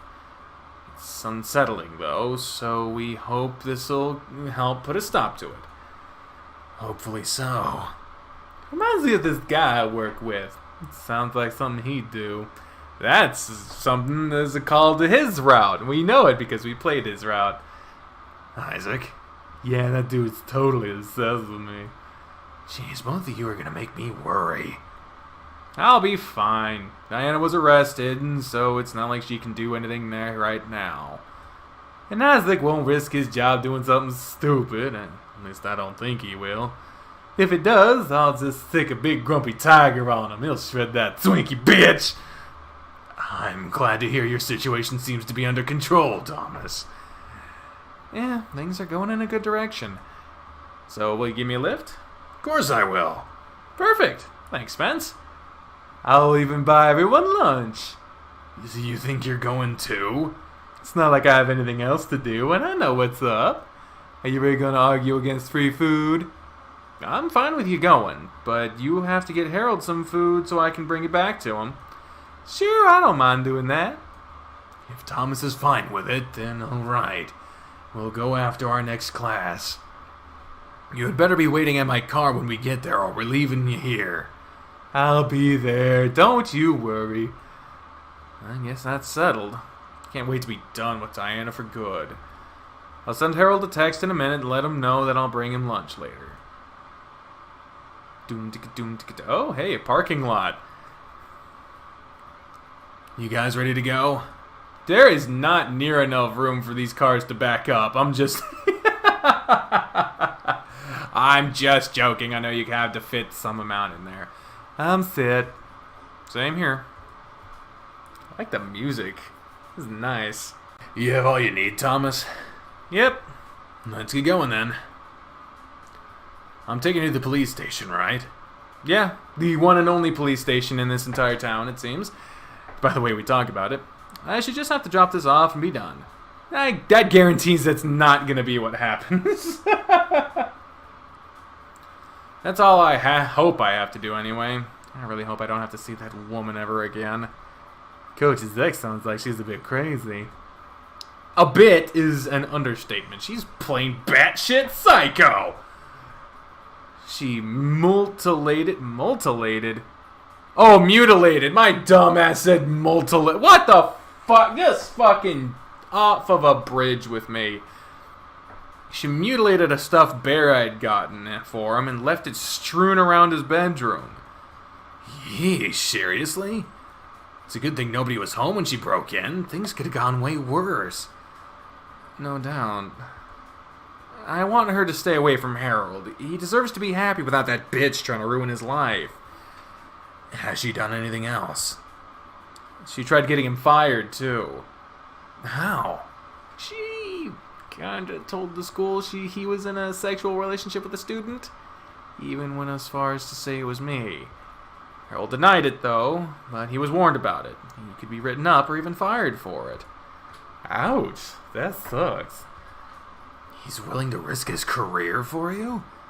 We talked it over. We're just gonna keep things on the down low until I'm no longer in his class. If I'm not in his classes, we're free to date. It's because I'm one of his students that makes it bad. Showing up to school together and taking him lunches and keeping things on the down low, though. Oh, him trying to make out with you in the tennis courts. He said he doesn't care who sees us in public and that he'd deal with it if any problems came up. Sounds like you might need to be the one to keep him under control. You don't want him getting fired, do you? Of course not. I just want him to be happy. You can still do that, but you both need to be more aware of how you go about it. I guess. I'll deliver his lunch to him so things don't seem as weird. No, let me do it! Why you? People will think I'm just trying to have sex with him, so it won't be weird at all for me to do it. I hate admitting that you're right, but that's sound reasoning. I don't like it in any form of writing. It is not a thing about this game in particular, but in any form of writing or media, movies, videos, when a character written by the same writer tells another character that their logic is sound, if the logic isn't sound. Spencer's a grade A, best top-of-the-line student. It would make total sense for him to play it off like he's going to a study hall or a meeting with the teacher or something like that. Not, the teacher that's having problems apparently having sex with students. Let's get a guy who's known for trying to have sex with teachers to deliver him. No, that is not sound reasoning, Spencer. Well, just let Darius deliver his lunch to him, alright, Thomas? Yeah, alright. I'm sure he'll understand, too. Tell him first! Tell him first. Good. The police station was only a few minutes from the school, so it took you no time before you were there. Here's the station. If you think you might take longer than expected, let me know. Hopefully it's a quick in and out. Just like... don't say that. I almost made a joke. Oh, geez. Okay, so this has not gotten a custom art yet, but it had to be really blurred because there's some actual pertinent information here. Who do I give this to? I don't remember what the officer. Thomas? Oh, it's Officer Gurr. Captain Gerber is, Officer Gerber. I'm glad you're here. What brings you to the station today? I just needed to drop off the security camera footage from the other day. Oh, excellent. Thanks for bringing it by. I'm sure a judge will have no issue granting you or Harold a restraining order with this evidence. How much longer will that take? It should be straightened up sometime next week. And what about the whole assault on me? It's possible that we can have that taken care of next week, too. Just so she's out of your hair completely. That'd be fantastic. The sooner we're done with her, the better. I'll do whatever I can to speed the process along. If there's anything else I can do to is there anything else I can do to help while I'm here? First typo back. There isn't right now. I'll be in touch with you as soon as I need something. Alright, I'll be off then. Thank you for your help, officer. You're welcome. It's what we're here for. Take care of yourself and that bear of yours. Of course I will. Look at that smile! Look at that smile! It's so great! When you got back to the car, you could see Darius through the window and his hands on Spencer's neck as he fell back on his seat as soon as you opened the door and climbed in. Oh, good, you're back already. All done? Yeah, there wasn't anything else for me to do at the moment. Any clue about what's next? You just have to wait until they contact us again. I guess the next step will be a trial or something. Ooh, you have to testify? I don't know. I don't know how any of it works. If he was a witness to anything and a trial is held, he might have to. That means I'd have to see her again. You clenched your fist against your leg and just stared out a window. A paw rested on top of yours, and you looked over to see Spencer staring at you. You alright? Yeah, I'm fine. Let's go get some lunch now. If we hurry, we can get back to Harold before his next class starts. Fast food, burgers, and fries it is, then. Thanks for doing this, Darius. No sweat. You guys can send me a dual dick pic or something later. Just take the coach's food, Darius. Sure. I'll find you when I'm done, Spence. Lying is such a pain sometimes. Not the truth. Now that he's gone, you can tell me what's bothering you. What do you mean? Did something else happen that you're not telling me about? Yeah. What happened? The break-in happened a couple days ago, and I was in Harold's house when it happened. Oh man, seriously? Yeah. I panicked and went to hide in his closet. And you're only just now coming out of the closet? Spence! I'm sorry. Just trying to keep the mood light. Anyway, while I was in the closet, I called the police. Diana heard me, though, and when she found me, she was holding a really big knife. Dude, what? She went on some crazy rant while I stood there, and when the police showed up, she cut herself with the knife. She said I entered her house and attacked her. I was handcuffed and taken to the police car until Diana's wound was treated. The officer had shown up was the same one we reported the prior break-in to, so he knew the situation. Not only that, but he heard her rant because I never hung up the phone. He arrested her. She freaked out and tried to run. Officer Gurr ended up tasing her, and that's how things ended. And this happened just a couple of days ago. Yeah, on Tuesday. I'm glad you weren't stabbed or something. I didn't know his ex had gone off the deep end like that. It's crazy how fast she spiraled out of control. Well, look, you know I'm here for you if you need me. I'll help however I can, even if you just need to talk with someone. That's some heavy stuff to have to deal with, so don't ever hesitate. Thanks, Spence. I don't want to drag Harold down more than he's already been. So if I need to vent, you might have to be the one. I'll be more than willing to listen. I care a lot about you, so I'll do what I can for you. I'm happy to hear that. Knowing I can depend on you means a lot to me. Whenever you need me. What are you gonna do now? I'm not sure yet. I'll head home and try to relax a little while, I guess. Not sure if I'll do anything else today.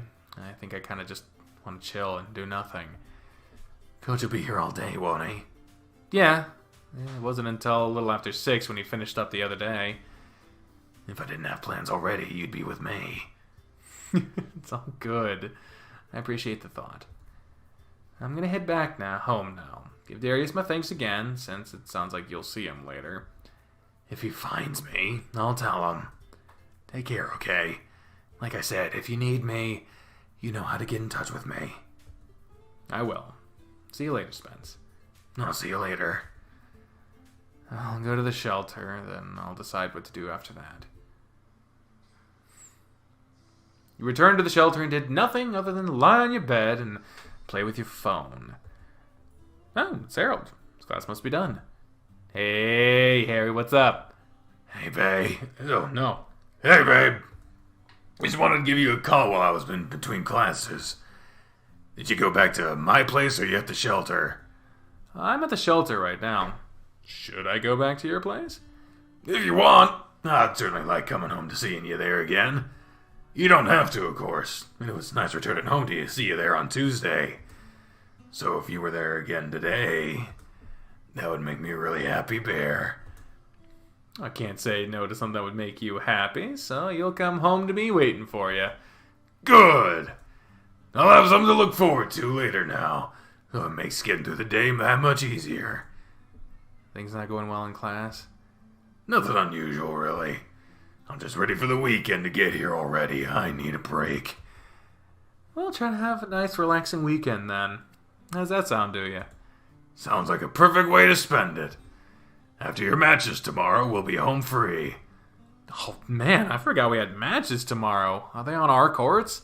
Yeah, we'll be playing at home. Whew, that's good at least. I'll let Maria and Richard know in case they want to come watch. If they'd come to cheer for us, that'd be great.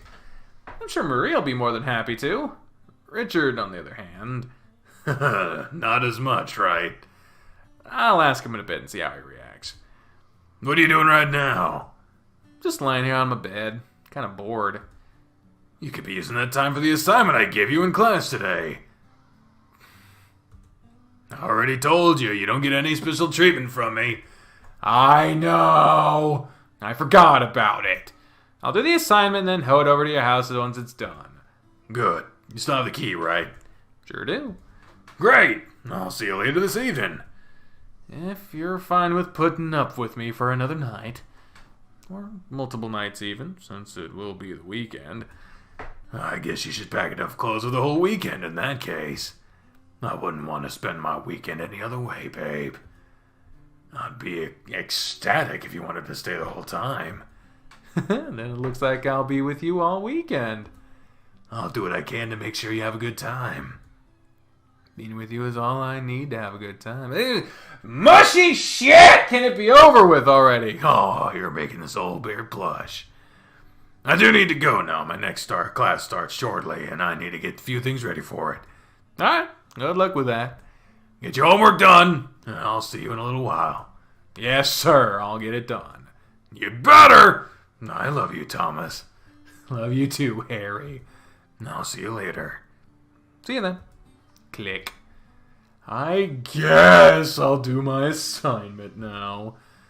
Maybe I should argue against doing homework because I'm homeless and it's offensive to me. What the fuck does that mean? What the fuck does that mean? I wonder how you'd react to that. He'd either fail me or feel guilty if I was convincing enough. If I think about it, I'll bring it up to him later. I'm still gonna do the assignment though, so I should get started. Huh? It's Harold already. By the way, here, I actually took this the day I took the selfie for you a while ago. I was too embarrassed to send it then, but it'll give you something to look forward to. Okay, well, that really doesn't reveal anything. It's just an accidental crotch shot, so that's fine. Must have been thinking about more than just taking a selfie that day. Oh yeah, definitely something for me to look forward to. I can't wait. Winky face. You know I won't be able to focus on work now thanks to this. I'm sorry, I knew I shouldn't have sent it, especially while I'm at school. Delete it, and I'll show you for real later. That won't help me focus either! Delete it! I love you! Going to class now! Love you too. Okay, gonna try focusing on homework. Homework is done and clothes are packed. I guess it's time to head to Harold's. He won't be there for a couple more hours, so that'll give me a chance to clean up any messes we've left. I wonder if Richard would mind taking me over there again. I would have a whole bag to carry this time, so let's go find out. A knock. A knock. I'm gonna go ahead and preemptively get a fucking drink of water for this shit, because who is it? It's me, Richard. I don't know nobody named me. It's Thomas, smartass. Oh, come on in. Oh, Richard's room was not found. Oh, God. Richard was just lying on his back in his bed when he entered his room. What's up, dude? Need me to take you back to your bear's place? How'd you guess? Unless you're here to make me an offer with some shared fun with him, I'm still waiting for my invite. Not hardly. Not yet, anyway. Your first guess was right. He wants me to spend the weekend with him, and I'm getting ready to head back over there. I'll walk if you really don't feel like taking me, though. It's not that far. I'm pretty busy right now. I don't know if I have time. He yawned and scratched his belly idly. Don't let me interrupt your busy schedule. I can just walk. I'm kidding, you know. It ain't no biggie to carry you over there. And I owe Harry for giving me that money the other night, after pulling a fast one over on me. Okay. Yeah, it's fine. You sure? I really would hate to disturb whatever important plans you had planned. I'm sure it ain't no big deal. Let me put on some pants and I'll take you over there. Are the pants actually needed? I don't reckon they are, but it'd be awkward if I got pulled over for some reason. I get the feeling there's at least one officer that might appreciate his lack of pants. I suppose you got all your stuff ready and you're ready to go. Yeah. Alrighty, let's get then. You ain't gonna break any other windows today, are you? I'll try not to. If you do, just give me a call and I'll come on and take care of it again. Thanks, Richard. Thanks for giving me a lift again. I really appreciate all you've done for the both of us lately. You're good, dude. You guys are good for each other, so I'm glad I can do something to help you out. I don't suppose Harry's here, is he? If he was, I would have just had him pick me up instead of bothering you. Yeah, good point. In that case, you should greet him with something good. What do you mean? Sprawl out naked on the couch or wear nothing but an apron. Let him know he's a hard-working guy and you're there to treat him right when he gets home. I think he'd enjoy that. That's why you should do it. He's gonna bring someone home if you do that shit. He's gonna be like, oh, to show you whatever. I don't know, some shit. Something would fucking happen. Maybe I will. He deserves to wind down and relax after a day of teaching. Exactly. Now go get yourself ready. Thanks again, Richard. You're welcome. Just give me a call if you need something else. Anything else. Will do. See you later. Later. Hey, you're not telling about the matches. Aw, you fucked up. Back here alone. You checked the back door to make sure it was locked, and it was. It seems alright.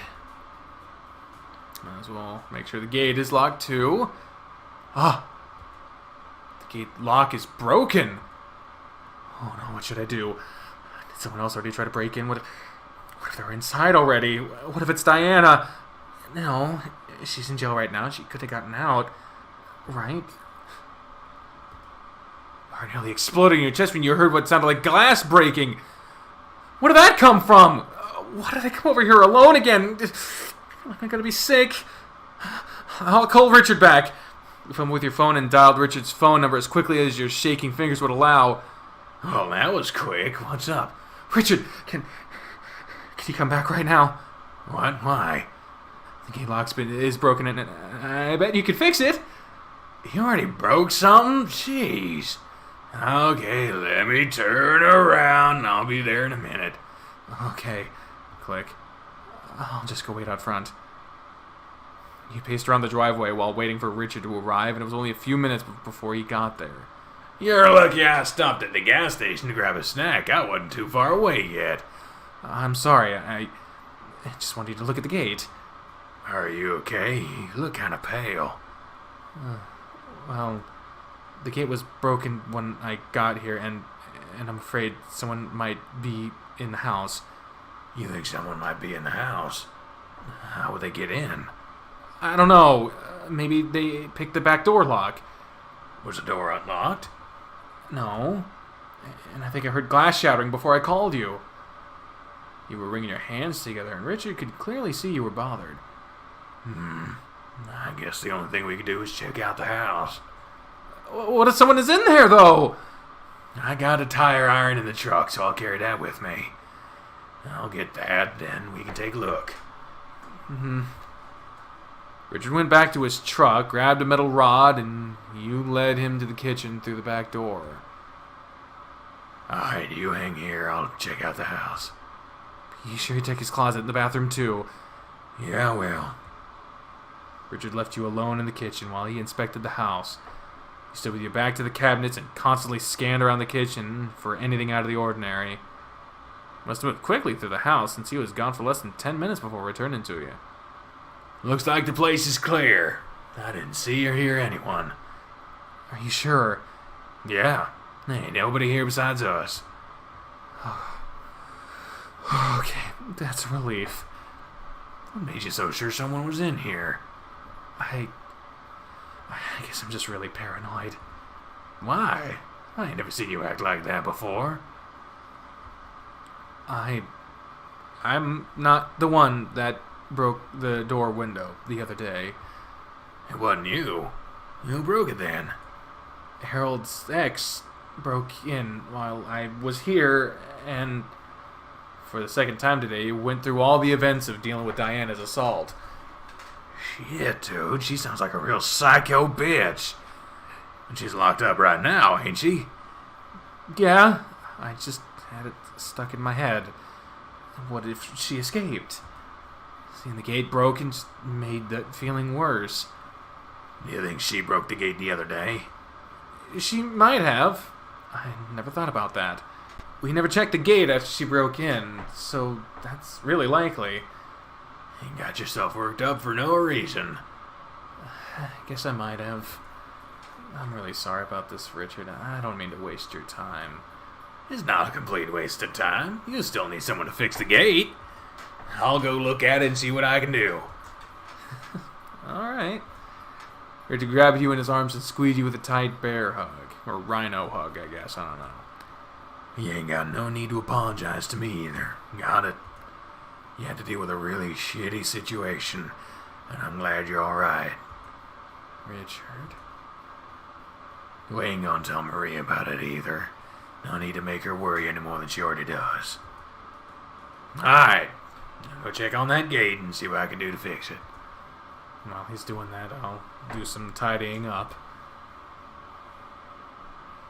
I hope Harry don't mind me snooping around his house and fixing his gate for free. You only have to worry about him not paying you for the repairs. He'll come after you for that.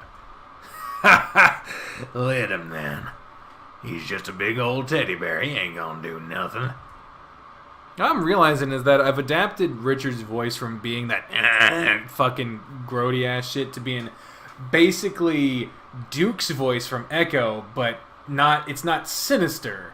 So it's still a little fucking weird and creepy, but it's not quite as bad. I don't know. I don't fucking know. He has his moments of being a snarly bear too, so you better watch it. No, I don't believe it. Besides, I bet your ass I could calm him down if he ever got snarly with me. I know just how to handle him. I can only imagine what you have in mind. And I'll show you one of these days exactly how it's done. Now isn't that time, though. I'm gonna go now. You better get ready to show him what's what when he gets here. And he should be here soon, too, so... I know I've said it a lot today, but thank you again. You've done a lot for us, and it means a lot to me. Are we ever going to get an explanation for that shattering glass sound? You're welcome. If you keep getting in trouble, I guess I'll just be there to help you out. That's what friends do, right? He pulled you in for a hug just like he'd done earlier and squeezed you tightly. This time, however, his hand fell farther down your back and squeezed your butt, which is apparently just okay to do in this fucking world. And his other hand pulled your face close to his chest. Not as soft as Harry's, but still feels great to me. Richard, stop! Harold's gonna come right in. I'll leave the rest of the bear then. I'm out. See you later. Drive safe, Richard. You saw Richard out and locked the door behind him before returning to the living room. Harold will be here soon, but I don't feel up to doing what Richard suggested right now. I just have to tell him about the gate, and he certainly won't be set. That certainly won't set the mood. I think he'll be satisfied with a big hug and just me being here. You dropped onto the couch and turned on the TV, waiting for Harold to walk in through the front door. Half an hour passed, and he still didn't show up. Another half hour passed, and you were getting worried. He should have been home by now, and he's not answering my calls again. Called me on his phone earlier, so I know it was with him. Where are you at, Harry? Again, your mind was wandering to the worst possible scenarios, and you jumped when you heard the rattle on the front door. Door didn't open, though. Is someone at the door? As you approached the door, it was yanked open, causing you to stumble back. Ha! Whoops, sorry, babe. Didn't realize you were at the door. He had more bags than reasonably possible clutched in his paws, and he waddled off towards the kitchen with them. Shut the door for me, please. Did what was asked and followed into the kitchen. Noticing there's like a theme with a few of these routes, which is, you know, a better relationship, but also like permanent scarring. Sorry, I'm a little late getting back. My trip to the store was supposed to be a fast one, but I got carried away picking up groceries. I was getting really worried about you. Why didn't you answer my calls? I'm sorry. I remembered to take my phone with me today, but I forgot to charge it this time, so it died not long after I talked to you. I didn't mean to worry you. I'm just glad you're home now.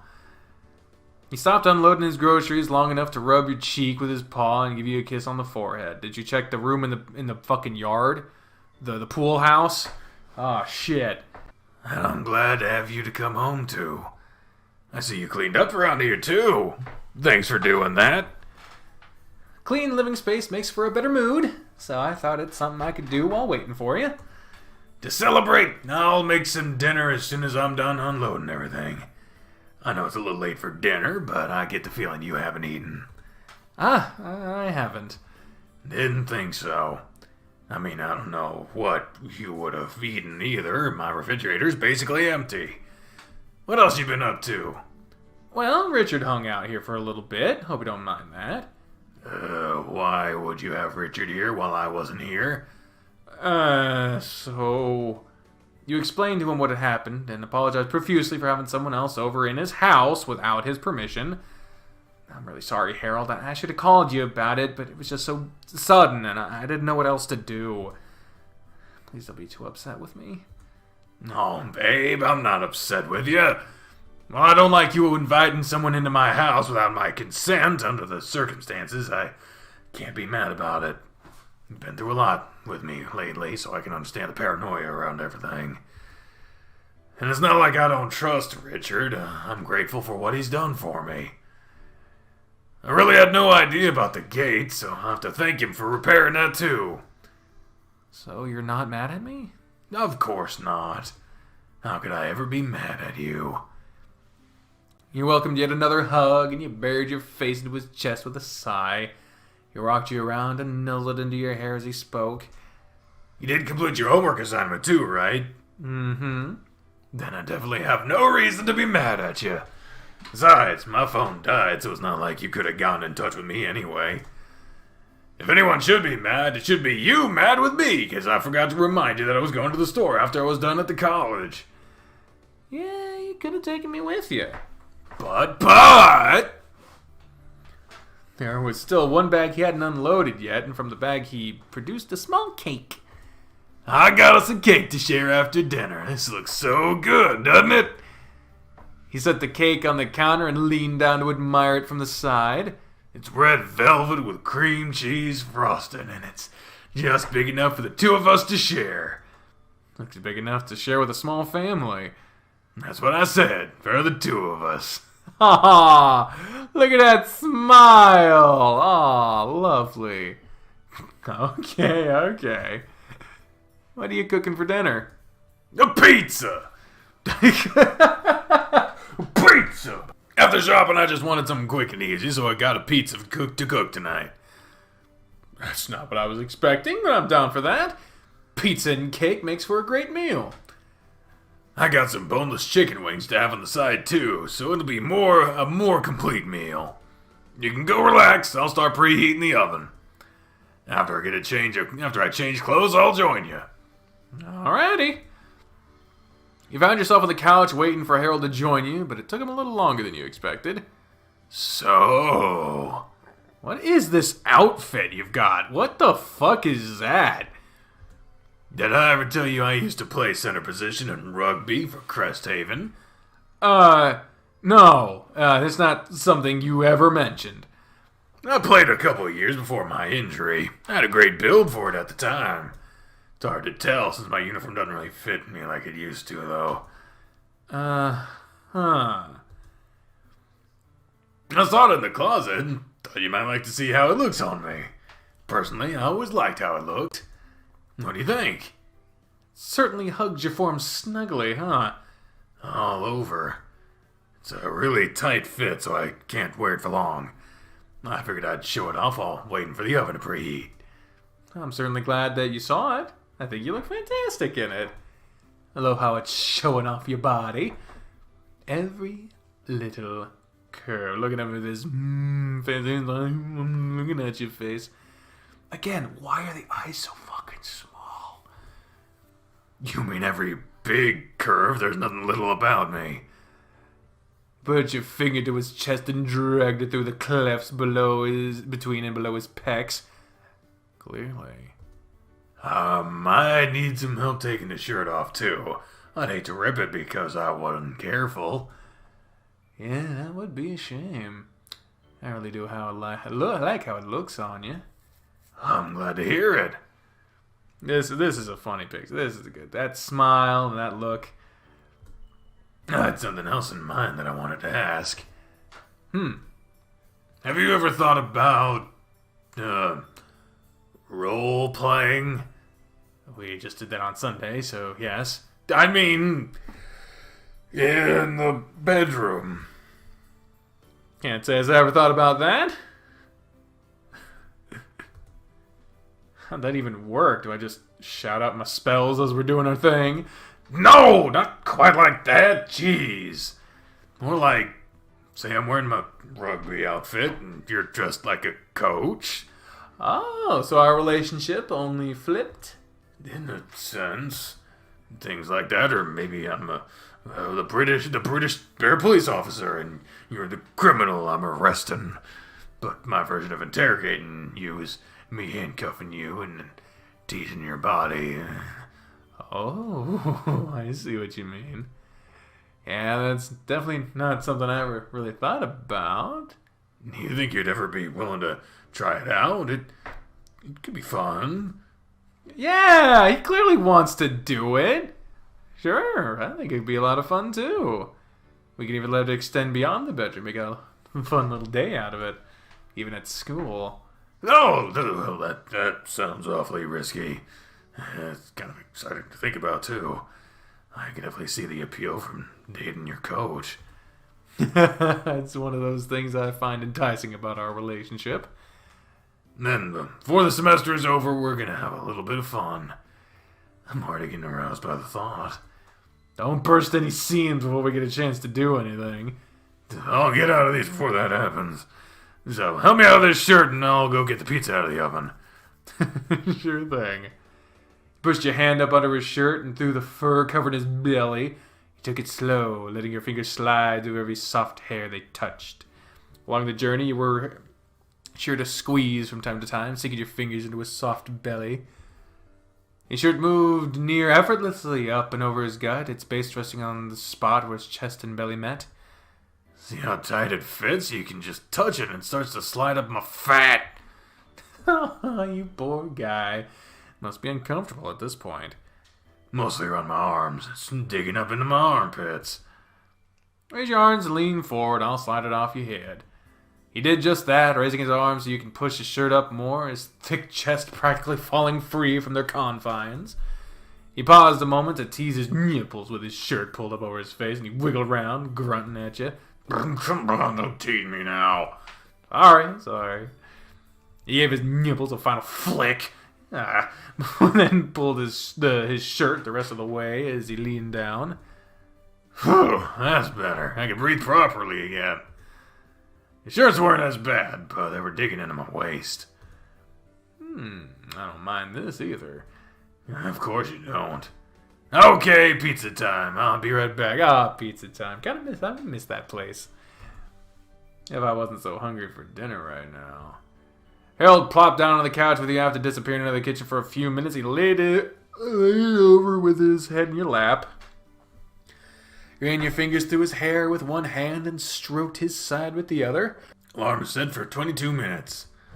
Not too long, then. You might hear my stomach grumbling because I'm hungry. I have plenty of food now, so you don't need to worry about that again. Help yourself to anything in the kitchen whenever you're hungry. I got a variety of snacks and things for quick meals. Just make sure you don't eat all the snacks. I'll eat as many of them as I want. If you're too slow, that can't be helped. You squeezed his side and jiggle him around. Just gonna add out all this, huh?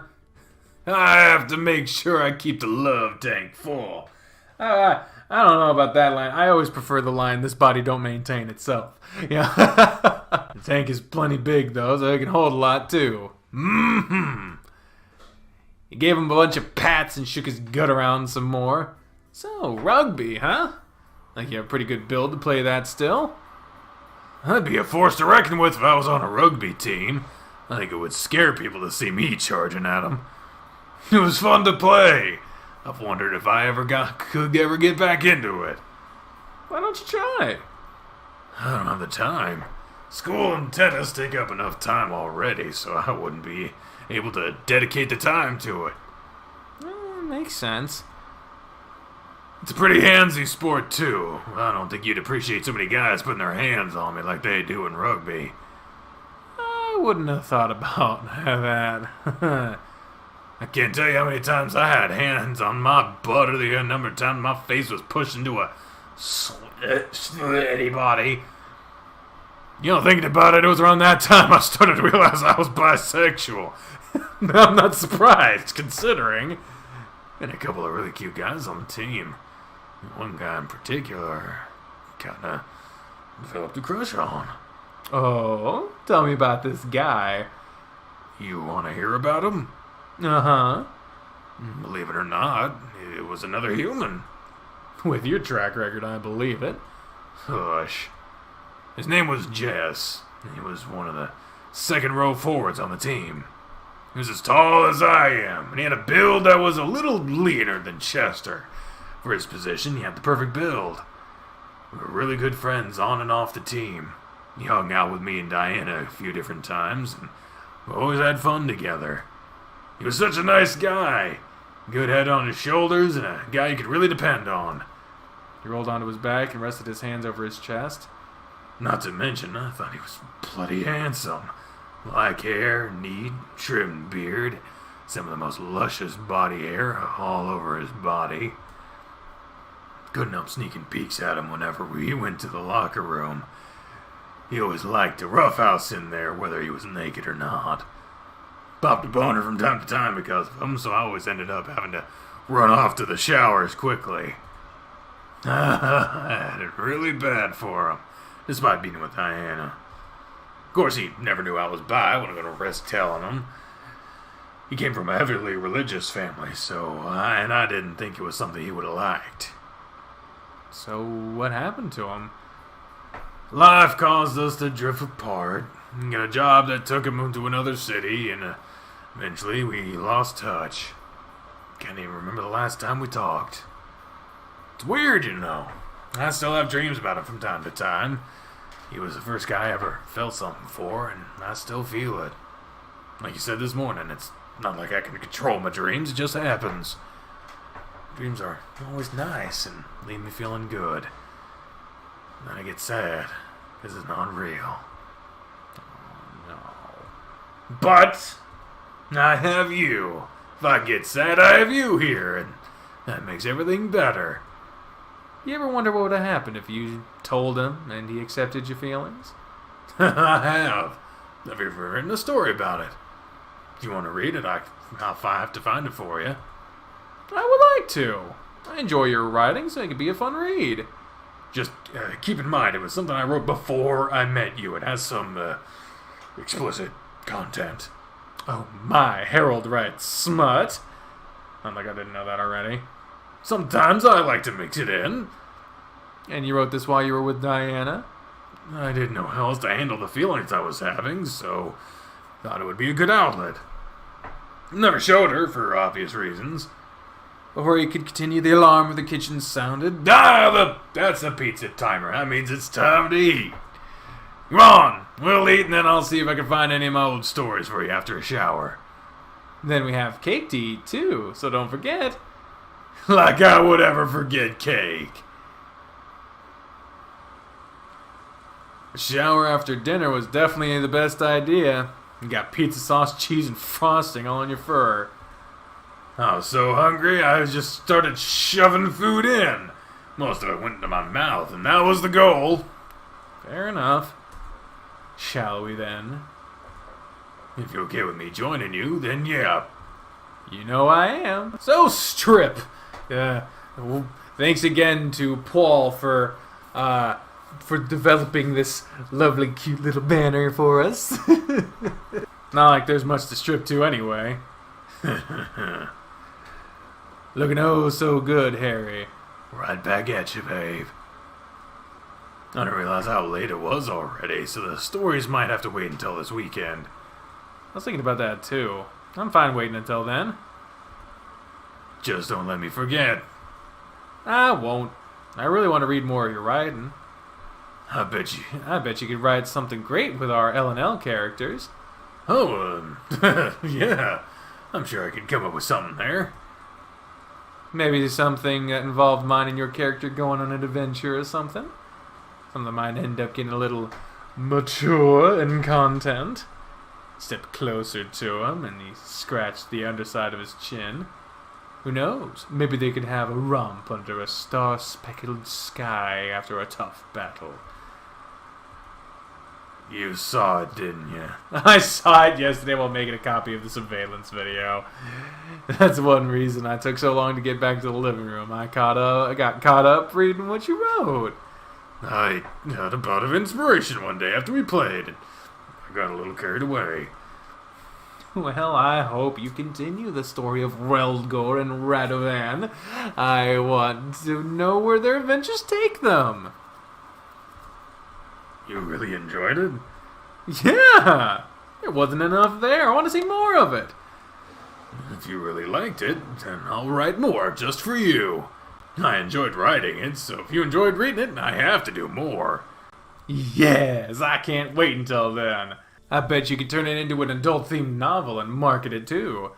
You really think so? Nah. The writing in the stone is great. I bet people would love something like that with adult content. Maybe it's something I'll consider. Just wink at the fucking screen. Just do it. Just whoa. It's really embarrassing to think about people reading any kind of smut that I've written. I thought it was really well-written smut. It was good enough to make me hard when I read it yesterday. Even with what we had just done in the shower. Really? Really? Maybe you can offer me a little extra inspiration then. Oh, how so? He pushed you against the wall and lightly fondled your balls in his paw. Well, what kind of stuff might Relgor and Radovan do if they were bathing together in a lake under a waterfall? This is as close as we can get to that, but I could always incorporate the experience into my writing. Imagine the setting. While he talked, he kneaded and tugged at your sack. I have a problem with mine where if I stretch it at the wrong time or it can burn. I don't know. Do I have a disease? I'm worried.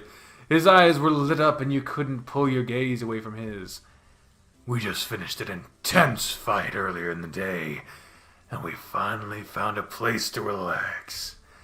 There's a large lake along a cliff with a light waterfall pouring down into it. The sun is setting beyond the trees, and the air is filled with the sounds of nature all around us. After starting a fire, we decided it's a good chance to take a minute and clean our bodies of the day's stress in the lake. The water is still warm from the hot day, so we strip off our clothes and dive in. We float around for a little bit, and then you look up and see Relgor standing under the waterfall. He stepped back into the water, raining down over him, and went to working his paws through his wet fur. Why don't you show me just what Radovan would do? I guess he'd stand back and admire him, or approach and assist him. Going for the more narrative approach, though, I do think approaching a system might be nice. Approach the naked bear and assist him in getting clean. 4 hands work better than 2, right?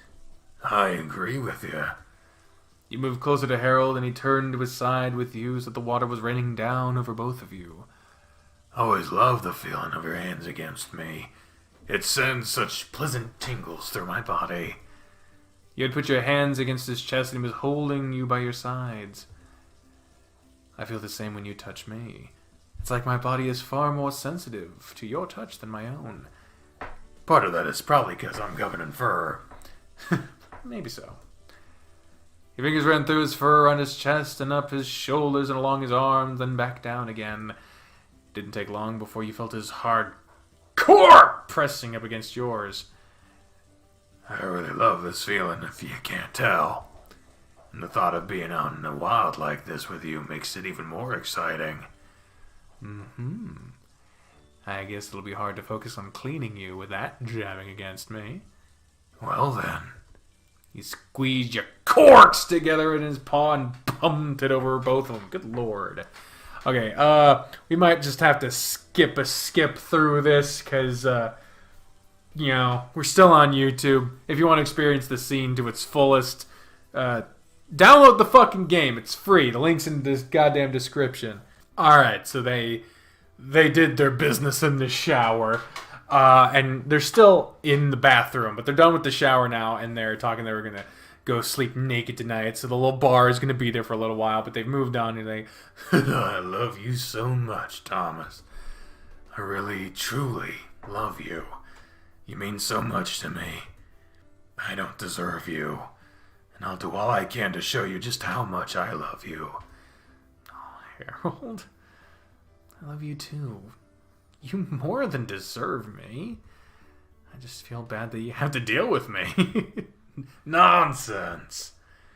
He wiped his eyes before pushing you back and stepped into the shower once more. Let's finish getting ready for bed. I'm feeling a little extra cuddly right now, and I want to hold you before I fall asleep. I hope you're ready for a night of snuggling. I wouldn't want to spend the night any other way. The sounds of Harold's alarm blaring bored its way into your head and penetrated your dreams, slowly dragging you back into the real world. Ready? You're on your side, and the big bear had his arms wrapped around you. He snorted in your ear and grumbled more as he let go, rolled over, and disabled the alarm. Since you were free, you rolled to face him, and he was on his back and his hands, with his hands rubbing his eyes. "Morning, Harry." He lowered his hands and turned his head to you with a bleary look spread over his face. Morning, babe. Sleep okay? I did. Just don't really want to get up.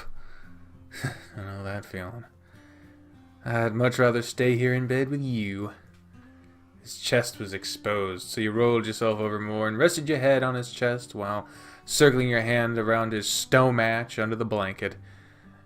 I'd rather things stay this way too, but I have to get up and get ready for class. That's right. You still have one class before our matches. You can ride with me to college now if you want. Otherwise, just make sure you're at the courts at 10 to start warming up. I think I'll go with you so I'm awake. I need to call Maria and see if they want to come watch us play. I didn't even think to bring it up yesterday while I was with Richard. You did have other things to deal with, so I'm not surprised. No, let's get up then and get this day started. I had just enough time to have breakfast before we go. You need to eat too, so let's not dally. But I have such a nice view right now. Fine. Enjoy just a moment longer. Oh, modest man. Modest man! But we really should be quick. You'll have more time to look later. If you want, that is. I always want. Then you better win today. That's some good incentive. I'll be sure to win for you. Good. Now get up and let's go. I'm already up. Out of bed!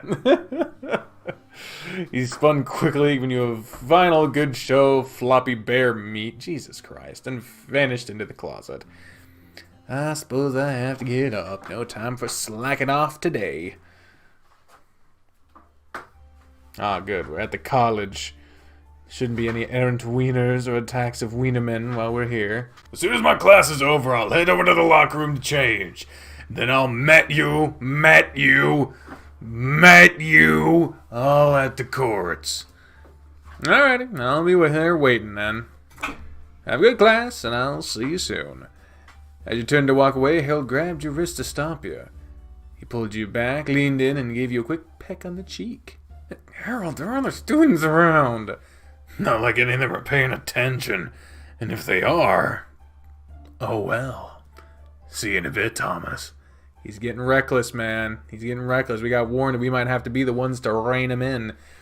He rubbed his paw against your cheek before walking off. That man... I hope he doesn't get in trouble for that. That almost assuredly means he's gonna.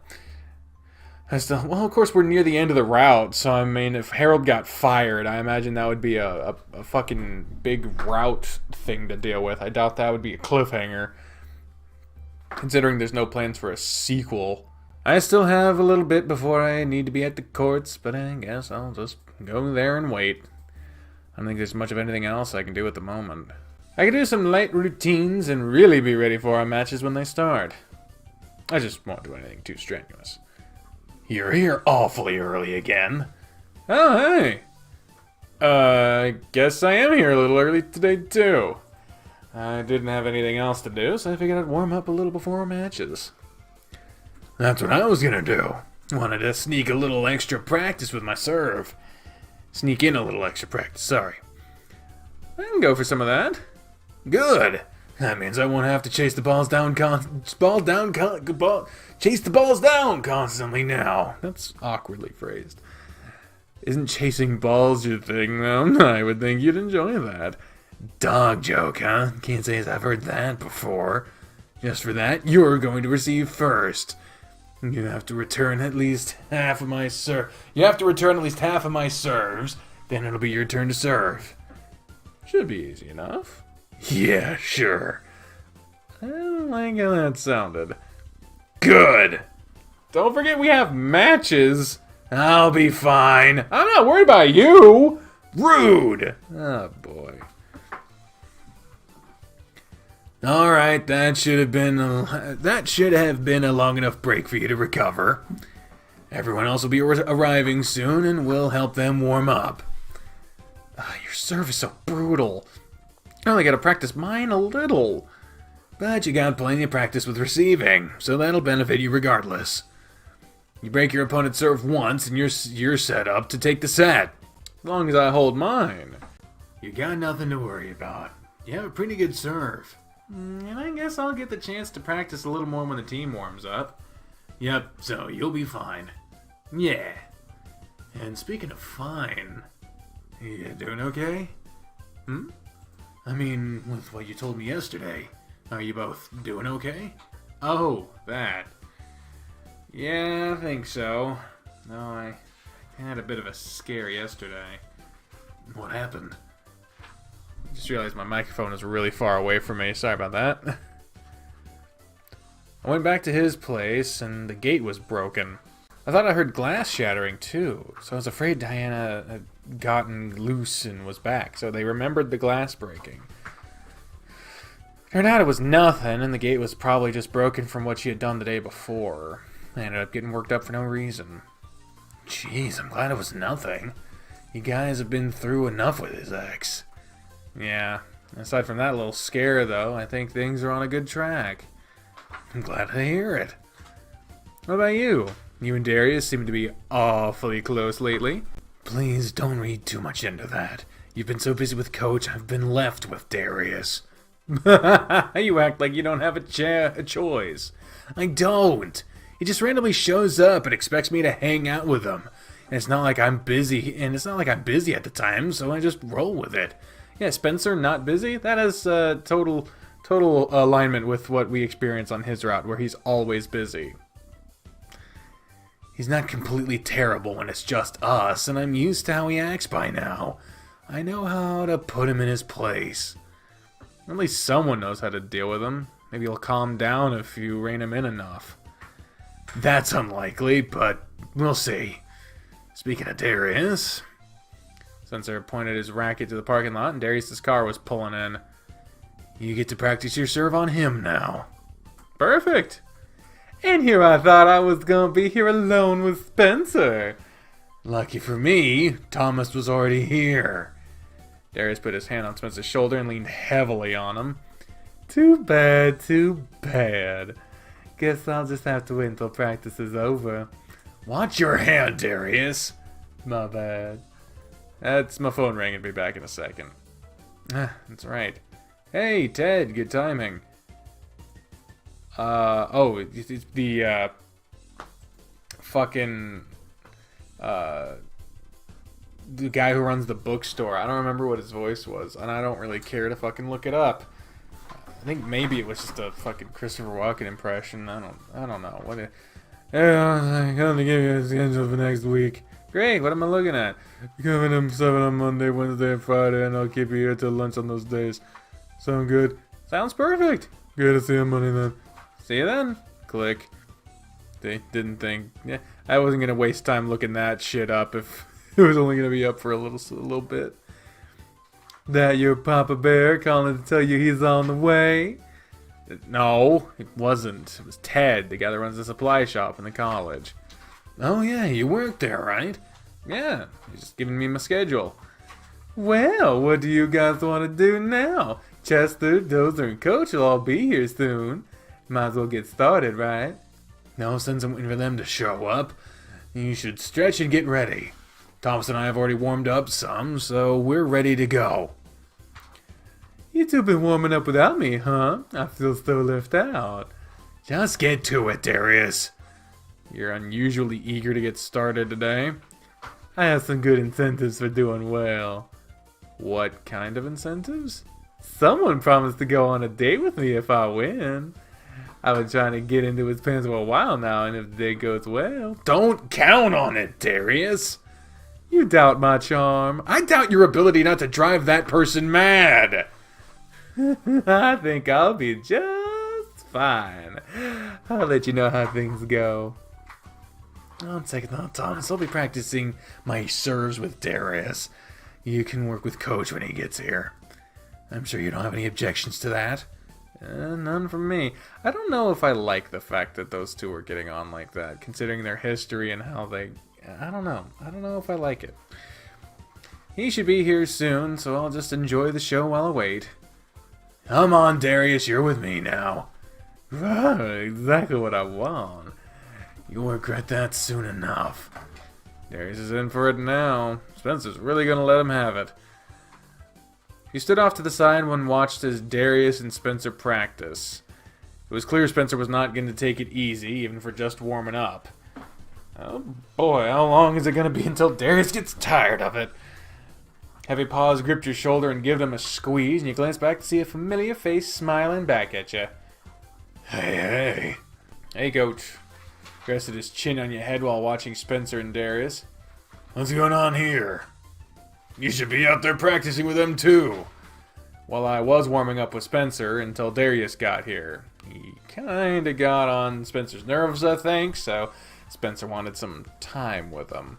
I can relate to that feeling. Darius certainly has that effect on people. Yeah, he really asked for it. Since you're here now, I'd like to work on a little more on my serve before my match. Sure, I'll stretch and we can get started. Was your class alright? Mm-hmm, it was fine. Nothing unusual, really. That's good. What'd you do? I came straight here, and Spencer got here soon after that. Warmed up a bit, took a break, and then Darius showed up. You're not doing too much before your match, right? Nah, we kept things light. I'm feeling really great right now. Good. I'll help you with serving then, but I don't want you going overboard. Hey! Right after I make Spencer dial it back a little. Okay. Oh, look at the team. Look at all those men. Alright, everyone. You're playing against Ganter University today. I don't have a lot of information to give you about them, so stay on your toes and play your best. Darius, you're rotating off doubles this time, so Thomas will play with Spencer, and Chester will be with Dozer. Spencer's on court 1, Thomas 2, Darius 3, Chester 4, and Dozer 5. The other guys just arrived, so get to your assigned courts and spend about 10 minutes to let your opponents warm up. Get out there now, get out there and show them what Cresthaven can do. Before you go, play your best and have fun out there, okay? I know you'll do great. I won't let you down, Coach. Win or lose, I'll be proud of you. Makes me feel good to hear you say that. I'll be sure to give him my all.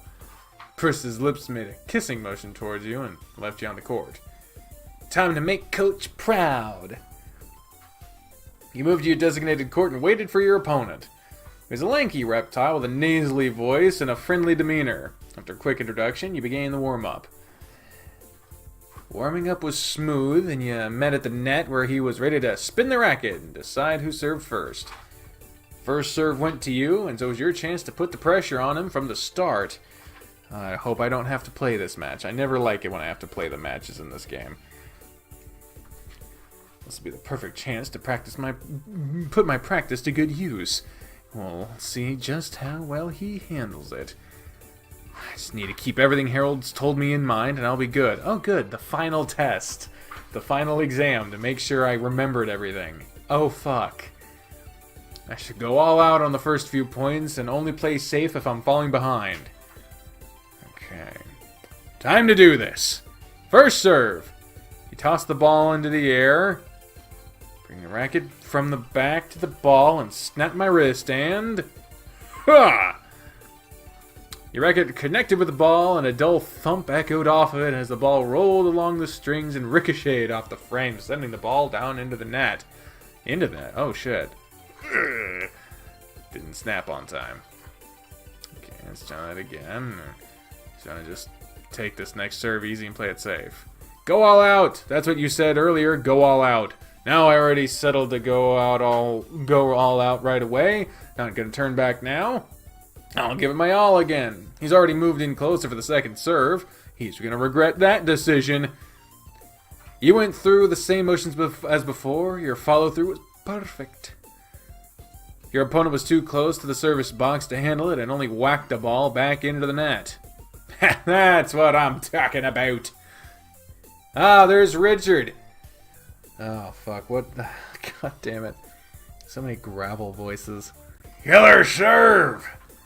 Oh, Marie and Richard both made it. Good, since we never on screen actually called them. More people I need to make sure I win for.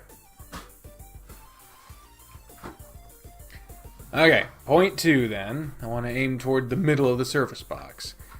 He's standing out wide, and a wide serve will let him smash it back past me. If I aim to the middle, he won't have many options other than return it right back to me. I'll follow my serve in and volley it for an easy point. You took a deep breath, tossed the ball into the air, and fired the ball over the net. The momentum carried you forward, so you charged the net behind the ball and got ready for their volley. It was an easy point for you to win. It was because the ball didn't make it back across the net. Your serve and volley caught him by surprise, and he tried to make a sharp passing shot that clipped the top of the net and didn't make it over. Had that gone over, I don't think I would have reached it. It's okay, though. I still won the point. I'll pull him out wide with my serve, and then return cross court. No way he'll get to it. Your first serve was spot on again, and your opponent was pulled out wide. Everything went as planned, and when the ball came back to you, you aimed for the opposite side. You were surprised to see him already anticipating that, and he was halfway there by the time you started your swing. Damn, he's faster than I thought. I could still change the direction of the ball, though. Do we change the direction or continue with the plan? Well, I think changing the direction would be good because, it'd be a counterplay. So let's do that. It's risky, but I can still adjust my shot.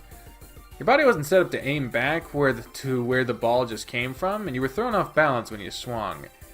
Your opponent didn't even try to turn around for it, and you toppled to the ground. Oof. Literally oof. Oh, that's my balance there. I got the point, though. Coach was clinging to the fence watching you, and you waved and let you know you were fine. I should be more careful. I don't need him worrying about me. I just have to be more aware of what the other guy is doing. I'm ahead right now, so I need to keep it that way. Just gotta nail this next serve. He's more towards the middle this time. I don't think he'll fall for the serve and volley again, so I'll just have to wait for my opportunity. Still, straight down the middle to reduce his options for a counter. He aimed a flat, powerful serve right down the center of the court, and it just barely landed within the service box. Your opponent reached for the serve, but only nicked it with the tip of his racket. Yeah! First game goes to me without much trouble. Just need to break his serve, and I'll be on my way to taking the first set.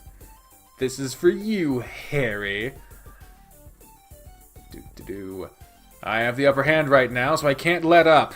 All I need to do is win 2 more points, and the match is mine. Some shit's gonna happen. You wouldn't highlight this part right before the end, and without some shit happening. Even if I don't win, it'll go into a tiebreaker, and I can win that. But it's my serve now, and I am not losing it. He's pretty familiar with my serves now, and I don't have anything else new to try. I just have to play better than him. My first serve has to be all or nothing, and my second serve can't be much weaker. Deep breath. Harold's been watching most of my game, too. I don't want to let him down, so it's adding to the pressure. I've got this. You psyched yourself up and got ready to serve. The ball was released from your hand, and you waited for it to reach the perfect height before bringing your racket down on it. Dots? It was an ace. Yes! Yay! Attaboy, that's how it's done. Woo! Sorry, I see a woo, I got a woo. One more point. Just one more. He's standing back and towards the center of the service box. But he expects a flat serve down the middle again, but a kick serve directly at him sounds more effective. I'll go flat for a second if I need it. You bounced the ball onto the ground a few times, then tossed it into the air. Your aim was true, and the serve was all you could ask for it to be. Your opponent wasn't ready for the ball to come directly at him, so the most he was able to do was knock it straight into the air. It was a perfect setup for you to slam the ball back. The ball was moving slow, and the entire court was open for you. As long as it lands in, the point will be mine. With a jump and a loud grunt, you put all your strength behind your racket and smashed the ball back over the net. It surprised you to see your opponent get to the ball, but his racket was extended so far out when the ball hit it, the racket was knocked out of his hand. The ball went nowhere after that, securing the game. Set and match point. Yeah! Yeah! Yeah! Yeah! Yeah!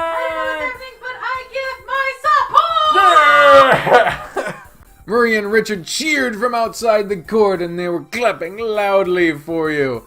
Clapping loudly. Fucking... I don't want to do it. It fucking hurts. I can clap loudly, but it's painful. Harold was beaming, and he offered a thumbs up to you before you turned to your opponent to shake his hand. You have no idea how much restraint it's taking not to hug you right now. I'm so proud of you. Thanks, Coach. Plopped his paws on your shoulders and patted them over and over. Forget it. He pulled you into him and patted your back a few times with a laugh. You played so great up there. Great job, Thomas. Thank you, Coach. It was a quick hug, and he held you at arm's length, then it was when it was over. Let me get you some water, then you can sit for about 10 minutes to rest. Spencer's match is done, so you'll be starting your doubles match soon, too. Feels good to sit down for a minute. Thomas! That was such a good match! Yeah, it was more entertaining to watch than expected. Are you done for the day? I have a doubles match with Spencer about to start. It should be another fun match to watch. There you go, Thomas. Thanks, Coach. You gonna get out there and play today, any Harry? Not today. I'm just observing and making sure the matches are running smoothly. Ain't it a shame? I'd like to see you move around these courts one of these days. I have a hard time believing a guy your stature can play effectively. Goodness gracious, Richard, what's a rude thing to say? You can't say I'm wrong. It's okay. I hear that a lot. I used to be much better shape for this. Didn't have so much of a gut on me. I played sports through high school and most of college, so my body is still really suited for them. Still go to the gym and work out, it's just my eating habits get really bad for a while. I reckon that makes some sense. Your legs and arms are still packed with muscle from what it looks like. It's just that big old belly that throws me off. You and me both. Thomas, you should head over to the courts now. Spencer and the others are already there. Alright. Good luck with your second match. We'll be making some noise for you. You and Spencer both won your singles match, so you shouldn't have any trouble taking the doubles match too. All you have to do is play like you did before and you'll be golden. Be sure to go all out. I expect a good show. I'll make sure you get some TLC for it later too. Harold. Go on now. Bring Cresthaven another win. Yes, sir. I was about to come get you. Sorry about that. I was listening to the others talk. Ready to crush these two? Grusov Machka! Sorry. You know I am. Let's put on a good show for your Harold, yeah? Okay. And for Darius, too. All he'll do is watch to see whose junk moves around the most. Trust me, he's already mentioned it to me. And whose has moved around the most so far? Now is not the time to talk about that. Besides, you know good and well it's Chester. Of course. Now it's time to focus on the match. Right. The match went smoothly with Spencer. You played well together. Every point scored resulted in praise of the person that scored it. 2 sets went by very quickly, and Spencer ended the match with a beautiful volley for your final point. Yes! That was perfect, Spence! Way to go! Look at him smiling, he's so happy. Oh, Jesus. That's a bit more enthusiastic than I would expect. You set me up for that last baseline shot. It could have been more perfect. We have such a good chemistry together, don't we? On the courts, that is. Yeah, we totally do, guy who totally doesn't want to fuck me. I always enjoy playing with you platonically and only as friends. His tail's wagging uncontrollably now. Let's go report to Coach and see how Dozer and Chester's match is going. Gotta shake hands first. Yeah, that first. You two rocked it out there! Great job, both of you! What was the final game count? 6-2 on both sides. Damn fine work, guys. How's the other match going?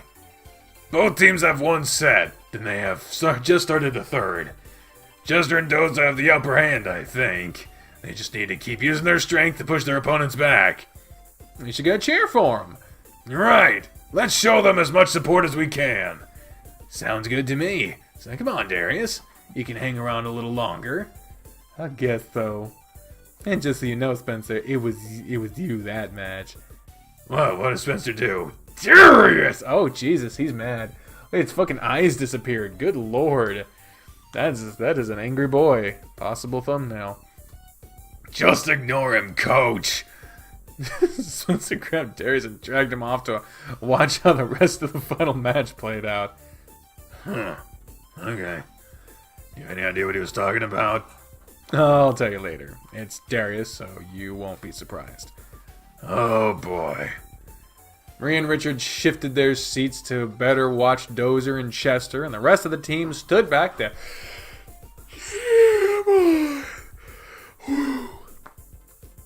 There was an intensity about those two that nobody else could match. Full power went into every swing they made, flexing every muscle that went into the swing, and each stomp of their feet thundered as they barreled around the court. It was beyond you how they didn't collide. They moved almost like it was a choreographed dance, and they were perfectly in sync.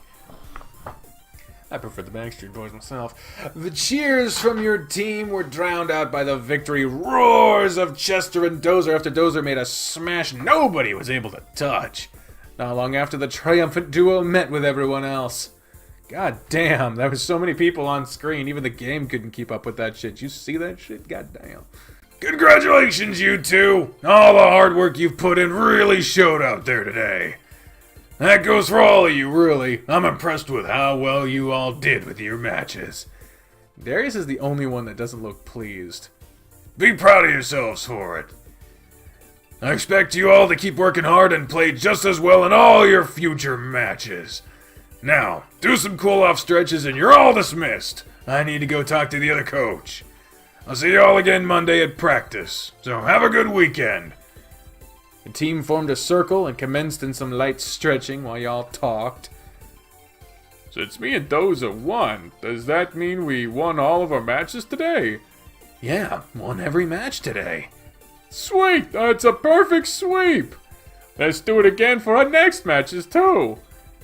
Hey, Spence, should I share my results with everyone? No. What results? It's not worth knowing, Chester. Sure it is. During all of our matches, I was... Oh, shit. Spencer nearly knocked Darius over while he leaned forward. Hey! We'll see you guys later. Spencer dragged the protesting Darius away, and you could only imagine the earful the lion was going to get. Yeah, it was weird. It's Darius. True.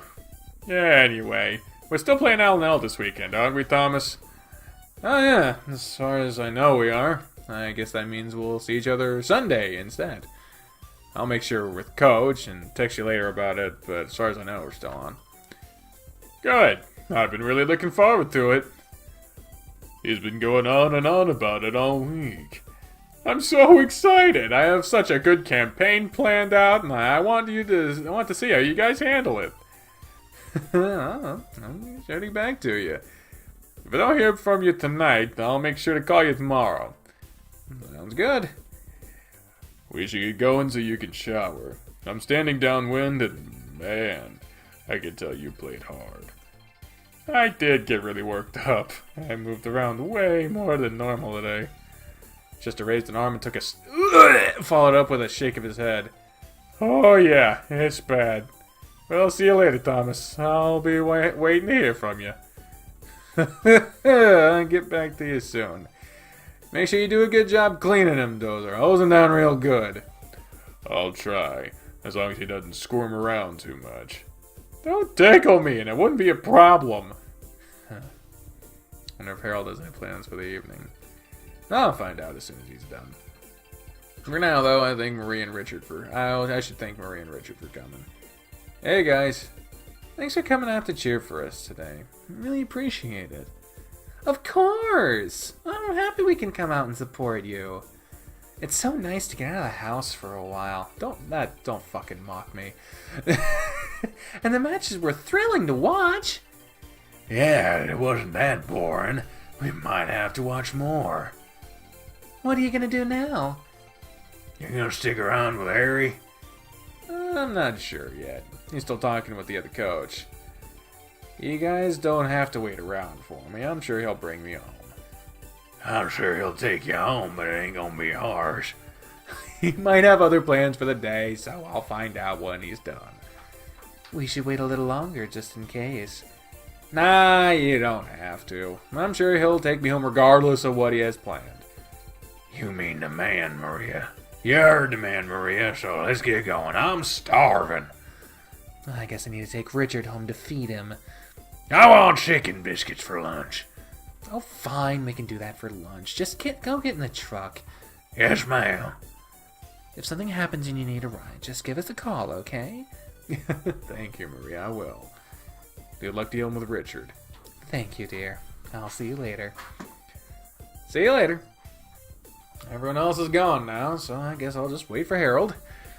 He sat down with a deep sigh, starting to feel the aftermath of your matches, and your body was feeling worn out. No sooner you just sat down, the coaches finished their conversation, and Harold returned to you. Sorry you had to wait so long for me. Got wrapped up in talking about some new training routines. Is that okay? Just want to see if you had any plans for the day, or if you want to hang out or something. To be honest, I was really hoping you'd want to spend the day with me. Our matches are done. I don't have anything else I need to attend to at the college, so I'm free. Your stuff is still at my house anyway, so you'd have to come over regardless. That's true. How about we pick up some lunch on the way home, and we can decide what we do after that? True. Sounds like a good idea to me. You okay with burgers and fries? God damn it, stop mocking me. That's what you want, I'm down for that. Maybe a milkshake, too? Chocolate? You know it! Sounds great. I'm ready whenever you are. Let's go, then. Harold paid for your food, refusing to take any money from you, and returned to his living room to eat. Did I tell you yet how proud I am of how you played out there today? A couple times, I think. Good! I really want you to understand just how happy it made me seeing you play so hard. I'm gonna have to cook you a great dinner to celebrate. You really deserve it. Oh, Harry. Sounds like a fantastic idea. I'm starting to remember why I don't play this game for very long intervals is because I keep playing the Harold route and this voice fucking destroys me. Very dialogue heavy, this game. Not that that's a bad thing, mind you. I'm the one that chose the voice, I'm the one that sticks by it, and I'm the one that fucking reads it, so it's all me, promise. After that, we can watch a movie or something. Just really spend the rest of the day relaxing. I can go for that. Feeling a bit sore after those matches. Well, how about this? Let's finish eating, and I'll go run a hot bath. Have some bubble bath mix used for relaxing, and how about we take a bath together? A bath for the two of us? Will we fit? A bathtub's big enough for me, and if you're sitting on my lap, there should be plenty of space. It's just a suggestion, though, if you want to relax. So, I want you to relax, so if you don't... I'd really like that, Harold. Sounds like the perfect way to relax. Yeah? Mm-hmm. Harold grinned and stuffed the last of his hamburger into his mouth and hopped up. I'll go get the bath started since you're almost done. Sure, I'll be in there in a few minutes. He's awfully excited. Who am I kidding? I'm excited too. I haven't relaxed in a bath in a while.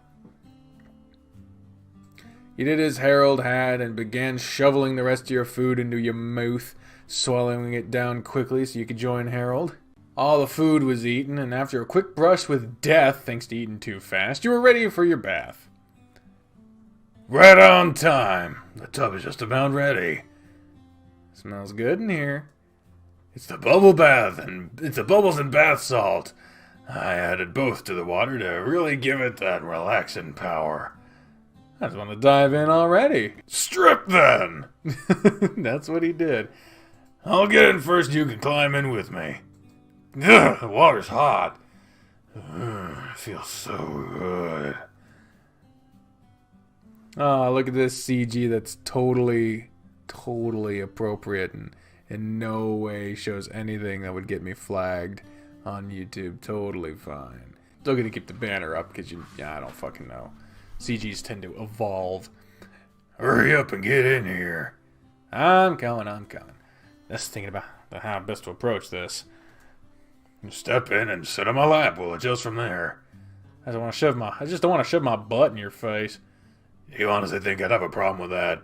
I suppose. I mean, you've been all sweaty and shit. That's fucking gross. I suppose not. Alright, I'm coming in now. Well, that was totally worth it. That was just this random him there and then fading away. As you stepped into the water, Harold reached up to you to make sure you were steady. Couldn't resist giving you a bit of squeeze as you lowered yourself. You're right, water is pretty hot. You're not fur to help buffer it any either. You okay? Yeah, it's not unbearably hot, so I'll be fine. You comfortable like this? Not too cramped, are you? Not too cramped, are you? Perfect for me. I'm not crushing you, am I? His hand slipped down between his belly and your back, and you could feel him adjust in the position of his junk against your backside. There we go. I'm good now. I think it's just a little cramped down below. He wrapped his arms around you and able to lean back against him and relax. Aww, it's so cute. It's so cute. Look at them. Look at them. They're so cute. There's no junk as far as I can. There's a nipple peeking out right there. A little bit of a nip. So there we go. Now it sense. It was way nicer than I imagined it was gonna be. I was honestly expecting this to be crammed in here with no room to move, but it was really nice. I'm glad you thought about this. Me too. I haven't had a bath like this in a while. I should do this more often. You and me both. I just haven't lived in a place with a bathtub for a while. Oh, that's right. Shelter doesn't have tubs. My old apartment didn't either. It's been a few years since I've enjoyed something like this. It's been a long time for me. I just don't fit in any. And first time I've ever been with someone else. Well, you just lean back against your bear and let him do the rest, okay? Close your eyes and relax. Harold hugged you back against him, and he worked his fingertips against your chest while he held you. How's that feel? Feels great. He walked his paws up and down your chest and shoulders as he dug his fingers into them. You played so hard today. I really wanted to win for you. Couldn't let you down. I'd never feel let down, win or lose, babe. There's no way. Well, unless you didn't try, then I'd be disappointed, but that's never the case with you. You gave it your all. That's what makes me so proud of you. You were squeezed in a tight hug, and he nuzzled against your head with a happy growl. I just love you so much, too. I'm happy to call you mine. And I'm happy to be yours. And since that's the case, I don't mind telling you. His paw dipped down into the water and gave you a thigh a squeeze while he groped your chest. Watching you on the courts was getting me really worked up. I had to stop watching you for a while and watch the others play. He made no effort to hide his cork and visit getting hard against you, and grew at a slow pace. But it was more than obvious. How big you are, there's no way you'd hide that from anyone. Which reminds me. Remember what Darius was going on about when I said I'd tell you about later? Yeah, what was it? Darius is keeping track of whoever's dick flopped around the most while playing today. Harold sighed and put his forehead against the back of your head, and you could feel him shake it back and forth. Of all the things for him to pay attention to. Probably would have done even better in his match if he had been paying attention to his opponent. I'm sure he was paying attention to his opponent. Not like that. He snuffled your neck and gave you a side of squeeze. You know what? I bet Chester was the top of his list. Yeah, you're right. It's clear to everyone when Chester was a jockstrap or not. You staring at the team's crotches too?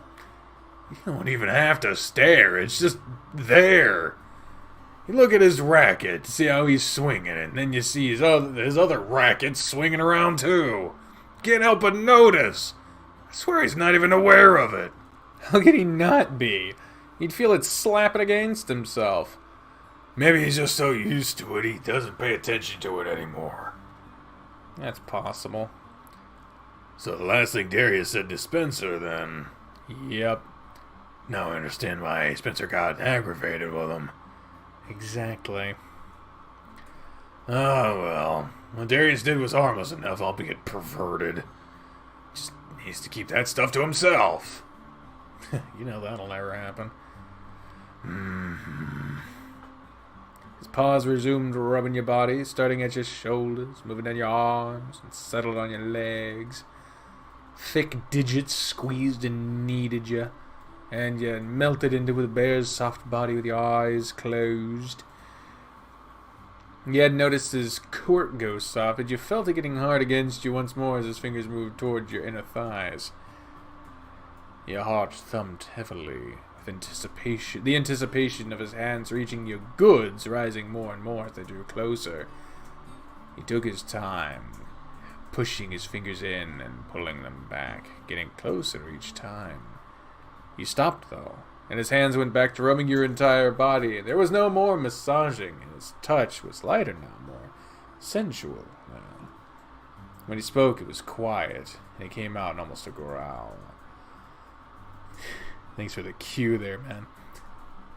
Feeling well. Fuck. My throat is fucked. That's the thing.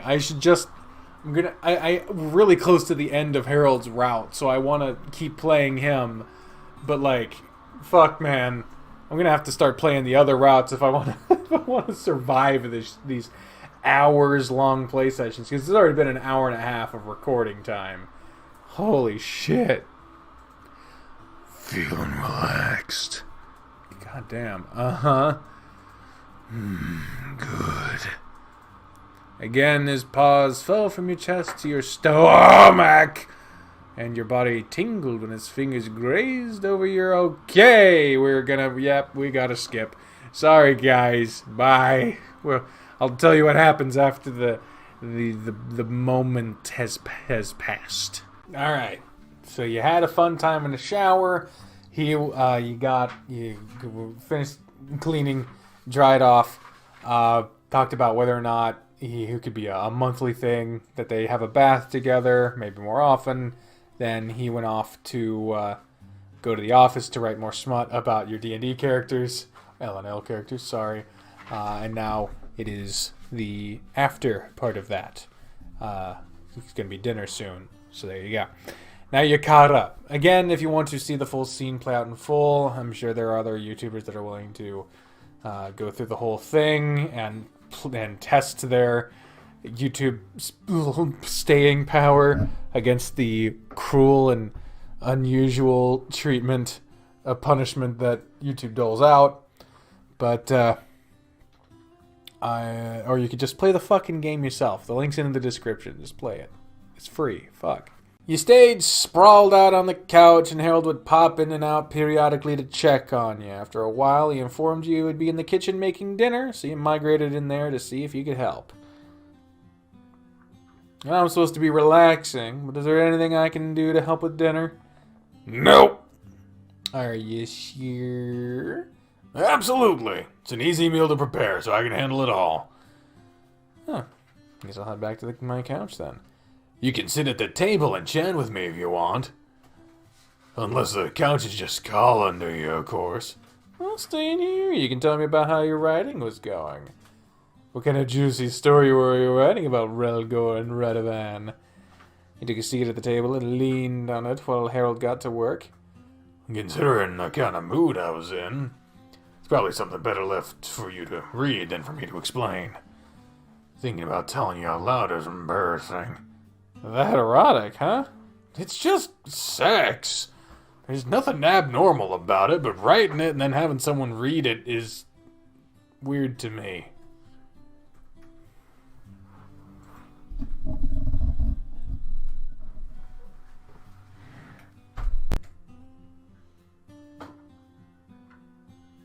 Do you describe Relgor's fat, veiny meat dripping with juices in vivid detail?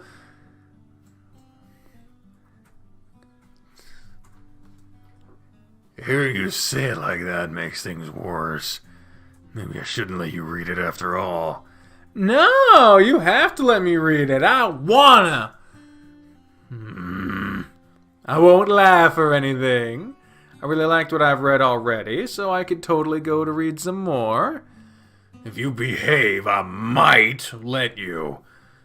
I'll just leave you alone in the office while you read it.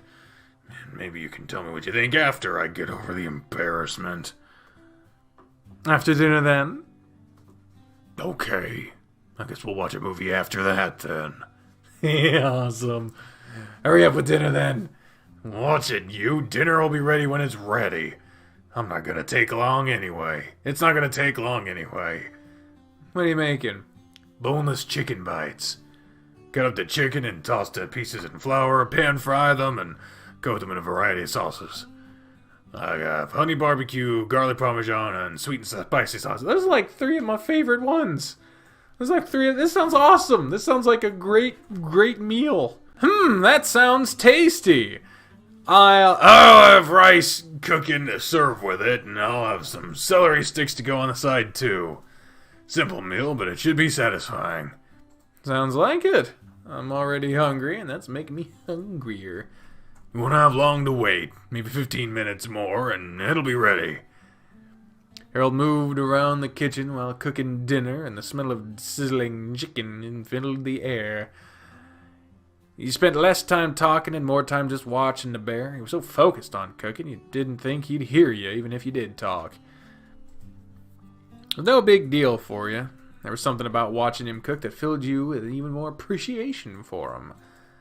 15 minutes passed, and sure enough, dinner was ready. Hope you're hungry. I made a lot. They look so good. Plates are on the counter, so go grab one and fill it up. Eat as much as you want. Thank you for dinner, Harold. You're welcome. Now, let's eat. You both piled your plates with rice and chicken and sat at the table to eat. Apparently, Cassius is now the narrator. This is perfect. Everything tastes as great as it looks. I'm glad you think so. I picked up those sauces as a pack on sale. Figured this should be a good use for them. A perfect idea. You were enjoying the food thoroughly when the thought crossed your mind. Oh, I almost forgot. What's that? We're still playing L&L on Sunday, right? Chester asked me about it, and I need to let him know. Of course! I'm looking forward to playing again. So I hope everyone still plans on showing up. I thought as much, but I guess he just wanted to make sure. I'll be sure to text everyone a reminder. Same time as last week, right? Yep. Ask everyone what they want to eat, too. We can order pizzas again, or we can do something else. Okay. I'll just send everyone a group message after dinner.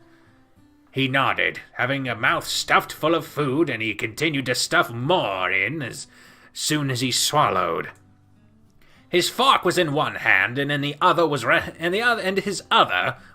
on the table. He turned it with his palm up, and slid it toward the middle of the table, wiggling his fingers like he wanted something. You took the hint, and hooked your free fingers together with his on the table. All he did was smile and pull your hand more into his while you continued to eat. He finished eating while still holding your hand, and he placed his now empty other paw on top of your hand. Today's been a pretty great day. Harold was looking at your hand while he ran his paw over the top of it. I'm glad I've spent most of it with you. I'm the one that's glad. You really spoiled me today, you know? I don't deserve all you've done for me. I'm getting... That's baloney. You deserve it all and so much more. I only hope I've filled you with a fraction of the amount of joy you filled my heart with. Harold, I've never felt as much happiness in my life than I have in the time that I've been with you. You bring me so much more than I could ever express. I love you so much. I love you too, Harold. Even now my heart's so swollen it wants to burst. Well, we don't need that. Maybe we could tone it back on the mushy stuff for a bit. Don't worry, I can take it. I just need to let it leak out slowly. You could see his eyes becoming glassy, and a tear slipped free to roll down his face. Oh, don't start crying, Harry. I'm sorry. I can't help it when I'm overwhelmed with happiness. Don't worry, it'll just be a few tears. Just enough to keep my heart from exploding, okay? You big goof. You stopped eating and moved around the table to get behind Harold so you could drape your arms over his chest and hug him. His paws rested over your arms and he leaned back into you. You held him like that for a couple of minutes until he cleared his throat and wiped his face off with his shirt. Okay, sit back down and finish eating. I'm done, so I'll start cleaning up. And then we can do some reading. You can, but, you sat back down as he started to clear the table. It's getting late, and it might take you a little bit to read what I've done. Maybe you should stick to the movie tonight, and you can read what I wrote tomorrow. We'll have the whole day together, so you'll have plenty of time. You want to put up with me all day again? I want to put up with you all weekend. So how about it? Would you mind waiting until tomorrow? I guess I can wait until then. Maybe I'll add a little more to it before you can read it. Okay. Well, I'll wait then. Good. Then as soon as you're done eating, you can go get the movie started. I want to watch this movie called Bear Rider. I saw it advertised recently and it looks hilarious. Bear Rider? I think I've heard of it. I'll go pull it up in a minute. You don't have to rush, so I'll take your time. Take your time. You didn't have much food left to eat, so once your plate was empty, you handed it to Harold, got a kiss on the cheek, and was sent into the living room. It only took a moment for you to find the movie Harold wanted, and only a few more minutes passed before he plopped down on the couch right against you. Find it? Yep, it's ready to go. Start it up, then. An arm was wrapped around over your shoulder, and you were pulled into your soft, warm boyfriend. Throughout the movie, his paws would pet you, scratch you, rub you, and massage you. You couldn't keep them off you, and that wasn't a problem. You just felt more and more spoiled. The movie rolled on, and his bellowing laughter echoed through the house from time to time. His a lot of foam in my throat. That's not good. His whole body shook when he laughed, and it shook you around in turn. The whole experience was a joyous one, and by the time the movie came to an end, Harold was wiping tears from laughter away from his face. That was just as great as I thought it would be. You couldn't stop laughing during the scene when they were on the boat. That line was delivered so perfectly it struck a chord with me. But we can't get too specific because then we'd have to write a movie. I'm sorry if my laughter ruined anything for you. I can be really loud when I laugh. It just made the scene that much better for me. Your laughter made me laugh and smile more. Good. I was afraid I'd disturb you. Nah, not at all. I'm pretty drained now, though. Ready for bed? I think so. Me too. Been a busy day, so I'm ready to crash. To the bedroom, then! You took turns with the bathroom as you prepared for bed, and when long before you were snuggled up under the blankets on your sides, facing each other. Today was such a good day. Yeah, it's been great. I'm happy we got to spend so much of it together. Me too, babe. I hope you don't get tired of hearing me say this, but I love you. I'll never get tired of hearing you say it. His paws found your hands under the blanket, and he pulled them up to his chest. My heart is yours. You've really captured it, you know that? You mean the world to me. And I hope you understand that I'll do whatever I can to make you happy. I just love you so damn much. I love you too, you big sap. I don't mean to parrot what you say, but I really mean it when I say that I feel the same way about you. I can't imagine myself being happier than I am with you right now, and I'm glad I can make you happy too. I'm the luckiest bear in the world. And I'm the luckiest guy in the world. Not luckier than I am. You can have the bear title. I get the other one. Fine. He pushed you onto your back and cuddled up against you with his head against your chest and his arm draped over you. It's okay. Yeah, it's fine. First so soft and you're so warm. Oh, shit. You ran your fingers through his hair and gave his ears a rub between your forefinger and thumb. You alternated between rubbing his ears, head, and back, and you all could hear a constant, soft rumble coming from him, almost like a quiet motorcycle engine running. The rumble faded slowly, and it was replaced with a quiet snore as he drifted off to sleep. That didn't take long. That's my bear, my Harold. I love you. You kissed the top of his head and continued petting him until you fell asleep. Day 34, Saturday, boo. Yeah. Ooh, we've got some rain about to happen. A boom of thunder jolted you from your sleep, and you could hear the gentle patter of rain against the window as you came to your senses. Okay, babe. Harold was lying behind you with his belly pushed into your back and a paw on your side. The thunder startled me. The last one was pretty loud, huh? It's been going on for a little bit. You rolled over to face him, and your face was pulled into the soft, warm fur of his neck. Most of your body was in contact with his fur, and you pulled yourself in as close as you could get. Did you sleep all right? Wow! Random sharp pain in my back. What the fuck? Ugh. Don't you hate that? You're just sitting around minding your own business, and all of a sudden your body's like, hey, guess what? Did you sleep all right? I always do when I'm with you. I sleep better when I have you with me, too. He nuzzled against your head and squeezed you tightly. Any plans for the day? Just spending it with you. I was hoping we could get to swim or something. That doesn't seem likely now.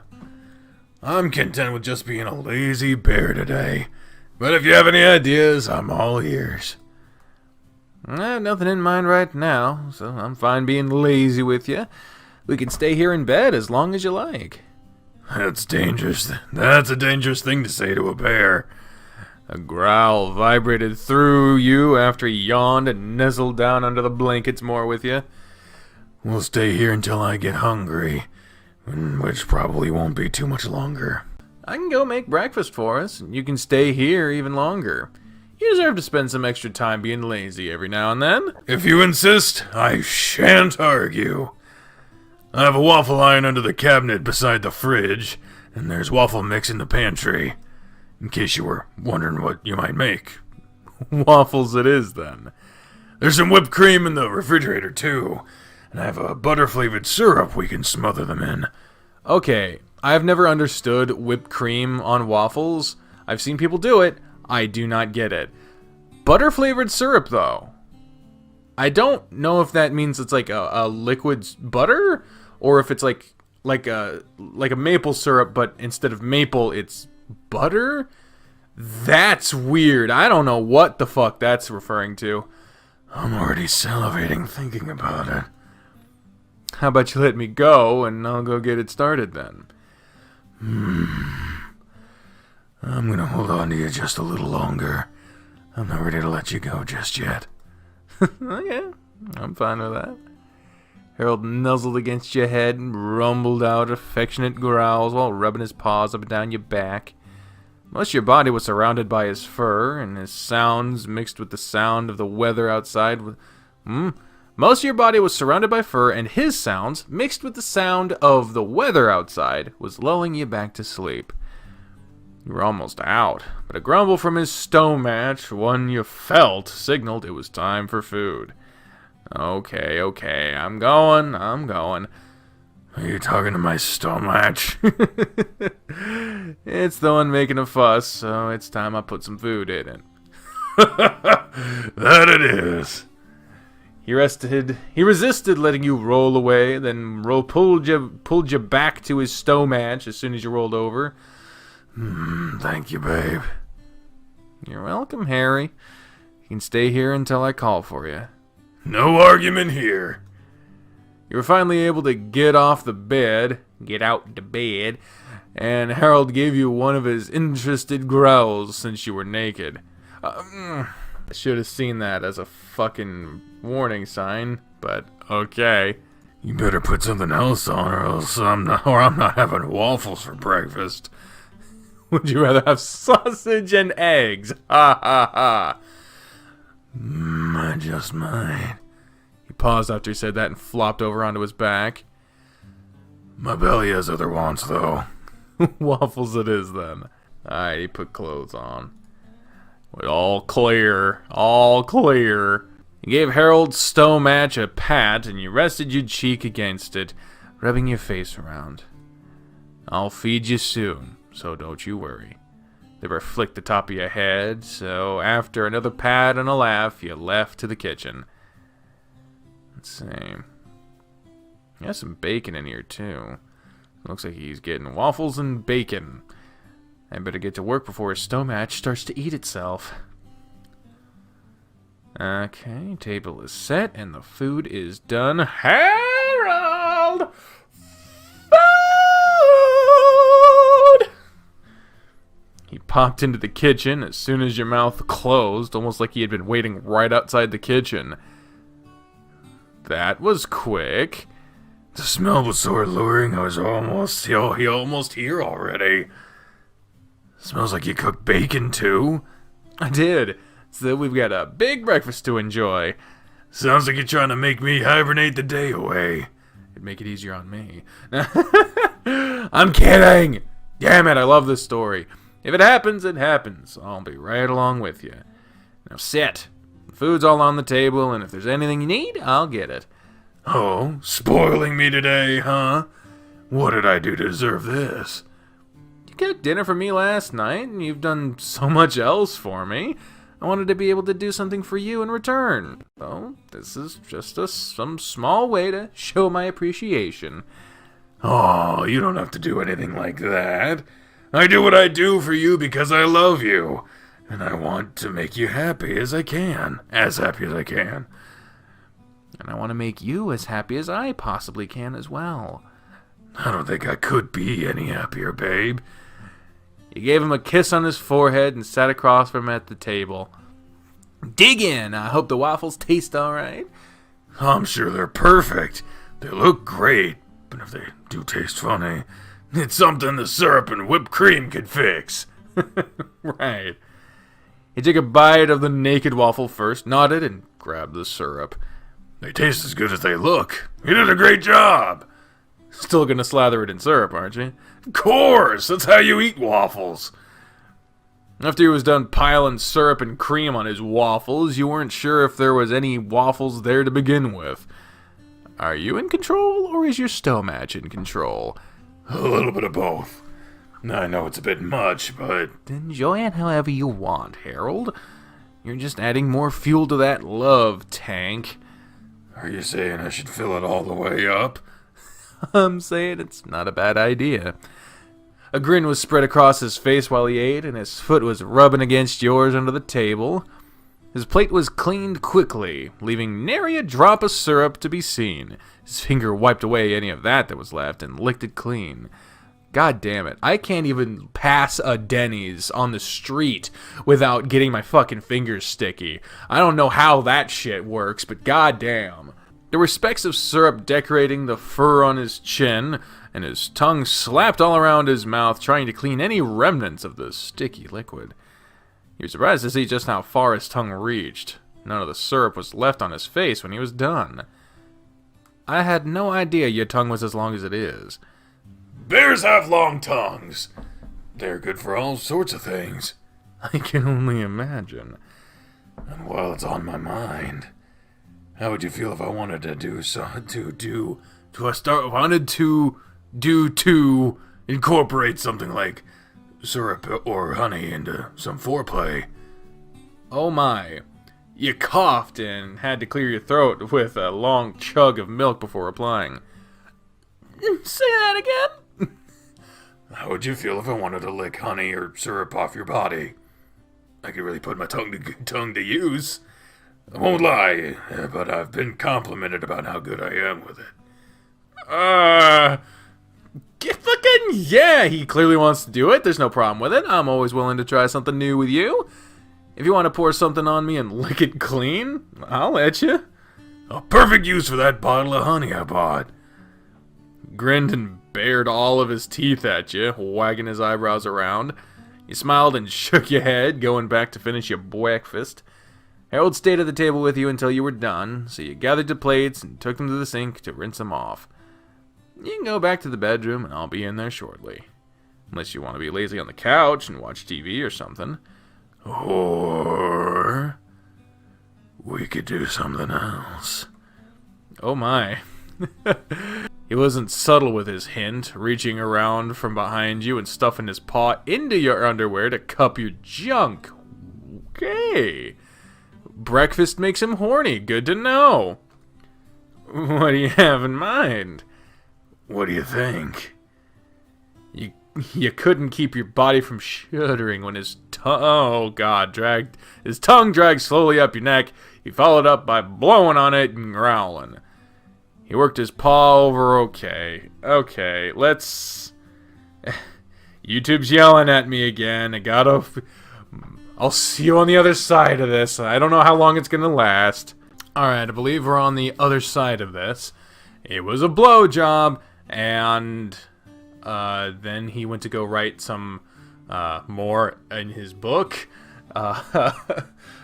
His smutty smut book, and we took a shower. So now we continue. He showered and returned to the couch, letting Harold work away in peace in his office. Nearly an hour later... Oh, hey, Maria. Good morning, Thomas. I hope I'm not disturbing you and Harold. Nah, you're not. What's up? I just want to let you know that I finished repairing his bear. Oh, that was fast. I wanted to get it done as quickly as possible for you. I figured since he's done, you could pick it up today and perhaps have lunch here. Richard really wants pizza, so we're gonna order a couple. That sounds like a great idea, and I'm sure Harold would appreciate it. In that case, if you two want to be here around noon, I'll put it in the order in a little bit. Sure. Thanks a lot, Maria. Of course. The weather is so dreary today, but you two be careful on your way over. We will be. We'll see you in a little bit then. I'll see you both soon. Beep. I'm sure he'll be happy about that. Who was that? It was Maria. She invited us over for a pizza lunch with her and Richard. Oh, that sounds like a great idea. I thought you might like that, so I said we'd be there. Should we get going then? She said noon, so we have a little longer. In that case, I can write a little more before getting ready. The juices are really flowing, it sounds like. Yeah. I felt all sorts of inspiration lately. I feel like it's mostly thanks to you. I haven't done anything.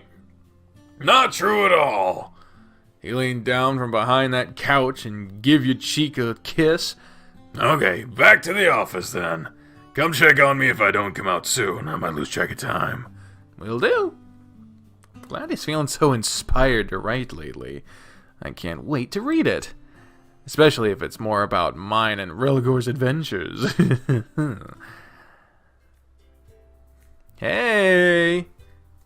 Get some... This is nice music. Whew. You felt so good and wet. This is gonna destroy me. Here we go. It's no thanks to you, Richard. You'll have to let me fix that one of these days. I'll get you a towel. No need water getting tracked everywhere. He trotted off down the hallway and he returned a moment later with a towel. You know something I realized when I was editing the last Dozer episode? The one right before this? I just realized I never really thought about why Richard is homeless. Right? Like, it doesn't seem to affect him any. Like, he doesn't seem to have any social life. He doesn't seem to have any strive to get out of this place. He also doesn't seem to have any qualm with being there. Also, how does Maria have infinite money? Is she a crime boss? Is she yakuza? He trotted off down the hallway and he returned a moment later with a towel. Here. Thanks. Harold took the towel and used it to dry you off first, patting the towel on your arms and head to get all the water he could. Oh, good! You made it here safely. The rain got really bad all of a sudden. Yeah, it wasn't this bad when we left, but it got worse. I feel guilty ordering pizza now. I hate making someone get out in this weather. It's their job. They'll be fine. Still, I hope it lets up before they get here. I already put in the order, so it'll be about 15 more minutes before they get here. Thank you for inviting us over for lunch. We had no plans for the day, so this was welcomed. Well, it was Richard's idea. Yeah, so you can thank me for that. Then thank you, Richard. You're welcome, Harry. You boys can have a seat. Just leave the towel on the floor with your shoes. Oh, but Thomas, I need to talk to you first. Let's go to your room. Sure. I'll keep your bear company. Once in your room, Maria produced a bag hidden under your blanket and handed it to you. Oh, his bear! He looks just as good as when we got him. He has some visible stitches in some places due to how he was torn, but he's back in one piece at least. You did such an amazing job, Maria. Harold's gonna love it. I want to give it to him right now. Why don't you wait until you get back to his home and surprise him with it? You have the sonnet you wrote and framed to give him too, don't you? You can give it to him all at once. If he reacts how I think he will, I don't think he'd want the rest of us to see it. You sure? I know he'll want to thank you for it. He can thank me the next time I see him. I'm sure that won't be too far off. Well, okay. I'll wait then. Thank you so much for doing this for me. I'm glad I could do something for you both. Let's not keep those other two waiting now. I'm sure Richard has just given him a hard time. No doubt. You returned to the living room, and sure enough, Harold's face was buried in his hands, and Richard was sitting beside him, hand on his back, laughing. Richard, what have you done this time? Nothing. Don't mind us. He sat on the other side of Harold, and he leaned on you and away from Richard. What are you guys talking about? Oh, nothing important. Harold, I have to ask, are you working on a sequel to your book? I've started it, but finding time to work on it has been a little difficult lately. Oh, you must finish it. I finished The Stone last night, and I absolutely must have more. She wouldn't stop talking about it after she was done. You liked it that much? I loved it. The world you built was so magnificent, and there's so much more you can do with the characters. I was sad that the story ended, but it felt complete for that part of Shard's journey. There's so much more I want to talk about, but I don't want to spoil it for the other two. Other two? She's making me read it next. I'm gonna give it a go later tonight, I reckon. And I still haven't finished reading it. I have a bit more to go. Hurry up and finish it! I need someone I can talk to about it! Sounds like you made a fan, Harold. That's all the more reason to get on top of book 2. I'll get right on that then. As soon as we get back home, I'll get to work. If you need anyone to read rough drafts, I'd be more than happy to take a look at them too. Thank you, Maria. You've no idea how much I appreciate it. You're such a skilled writer. I really hope you get the recognition you deserve. As long as people read the book and spread the word, it'll help. You should do an event at the college for it. Oh, that'd be a great idea! You could donate a few copies to the library, do another signing event, and even host a seminar about what it takes to get published. I'm sure there are a lot of aspiring writers out there, and you could be an inspiration to them. Maybe. Maria's right. You never know what it could do for someone. You might as well plan some, or these two will never get off your case about it. I'll look into it and see what I can do. Keep me updated then. I'll do whatever I can to help. You know I will too. Maria turned to Richard like she was waiting for him to offer his support too. What are you staring at me for? I ain't read it yet, so I don't know if it's any good or not. I swear. But I guess if there's something I can do to help Harry, just let me know. I don't know if I'd be of any use or something like that. Well, thank you, Richard. Thank you all so much. I never had such support for my writing, so this means so much to me. Harold looked like he was on the verge of crying. So you put your hand on him your hand on his for him to squeeze tightly. Don't go getting all emotional on us. Pizza'll be here soon. I don't want your tears ruining the food. Be nice, you big bully. Maria berated Richard while you and Harold sat by and laughed. He was lucky the doorbell went off and it was time to have lunch. Oh. Hey, it's the back patio. They got it done. Nice. This is behind the shelter. After lunch was finished and you sat around for a while chatting, you and Harold moved to the swing out back to enjoy the melodic sound of rain against the metal awning above. He had his arm over your shoulder and you were leaning against his chest, holding his other paw while grazing your fingers through his fur. I need something like this for my house. Feels so relaxed right now. I could stay here all day just listening to the rain with you. It's nice, isn't it? Very. Did you say you helped Richard build this patio? Sure did. Wonder if he'd be willing to help plan something like this for my place. I bet he would. He loves doing stuff like that. I'll have to ask him about it before we leave. The swing rocked back and forth slowly, and he squeezed you closer. Speaking of, I think I'm about ready to head back home. Already? I mean, I guess we've been here for a couple hours already. Well, there's some things I want to talk to you about, and I'd rather it be in private. Is he going to ask us to move in with him? Is he going to propose? Is he going to say that we stink? What is it? What do you want to talk about? You have privacy right here. It's a big conversation, so... Is everything okay? I think so. You're making me worry now. I'm sorry. So much has happened lately, and I've had a lot to think about. And being here with you right now, I'm at peace. I'm happy. This happiness, I want it to last.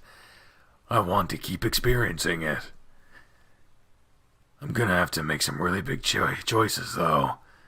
And I'm finally ready to do so. Let's head back to your place so we can talk about it then. Yeah.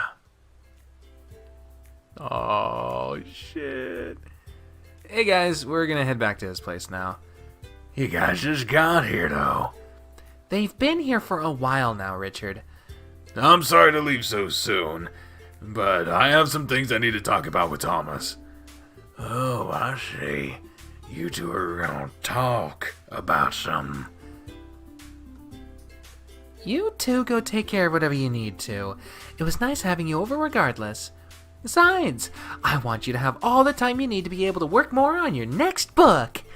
And keep me informed about what you find out about... What the fuck? And keep me informed about what you find out about holding a seminar and another book signing. Of course! I'll find out ASAP. Thank you for inviting me over to lunch. It was nice getting to see you both again. Probably for the last time of this route.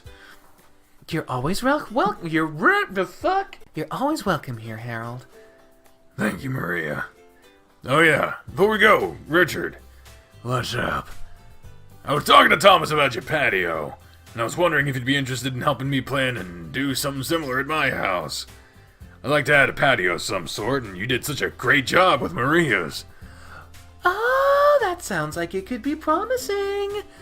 I'll pay you for your time and labor, of course, but I wanted to run that by you while it was on my mind. You serious? Very. All right. I'll come by on the next clear day we have and check it out. See what we're working with. If the rain lets up any, I'll send you some pictures of it too. You got my number? I'll get it from Thomas. That'll work. I can start planning something. Great! We'll talk more about it later then. Sounds good. Okay, I'll see you both again soon then. Yep, see you guys later. Be safe and take care. Later, fellers. Later, fellers. I think we got wetter coming back than we did going to the shelter. Yeah, we definitely did. Let's lose the wet clothes, let's go and then go have a chat on the couch. Oh my. Okay, you. Let's go talk. Oh boy. Harold fell onto the couch, taking it all up, and he invited you onto his chest and belly with a few pats. Come here. Make yourself comfortable on your bear. Oh, it's cute. So cute. A little bit of ass peeking out. What is with the main character's ass? His back goes on forever, then his ass is like, barely there. He's got like a tiny ass. What the hell happened to his ass? All good. So comfy. Good. He didn't say anything else for a short bit. He just moved his paws idly around your back while nuzzling against your head. So, what did you have to talk to me about? You know that I love you, right? I do. And I love you too. I know you do. And you've made me so very happy since we've been together. I don't think I've ever been happier than the time I've had you with me. Even happier than my wedding day. And that day was one of the happiest of my whole entire life. But, well, there are things that happen that try to destroy that happiness. Sometimes I wonder if I'm even allowed to be happy anymore. Life has this way of luring me into a false sense of security and then laughing maniacally as it tears me down again. Here lately I've been beaten up a whole hell of a lot. I've been to some really dark places. Places I've never wished even my worst enemies to go. No matter how hard I fall or deep I sink, one thing has been constant. You were there. When I was sinking into the darkness, your hand plunged and dragged me out. I was at my lowest of lows, and you saved me. I'll always be thankful to have you in my life. I'm really happy to hear that.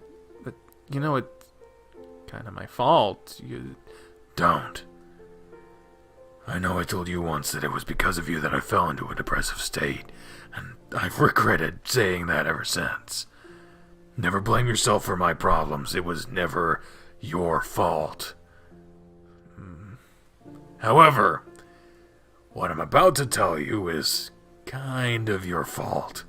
I mean, it's my fault too, but you can take some of the blame. What is it? Your little incident with Diana was on the news, and the school board caught wind of it. What?! His paws kept you pinned against him, and he continued stroking your head and back. I had a meeting about it, and since Diana had already mentioned you before, that was brought back to light with you and Diana both being at my house. Oh no. Oh no is right. I don't really like lying, so I told him the truth. Are you being fired? No, they aren't gonna fire me. Whew. I'm resigning instead. What? Again, you struggled to get up, but he held you tight. Stop struggling and hold still, jeez. Why would you do that? You love your job, don't you? I do. Then, why? I love you more. Harold, is that really a good idea, though? Who knows? Love makes you do crazy things sometimes. All I know right now is that I'm not willing to let you go. And I'll do what I have to keep you with me. I have a good amount of money saved up, and I'll just find another job or something. The tennis team here is doing great, so I bet I could get another job as a coach or something like that. I could probably get another teaching job too, since I'm resigning and not being fired.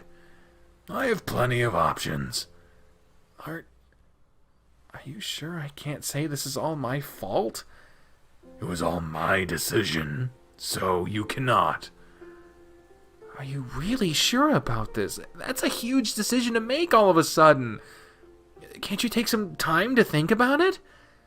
I've thought plenty about it, and this is what I want to do. I think I'll take some time to do more writing and see if I can get book 2 done in the next few months.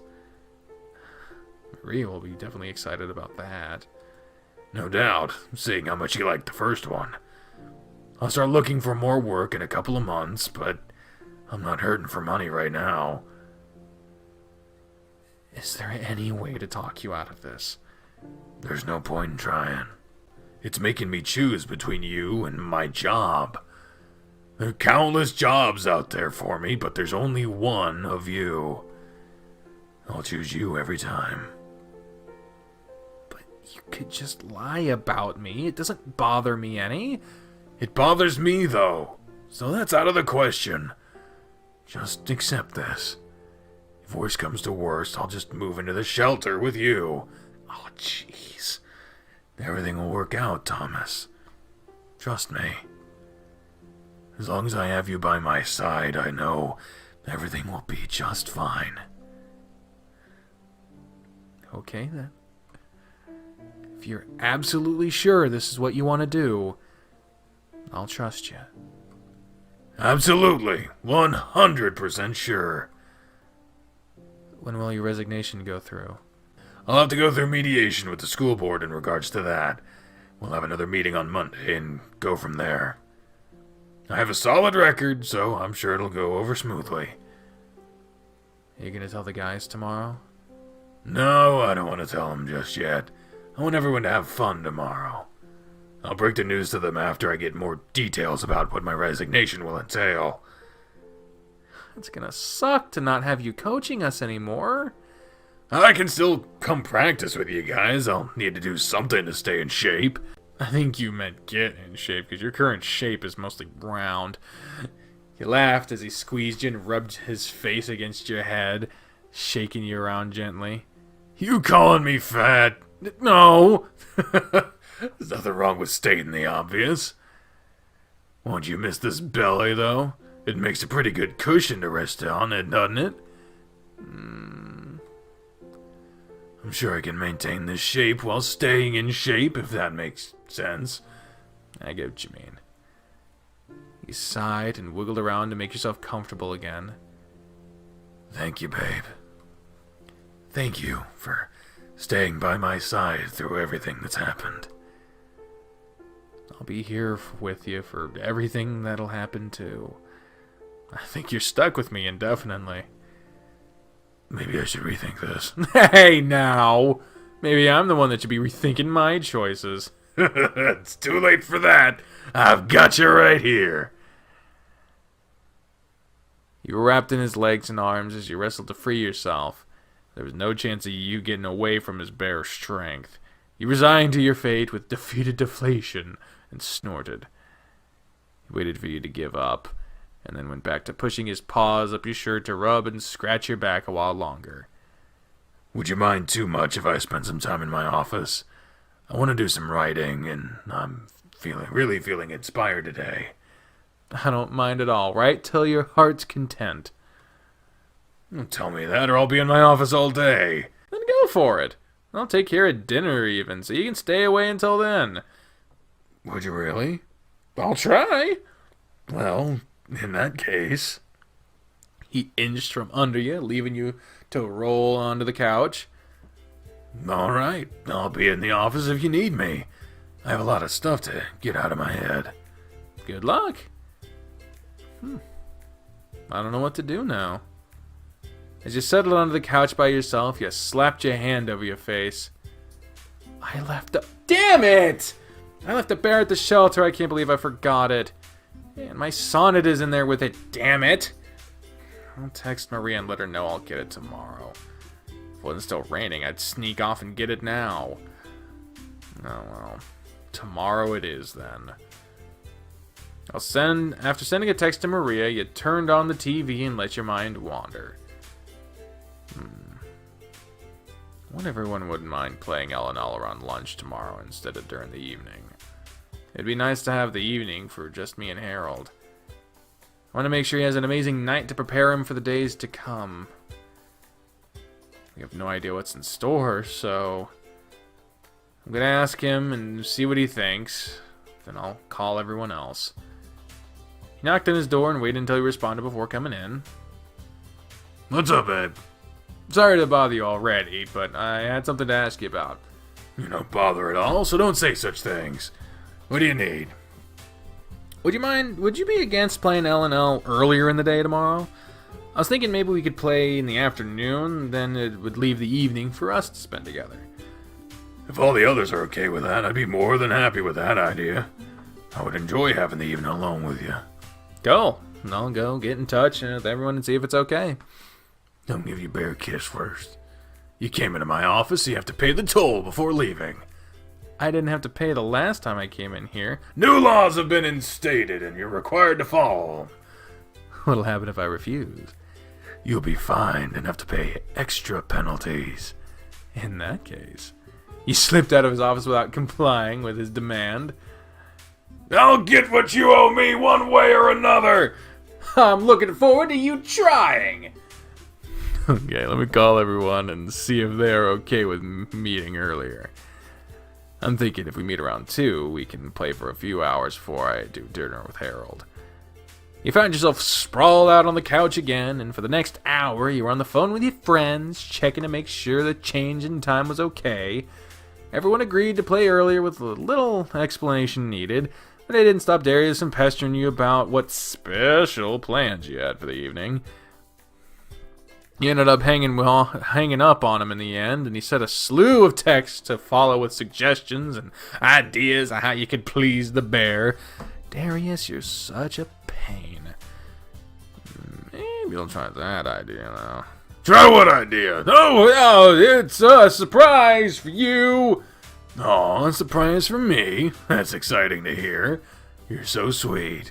So, we playing early tomorrow? Yeah, they'll be here around 2. Great. Oh, since you're doing dinner tonight, dinner will be up to me tomorrow. I might have to go to the store for some things, but I'll decide on that later. What are you doing now? Done writing already? I wanted to get up and stretch. It's not good for me to sit around for too long. What? And since the rain let up, so I'm going to get some pictures and send them to Richard. And since I was up... He moved around to the front of the couch and suddenly had you pinned down on the couch. I figured I'd collect all those fines for skipping on my toll. Oh, I guess I don't have a choice but to pay them now, do I? Nope. His grinning face moved towards yours, and you wet your lips in anticipation. Like any other time his lips met yours, it started with a tickle of his fur against you, followed by the caress of tender flesh that filled you with a passionate warmth. The first kiss felt like he was trying to suck your soul from your body as his lips worked against yours. He pulled back, leaving you to sigh heavily. That's for the toll. What about the extra fines?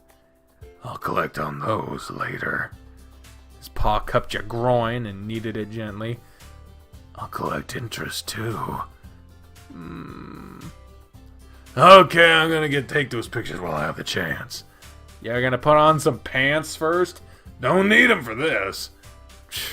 I guess while he's doing that, I'll decide on what I'm gonna try to make for dinner. Big old tease, give me a boner too. Let's see what we got in here. Everything's frozen. Didn't even consider that. Baked chicken fingers and french fries it is, then. I can at least make chicken sauce to go along with it all. That's something, right?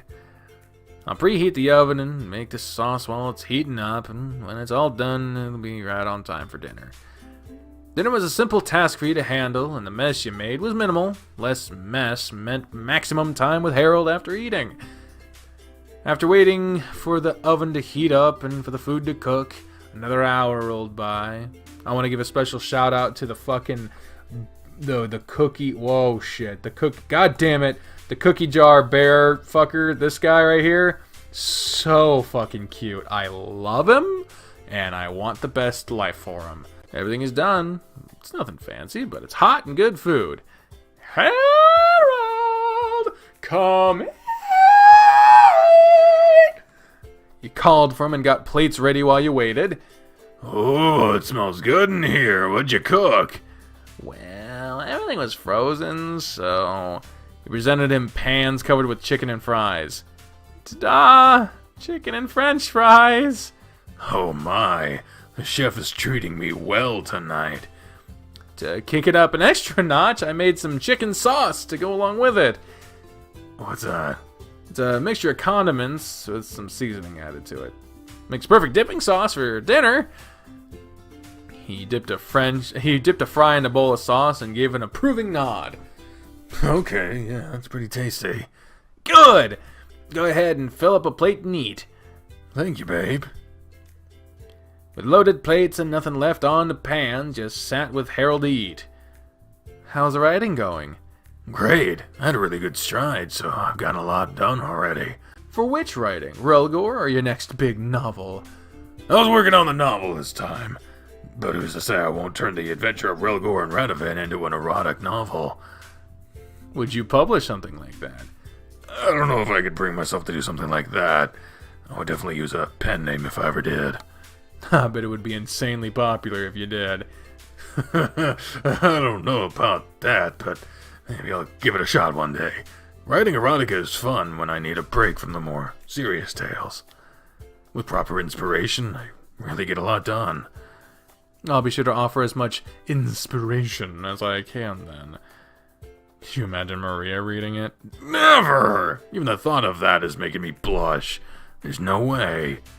Richard, maybe, but Maria, good lord, no. I'd never be able to look at her again. You don't want her to read about how tenderly Relgor drags his fingers over Radovan's naked body? Or how he peppers his body with gentle kisses, working down towards his thick, throbbing... No! He hit his face in his paws and shook his head slowly. Hearing you say it out loud like that makes me feel ashamed enough. My smudge might be reserved for my eyes and my eyes only. And mine? I want to read your porn, too. I might let you read it. We'll see if I don't die of embarrassment.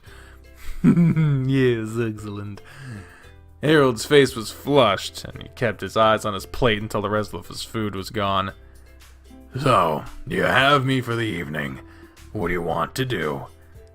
I haven't thought that far yet. You wanted to spend the evening with me without a plan, huh? Just being with you makes me happy. I don't have to be doing anything. In that case, you remember yesterday how we talked about making some new traditions for Saturdays? Yeah. Let's add on to that. He grabbed your hand and traced a thick digit around the top of it. We'll go take our hot bubble bath together and soak in there for a little bit. Then we'll move to the couch and watch a movie. After the movie is done, we'll retire to the bedroom and we can lie in bed together and read a book until it's time to sleep. How's that sound for a way to spend the rest of the evening together? Sounds like a perfect idea to me. You can start the bath, and I'll take care of these dishes. Then I'll join you as soon as they're loaded. You crammed the rest of your food in your mouth and passed your plate to Harold. He grinned, rolled his eyes, and patted your butt as you skipped past him to the bathroom. After an evening full of relaxing and Harold by your side, the night was drawing to an end, with the two of you sitting on the bed under the blankets, each with a book in hand. You reading The Stone, and Harold was engrossed in one called Eternal Conflicts. Your eyes were getting droopy, so you put yours aside and scooted over to lean on Harold. Did my book bore you that much? What? No, I'm just tired is all.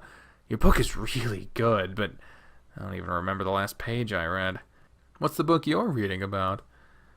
He set his book on his leg and put his arm around you, pulling your cheek to his chest while pushing his fingers through your hair. There's a war going on between demons and angels, with the mortal world stuck in the middle of it. Some mortals fight for demons, some fight for angels, but nobody really knows why they're fighting. A single mage sets out to find out what started the war after befriending a demon that saved his life. He picked up the book and examined the cover with raised brows. Is this the demon on the front of the book? Going by descriptions, I'd say yes. He's rather alluring, isn't he? Whenever you write erotic fiction, the cover needs something enticing on it. This is erotic fiction. There is some erotic content in it, but the actual story is really deep. The sex is more fan service. Where have I fucking heard that before? I feel like that line was written explicitly for someone to think this exact thought. After what we talked about at dinner, I decided to pick it up again and see how it compared to what I've written. And? I think what I've done is better. Oh, really? The characters are written so well, and you can feel the passion they share for each other, but the sex was so blandly done. They just had an epic battle and barely survived the day, and they had this moment together that was so tender as they were reunited and tending to each other's wounds. There was such a build-up between them about lusting over each other and not talking about how they really feel for one another. Then they kiss, and it's magical. You expect this lusty, taboo scene between a man and a demon, only to have it get piddled out in less than half a page, like it was some cheaply written, underfunded porno. Thrust, moan, squirt, done. That's all I got! No real foreplay, no uncertainty in what they're doing, no passion, no anything! I seriously think it would have been better to just mention that they engaged in intercourse, skip past it, and not be bothered with such a pitiful scene. You know what? I absolutely agree. I haven't read the book he's talking about specifically. Obviously, this is a fake fucking book. But what I mean is sometimes in some of the stories I've written, read on this channel, it really seems like the story would be like 1,000 times better without the sex scenes, or that they just don't make sense to be where they are, or that they're not written near as well as the rest of the book, because sometimes, as I've been told by some devs, some, not all, sometimes the sex scenes are just put in for fan service to get people to read. They're hooks. And the problem is if your hook doesn't align with the content of the rest of the book, then it's gonna be seen as hollow. It detracts from your overall narrative at that point. I agree. Sounds like you wanted some hardcore demon fucking to happen. That would have been better than what I got. I didn't realize you were such a connoisseur of smut either. I'm not. I've just read some really good stuff before, and I think I'd do a decent job writing it. I guess that means you'll have to let me read some of it and be the judge of that. Fine, I'll let you. Really? Yes, but you will sit in my office by yourself and read it silently when I let you. It's fine with me. Probably regret letting you read it. I'm sure you've written the most amazing smut ever. I can't wait to read whatever boner-inducing work you've produced. He groaned and rolled onto his side, pulling his pillow over his head and tugging at the blanket all the way up over his shoulder.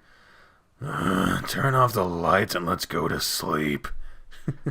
He tugged on Harold and made him roll onto his back, pillow still over his face, so you could at least cuddle up against his side. Don't forget to take off your glasses. He grumbled and pulled his glasses off from under the pillow and put them on the nightstand. I love you. I love you too. His hands scratched over his belly and all through his luscious chest fur. His movements were slow and rhythmic, and you could feel vibrations rolling through his body from the muffled purring heard under his pillow. His chest rose and fell under your hand, and the purring eventually came to a stop, only to be replaced by snoring instead. I put him to sleep. Sleep well, Harry. I love you so much. I'm so happy to be in your life. And I hope that we're together for a really long time. You found his upturned paw by his side, and you rested your other hand in it. You gave it an unconscious squeeze while you continued rubbing through his fur. Your heart was filled with nothing but love for the big old bear. There was nowhere else you'd rather be than right there beside him.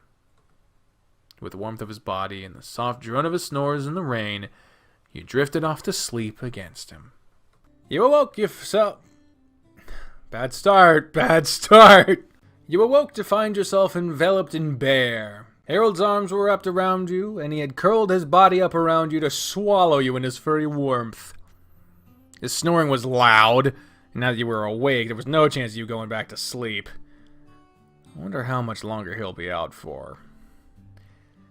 It's not like I'm uncomfortable. His fur is so soft and warm, I could stay here all day like this. You slowly put your hands against his arms and rubbed over them slowly. Let's see. What are we going to do today? The team will be here around 2 for L&L, and after that, it'll just be me and Harold. Maybe I should go get his surprise from the shelter before then. If only I could sneak out of bed. I really don't want to wake him up, though. I need to make sure I can take some meat out of the freezer to thaw so we can have a good dinner, too. I'll let him decide what we'll have tonight. You continued to rub your fingers through his fur, and your mind wandered to yesterday's conversation. As much as I hate to put our relationship on hold, I don't want to be more of a burden on him. I'll do whatever I can to help him out. The semester doesn't have long left in it anyway. I'll just have to make sure I don't have any other classes with him.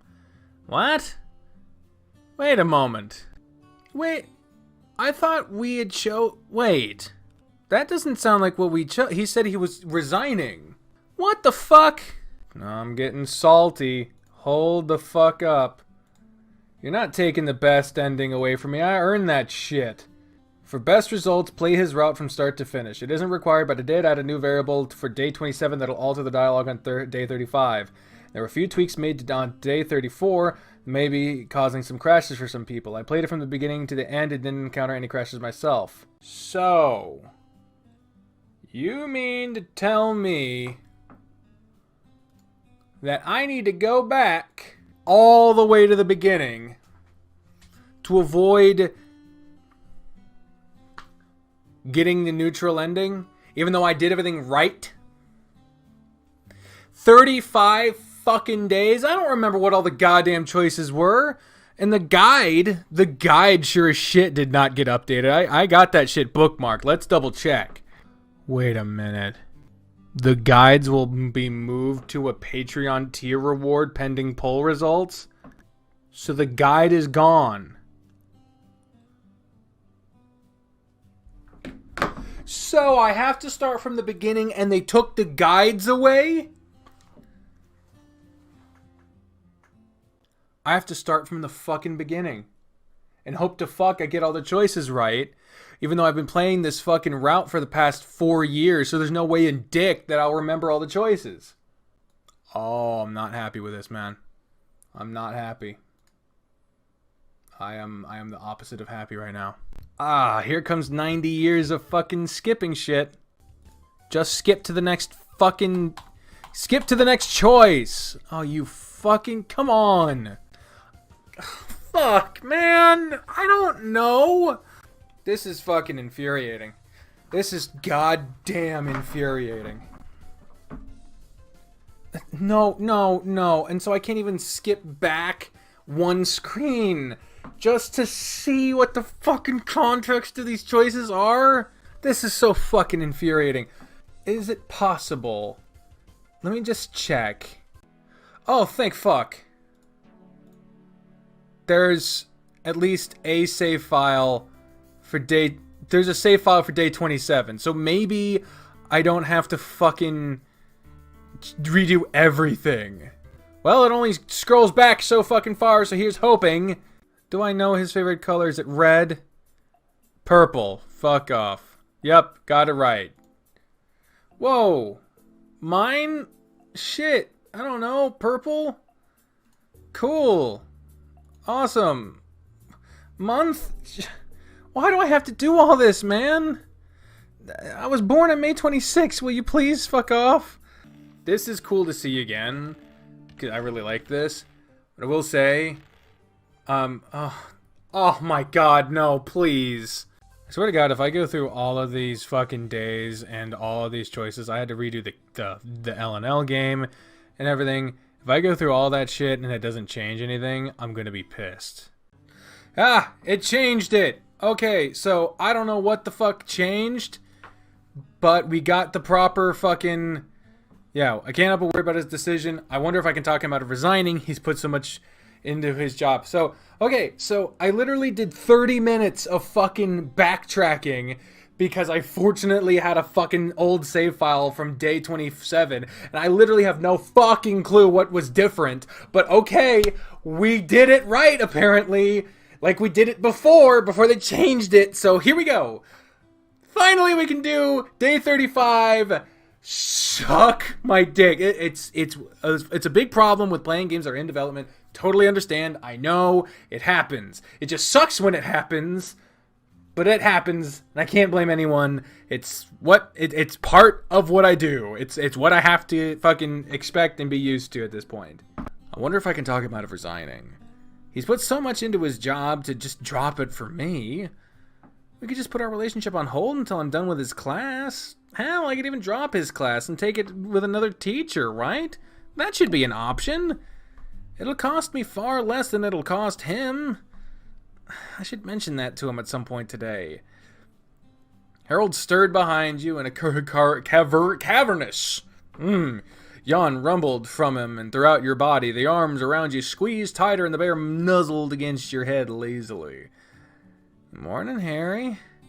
Morning, babe. Did you sleep well? I did. I was having such a nice dream. What were you dreaming about? I'd won a lifetime membership to a buffet. I was allowed to eat there for free at least once a day. It had food from all around the world, and all of it tasted so good. After he said that, you felt and heard his stomach growl in disappointment that it was only a dream. Yeah, I'm sad too, buddy.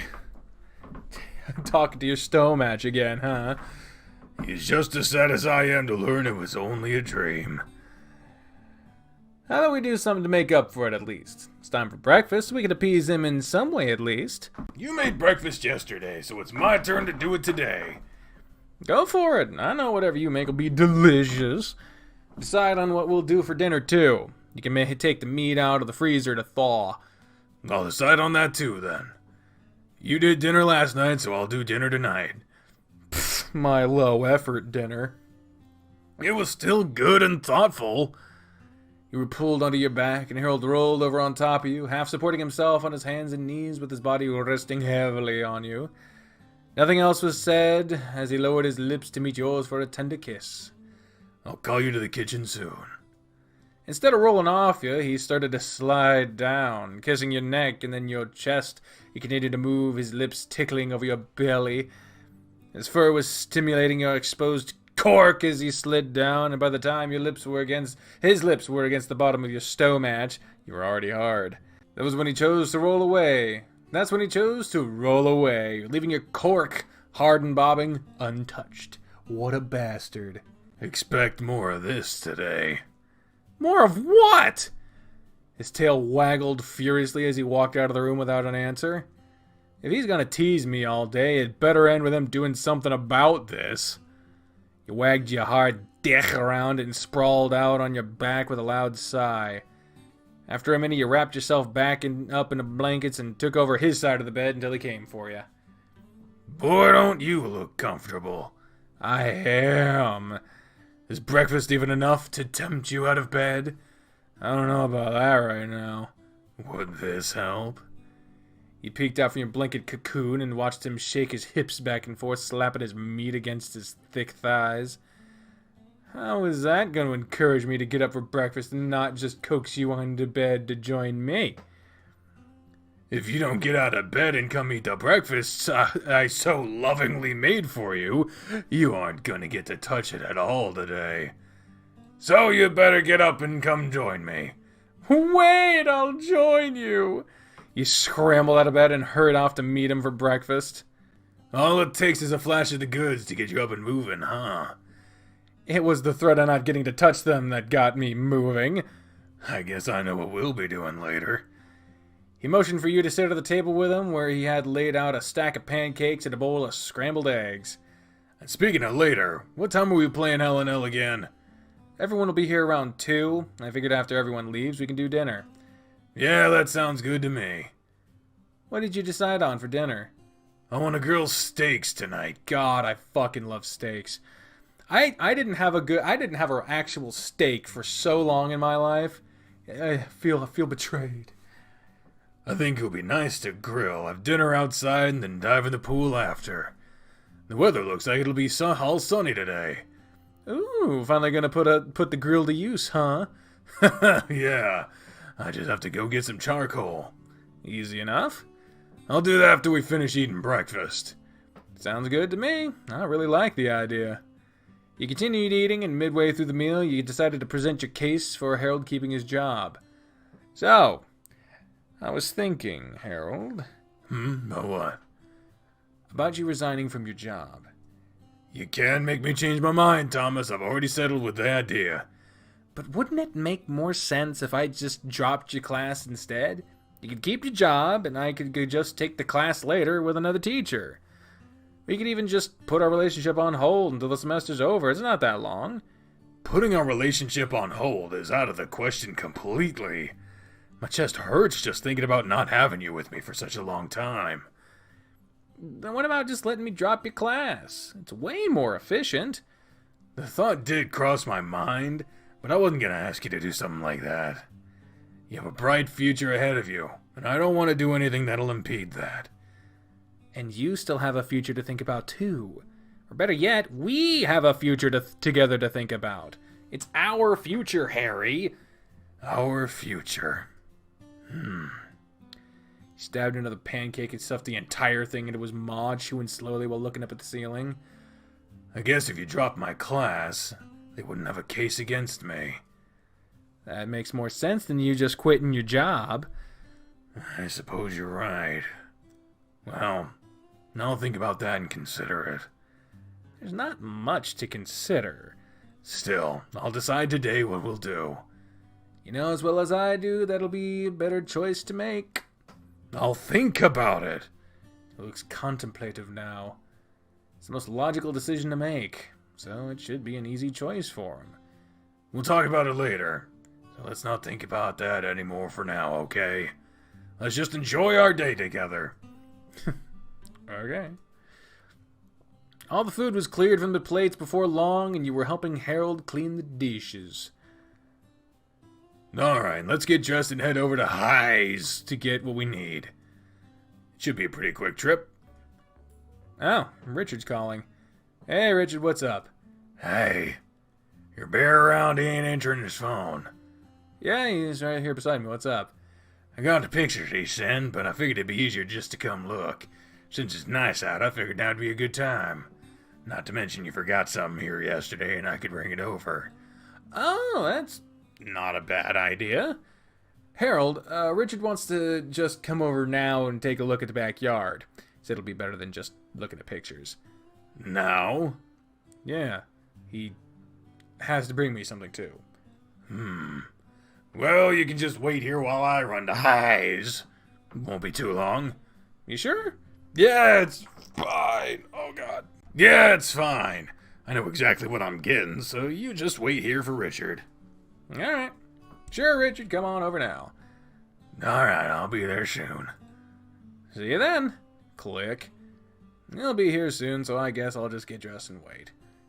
Okay. I won't be gone for long. He patted your cheek and pulled you in for a kiss. Be safe, Harry. I will be. Okay, time to get dressed, and I'll just wait for Richard. That must be Richard. Well, good thing we waited. Made sure to check the door's peephole first, and seeing Richard there, you open the door and let him in.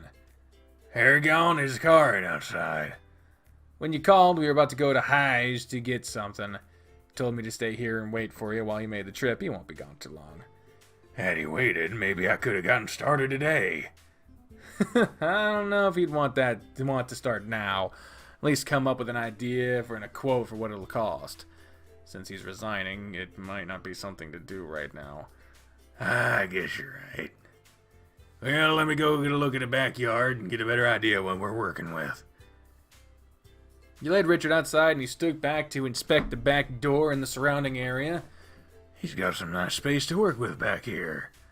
We can do a similar concrete patio, but Harry's got a bit fancier. But Harry's a bit fancier than with the shelter. He has a single step out the back door, so he can do a nice wooden deck with a pergola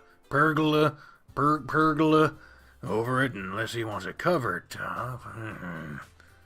Richard completely forgot you were there with him, and he wandered around the area. With a measuring tape in hand, he started to take measurements of the area, scribbling down notes while he was at it. Need me to help you with anything? No, just surveying the area. You got a nice yard here with plenty of space for a good deck. You got a lot of good ideas. I got a lot of good ideas to run past him. Like what? You gotta wait till he gets here. I'll tell you at the same time. Can't you just tell me while we wait? Nope. Gonna think about it a little more. You gotta at least run them past me and let me know if he'll like it or not. Let me tell you if he'll like it or not. Nah, you can wait. He exited out the side gate without telling you anything else. Where are you going? Richard had gone to sit in his truck for a while for Harold to return home in an attempt to keep you from pestering him. You convinced him to go back inside after promising you wouldn't ask about his ideas anymore. You can think about asking again, and I'll be back in my truck before you finish the thought. Yeah, we can talk about anything else while we wait. He shouldn't be too much longer. Then you can do something with this. He handed you a bag he brought with him from his truck. What is... Oh, perfect! I'll hide this where he won't find it, and I'll give it to him later. Thanks for bringing it with you, Richard. You're welcome. Might as well save it a trip since I have business with Harry. What are you guys up to today? The tennis team will be here around 2. We're going to play some L&L for a little bit. After that, it's just going to be 2 of us. Plenty of time to get busy then, right? Plenty. He laughed and ruffled your hair around. What'd he need at highs anyway? Charcoal for the grill. I'm going to do steak later. That sounds like a good idea. Wonder if Marie will be cool with grilled steaks tonight. I'm going to text her and find out so I can get some on the way home if she says yes. You invited Richard to join you on the couch, and he sat with you, once again losing himself in the notes he had scrawled down for patio ideas. 10 minutes later, the front door opened, and Harold entered. There he is! Hello, Richard. How you doing, Harry? Today, Harry? Just fine. I hope you'll not think it rude of me to have left you here at my home while I was gone. Practically caught us going out the door when you called. Nah, you're good. Thomas was keeping me company. Still, sorry about that. You're good, Bear. Don't worry about it. I appreciate you wanting to come over and take a look at everything, too. I'm excited about the prospect of having a patio of some sort. It's my pleasure. I got some ideas I want to show you, so let's go back and talk about it. Thomas has been pestering me to tell him, but I wanted to wait for you to get here so I'd not have to go over it twice. Let me show you. First of all, I'm thinking a wooden deck right as soon as you step out the front door. We can add a step somewhere else, but coming out on the deck right away is ideal. We can add some flower boxes over here and for the top. And you thought all these things in the short time you were here? I was thinking about it after you sent me the pictures, and I wanted to get a better look in person. There's a lot we can do, but it's all up to you and how much you want to spend on it. Would sure be hard to afford this if you didn't have such a good job. Fucking wife. For sure. I could never afford something like this. Harold snorted in your direction and ran his fingers along his chin. Do you think you can give me a quote for how much it would cost? If you would break it down and have the cost of adding certain features, we can go from there. Yeah, I can do that. Be sure it includes the cost of labor in that too. Will do. It'll be a long job, but I'll be sure to give you a good price. As long as you invite me and Maria over for a swim and grill from time to time, you'll get a great discount. You guys are welcome anytime, with or without a discount. I just want you to be paid a fair price for your time. I'll get back to you ASAP with a price on all it. There you go. I'm gonna head to Highs when I leave here and get a good price on wood. I got the measurements, so I can at least get a rough estimate. And since I got most of the tools we'll need, that'll save some money. Anything you can do to save money is a plus. Just don't expect me to cut any corners. I'm gonna make this the best deck you ever did seen. And that's the bottom line. Sorry. I wouldn't expect anything less from you. I was going to head out now and see what we're looking at. I'll text you some quotes later tonight. We can talk about it more whenever you guys get the chance. Well, Thomas told me you guys have a busy day ahead of you. No, we'll just play an L&L with the tennis team. I'm sure you have other plans after that, though. Well, we're gonna grill steaks. I'd be willing to bet that's not... That meat's not the only fucking thing on the menu tonight. Dots. Thought so. I'll text you later, Harry. See you later, Thomas. Bye, Richard. That man. Maria has her hands full with him. She sure does. How about we have some lunch now? We can do more chicken and fries. That's good to me. Harold cooked lunch, and after it was eaten, he retired to the couch with him. The guys will be here in about an hour, so I'm thinking we should sneak in a quick nap before then. I'll set an alarm for 45 minutes. That'll be perfect. He nestled into the corner of the couch and pulled you back with his belly and paws up under your shirt. This is perfect for me, so I hope you're comfortable. You're gonna sleep sitting up? It's just a little nap, and I'll doze off with no trouble. Oh, you're okay. I'm fine here, too. You're the perfect cushion. You yawned as his paws circled around your stomach and chest. One paw had other ideas and drifted down into your shorts, cupping your cork and balls through your underwear. What are you doing, you naughty bear? Just teasing you a little. It was his turn to yawn, and it ended with a low growl as he nuzzled against your head, slowly kneading his paws against you. No, it's just as much of a tease for me. Your Harry hasn't gotten off for a few days either, and I'm starting to feel it. He made it clear to you that he was already stiff from teasing you by pushing his hips forward just enough for you to feel his boner. We have time now if you want to believe it. No, we don't have near enough time. I'm gonna take my time with you later.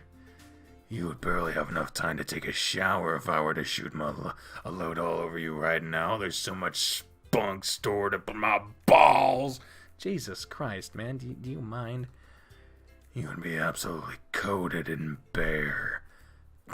Harold. Too much? Nah. Hearing you talk dirty like that, it still feels so foreign, but I like it. Feels that way too. Well, keep at it. I still think it's hot when you act like that. You do, huh? Another growl vibrated against you, and his paw pushed down into your underwear. His fingers traced down the length of your hard dick and circled around the cork head a few times. You like when your bear talks dirty? Uh-huh. Okay. Oh, God. Okay, that's enough. Jesus Christ. Wow. Okay. Wow. Jesus Christ. Okay. You good? Alright, time for that nap. Yeah, we're not gonna get any sleep. Fat chance at that, how turned on I am right now. He hugged you tighter against his soft belly. And I was being serious about what I said too. I fucking bet. You and me. Tonight. If you want to, anyway. We'll see where the mood takes us when it's time. Fair enough. He reached down between your bodies to adjust himself and returned to hugging you. I love you, Thomas. I love you, Harold. His fingers massaged against you for a few minutes, and when they came to a halt, you heard the steady breathing of a sleeping bear. Comfort and relaxation overtook you, and it wasn't much longer before sleep took you too. Already time? Sure doesn't feel like we were out that long. Well, I did kind of tease you for a little bit before we dozed off. He chuckled and gave you a cratch into the gentle squeeze before nudging you to stand up. Is there anything we need to do before everyone gets here? I just need to go grab my dice. Chester has everything else. Unless you think I should change my clothes. Do you think I should put on something else? I don't think so. You look fine to me. We're relaxing in your home with friends, so there's no need to impress them or anything. You're right. I'll just keep this stuff on then. Ding dong. How much you want to bet that it's Spencer who's got here early? I have no doubt that it's Spencer. We were right! Come on in, guys! Right about what? We figured it was you two who would be early. I'm going to assume you and Darius rode together again. We did. It's not like we're that early. 15 minutes isn't much. I told you we could have stuck around your place a little longer. I might have been able to. You might have gotten on my nerves. It was just the two of us for much longer. Uh-huh. Spencer jabbed Darius with his elbow and the lion only smirked. You guys have a seat in here while we wait for Chester and Dozer. Can I get either of you a drink or anything? Darius could probably use some water with how thirsty he seems all day.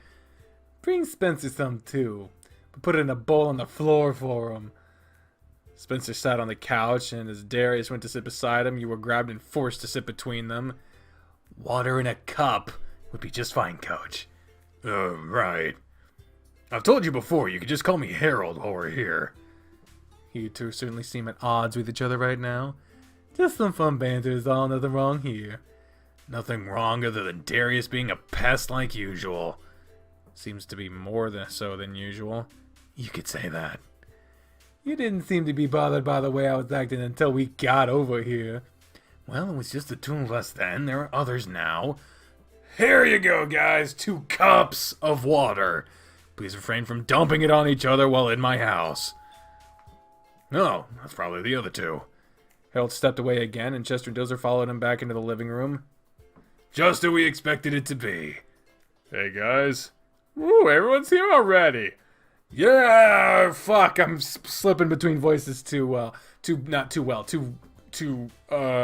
smooth, too rough, too bad. I'm bad at this. Bad me, bad. Yeah, so how about we move into the kitchen where we can all sit? Do you want a drink or anything? I'm good right now. I'll have some water, please. Sure. Alright, here we are on the character sheets. See, Relgoer's for Coach, Thomas is Rod Van, Big Dick is obviously Darius, Dagger is Spencer, and Batoric is Dozer. Before we start, I'm going to give you all enough experience to go ahead and level up. You went through enough last week to justify it. You'll get to add more to your stats and maybe even pick up a new skill. Oh boy, that's always a fun start. Just follow the instructions in your character class rules for what happens when you level up. You'll all gain more HP, and you should get some more stuff. Other stuff too. Once you're all leveled up, we'll recap what happened last week and start playing. Harold immediately got lost in his character book and began making new marks on his character sheet. Didn't take long for him to finish, so he scooted closer to you to see what you were doing. Your luck was way better on your HP roll than mine was. I only got an extra 2 HP to my pool.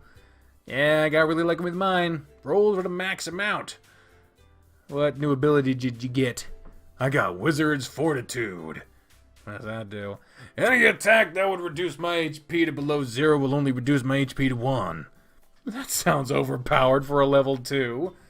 It can only occur once a day, though. So if I get hit back to back, I'll still go down. Ah, gotcha. Still really useful. Let's see what ability you get. Leaned towards you and put his chin on your shoulder as he read through your new abilities, as he helped make sure your stats were situated for your class. Chester moved around the table to make sure everyone else was able to figure out what they needed to do, and only half an hour passed before everyone was set. That is a miracle. Alright, all your character sheets look good to me. Does anyone have any questions before we get started? Are we getting a day's rest after the last fight? Yeah, we'll assume you camped in the cave after the fight, so y'all have all your HP and abilities restored. Good to know. Are there any questions about your character sheets? Is it okay that I dumped everything into charisma? You just want to have sex with everything. I'm a lover, not a fighter. What can I say? As much as I am against it, I can't argue against the validity of his strategy. Anyone else? Everyone else was silent, so Chester took his place at the head of the table. Oh, we're gonna do this again! Yay! Oh, I'm really glad we get to do this again. I love this. In that case, let's start playing. To recap, your party just defeated the Hobgoblin and his cronies to retrieve a soul box. You are still in the lair of the enemies that you had defeated, and we're discussing what to do with your newly found treasure. The soul box can be used as a powerful tool of destruction, capturing wandering souls without a vessel within it to be released as magical energy later on. You can keep the box, sell it, or hand it over to someone better suited to handle it. Your party must decide what to do next. There they are! God damn it, I love this picture. I love Lord of the Characters. I love it. Well, I'm gonna study the box while we have it. I just assume we keep it and learn it to use for our own benefit. And I think we should sell it. We can make a lot of money off of it with the right buyer. It makes no difference to me what we do with it. As long as whoever wields it does not have evil intentions, I have no opinion on it either. What do you think, Radovan? It tickles me that Radovan is actually a thing. Oh, God. Such a fun mechanic. I love it. Well, there's no guarantee if we sell it to anyone that we know their intentions. And if we just give it away to someone, it's a bit of a waste. It might be altruistic to say the least, but I think keeping it would be better. Power of the commune is a better thing when dealing with something of such high power. Also, oh God, the fucking little bit of green. Little bit of green, there we go. Fuck. Is it better? Okay, good. I think we should keep it. Like Relgor said, if we learn how to harness its power, it could really benefit us. And that could always lead to us getting more money anyway. Okay, I'm okay with that for now. But if it proves to be trouble, I say we get rid of it.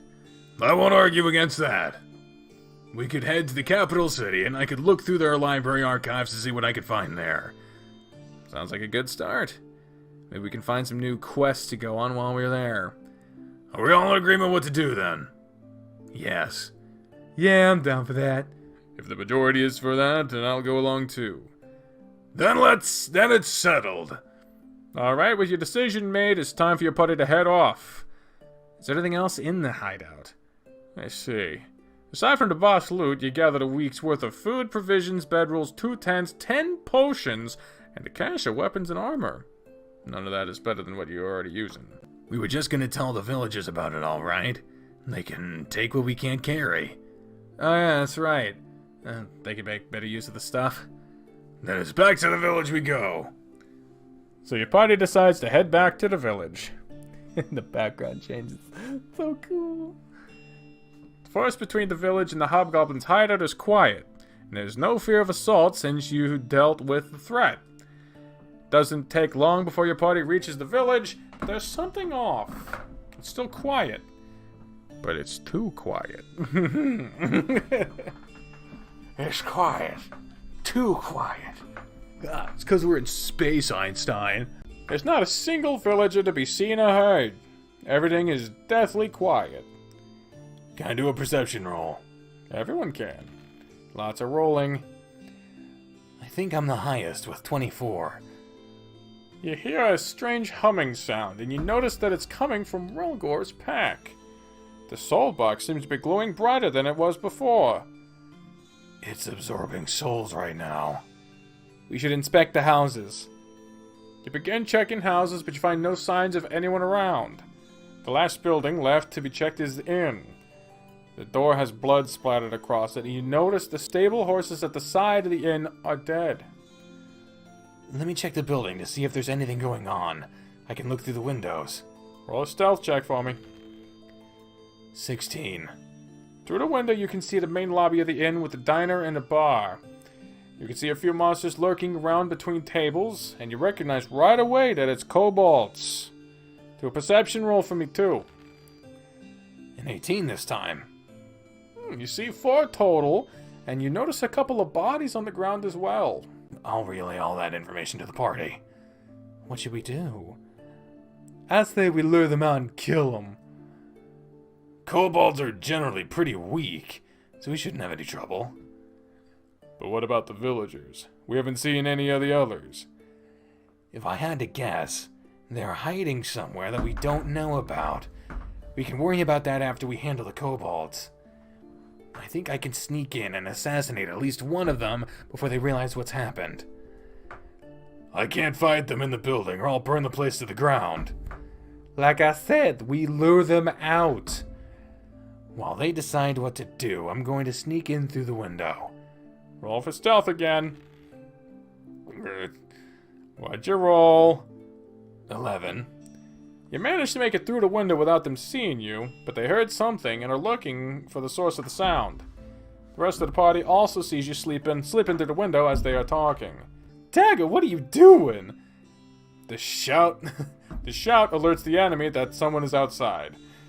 Everyone except Dagger needs to roll initiative. He wasn't detected before Big Deke alerted the enemies. Why would you shout like that? He shouldn't be going off alone like that. He could get himself killed. We can't worry about that now. We need to prepare for a fight. Everyone rolled dice around the table and Chester recorded all the numbers. Okay, so the kobolds are scrambling through over to chairs and tables to get out the door where they heard voices. Can I take one out before they get to the door? I can leap over the tables and stab one in the neck. Roll for acrobatics and then do a damage roll. 16 on acrobatics and 8 on damage. With the confusion of the kobolds running to the door, Dagger jumps onto a table and jumps again to grab onto the light hanging from the ceiling. He uses the momentum to swing himself forward, and he lands on the kobold farthest from the enemies, thrusting his dagger into the side of the creature's neck to kill it.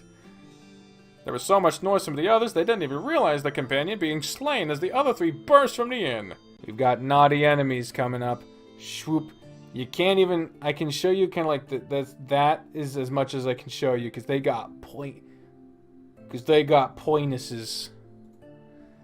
I'll go roll the highest initiative, so he gets... He's the first to go. I'm not wasting any time with these lesser creatures. Can we not capture them and interrogate them? They don't speak our language, so there's no point. I'm gonna pull out the soul box and hold it while I cast my spell. Oh. Roll arcane knowledge? 20 with modifiers. What are you casting? Flame Spire. It's the word. I'm not saying the word. I'm not saying the word. Roll damage. 6. Go ahead and cast. He does not look pleased. Harold grinned at you and raised his hands up in the air, and in a voice deeper and louder than usual, he shouted, "From the fires of hell, come forth and erupt from the ground to engulf my enemies in flames." The soul box glows brightly, and in an instant, a ring of fire appears on the ground around the kobolds. The next moment, the flames rose high into the sky, swirling around in a vortex of mad fury. You can all feel the intense heat and have to turn away as the kobolds screech in agony from within the fire. After several long seconds, the flames vanish into the air. Where the kobolds stood, the earth was left blackened and smoking with piles of ash scattering into the wind. They fell. The attack was so powerful, the kobolds and anything they carried were instantly incinerated within the inferno. All for 6 damage? The soul box multiplied the intensity of the attack tenfold. They never stood a chance against it. Had he not gotten a 20 with arcane knowledge, he would have suffered from magical backlash and probably died. And since I have wizard's fortitude, I have nothing to lose. I wouldn't have tried otherwise. I didn't expect it either. Well, that was fun. Relgor took care of all of them before we got to do anything. Sorry, I got a little carried away. Is everyone alright? Vedavan is looking a little hot, but I doubt that's from the fire. That was awesome! Never seen such a display of magic before.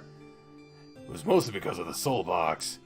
Still, it was your power that had to harness it. That was incredible. Someone's getting laid tonight. We should make sure Dagger is alright too. I'm fine. I killed one inside, and it looks like the others were no match for Relgor. I was about to run outside, but the heat kept me away. It's a good thing you waited. You could have gotten caught in the attack. I wasn't expecting it to be that powerful. Soulbox truly is a devastating device. But since we killed the kobolds, we should try finding the villagers and see what happened. Such a small band of kobolds shouldn't have been able to do so much damage to a village, even with their lack of guards. I think there's something more to be found in the inn. This is the only place we found villager corpses. There were no signs anywhere else. The inn was a disaster. It was clear fighting had taken place inside, and the 2 villagers that were killed did not go down without a fight. There are 2 other dead kobolds upstairs and 2 others in the cellar. Is there anything else out of the ordinary in the cellar? Everyone roll perception. And those as the highest this time around, you notice an odd crack along one of the cellar walls. The bricks don't seem to line up properly. This wall is weird. It could be a door hiding the hidden room or a passage of some sort. Maybe you can push it open. Strength check? Yep. 12. The wall is loose and you're able to push it open with a hard push. As it grinds open, there's a cry from within. It's a large hidden room and it appears to be housing the entirety of the village within. You're met with a few men holding pitchforks ready to strike at whoever walks in. I throw up my hands and indicate I'm unarmed. We're here to help. We mean you no harm. Several villagers recognize you from yesterday, and the barkeeper comes forth. What happened here? We killed a few kobolds and found several others dead in the inn. I don't remember the innkeeper's fucking voice. One of the farmers on the outskirts of the village saw the band of kobolds coming and sounded the alarm. There was a good 20 or so of them, and we aren't fit to fight them off, so we came here to hide. Some of the men stayed out to fight. Did you happen to find them? The only men we found were killed. I'm sorry. I wonder what could have provoked a kobold attack. They don't usually attack like that. Well, the farmer said there was a bigger cloaked fellow with them too, but we don't know if he came to the town or not. He could have been leading them, but I don't know. Do you think they were looking for their soul box too? That's possible. Especially if they have a leader. If they caught wind that the bandits had it and knew it was in this area. Oh, the more reason for us to get out of here ASAP then. What if the kobolds come back to attack, though? We have the soul box. They didn't find it here, meaning they won't come back. That's assuming they were looking for it. We just have a lot of hypotheticals. But I think it's most likely they're looking for this. We could make it known to them that we have it, and lure them away from the village. How? Chances are, they saw a giant spiral of fire, and will be coming back. I didn't even think of that! We need to go check. Everyone needs to stay hidden in here while we scout around. When we head back outside, is there anything important to note? Through the fields north of the inn, you spot a small group of kobolds walking in your direction with a large figure leading the way. Looks like we have company. Damn it, this is my fault. Sure is! We have to keep the villagers safe. Perhaps we can convince them to leave. I wouldn't hold my breath, but we can try. You just gonna wait here? I think we should. Might as well. Alright then, you wait. It doesn't take long before the group is before you. There are several hobgoblins following a large humanoid dragon, also known as a dragonkin. I hope you remember to take how hot he is into account this time.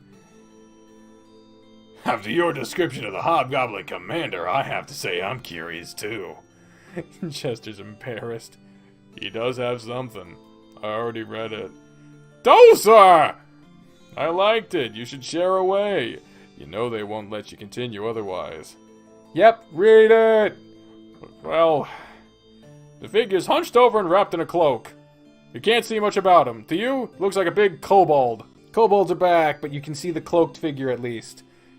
He points his stick toward the group, and when he speaks, he sounds frail. But there's a certain power hidden behind his voice. What do we have here? A group of travelers. I received no report of anyone like you being in the area. Were you the ones that created the large pillar of flame we saw? I am.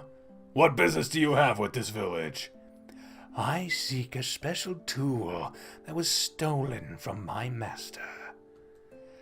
Word came to me that it could be in this village, but it was mostly abandoned by the time my minions got here. Some stayed behind to keep an eye on things, but judging by that fire and the lack of their presence, am I to assume you've killed them? I did. They attacked us when we came to the village, and we had no choice but to defend ourselves. Such stupid creatures, kobolds. No matter. The spell you cast seemed to be far greater than something you're capable of, without something to amplify your magic. Tell me, do you possess a soul box? That is no concern of yours. We are but a group of adventurers traveling through the area. It would be wise of you to not be smart with me, mage. I am giving you a chance before I am forced to move to more violent measures. Do you possess a soul box? Can't I just lie to him about it? That's something I'm supposed to be good at, right? You can roll persuasion. Add your charisma modifier to it too. Really? A 1? Oh, never mind. That's a critical fail. So what? So what if we have one? That doesn't mean it's yours. Big dick. Dick. So you do have one. Give it to me, and I'll spare your lives. I don't trust him, and I certainly don't think we should give the box to him. I agree with Bzorig. He'll probably attack us with the box anyway. Can't you just use it against him? I can't. When I used it earlier, it drained most of the energy stored inside. If you won't just hand it over to me, I guess we'll be forced to take it from you. Kill them all! Use the souls to feed the soul box as we take it from their corpses. The enemies are attacking, so everyone roll for initiative. I hope my other rolls are better than my initiative. You and me both. Mine was great, but damn, Spencer just had to one-up me.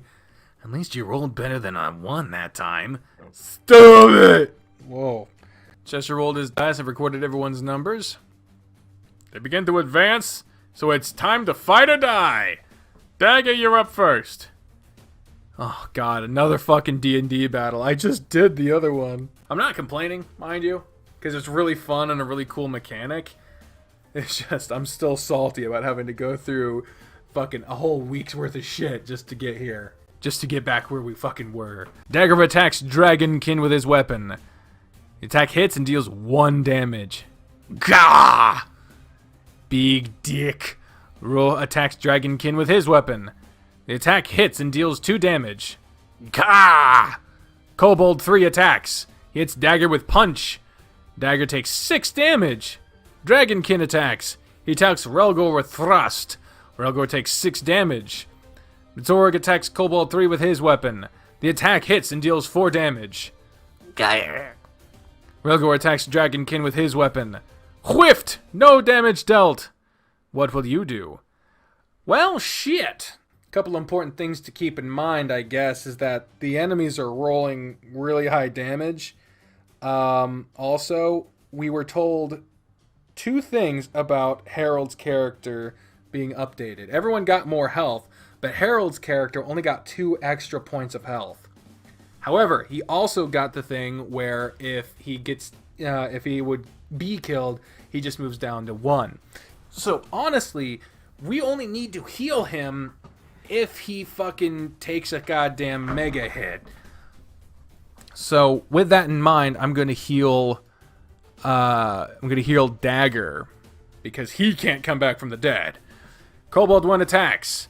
He attacks Dagger with Bite. Dagger takes 4 damage. Kobold 2 attacks. He attacks Relgor with Bite. Attack missed. Dagger defends himself. Big Dick attacks Kobold 3 with his weapon. The attack hits and deals 1 damage. These fuckers have high defense. Kobold 3 attacks. Attacks Radovan with Bite. Radovan takes 2 damage. Dragonkin attacks. He attacks Big Dick with Thrust. Big Dick takes 5 damage. Zorg attacks Kobold 3 with his weapon. The attack hits and does 3 damage. Incomprehensible shrieking. Relgor attacks Kobold 1 with his weapon. The attack hits and deals 1 damage. What will you do? Well, shit. I guess I will heal. If I remember correctly, Big Dick took a fucking hit. So let's go with that. Kobold 1 attacks. Attacks Dagger with Stab. Dagger takes 2 damage. Kobold 2 attacks. He attacks Big Dick with Stab. Big Dick takes 2 damage.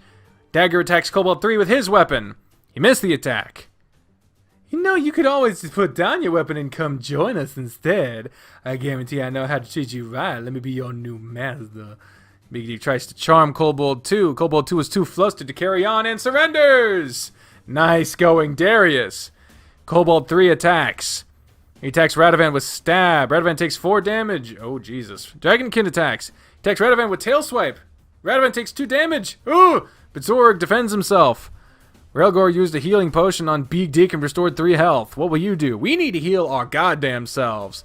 So, yeah. Heal yourself. Heal yourself for 4. Ooh, that wasn't enough. Kobold 1 attacks. He attacks Dagger with Bite. Dagger takes 3 damage. Dagger used a healing potion on Relgor and restored 4 health. Big Dick attacks Kobold 3 with his weapon. Attack missed. Kobold 3 attacks. He attacks Bezorg with Bite. Missed. Dragonkin attacks Radovan with Tail Swipe. Radovan takes 3 damage. Bezorg used Fists of Fury, dealing 4 damage to Kobold 3. Gurf! Kobold 3 goes down. Only one Kobold left.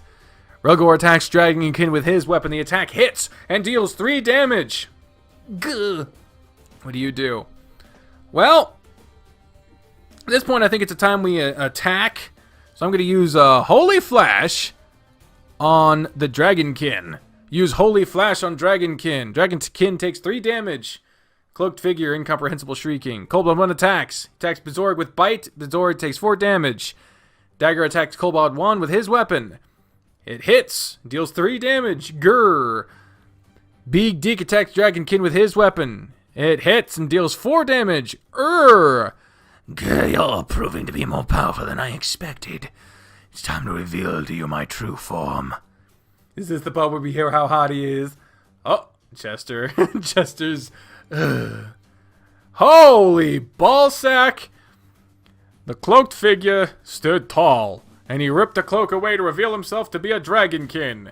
The dragon loomed over the party, staring down at you with all with a piercing amber gaze glinting in the light of the sun. His body appeared to be chiseled from the most solid cuts of stone in the land. It made you wonder if even the sharpest blades would put a dent in such perfection. The cream-colored scaling that covered his chest and stone match was the perfect contrast to the crimson scales that shone like rubies. It was adorned with not more than a jewel-encrusted bracelets, golden rings that pierced his pink nipples, and thin, body-conforming underwear barely containing his manhood. When he spoke, it was deep and guttural, and there was an odd smoothness to it that could only explain... One could only explain like your ears being massaged by the world's finest oils. God damn it, if only I was Markiplier.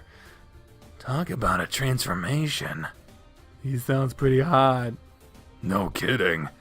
I told you guys it was good. Stop your gawking or I'll run you through before you realize what happened.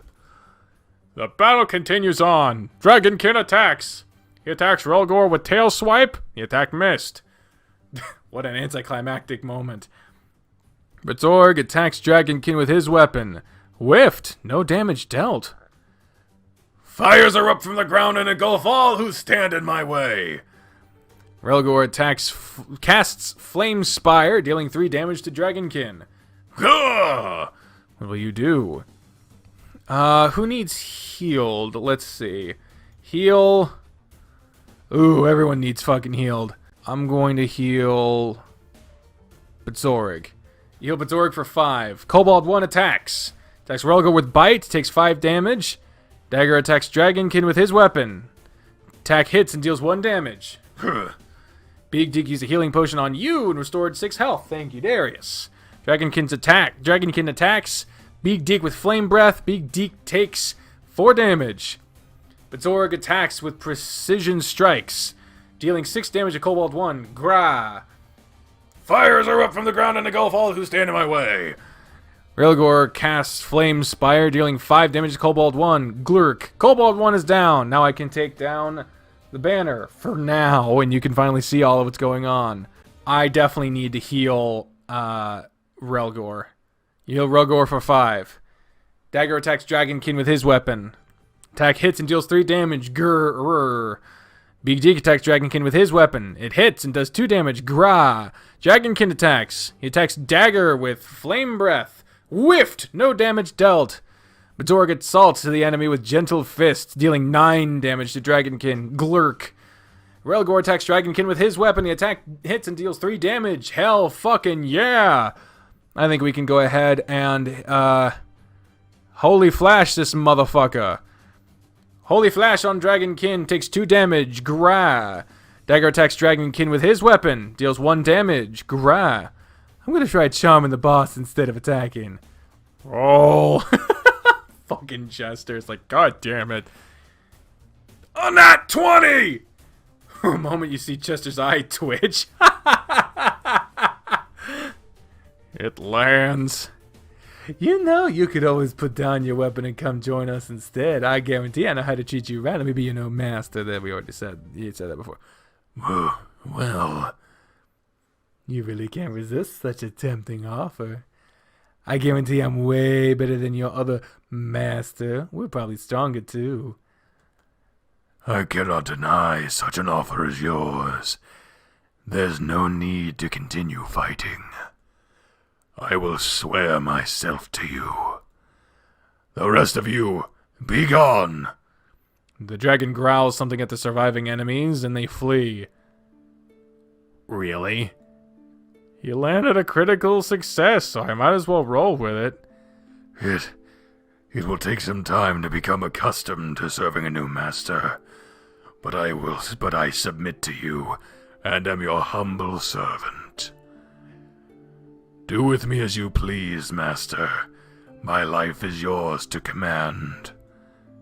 Can we trust him? I sure don't.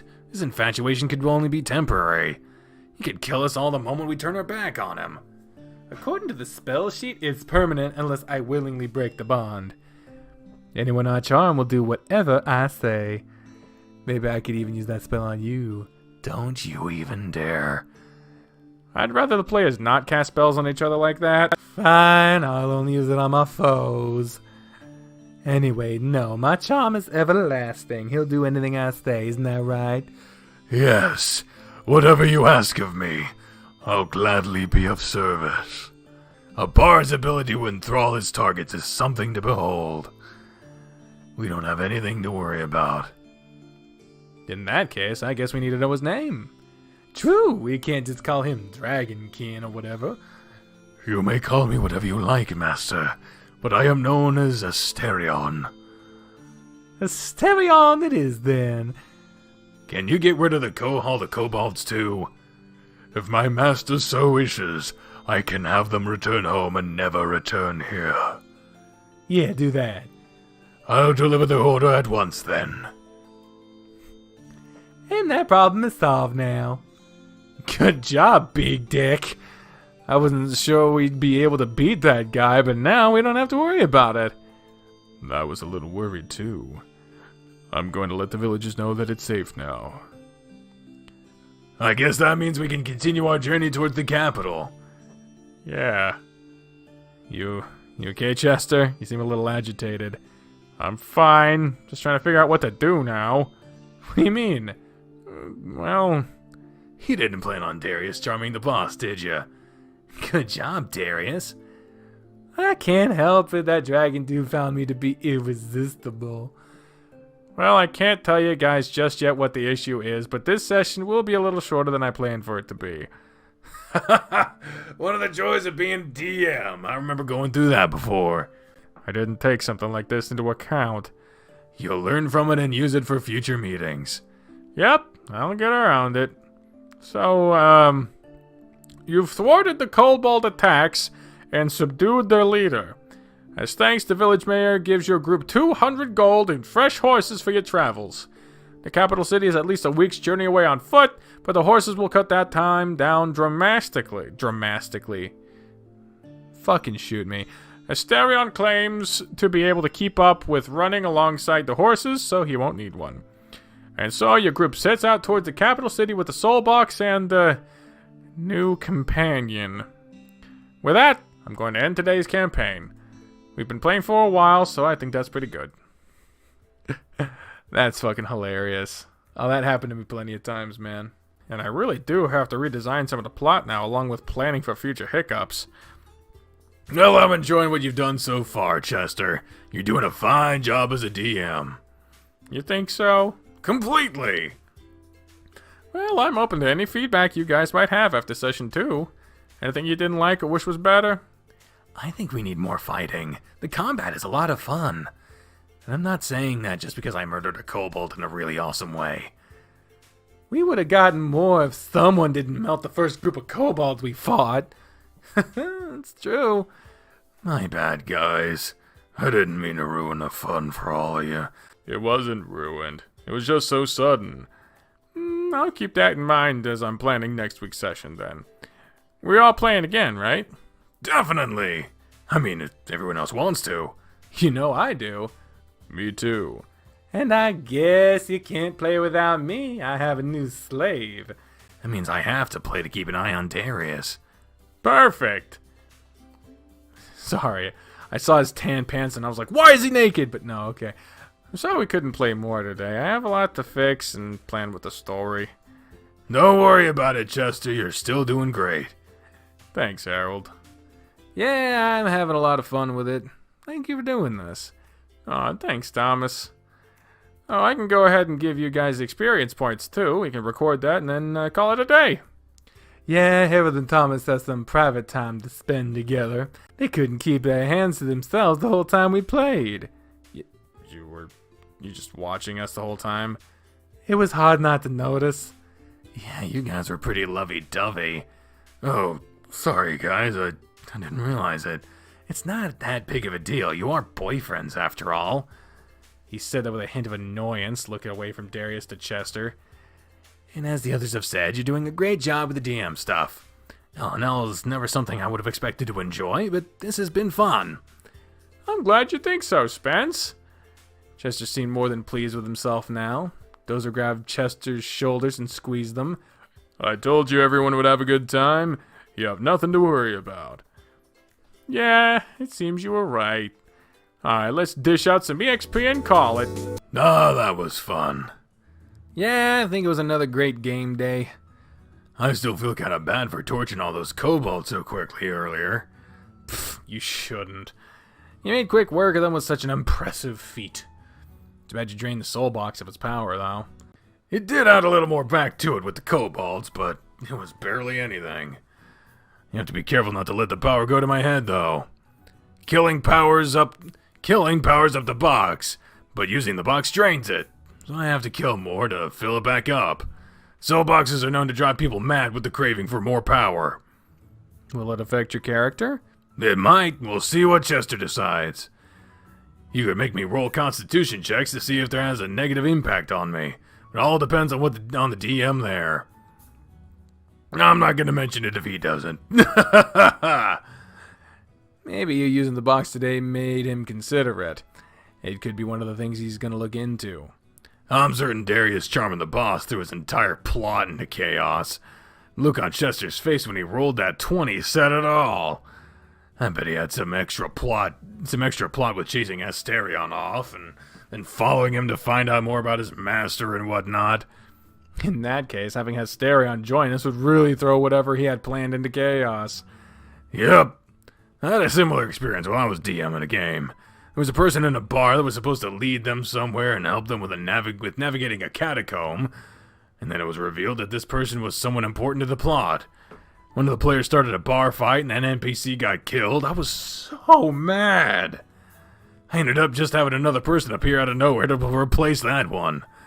It wasn't the most original fix, but I came up with it on the fly to keep things moving along. I bet it was really frustrating. Oh yeah, it can be. But after it happens once, you learn to roll with it and do what you can to fix it.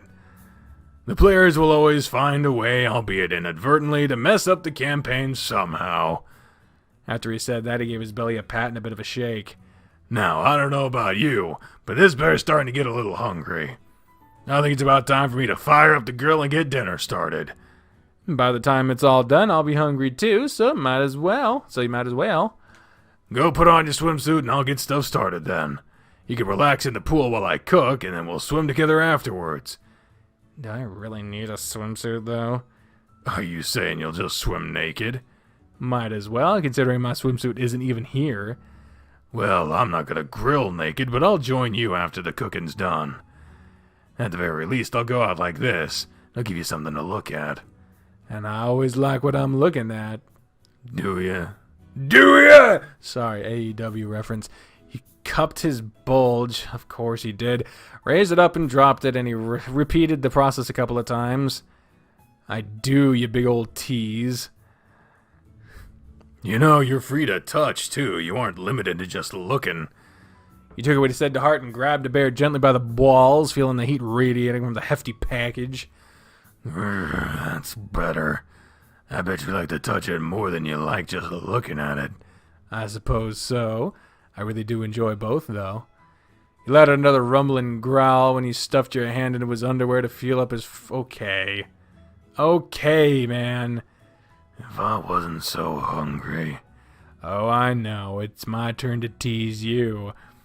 You gently... Okay! It really is a sad indictment of the YouTube system that on an episode as important as the finale to Harold's Route, I have to fucking not say a bunch of shit because it's the sex stuff. I don't know. Well, that's why you play the goddamn game yourself then, isn't it? The grill won't take long to get going, and I'll be grilling corn on the cob to go with the steaks. There's a pre-made salad that we'll have with it too, so dinner will be easy to handle. And you... He pulled you into a tight bear hug. Into the pool you go! The cold water took your breath away, and you surfaced quickly with a splutter. Harold, why? No sense in piddling about. You'll get used to it in no time. I would have jumped in on my own. I helped you out then. You just float around in there and relax while I handle the food. I'll get you a towel when it's time to eat, too. Evil bear. Harold was in and out of the house through the process of getting dinner ready, so he didn't have a chance to stop and talk until he tossed the steaks onto the grill. I sure do love the smell of charcoal and steak. It does smell pretty good. I'm excited to eat. You and me both. My steak is going to be seared on the outside and bloody on the inside, so the corn better cook fast or I'm eating it raw. Is that going to be enough food for you? I have two steaks for myself, and we have a cake for after. I should be good. You sure? Is that a general way of you calling me fat or something? No, but since you mentioned it... I will dive onto you right now if you don't think carefully about what you say next. But you'll get your clothes wet. And then I'll just take them off and finish grilling while I'm naked. In that case, you have a little bit on the chunky side, so... You know the word chunky doesn't feel as harsh as the word fat, so I'm okay with that. He stood on the edge of the pool and raised his shirt up to wobble his stomach around for you. Even though I really am a fat old bear. But you're my fat old bear, though, and I wouldn't change that one bit. I might change it one of these days, but who knows? For now, you get to keep this belly to rest on. You moved back over to the grill and keep an eye on the food. It wasn't long until I was pulling everything off and piling food onto separate plates. This all looks and smells so great. We're just gonna eat out here, right? Yep, just sit and eat. Thanks for keeping me fed today. Everything's been great. You're a pretty good cook. I think so, too. Cooking has always been something I enjoy doing. I like to make more time for it and get better, and there's just so much going on through the week, it's hard. You should make it a habit to cook something new You should make it a habit to cook something new every weekend then. You'll be off from work and you can take your time cooking. Might as well learn some new stuff during that time. Not a bad idea. I do enjoy learning new things. I think I'll give it a shot, starting next weekend, of course. And to add to it, you have to pick out the recipes for me. Oh, I'm okay with that. I could even try cooking for the whole team one night. That could be fun. I have to pick out a really good recipe. One that capitalizes on feeding the most people with the least amount of ingredients. Probably something like pasta or rice, then. That would feed a lot of people. So that's something for you to think about later. How's your steak? As perfect as it looks, it's delicious. Ha ha, good. Mine are perfect too. I'm pretty sure one of them mooed as I cut into it. You should say something like that around Chester and see how he reacts. I'd never do something like that. Now I'm feeling embarrassed that I said it in the first place. Took another bite of a steak and glared at you. I'm gonna be thinking about him the entire time I eat this steak now. What kind of animal in the world of Relgor and Radovan would give steaks like this? Normal cows exist there, so it'd be the same source. No, I suppose there are other creatures that could produce nicer cuts of steak. I haven't done much work on building creatures or monsters in that world. Maybe I should work more on that. I don't want to follow the standard fantasy stuff. I want to create my own beasts with their own unique names and designs. Wouldn't it be cool to have a bestiary for my own series? You could commission artists to bring those creatures to life, even. That'd be so cool. It would get costly, though. Set up a Patreon. Like this game did. All the more reason to keep your job. You're just gonna keep pushing that, aren't you? Until you change your mind. My book is gonna take off and then you won't have any gripes about that decision. When that happens, I won't worry since you'll have a form of income at least. I guess I should at least start coming up with designs and ideas for such a thing. If anything, it could be fun to have, even if just for my own reference. What's one of the first creatures you'd add to it? You're bound to have thought of at least one or two things already. There's a race of creatures called the Tsuchiri. They live in the rocks and the sides of cliffs, overlooking the oceans. They grow to about the size of a small toddler and look like a spider monkey crossed with a fish. Since I'm not streaming, I guess I can take the thing down. But I was like, they're gonna be naked soon anyway. So I was just gonna leave it up, but I didn't realize they were gonna be talking for 5 years. They have scaly skin and sharp talons on the ends of their arms, and legs that are good for skewering fish and scaling the slippery walls of the cliffs. Are they humanoid creatures or more like animals? More like animals. They're wild and dangerous if provoked. Sounds like a bit of a creepy thing to come across. Imagine what it would be like to be a shipwrecked sailor trying to climb out of the ocean only to be met with the beady eyes peering down at you. Ugh. It gives me the chills just thinking about it. I don't even want to imagine what it might look like. You'll get to see it one day when I have an artist put that idea into actual form. Maybe we should reconsider that idea then. Some things aren't meant to be seen. Too late! You've already put the idea into my head. I could even try my hand at drawing it. Can you draw? Not really. It would probably look nothing like what I'm thinking about. Probably just a stick figure with sharp teeth and pointy fingers. Thinking about it is kind of depressing, actually. During the time you talked, you both finished eating and Harold took all the dishes into the house. We'll have cake after we swim a bit. I really just want to float around and relax. We've only had the chance to use the pool once since we cleaned up the yard. And naked is happening. See, I told you it would happen soon. Take off your clothes and jump in then. Gladly. Here I come. That's brisk. It's cooled off a bit more than earlier. Come here, give me your warmth. You have all the warmth, not me. I'll take yours too. Harold lunged at you, but you were able to push yourself away from him. He roared with laughter and made another lunge, then another, and after the fourth attempt he managed to grab you by the arm.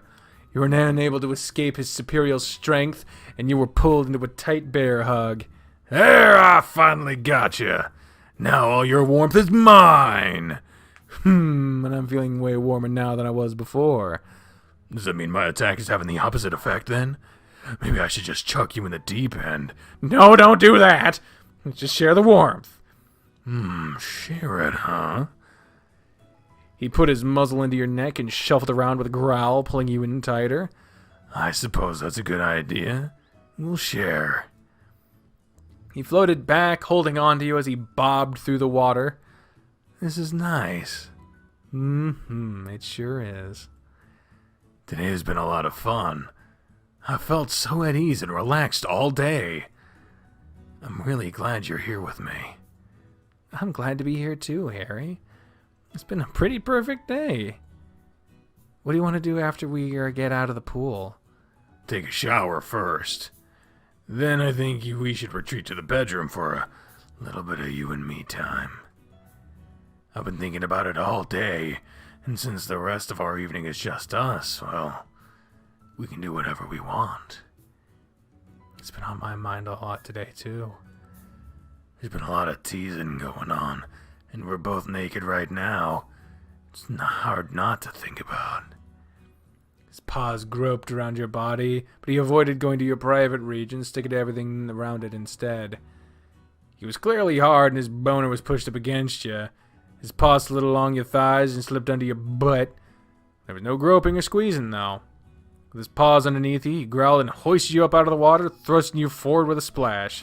What was that for? I'm feeling like I got a little overboard with acting horny today, so I was changing the mood from that.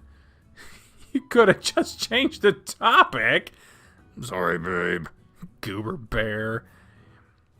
He splashed water at him and he retaliated with a laugh.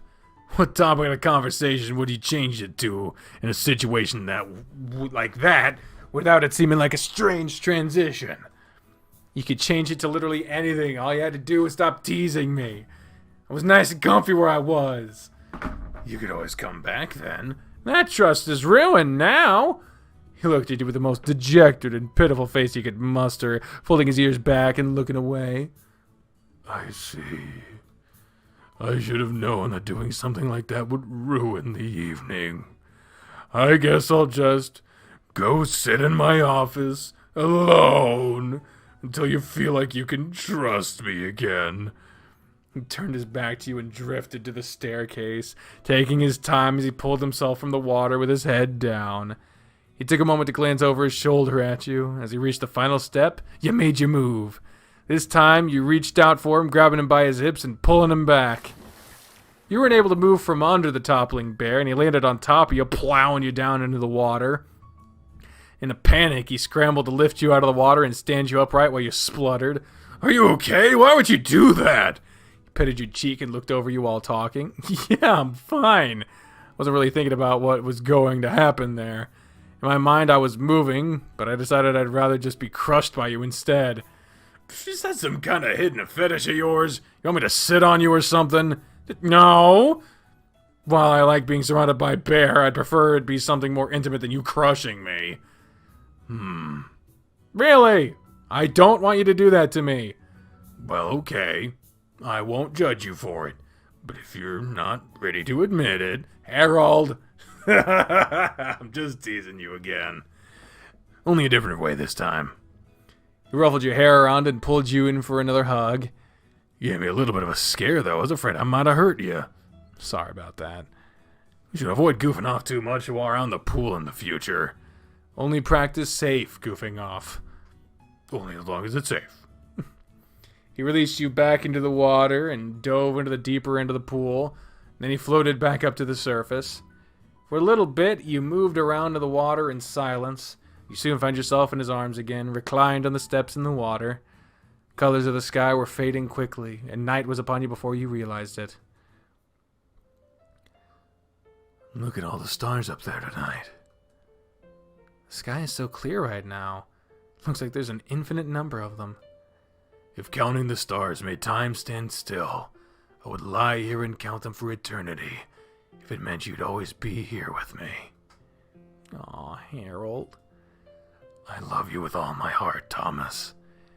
You make me happier than I could ever express.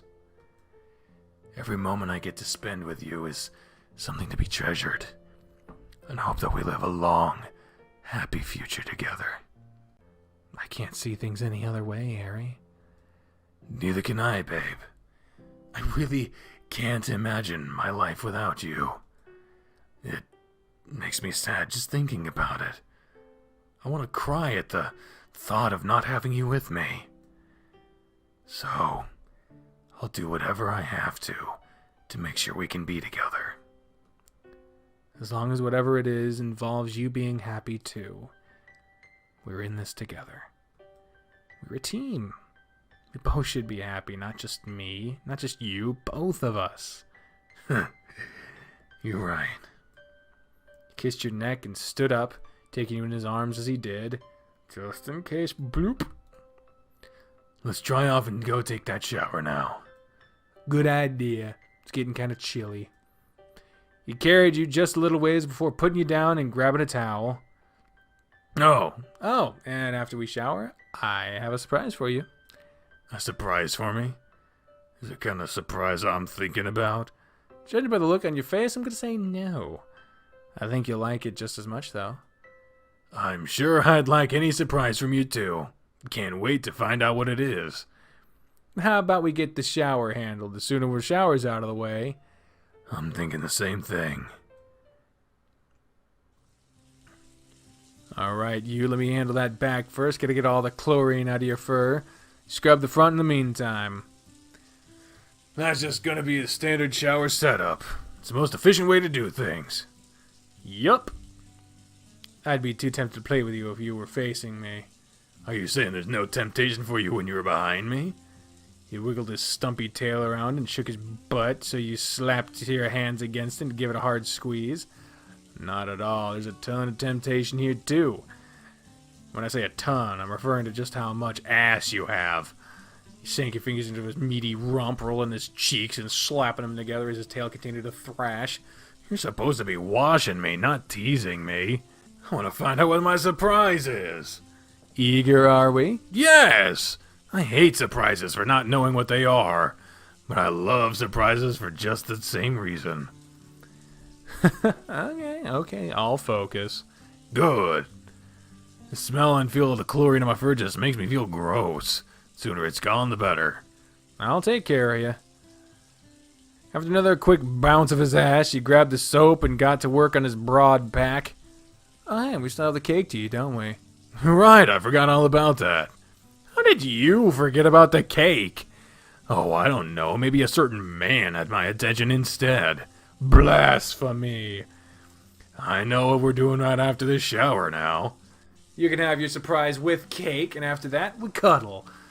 God, I'm gonna be a spoiled bear, it sounds like. All the more reason to make this shower a fast one, so get to work. Will do, Papa Bear. Don't skimp on the soap either. Kind of cake did you get this time? Triple chocolate fudge drizzled with caramel. Oh boy, that sounds rich. I'll cut us a couple of slices and we can find out in a minute. While you do that, I'll go get you a surprise. Okay. I'm so excited to see what it is. You left to retrieve your hidden gift and returned to the kitchen where Harold was waiting patiently at the table for you. Alright, here you go. Sorry, it's not wrapped in any special way, it's just a bag. I can't complain about that at all, babe. You didn't have to do anything for me. He pulled the framed sauna from the bag and looked at it quizzically. What's this? A little something I wrote for you.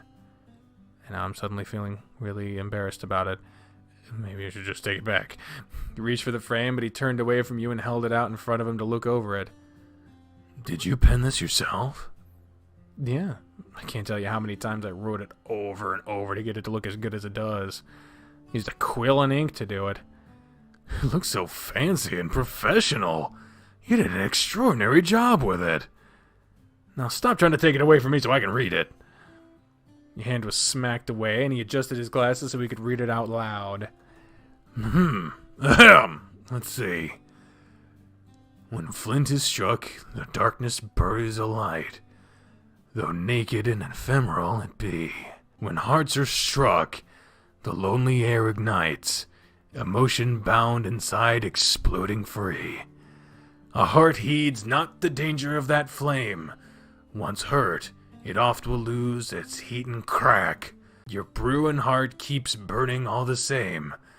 What better cure for clay is there than that? You burned the sky for me, my emerald stars. The path was lit, I knew, not the one.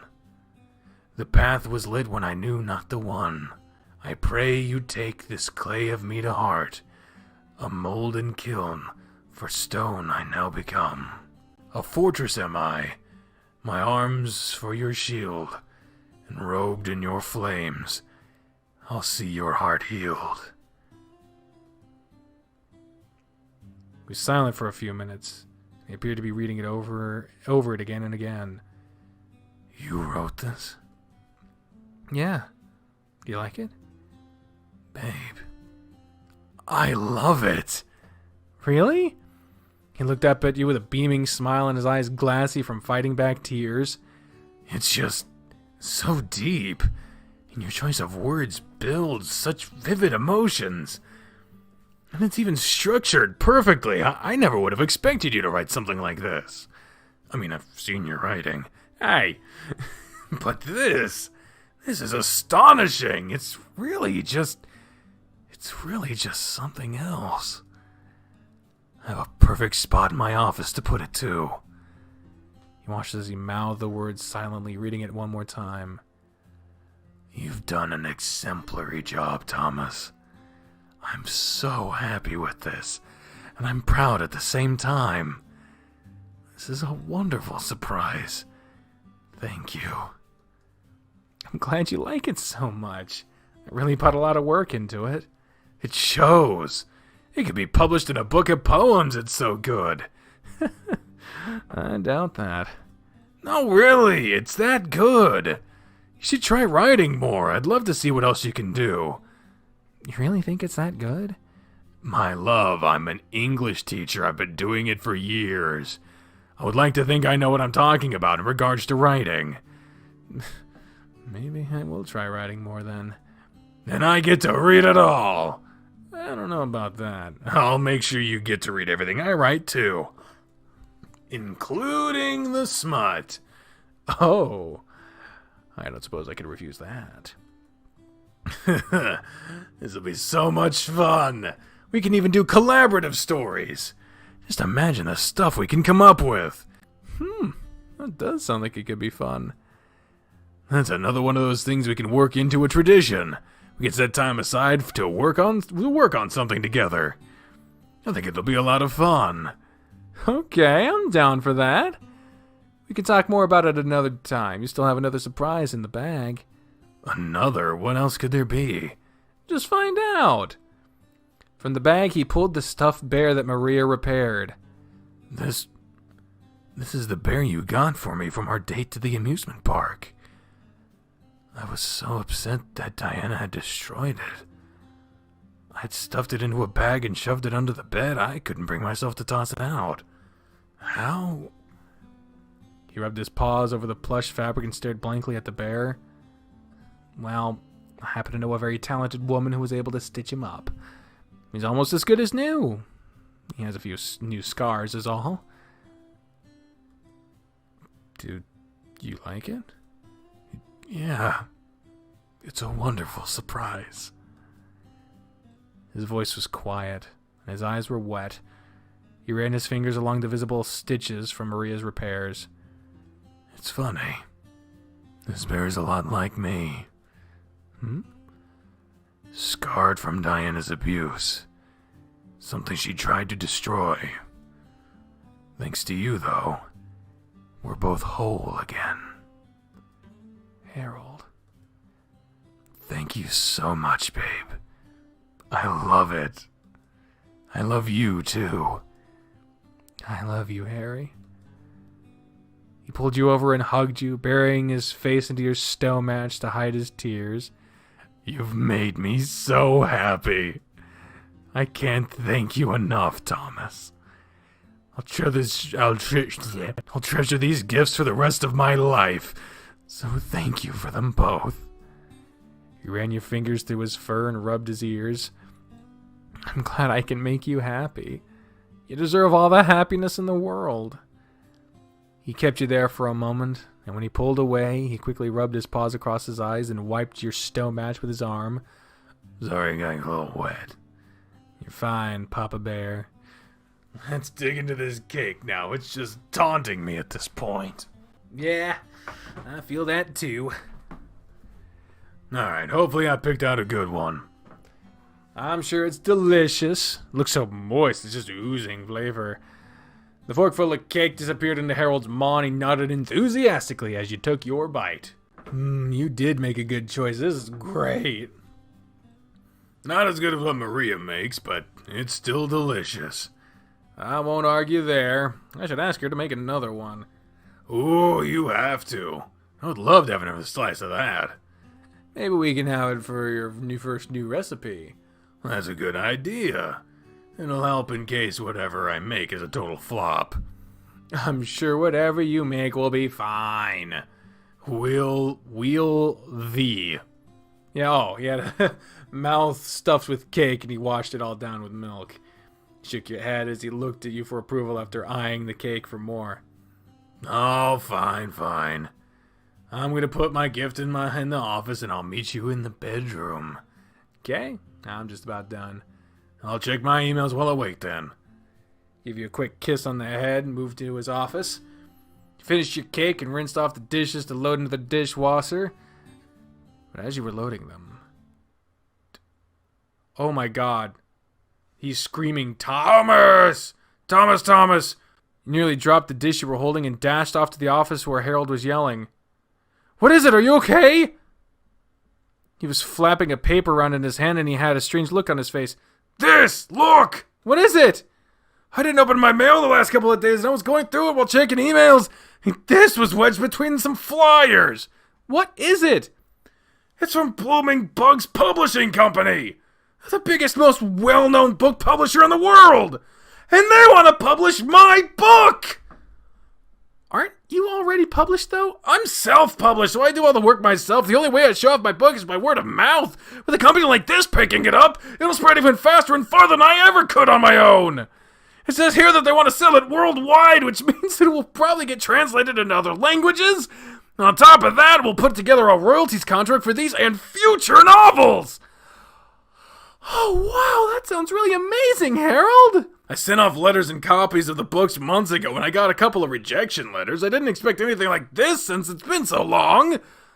Oh my god, my heart feels like it's going to explode right now. I need to sit down. Just taking a moment and breath. There's no E at the end, it's breath. You can't just keel over on me. I'll be fine. I'm just in shock. You moved over behind him and rubbed his shoulders to keep him to help him relax. Well, what do you need to do next? They want me to call them at my earliest convenience to talk more about it so they can send out an official contract. So I'll call them as soon as I wake up tomorrow. He went limp in the chair with his arms hanging over the edge and the letter still held between his fingers. I can't believe it. I'm going to be a published writer. Like, a legit published writer! I'm so happy for you, Harold. That's amazing. Harold, I get to see how great of a writer you are now. It's a dream come true for me. You have no idea how blown away I feel right now. This is so surreal. I never expected it. My brain is having a hard time processing it. Well, how about we go lie down then? Do you actually think I'll be able to sleep right now? Not at all. But it's a good start to relaxing. You need to be well rested for that phone call tomorrow. You'll have to be up early to get your thoughts organized and your head situated before making that call. You're right. We should definitely go to bed then. I need to try to relax somehow. I'm sure I can help you with that. You push your fingers through his fur, moving from his shoulders and down his thick chest, kneading all around. You reached a paw up to stroke your face as it rested on his head and its handy side. I like how that sounds, babe. You head off to the room, and I'll join you a few minutes. I need a minute alone to process this fully. Sure thing, Harry. Don't take too long. Knowing what I have waiting for me, I won't. He gave his ear a gentle tug, kissed his snoot, and went to the bedroom. I'm so happy for Harold. He really deserves something like this happening. He's gonna have his work cut out for him. I just have to do whatever I can to help him out. You decided to brush your teeth and freshen up while waiting for Harold to join you. When you left the bathroom, he was already sitting on the bed. He smiled when he saw you, and he looked you up and down. Have I told you lately just how damn fine you look? Maybe. I don't mind hearing it again, though. You look amazing. And I want that amazing body over here on the bed with me. He flopped over on his side and patted the spot on the bed next to him. You dropped onto your side, facing him, but he wasn't satisfied with that. He pulled you to his body and rolled onto his back so you were resting on top of his warm, soft self. I know you said you like being covered in bear, but I wanted to have you on top of me this time. This is nice, too. Your body is perfect for this. His paws rubbed up and down your back, making trips down to your butt every few passes. You held onto his shoulders and rested your head under his chin while he rubbed you. You feeling more relaxed now? Much more so. I'm still in shock, but my heart no longer wants to burst. Good. It helps that I have other things to distract me. Oh, yeah? Like what? You. I've been with you all day, and I've been thinking about you non-stop. While he spoke, his voice became softer, and the movement of his paws grew impassioned. With all the teasing we've done today, I've been looking forward to finally getting you here. It's been hard keeping it off my mind, too. With your head on his chest, you could hear his heart beating louder as his paws worked their magic against you. Having your naked bodies pressed together made you hard in no time. It was clear it had the same effect on him. Hey, hold on, May. How do you... You wrapped your arms around his neck and he sat up suddenly, bringing your legs around his waist so you were sitting on his lap. His belly was mashed into yours, and his hands kept you pulled against it. You feel so much closer to me now. Are you comfortable? I'm fine if you are. Good. Now I can do this. It's time to skip. I'm sorry. The next screen I just saw is a sexy time CG, and you know YouTube don't like that shit, so I'll see you on the other side. Sorry. Alright, they fucked both ways. Now they're back in bed. I say back in bed because at one point they moved to the shower and it was a whole thing. The bed is calling to me. Me too, so make room. You reached your arms out to him, and he was careful to lower his body onto yours. And, they might not be done, now that I think about it. They're just kissing now. We'll see what happens. He kissed your forehead, your cheeks, your chin, your lips, and anywhere else he could to press his lips, having you pinned beneath him. You laughed and fought against him, but it was no use. You were his. He nuzzled against your neck with a growl and moved his snoot to your ear while he playfully bit and licked more. Laughter and giggling left you in tears in your eyes before he decided you had enough and rolled on his side next to you. You're so evil. I might have a little bit of evil in me. I mean, you have a little bit of evil inside you too now. You know, because, yes, I get what you're implying. You swatted playfully at him, and then you moved closer together. So I was thinking more about what we talked about earlier. About resigning? Yeah. I'm gonna do it. I'm gonna focus all my time into writing now. After you got that mail about being published, I knew your mind was made up. And I'm okay with that. Really? Of course. You said yourself that it's a dream come true for you, so why would I interfere with that? Babe. I want to support your dreams, Harold. And I want you to be able to give it your all. I plan to. And knowing that you'll be there behind me makes me so happy. I'm relieved, too. I was worried you'd still be against the idea. Not anymore. You have a plan now. And it's a damn good one, too. Mm-hmm. I'm so excited for you. I can't wait to see how much more popular your book becomes now. Hey, maybe they'll even make a movie out of it one day. That'd be amazing. Look at me dating a big shot over here. I'm not a big shot just yet. Yet? I'm so proud of you, Harold. It feels really nice to hear you say that.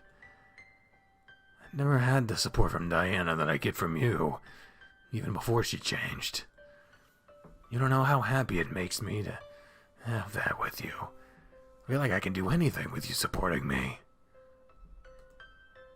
You can always count on me to be on your side. Thank you, babe. You know you can always count on me to be there for you too, right? I know. And you know, since you mentioned it, since you're resigning, does that mean I'm not going to be docked for not completing my assignment this weekend? You didn't do the homework I assigned? When would I have had the time? I've been with you all weekend. You had plenty of opportunities to get it done. Guess that's one of the reasons why teachers shouldn't date students. To be fair, I'm technically homeless, so giving me homework really isn't fair. You're discriminating against people like me. Ha ha ha! Well, forgive me, my precious little snowflake. I never considered such a thing. Maybe we should do something about your homelessness. Then you couldn't use that as an excuse. I don't think I'm earning enough money from the supply store to do that just yet, but maybe once I get a better job. I want you to move in and live here with me, Thomas. What? There's plenty of room for you, and it's not like you don't already spend most of your time here anyway. Nights when I don't have you here, I feel so alone, and the house is so empty. But nights when you are here, I'm happy, and I feel complete.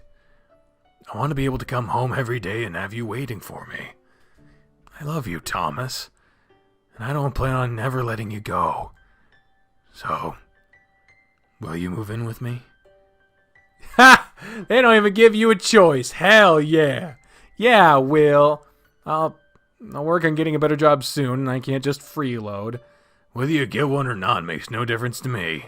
I'll never be able to repay you for what you've done for me, but I'll do whatever I can to try for as long as I live. I owe you so much. You don't owe me anything, Harold. You're alive and happy, and you're part of my life. That's all I could ever ask for. The future's really looking bright, isn't it? Very much so. And I wouldn't want to spend it with anyone else. Same here, Harold. Glad it's you I'm with. His paws rubbed over your body, and he kissed your face. Heart shattered like ice. Pieced back together again. A spring love blossoms.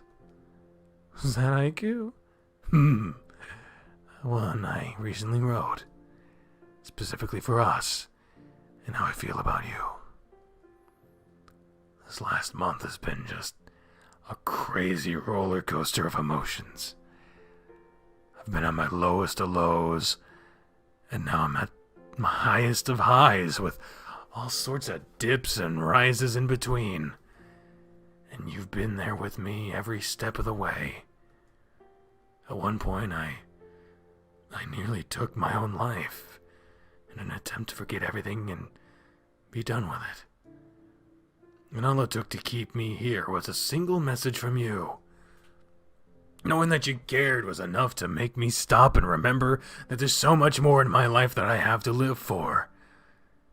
You remind me of this every single day. I'm glad you're still here with me. Me too, babe. I'm sure I'll still have some lows, but I know everything will be alright in the end. And I'll be with you through every one of those lows, too. Yeah, I know. I love you so very much, Thomas. I love you, Harold. I'll always love you, from now until the end of time, and I hope you never forget that. For a while longer, he watched you with a smile on his face, and once his eyes finally closed, the soft sounds of his snores and warmth of his body was enough to send you into a deep, restful slumber. What the fuck? Whoa! Okay, so I guess that's a way to show the passage of time. And you've been living with a bear, so I guess it's gonna get more rugged. I can't believe the bus decided to run late today. Coach Grifter is my teacher for this class, so I'm sure he'll understand. The classroom is empty. Where is everyone? No, there you are, Thomas. You're a bit late to class, aren't you? Oh, I'm sorry, Coach. My bus ran late today, so it put me behind. Why isn't anyone else here? I just had everyone turn in their papers for today. It'll give me time to start reading through them. Since you're here, I guess I'll let you go ahead and turn yours in too. Maybe I won't dock you for being late. I hope he's joking about that. No worry, I'm just joshing. I know you can't help it with your bus being late, so I'll cut you some slack. Thanks, Coach. I guess I have some time to burn now before my next class. Doesn't start for a couple hours. If you like, you could always keep me company while I read reports. I always come across some hilarious things in these papers. Real professional of you, Coach. That doesn't seem like a bad idea. What should I do? Hang with Coach. This is an alternate version of one of the previous things, but the beard is there, so this is different. What is happening? Do I even have to ask myself? Of course I'll hang with Coach. You don't mind me hanging here with you? Not at all. In fact, I'd be happy if you did. In fact, follow me to my office. Sure. Why are the lights off? Oh, there we go. Did you need me for something in here?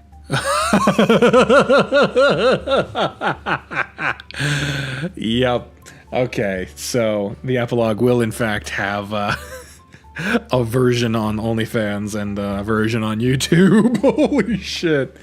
Okay, so yeah, I was saying like this is eerily familiar. It isn't now, and the beard was a clue that this wasn't just a repeat. I have a bonus assignment for you to take care of. I'll guarantee you leave my class with a perfect grade if you manage to complete it. What is the assignment? Papa Bear needs to be satisfied. Coach Grifter ran his arms over his desk and sent everything that was on it to the floor. Dude, there's a fucking computer monitor on the desk. Like, that's some reckless behavior. He sat on top of his desk with his legs spread apart, and he began unbuttoning his shirt. Go ahead and roll for initiative to see who goes first. What? Roll for initiative. You looked down at your hand, and you saw that you were holding a dice. A dice? That's incorrect. So you dropped it onto the floor. Nat 20. Looks like Thomas goes first. Phew. So this is a dream. Now what?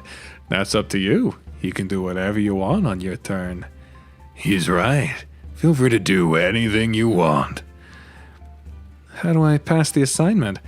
You just have to finish the quest. What quest? I'm the quest. Show me just how well you can wield that great club of yours. Anything for my Papa Bear. You approached where Harold was sitting, and his arms wrapped around your waist as your eyes closed. Another 20? A critical hit. You keep rolling like that and I'm done for. Thomas. Oh, Thomas. I love you. My baby bear. There he is. There we're actually, in the right, area. My dear baby bear. Papa Bear. There you are. I thought you were awake already, but you were talking in your sleep. It sounded like you said something about initiative. My dream had something to do with L&L, I think. But we were back in your office at the college. My old office, huh? It's been about a year since I was there last. We have to and emphasize the time skip here. It's been a while. Is what kind of L&L game were we playing in my office to get you morning wood like this?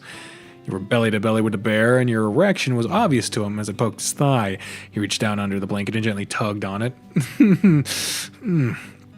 I think you were sitting on your desk with just a shirt and tie on, and you said something about my quest being to please you. If I did, I'd get a perfect grade in your class. I see. Did you have some kind of fantasy getting with your teacher in his office that you never got to fulfill? Maybe I did. I'll keep that in mind. And you sure do like it when I just wear a shirt and tie, don't you? You know I do. Maybe I'll treat you to that after my book signing. That's what I planned on wearing today. That'll give me something to look forward to then. You're not already looking forward to our game tonight? We should be fighting the boss tonight. Oh, that's right. Well, I better get really good reward for this. There's bound to be something worthwhile there. Are we just ordering pizza again, or did you want to do something else? We might as well order pizza since it's something everyone likes. I think I'll make a dessert for at the very least. That sounds good to me. Harold pulled you close to him and nuzzled against your cheek while rubbing his hands up and down your back. He growled softly, kissed your cheek, then kissed your neck and growled again. You ready to take a shower? We have to be at the bookstore at 9, and I'd like to have breakfast before we leave. Can I have 5 more minutes of cuddling? 5 whole minutes? I don't know if we have time to spare for that.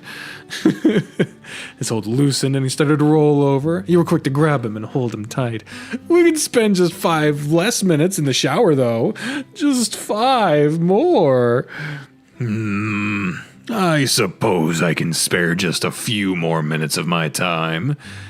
You expected him to just hold you, but that's not what you got. Harold decided to roll over anyway, but it was towards you. You were forced onto your back, the naked bear rolled over on top of you, completely covering you in his thick, furry warmth. Think you can handle 5 minutes of me on top of you like this? You're not using your full weight, so of course I can. And if I did? His body pressed down on you, and while your breathing was somewhat restricted, it wasn't enough for you to want him to move. Still fine. Are you sure? Mm-hmm. Despite what you said, he supported himself on his knees and elbows, so all of his weight wasn't on you. You weren't able to wrap your arms around him, but you were able to drag your fingertips through his fur along his sides and parts of his back. I just love how warm and soft you are. You gave his sides a squeeze and kneaded them after. I think I've put on an extra few pounds the last few months. Maybe. You are feeling a bit softer than you used to. You might want to start practicing with the team again to keep the extra weight off. You spent a lot of time at your desk, so it wouldn't hurt. You're right, huh? Think I'll start playing with you guys again this coming week if I can. I'm sure the new coach wouldn't mind. After all, you made the team what we are now. I'll take credit for some of that. I guess you should enjoy your chunky bear while you can. You ground his belly against you, dropped down again, and his eyes fixated on yours. Have I told you lately that I love looking into your eyes? Pretty sure you told me just last night. Did I? And the day before that. I might just start believing you at this rate. I'll tell you as many times as I have to. Because I really... His head moved closer to yours. Really? His nose touched yours, and his eyes stayed locked with your eyes. Really love looking at them. I'm glad you do. I think our 5 minutes is about up, too. Let's get this day going. Right after this. Your noses are already touching. With just a little adjustment, his lips connected with yours. While he kissed you, his body slipped down, and one of his hands ended up under your head to pull you as deeply as possible into the kiss. You dug your fingers into his fur and held him close for the duration of the kiss. He pulled free from you and followed it up with a kiss of you on your nose. All right, let's go. He pushed himself up to his knees, and he took his belly in his hands to bounce it around while you rubbed his thighs. It really has gotten bigger, hasn't it? Maybe a little. You patted the gut and grabbed 2 handfuls of it. You still look amazing, and we'll work on trimming it down again. I would appreciate the help. Can't even see my boy hiding under it like this. He leaned back and hefted his stomach up more, then his erection popped out and slapped it down against you. There we go. He's being crushed down there. My poor bear and his massive package. It's a gift and a curse sometimes. He let go his stomach, okay, to raise his arms up, stretching them wide and opening his mouth to let loose a cavernous yawn. You enjoyed the show he gave you, but he rolled off of you shortly after and stood up. Now I'll get the shower started. Don't laze around too long. I'll be right behind you. As you walked to the bathroom, you catcalled him, so he paused in the doorway to strike a pose for you. After a shake of his rump, he disappeared through the doorway. No sense in wasting any time. Damn, is this going to be like a whole ass day? Maybe I should have. Maybe I should have waited. You stepped into the bathroom, and Harold was standing at the toilet with one fist planted on his hip and the other pointing his stiff dick down to guide the golden trickle running from it. Such a pain peeing with wood. Yeah. He gave his butt a scratch as you walked past him to test the heat of the shower water. The water was hot enough by the time Harold was finished, and he joined you in the shower as soon as he was done. You wasted no time, picked up the bottle of shampoo to squirt on Harold's chest, and you started kneading it into his fur. He let you work on his chest, and he focused on the top of his head. You gonna get this thing away? You gonna put this thing away anytime soon? He tapped his hard dick, still wagging in the air. You know how it is the first thing in the morning. Once he's up, he's up. He'd better calm down, though. We don't have time to deal with him. Yeah, he'll soften up eventually. Just don't give him any attention. It's hard not to when he keeps poking me. Work on my back for now. Are you sure that's gonna help? Ooh, another CG. That's fun. You swiped your soapy finger through the crack of his ass and he jumped. Well, as long as you don't do stuff like that. You know what that does to me. Okay, I'll behave for now. Better, or you won't get anything later in the day. Despite what you said, you used your soap-covered hands to grab his cheeks and roll them around while you cleaned his fur. Thomas. Just making sure it's clean, too. You slapped your hands against his back and rubbed the soap into him. You were forceful with it and pushed him against the wall while you worked, combining your cleaning session to a massage while working from top to bottom. How does that feel? Good. You have no idea how much I appreciate you rubbing my back for me lately. I slept like a baby last night after you finished massaging me. You really need to make sure you're standing up more often while you're working. Your back will thank you. This feels targeted. I had to get up like almost 2 hours ago to take the dog outside, and my back felt like hell. I even mentioned it. Oh, for fuck's sake. I just forget when I really get into the groove. Same. You should set timers for yourself then. Maybe we should work some yoga into our morning routine to help you with that. I think we can fit 15 minutes of yoga into our mornings. It just means less time for us to lounge and cuddle. If it means you'll feel better, I'd be willing to make that sacrifice. I don't know if I'd be willing to, so I'm gonna try the other methods first. As long as you're making the effort, I think the back pain will start to let up. You finished with his back, but you continued to rub him a minute more before letting up. Okay, your back is done. Oh, your problem is also gone. But who's to say it'll stay gone while I wash you? Oh, let's just keep talking and maybe that'll help. Like, what do you want for breakfast? His thick fingers pressed into your chest and he worked the soap into a lather by circling his hands. It won't help, but the first thing that comes to mind is you. Look, the goal is to keep you from being turned on again. My stomach is starting to grumble because I'm getting hungry. How about sausage, egg, and cheese muffins? That's easy to make. I'm fine with that. Is there anything else we need to do before we leave? Anything we need? I don't think so. The books are at the bookstore already, and I have markers and pens for signing them loaded in my car already. I just have to show up at this point. Alright, good. Suppose we can eat breakfast, get dressed, and go right away. If we're early, I'll just give you a moment to make sure everything's in order. Yeah. I'm starting to feel a little nervous, though. How come? What if nobody shows up? He flumped against you and pinned you into the wall with his chin on your shoulder. I put so much work into the second one, and this is the debut day for it.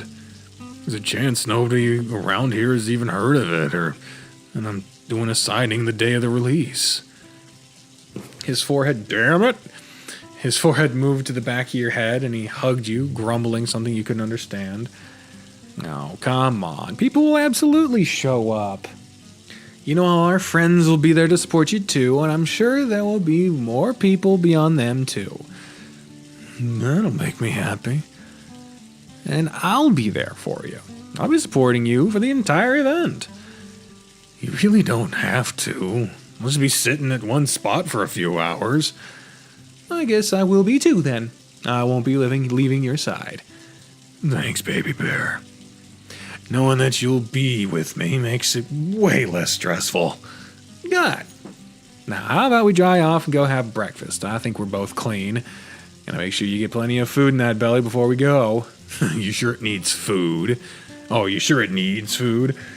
He used the stomach to keep you pinned to the wall, and he just laughed as you struggled to free yourself. He thought you were free when he backed away, and he clasped his hands around your stomach to pull you into the water with him. Laughter filled the shower as he wrapped his soggy fur around you and wrestled to keep you held under the water until you were completely rinsed off. You calmed down once under the water together, though, so he let go of you. You were forced to spin around. As soon as you did, your lips met his against under the water. These epilogues are recent, I guess. He grinned through the kiss, kissing you several times over. I love you. I love you too. Let's do this. Mm-hmm. With all of his suds rinsed away, it was time to dry off and get ready to head out. Harold pulled into the parking lot for the bookstore, and for a moment, you both sat in silence. I'm not seeing things, am I? If you are, then I am too. There's no way that line of people's for me, right? Did they schedule another event at the same time as mine? That would be weird for them to do so, but it might bring in more people all at once. That has to be it. You followed Harold through the parking lot and toward the building, and someone called out to you. Thomas! I've been doing this for a few hours, sorry. Thomas! Hey! Good morning, you two. Good morning, Maria, Richard. What are you in this line for? This is the line for your signing. Isn't it exciting? Is it really? Are you sure this isn't a line for something else? It's your line, Harry. She made me check already. Yes, these people are all here to meet you. There's gotta be at least 100 people out here right now. Some of these folks been waiting here for a while. We've been here for almost an hour because Marie insisted we'd be near the front. But the people in front of us, they started lining up around 6 this morning. Whoa, you gotta have some big fans here today, Harold. Pop Bear, you okay? I think he broke. You waved your hands in his face and he blinked a few times. Oh, maybe we should get you inside so you can prepare yourself. Yeah. He looked dazed as you guided him toward the front door. Well, see you guys inside. Again, inside. Of course. Good luck, fellas. Come on, maybe I should get you some coffee or something. Hey, look! It's Harold Grifter! He's here!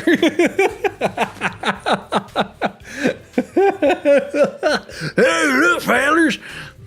And looked back to see Richard pointing at Harold as Maria swatted the rhino while trying to suppress her giggles.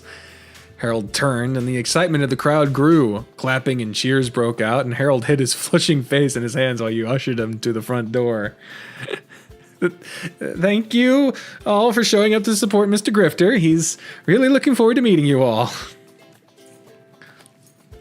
Hey, it's the bookstore again. Noish. One of the associates at the bookstore unlocked the front door and let you and Harold in, and that's when he finally regained some of his composure. That line really is for me, isn't it? Seems so. You have your work cut out for you today. You ready for it? I was expecting to have maybe 15 or 20 people come through to all of today. Tops. Not 100 people waiting outside before the store even opens. You gonna be okay? Yeah, I'll be fine once the initial shock wears off. Good. I'll be here with you the whole time, too. You grabbed his hand and squeezed it, and you felt him squeeze back. Thanks, baby bear.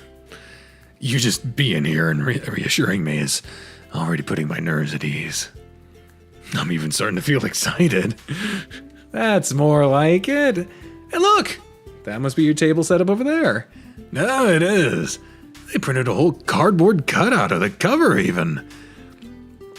There was a table not far off, that would be a typo, not far off from the entrance that was decorated with copies of Harold's newest book and a small display for his first one as well.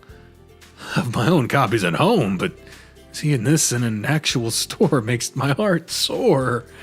Look, there's even a little biography about me here with my picture on it. He picked up the display and read it over by himself with a broad grin spread across his face the entire time. When he put it down, he had to rub his eyes, and you noticed he was fighting back tears. Don't start crying before all your fans start coming in. I'm trying. It's just, this means so much to me. It's a dream come true. I never imagined I'd be able to do this. He hugged you without warning and buried his face in the crook of your neck to hide his tears. I never would have made it here without you either, baby bear. Nonsense! You hugged him and rubbed your hands all around his back. You're a skilled, creative man. You would have been able to make this happen with or without me. That's not true at all. You've done so much for me. You've inspired me and pushed me to keep going. All of your encouragement and just everything you've done. I wouldn't have gotten this far without you. So, thank you, baby bear. Thank you for sticking with me and helping me make it here. Oh, Papa Bear. I'm glad. I'm glad I could help you make it here. He hugged you tighter and rubbed his face against you while you kept rubbing his back. You're wiping your tears off on me, aren't you? I'm sorry. It's okay. I love you, baby bear. I love you too, Papa Bear.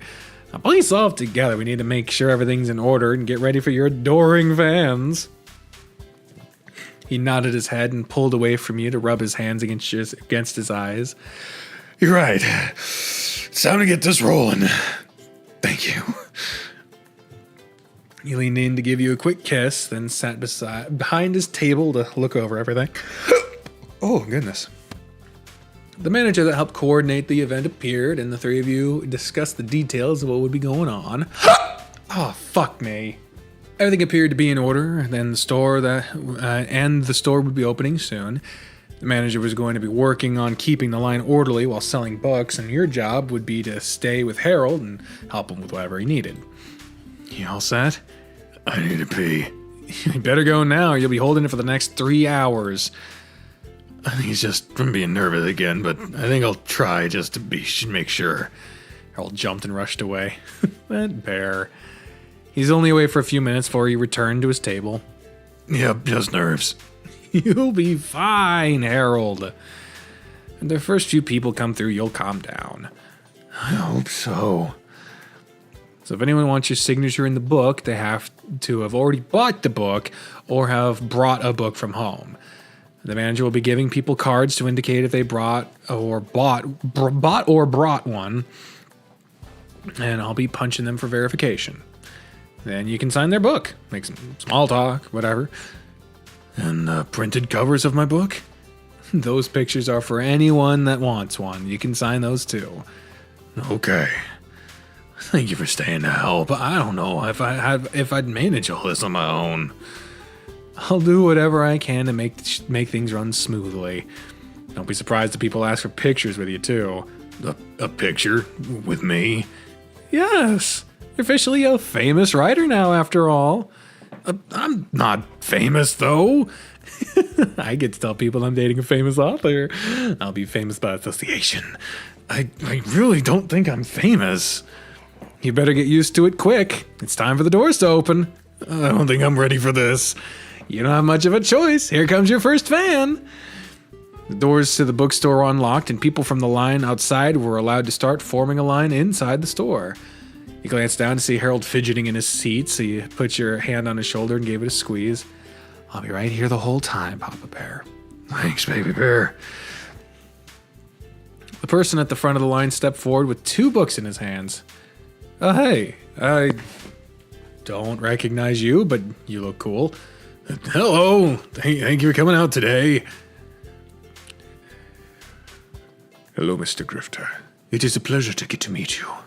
What can I do for you? I managed to get a hardbound copy of your first book, so I had to get a hard copy of your second one. I was hoping you could sign them both for me. Gladly. Do you have a preference where I sign it? The page with your bio would be perfect. And who should I thank here? My name is Roland. Got it. Well, thank you, Roland. Your support means a lot to me, and it's even more special to me since you were the first one in line. My shift starts soon, so I had to make sure I was here as early as possible. I'm glad I got here when I did, otherwise I might have had to skip out on the signing. I'm happy you were able to make it then. Would you mind if I asked what your favorite part of the book was? I think one of my favorite parts is when Zadal stepped up to protect Shard and showed how much his character changed throughout the book. Him risking his life like that just struck a chord with me. For a moment, I really thought you were going to let Zadal die. Ha! That scene. I really enjoyed how all that played out myself. I rewrote it over and over and over until I finally felt like it was complete. The way it ended up was perfect. Really, the whole book had me gripped from beginning to end. I'm looking forward to diving into that new one as soon as I can later. Thank you for that. I hope you enjoy reading it as much as I did writing it. If it's even half as good as the first one, I know I'll enjoy it. Personally, I think this one's even better. That makes me even more excited to read it. Harold finished signing the books and handed them back to Roland. Thank you so much, Roland. I'm really happy to have a fan such as yourself.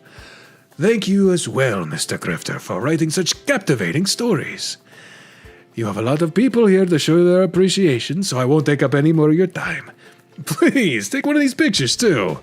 He scrawled over another message on one of the printed cover pictures, and fuck! Come on now, and gave it to Roland. Thank you again. I can't wait to read more of your work. Thank you, Roland. Roland left the line, and Harold sighed as he looked up to you. First one down, how'd that feel? Amazing! I'm already feeling more relaxed. First one was really nice to deal with, so as long as the rest are similar to him, it'll be a great event. Good. You'll have a lot more people coming, so I hope that attitude sticks with you. I think it will. Guest after guest approached the table. Some had books to sign, some just wanted a signed picture, and all of them had nothing but praise to give to Harold over his book and their excitement for the new one. The line moved along, and then your friends popped up at Harold's table. A couple of familiar faces. I'm glad to see you guys finally make it in here. My, you've been busy, haven't you? I have been, but it's been amazing getting to talk with so many people who... What the fuck was that noise? Oh, someone's in the bathroom. Like when I've written. I never would have imagined so many people would have read it. Don't you know how many copies you sold? I have an idea, but it's still shocking to me anyway. There's something about actually meeting them in person that makes it feel so much more different. Well, you have another fan right here. I'm so excited to get to read your second book. I even brought the first one I bought with me so I can have you sign it again. A true fan. Your book looks well loved, too. I've read it 3 times? Richard even read it once. Did you really, Richard? Yeah, I read it. Fantasy ain't really my thing, but Maria made me read it so we could talk about it. It was a good read, I reckon. I guess. If you read it, you don't need to guess. I don't get it. I might even read the second one since the first one was good. Well, I'm glad to hear it. If I can convert a non-fantasy lover into a fan, that's a huge win for me. Don't listen to Richard. He will read your new book. He got a copy of it for himself. I gotta show him support somehow. I appreciate it, Richard. Any kind of support means the world to me. Go ahead and give him your copy so we can sign it. We're holding up the line. And I want to get a picture before we go. She went to fetch the manager to take the picture, and she dragged Richard over to you and Harold. Okay, everyone gather around for a quick photo. Oh, look at this. That's just lovely. The Stone Unholy Relics. That looks like a good book. And also, that's just awesome. Look at that. Smile for the camera. Oh, okay, so they gave us an option to see the picture by itself. Perfect. Thank you so much. She got her phone back to do. When she got her phone back, so she could look at it and learn the typo, and she looked pleased with it. My, you're all such handsome men. I'll send you the picture, Thomas, so you can have it too. Thank you, Maria. I'm so happy to see you're both doing so well, and I'm thrilled to get home and start reading your book, Harold. You two have to come over sometime this week for dinner so we can talk about it. I like how that sounds. How about you, Harold? I love that, Maria. Perfect. I'll set up something with Thomas then. All right, sounds good to me. Sounds like I got a good reason to grill then. And I can bake a cake. Your chocolate cake, by chance? I know it's your favorite, so absolutely. I'm even more excited now. I think we need to get moving now, Maria. People are going to start getting antsy. Oh, yes. I hope you boys have a fantastic rest of your day, and we'll see you sometime this week. Thank you both so much for coming by. I can't tell you enough how much it means to me. So really, thank you. You're welcome, Harry. You fellas take care. Goodbye for now. Thanks, you too. I'll talk to you later. Ready to keep going? Yes! You motion for the next person in line to step forward, and the event continued. The first 2 hours were spent with a constant flow of people coming to the table to meet Harold. The line was eventually completely handled, and all was left were the occasional stragglers. How you holding up, Papa Bear? A bit drained. I wasn't expecting so many people to come through here. I wonder just how many people I've met. Let's see. By my count, we've had around 120 people come through. Really? That many people? Yep. I've been keeping a tally on my phone. I think I missed a few, but it's a good idea how many have been by. We can always find out how many copies of your book sold when we're done, too. Mm-hmm. Oh, look who's here now. Oh, hey, it's Dwayne. Character we don't know yet. But sure. I'm glad you're able to show up, Dwayne. I don't have a voice for Dwayne. I don't have a voice for him.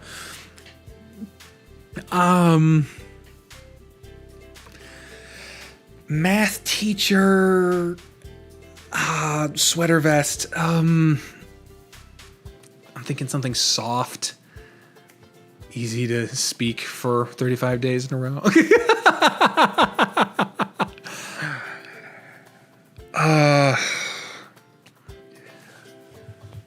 I'm glad you texted me and reminded me. I would have forgotten. Well, that's why I sent you the message. Good morning, Mr. Lockwood. Thanks for stopping by. Hello, Thomas. How are you today? How's the event going? It's great. We've had such a huge turnout, right, Harold? Far better than I ever could have asked for. You wouldn't believe the line, Dwayne. When we got here, there's a line at least 100 people waiting. I knew people loved your work, Harry. I'm so happy for you. How do I get a copy for you to sign? Do I buy it from you right here? No, you need to. You don't need to buy one. I have yours right here and signed already. Harold fished a hardbound copy of his book out from under the table and handed it to Dwayne. Thank you for your support, Dwayne. I really appreciate it. Thank you, Harry. You didn't have to do that. I would have gladly bought one. Nonsense! You painted the cover of it for me and didn't charge me, so it's the least I could do. I'll start reading it tonight, and I'll be sure to leave a review for it when I'm done. I would appreciate it. He talked to Dwayne for a minute, and then he excused himself to run to the restroom. While he was away, another familiar face showed up.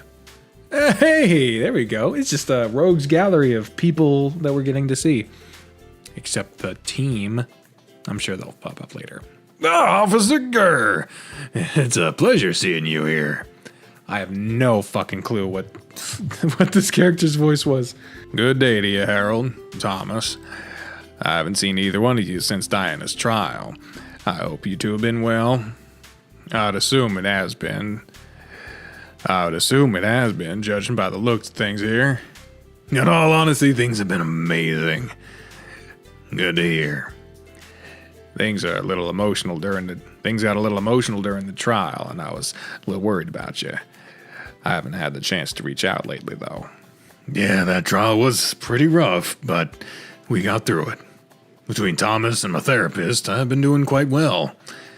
I've even exchanged letters with Diana a couple of times at the suggestion of my therapist. Is that right? Yeah. It helped me tremendously to be able to put my feelings into words and to know that she's read it. I told her I forgave her for what she did, among other things, and I found out she's been seeing a therapist too. There's been such a huge weight lifted off my shoulders knowing that she's getting the help she needs. Hard to say if it's actually helpful, though. What do you mean? Well, she is getting help. She has still expressed her unhappiness about my choices. That really isn't my problem, though. Not in the slightest. She can be upset all she wants about it. Harold put his hand on your shoulder and pulled you over against him. I'm happy with my life and the choices I've made. I wouldn't change any of it. Well, that's good. No, it's the wrong voice. Well, that's good to hear.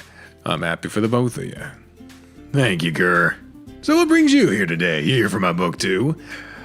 A buddy I work with showed up at the department a bit ago, all excited about the book he got.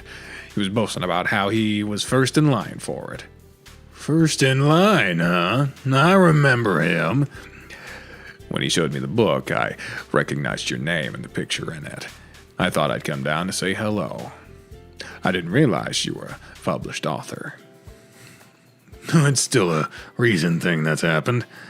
Well, congratulations on the publication. I might have to pick up a copy for myself. Well, if you do, you'll have to let me sign it for you. I will. Hey, there's Dwayne. A lot of voices I'm unfamiliar with. I'm back. Sorry to keep you two waiting. No worries, Dwayne. This cute fella, friend of yours. Everyone is flirty. Yes, Dwayne is a friend. We work together at the college. It so happens that he's the one that painted the cover for the book you see here. Did he now? The man's got some skill, it looks like. The cover looks wonderful. Yeah, he's definitely skilled with what he does. It seems so. I do appreciate a man with a creative side. Fucking hell. You can always take one of those cover prints with you if you like, Gurr. These are free for me to hand out. I'll even sign it for you. Sure, I'll take one. Since the artist's here, would it be too much trouble to ask you to sign it too? You want me to sign it? You are the artist, aren't you? I'm starting to realize that my Gurr is slowly morphing into what Richard's original voice was. Something like this. So I need to lighten it up a little. It's getting too bad in the throat. Yes. Then I absolutely want you to sign it. Is that okay, Harold? Harold held out a marker to Dwayne. Like I'd say no. I'd love for you to sign it too. Dwayne took a marker and leaned over the table to sign the picture under Harold's signature. While you're at it, why not leave your phone number on the back of it, too? Unless, of course, your phone number's already spoken for. My phone number? Why would you need that? You're really a little oblivious sometimes. Huh? Why do you say that? Harold and Gurr exchanged glances, but then Harold leaned over and whispered something into Dwayne's ear. Really? Really? Are you sure? Absolutely. Dwayne flipped the picture over and hastily scribbled his phone number on the back of it. Then he handed it to Officer Gurr. I'm free this evening and all day tomorrow. You can call or text me anytime. Good to know.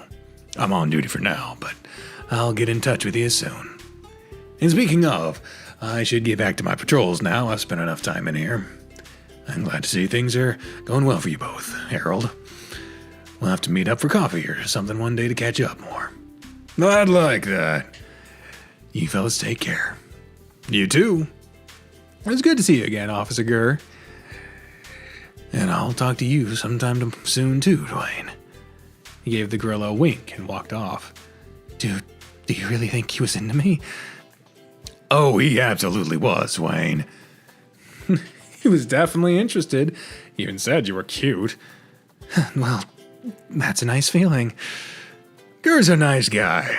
He really helped us out a lot, so go and have a good time with him when you can. Like it's just saying about the actual Gurr. I will. Looks like you have some more fans that want to talk to you too. I'll be going now so you can focus on them again. I'm really proud of you, Harold. I'm so happy I can call you my friend. Thank you, Dwayne. I'm glad we're friends too. Take care. And let us know how things go with you and Officer Gurr. I will. See you later. Dwayne left, and two more people approached the table with books in their hands. Hello! Thanks for coming out.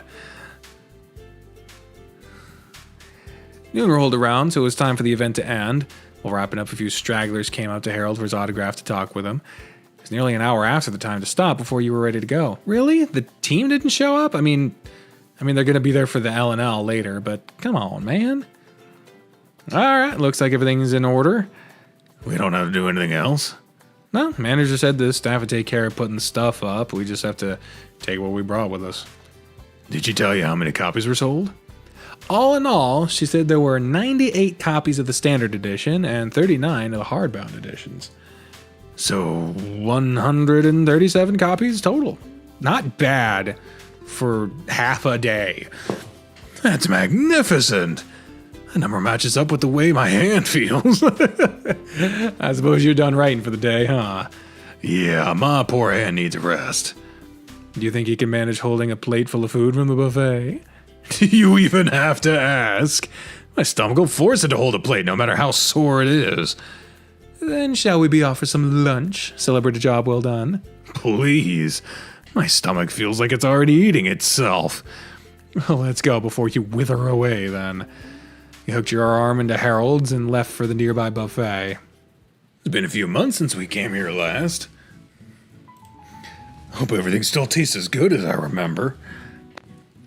The smell is familiar, so I'm sure the food is as good as always. It better be, or my belly's gonna have a word with someone. A waiter escorted you and Harold to a regular table, and you were left to travel between the food bars and fill up your plates. You met Harold at the table, but he only put down his plate. What? You met Harold at the table, but he only put down his plate and was getting ready to go grab another. Did you see the new stuff they have to try? They added a soup bar in the Vietnamese section, something called pho. I want to try a bowl of it and see how it tastes. You should try it too. Seems they have all sorts of stuff you can put on it. How about we eat some of what we have first, and then we can get the soup? I don't want the stuff to get cold before we get back. If that means you're going to try a bowl with me, I'll wait. I will. Then I'll wait. Let's enjoy what we have already. I have a few new things to try right here, too. Same here. Sat across from Harold, and the two of you wasted no time diving into your food. Aw, look at this! That is such a nice fucking picture. This one's so tasty. Did you try to get any of it? No, I didn't see it. Here, try it. His fork was held up to your mouth right away, so you took a swig of water before eating the meat off his fork. What was that one? I think it was the sweet and spicy chicken from the Korean section. It's delicious. I bet it would be perfect over rice. Probably, but we can't waste any room with fillers like rice. Hey! Rice can be the fucking meal. Glad you still take my advice about that to heart. To think you used to eat all the boring things and fill yourself up before having all the good food. He wiped an imaginary tear from his eye. You've come so far. Hey, what's really important is that I enjoyed the food and always ended up satisfied. Is that how it is with me, too? You're satisfied with some bland, boring old bear. What did your therapist say about self-deprecating humor? That I shouldn't do it, even if it's something so minor. But you know I'm just joking about that. I know you are. But I'll not listen to my bear saying even the slightest negative thing about himself. You're amazing and wonderful and skilled and cute and sexy and amazing. And you said amazing twice, because it's true. I never think anything less of you, even as a joke. You shouldn't either. You rubbed your feet against his, and he returned the gesture. You're right. I'm sorry. I'm happy you feel that way about me. To be honest, I really don't think I'm bland or boring. That's just a joke. Yes, but I'm not supposed to say it. I know. What I'm getting at is that I don't legitimately feel like that anymore. I feel like I'm worth something again. I'm feeling confident again. I still have those moments of fuck. Moments of doubt creep in from time to time, but they aren't nearly as destructive as they once were. You've made so much progress, and I'm happy about that. And you know that a large part of that is because of you, baby bear. You've become that rock that I so desperately needed. He reached across the table and put his hand against your cheek, and a soft smile spread across his face. You've helped me weather many a storm now, and I've become so much stronger with your help. His thumb stroked your cheek a moment, and then he withdrew his hand and wiped a real tear away from his eye that time. Oh, I'm making myself emotional now. Oh, Papa Bear. I'm sorry. I'm okay. Let's go back to enjoying our food and celebrating a successful signing of my book. Yeah. I'll call back later and see just how many copies sold there. That'd be nice. I wonder just how well it's doing overall, even. It launched nationwide, after all. I bet it's doing amazingly. Released digitally and physically, so I bet sales are doing great. To be honest, I would be perfectly content if the showing at the bookstore today was the best it did. The fact that I sold over 100 copies within the first few hours is thrilling. Yeah, it's such a good turnout. The manager wants us to come back again once your book has been out a little bit too. Give people a chance if they missed you. I certainly wouldn't mind. More people that see the book, the better. It'll get the hype. It'll get the hyped. I guess that's supposed to be them hyped up for the third book. I hope so. That reminds me, though. You're a famous author now, and people are seeing your book all over the place. How do you think that'll impact your publishing your erotic book? I'll publish that under a pen name, most likely. I talked to my agent about it, and that's what she suggested I do. I suppose that makes sense. You're just about done with that one, too, aren't you? I am. I don't have much more to add to it, then I'll start revising it. Will you finally let me read it? You've read some of already. I want to read more, though. I'll let you read more once the first draft is completely done. Your insight could help with revisions. Good. All you really let me read was the smut, which was really well done, but I am curious about reading more. Well, you'll get your chance. Now, come on, let's go get that soup. Your plate is mostly empty, and mine's completely empty. I'm ready for more. You know, if I didn't already promise I'd get some with you, I'd pass. Even I put on some weight since we've been together. You always talk me into eating more food. Well, I think the extra weight looks good on you. Reached over and scratched the underside of your chin. And to be fair, there's more muscle on you too, since you still go to the gym in the courts. I suppose that's true. Well, let's go get that soup, I suppose. Yeah! We'll get some dessert after the soup. Dessert too? Of course! Harold was up and dragging you from your seat before you could protest further. Alright, so the sign right there explains what to do. Now we get the noodles from the chef, put in our meat and broth, and put whatever toppings we want. We even have a suggestion for a traditional bowl pho. It looks like we have a whole bunch of options to try out. I feel like we could make an entire meal out of just this. We could, but for now, we'll just keep it light. He expressed childlike glee while he constructed his bowl of noodles. What he came back with was not what you considered light, but there was no arguing with how happy it made him when you sat down to eat it.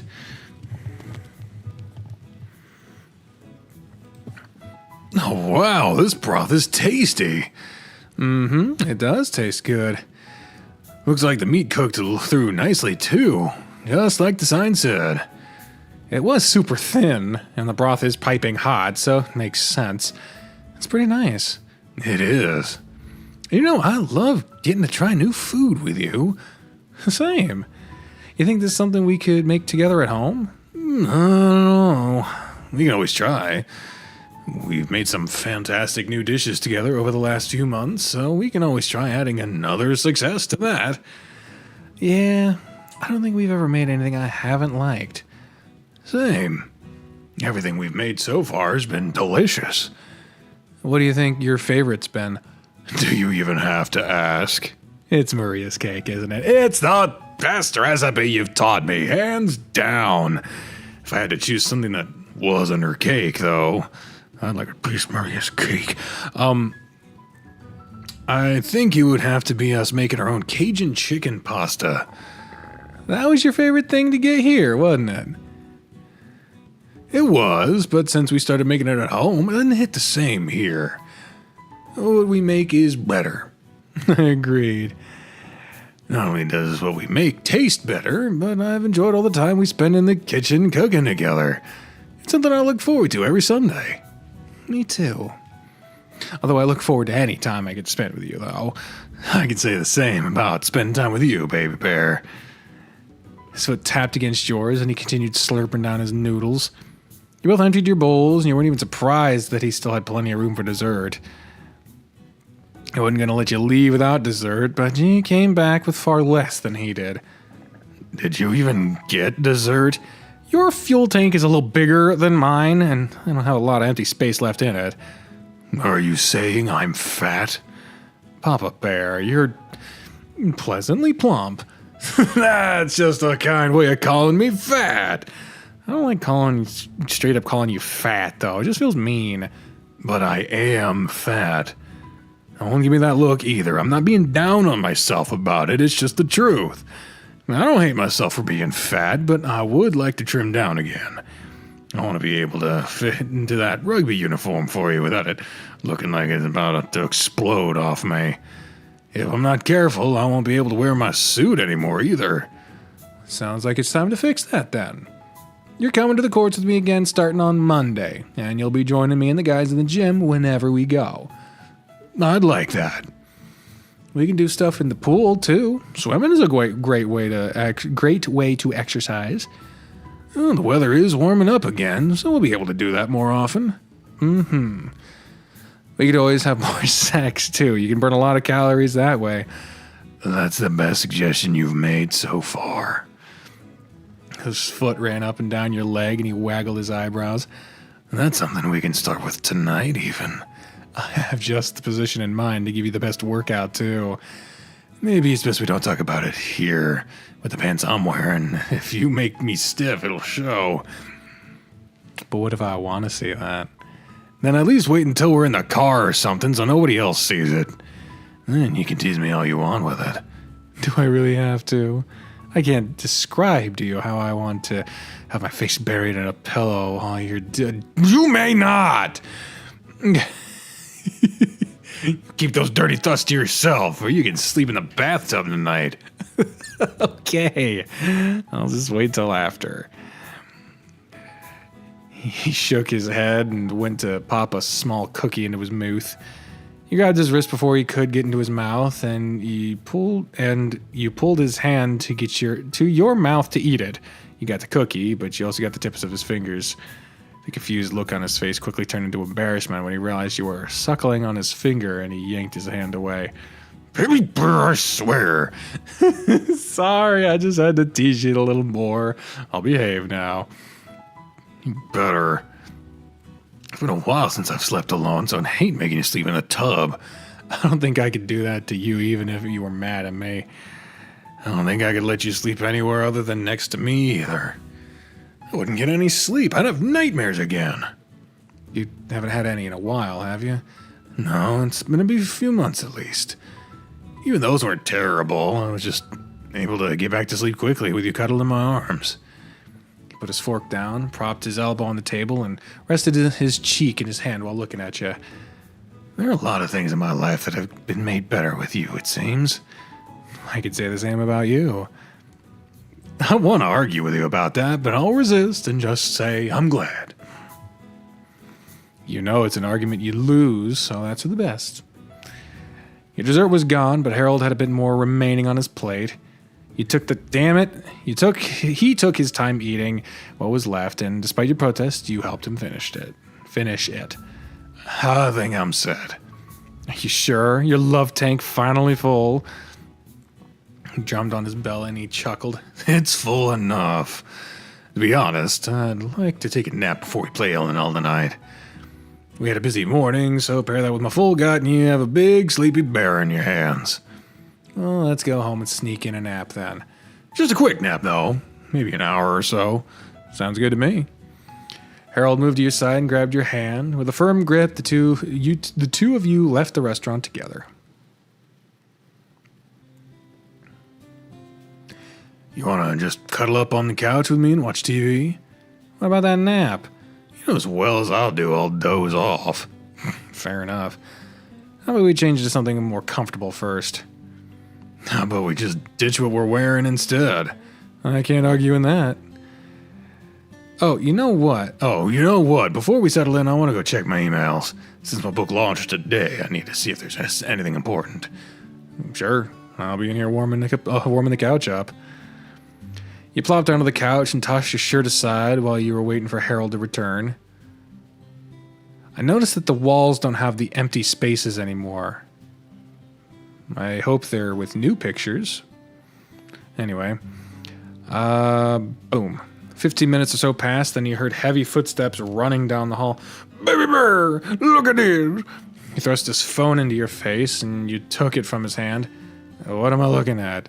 My book is already listed as a top seller on Humble Stores and Nozama. Humble Stores and Nozama. Well, I know Amazon is Nozama backwards. Humble Stores? I mean, I don't know what the fuck that is. I don't know. Had an email from my agent that said it had a spectacular launch nationwide so far. Oh, damn, that's fantastic, Harold. That must mean it's selling like hotcakes out there. Well, that's what she said. She said that books are only listed as top sellers if they sell over 100 copies in a day. Over 1,000 copies in a day. Whoa, that's only around 3. Yeah. Oh my god. 1,000 copies already sold? Harold dropped on the couch with you and he put his hand against his forehead. He looked at you with a dazed expression. It's hardly 3 and 1,000 copies have sold. 1,000 plus, even? Plus over 1,000. I was excited over 100 or so we sold during the signing event. Put your hand on his back and rubbed it. He leaned over to put his elbows on his knees. All your hard work has really paid off, Papa Bear.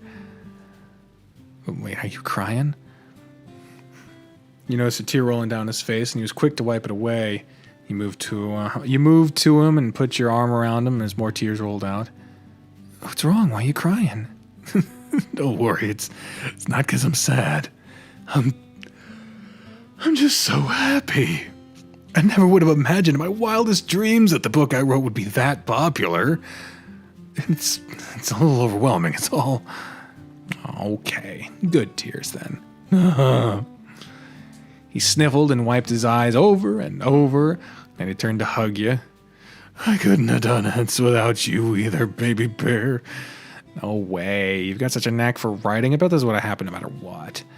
And the story is amazing, too. It would have been a hit regardless. You don't understand, though. I'd probably still be teaching while only poking at it from time to time. And you've been so encouraging through all of it. You've helped me get so much more done than I ever could have by myself. You have just no idea. I see that. Well, I'm glad then. I'm glad I can be a part of this with you. Seeing you be successful like this makes me so happy. You worked so hard and you're so amazing. You deserve it. Thank you. You rubbed his back more and pulled him with you as you lay down on the couch. The two of you cuddled enough times to where you could position yourself comfortably with him on top of you. His head rested against your chest and you ran your fingers through his hair. You never turned on the TV before you heard him snoring against your chest. All you did was stroke his head until you dozed off beneath him. The nap didn't last for long, and you woke up to find your chest was wet from Harold drooling all over it. You're that cold to have drooled this much. I should wake him up, though. It's almost time for L&L. You pushed your fingers through his hair again and spoke softly to him. Hey, Papa Bear, gotta cut your hibernation short. You wiggled your body around while you talked, and he stirred to life. There you are. Sorry to wake you up, but we should get ready for the guys to show up. You're right. Oh, geez, sorry, love. I drooled all over your chest. It's okay, just a slobber is all. Not like it's never been all over me before. He sat up and used his shirt to wipe his face and your chest clean. Still, it's embarrassing. Don't worry about it. Let's go put some clothes on real quick. Wait here and I'll just bring you something. Sure. He'll give you a quick smooch and left for the bedroom. He returned a couple minutes later with his clothes changed and something for you to wear. Ah, the classics. The mirrored outfits. There we go. Now we're ready for the guys to show up. It's just about time. I guarantee you that Spencer will be here first. As always. I'll let him in. You open the door and you were greeted by Spencer, his rapidly wagging tail, and Darius. Come on in, guys. They walked past you and shut the door behind them. As Spencer walked past you, he gave your nose a quick lick, and at the same time, you reached up and gave his ears a quick scratch. Good to see you too, Spence. I don't know what, for some reason, Spencer getting his species features way more accentuated than everyone else. It kind of makes me a little uncomfortable. He slowed down to enjoy the scratches, but Darius just pushed him along. Let me get past you guys before you start making out and block the doorway. You know just how I say hello to Thomas and nothing more. You know it's just how I say hello to Thomas and nothing more. One of these days you're gonna slip up and Harry there is gonna hit you with a racket. I wouldn't hit him with my racket. A fist would suffice. You better watch it then, Spence. I can't say I'd be willing to take the hit for you. But he already said me greeting him like this was okay. I'm just teasing. I don't think I could ever punch Spencer. Darius, on the other hand. What? Why me?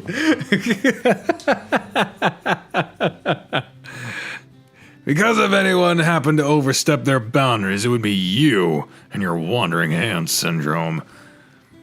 Fair enough. I'll do my best to behave. It's good to see you, though. Oh, you've all been well this week. We have been. Speaking for the both of you now, I think I've earned the right to do so for putting up with him for so long. He's right, though. It's been a good week. Always glad to hear it. Looks like you guys finally got your new pictures up. Yeah, I commented on that earlier. I'm glad to see it's new pictures.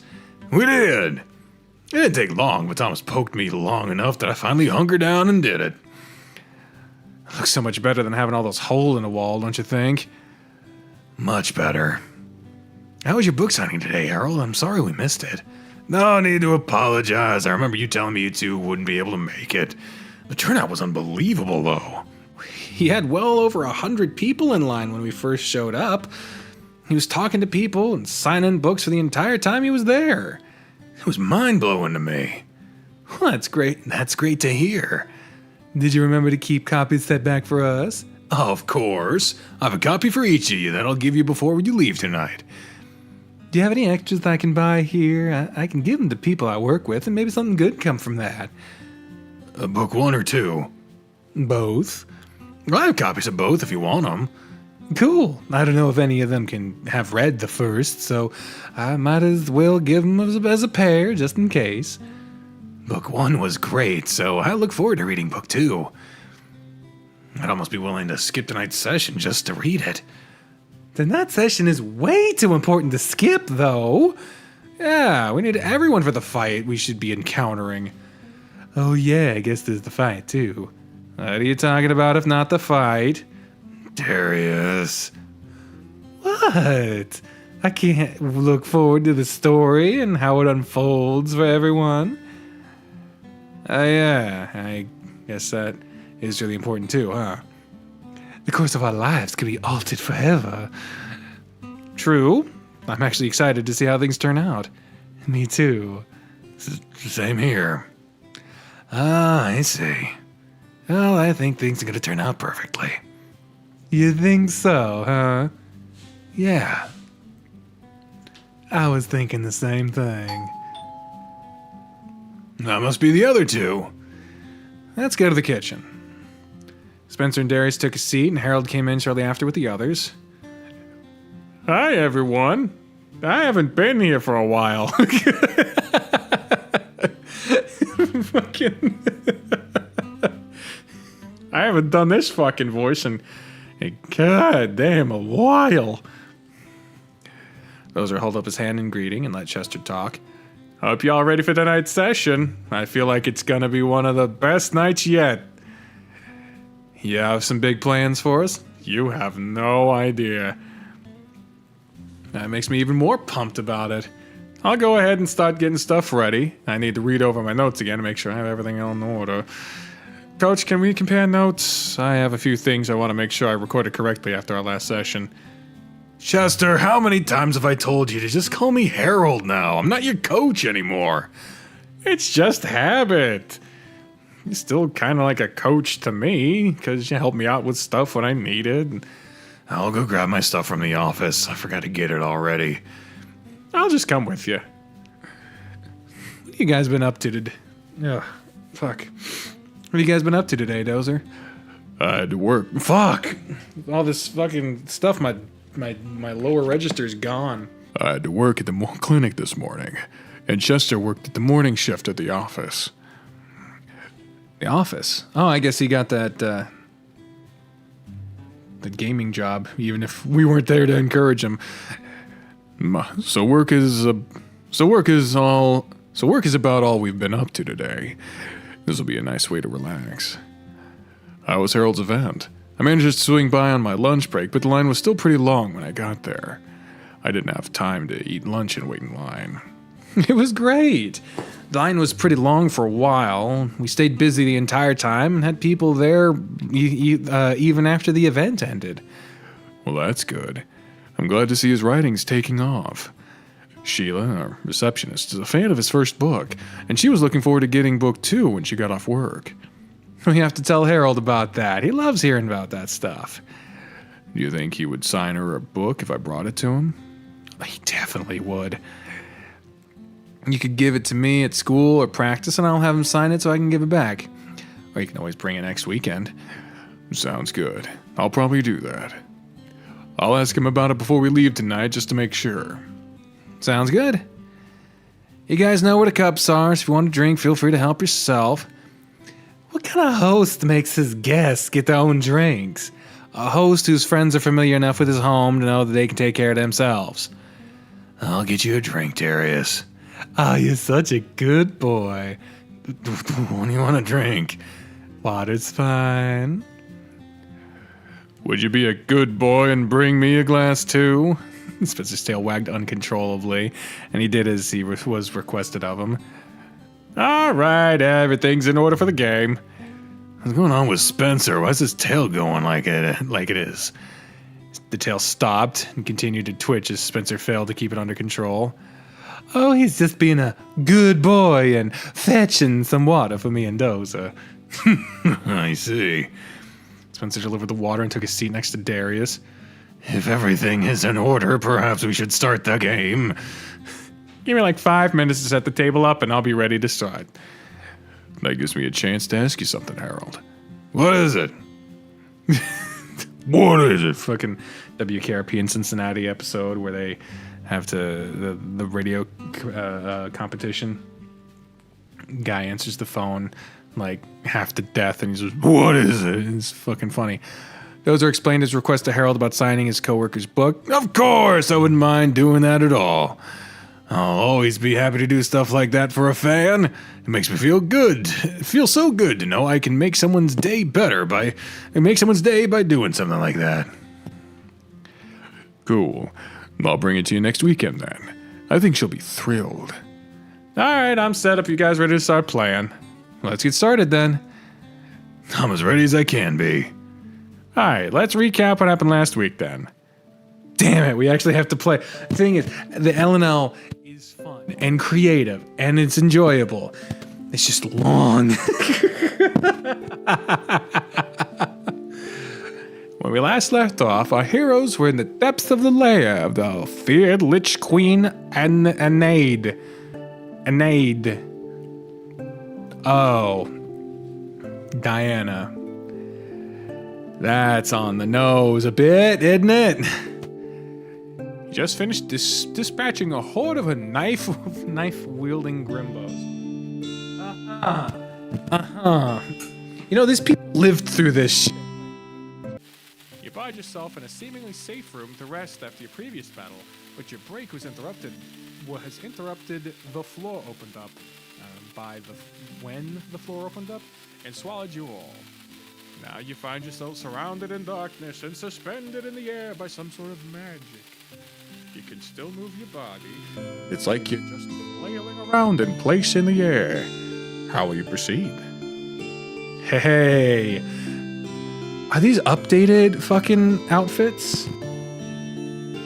I feel like they look different than last time. Like they look better. They look cool, man. They look fucking cool. To reflect their progress as characters. That's awesome. Is everyone still around me? Can you all hear me? The companions can all hear you. Everyone still seems to be around. Yeah, I can hear you. I'm here. So am I. So am I. I'm here too, I guess. What's going on? The floor opened up and suddenly we're all just here floating in darkness. Can I summon my light orb? Yep. When you call out to your light orb, you still cannot see anything. Darkness still engulfs you all. I summoned my light orb, but it did nothing to penetrate the darkness. I'll cast Detect Magic to see if I can determine what's holding us here. 22. You focus your mind and realize there are 2 different spells in place. Circle of Darkness and Mass Levitate. Can I do an arcane check to see if I understand how both spells work? Roll for Circle of Darkness first. 15. Circle of Darkness, as you understand, creates an impenetrable darkness around the target area. Its range is roughly 20 feet in all directions. It will spell after a set amount of time or a counterspell is cast on the area. I actually have a counterspell ability. You do? That could come in handy. Let's see if I know anything about the Mass Force Levitate. 8. You know that Mass Levitate makes things float. I'll relay all that to my party. Want me to break the spells? I can knock them both out with one ability. If you break the levitate spell, won't we just fall? We don't know what's below us. That's right. That could be a really bad idea. I can't just choose one spell to the spell? What is the description for the spell? Let's see. Oh, it's a high-level spell, I guess. It would dispel all spells in a target area. Definitely a bad idea. And since we don't know what's below us. I think I can help with that. I'll summon my Eye of Rog and see what's around. Oh yeah, you can see what it sees, can't you? Sure can. Makes scouting way easier. Alright, you summon your Eye of Rog. Currently, you see nothing but darkness. I'll guide it to travel straight down. Roll a d4. 2. The eye moves along the direction you assume is down, but it reaches a point you can no longer it can no longer move. It still sees nothing but darkness. It must have hit a wall. I'll move it along the wall. It wanders along the wall, and it reaches the darkness. You see a surface covered in spikes, and they appear to be stained with something. Is there anything else around, or is this all there is? That's all you can see outside the circle of darkness. That spell seems to span the entire length of the room. It's a good thing it didn't dispel anything. Those was a pit of spikes. Looks like they're covered in blood, too. Why would we be trapped in darkness and levitated instead of just drop straight to our death? The Lich Queen is probably just toying with us. She's known for playing with her prey before disposing of them. We start calling in the Bitch Queen. That sounds more suitable. More so than you realize. Her name aside, how are we gonna get out of this? We probably don't have long before both spells end. We need to come up with a solution. Can you make the eye go to the ceiling too, Dagger? Oh, maybe it's still open. I'm gonna have the eye move to the opposite side of the room. I'll send it straight through the darkness. The Eye of Rog travels from one side of the room to the other. It emerges from the darkness again to find another flat surface. The surface is littered with bones of all sorts. Huh. There are bones all over the ceiling? Huh? Bones all over the ceiling? Yeah. Are they just stuck there? Looks like it.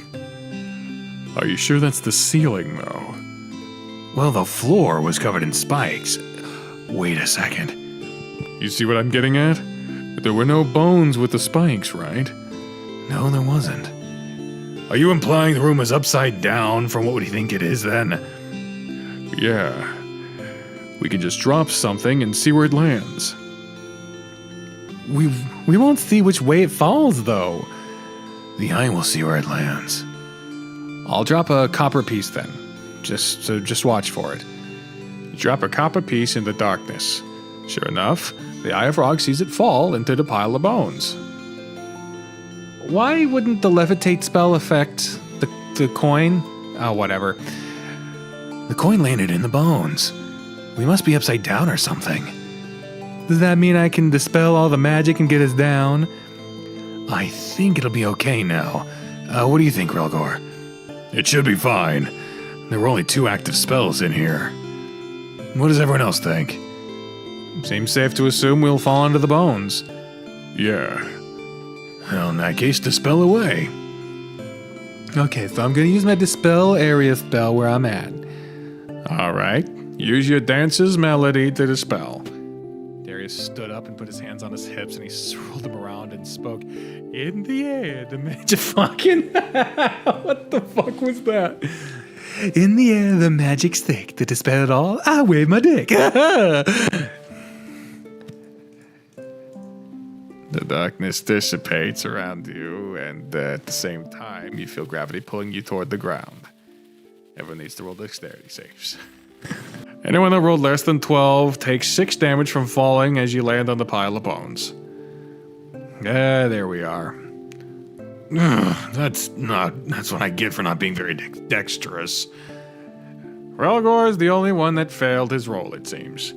The rest of you land on your feet among the pile of bones. With the circle of darkness dispelled, you see that you are in a normal room with bones that litter the floor and a ceiling covered with spikes. You see no signs of a way out. Well, what now? Well, there has to be a way out. We did get in, after all. It could have been portal magic. Well, then how are we supposed to get out? I'll start checking the walls to see if there is some sort of hidden switch or door somewhere. Roll for investigation. 17. You work your way around the room, looking over the walls for any signs of a way out. As you do, you find one brick on each wall that seems like it can be pushed in. I found some bricks that might be switches. It's hard to say if they're traps or a way out. Will investigating them further yield more answers? Roll again. Another 17. You're pretty sure that they're all linked to some kind of mechanism, but you aren't sure what. Other than Dagger, who in here has the highest passive perception? I do. Roll for me. 13. Good enough. Big Dick calls it to everyone's attention, but the ceiling is quite silently moving down. Guys, we have a little problem. The ceiling's definitely coming towards us. Well, that would explain why all the bones are on the floor then. It's gonna crush us unless we find a way out. Dagger, if those buttons do anything to stop it, you better figure out now. Might as well see what happens. I'm gonna push the button on the left wall. You notice nothing from doing so. I dash the next one and press it. Again, sorry. Ugh. Again, you notice nothing happening. What if we just push all four at once? I don't have any other ideas, so we might as well try. Everyone, get to a switch quickly. On the count of 3, we press it. While they deal with the buttons, I'm going to sit in the middle of the room and channel concentration. All right. Everyone else ready? 1, 2, 3. 4 if you take up a position at the... Fuck! I didn't mean to do that. At a switch. And on 3, you all push one in. Roll. Oh. Uh-huh. That's 4. All these dice rolls are making me nervous. That is an appropriate reaction. The ceiling stops moving when you press all 4 buttons at once. Whew. Good thing Big Dick noticed when he did. Had it been too much longer, we might not have had time. Yes, shower me with praise. We can save that for when we figure out how to get out of here. Dozer is still channeling. He's charming too, but he's channeling. So while he does that, we can look around a little more. There were switches to disable the trap, so there's bound to be a way out of here too. Could just be another ploy to give us hope. I'll examine all the walls again to see if I missed anything. I guess I can move the bones aside and check out the floor. Maybe there's something on it. Good idea. It just occurred to me. What light source do we have down here? I never dismissed my light orb, so that's what we have. Right. It's not affected by stuff like wind or anything, right? No. I'm gonna light a torch then. What for? We're in an enclosed room. We can move around the room and see if the flame reacts to any kind of wind or something with the cracks in the wall. So I'll spend some time examining all the cracks with my torch. Oh, that's a clever idea. So Radovan walks around the room with his torch. The flames on the torch flicker and move around when you hold them near one particularly large crack. You think maybe there's a way out on the other side of this wall? Maybe, but we still don't know how to open up a passageway if there is one. Perhaps there's a particular order we have to push the switches in to open it. Oh fuck, so many voices. I could examine them again and see if there's anything special about them. Have you found anything on the floor, Big Dick? Fuck. I'm switching into Chester's voice for some reason. Have I, DM? You do find something while the others are examining the walls. It appears to be something scrawled in blood. It's a box with one written on the north end. What? With a 1 written on the north end. I found this drawing, but I don't know what it means. It could be the room layout. Maybe that one means it's the switch we should press? I'll give it a shot. If the ceiling starts to fall, we'll just be ready to push the buttons all at once again. I push the button on the wall that corresponds to the one on the drawing. Make a perception roll. 11. That's good enough. You hear a faint click from the switch. The ceiling isn't moving, right? Not from what you can tell. It's fucking dodgy ass DM answers, man. The switch made a noise when I pressed it, and the ceiling isn't moving. Maybe there really is a pattern. I'll push the button on the east wall now. As soon as you push it, you realize the ceiling begins to move towards you again, only faster than before. Everyone, buttons now! The party all scrambles to the buttons, and you push them together. The ceiling stops. It's only about 6 feet above you now. If this boils down to us just guessing the order, we'll be crushed before we figure it out. He's right. There has to be something else we're not seeing. I might be able to help. How? Which wall is cracked? The west one. Everyone, stay away from that wall. I approach the wall and put my fingertips to it. Are you really gonna do this? I am. What are you about to do? Break the wall down. Break the walls down! Fuck Chris Jericho. Fuck that motherfucker. All of the channeling I just did was to focus my strength solely into my fist. For every point I have in strength, I can effectively punch through an inch of solid material. So if this wall is maybe a foot thick as stone, I can punch right through it. And if I have more strength than the wall does thickness, the whole size expands. But I'm only using my 1-inch punch, meaning it doubles my strength. You plan on obliterating the wall? Mm-hmm. It's getting smashed if we can figure this wall thing out. Well, you don't have to roll for this one. But Zorg plants his feet on the floor, and with his fingertips touching the wall, he closes his eyes, take a deep breath, and in a motion faster than any of you can see, slams his fist into the wall. Bricks go flying, and all of you feel a small shockwave from the force of the blow. A hole several feet wide, ranging from the floor to the ceiling, appears through all the smoke and rubble. With the wall destroyed, the ceiling starts to descend once more. Everyone needs to run! On it! All of you run through the fresh hole. You all make it out of the room before the spikes in the ceiling reach the floor. You can hear the sound of bones crunching and cracking from the room, and then it's silent. Amidst the chaos of the wall being destroyed, you find yourself in another room with a very shocked guest. Now, everyone needs to roll initiative. Everyone threw a dice on the table, and Chester recorded the results along with his own dice rolls. Let's see what kind of enemy we have this time. Oh boy. You notice the figure amidst all the dust and dirt swirling through the dimly lit room. He towers above you all as he steps forward and emerges from the veil of dust. Oh my, okay. Gonna have to censor that. A massive gnoll appears before you. He has a wild look in his eyes, and his tongue is hanging freely from his mouth as he eyes you all. A leather harness is the only armor hugging into and supporting his muscular chest. The only other things to decorate his upper half are 2 bald hoops that pierce his nipples.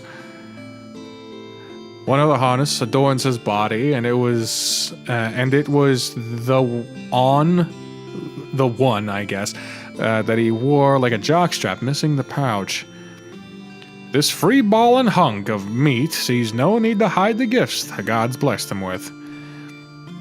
A ring matching those through his nipples pierced through the tip of his dangling meat, and a coil of rings wrapped snugly around the sack of boulders swaying behind it. In his hands, he's holding a spiked ball flail. Okay.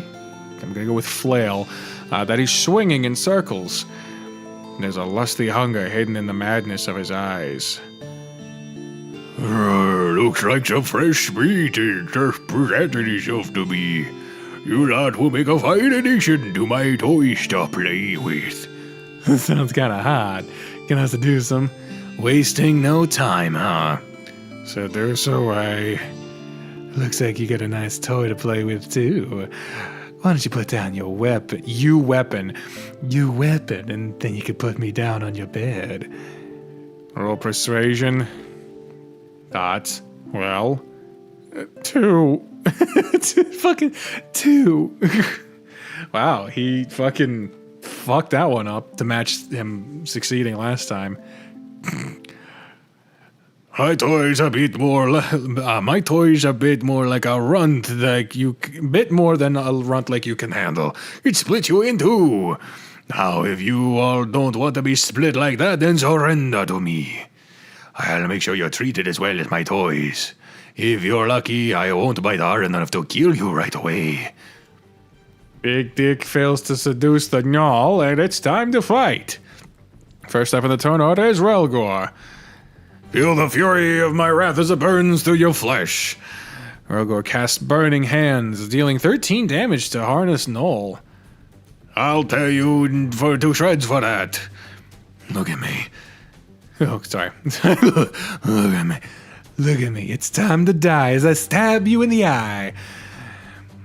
Big Dick uses Prickle to try and blind his opponent with his attack. Harness Knoll is blinded. Bastards! Unseen, Dagger steps through the shadows and shanks the enemy, dealing 13 damage to Harness Knoll. Harness Knoll attacks, but he's blind and just attacks wildly, hurting himself in his confusion. Betorg attacks Harness Knoll with his weapon. The attack hits and deals 16 damage. You'll pay with your flesh for that. What will you do? Well, I will what? We can't heal? We know that Relgor is 6 damage down. Oh, greater heal. Sorry, I'm fucking blind. Oh, well, apparently his damage from before doesn't count. Oh, well. Divine Thunder, motherfucker! I use Divine Thunder on Harness Knoll, dealing 13 damage. Damn! I'll tear you to shreds for that. Flames of fire erupt and consume enemy souls. Relgor casts a Phoenix Flame, dealing 20 damage to Harness Knoll. Damn! These guys are nothing to us. They couldn't harm a kobold if they wanted. Big Dick bolsters the party's defenses with encouragement. Dagger attacks Harness Knoll with his weapon. The attack hits and deals 9 damage. I'll tear you to shreds, whatever. Harness Knoll attacks. Attacks Radovan with a heavy kick. Whiffed. No damage dealt. But Zorg attacks Harness Knoll with his weapon. The deck hits and deals 13 damage. Bastards! What will you do? Fucking Divine Thunder, bitch. 9 damage. I'll tear you to shreds. Relgor attacks Harness Knoll with his weapon. Whiff, no damage dealt. These guys are nothing to us with a horrible kobold. Big Dick bolsters the party's defenses with encouragement. Dagger attacks Harness Knoll with his weapon. The attack hits and deals 12 damage. Bastards! Harness Knoll attacks.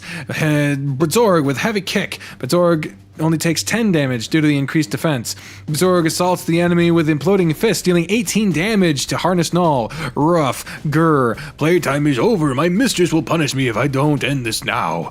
I don't want to suffer her wrath again. I want to forget you. Then why not forget you, mistress, and come with us? I'll punish you when you misbehave, but it'll be in a way that I'm sure you'll love. Chester rolls his eyes. I already know what's coming, and for the sake of time, Darius, do your thing. Damn. The bathroom door is really loud at this place, so it just happened out of nowhere. Activate my stole and unleash the dragon's kiss on him. Of course you do. Roll away.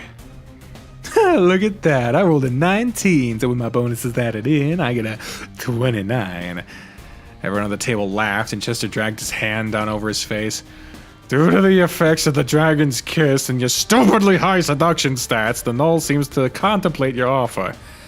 You'd bring me with you? Even after I tried to kill you? You wouldn't be the first. I think everyone deserves a second chance. Especially someone as fine as you. The Knoll blushes and drops his weapon. Then I'll come with you. I'm not happy here anyway.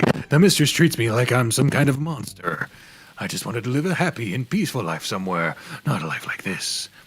Come with us then, and I'll make sure you're taken care of. I'll treat you like a good boy, and I know you are. Darius smirked and glanced at Spencer, who flushed and turned away. The Knoll takes a step forward, but a dagger pierces through him from behind. He barks out in pain, then collapses to the floor when the knife is yanked free. Worthless creature. I've grown tired of his neediness, so I'll just dispose of him. Oh, there you go. So the bitch queen reveals herself. Only you just waltz right in here. Silence, you impudent fool. I shouldn't have left something so incompetent a fuck to take care of you in the first place. I should have handled it myself. So here I am. I will put an end to all of you right here. The Lich Queen joins the battle along with her minions. Aye! Lich Queen screeches and you hear an earth-shattering wail as she goes down. But you see a cage with something inside it floating in the air. Her wounds begin to heal and she rises up again. I grow tired of you mortals. I'll draw upon the source of my power and bring an end to you all right here. The Lich Queen raises her hands and the air around you begins to freeze and crackle. Damned ruination. Oh, damned ruination, that's the spell. It was just like an exclamation. Everyone still standing needs to roll Constitution saves. Damn! Zorg is down! Big Dick's down! Dagger's down! Only, of course. For story reasons. The only ones left standing are Relgor and Radovan. It's Relgor's turn. What will you do? Radovan. What? You trust me, don't you? Of course I do. I trust you with my life, which is on the line right now, so I very much trust you, and whatever you have in mind. Aha! The soul box! The MacGuffin is coming back. I'm going to use the power stored in the soul box to end this once and for all. What if you can't control it? Won't it consume you? As long as I can get rid of her and ensure you survive, I'll do whatever it takes. I pull the soul box from my bag and hold it out in front of me. There has to be something else we can try first. You have to trust me, Radovan. I trust you. Infernal fires of hell, open your doors for me. Relgor has to channel this spell, but he's vulnerable to attacks during this time. It's your turn, Radovan. I position myself in front of Relgor and put myself in a defensive stance. You bolster your defense by defending. You can't protect him from me and live! Lich Queen attacks Relgor. Embrace death! Roll a Constitution save. 15. Lucky you! The Lich Queen reaches out to you and you feel an icy chill course through your body. It feels like the very blood in your body is freezing. But thanks to your con save, you're able to fight back the chill. But you are left weakened. Relgor holds his turn and continues chanting.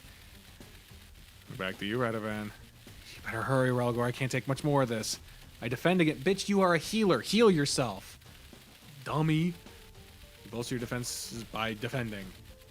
I have 3 HP left. If she attacks me, I'll go down too. Which is why you should have healed. Well, she's attacking you. As soon as you're dead and out of my way, that soul box will be as good as mine. I never would have guessed you would be so foolish enough as to bring such a treasure to me. Your souls will be mine forever. She holds her hand out and the swirl of frost appears under you and Relgor.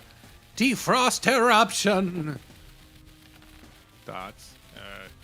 Spiky skewers of ice fly up out of the floor to skewer you and Relgor where you stand. The power emanating from the soul box melts them before they can connect with their targets, thanks to some horrible rolls by the Lich. Relgor, it's your turn. And release the spell. Gates of hell, you are mine to command! Open and swallow my enemies! Bathe them in the fires of the damned and claim their souls as your own!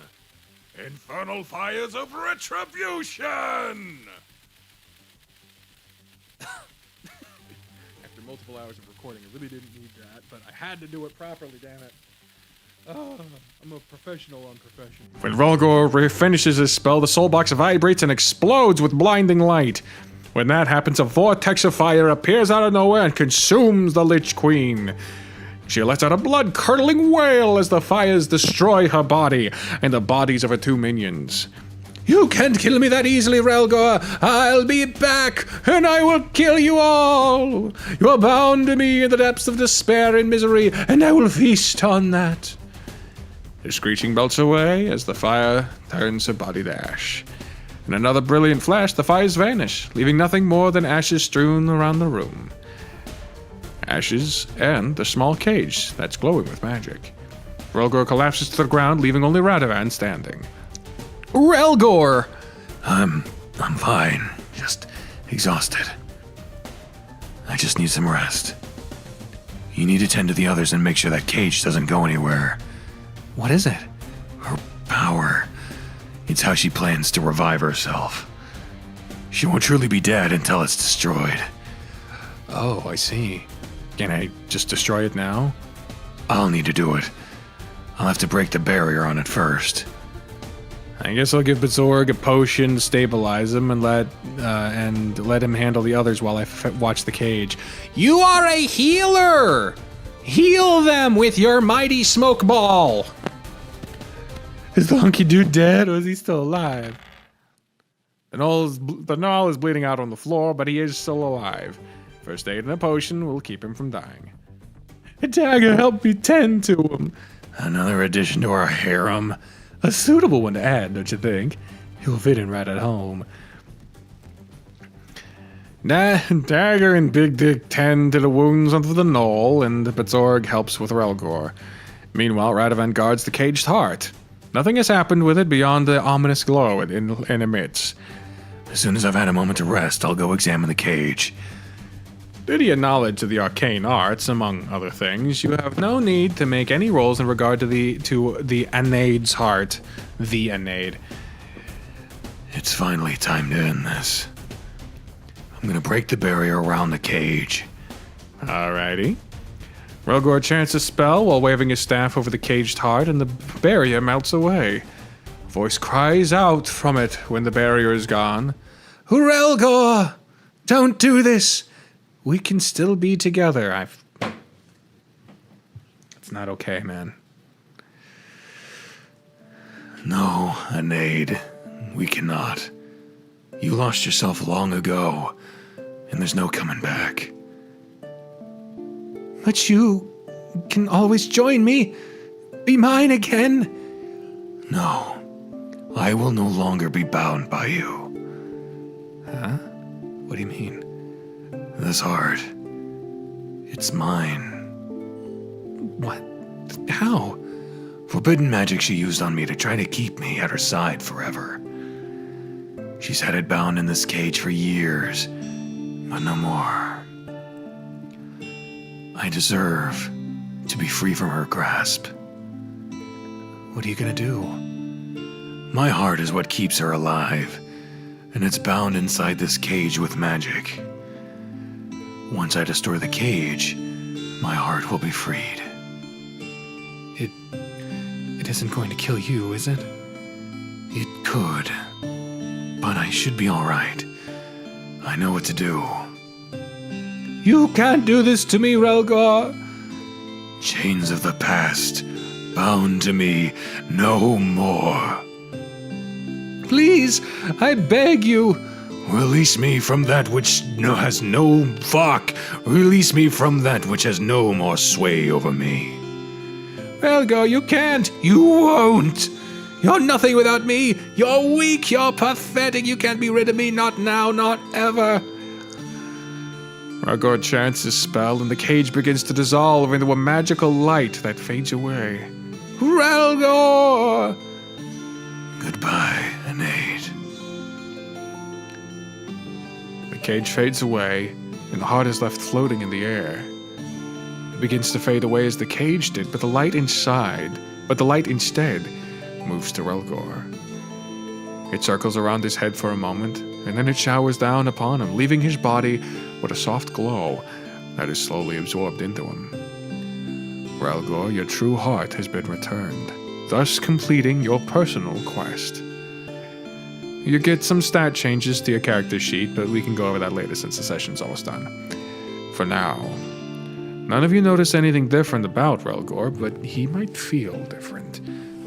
Relgor! Are you alright? I seem to be. I'm still alive, so that's a plus. And Relgor puts his hand against his chest. It's back. What's back? I grab Radovan's hand and put it against my chest. Harold took your hand in his and put it against his chest as he roleplayed. My heart. You can feel it again. I can, feel it. I suppose you've not felt that in a while? You could really feel it. It was pounding heavily in his chest. No, I haven't. It feels nice, though. I've missed it. You rubbed his chest for a moment, then Spencer cleared his throat. You jerked your hand away, and Harold jumped. I hate to ruin the moment, but maybe we should look around for any kind of loot. Leave it to the road to care more about that treasure than Rilgor getting his heart back. We almost died taking this thing out for him. We should be rewarded somehow. So you're searching the area? His fucking face holding the dice. Yes. Poor dog, you really suck at this. I'll try. Your roll's no better. While the rogue and the dancer struggle to find any loot, Relgor does spy something among the remaining pile of ash. Something I just so happen to have a prop for. Is it a wedding ring? Is it a wedding ring? Oh, what is it this time? There it is. I had a feeling when they went off to be in the room, like, go over the notes, for fuck's sake. Like, I had a feeling that's what this was prepped for. Chester reveals a ring and places it on the center of the table. A sparkle of gold is seen in the ash, and upon investigation you find it's a ring. A ring? You think it's cursed? I've heard tales of adventurers finding treasure and it being cursed, so it is possible. A good rule of thumb is to never put something on until it's properly identified. Well, it just so happens that I can cast Identify Dwemer. I should be able to determine what it is. You identify the ring and reveal that it was the ring she used to bind all spirits and souls to her service. It's a ring of soul binding, and as its name implies, it is used to bind someone's soul to yours. Ahahaha. Considering that this whole thing has to have been arranged beforehand, I can see that the use of the real-life trauma had to be cleared beforehand, so it's fine, but like, man, had to touch on everything. Laid it on a little thick at the end of that confrontation, but oh well.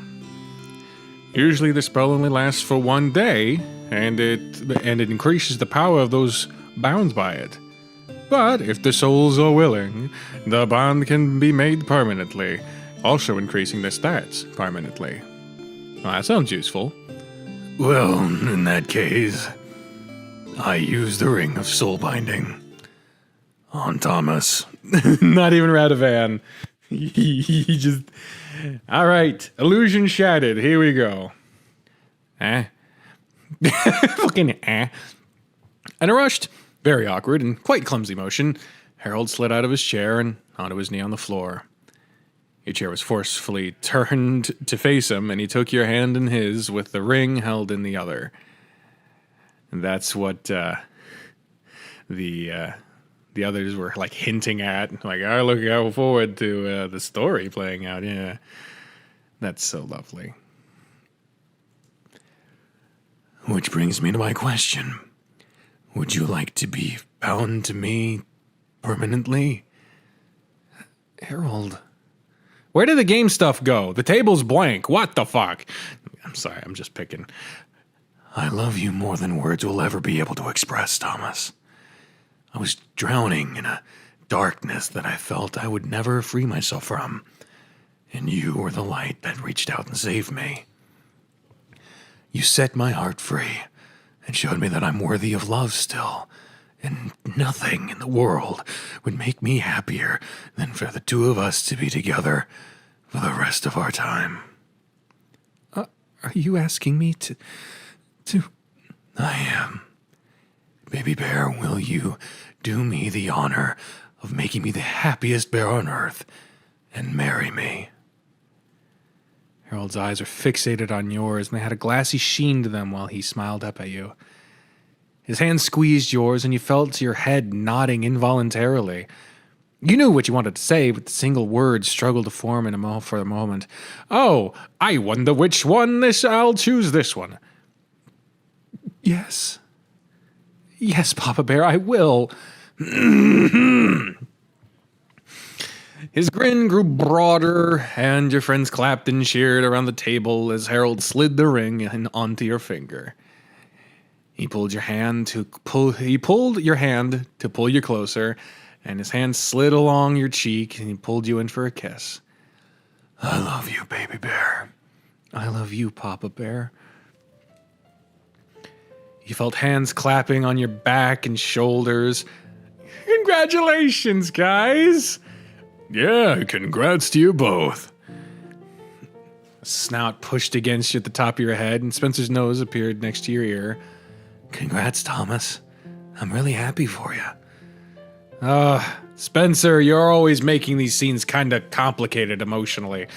You reached up and patted his snout, unable to look away from the beaming bear in front of you. Tears were streaming down his face now, and they were perhaps the happiest tears you ever saw fall from his face. Man, it's good to finally see this happen.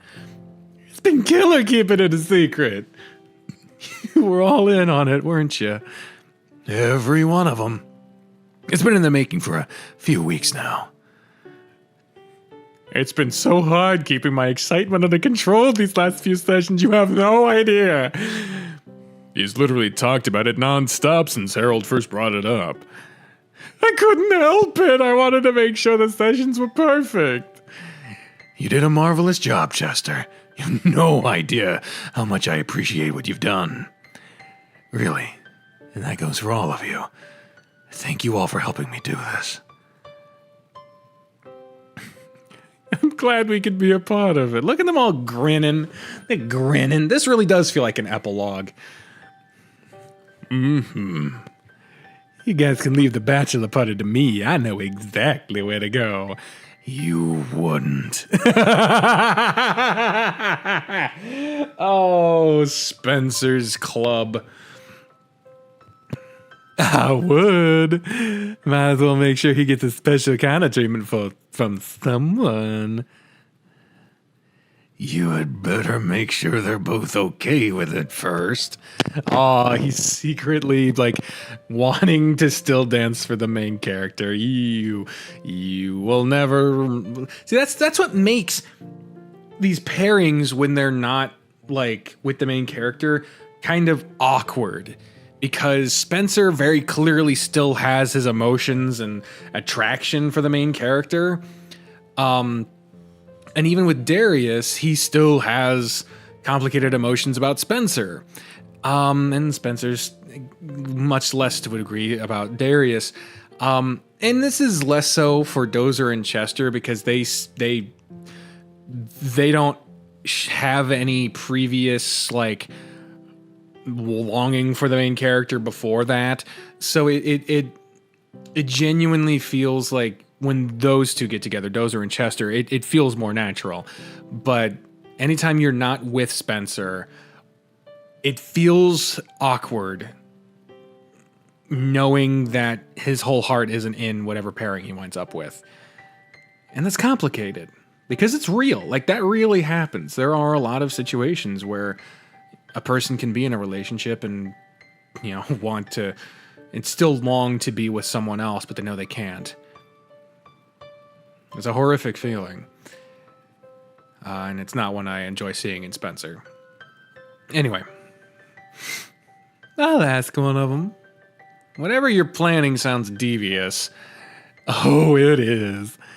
Harold stayed on the floor in front of you, and he laid his head in your lap while you stroked his head. I'm so happy. Me too, Papa Bear. I never would have thought you'd ask me to marry you, let alone during an L&L game. I hope you weren't disappointed by that. Are you kidding? I love it. Somehow managed to work it into our weekly game nights without me having a slightest clue, and you involved my friends in it. I don't think you could have made it any more perfect. There's pizza. Hopefully that's the fucking pizza. Huh? I wonder who that could be. Maybe it's just Richard and Dwayne having to be shoveled into the fucking scene. Just like how they were shoveled into this fucking game. Pizza's here. Come help me, Spencer. Yeah, it's the Spence. It's the Spencer. It's the pizza. I've been too nervous all night to even think about dinner. Me too. I've been so antsy. I was afraid I was gonna mess something up. He tossed and turned all night. It took a lot of convincing that he was gonna do it just fine.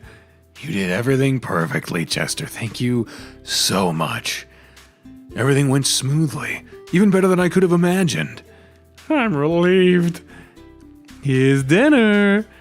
Thank you for thinking to order pizza, Darius. The timing on it was really good. It was really lucky. What if they showed up during the proposal? Oh, they were here already. What do you mean? They were to alert me. They were to alert. I asked them to, or whatever, some other phrasing would make it. They were to alert me when they arrived and not ring the doorbell until I gave the okay. In return, they got an extra tip. I wanted food to get here so we could celebrate right after.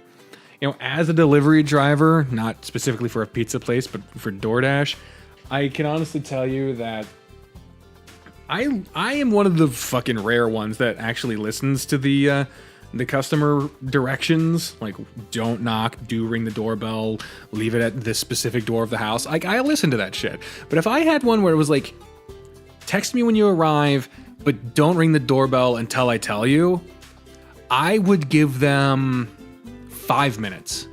5 fucking minutes, and that would be it. Because after that, I'm losing money. Unless the tip was really good, in which case I could be persuaded. Good thinking, Darius. That was a pretty good idea. Yeah, I guess it was. Go ahead and start digging in then. Yep, Chester cleared things off the table for the food, and Harold got plates while Spencer and Dozer prepared the drinks. Darius watched since he ordered the pizzas. Just so everyone is aware, that's where tonight's session ends. It took me a while to get that far, so after we ate, we wouldn't have much time left to do anything anyway. I don't get to find out about my new husband till next week. He didn't die, did he? Right. No, you guys stabilized. In fact, with Anae dead, the grip she had on him is completely gone, and he'll be even more complacent than he was before. Score! That means I'll have 7 men in my harem to Dagger's 3. It's not like I'm actively trying to build one. You've implied that you've slept with all 3 of them, though. At the same time, even. It's all for the sake of RP. Oh, that's funny. Maybe he's got some repressed feelings in there that he can only get out during L&L. If he does, that's a good outlet. Our sessions have gotten a little raunchy here and there. Mostly because of Darius and Spencer. I just let you guys have fun. Doesn't bother me any if things go there. Chester can take some of the blame for writing the descriptions that he does for the men. Maybe a little. I don't have any repressed feelings. Fucking. You are a repressed feeling. You're a raw nerve ending. Spencer's a dirtier dog than we all realized. Darius. Maybe he is. Oh, you started on it too. Everyone is seated around the table by now, so it was time to eat while carrying on. You know, if you don't want your 3-man harem anymore, we could just combine forces. We'd have enough of a force to start our own brothel. Just think of the passive income.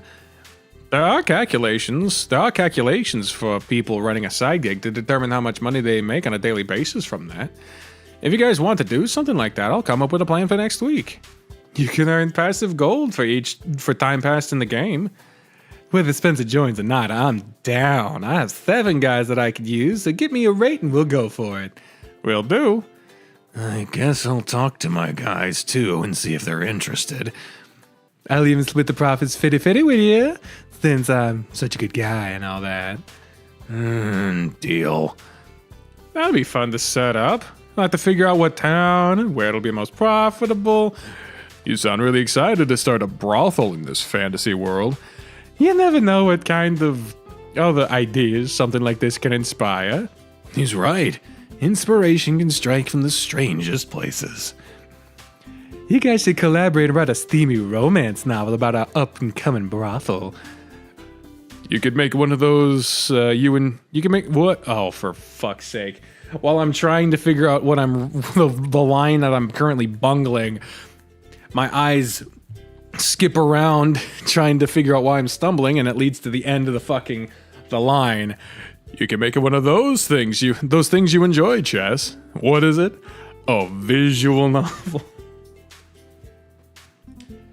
Seems to me that there is already a very prominent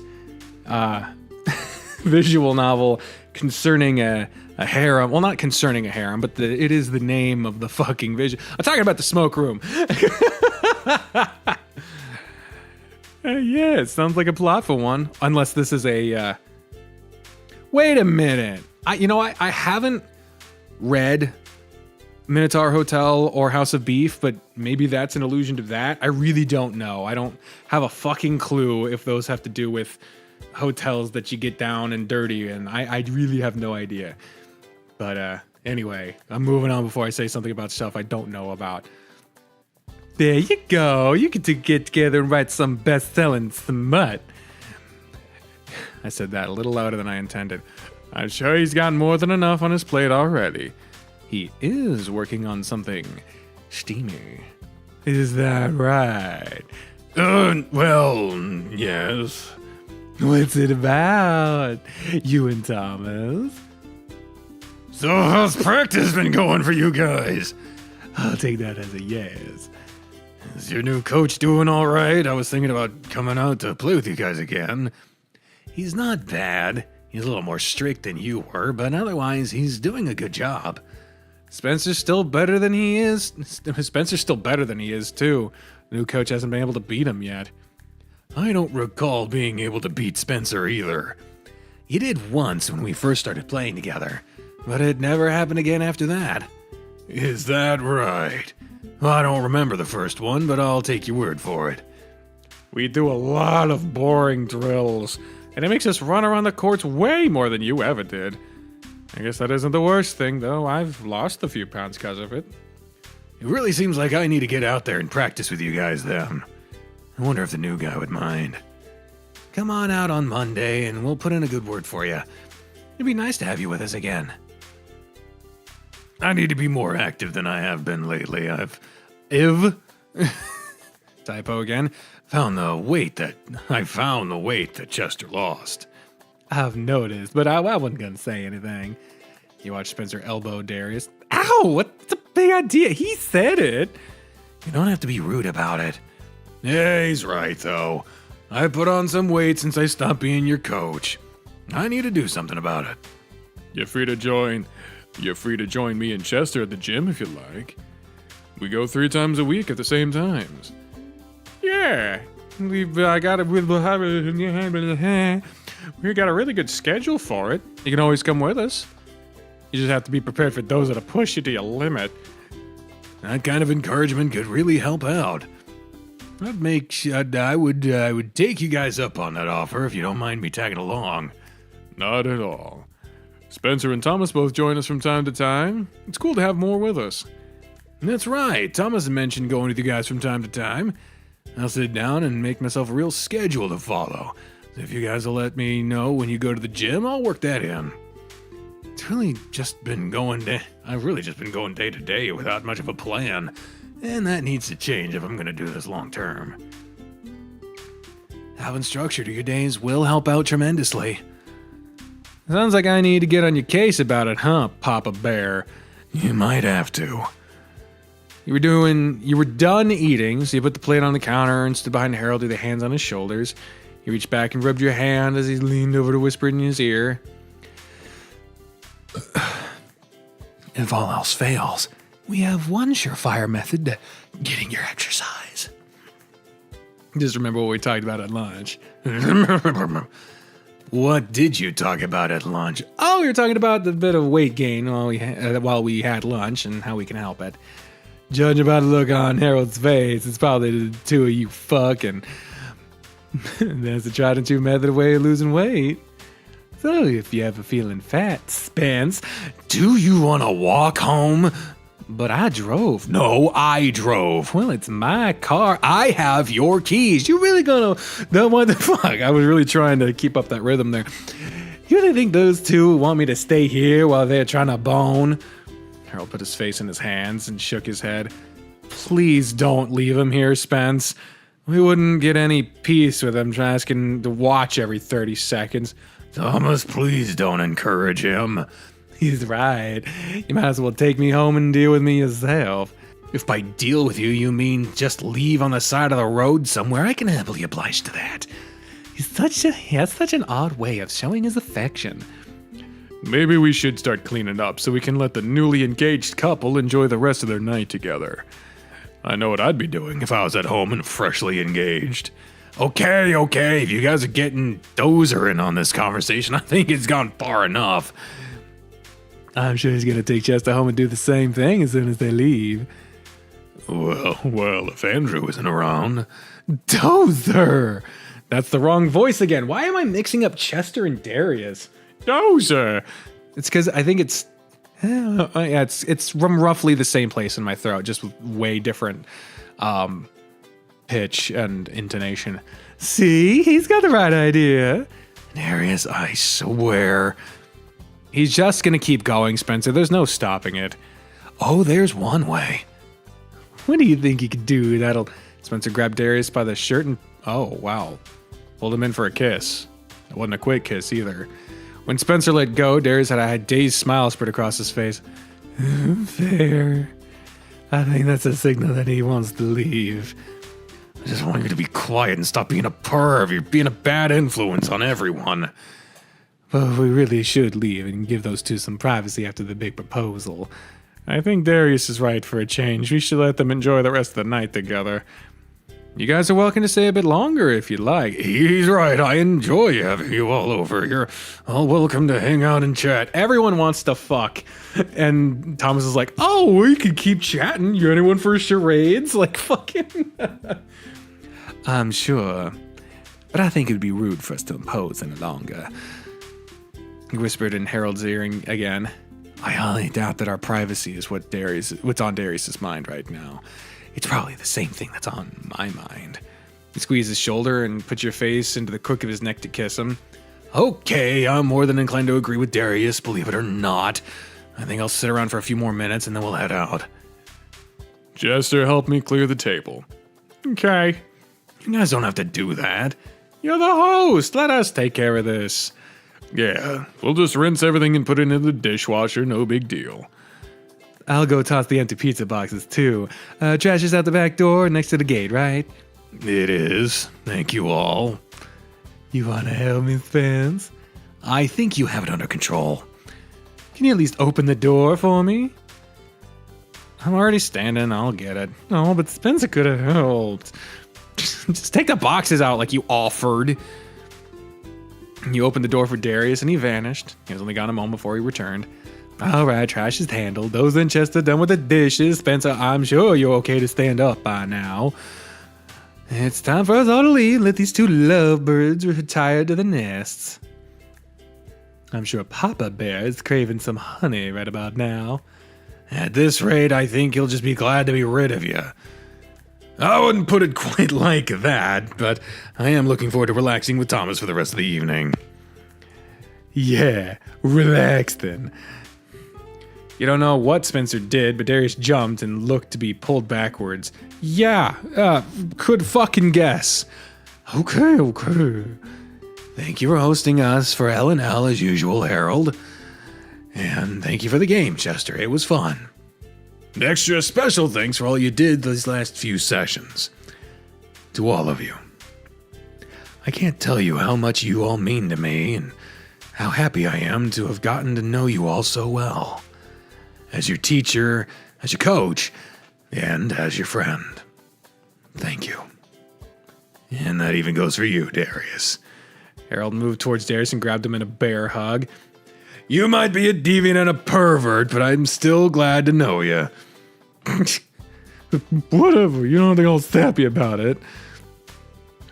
Oh, Darius is Gonna get kind of emotional about that later. Harold kept an arm around Darius and reached in to pull Spencer into. Come here, all of you.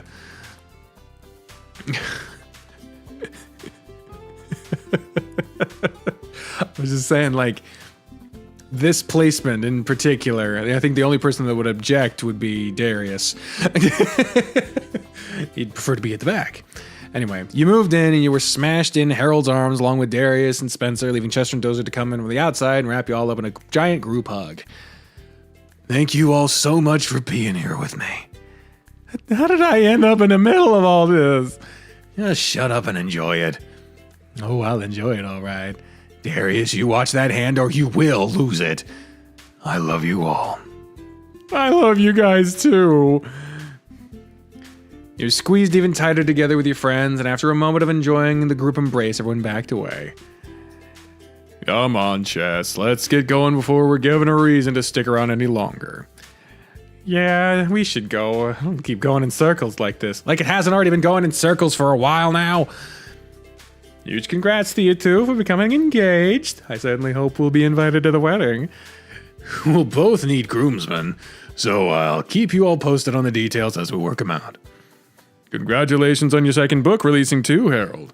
I'll be sure to give it a read. Oh, that's right, I need a copy to read. I'll pick up both a copy after clinic tomorrow since the bookstore's nearby. Cool. Hang on a second, I had copies for you both. It's the least I could do for you helping me with tonight. Oh, you don't have to do that. I'd like to buy it so I can support you. Same. No, you two will take the ones I set aside for you. I've already signed them and everything. Well, I guess it can't be helped then.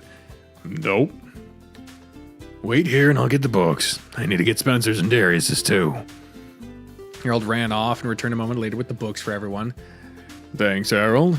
Thank you. You didn't have to give me one too, but I appreciate it. And I'll pay you for the extra copies at least.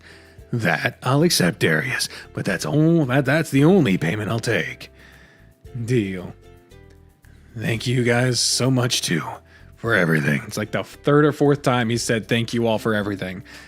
Guess we'll be on our way now. See you guys. Be safe on your way home, and I'll hopefully see you all on Monday. I hope so. See you later. Chester and Dozer walked off, with Dozer urging Chester forward by grabbing his butt and pushing him along. We'll just follow them out, and you can lock up behind us.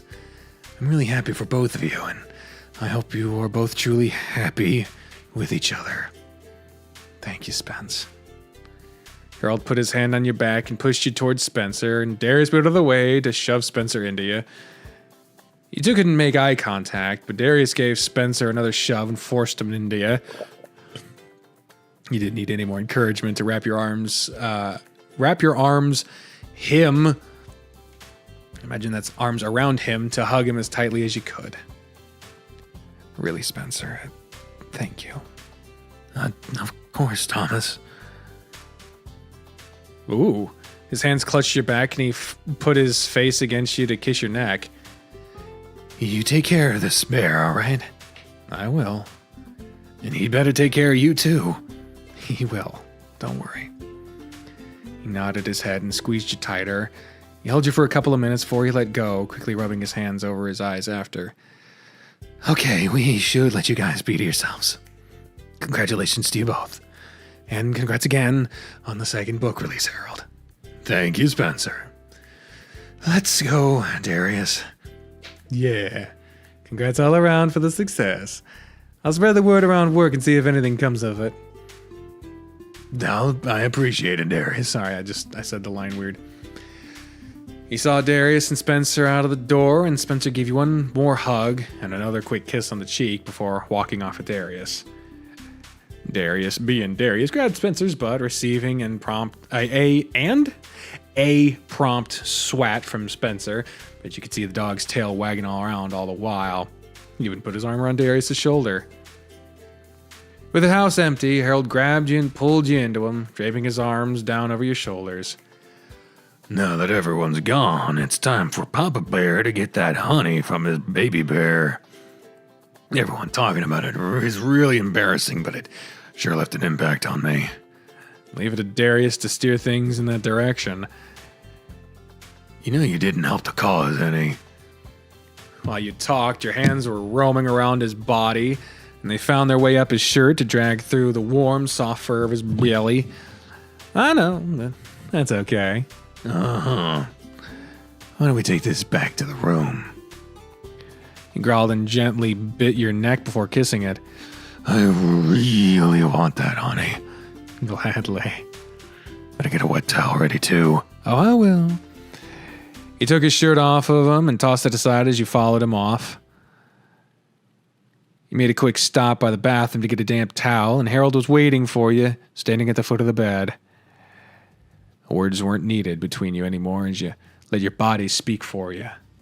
There's the sex song. It's the sex song. You stood face to face with him, kissing him and rubbing his body against yours. He wasted no time reaching down to massage you through your shorts, and he shoved his hand into your shorts to grope you through the underwear. Yeah, it's probably where it's going to cut off. So, you really want to marry me? You think after having some of the best sex we've ever had, I changed my mind? Maybe your mind is more clear now. Not even. I'm still reeling from that. Should I ask again in a little bit? There's no getting out of this now, Papa Bear. You're stuck with me. I've already decided to take your last name and everything. Thomas Grifter. Has a nice ring to it, doesn't it? I suppose it does. Now you just lie there and relax while I wipe you down.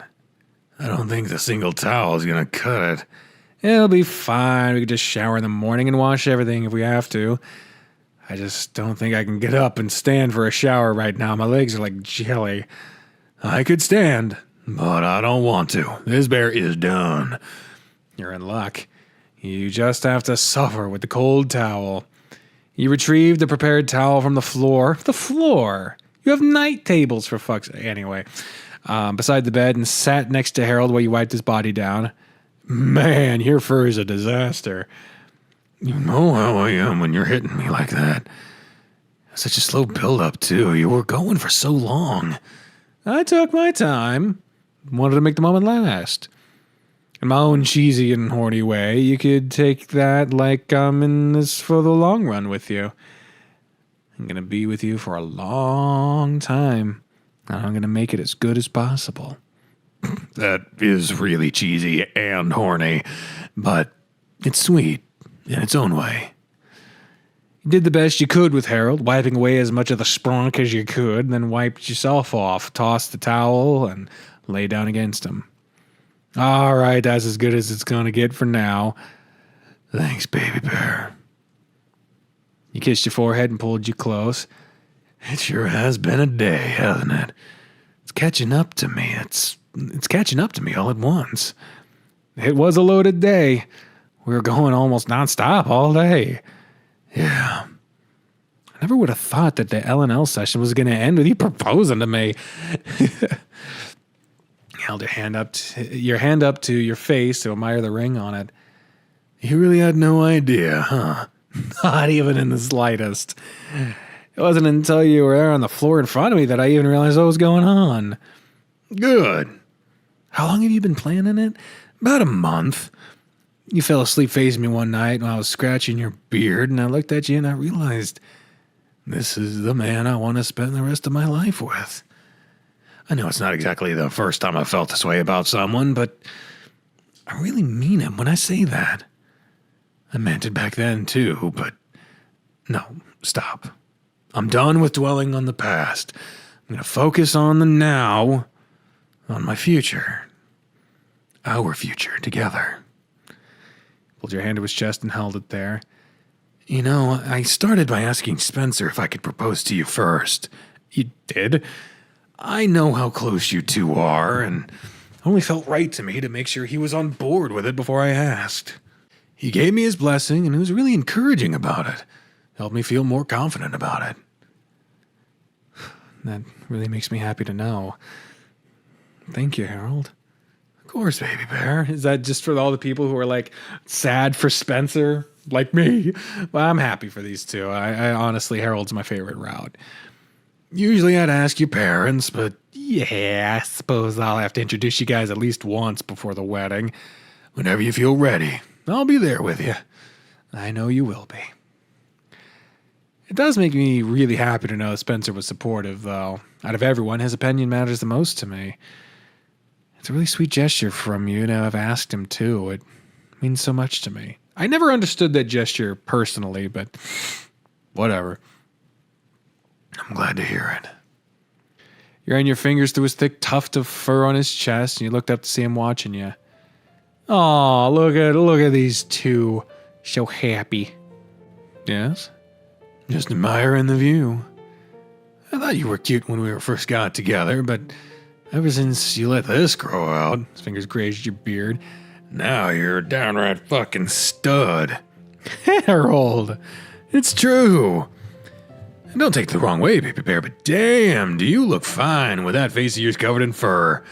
I can't even get mad when Darius flirts with you because you're just so irresistible with it. I love how it feels against my face when I kiss you, and I love to rub my fingers through it. You finally see what I love doing, why I love doing it to you so much? I do. It makes sense now. He continued to rub his fingers through your beard, and his other hand tightened around your wrist. You know, I don't think you'll ever realize just how much I love you. I have a pretty good idea of it. It's possible it's close to just how much I love you. Maybe not quite as much, but close. You're kidding, right? There's no way you love me more than I love you. I'm the one who proposed to you, after all. Hey, I just didn't have the chance to propose to you yet. Do you want to propose to me now? You can propose to me, too. Oh. Your face flushed and you were suddenly flustered at the idea. But you were already proposed. Are you saying that I love you more than you love me, then? No. Then? It just isn't the same. Maybe not, but if you don't do it, I suppose that means I win. I win out for having the most love. This is weird. Fine, Harold. Will you marry me? I did ask you first, so Harold grabbed his chest fur and gave it some playful tugs while he laughed. I'm sorry, baby bear. I'm sorry. Yes. I'll marry you. I will love and cherish you always and forever. Always and forever, each moment with you. Something I can't explain, just the things that you do. And when you get lonely, hold me and take a second to give to me the magic you make. And okay, this fucking hell. That's that's just a song that I have thought about doing a cover of as Darius. Obviously, when I haven't been reading for hours on end and my throat's fucked. But yes, always and forever. I don't know who it's by, but it's an older song and it's really very sweet. My heart is eternally yours to keep. I'll keep it safe then. You can count on me to nourish it and keep it happy and healthy. In turn, I'll trust my heart to you to always keep. Give you a soft smile and you can see his eyes glistening. I'll keep it for as long as you'll keep mine. Forever is a long time.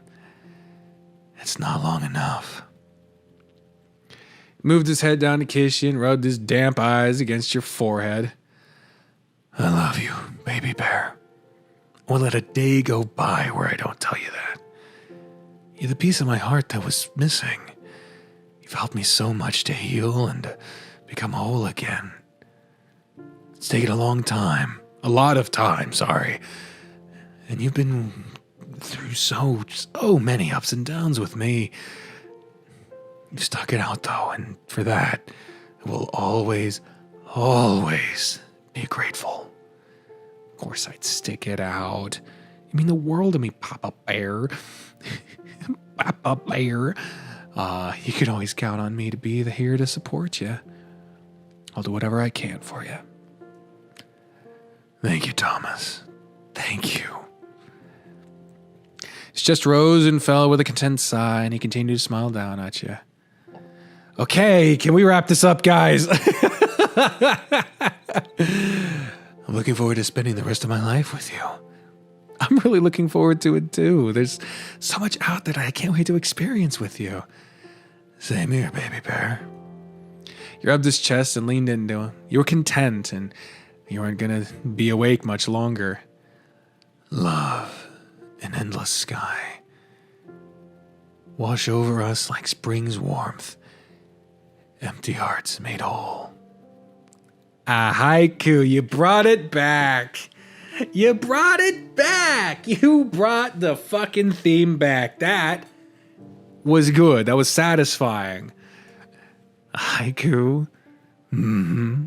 What I've been playing with lately. It was during the spring that I fell in love with you, and my love has only grown and grown. It'll keep growing too.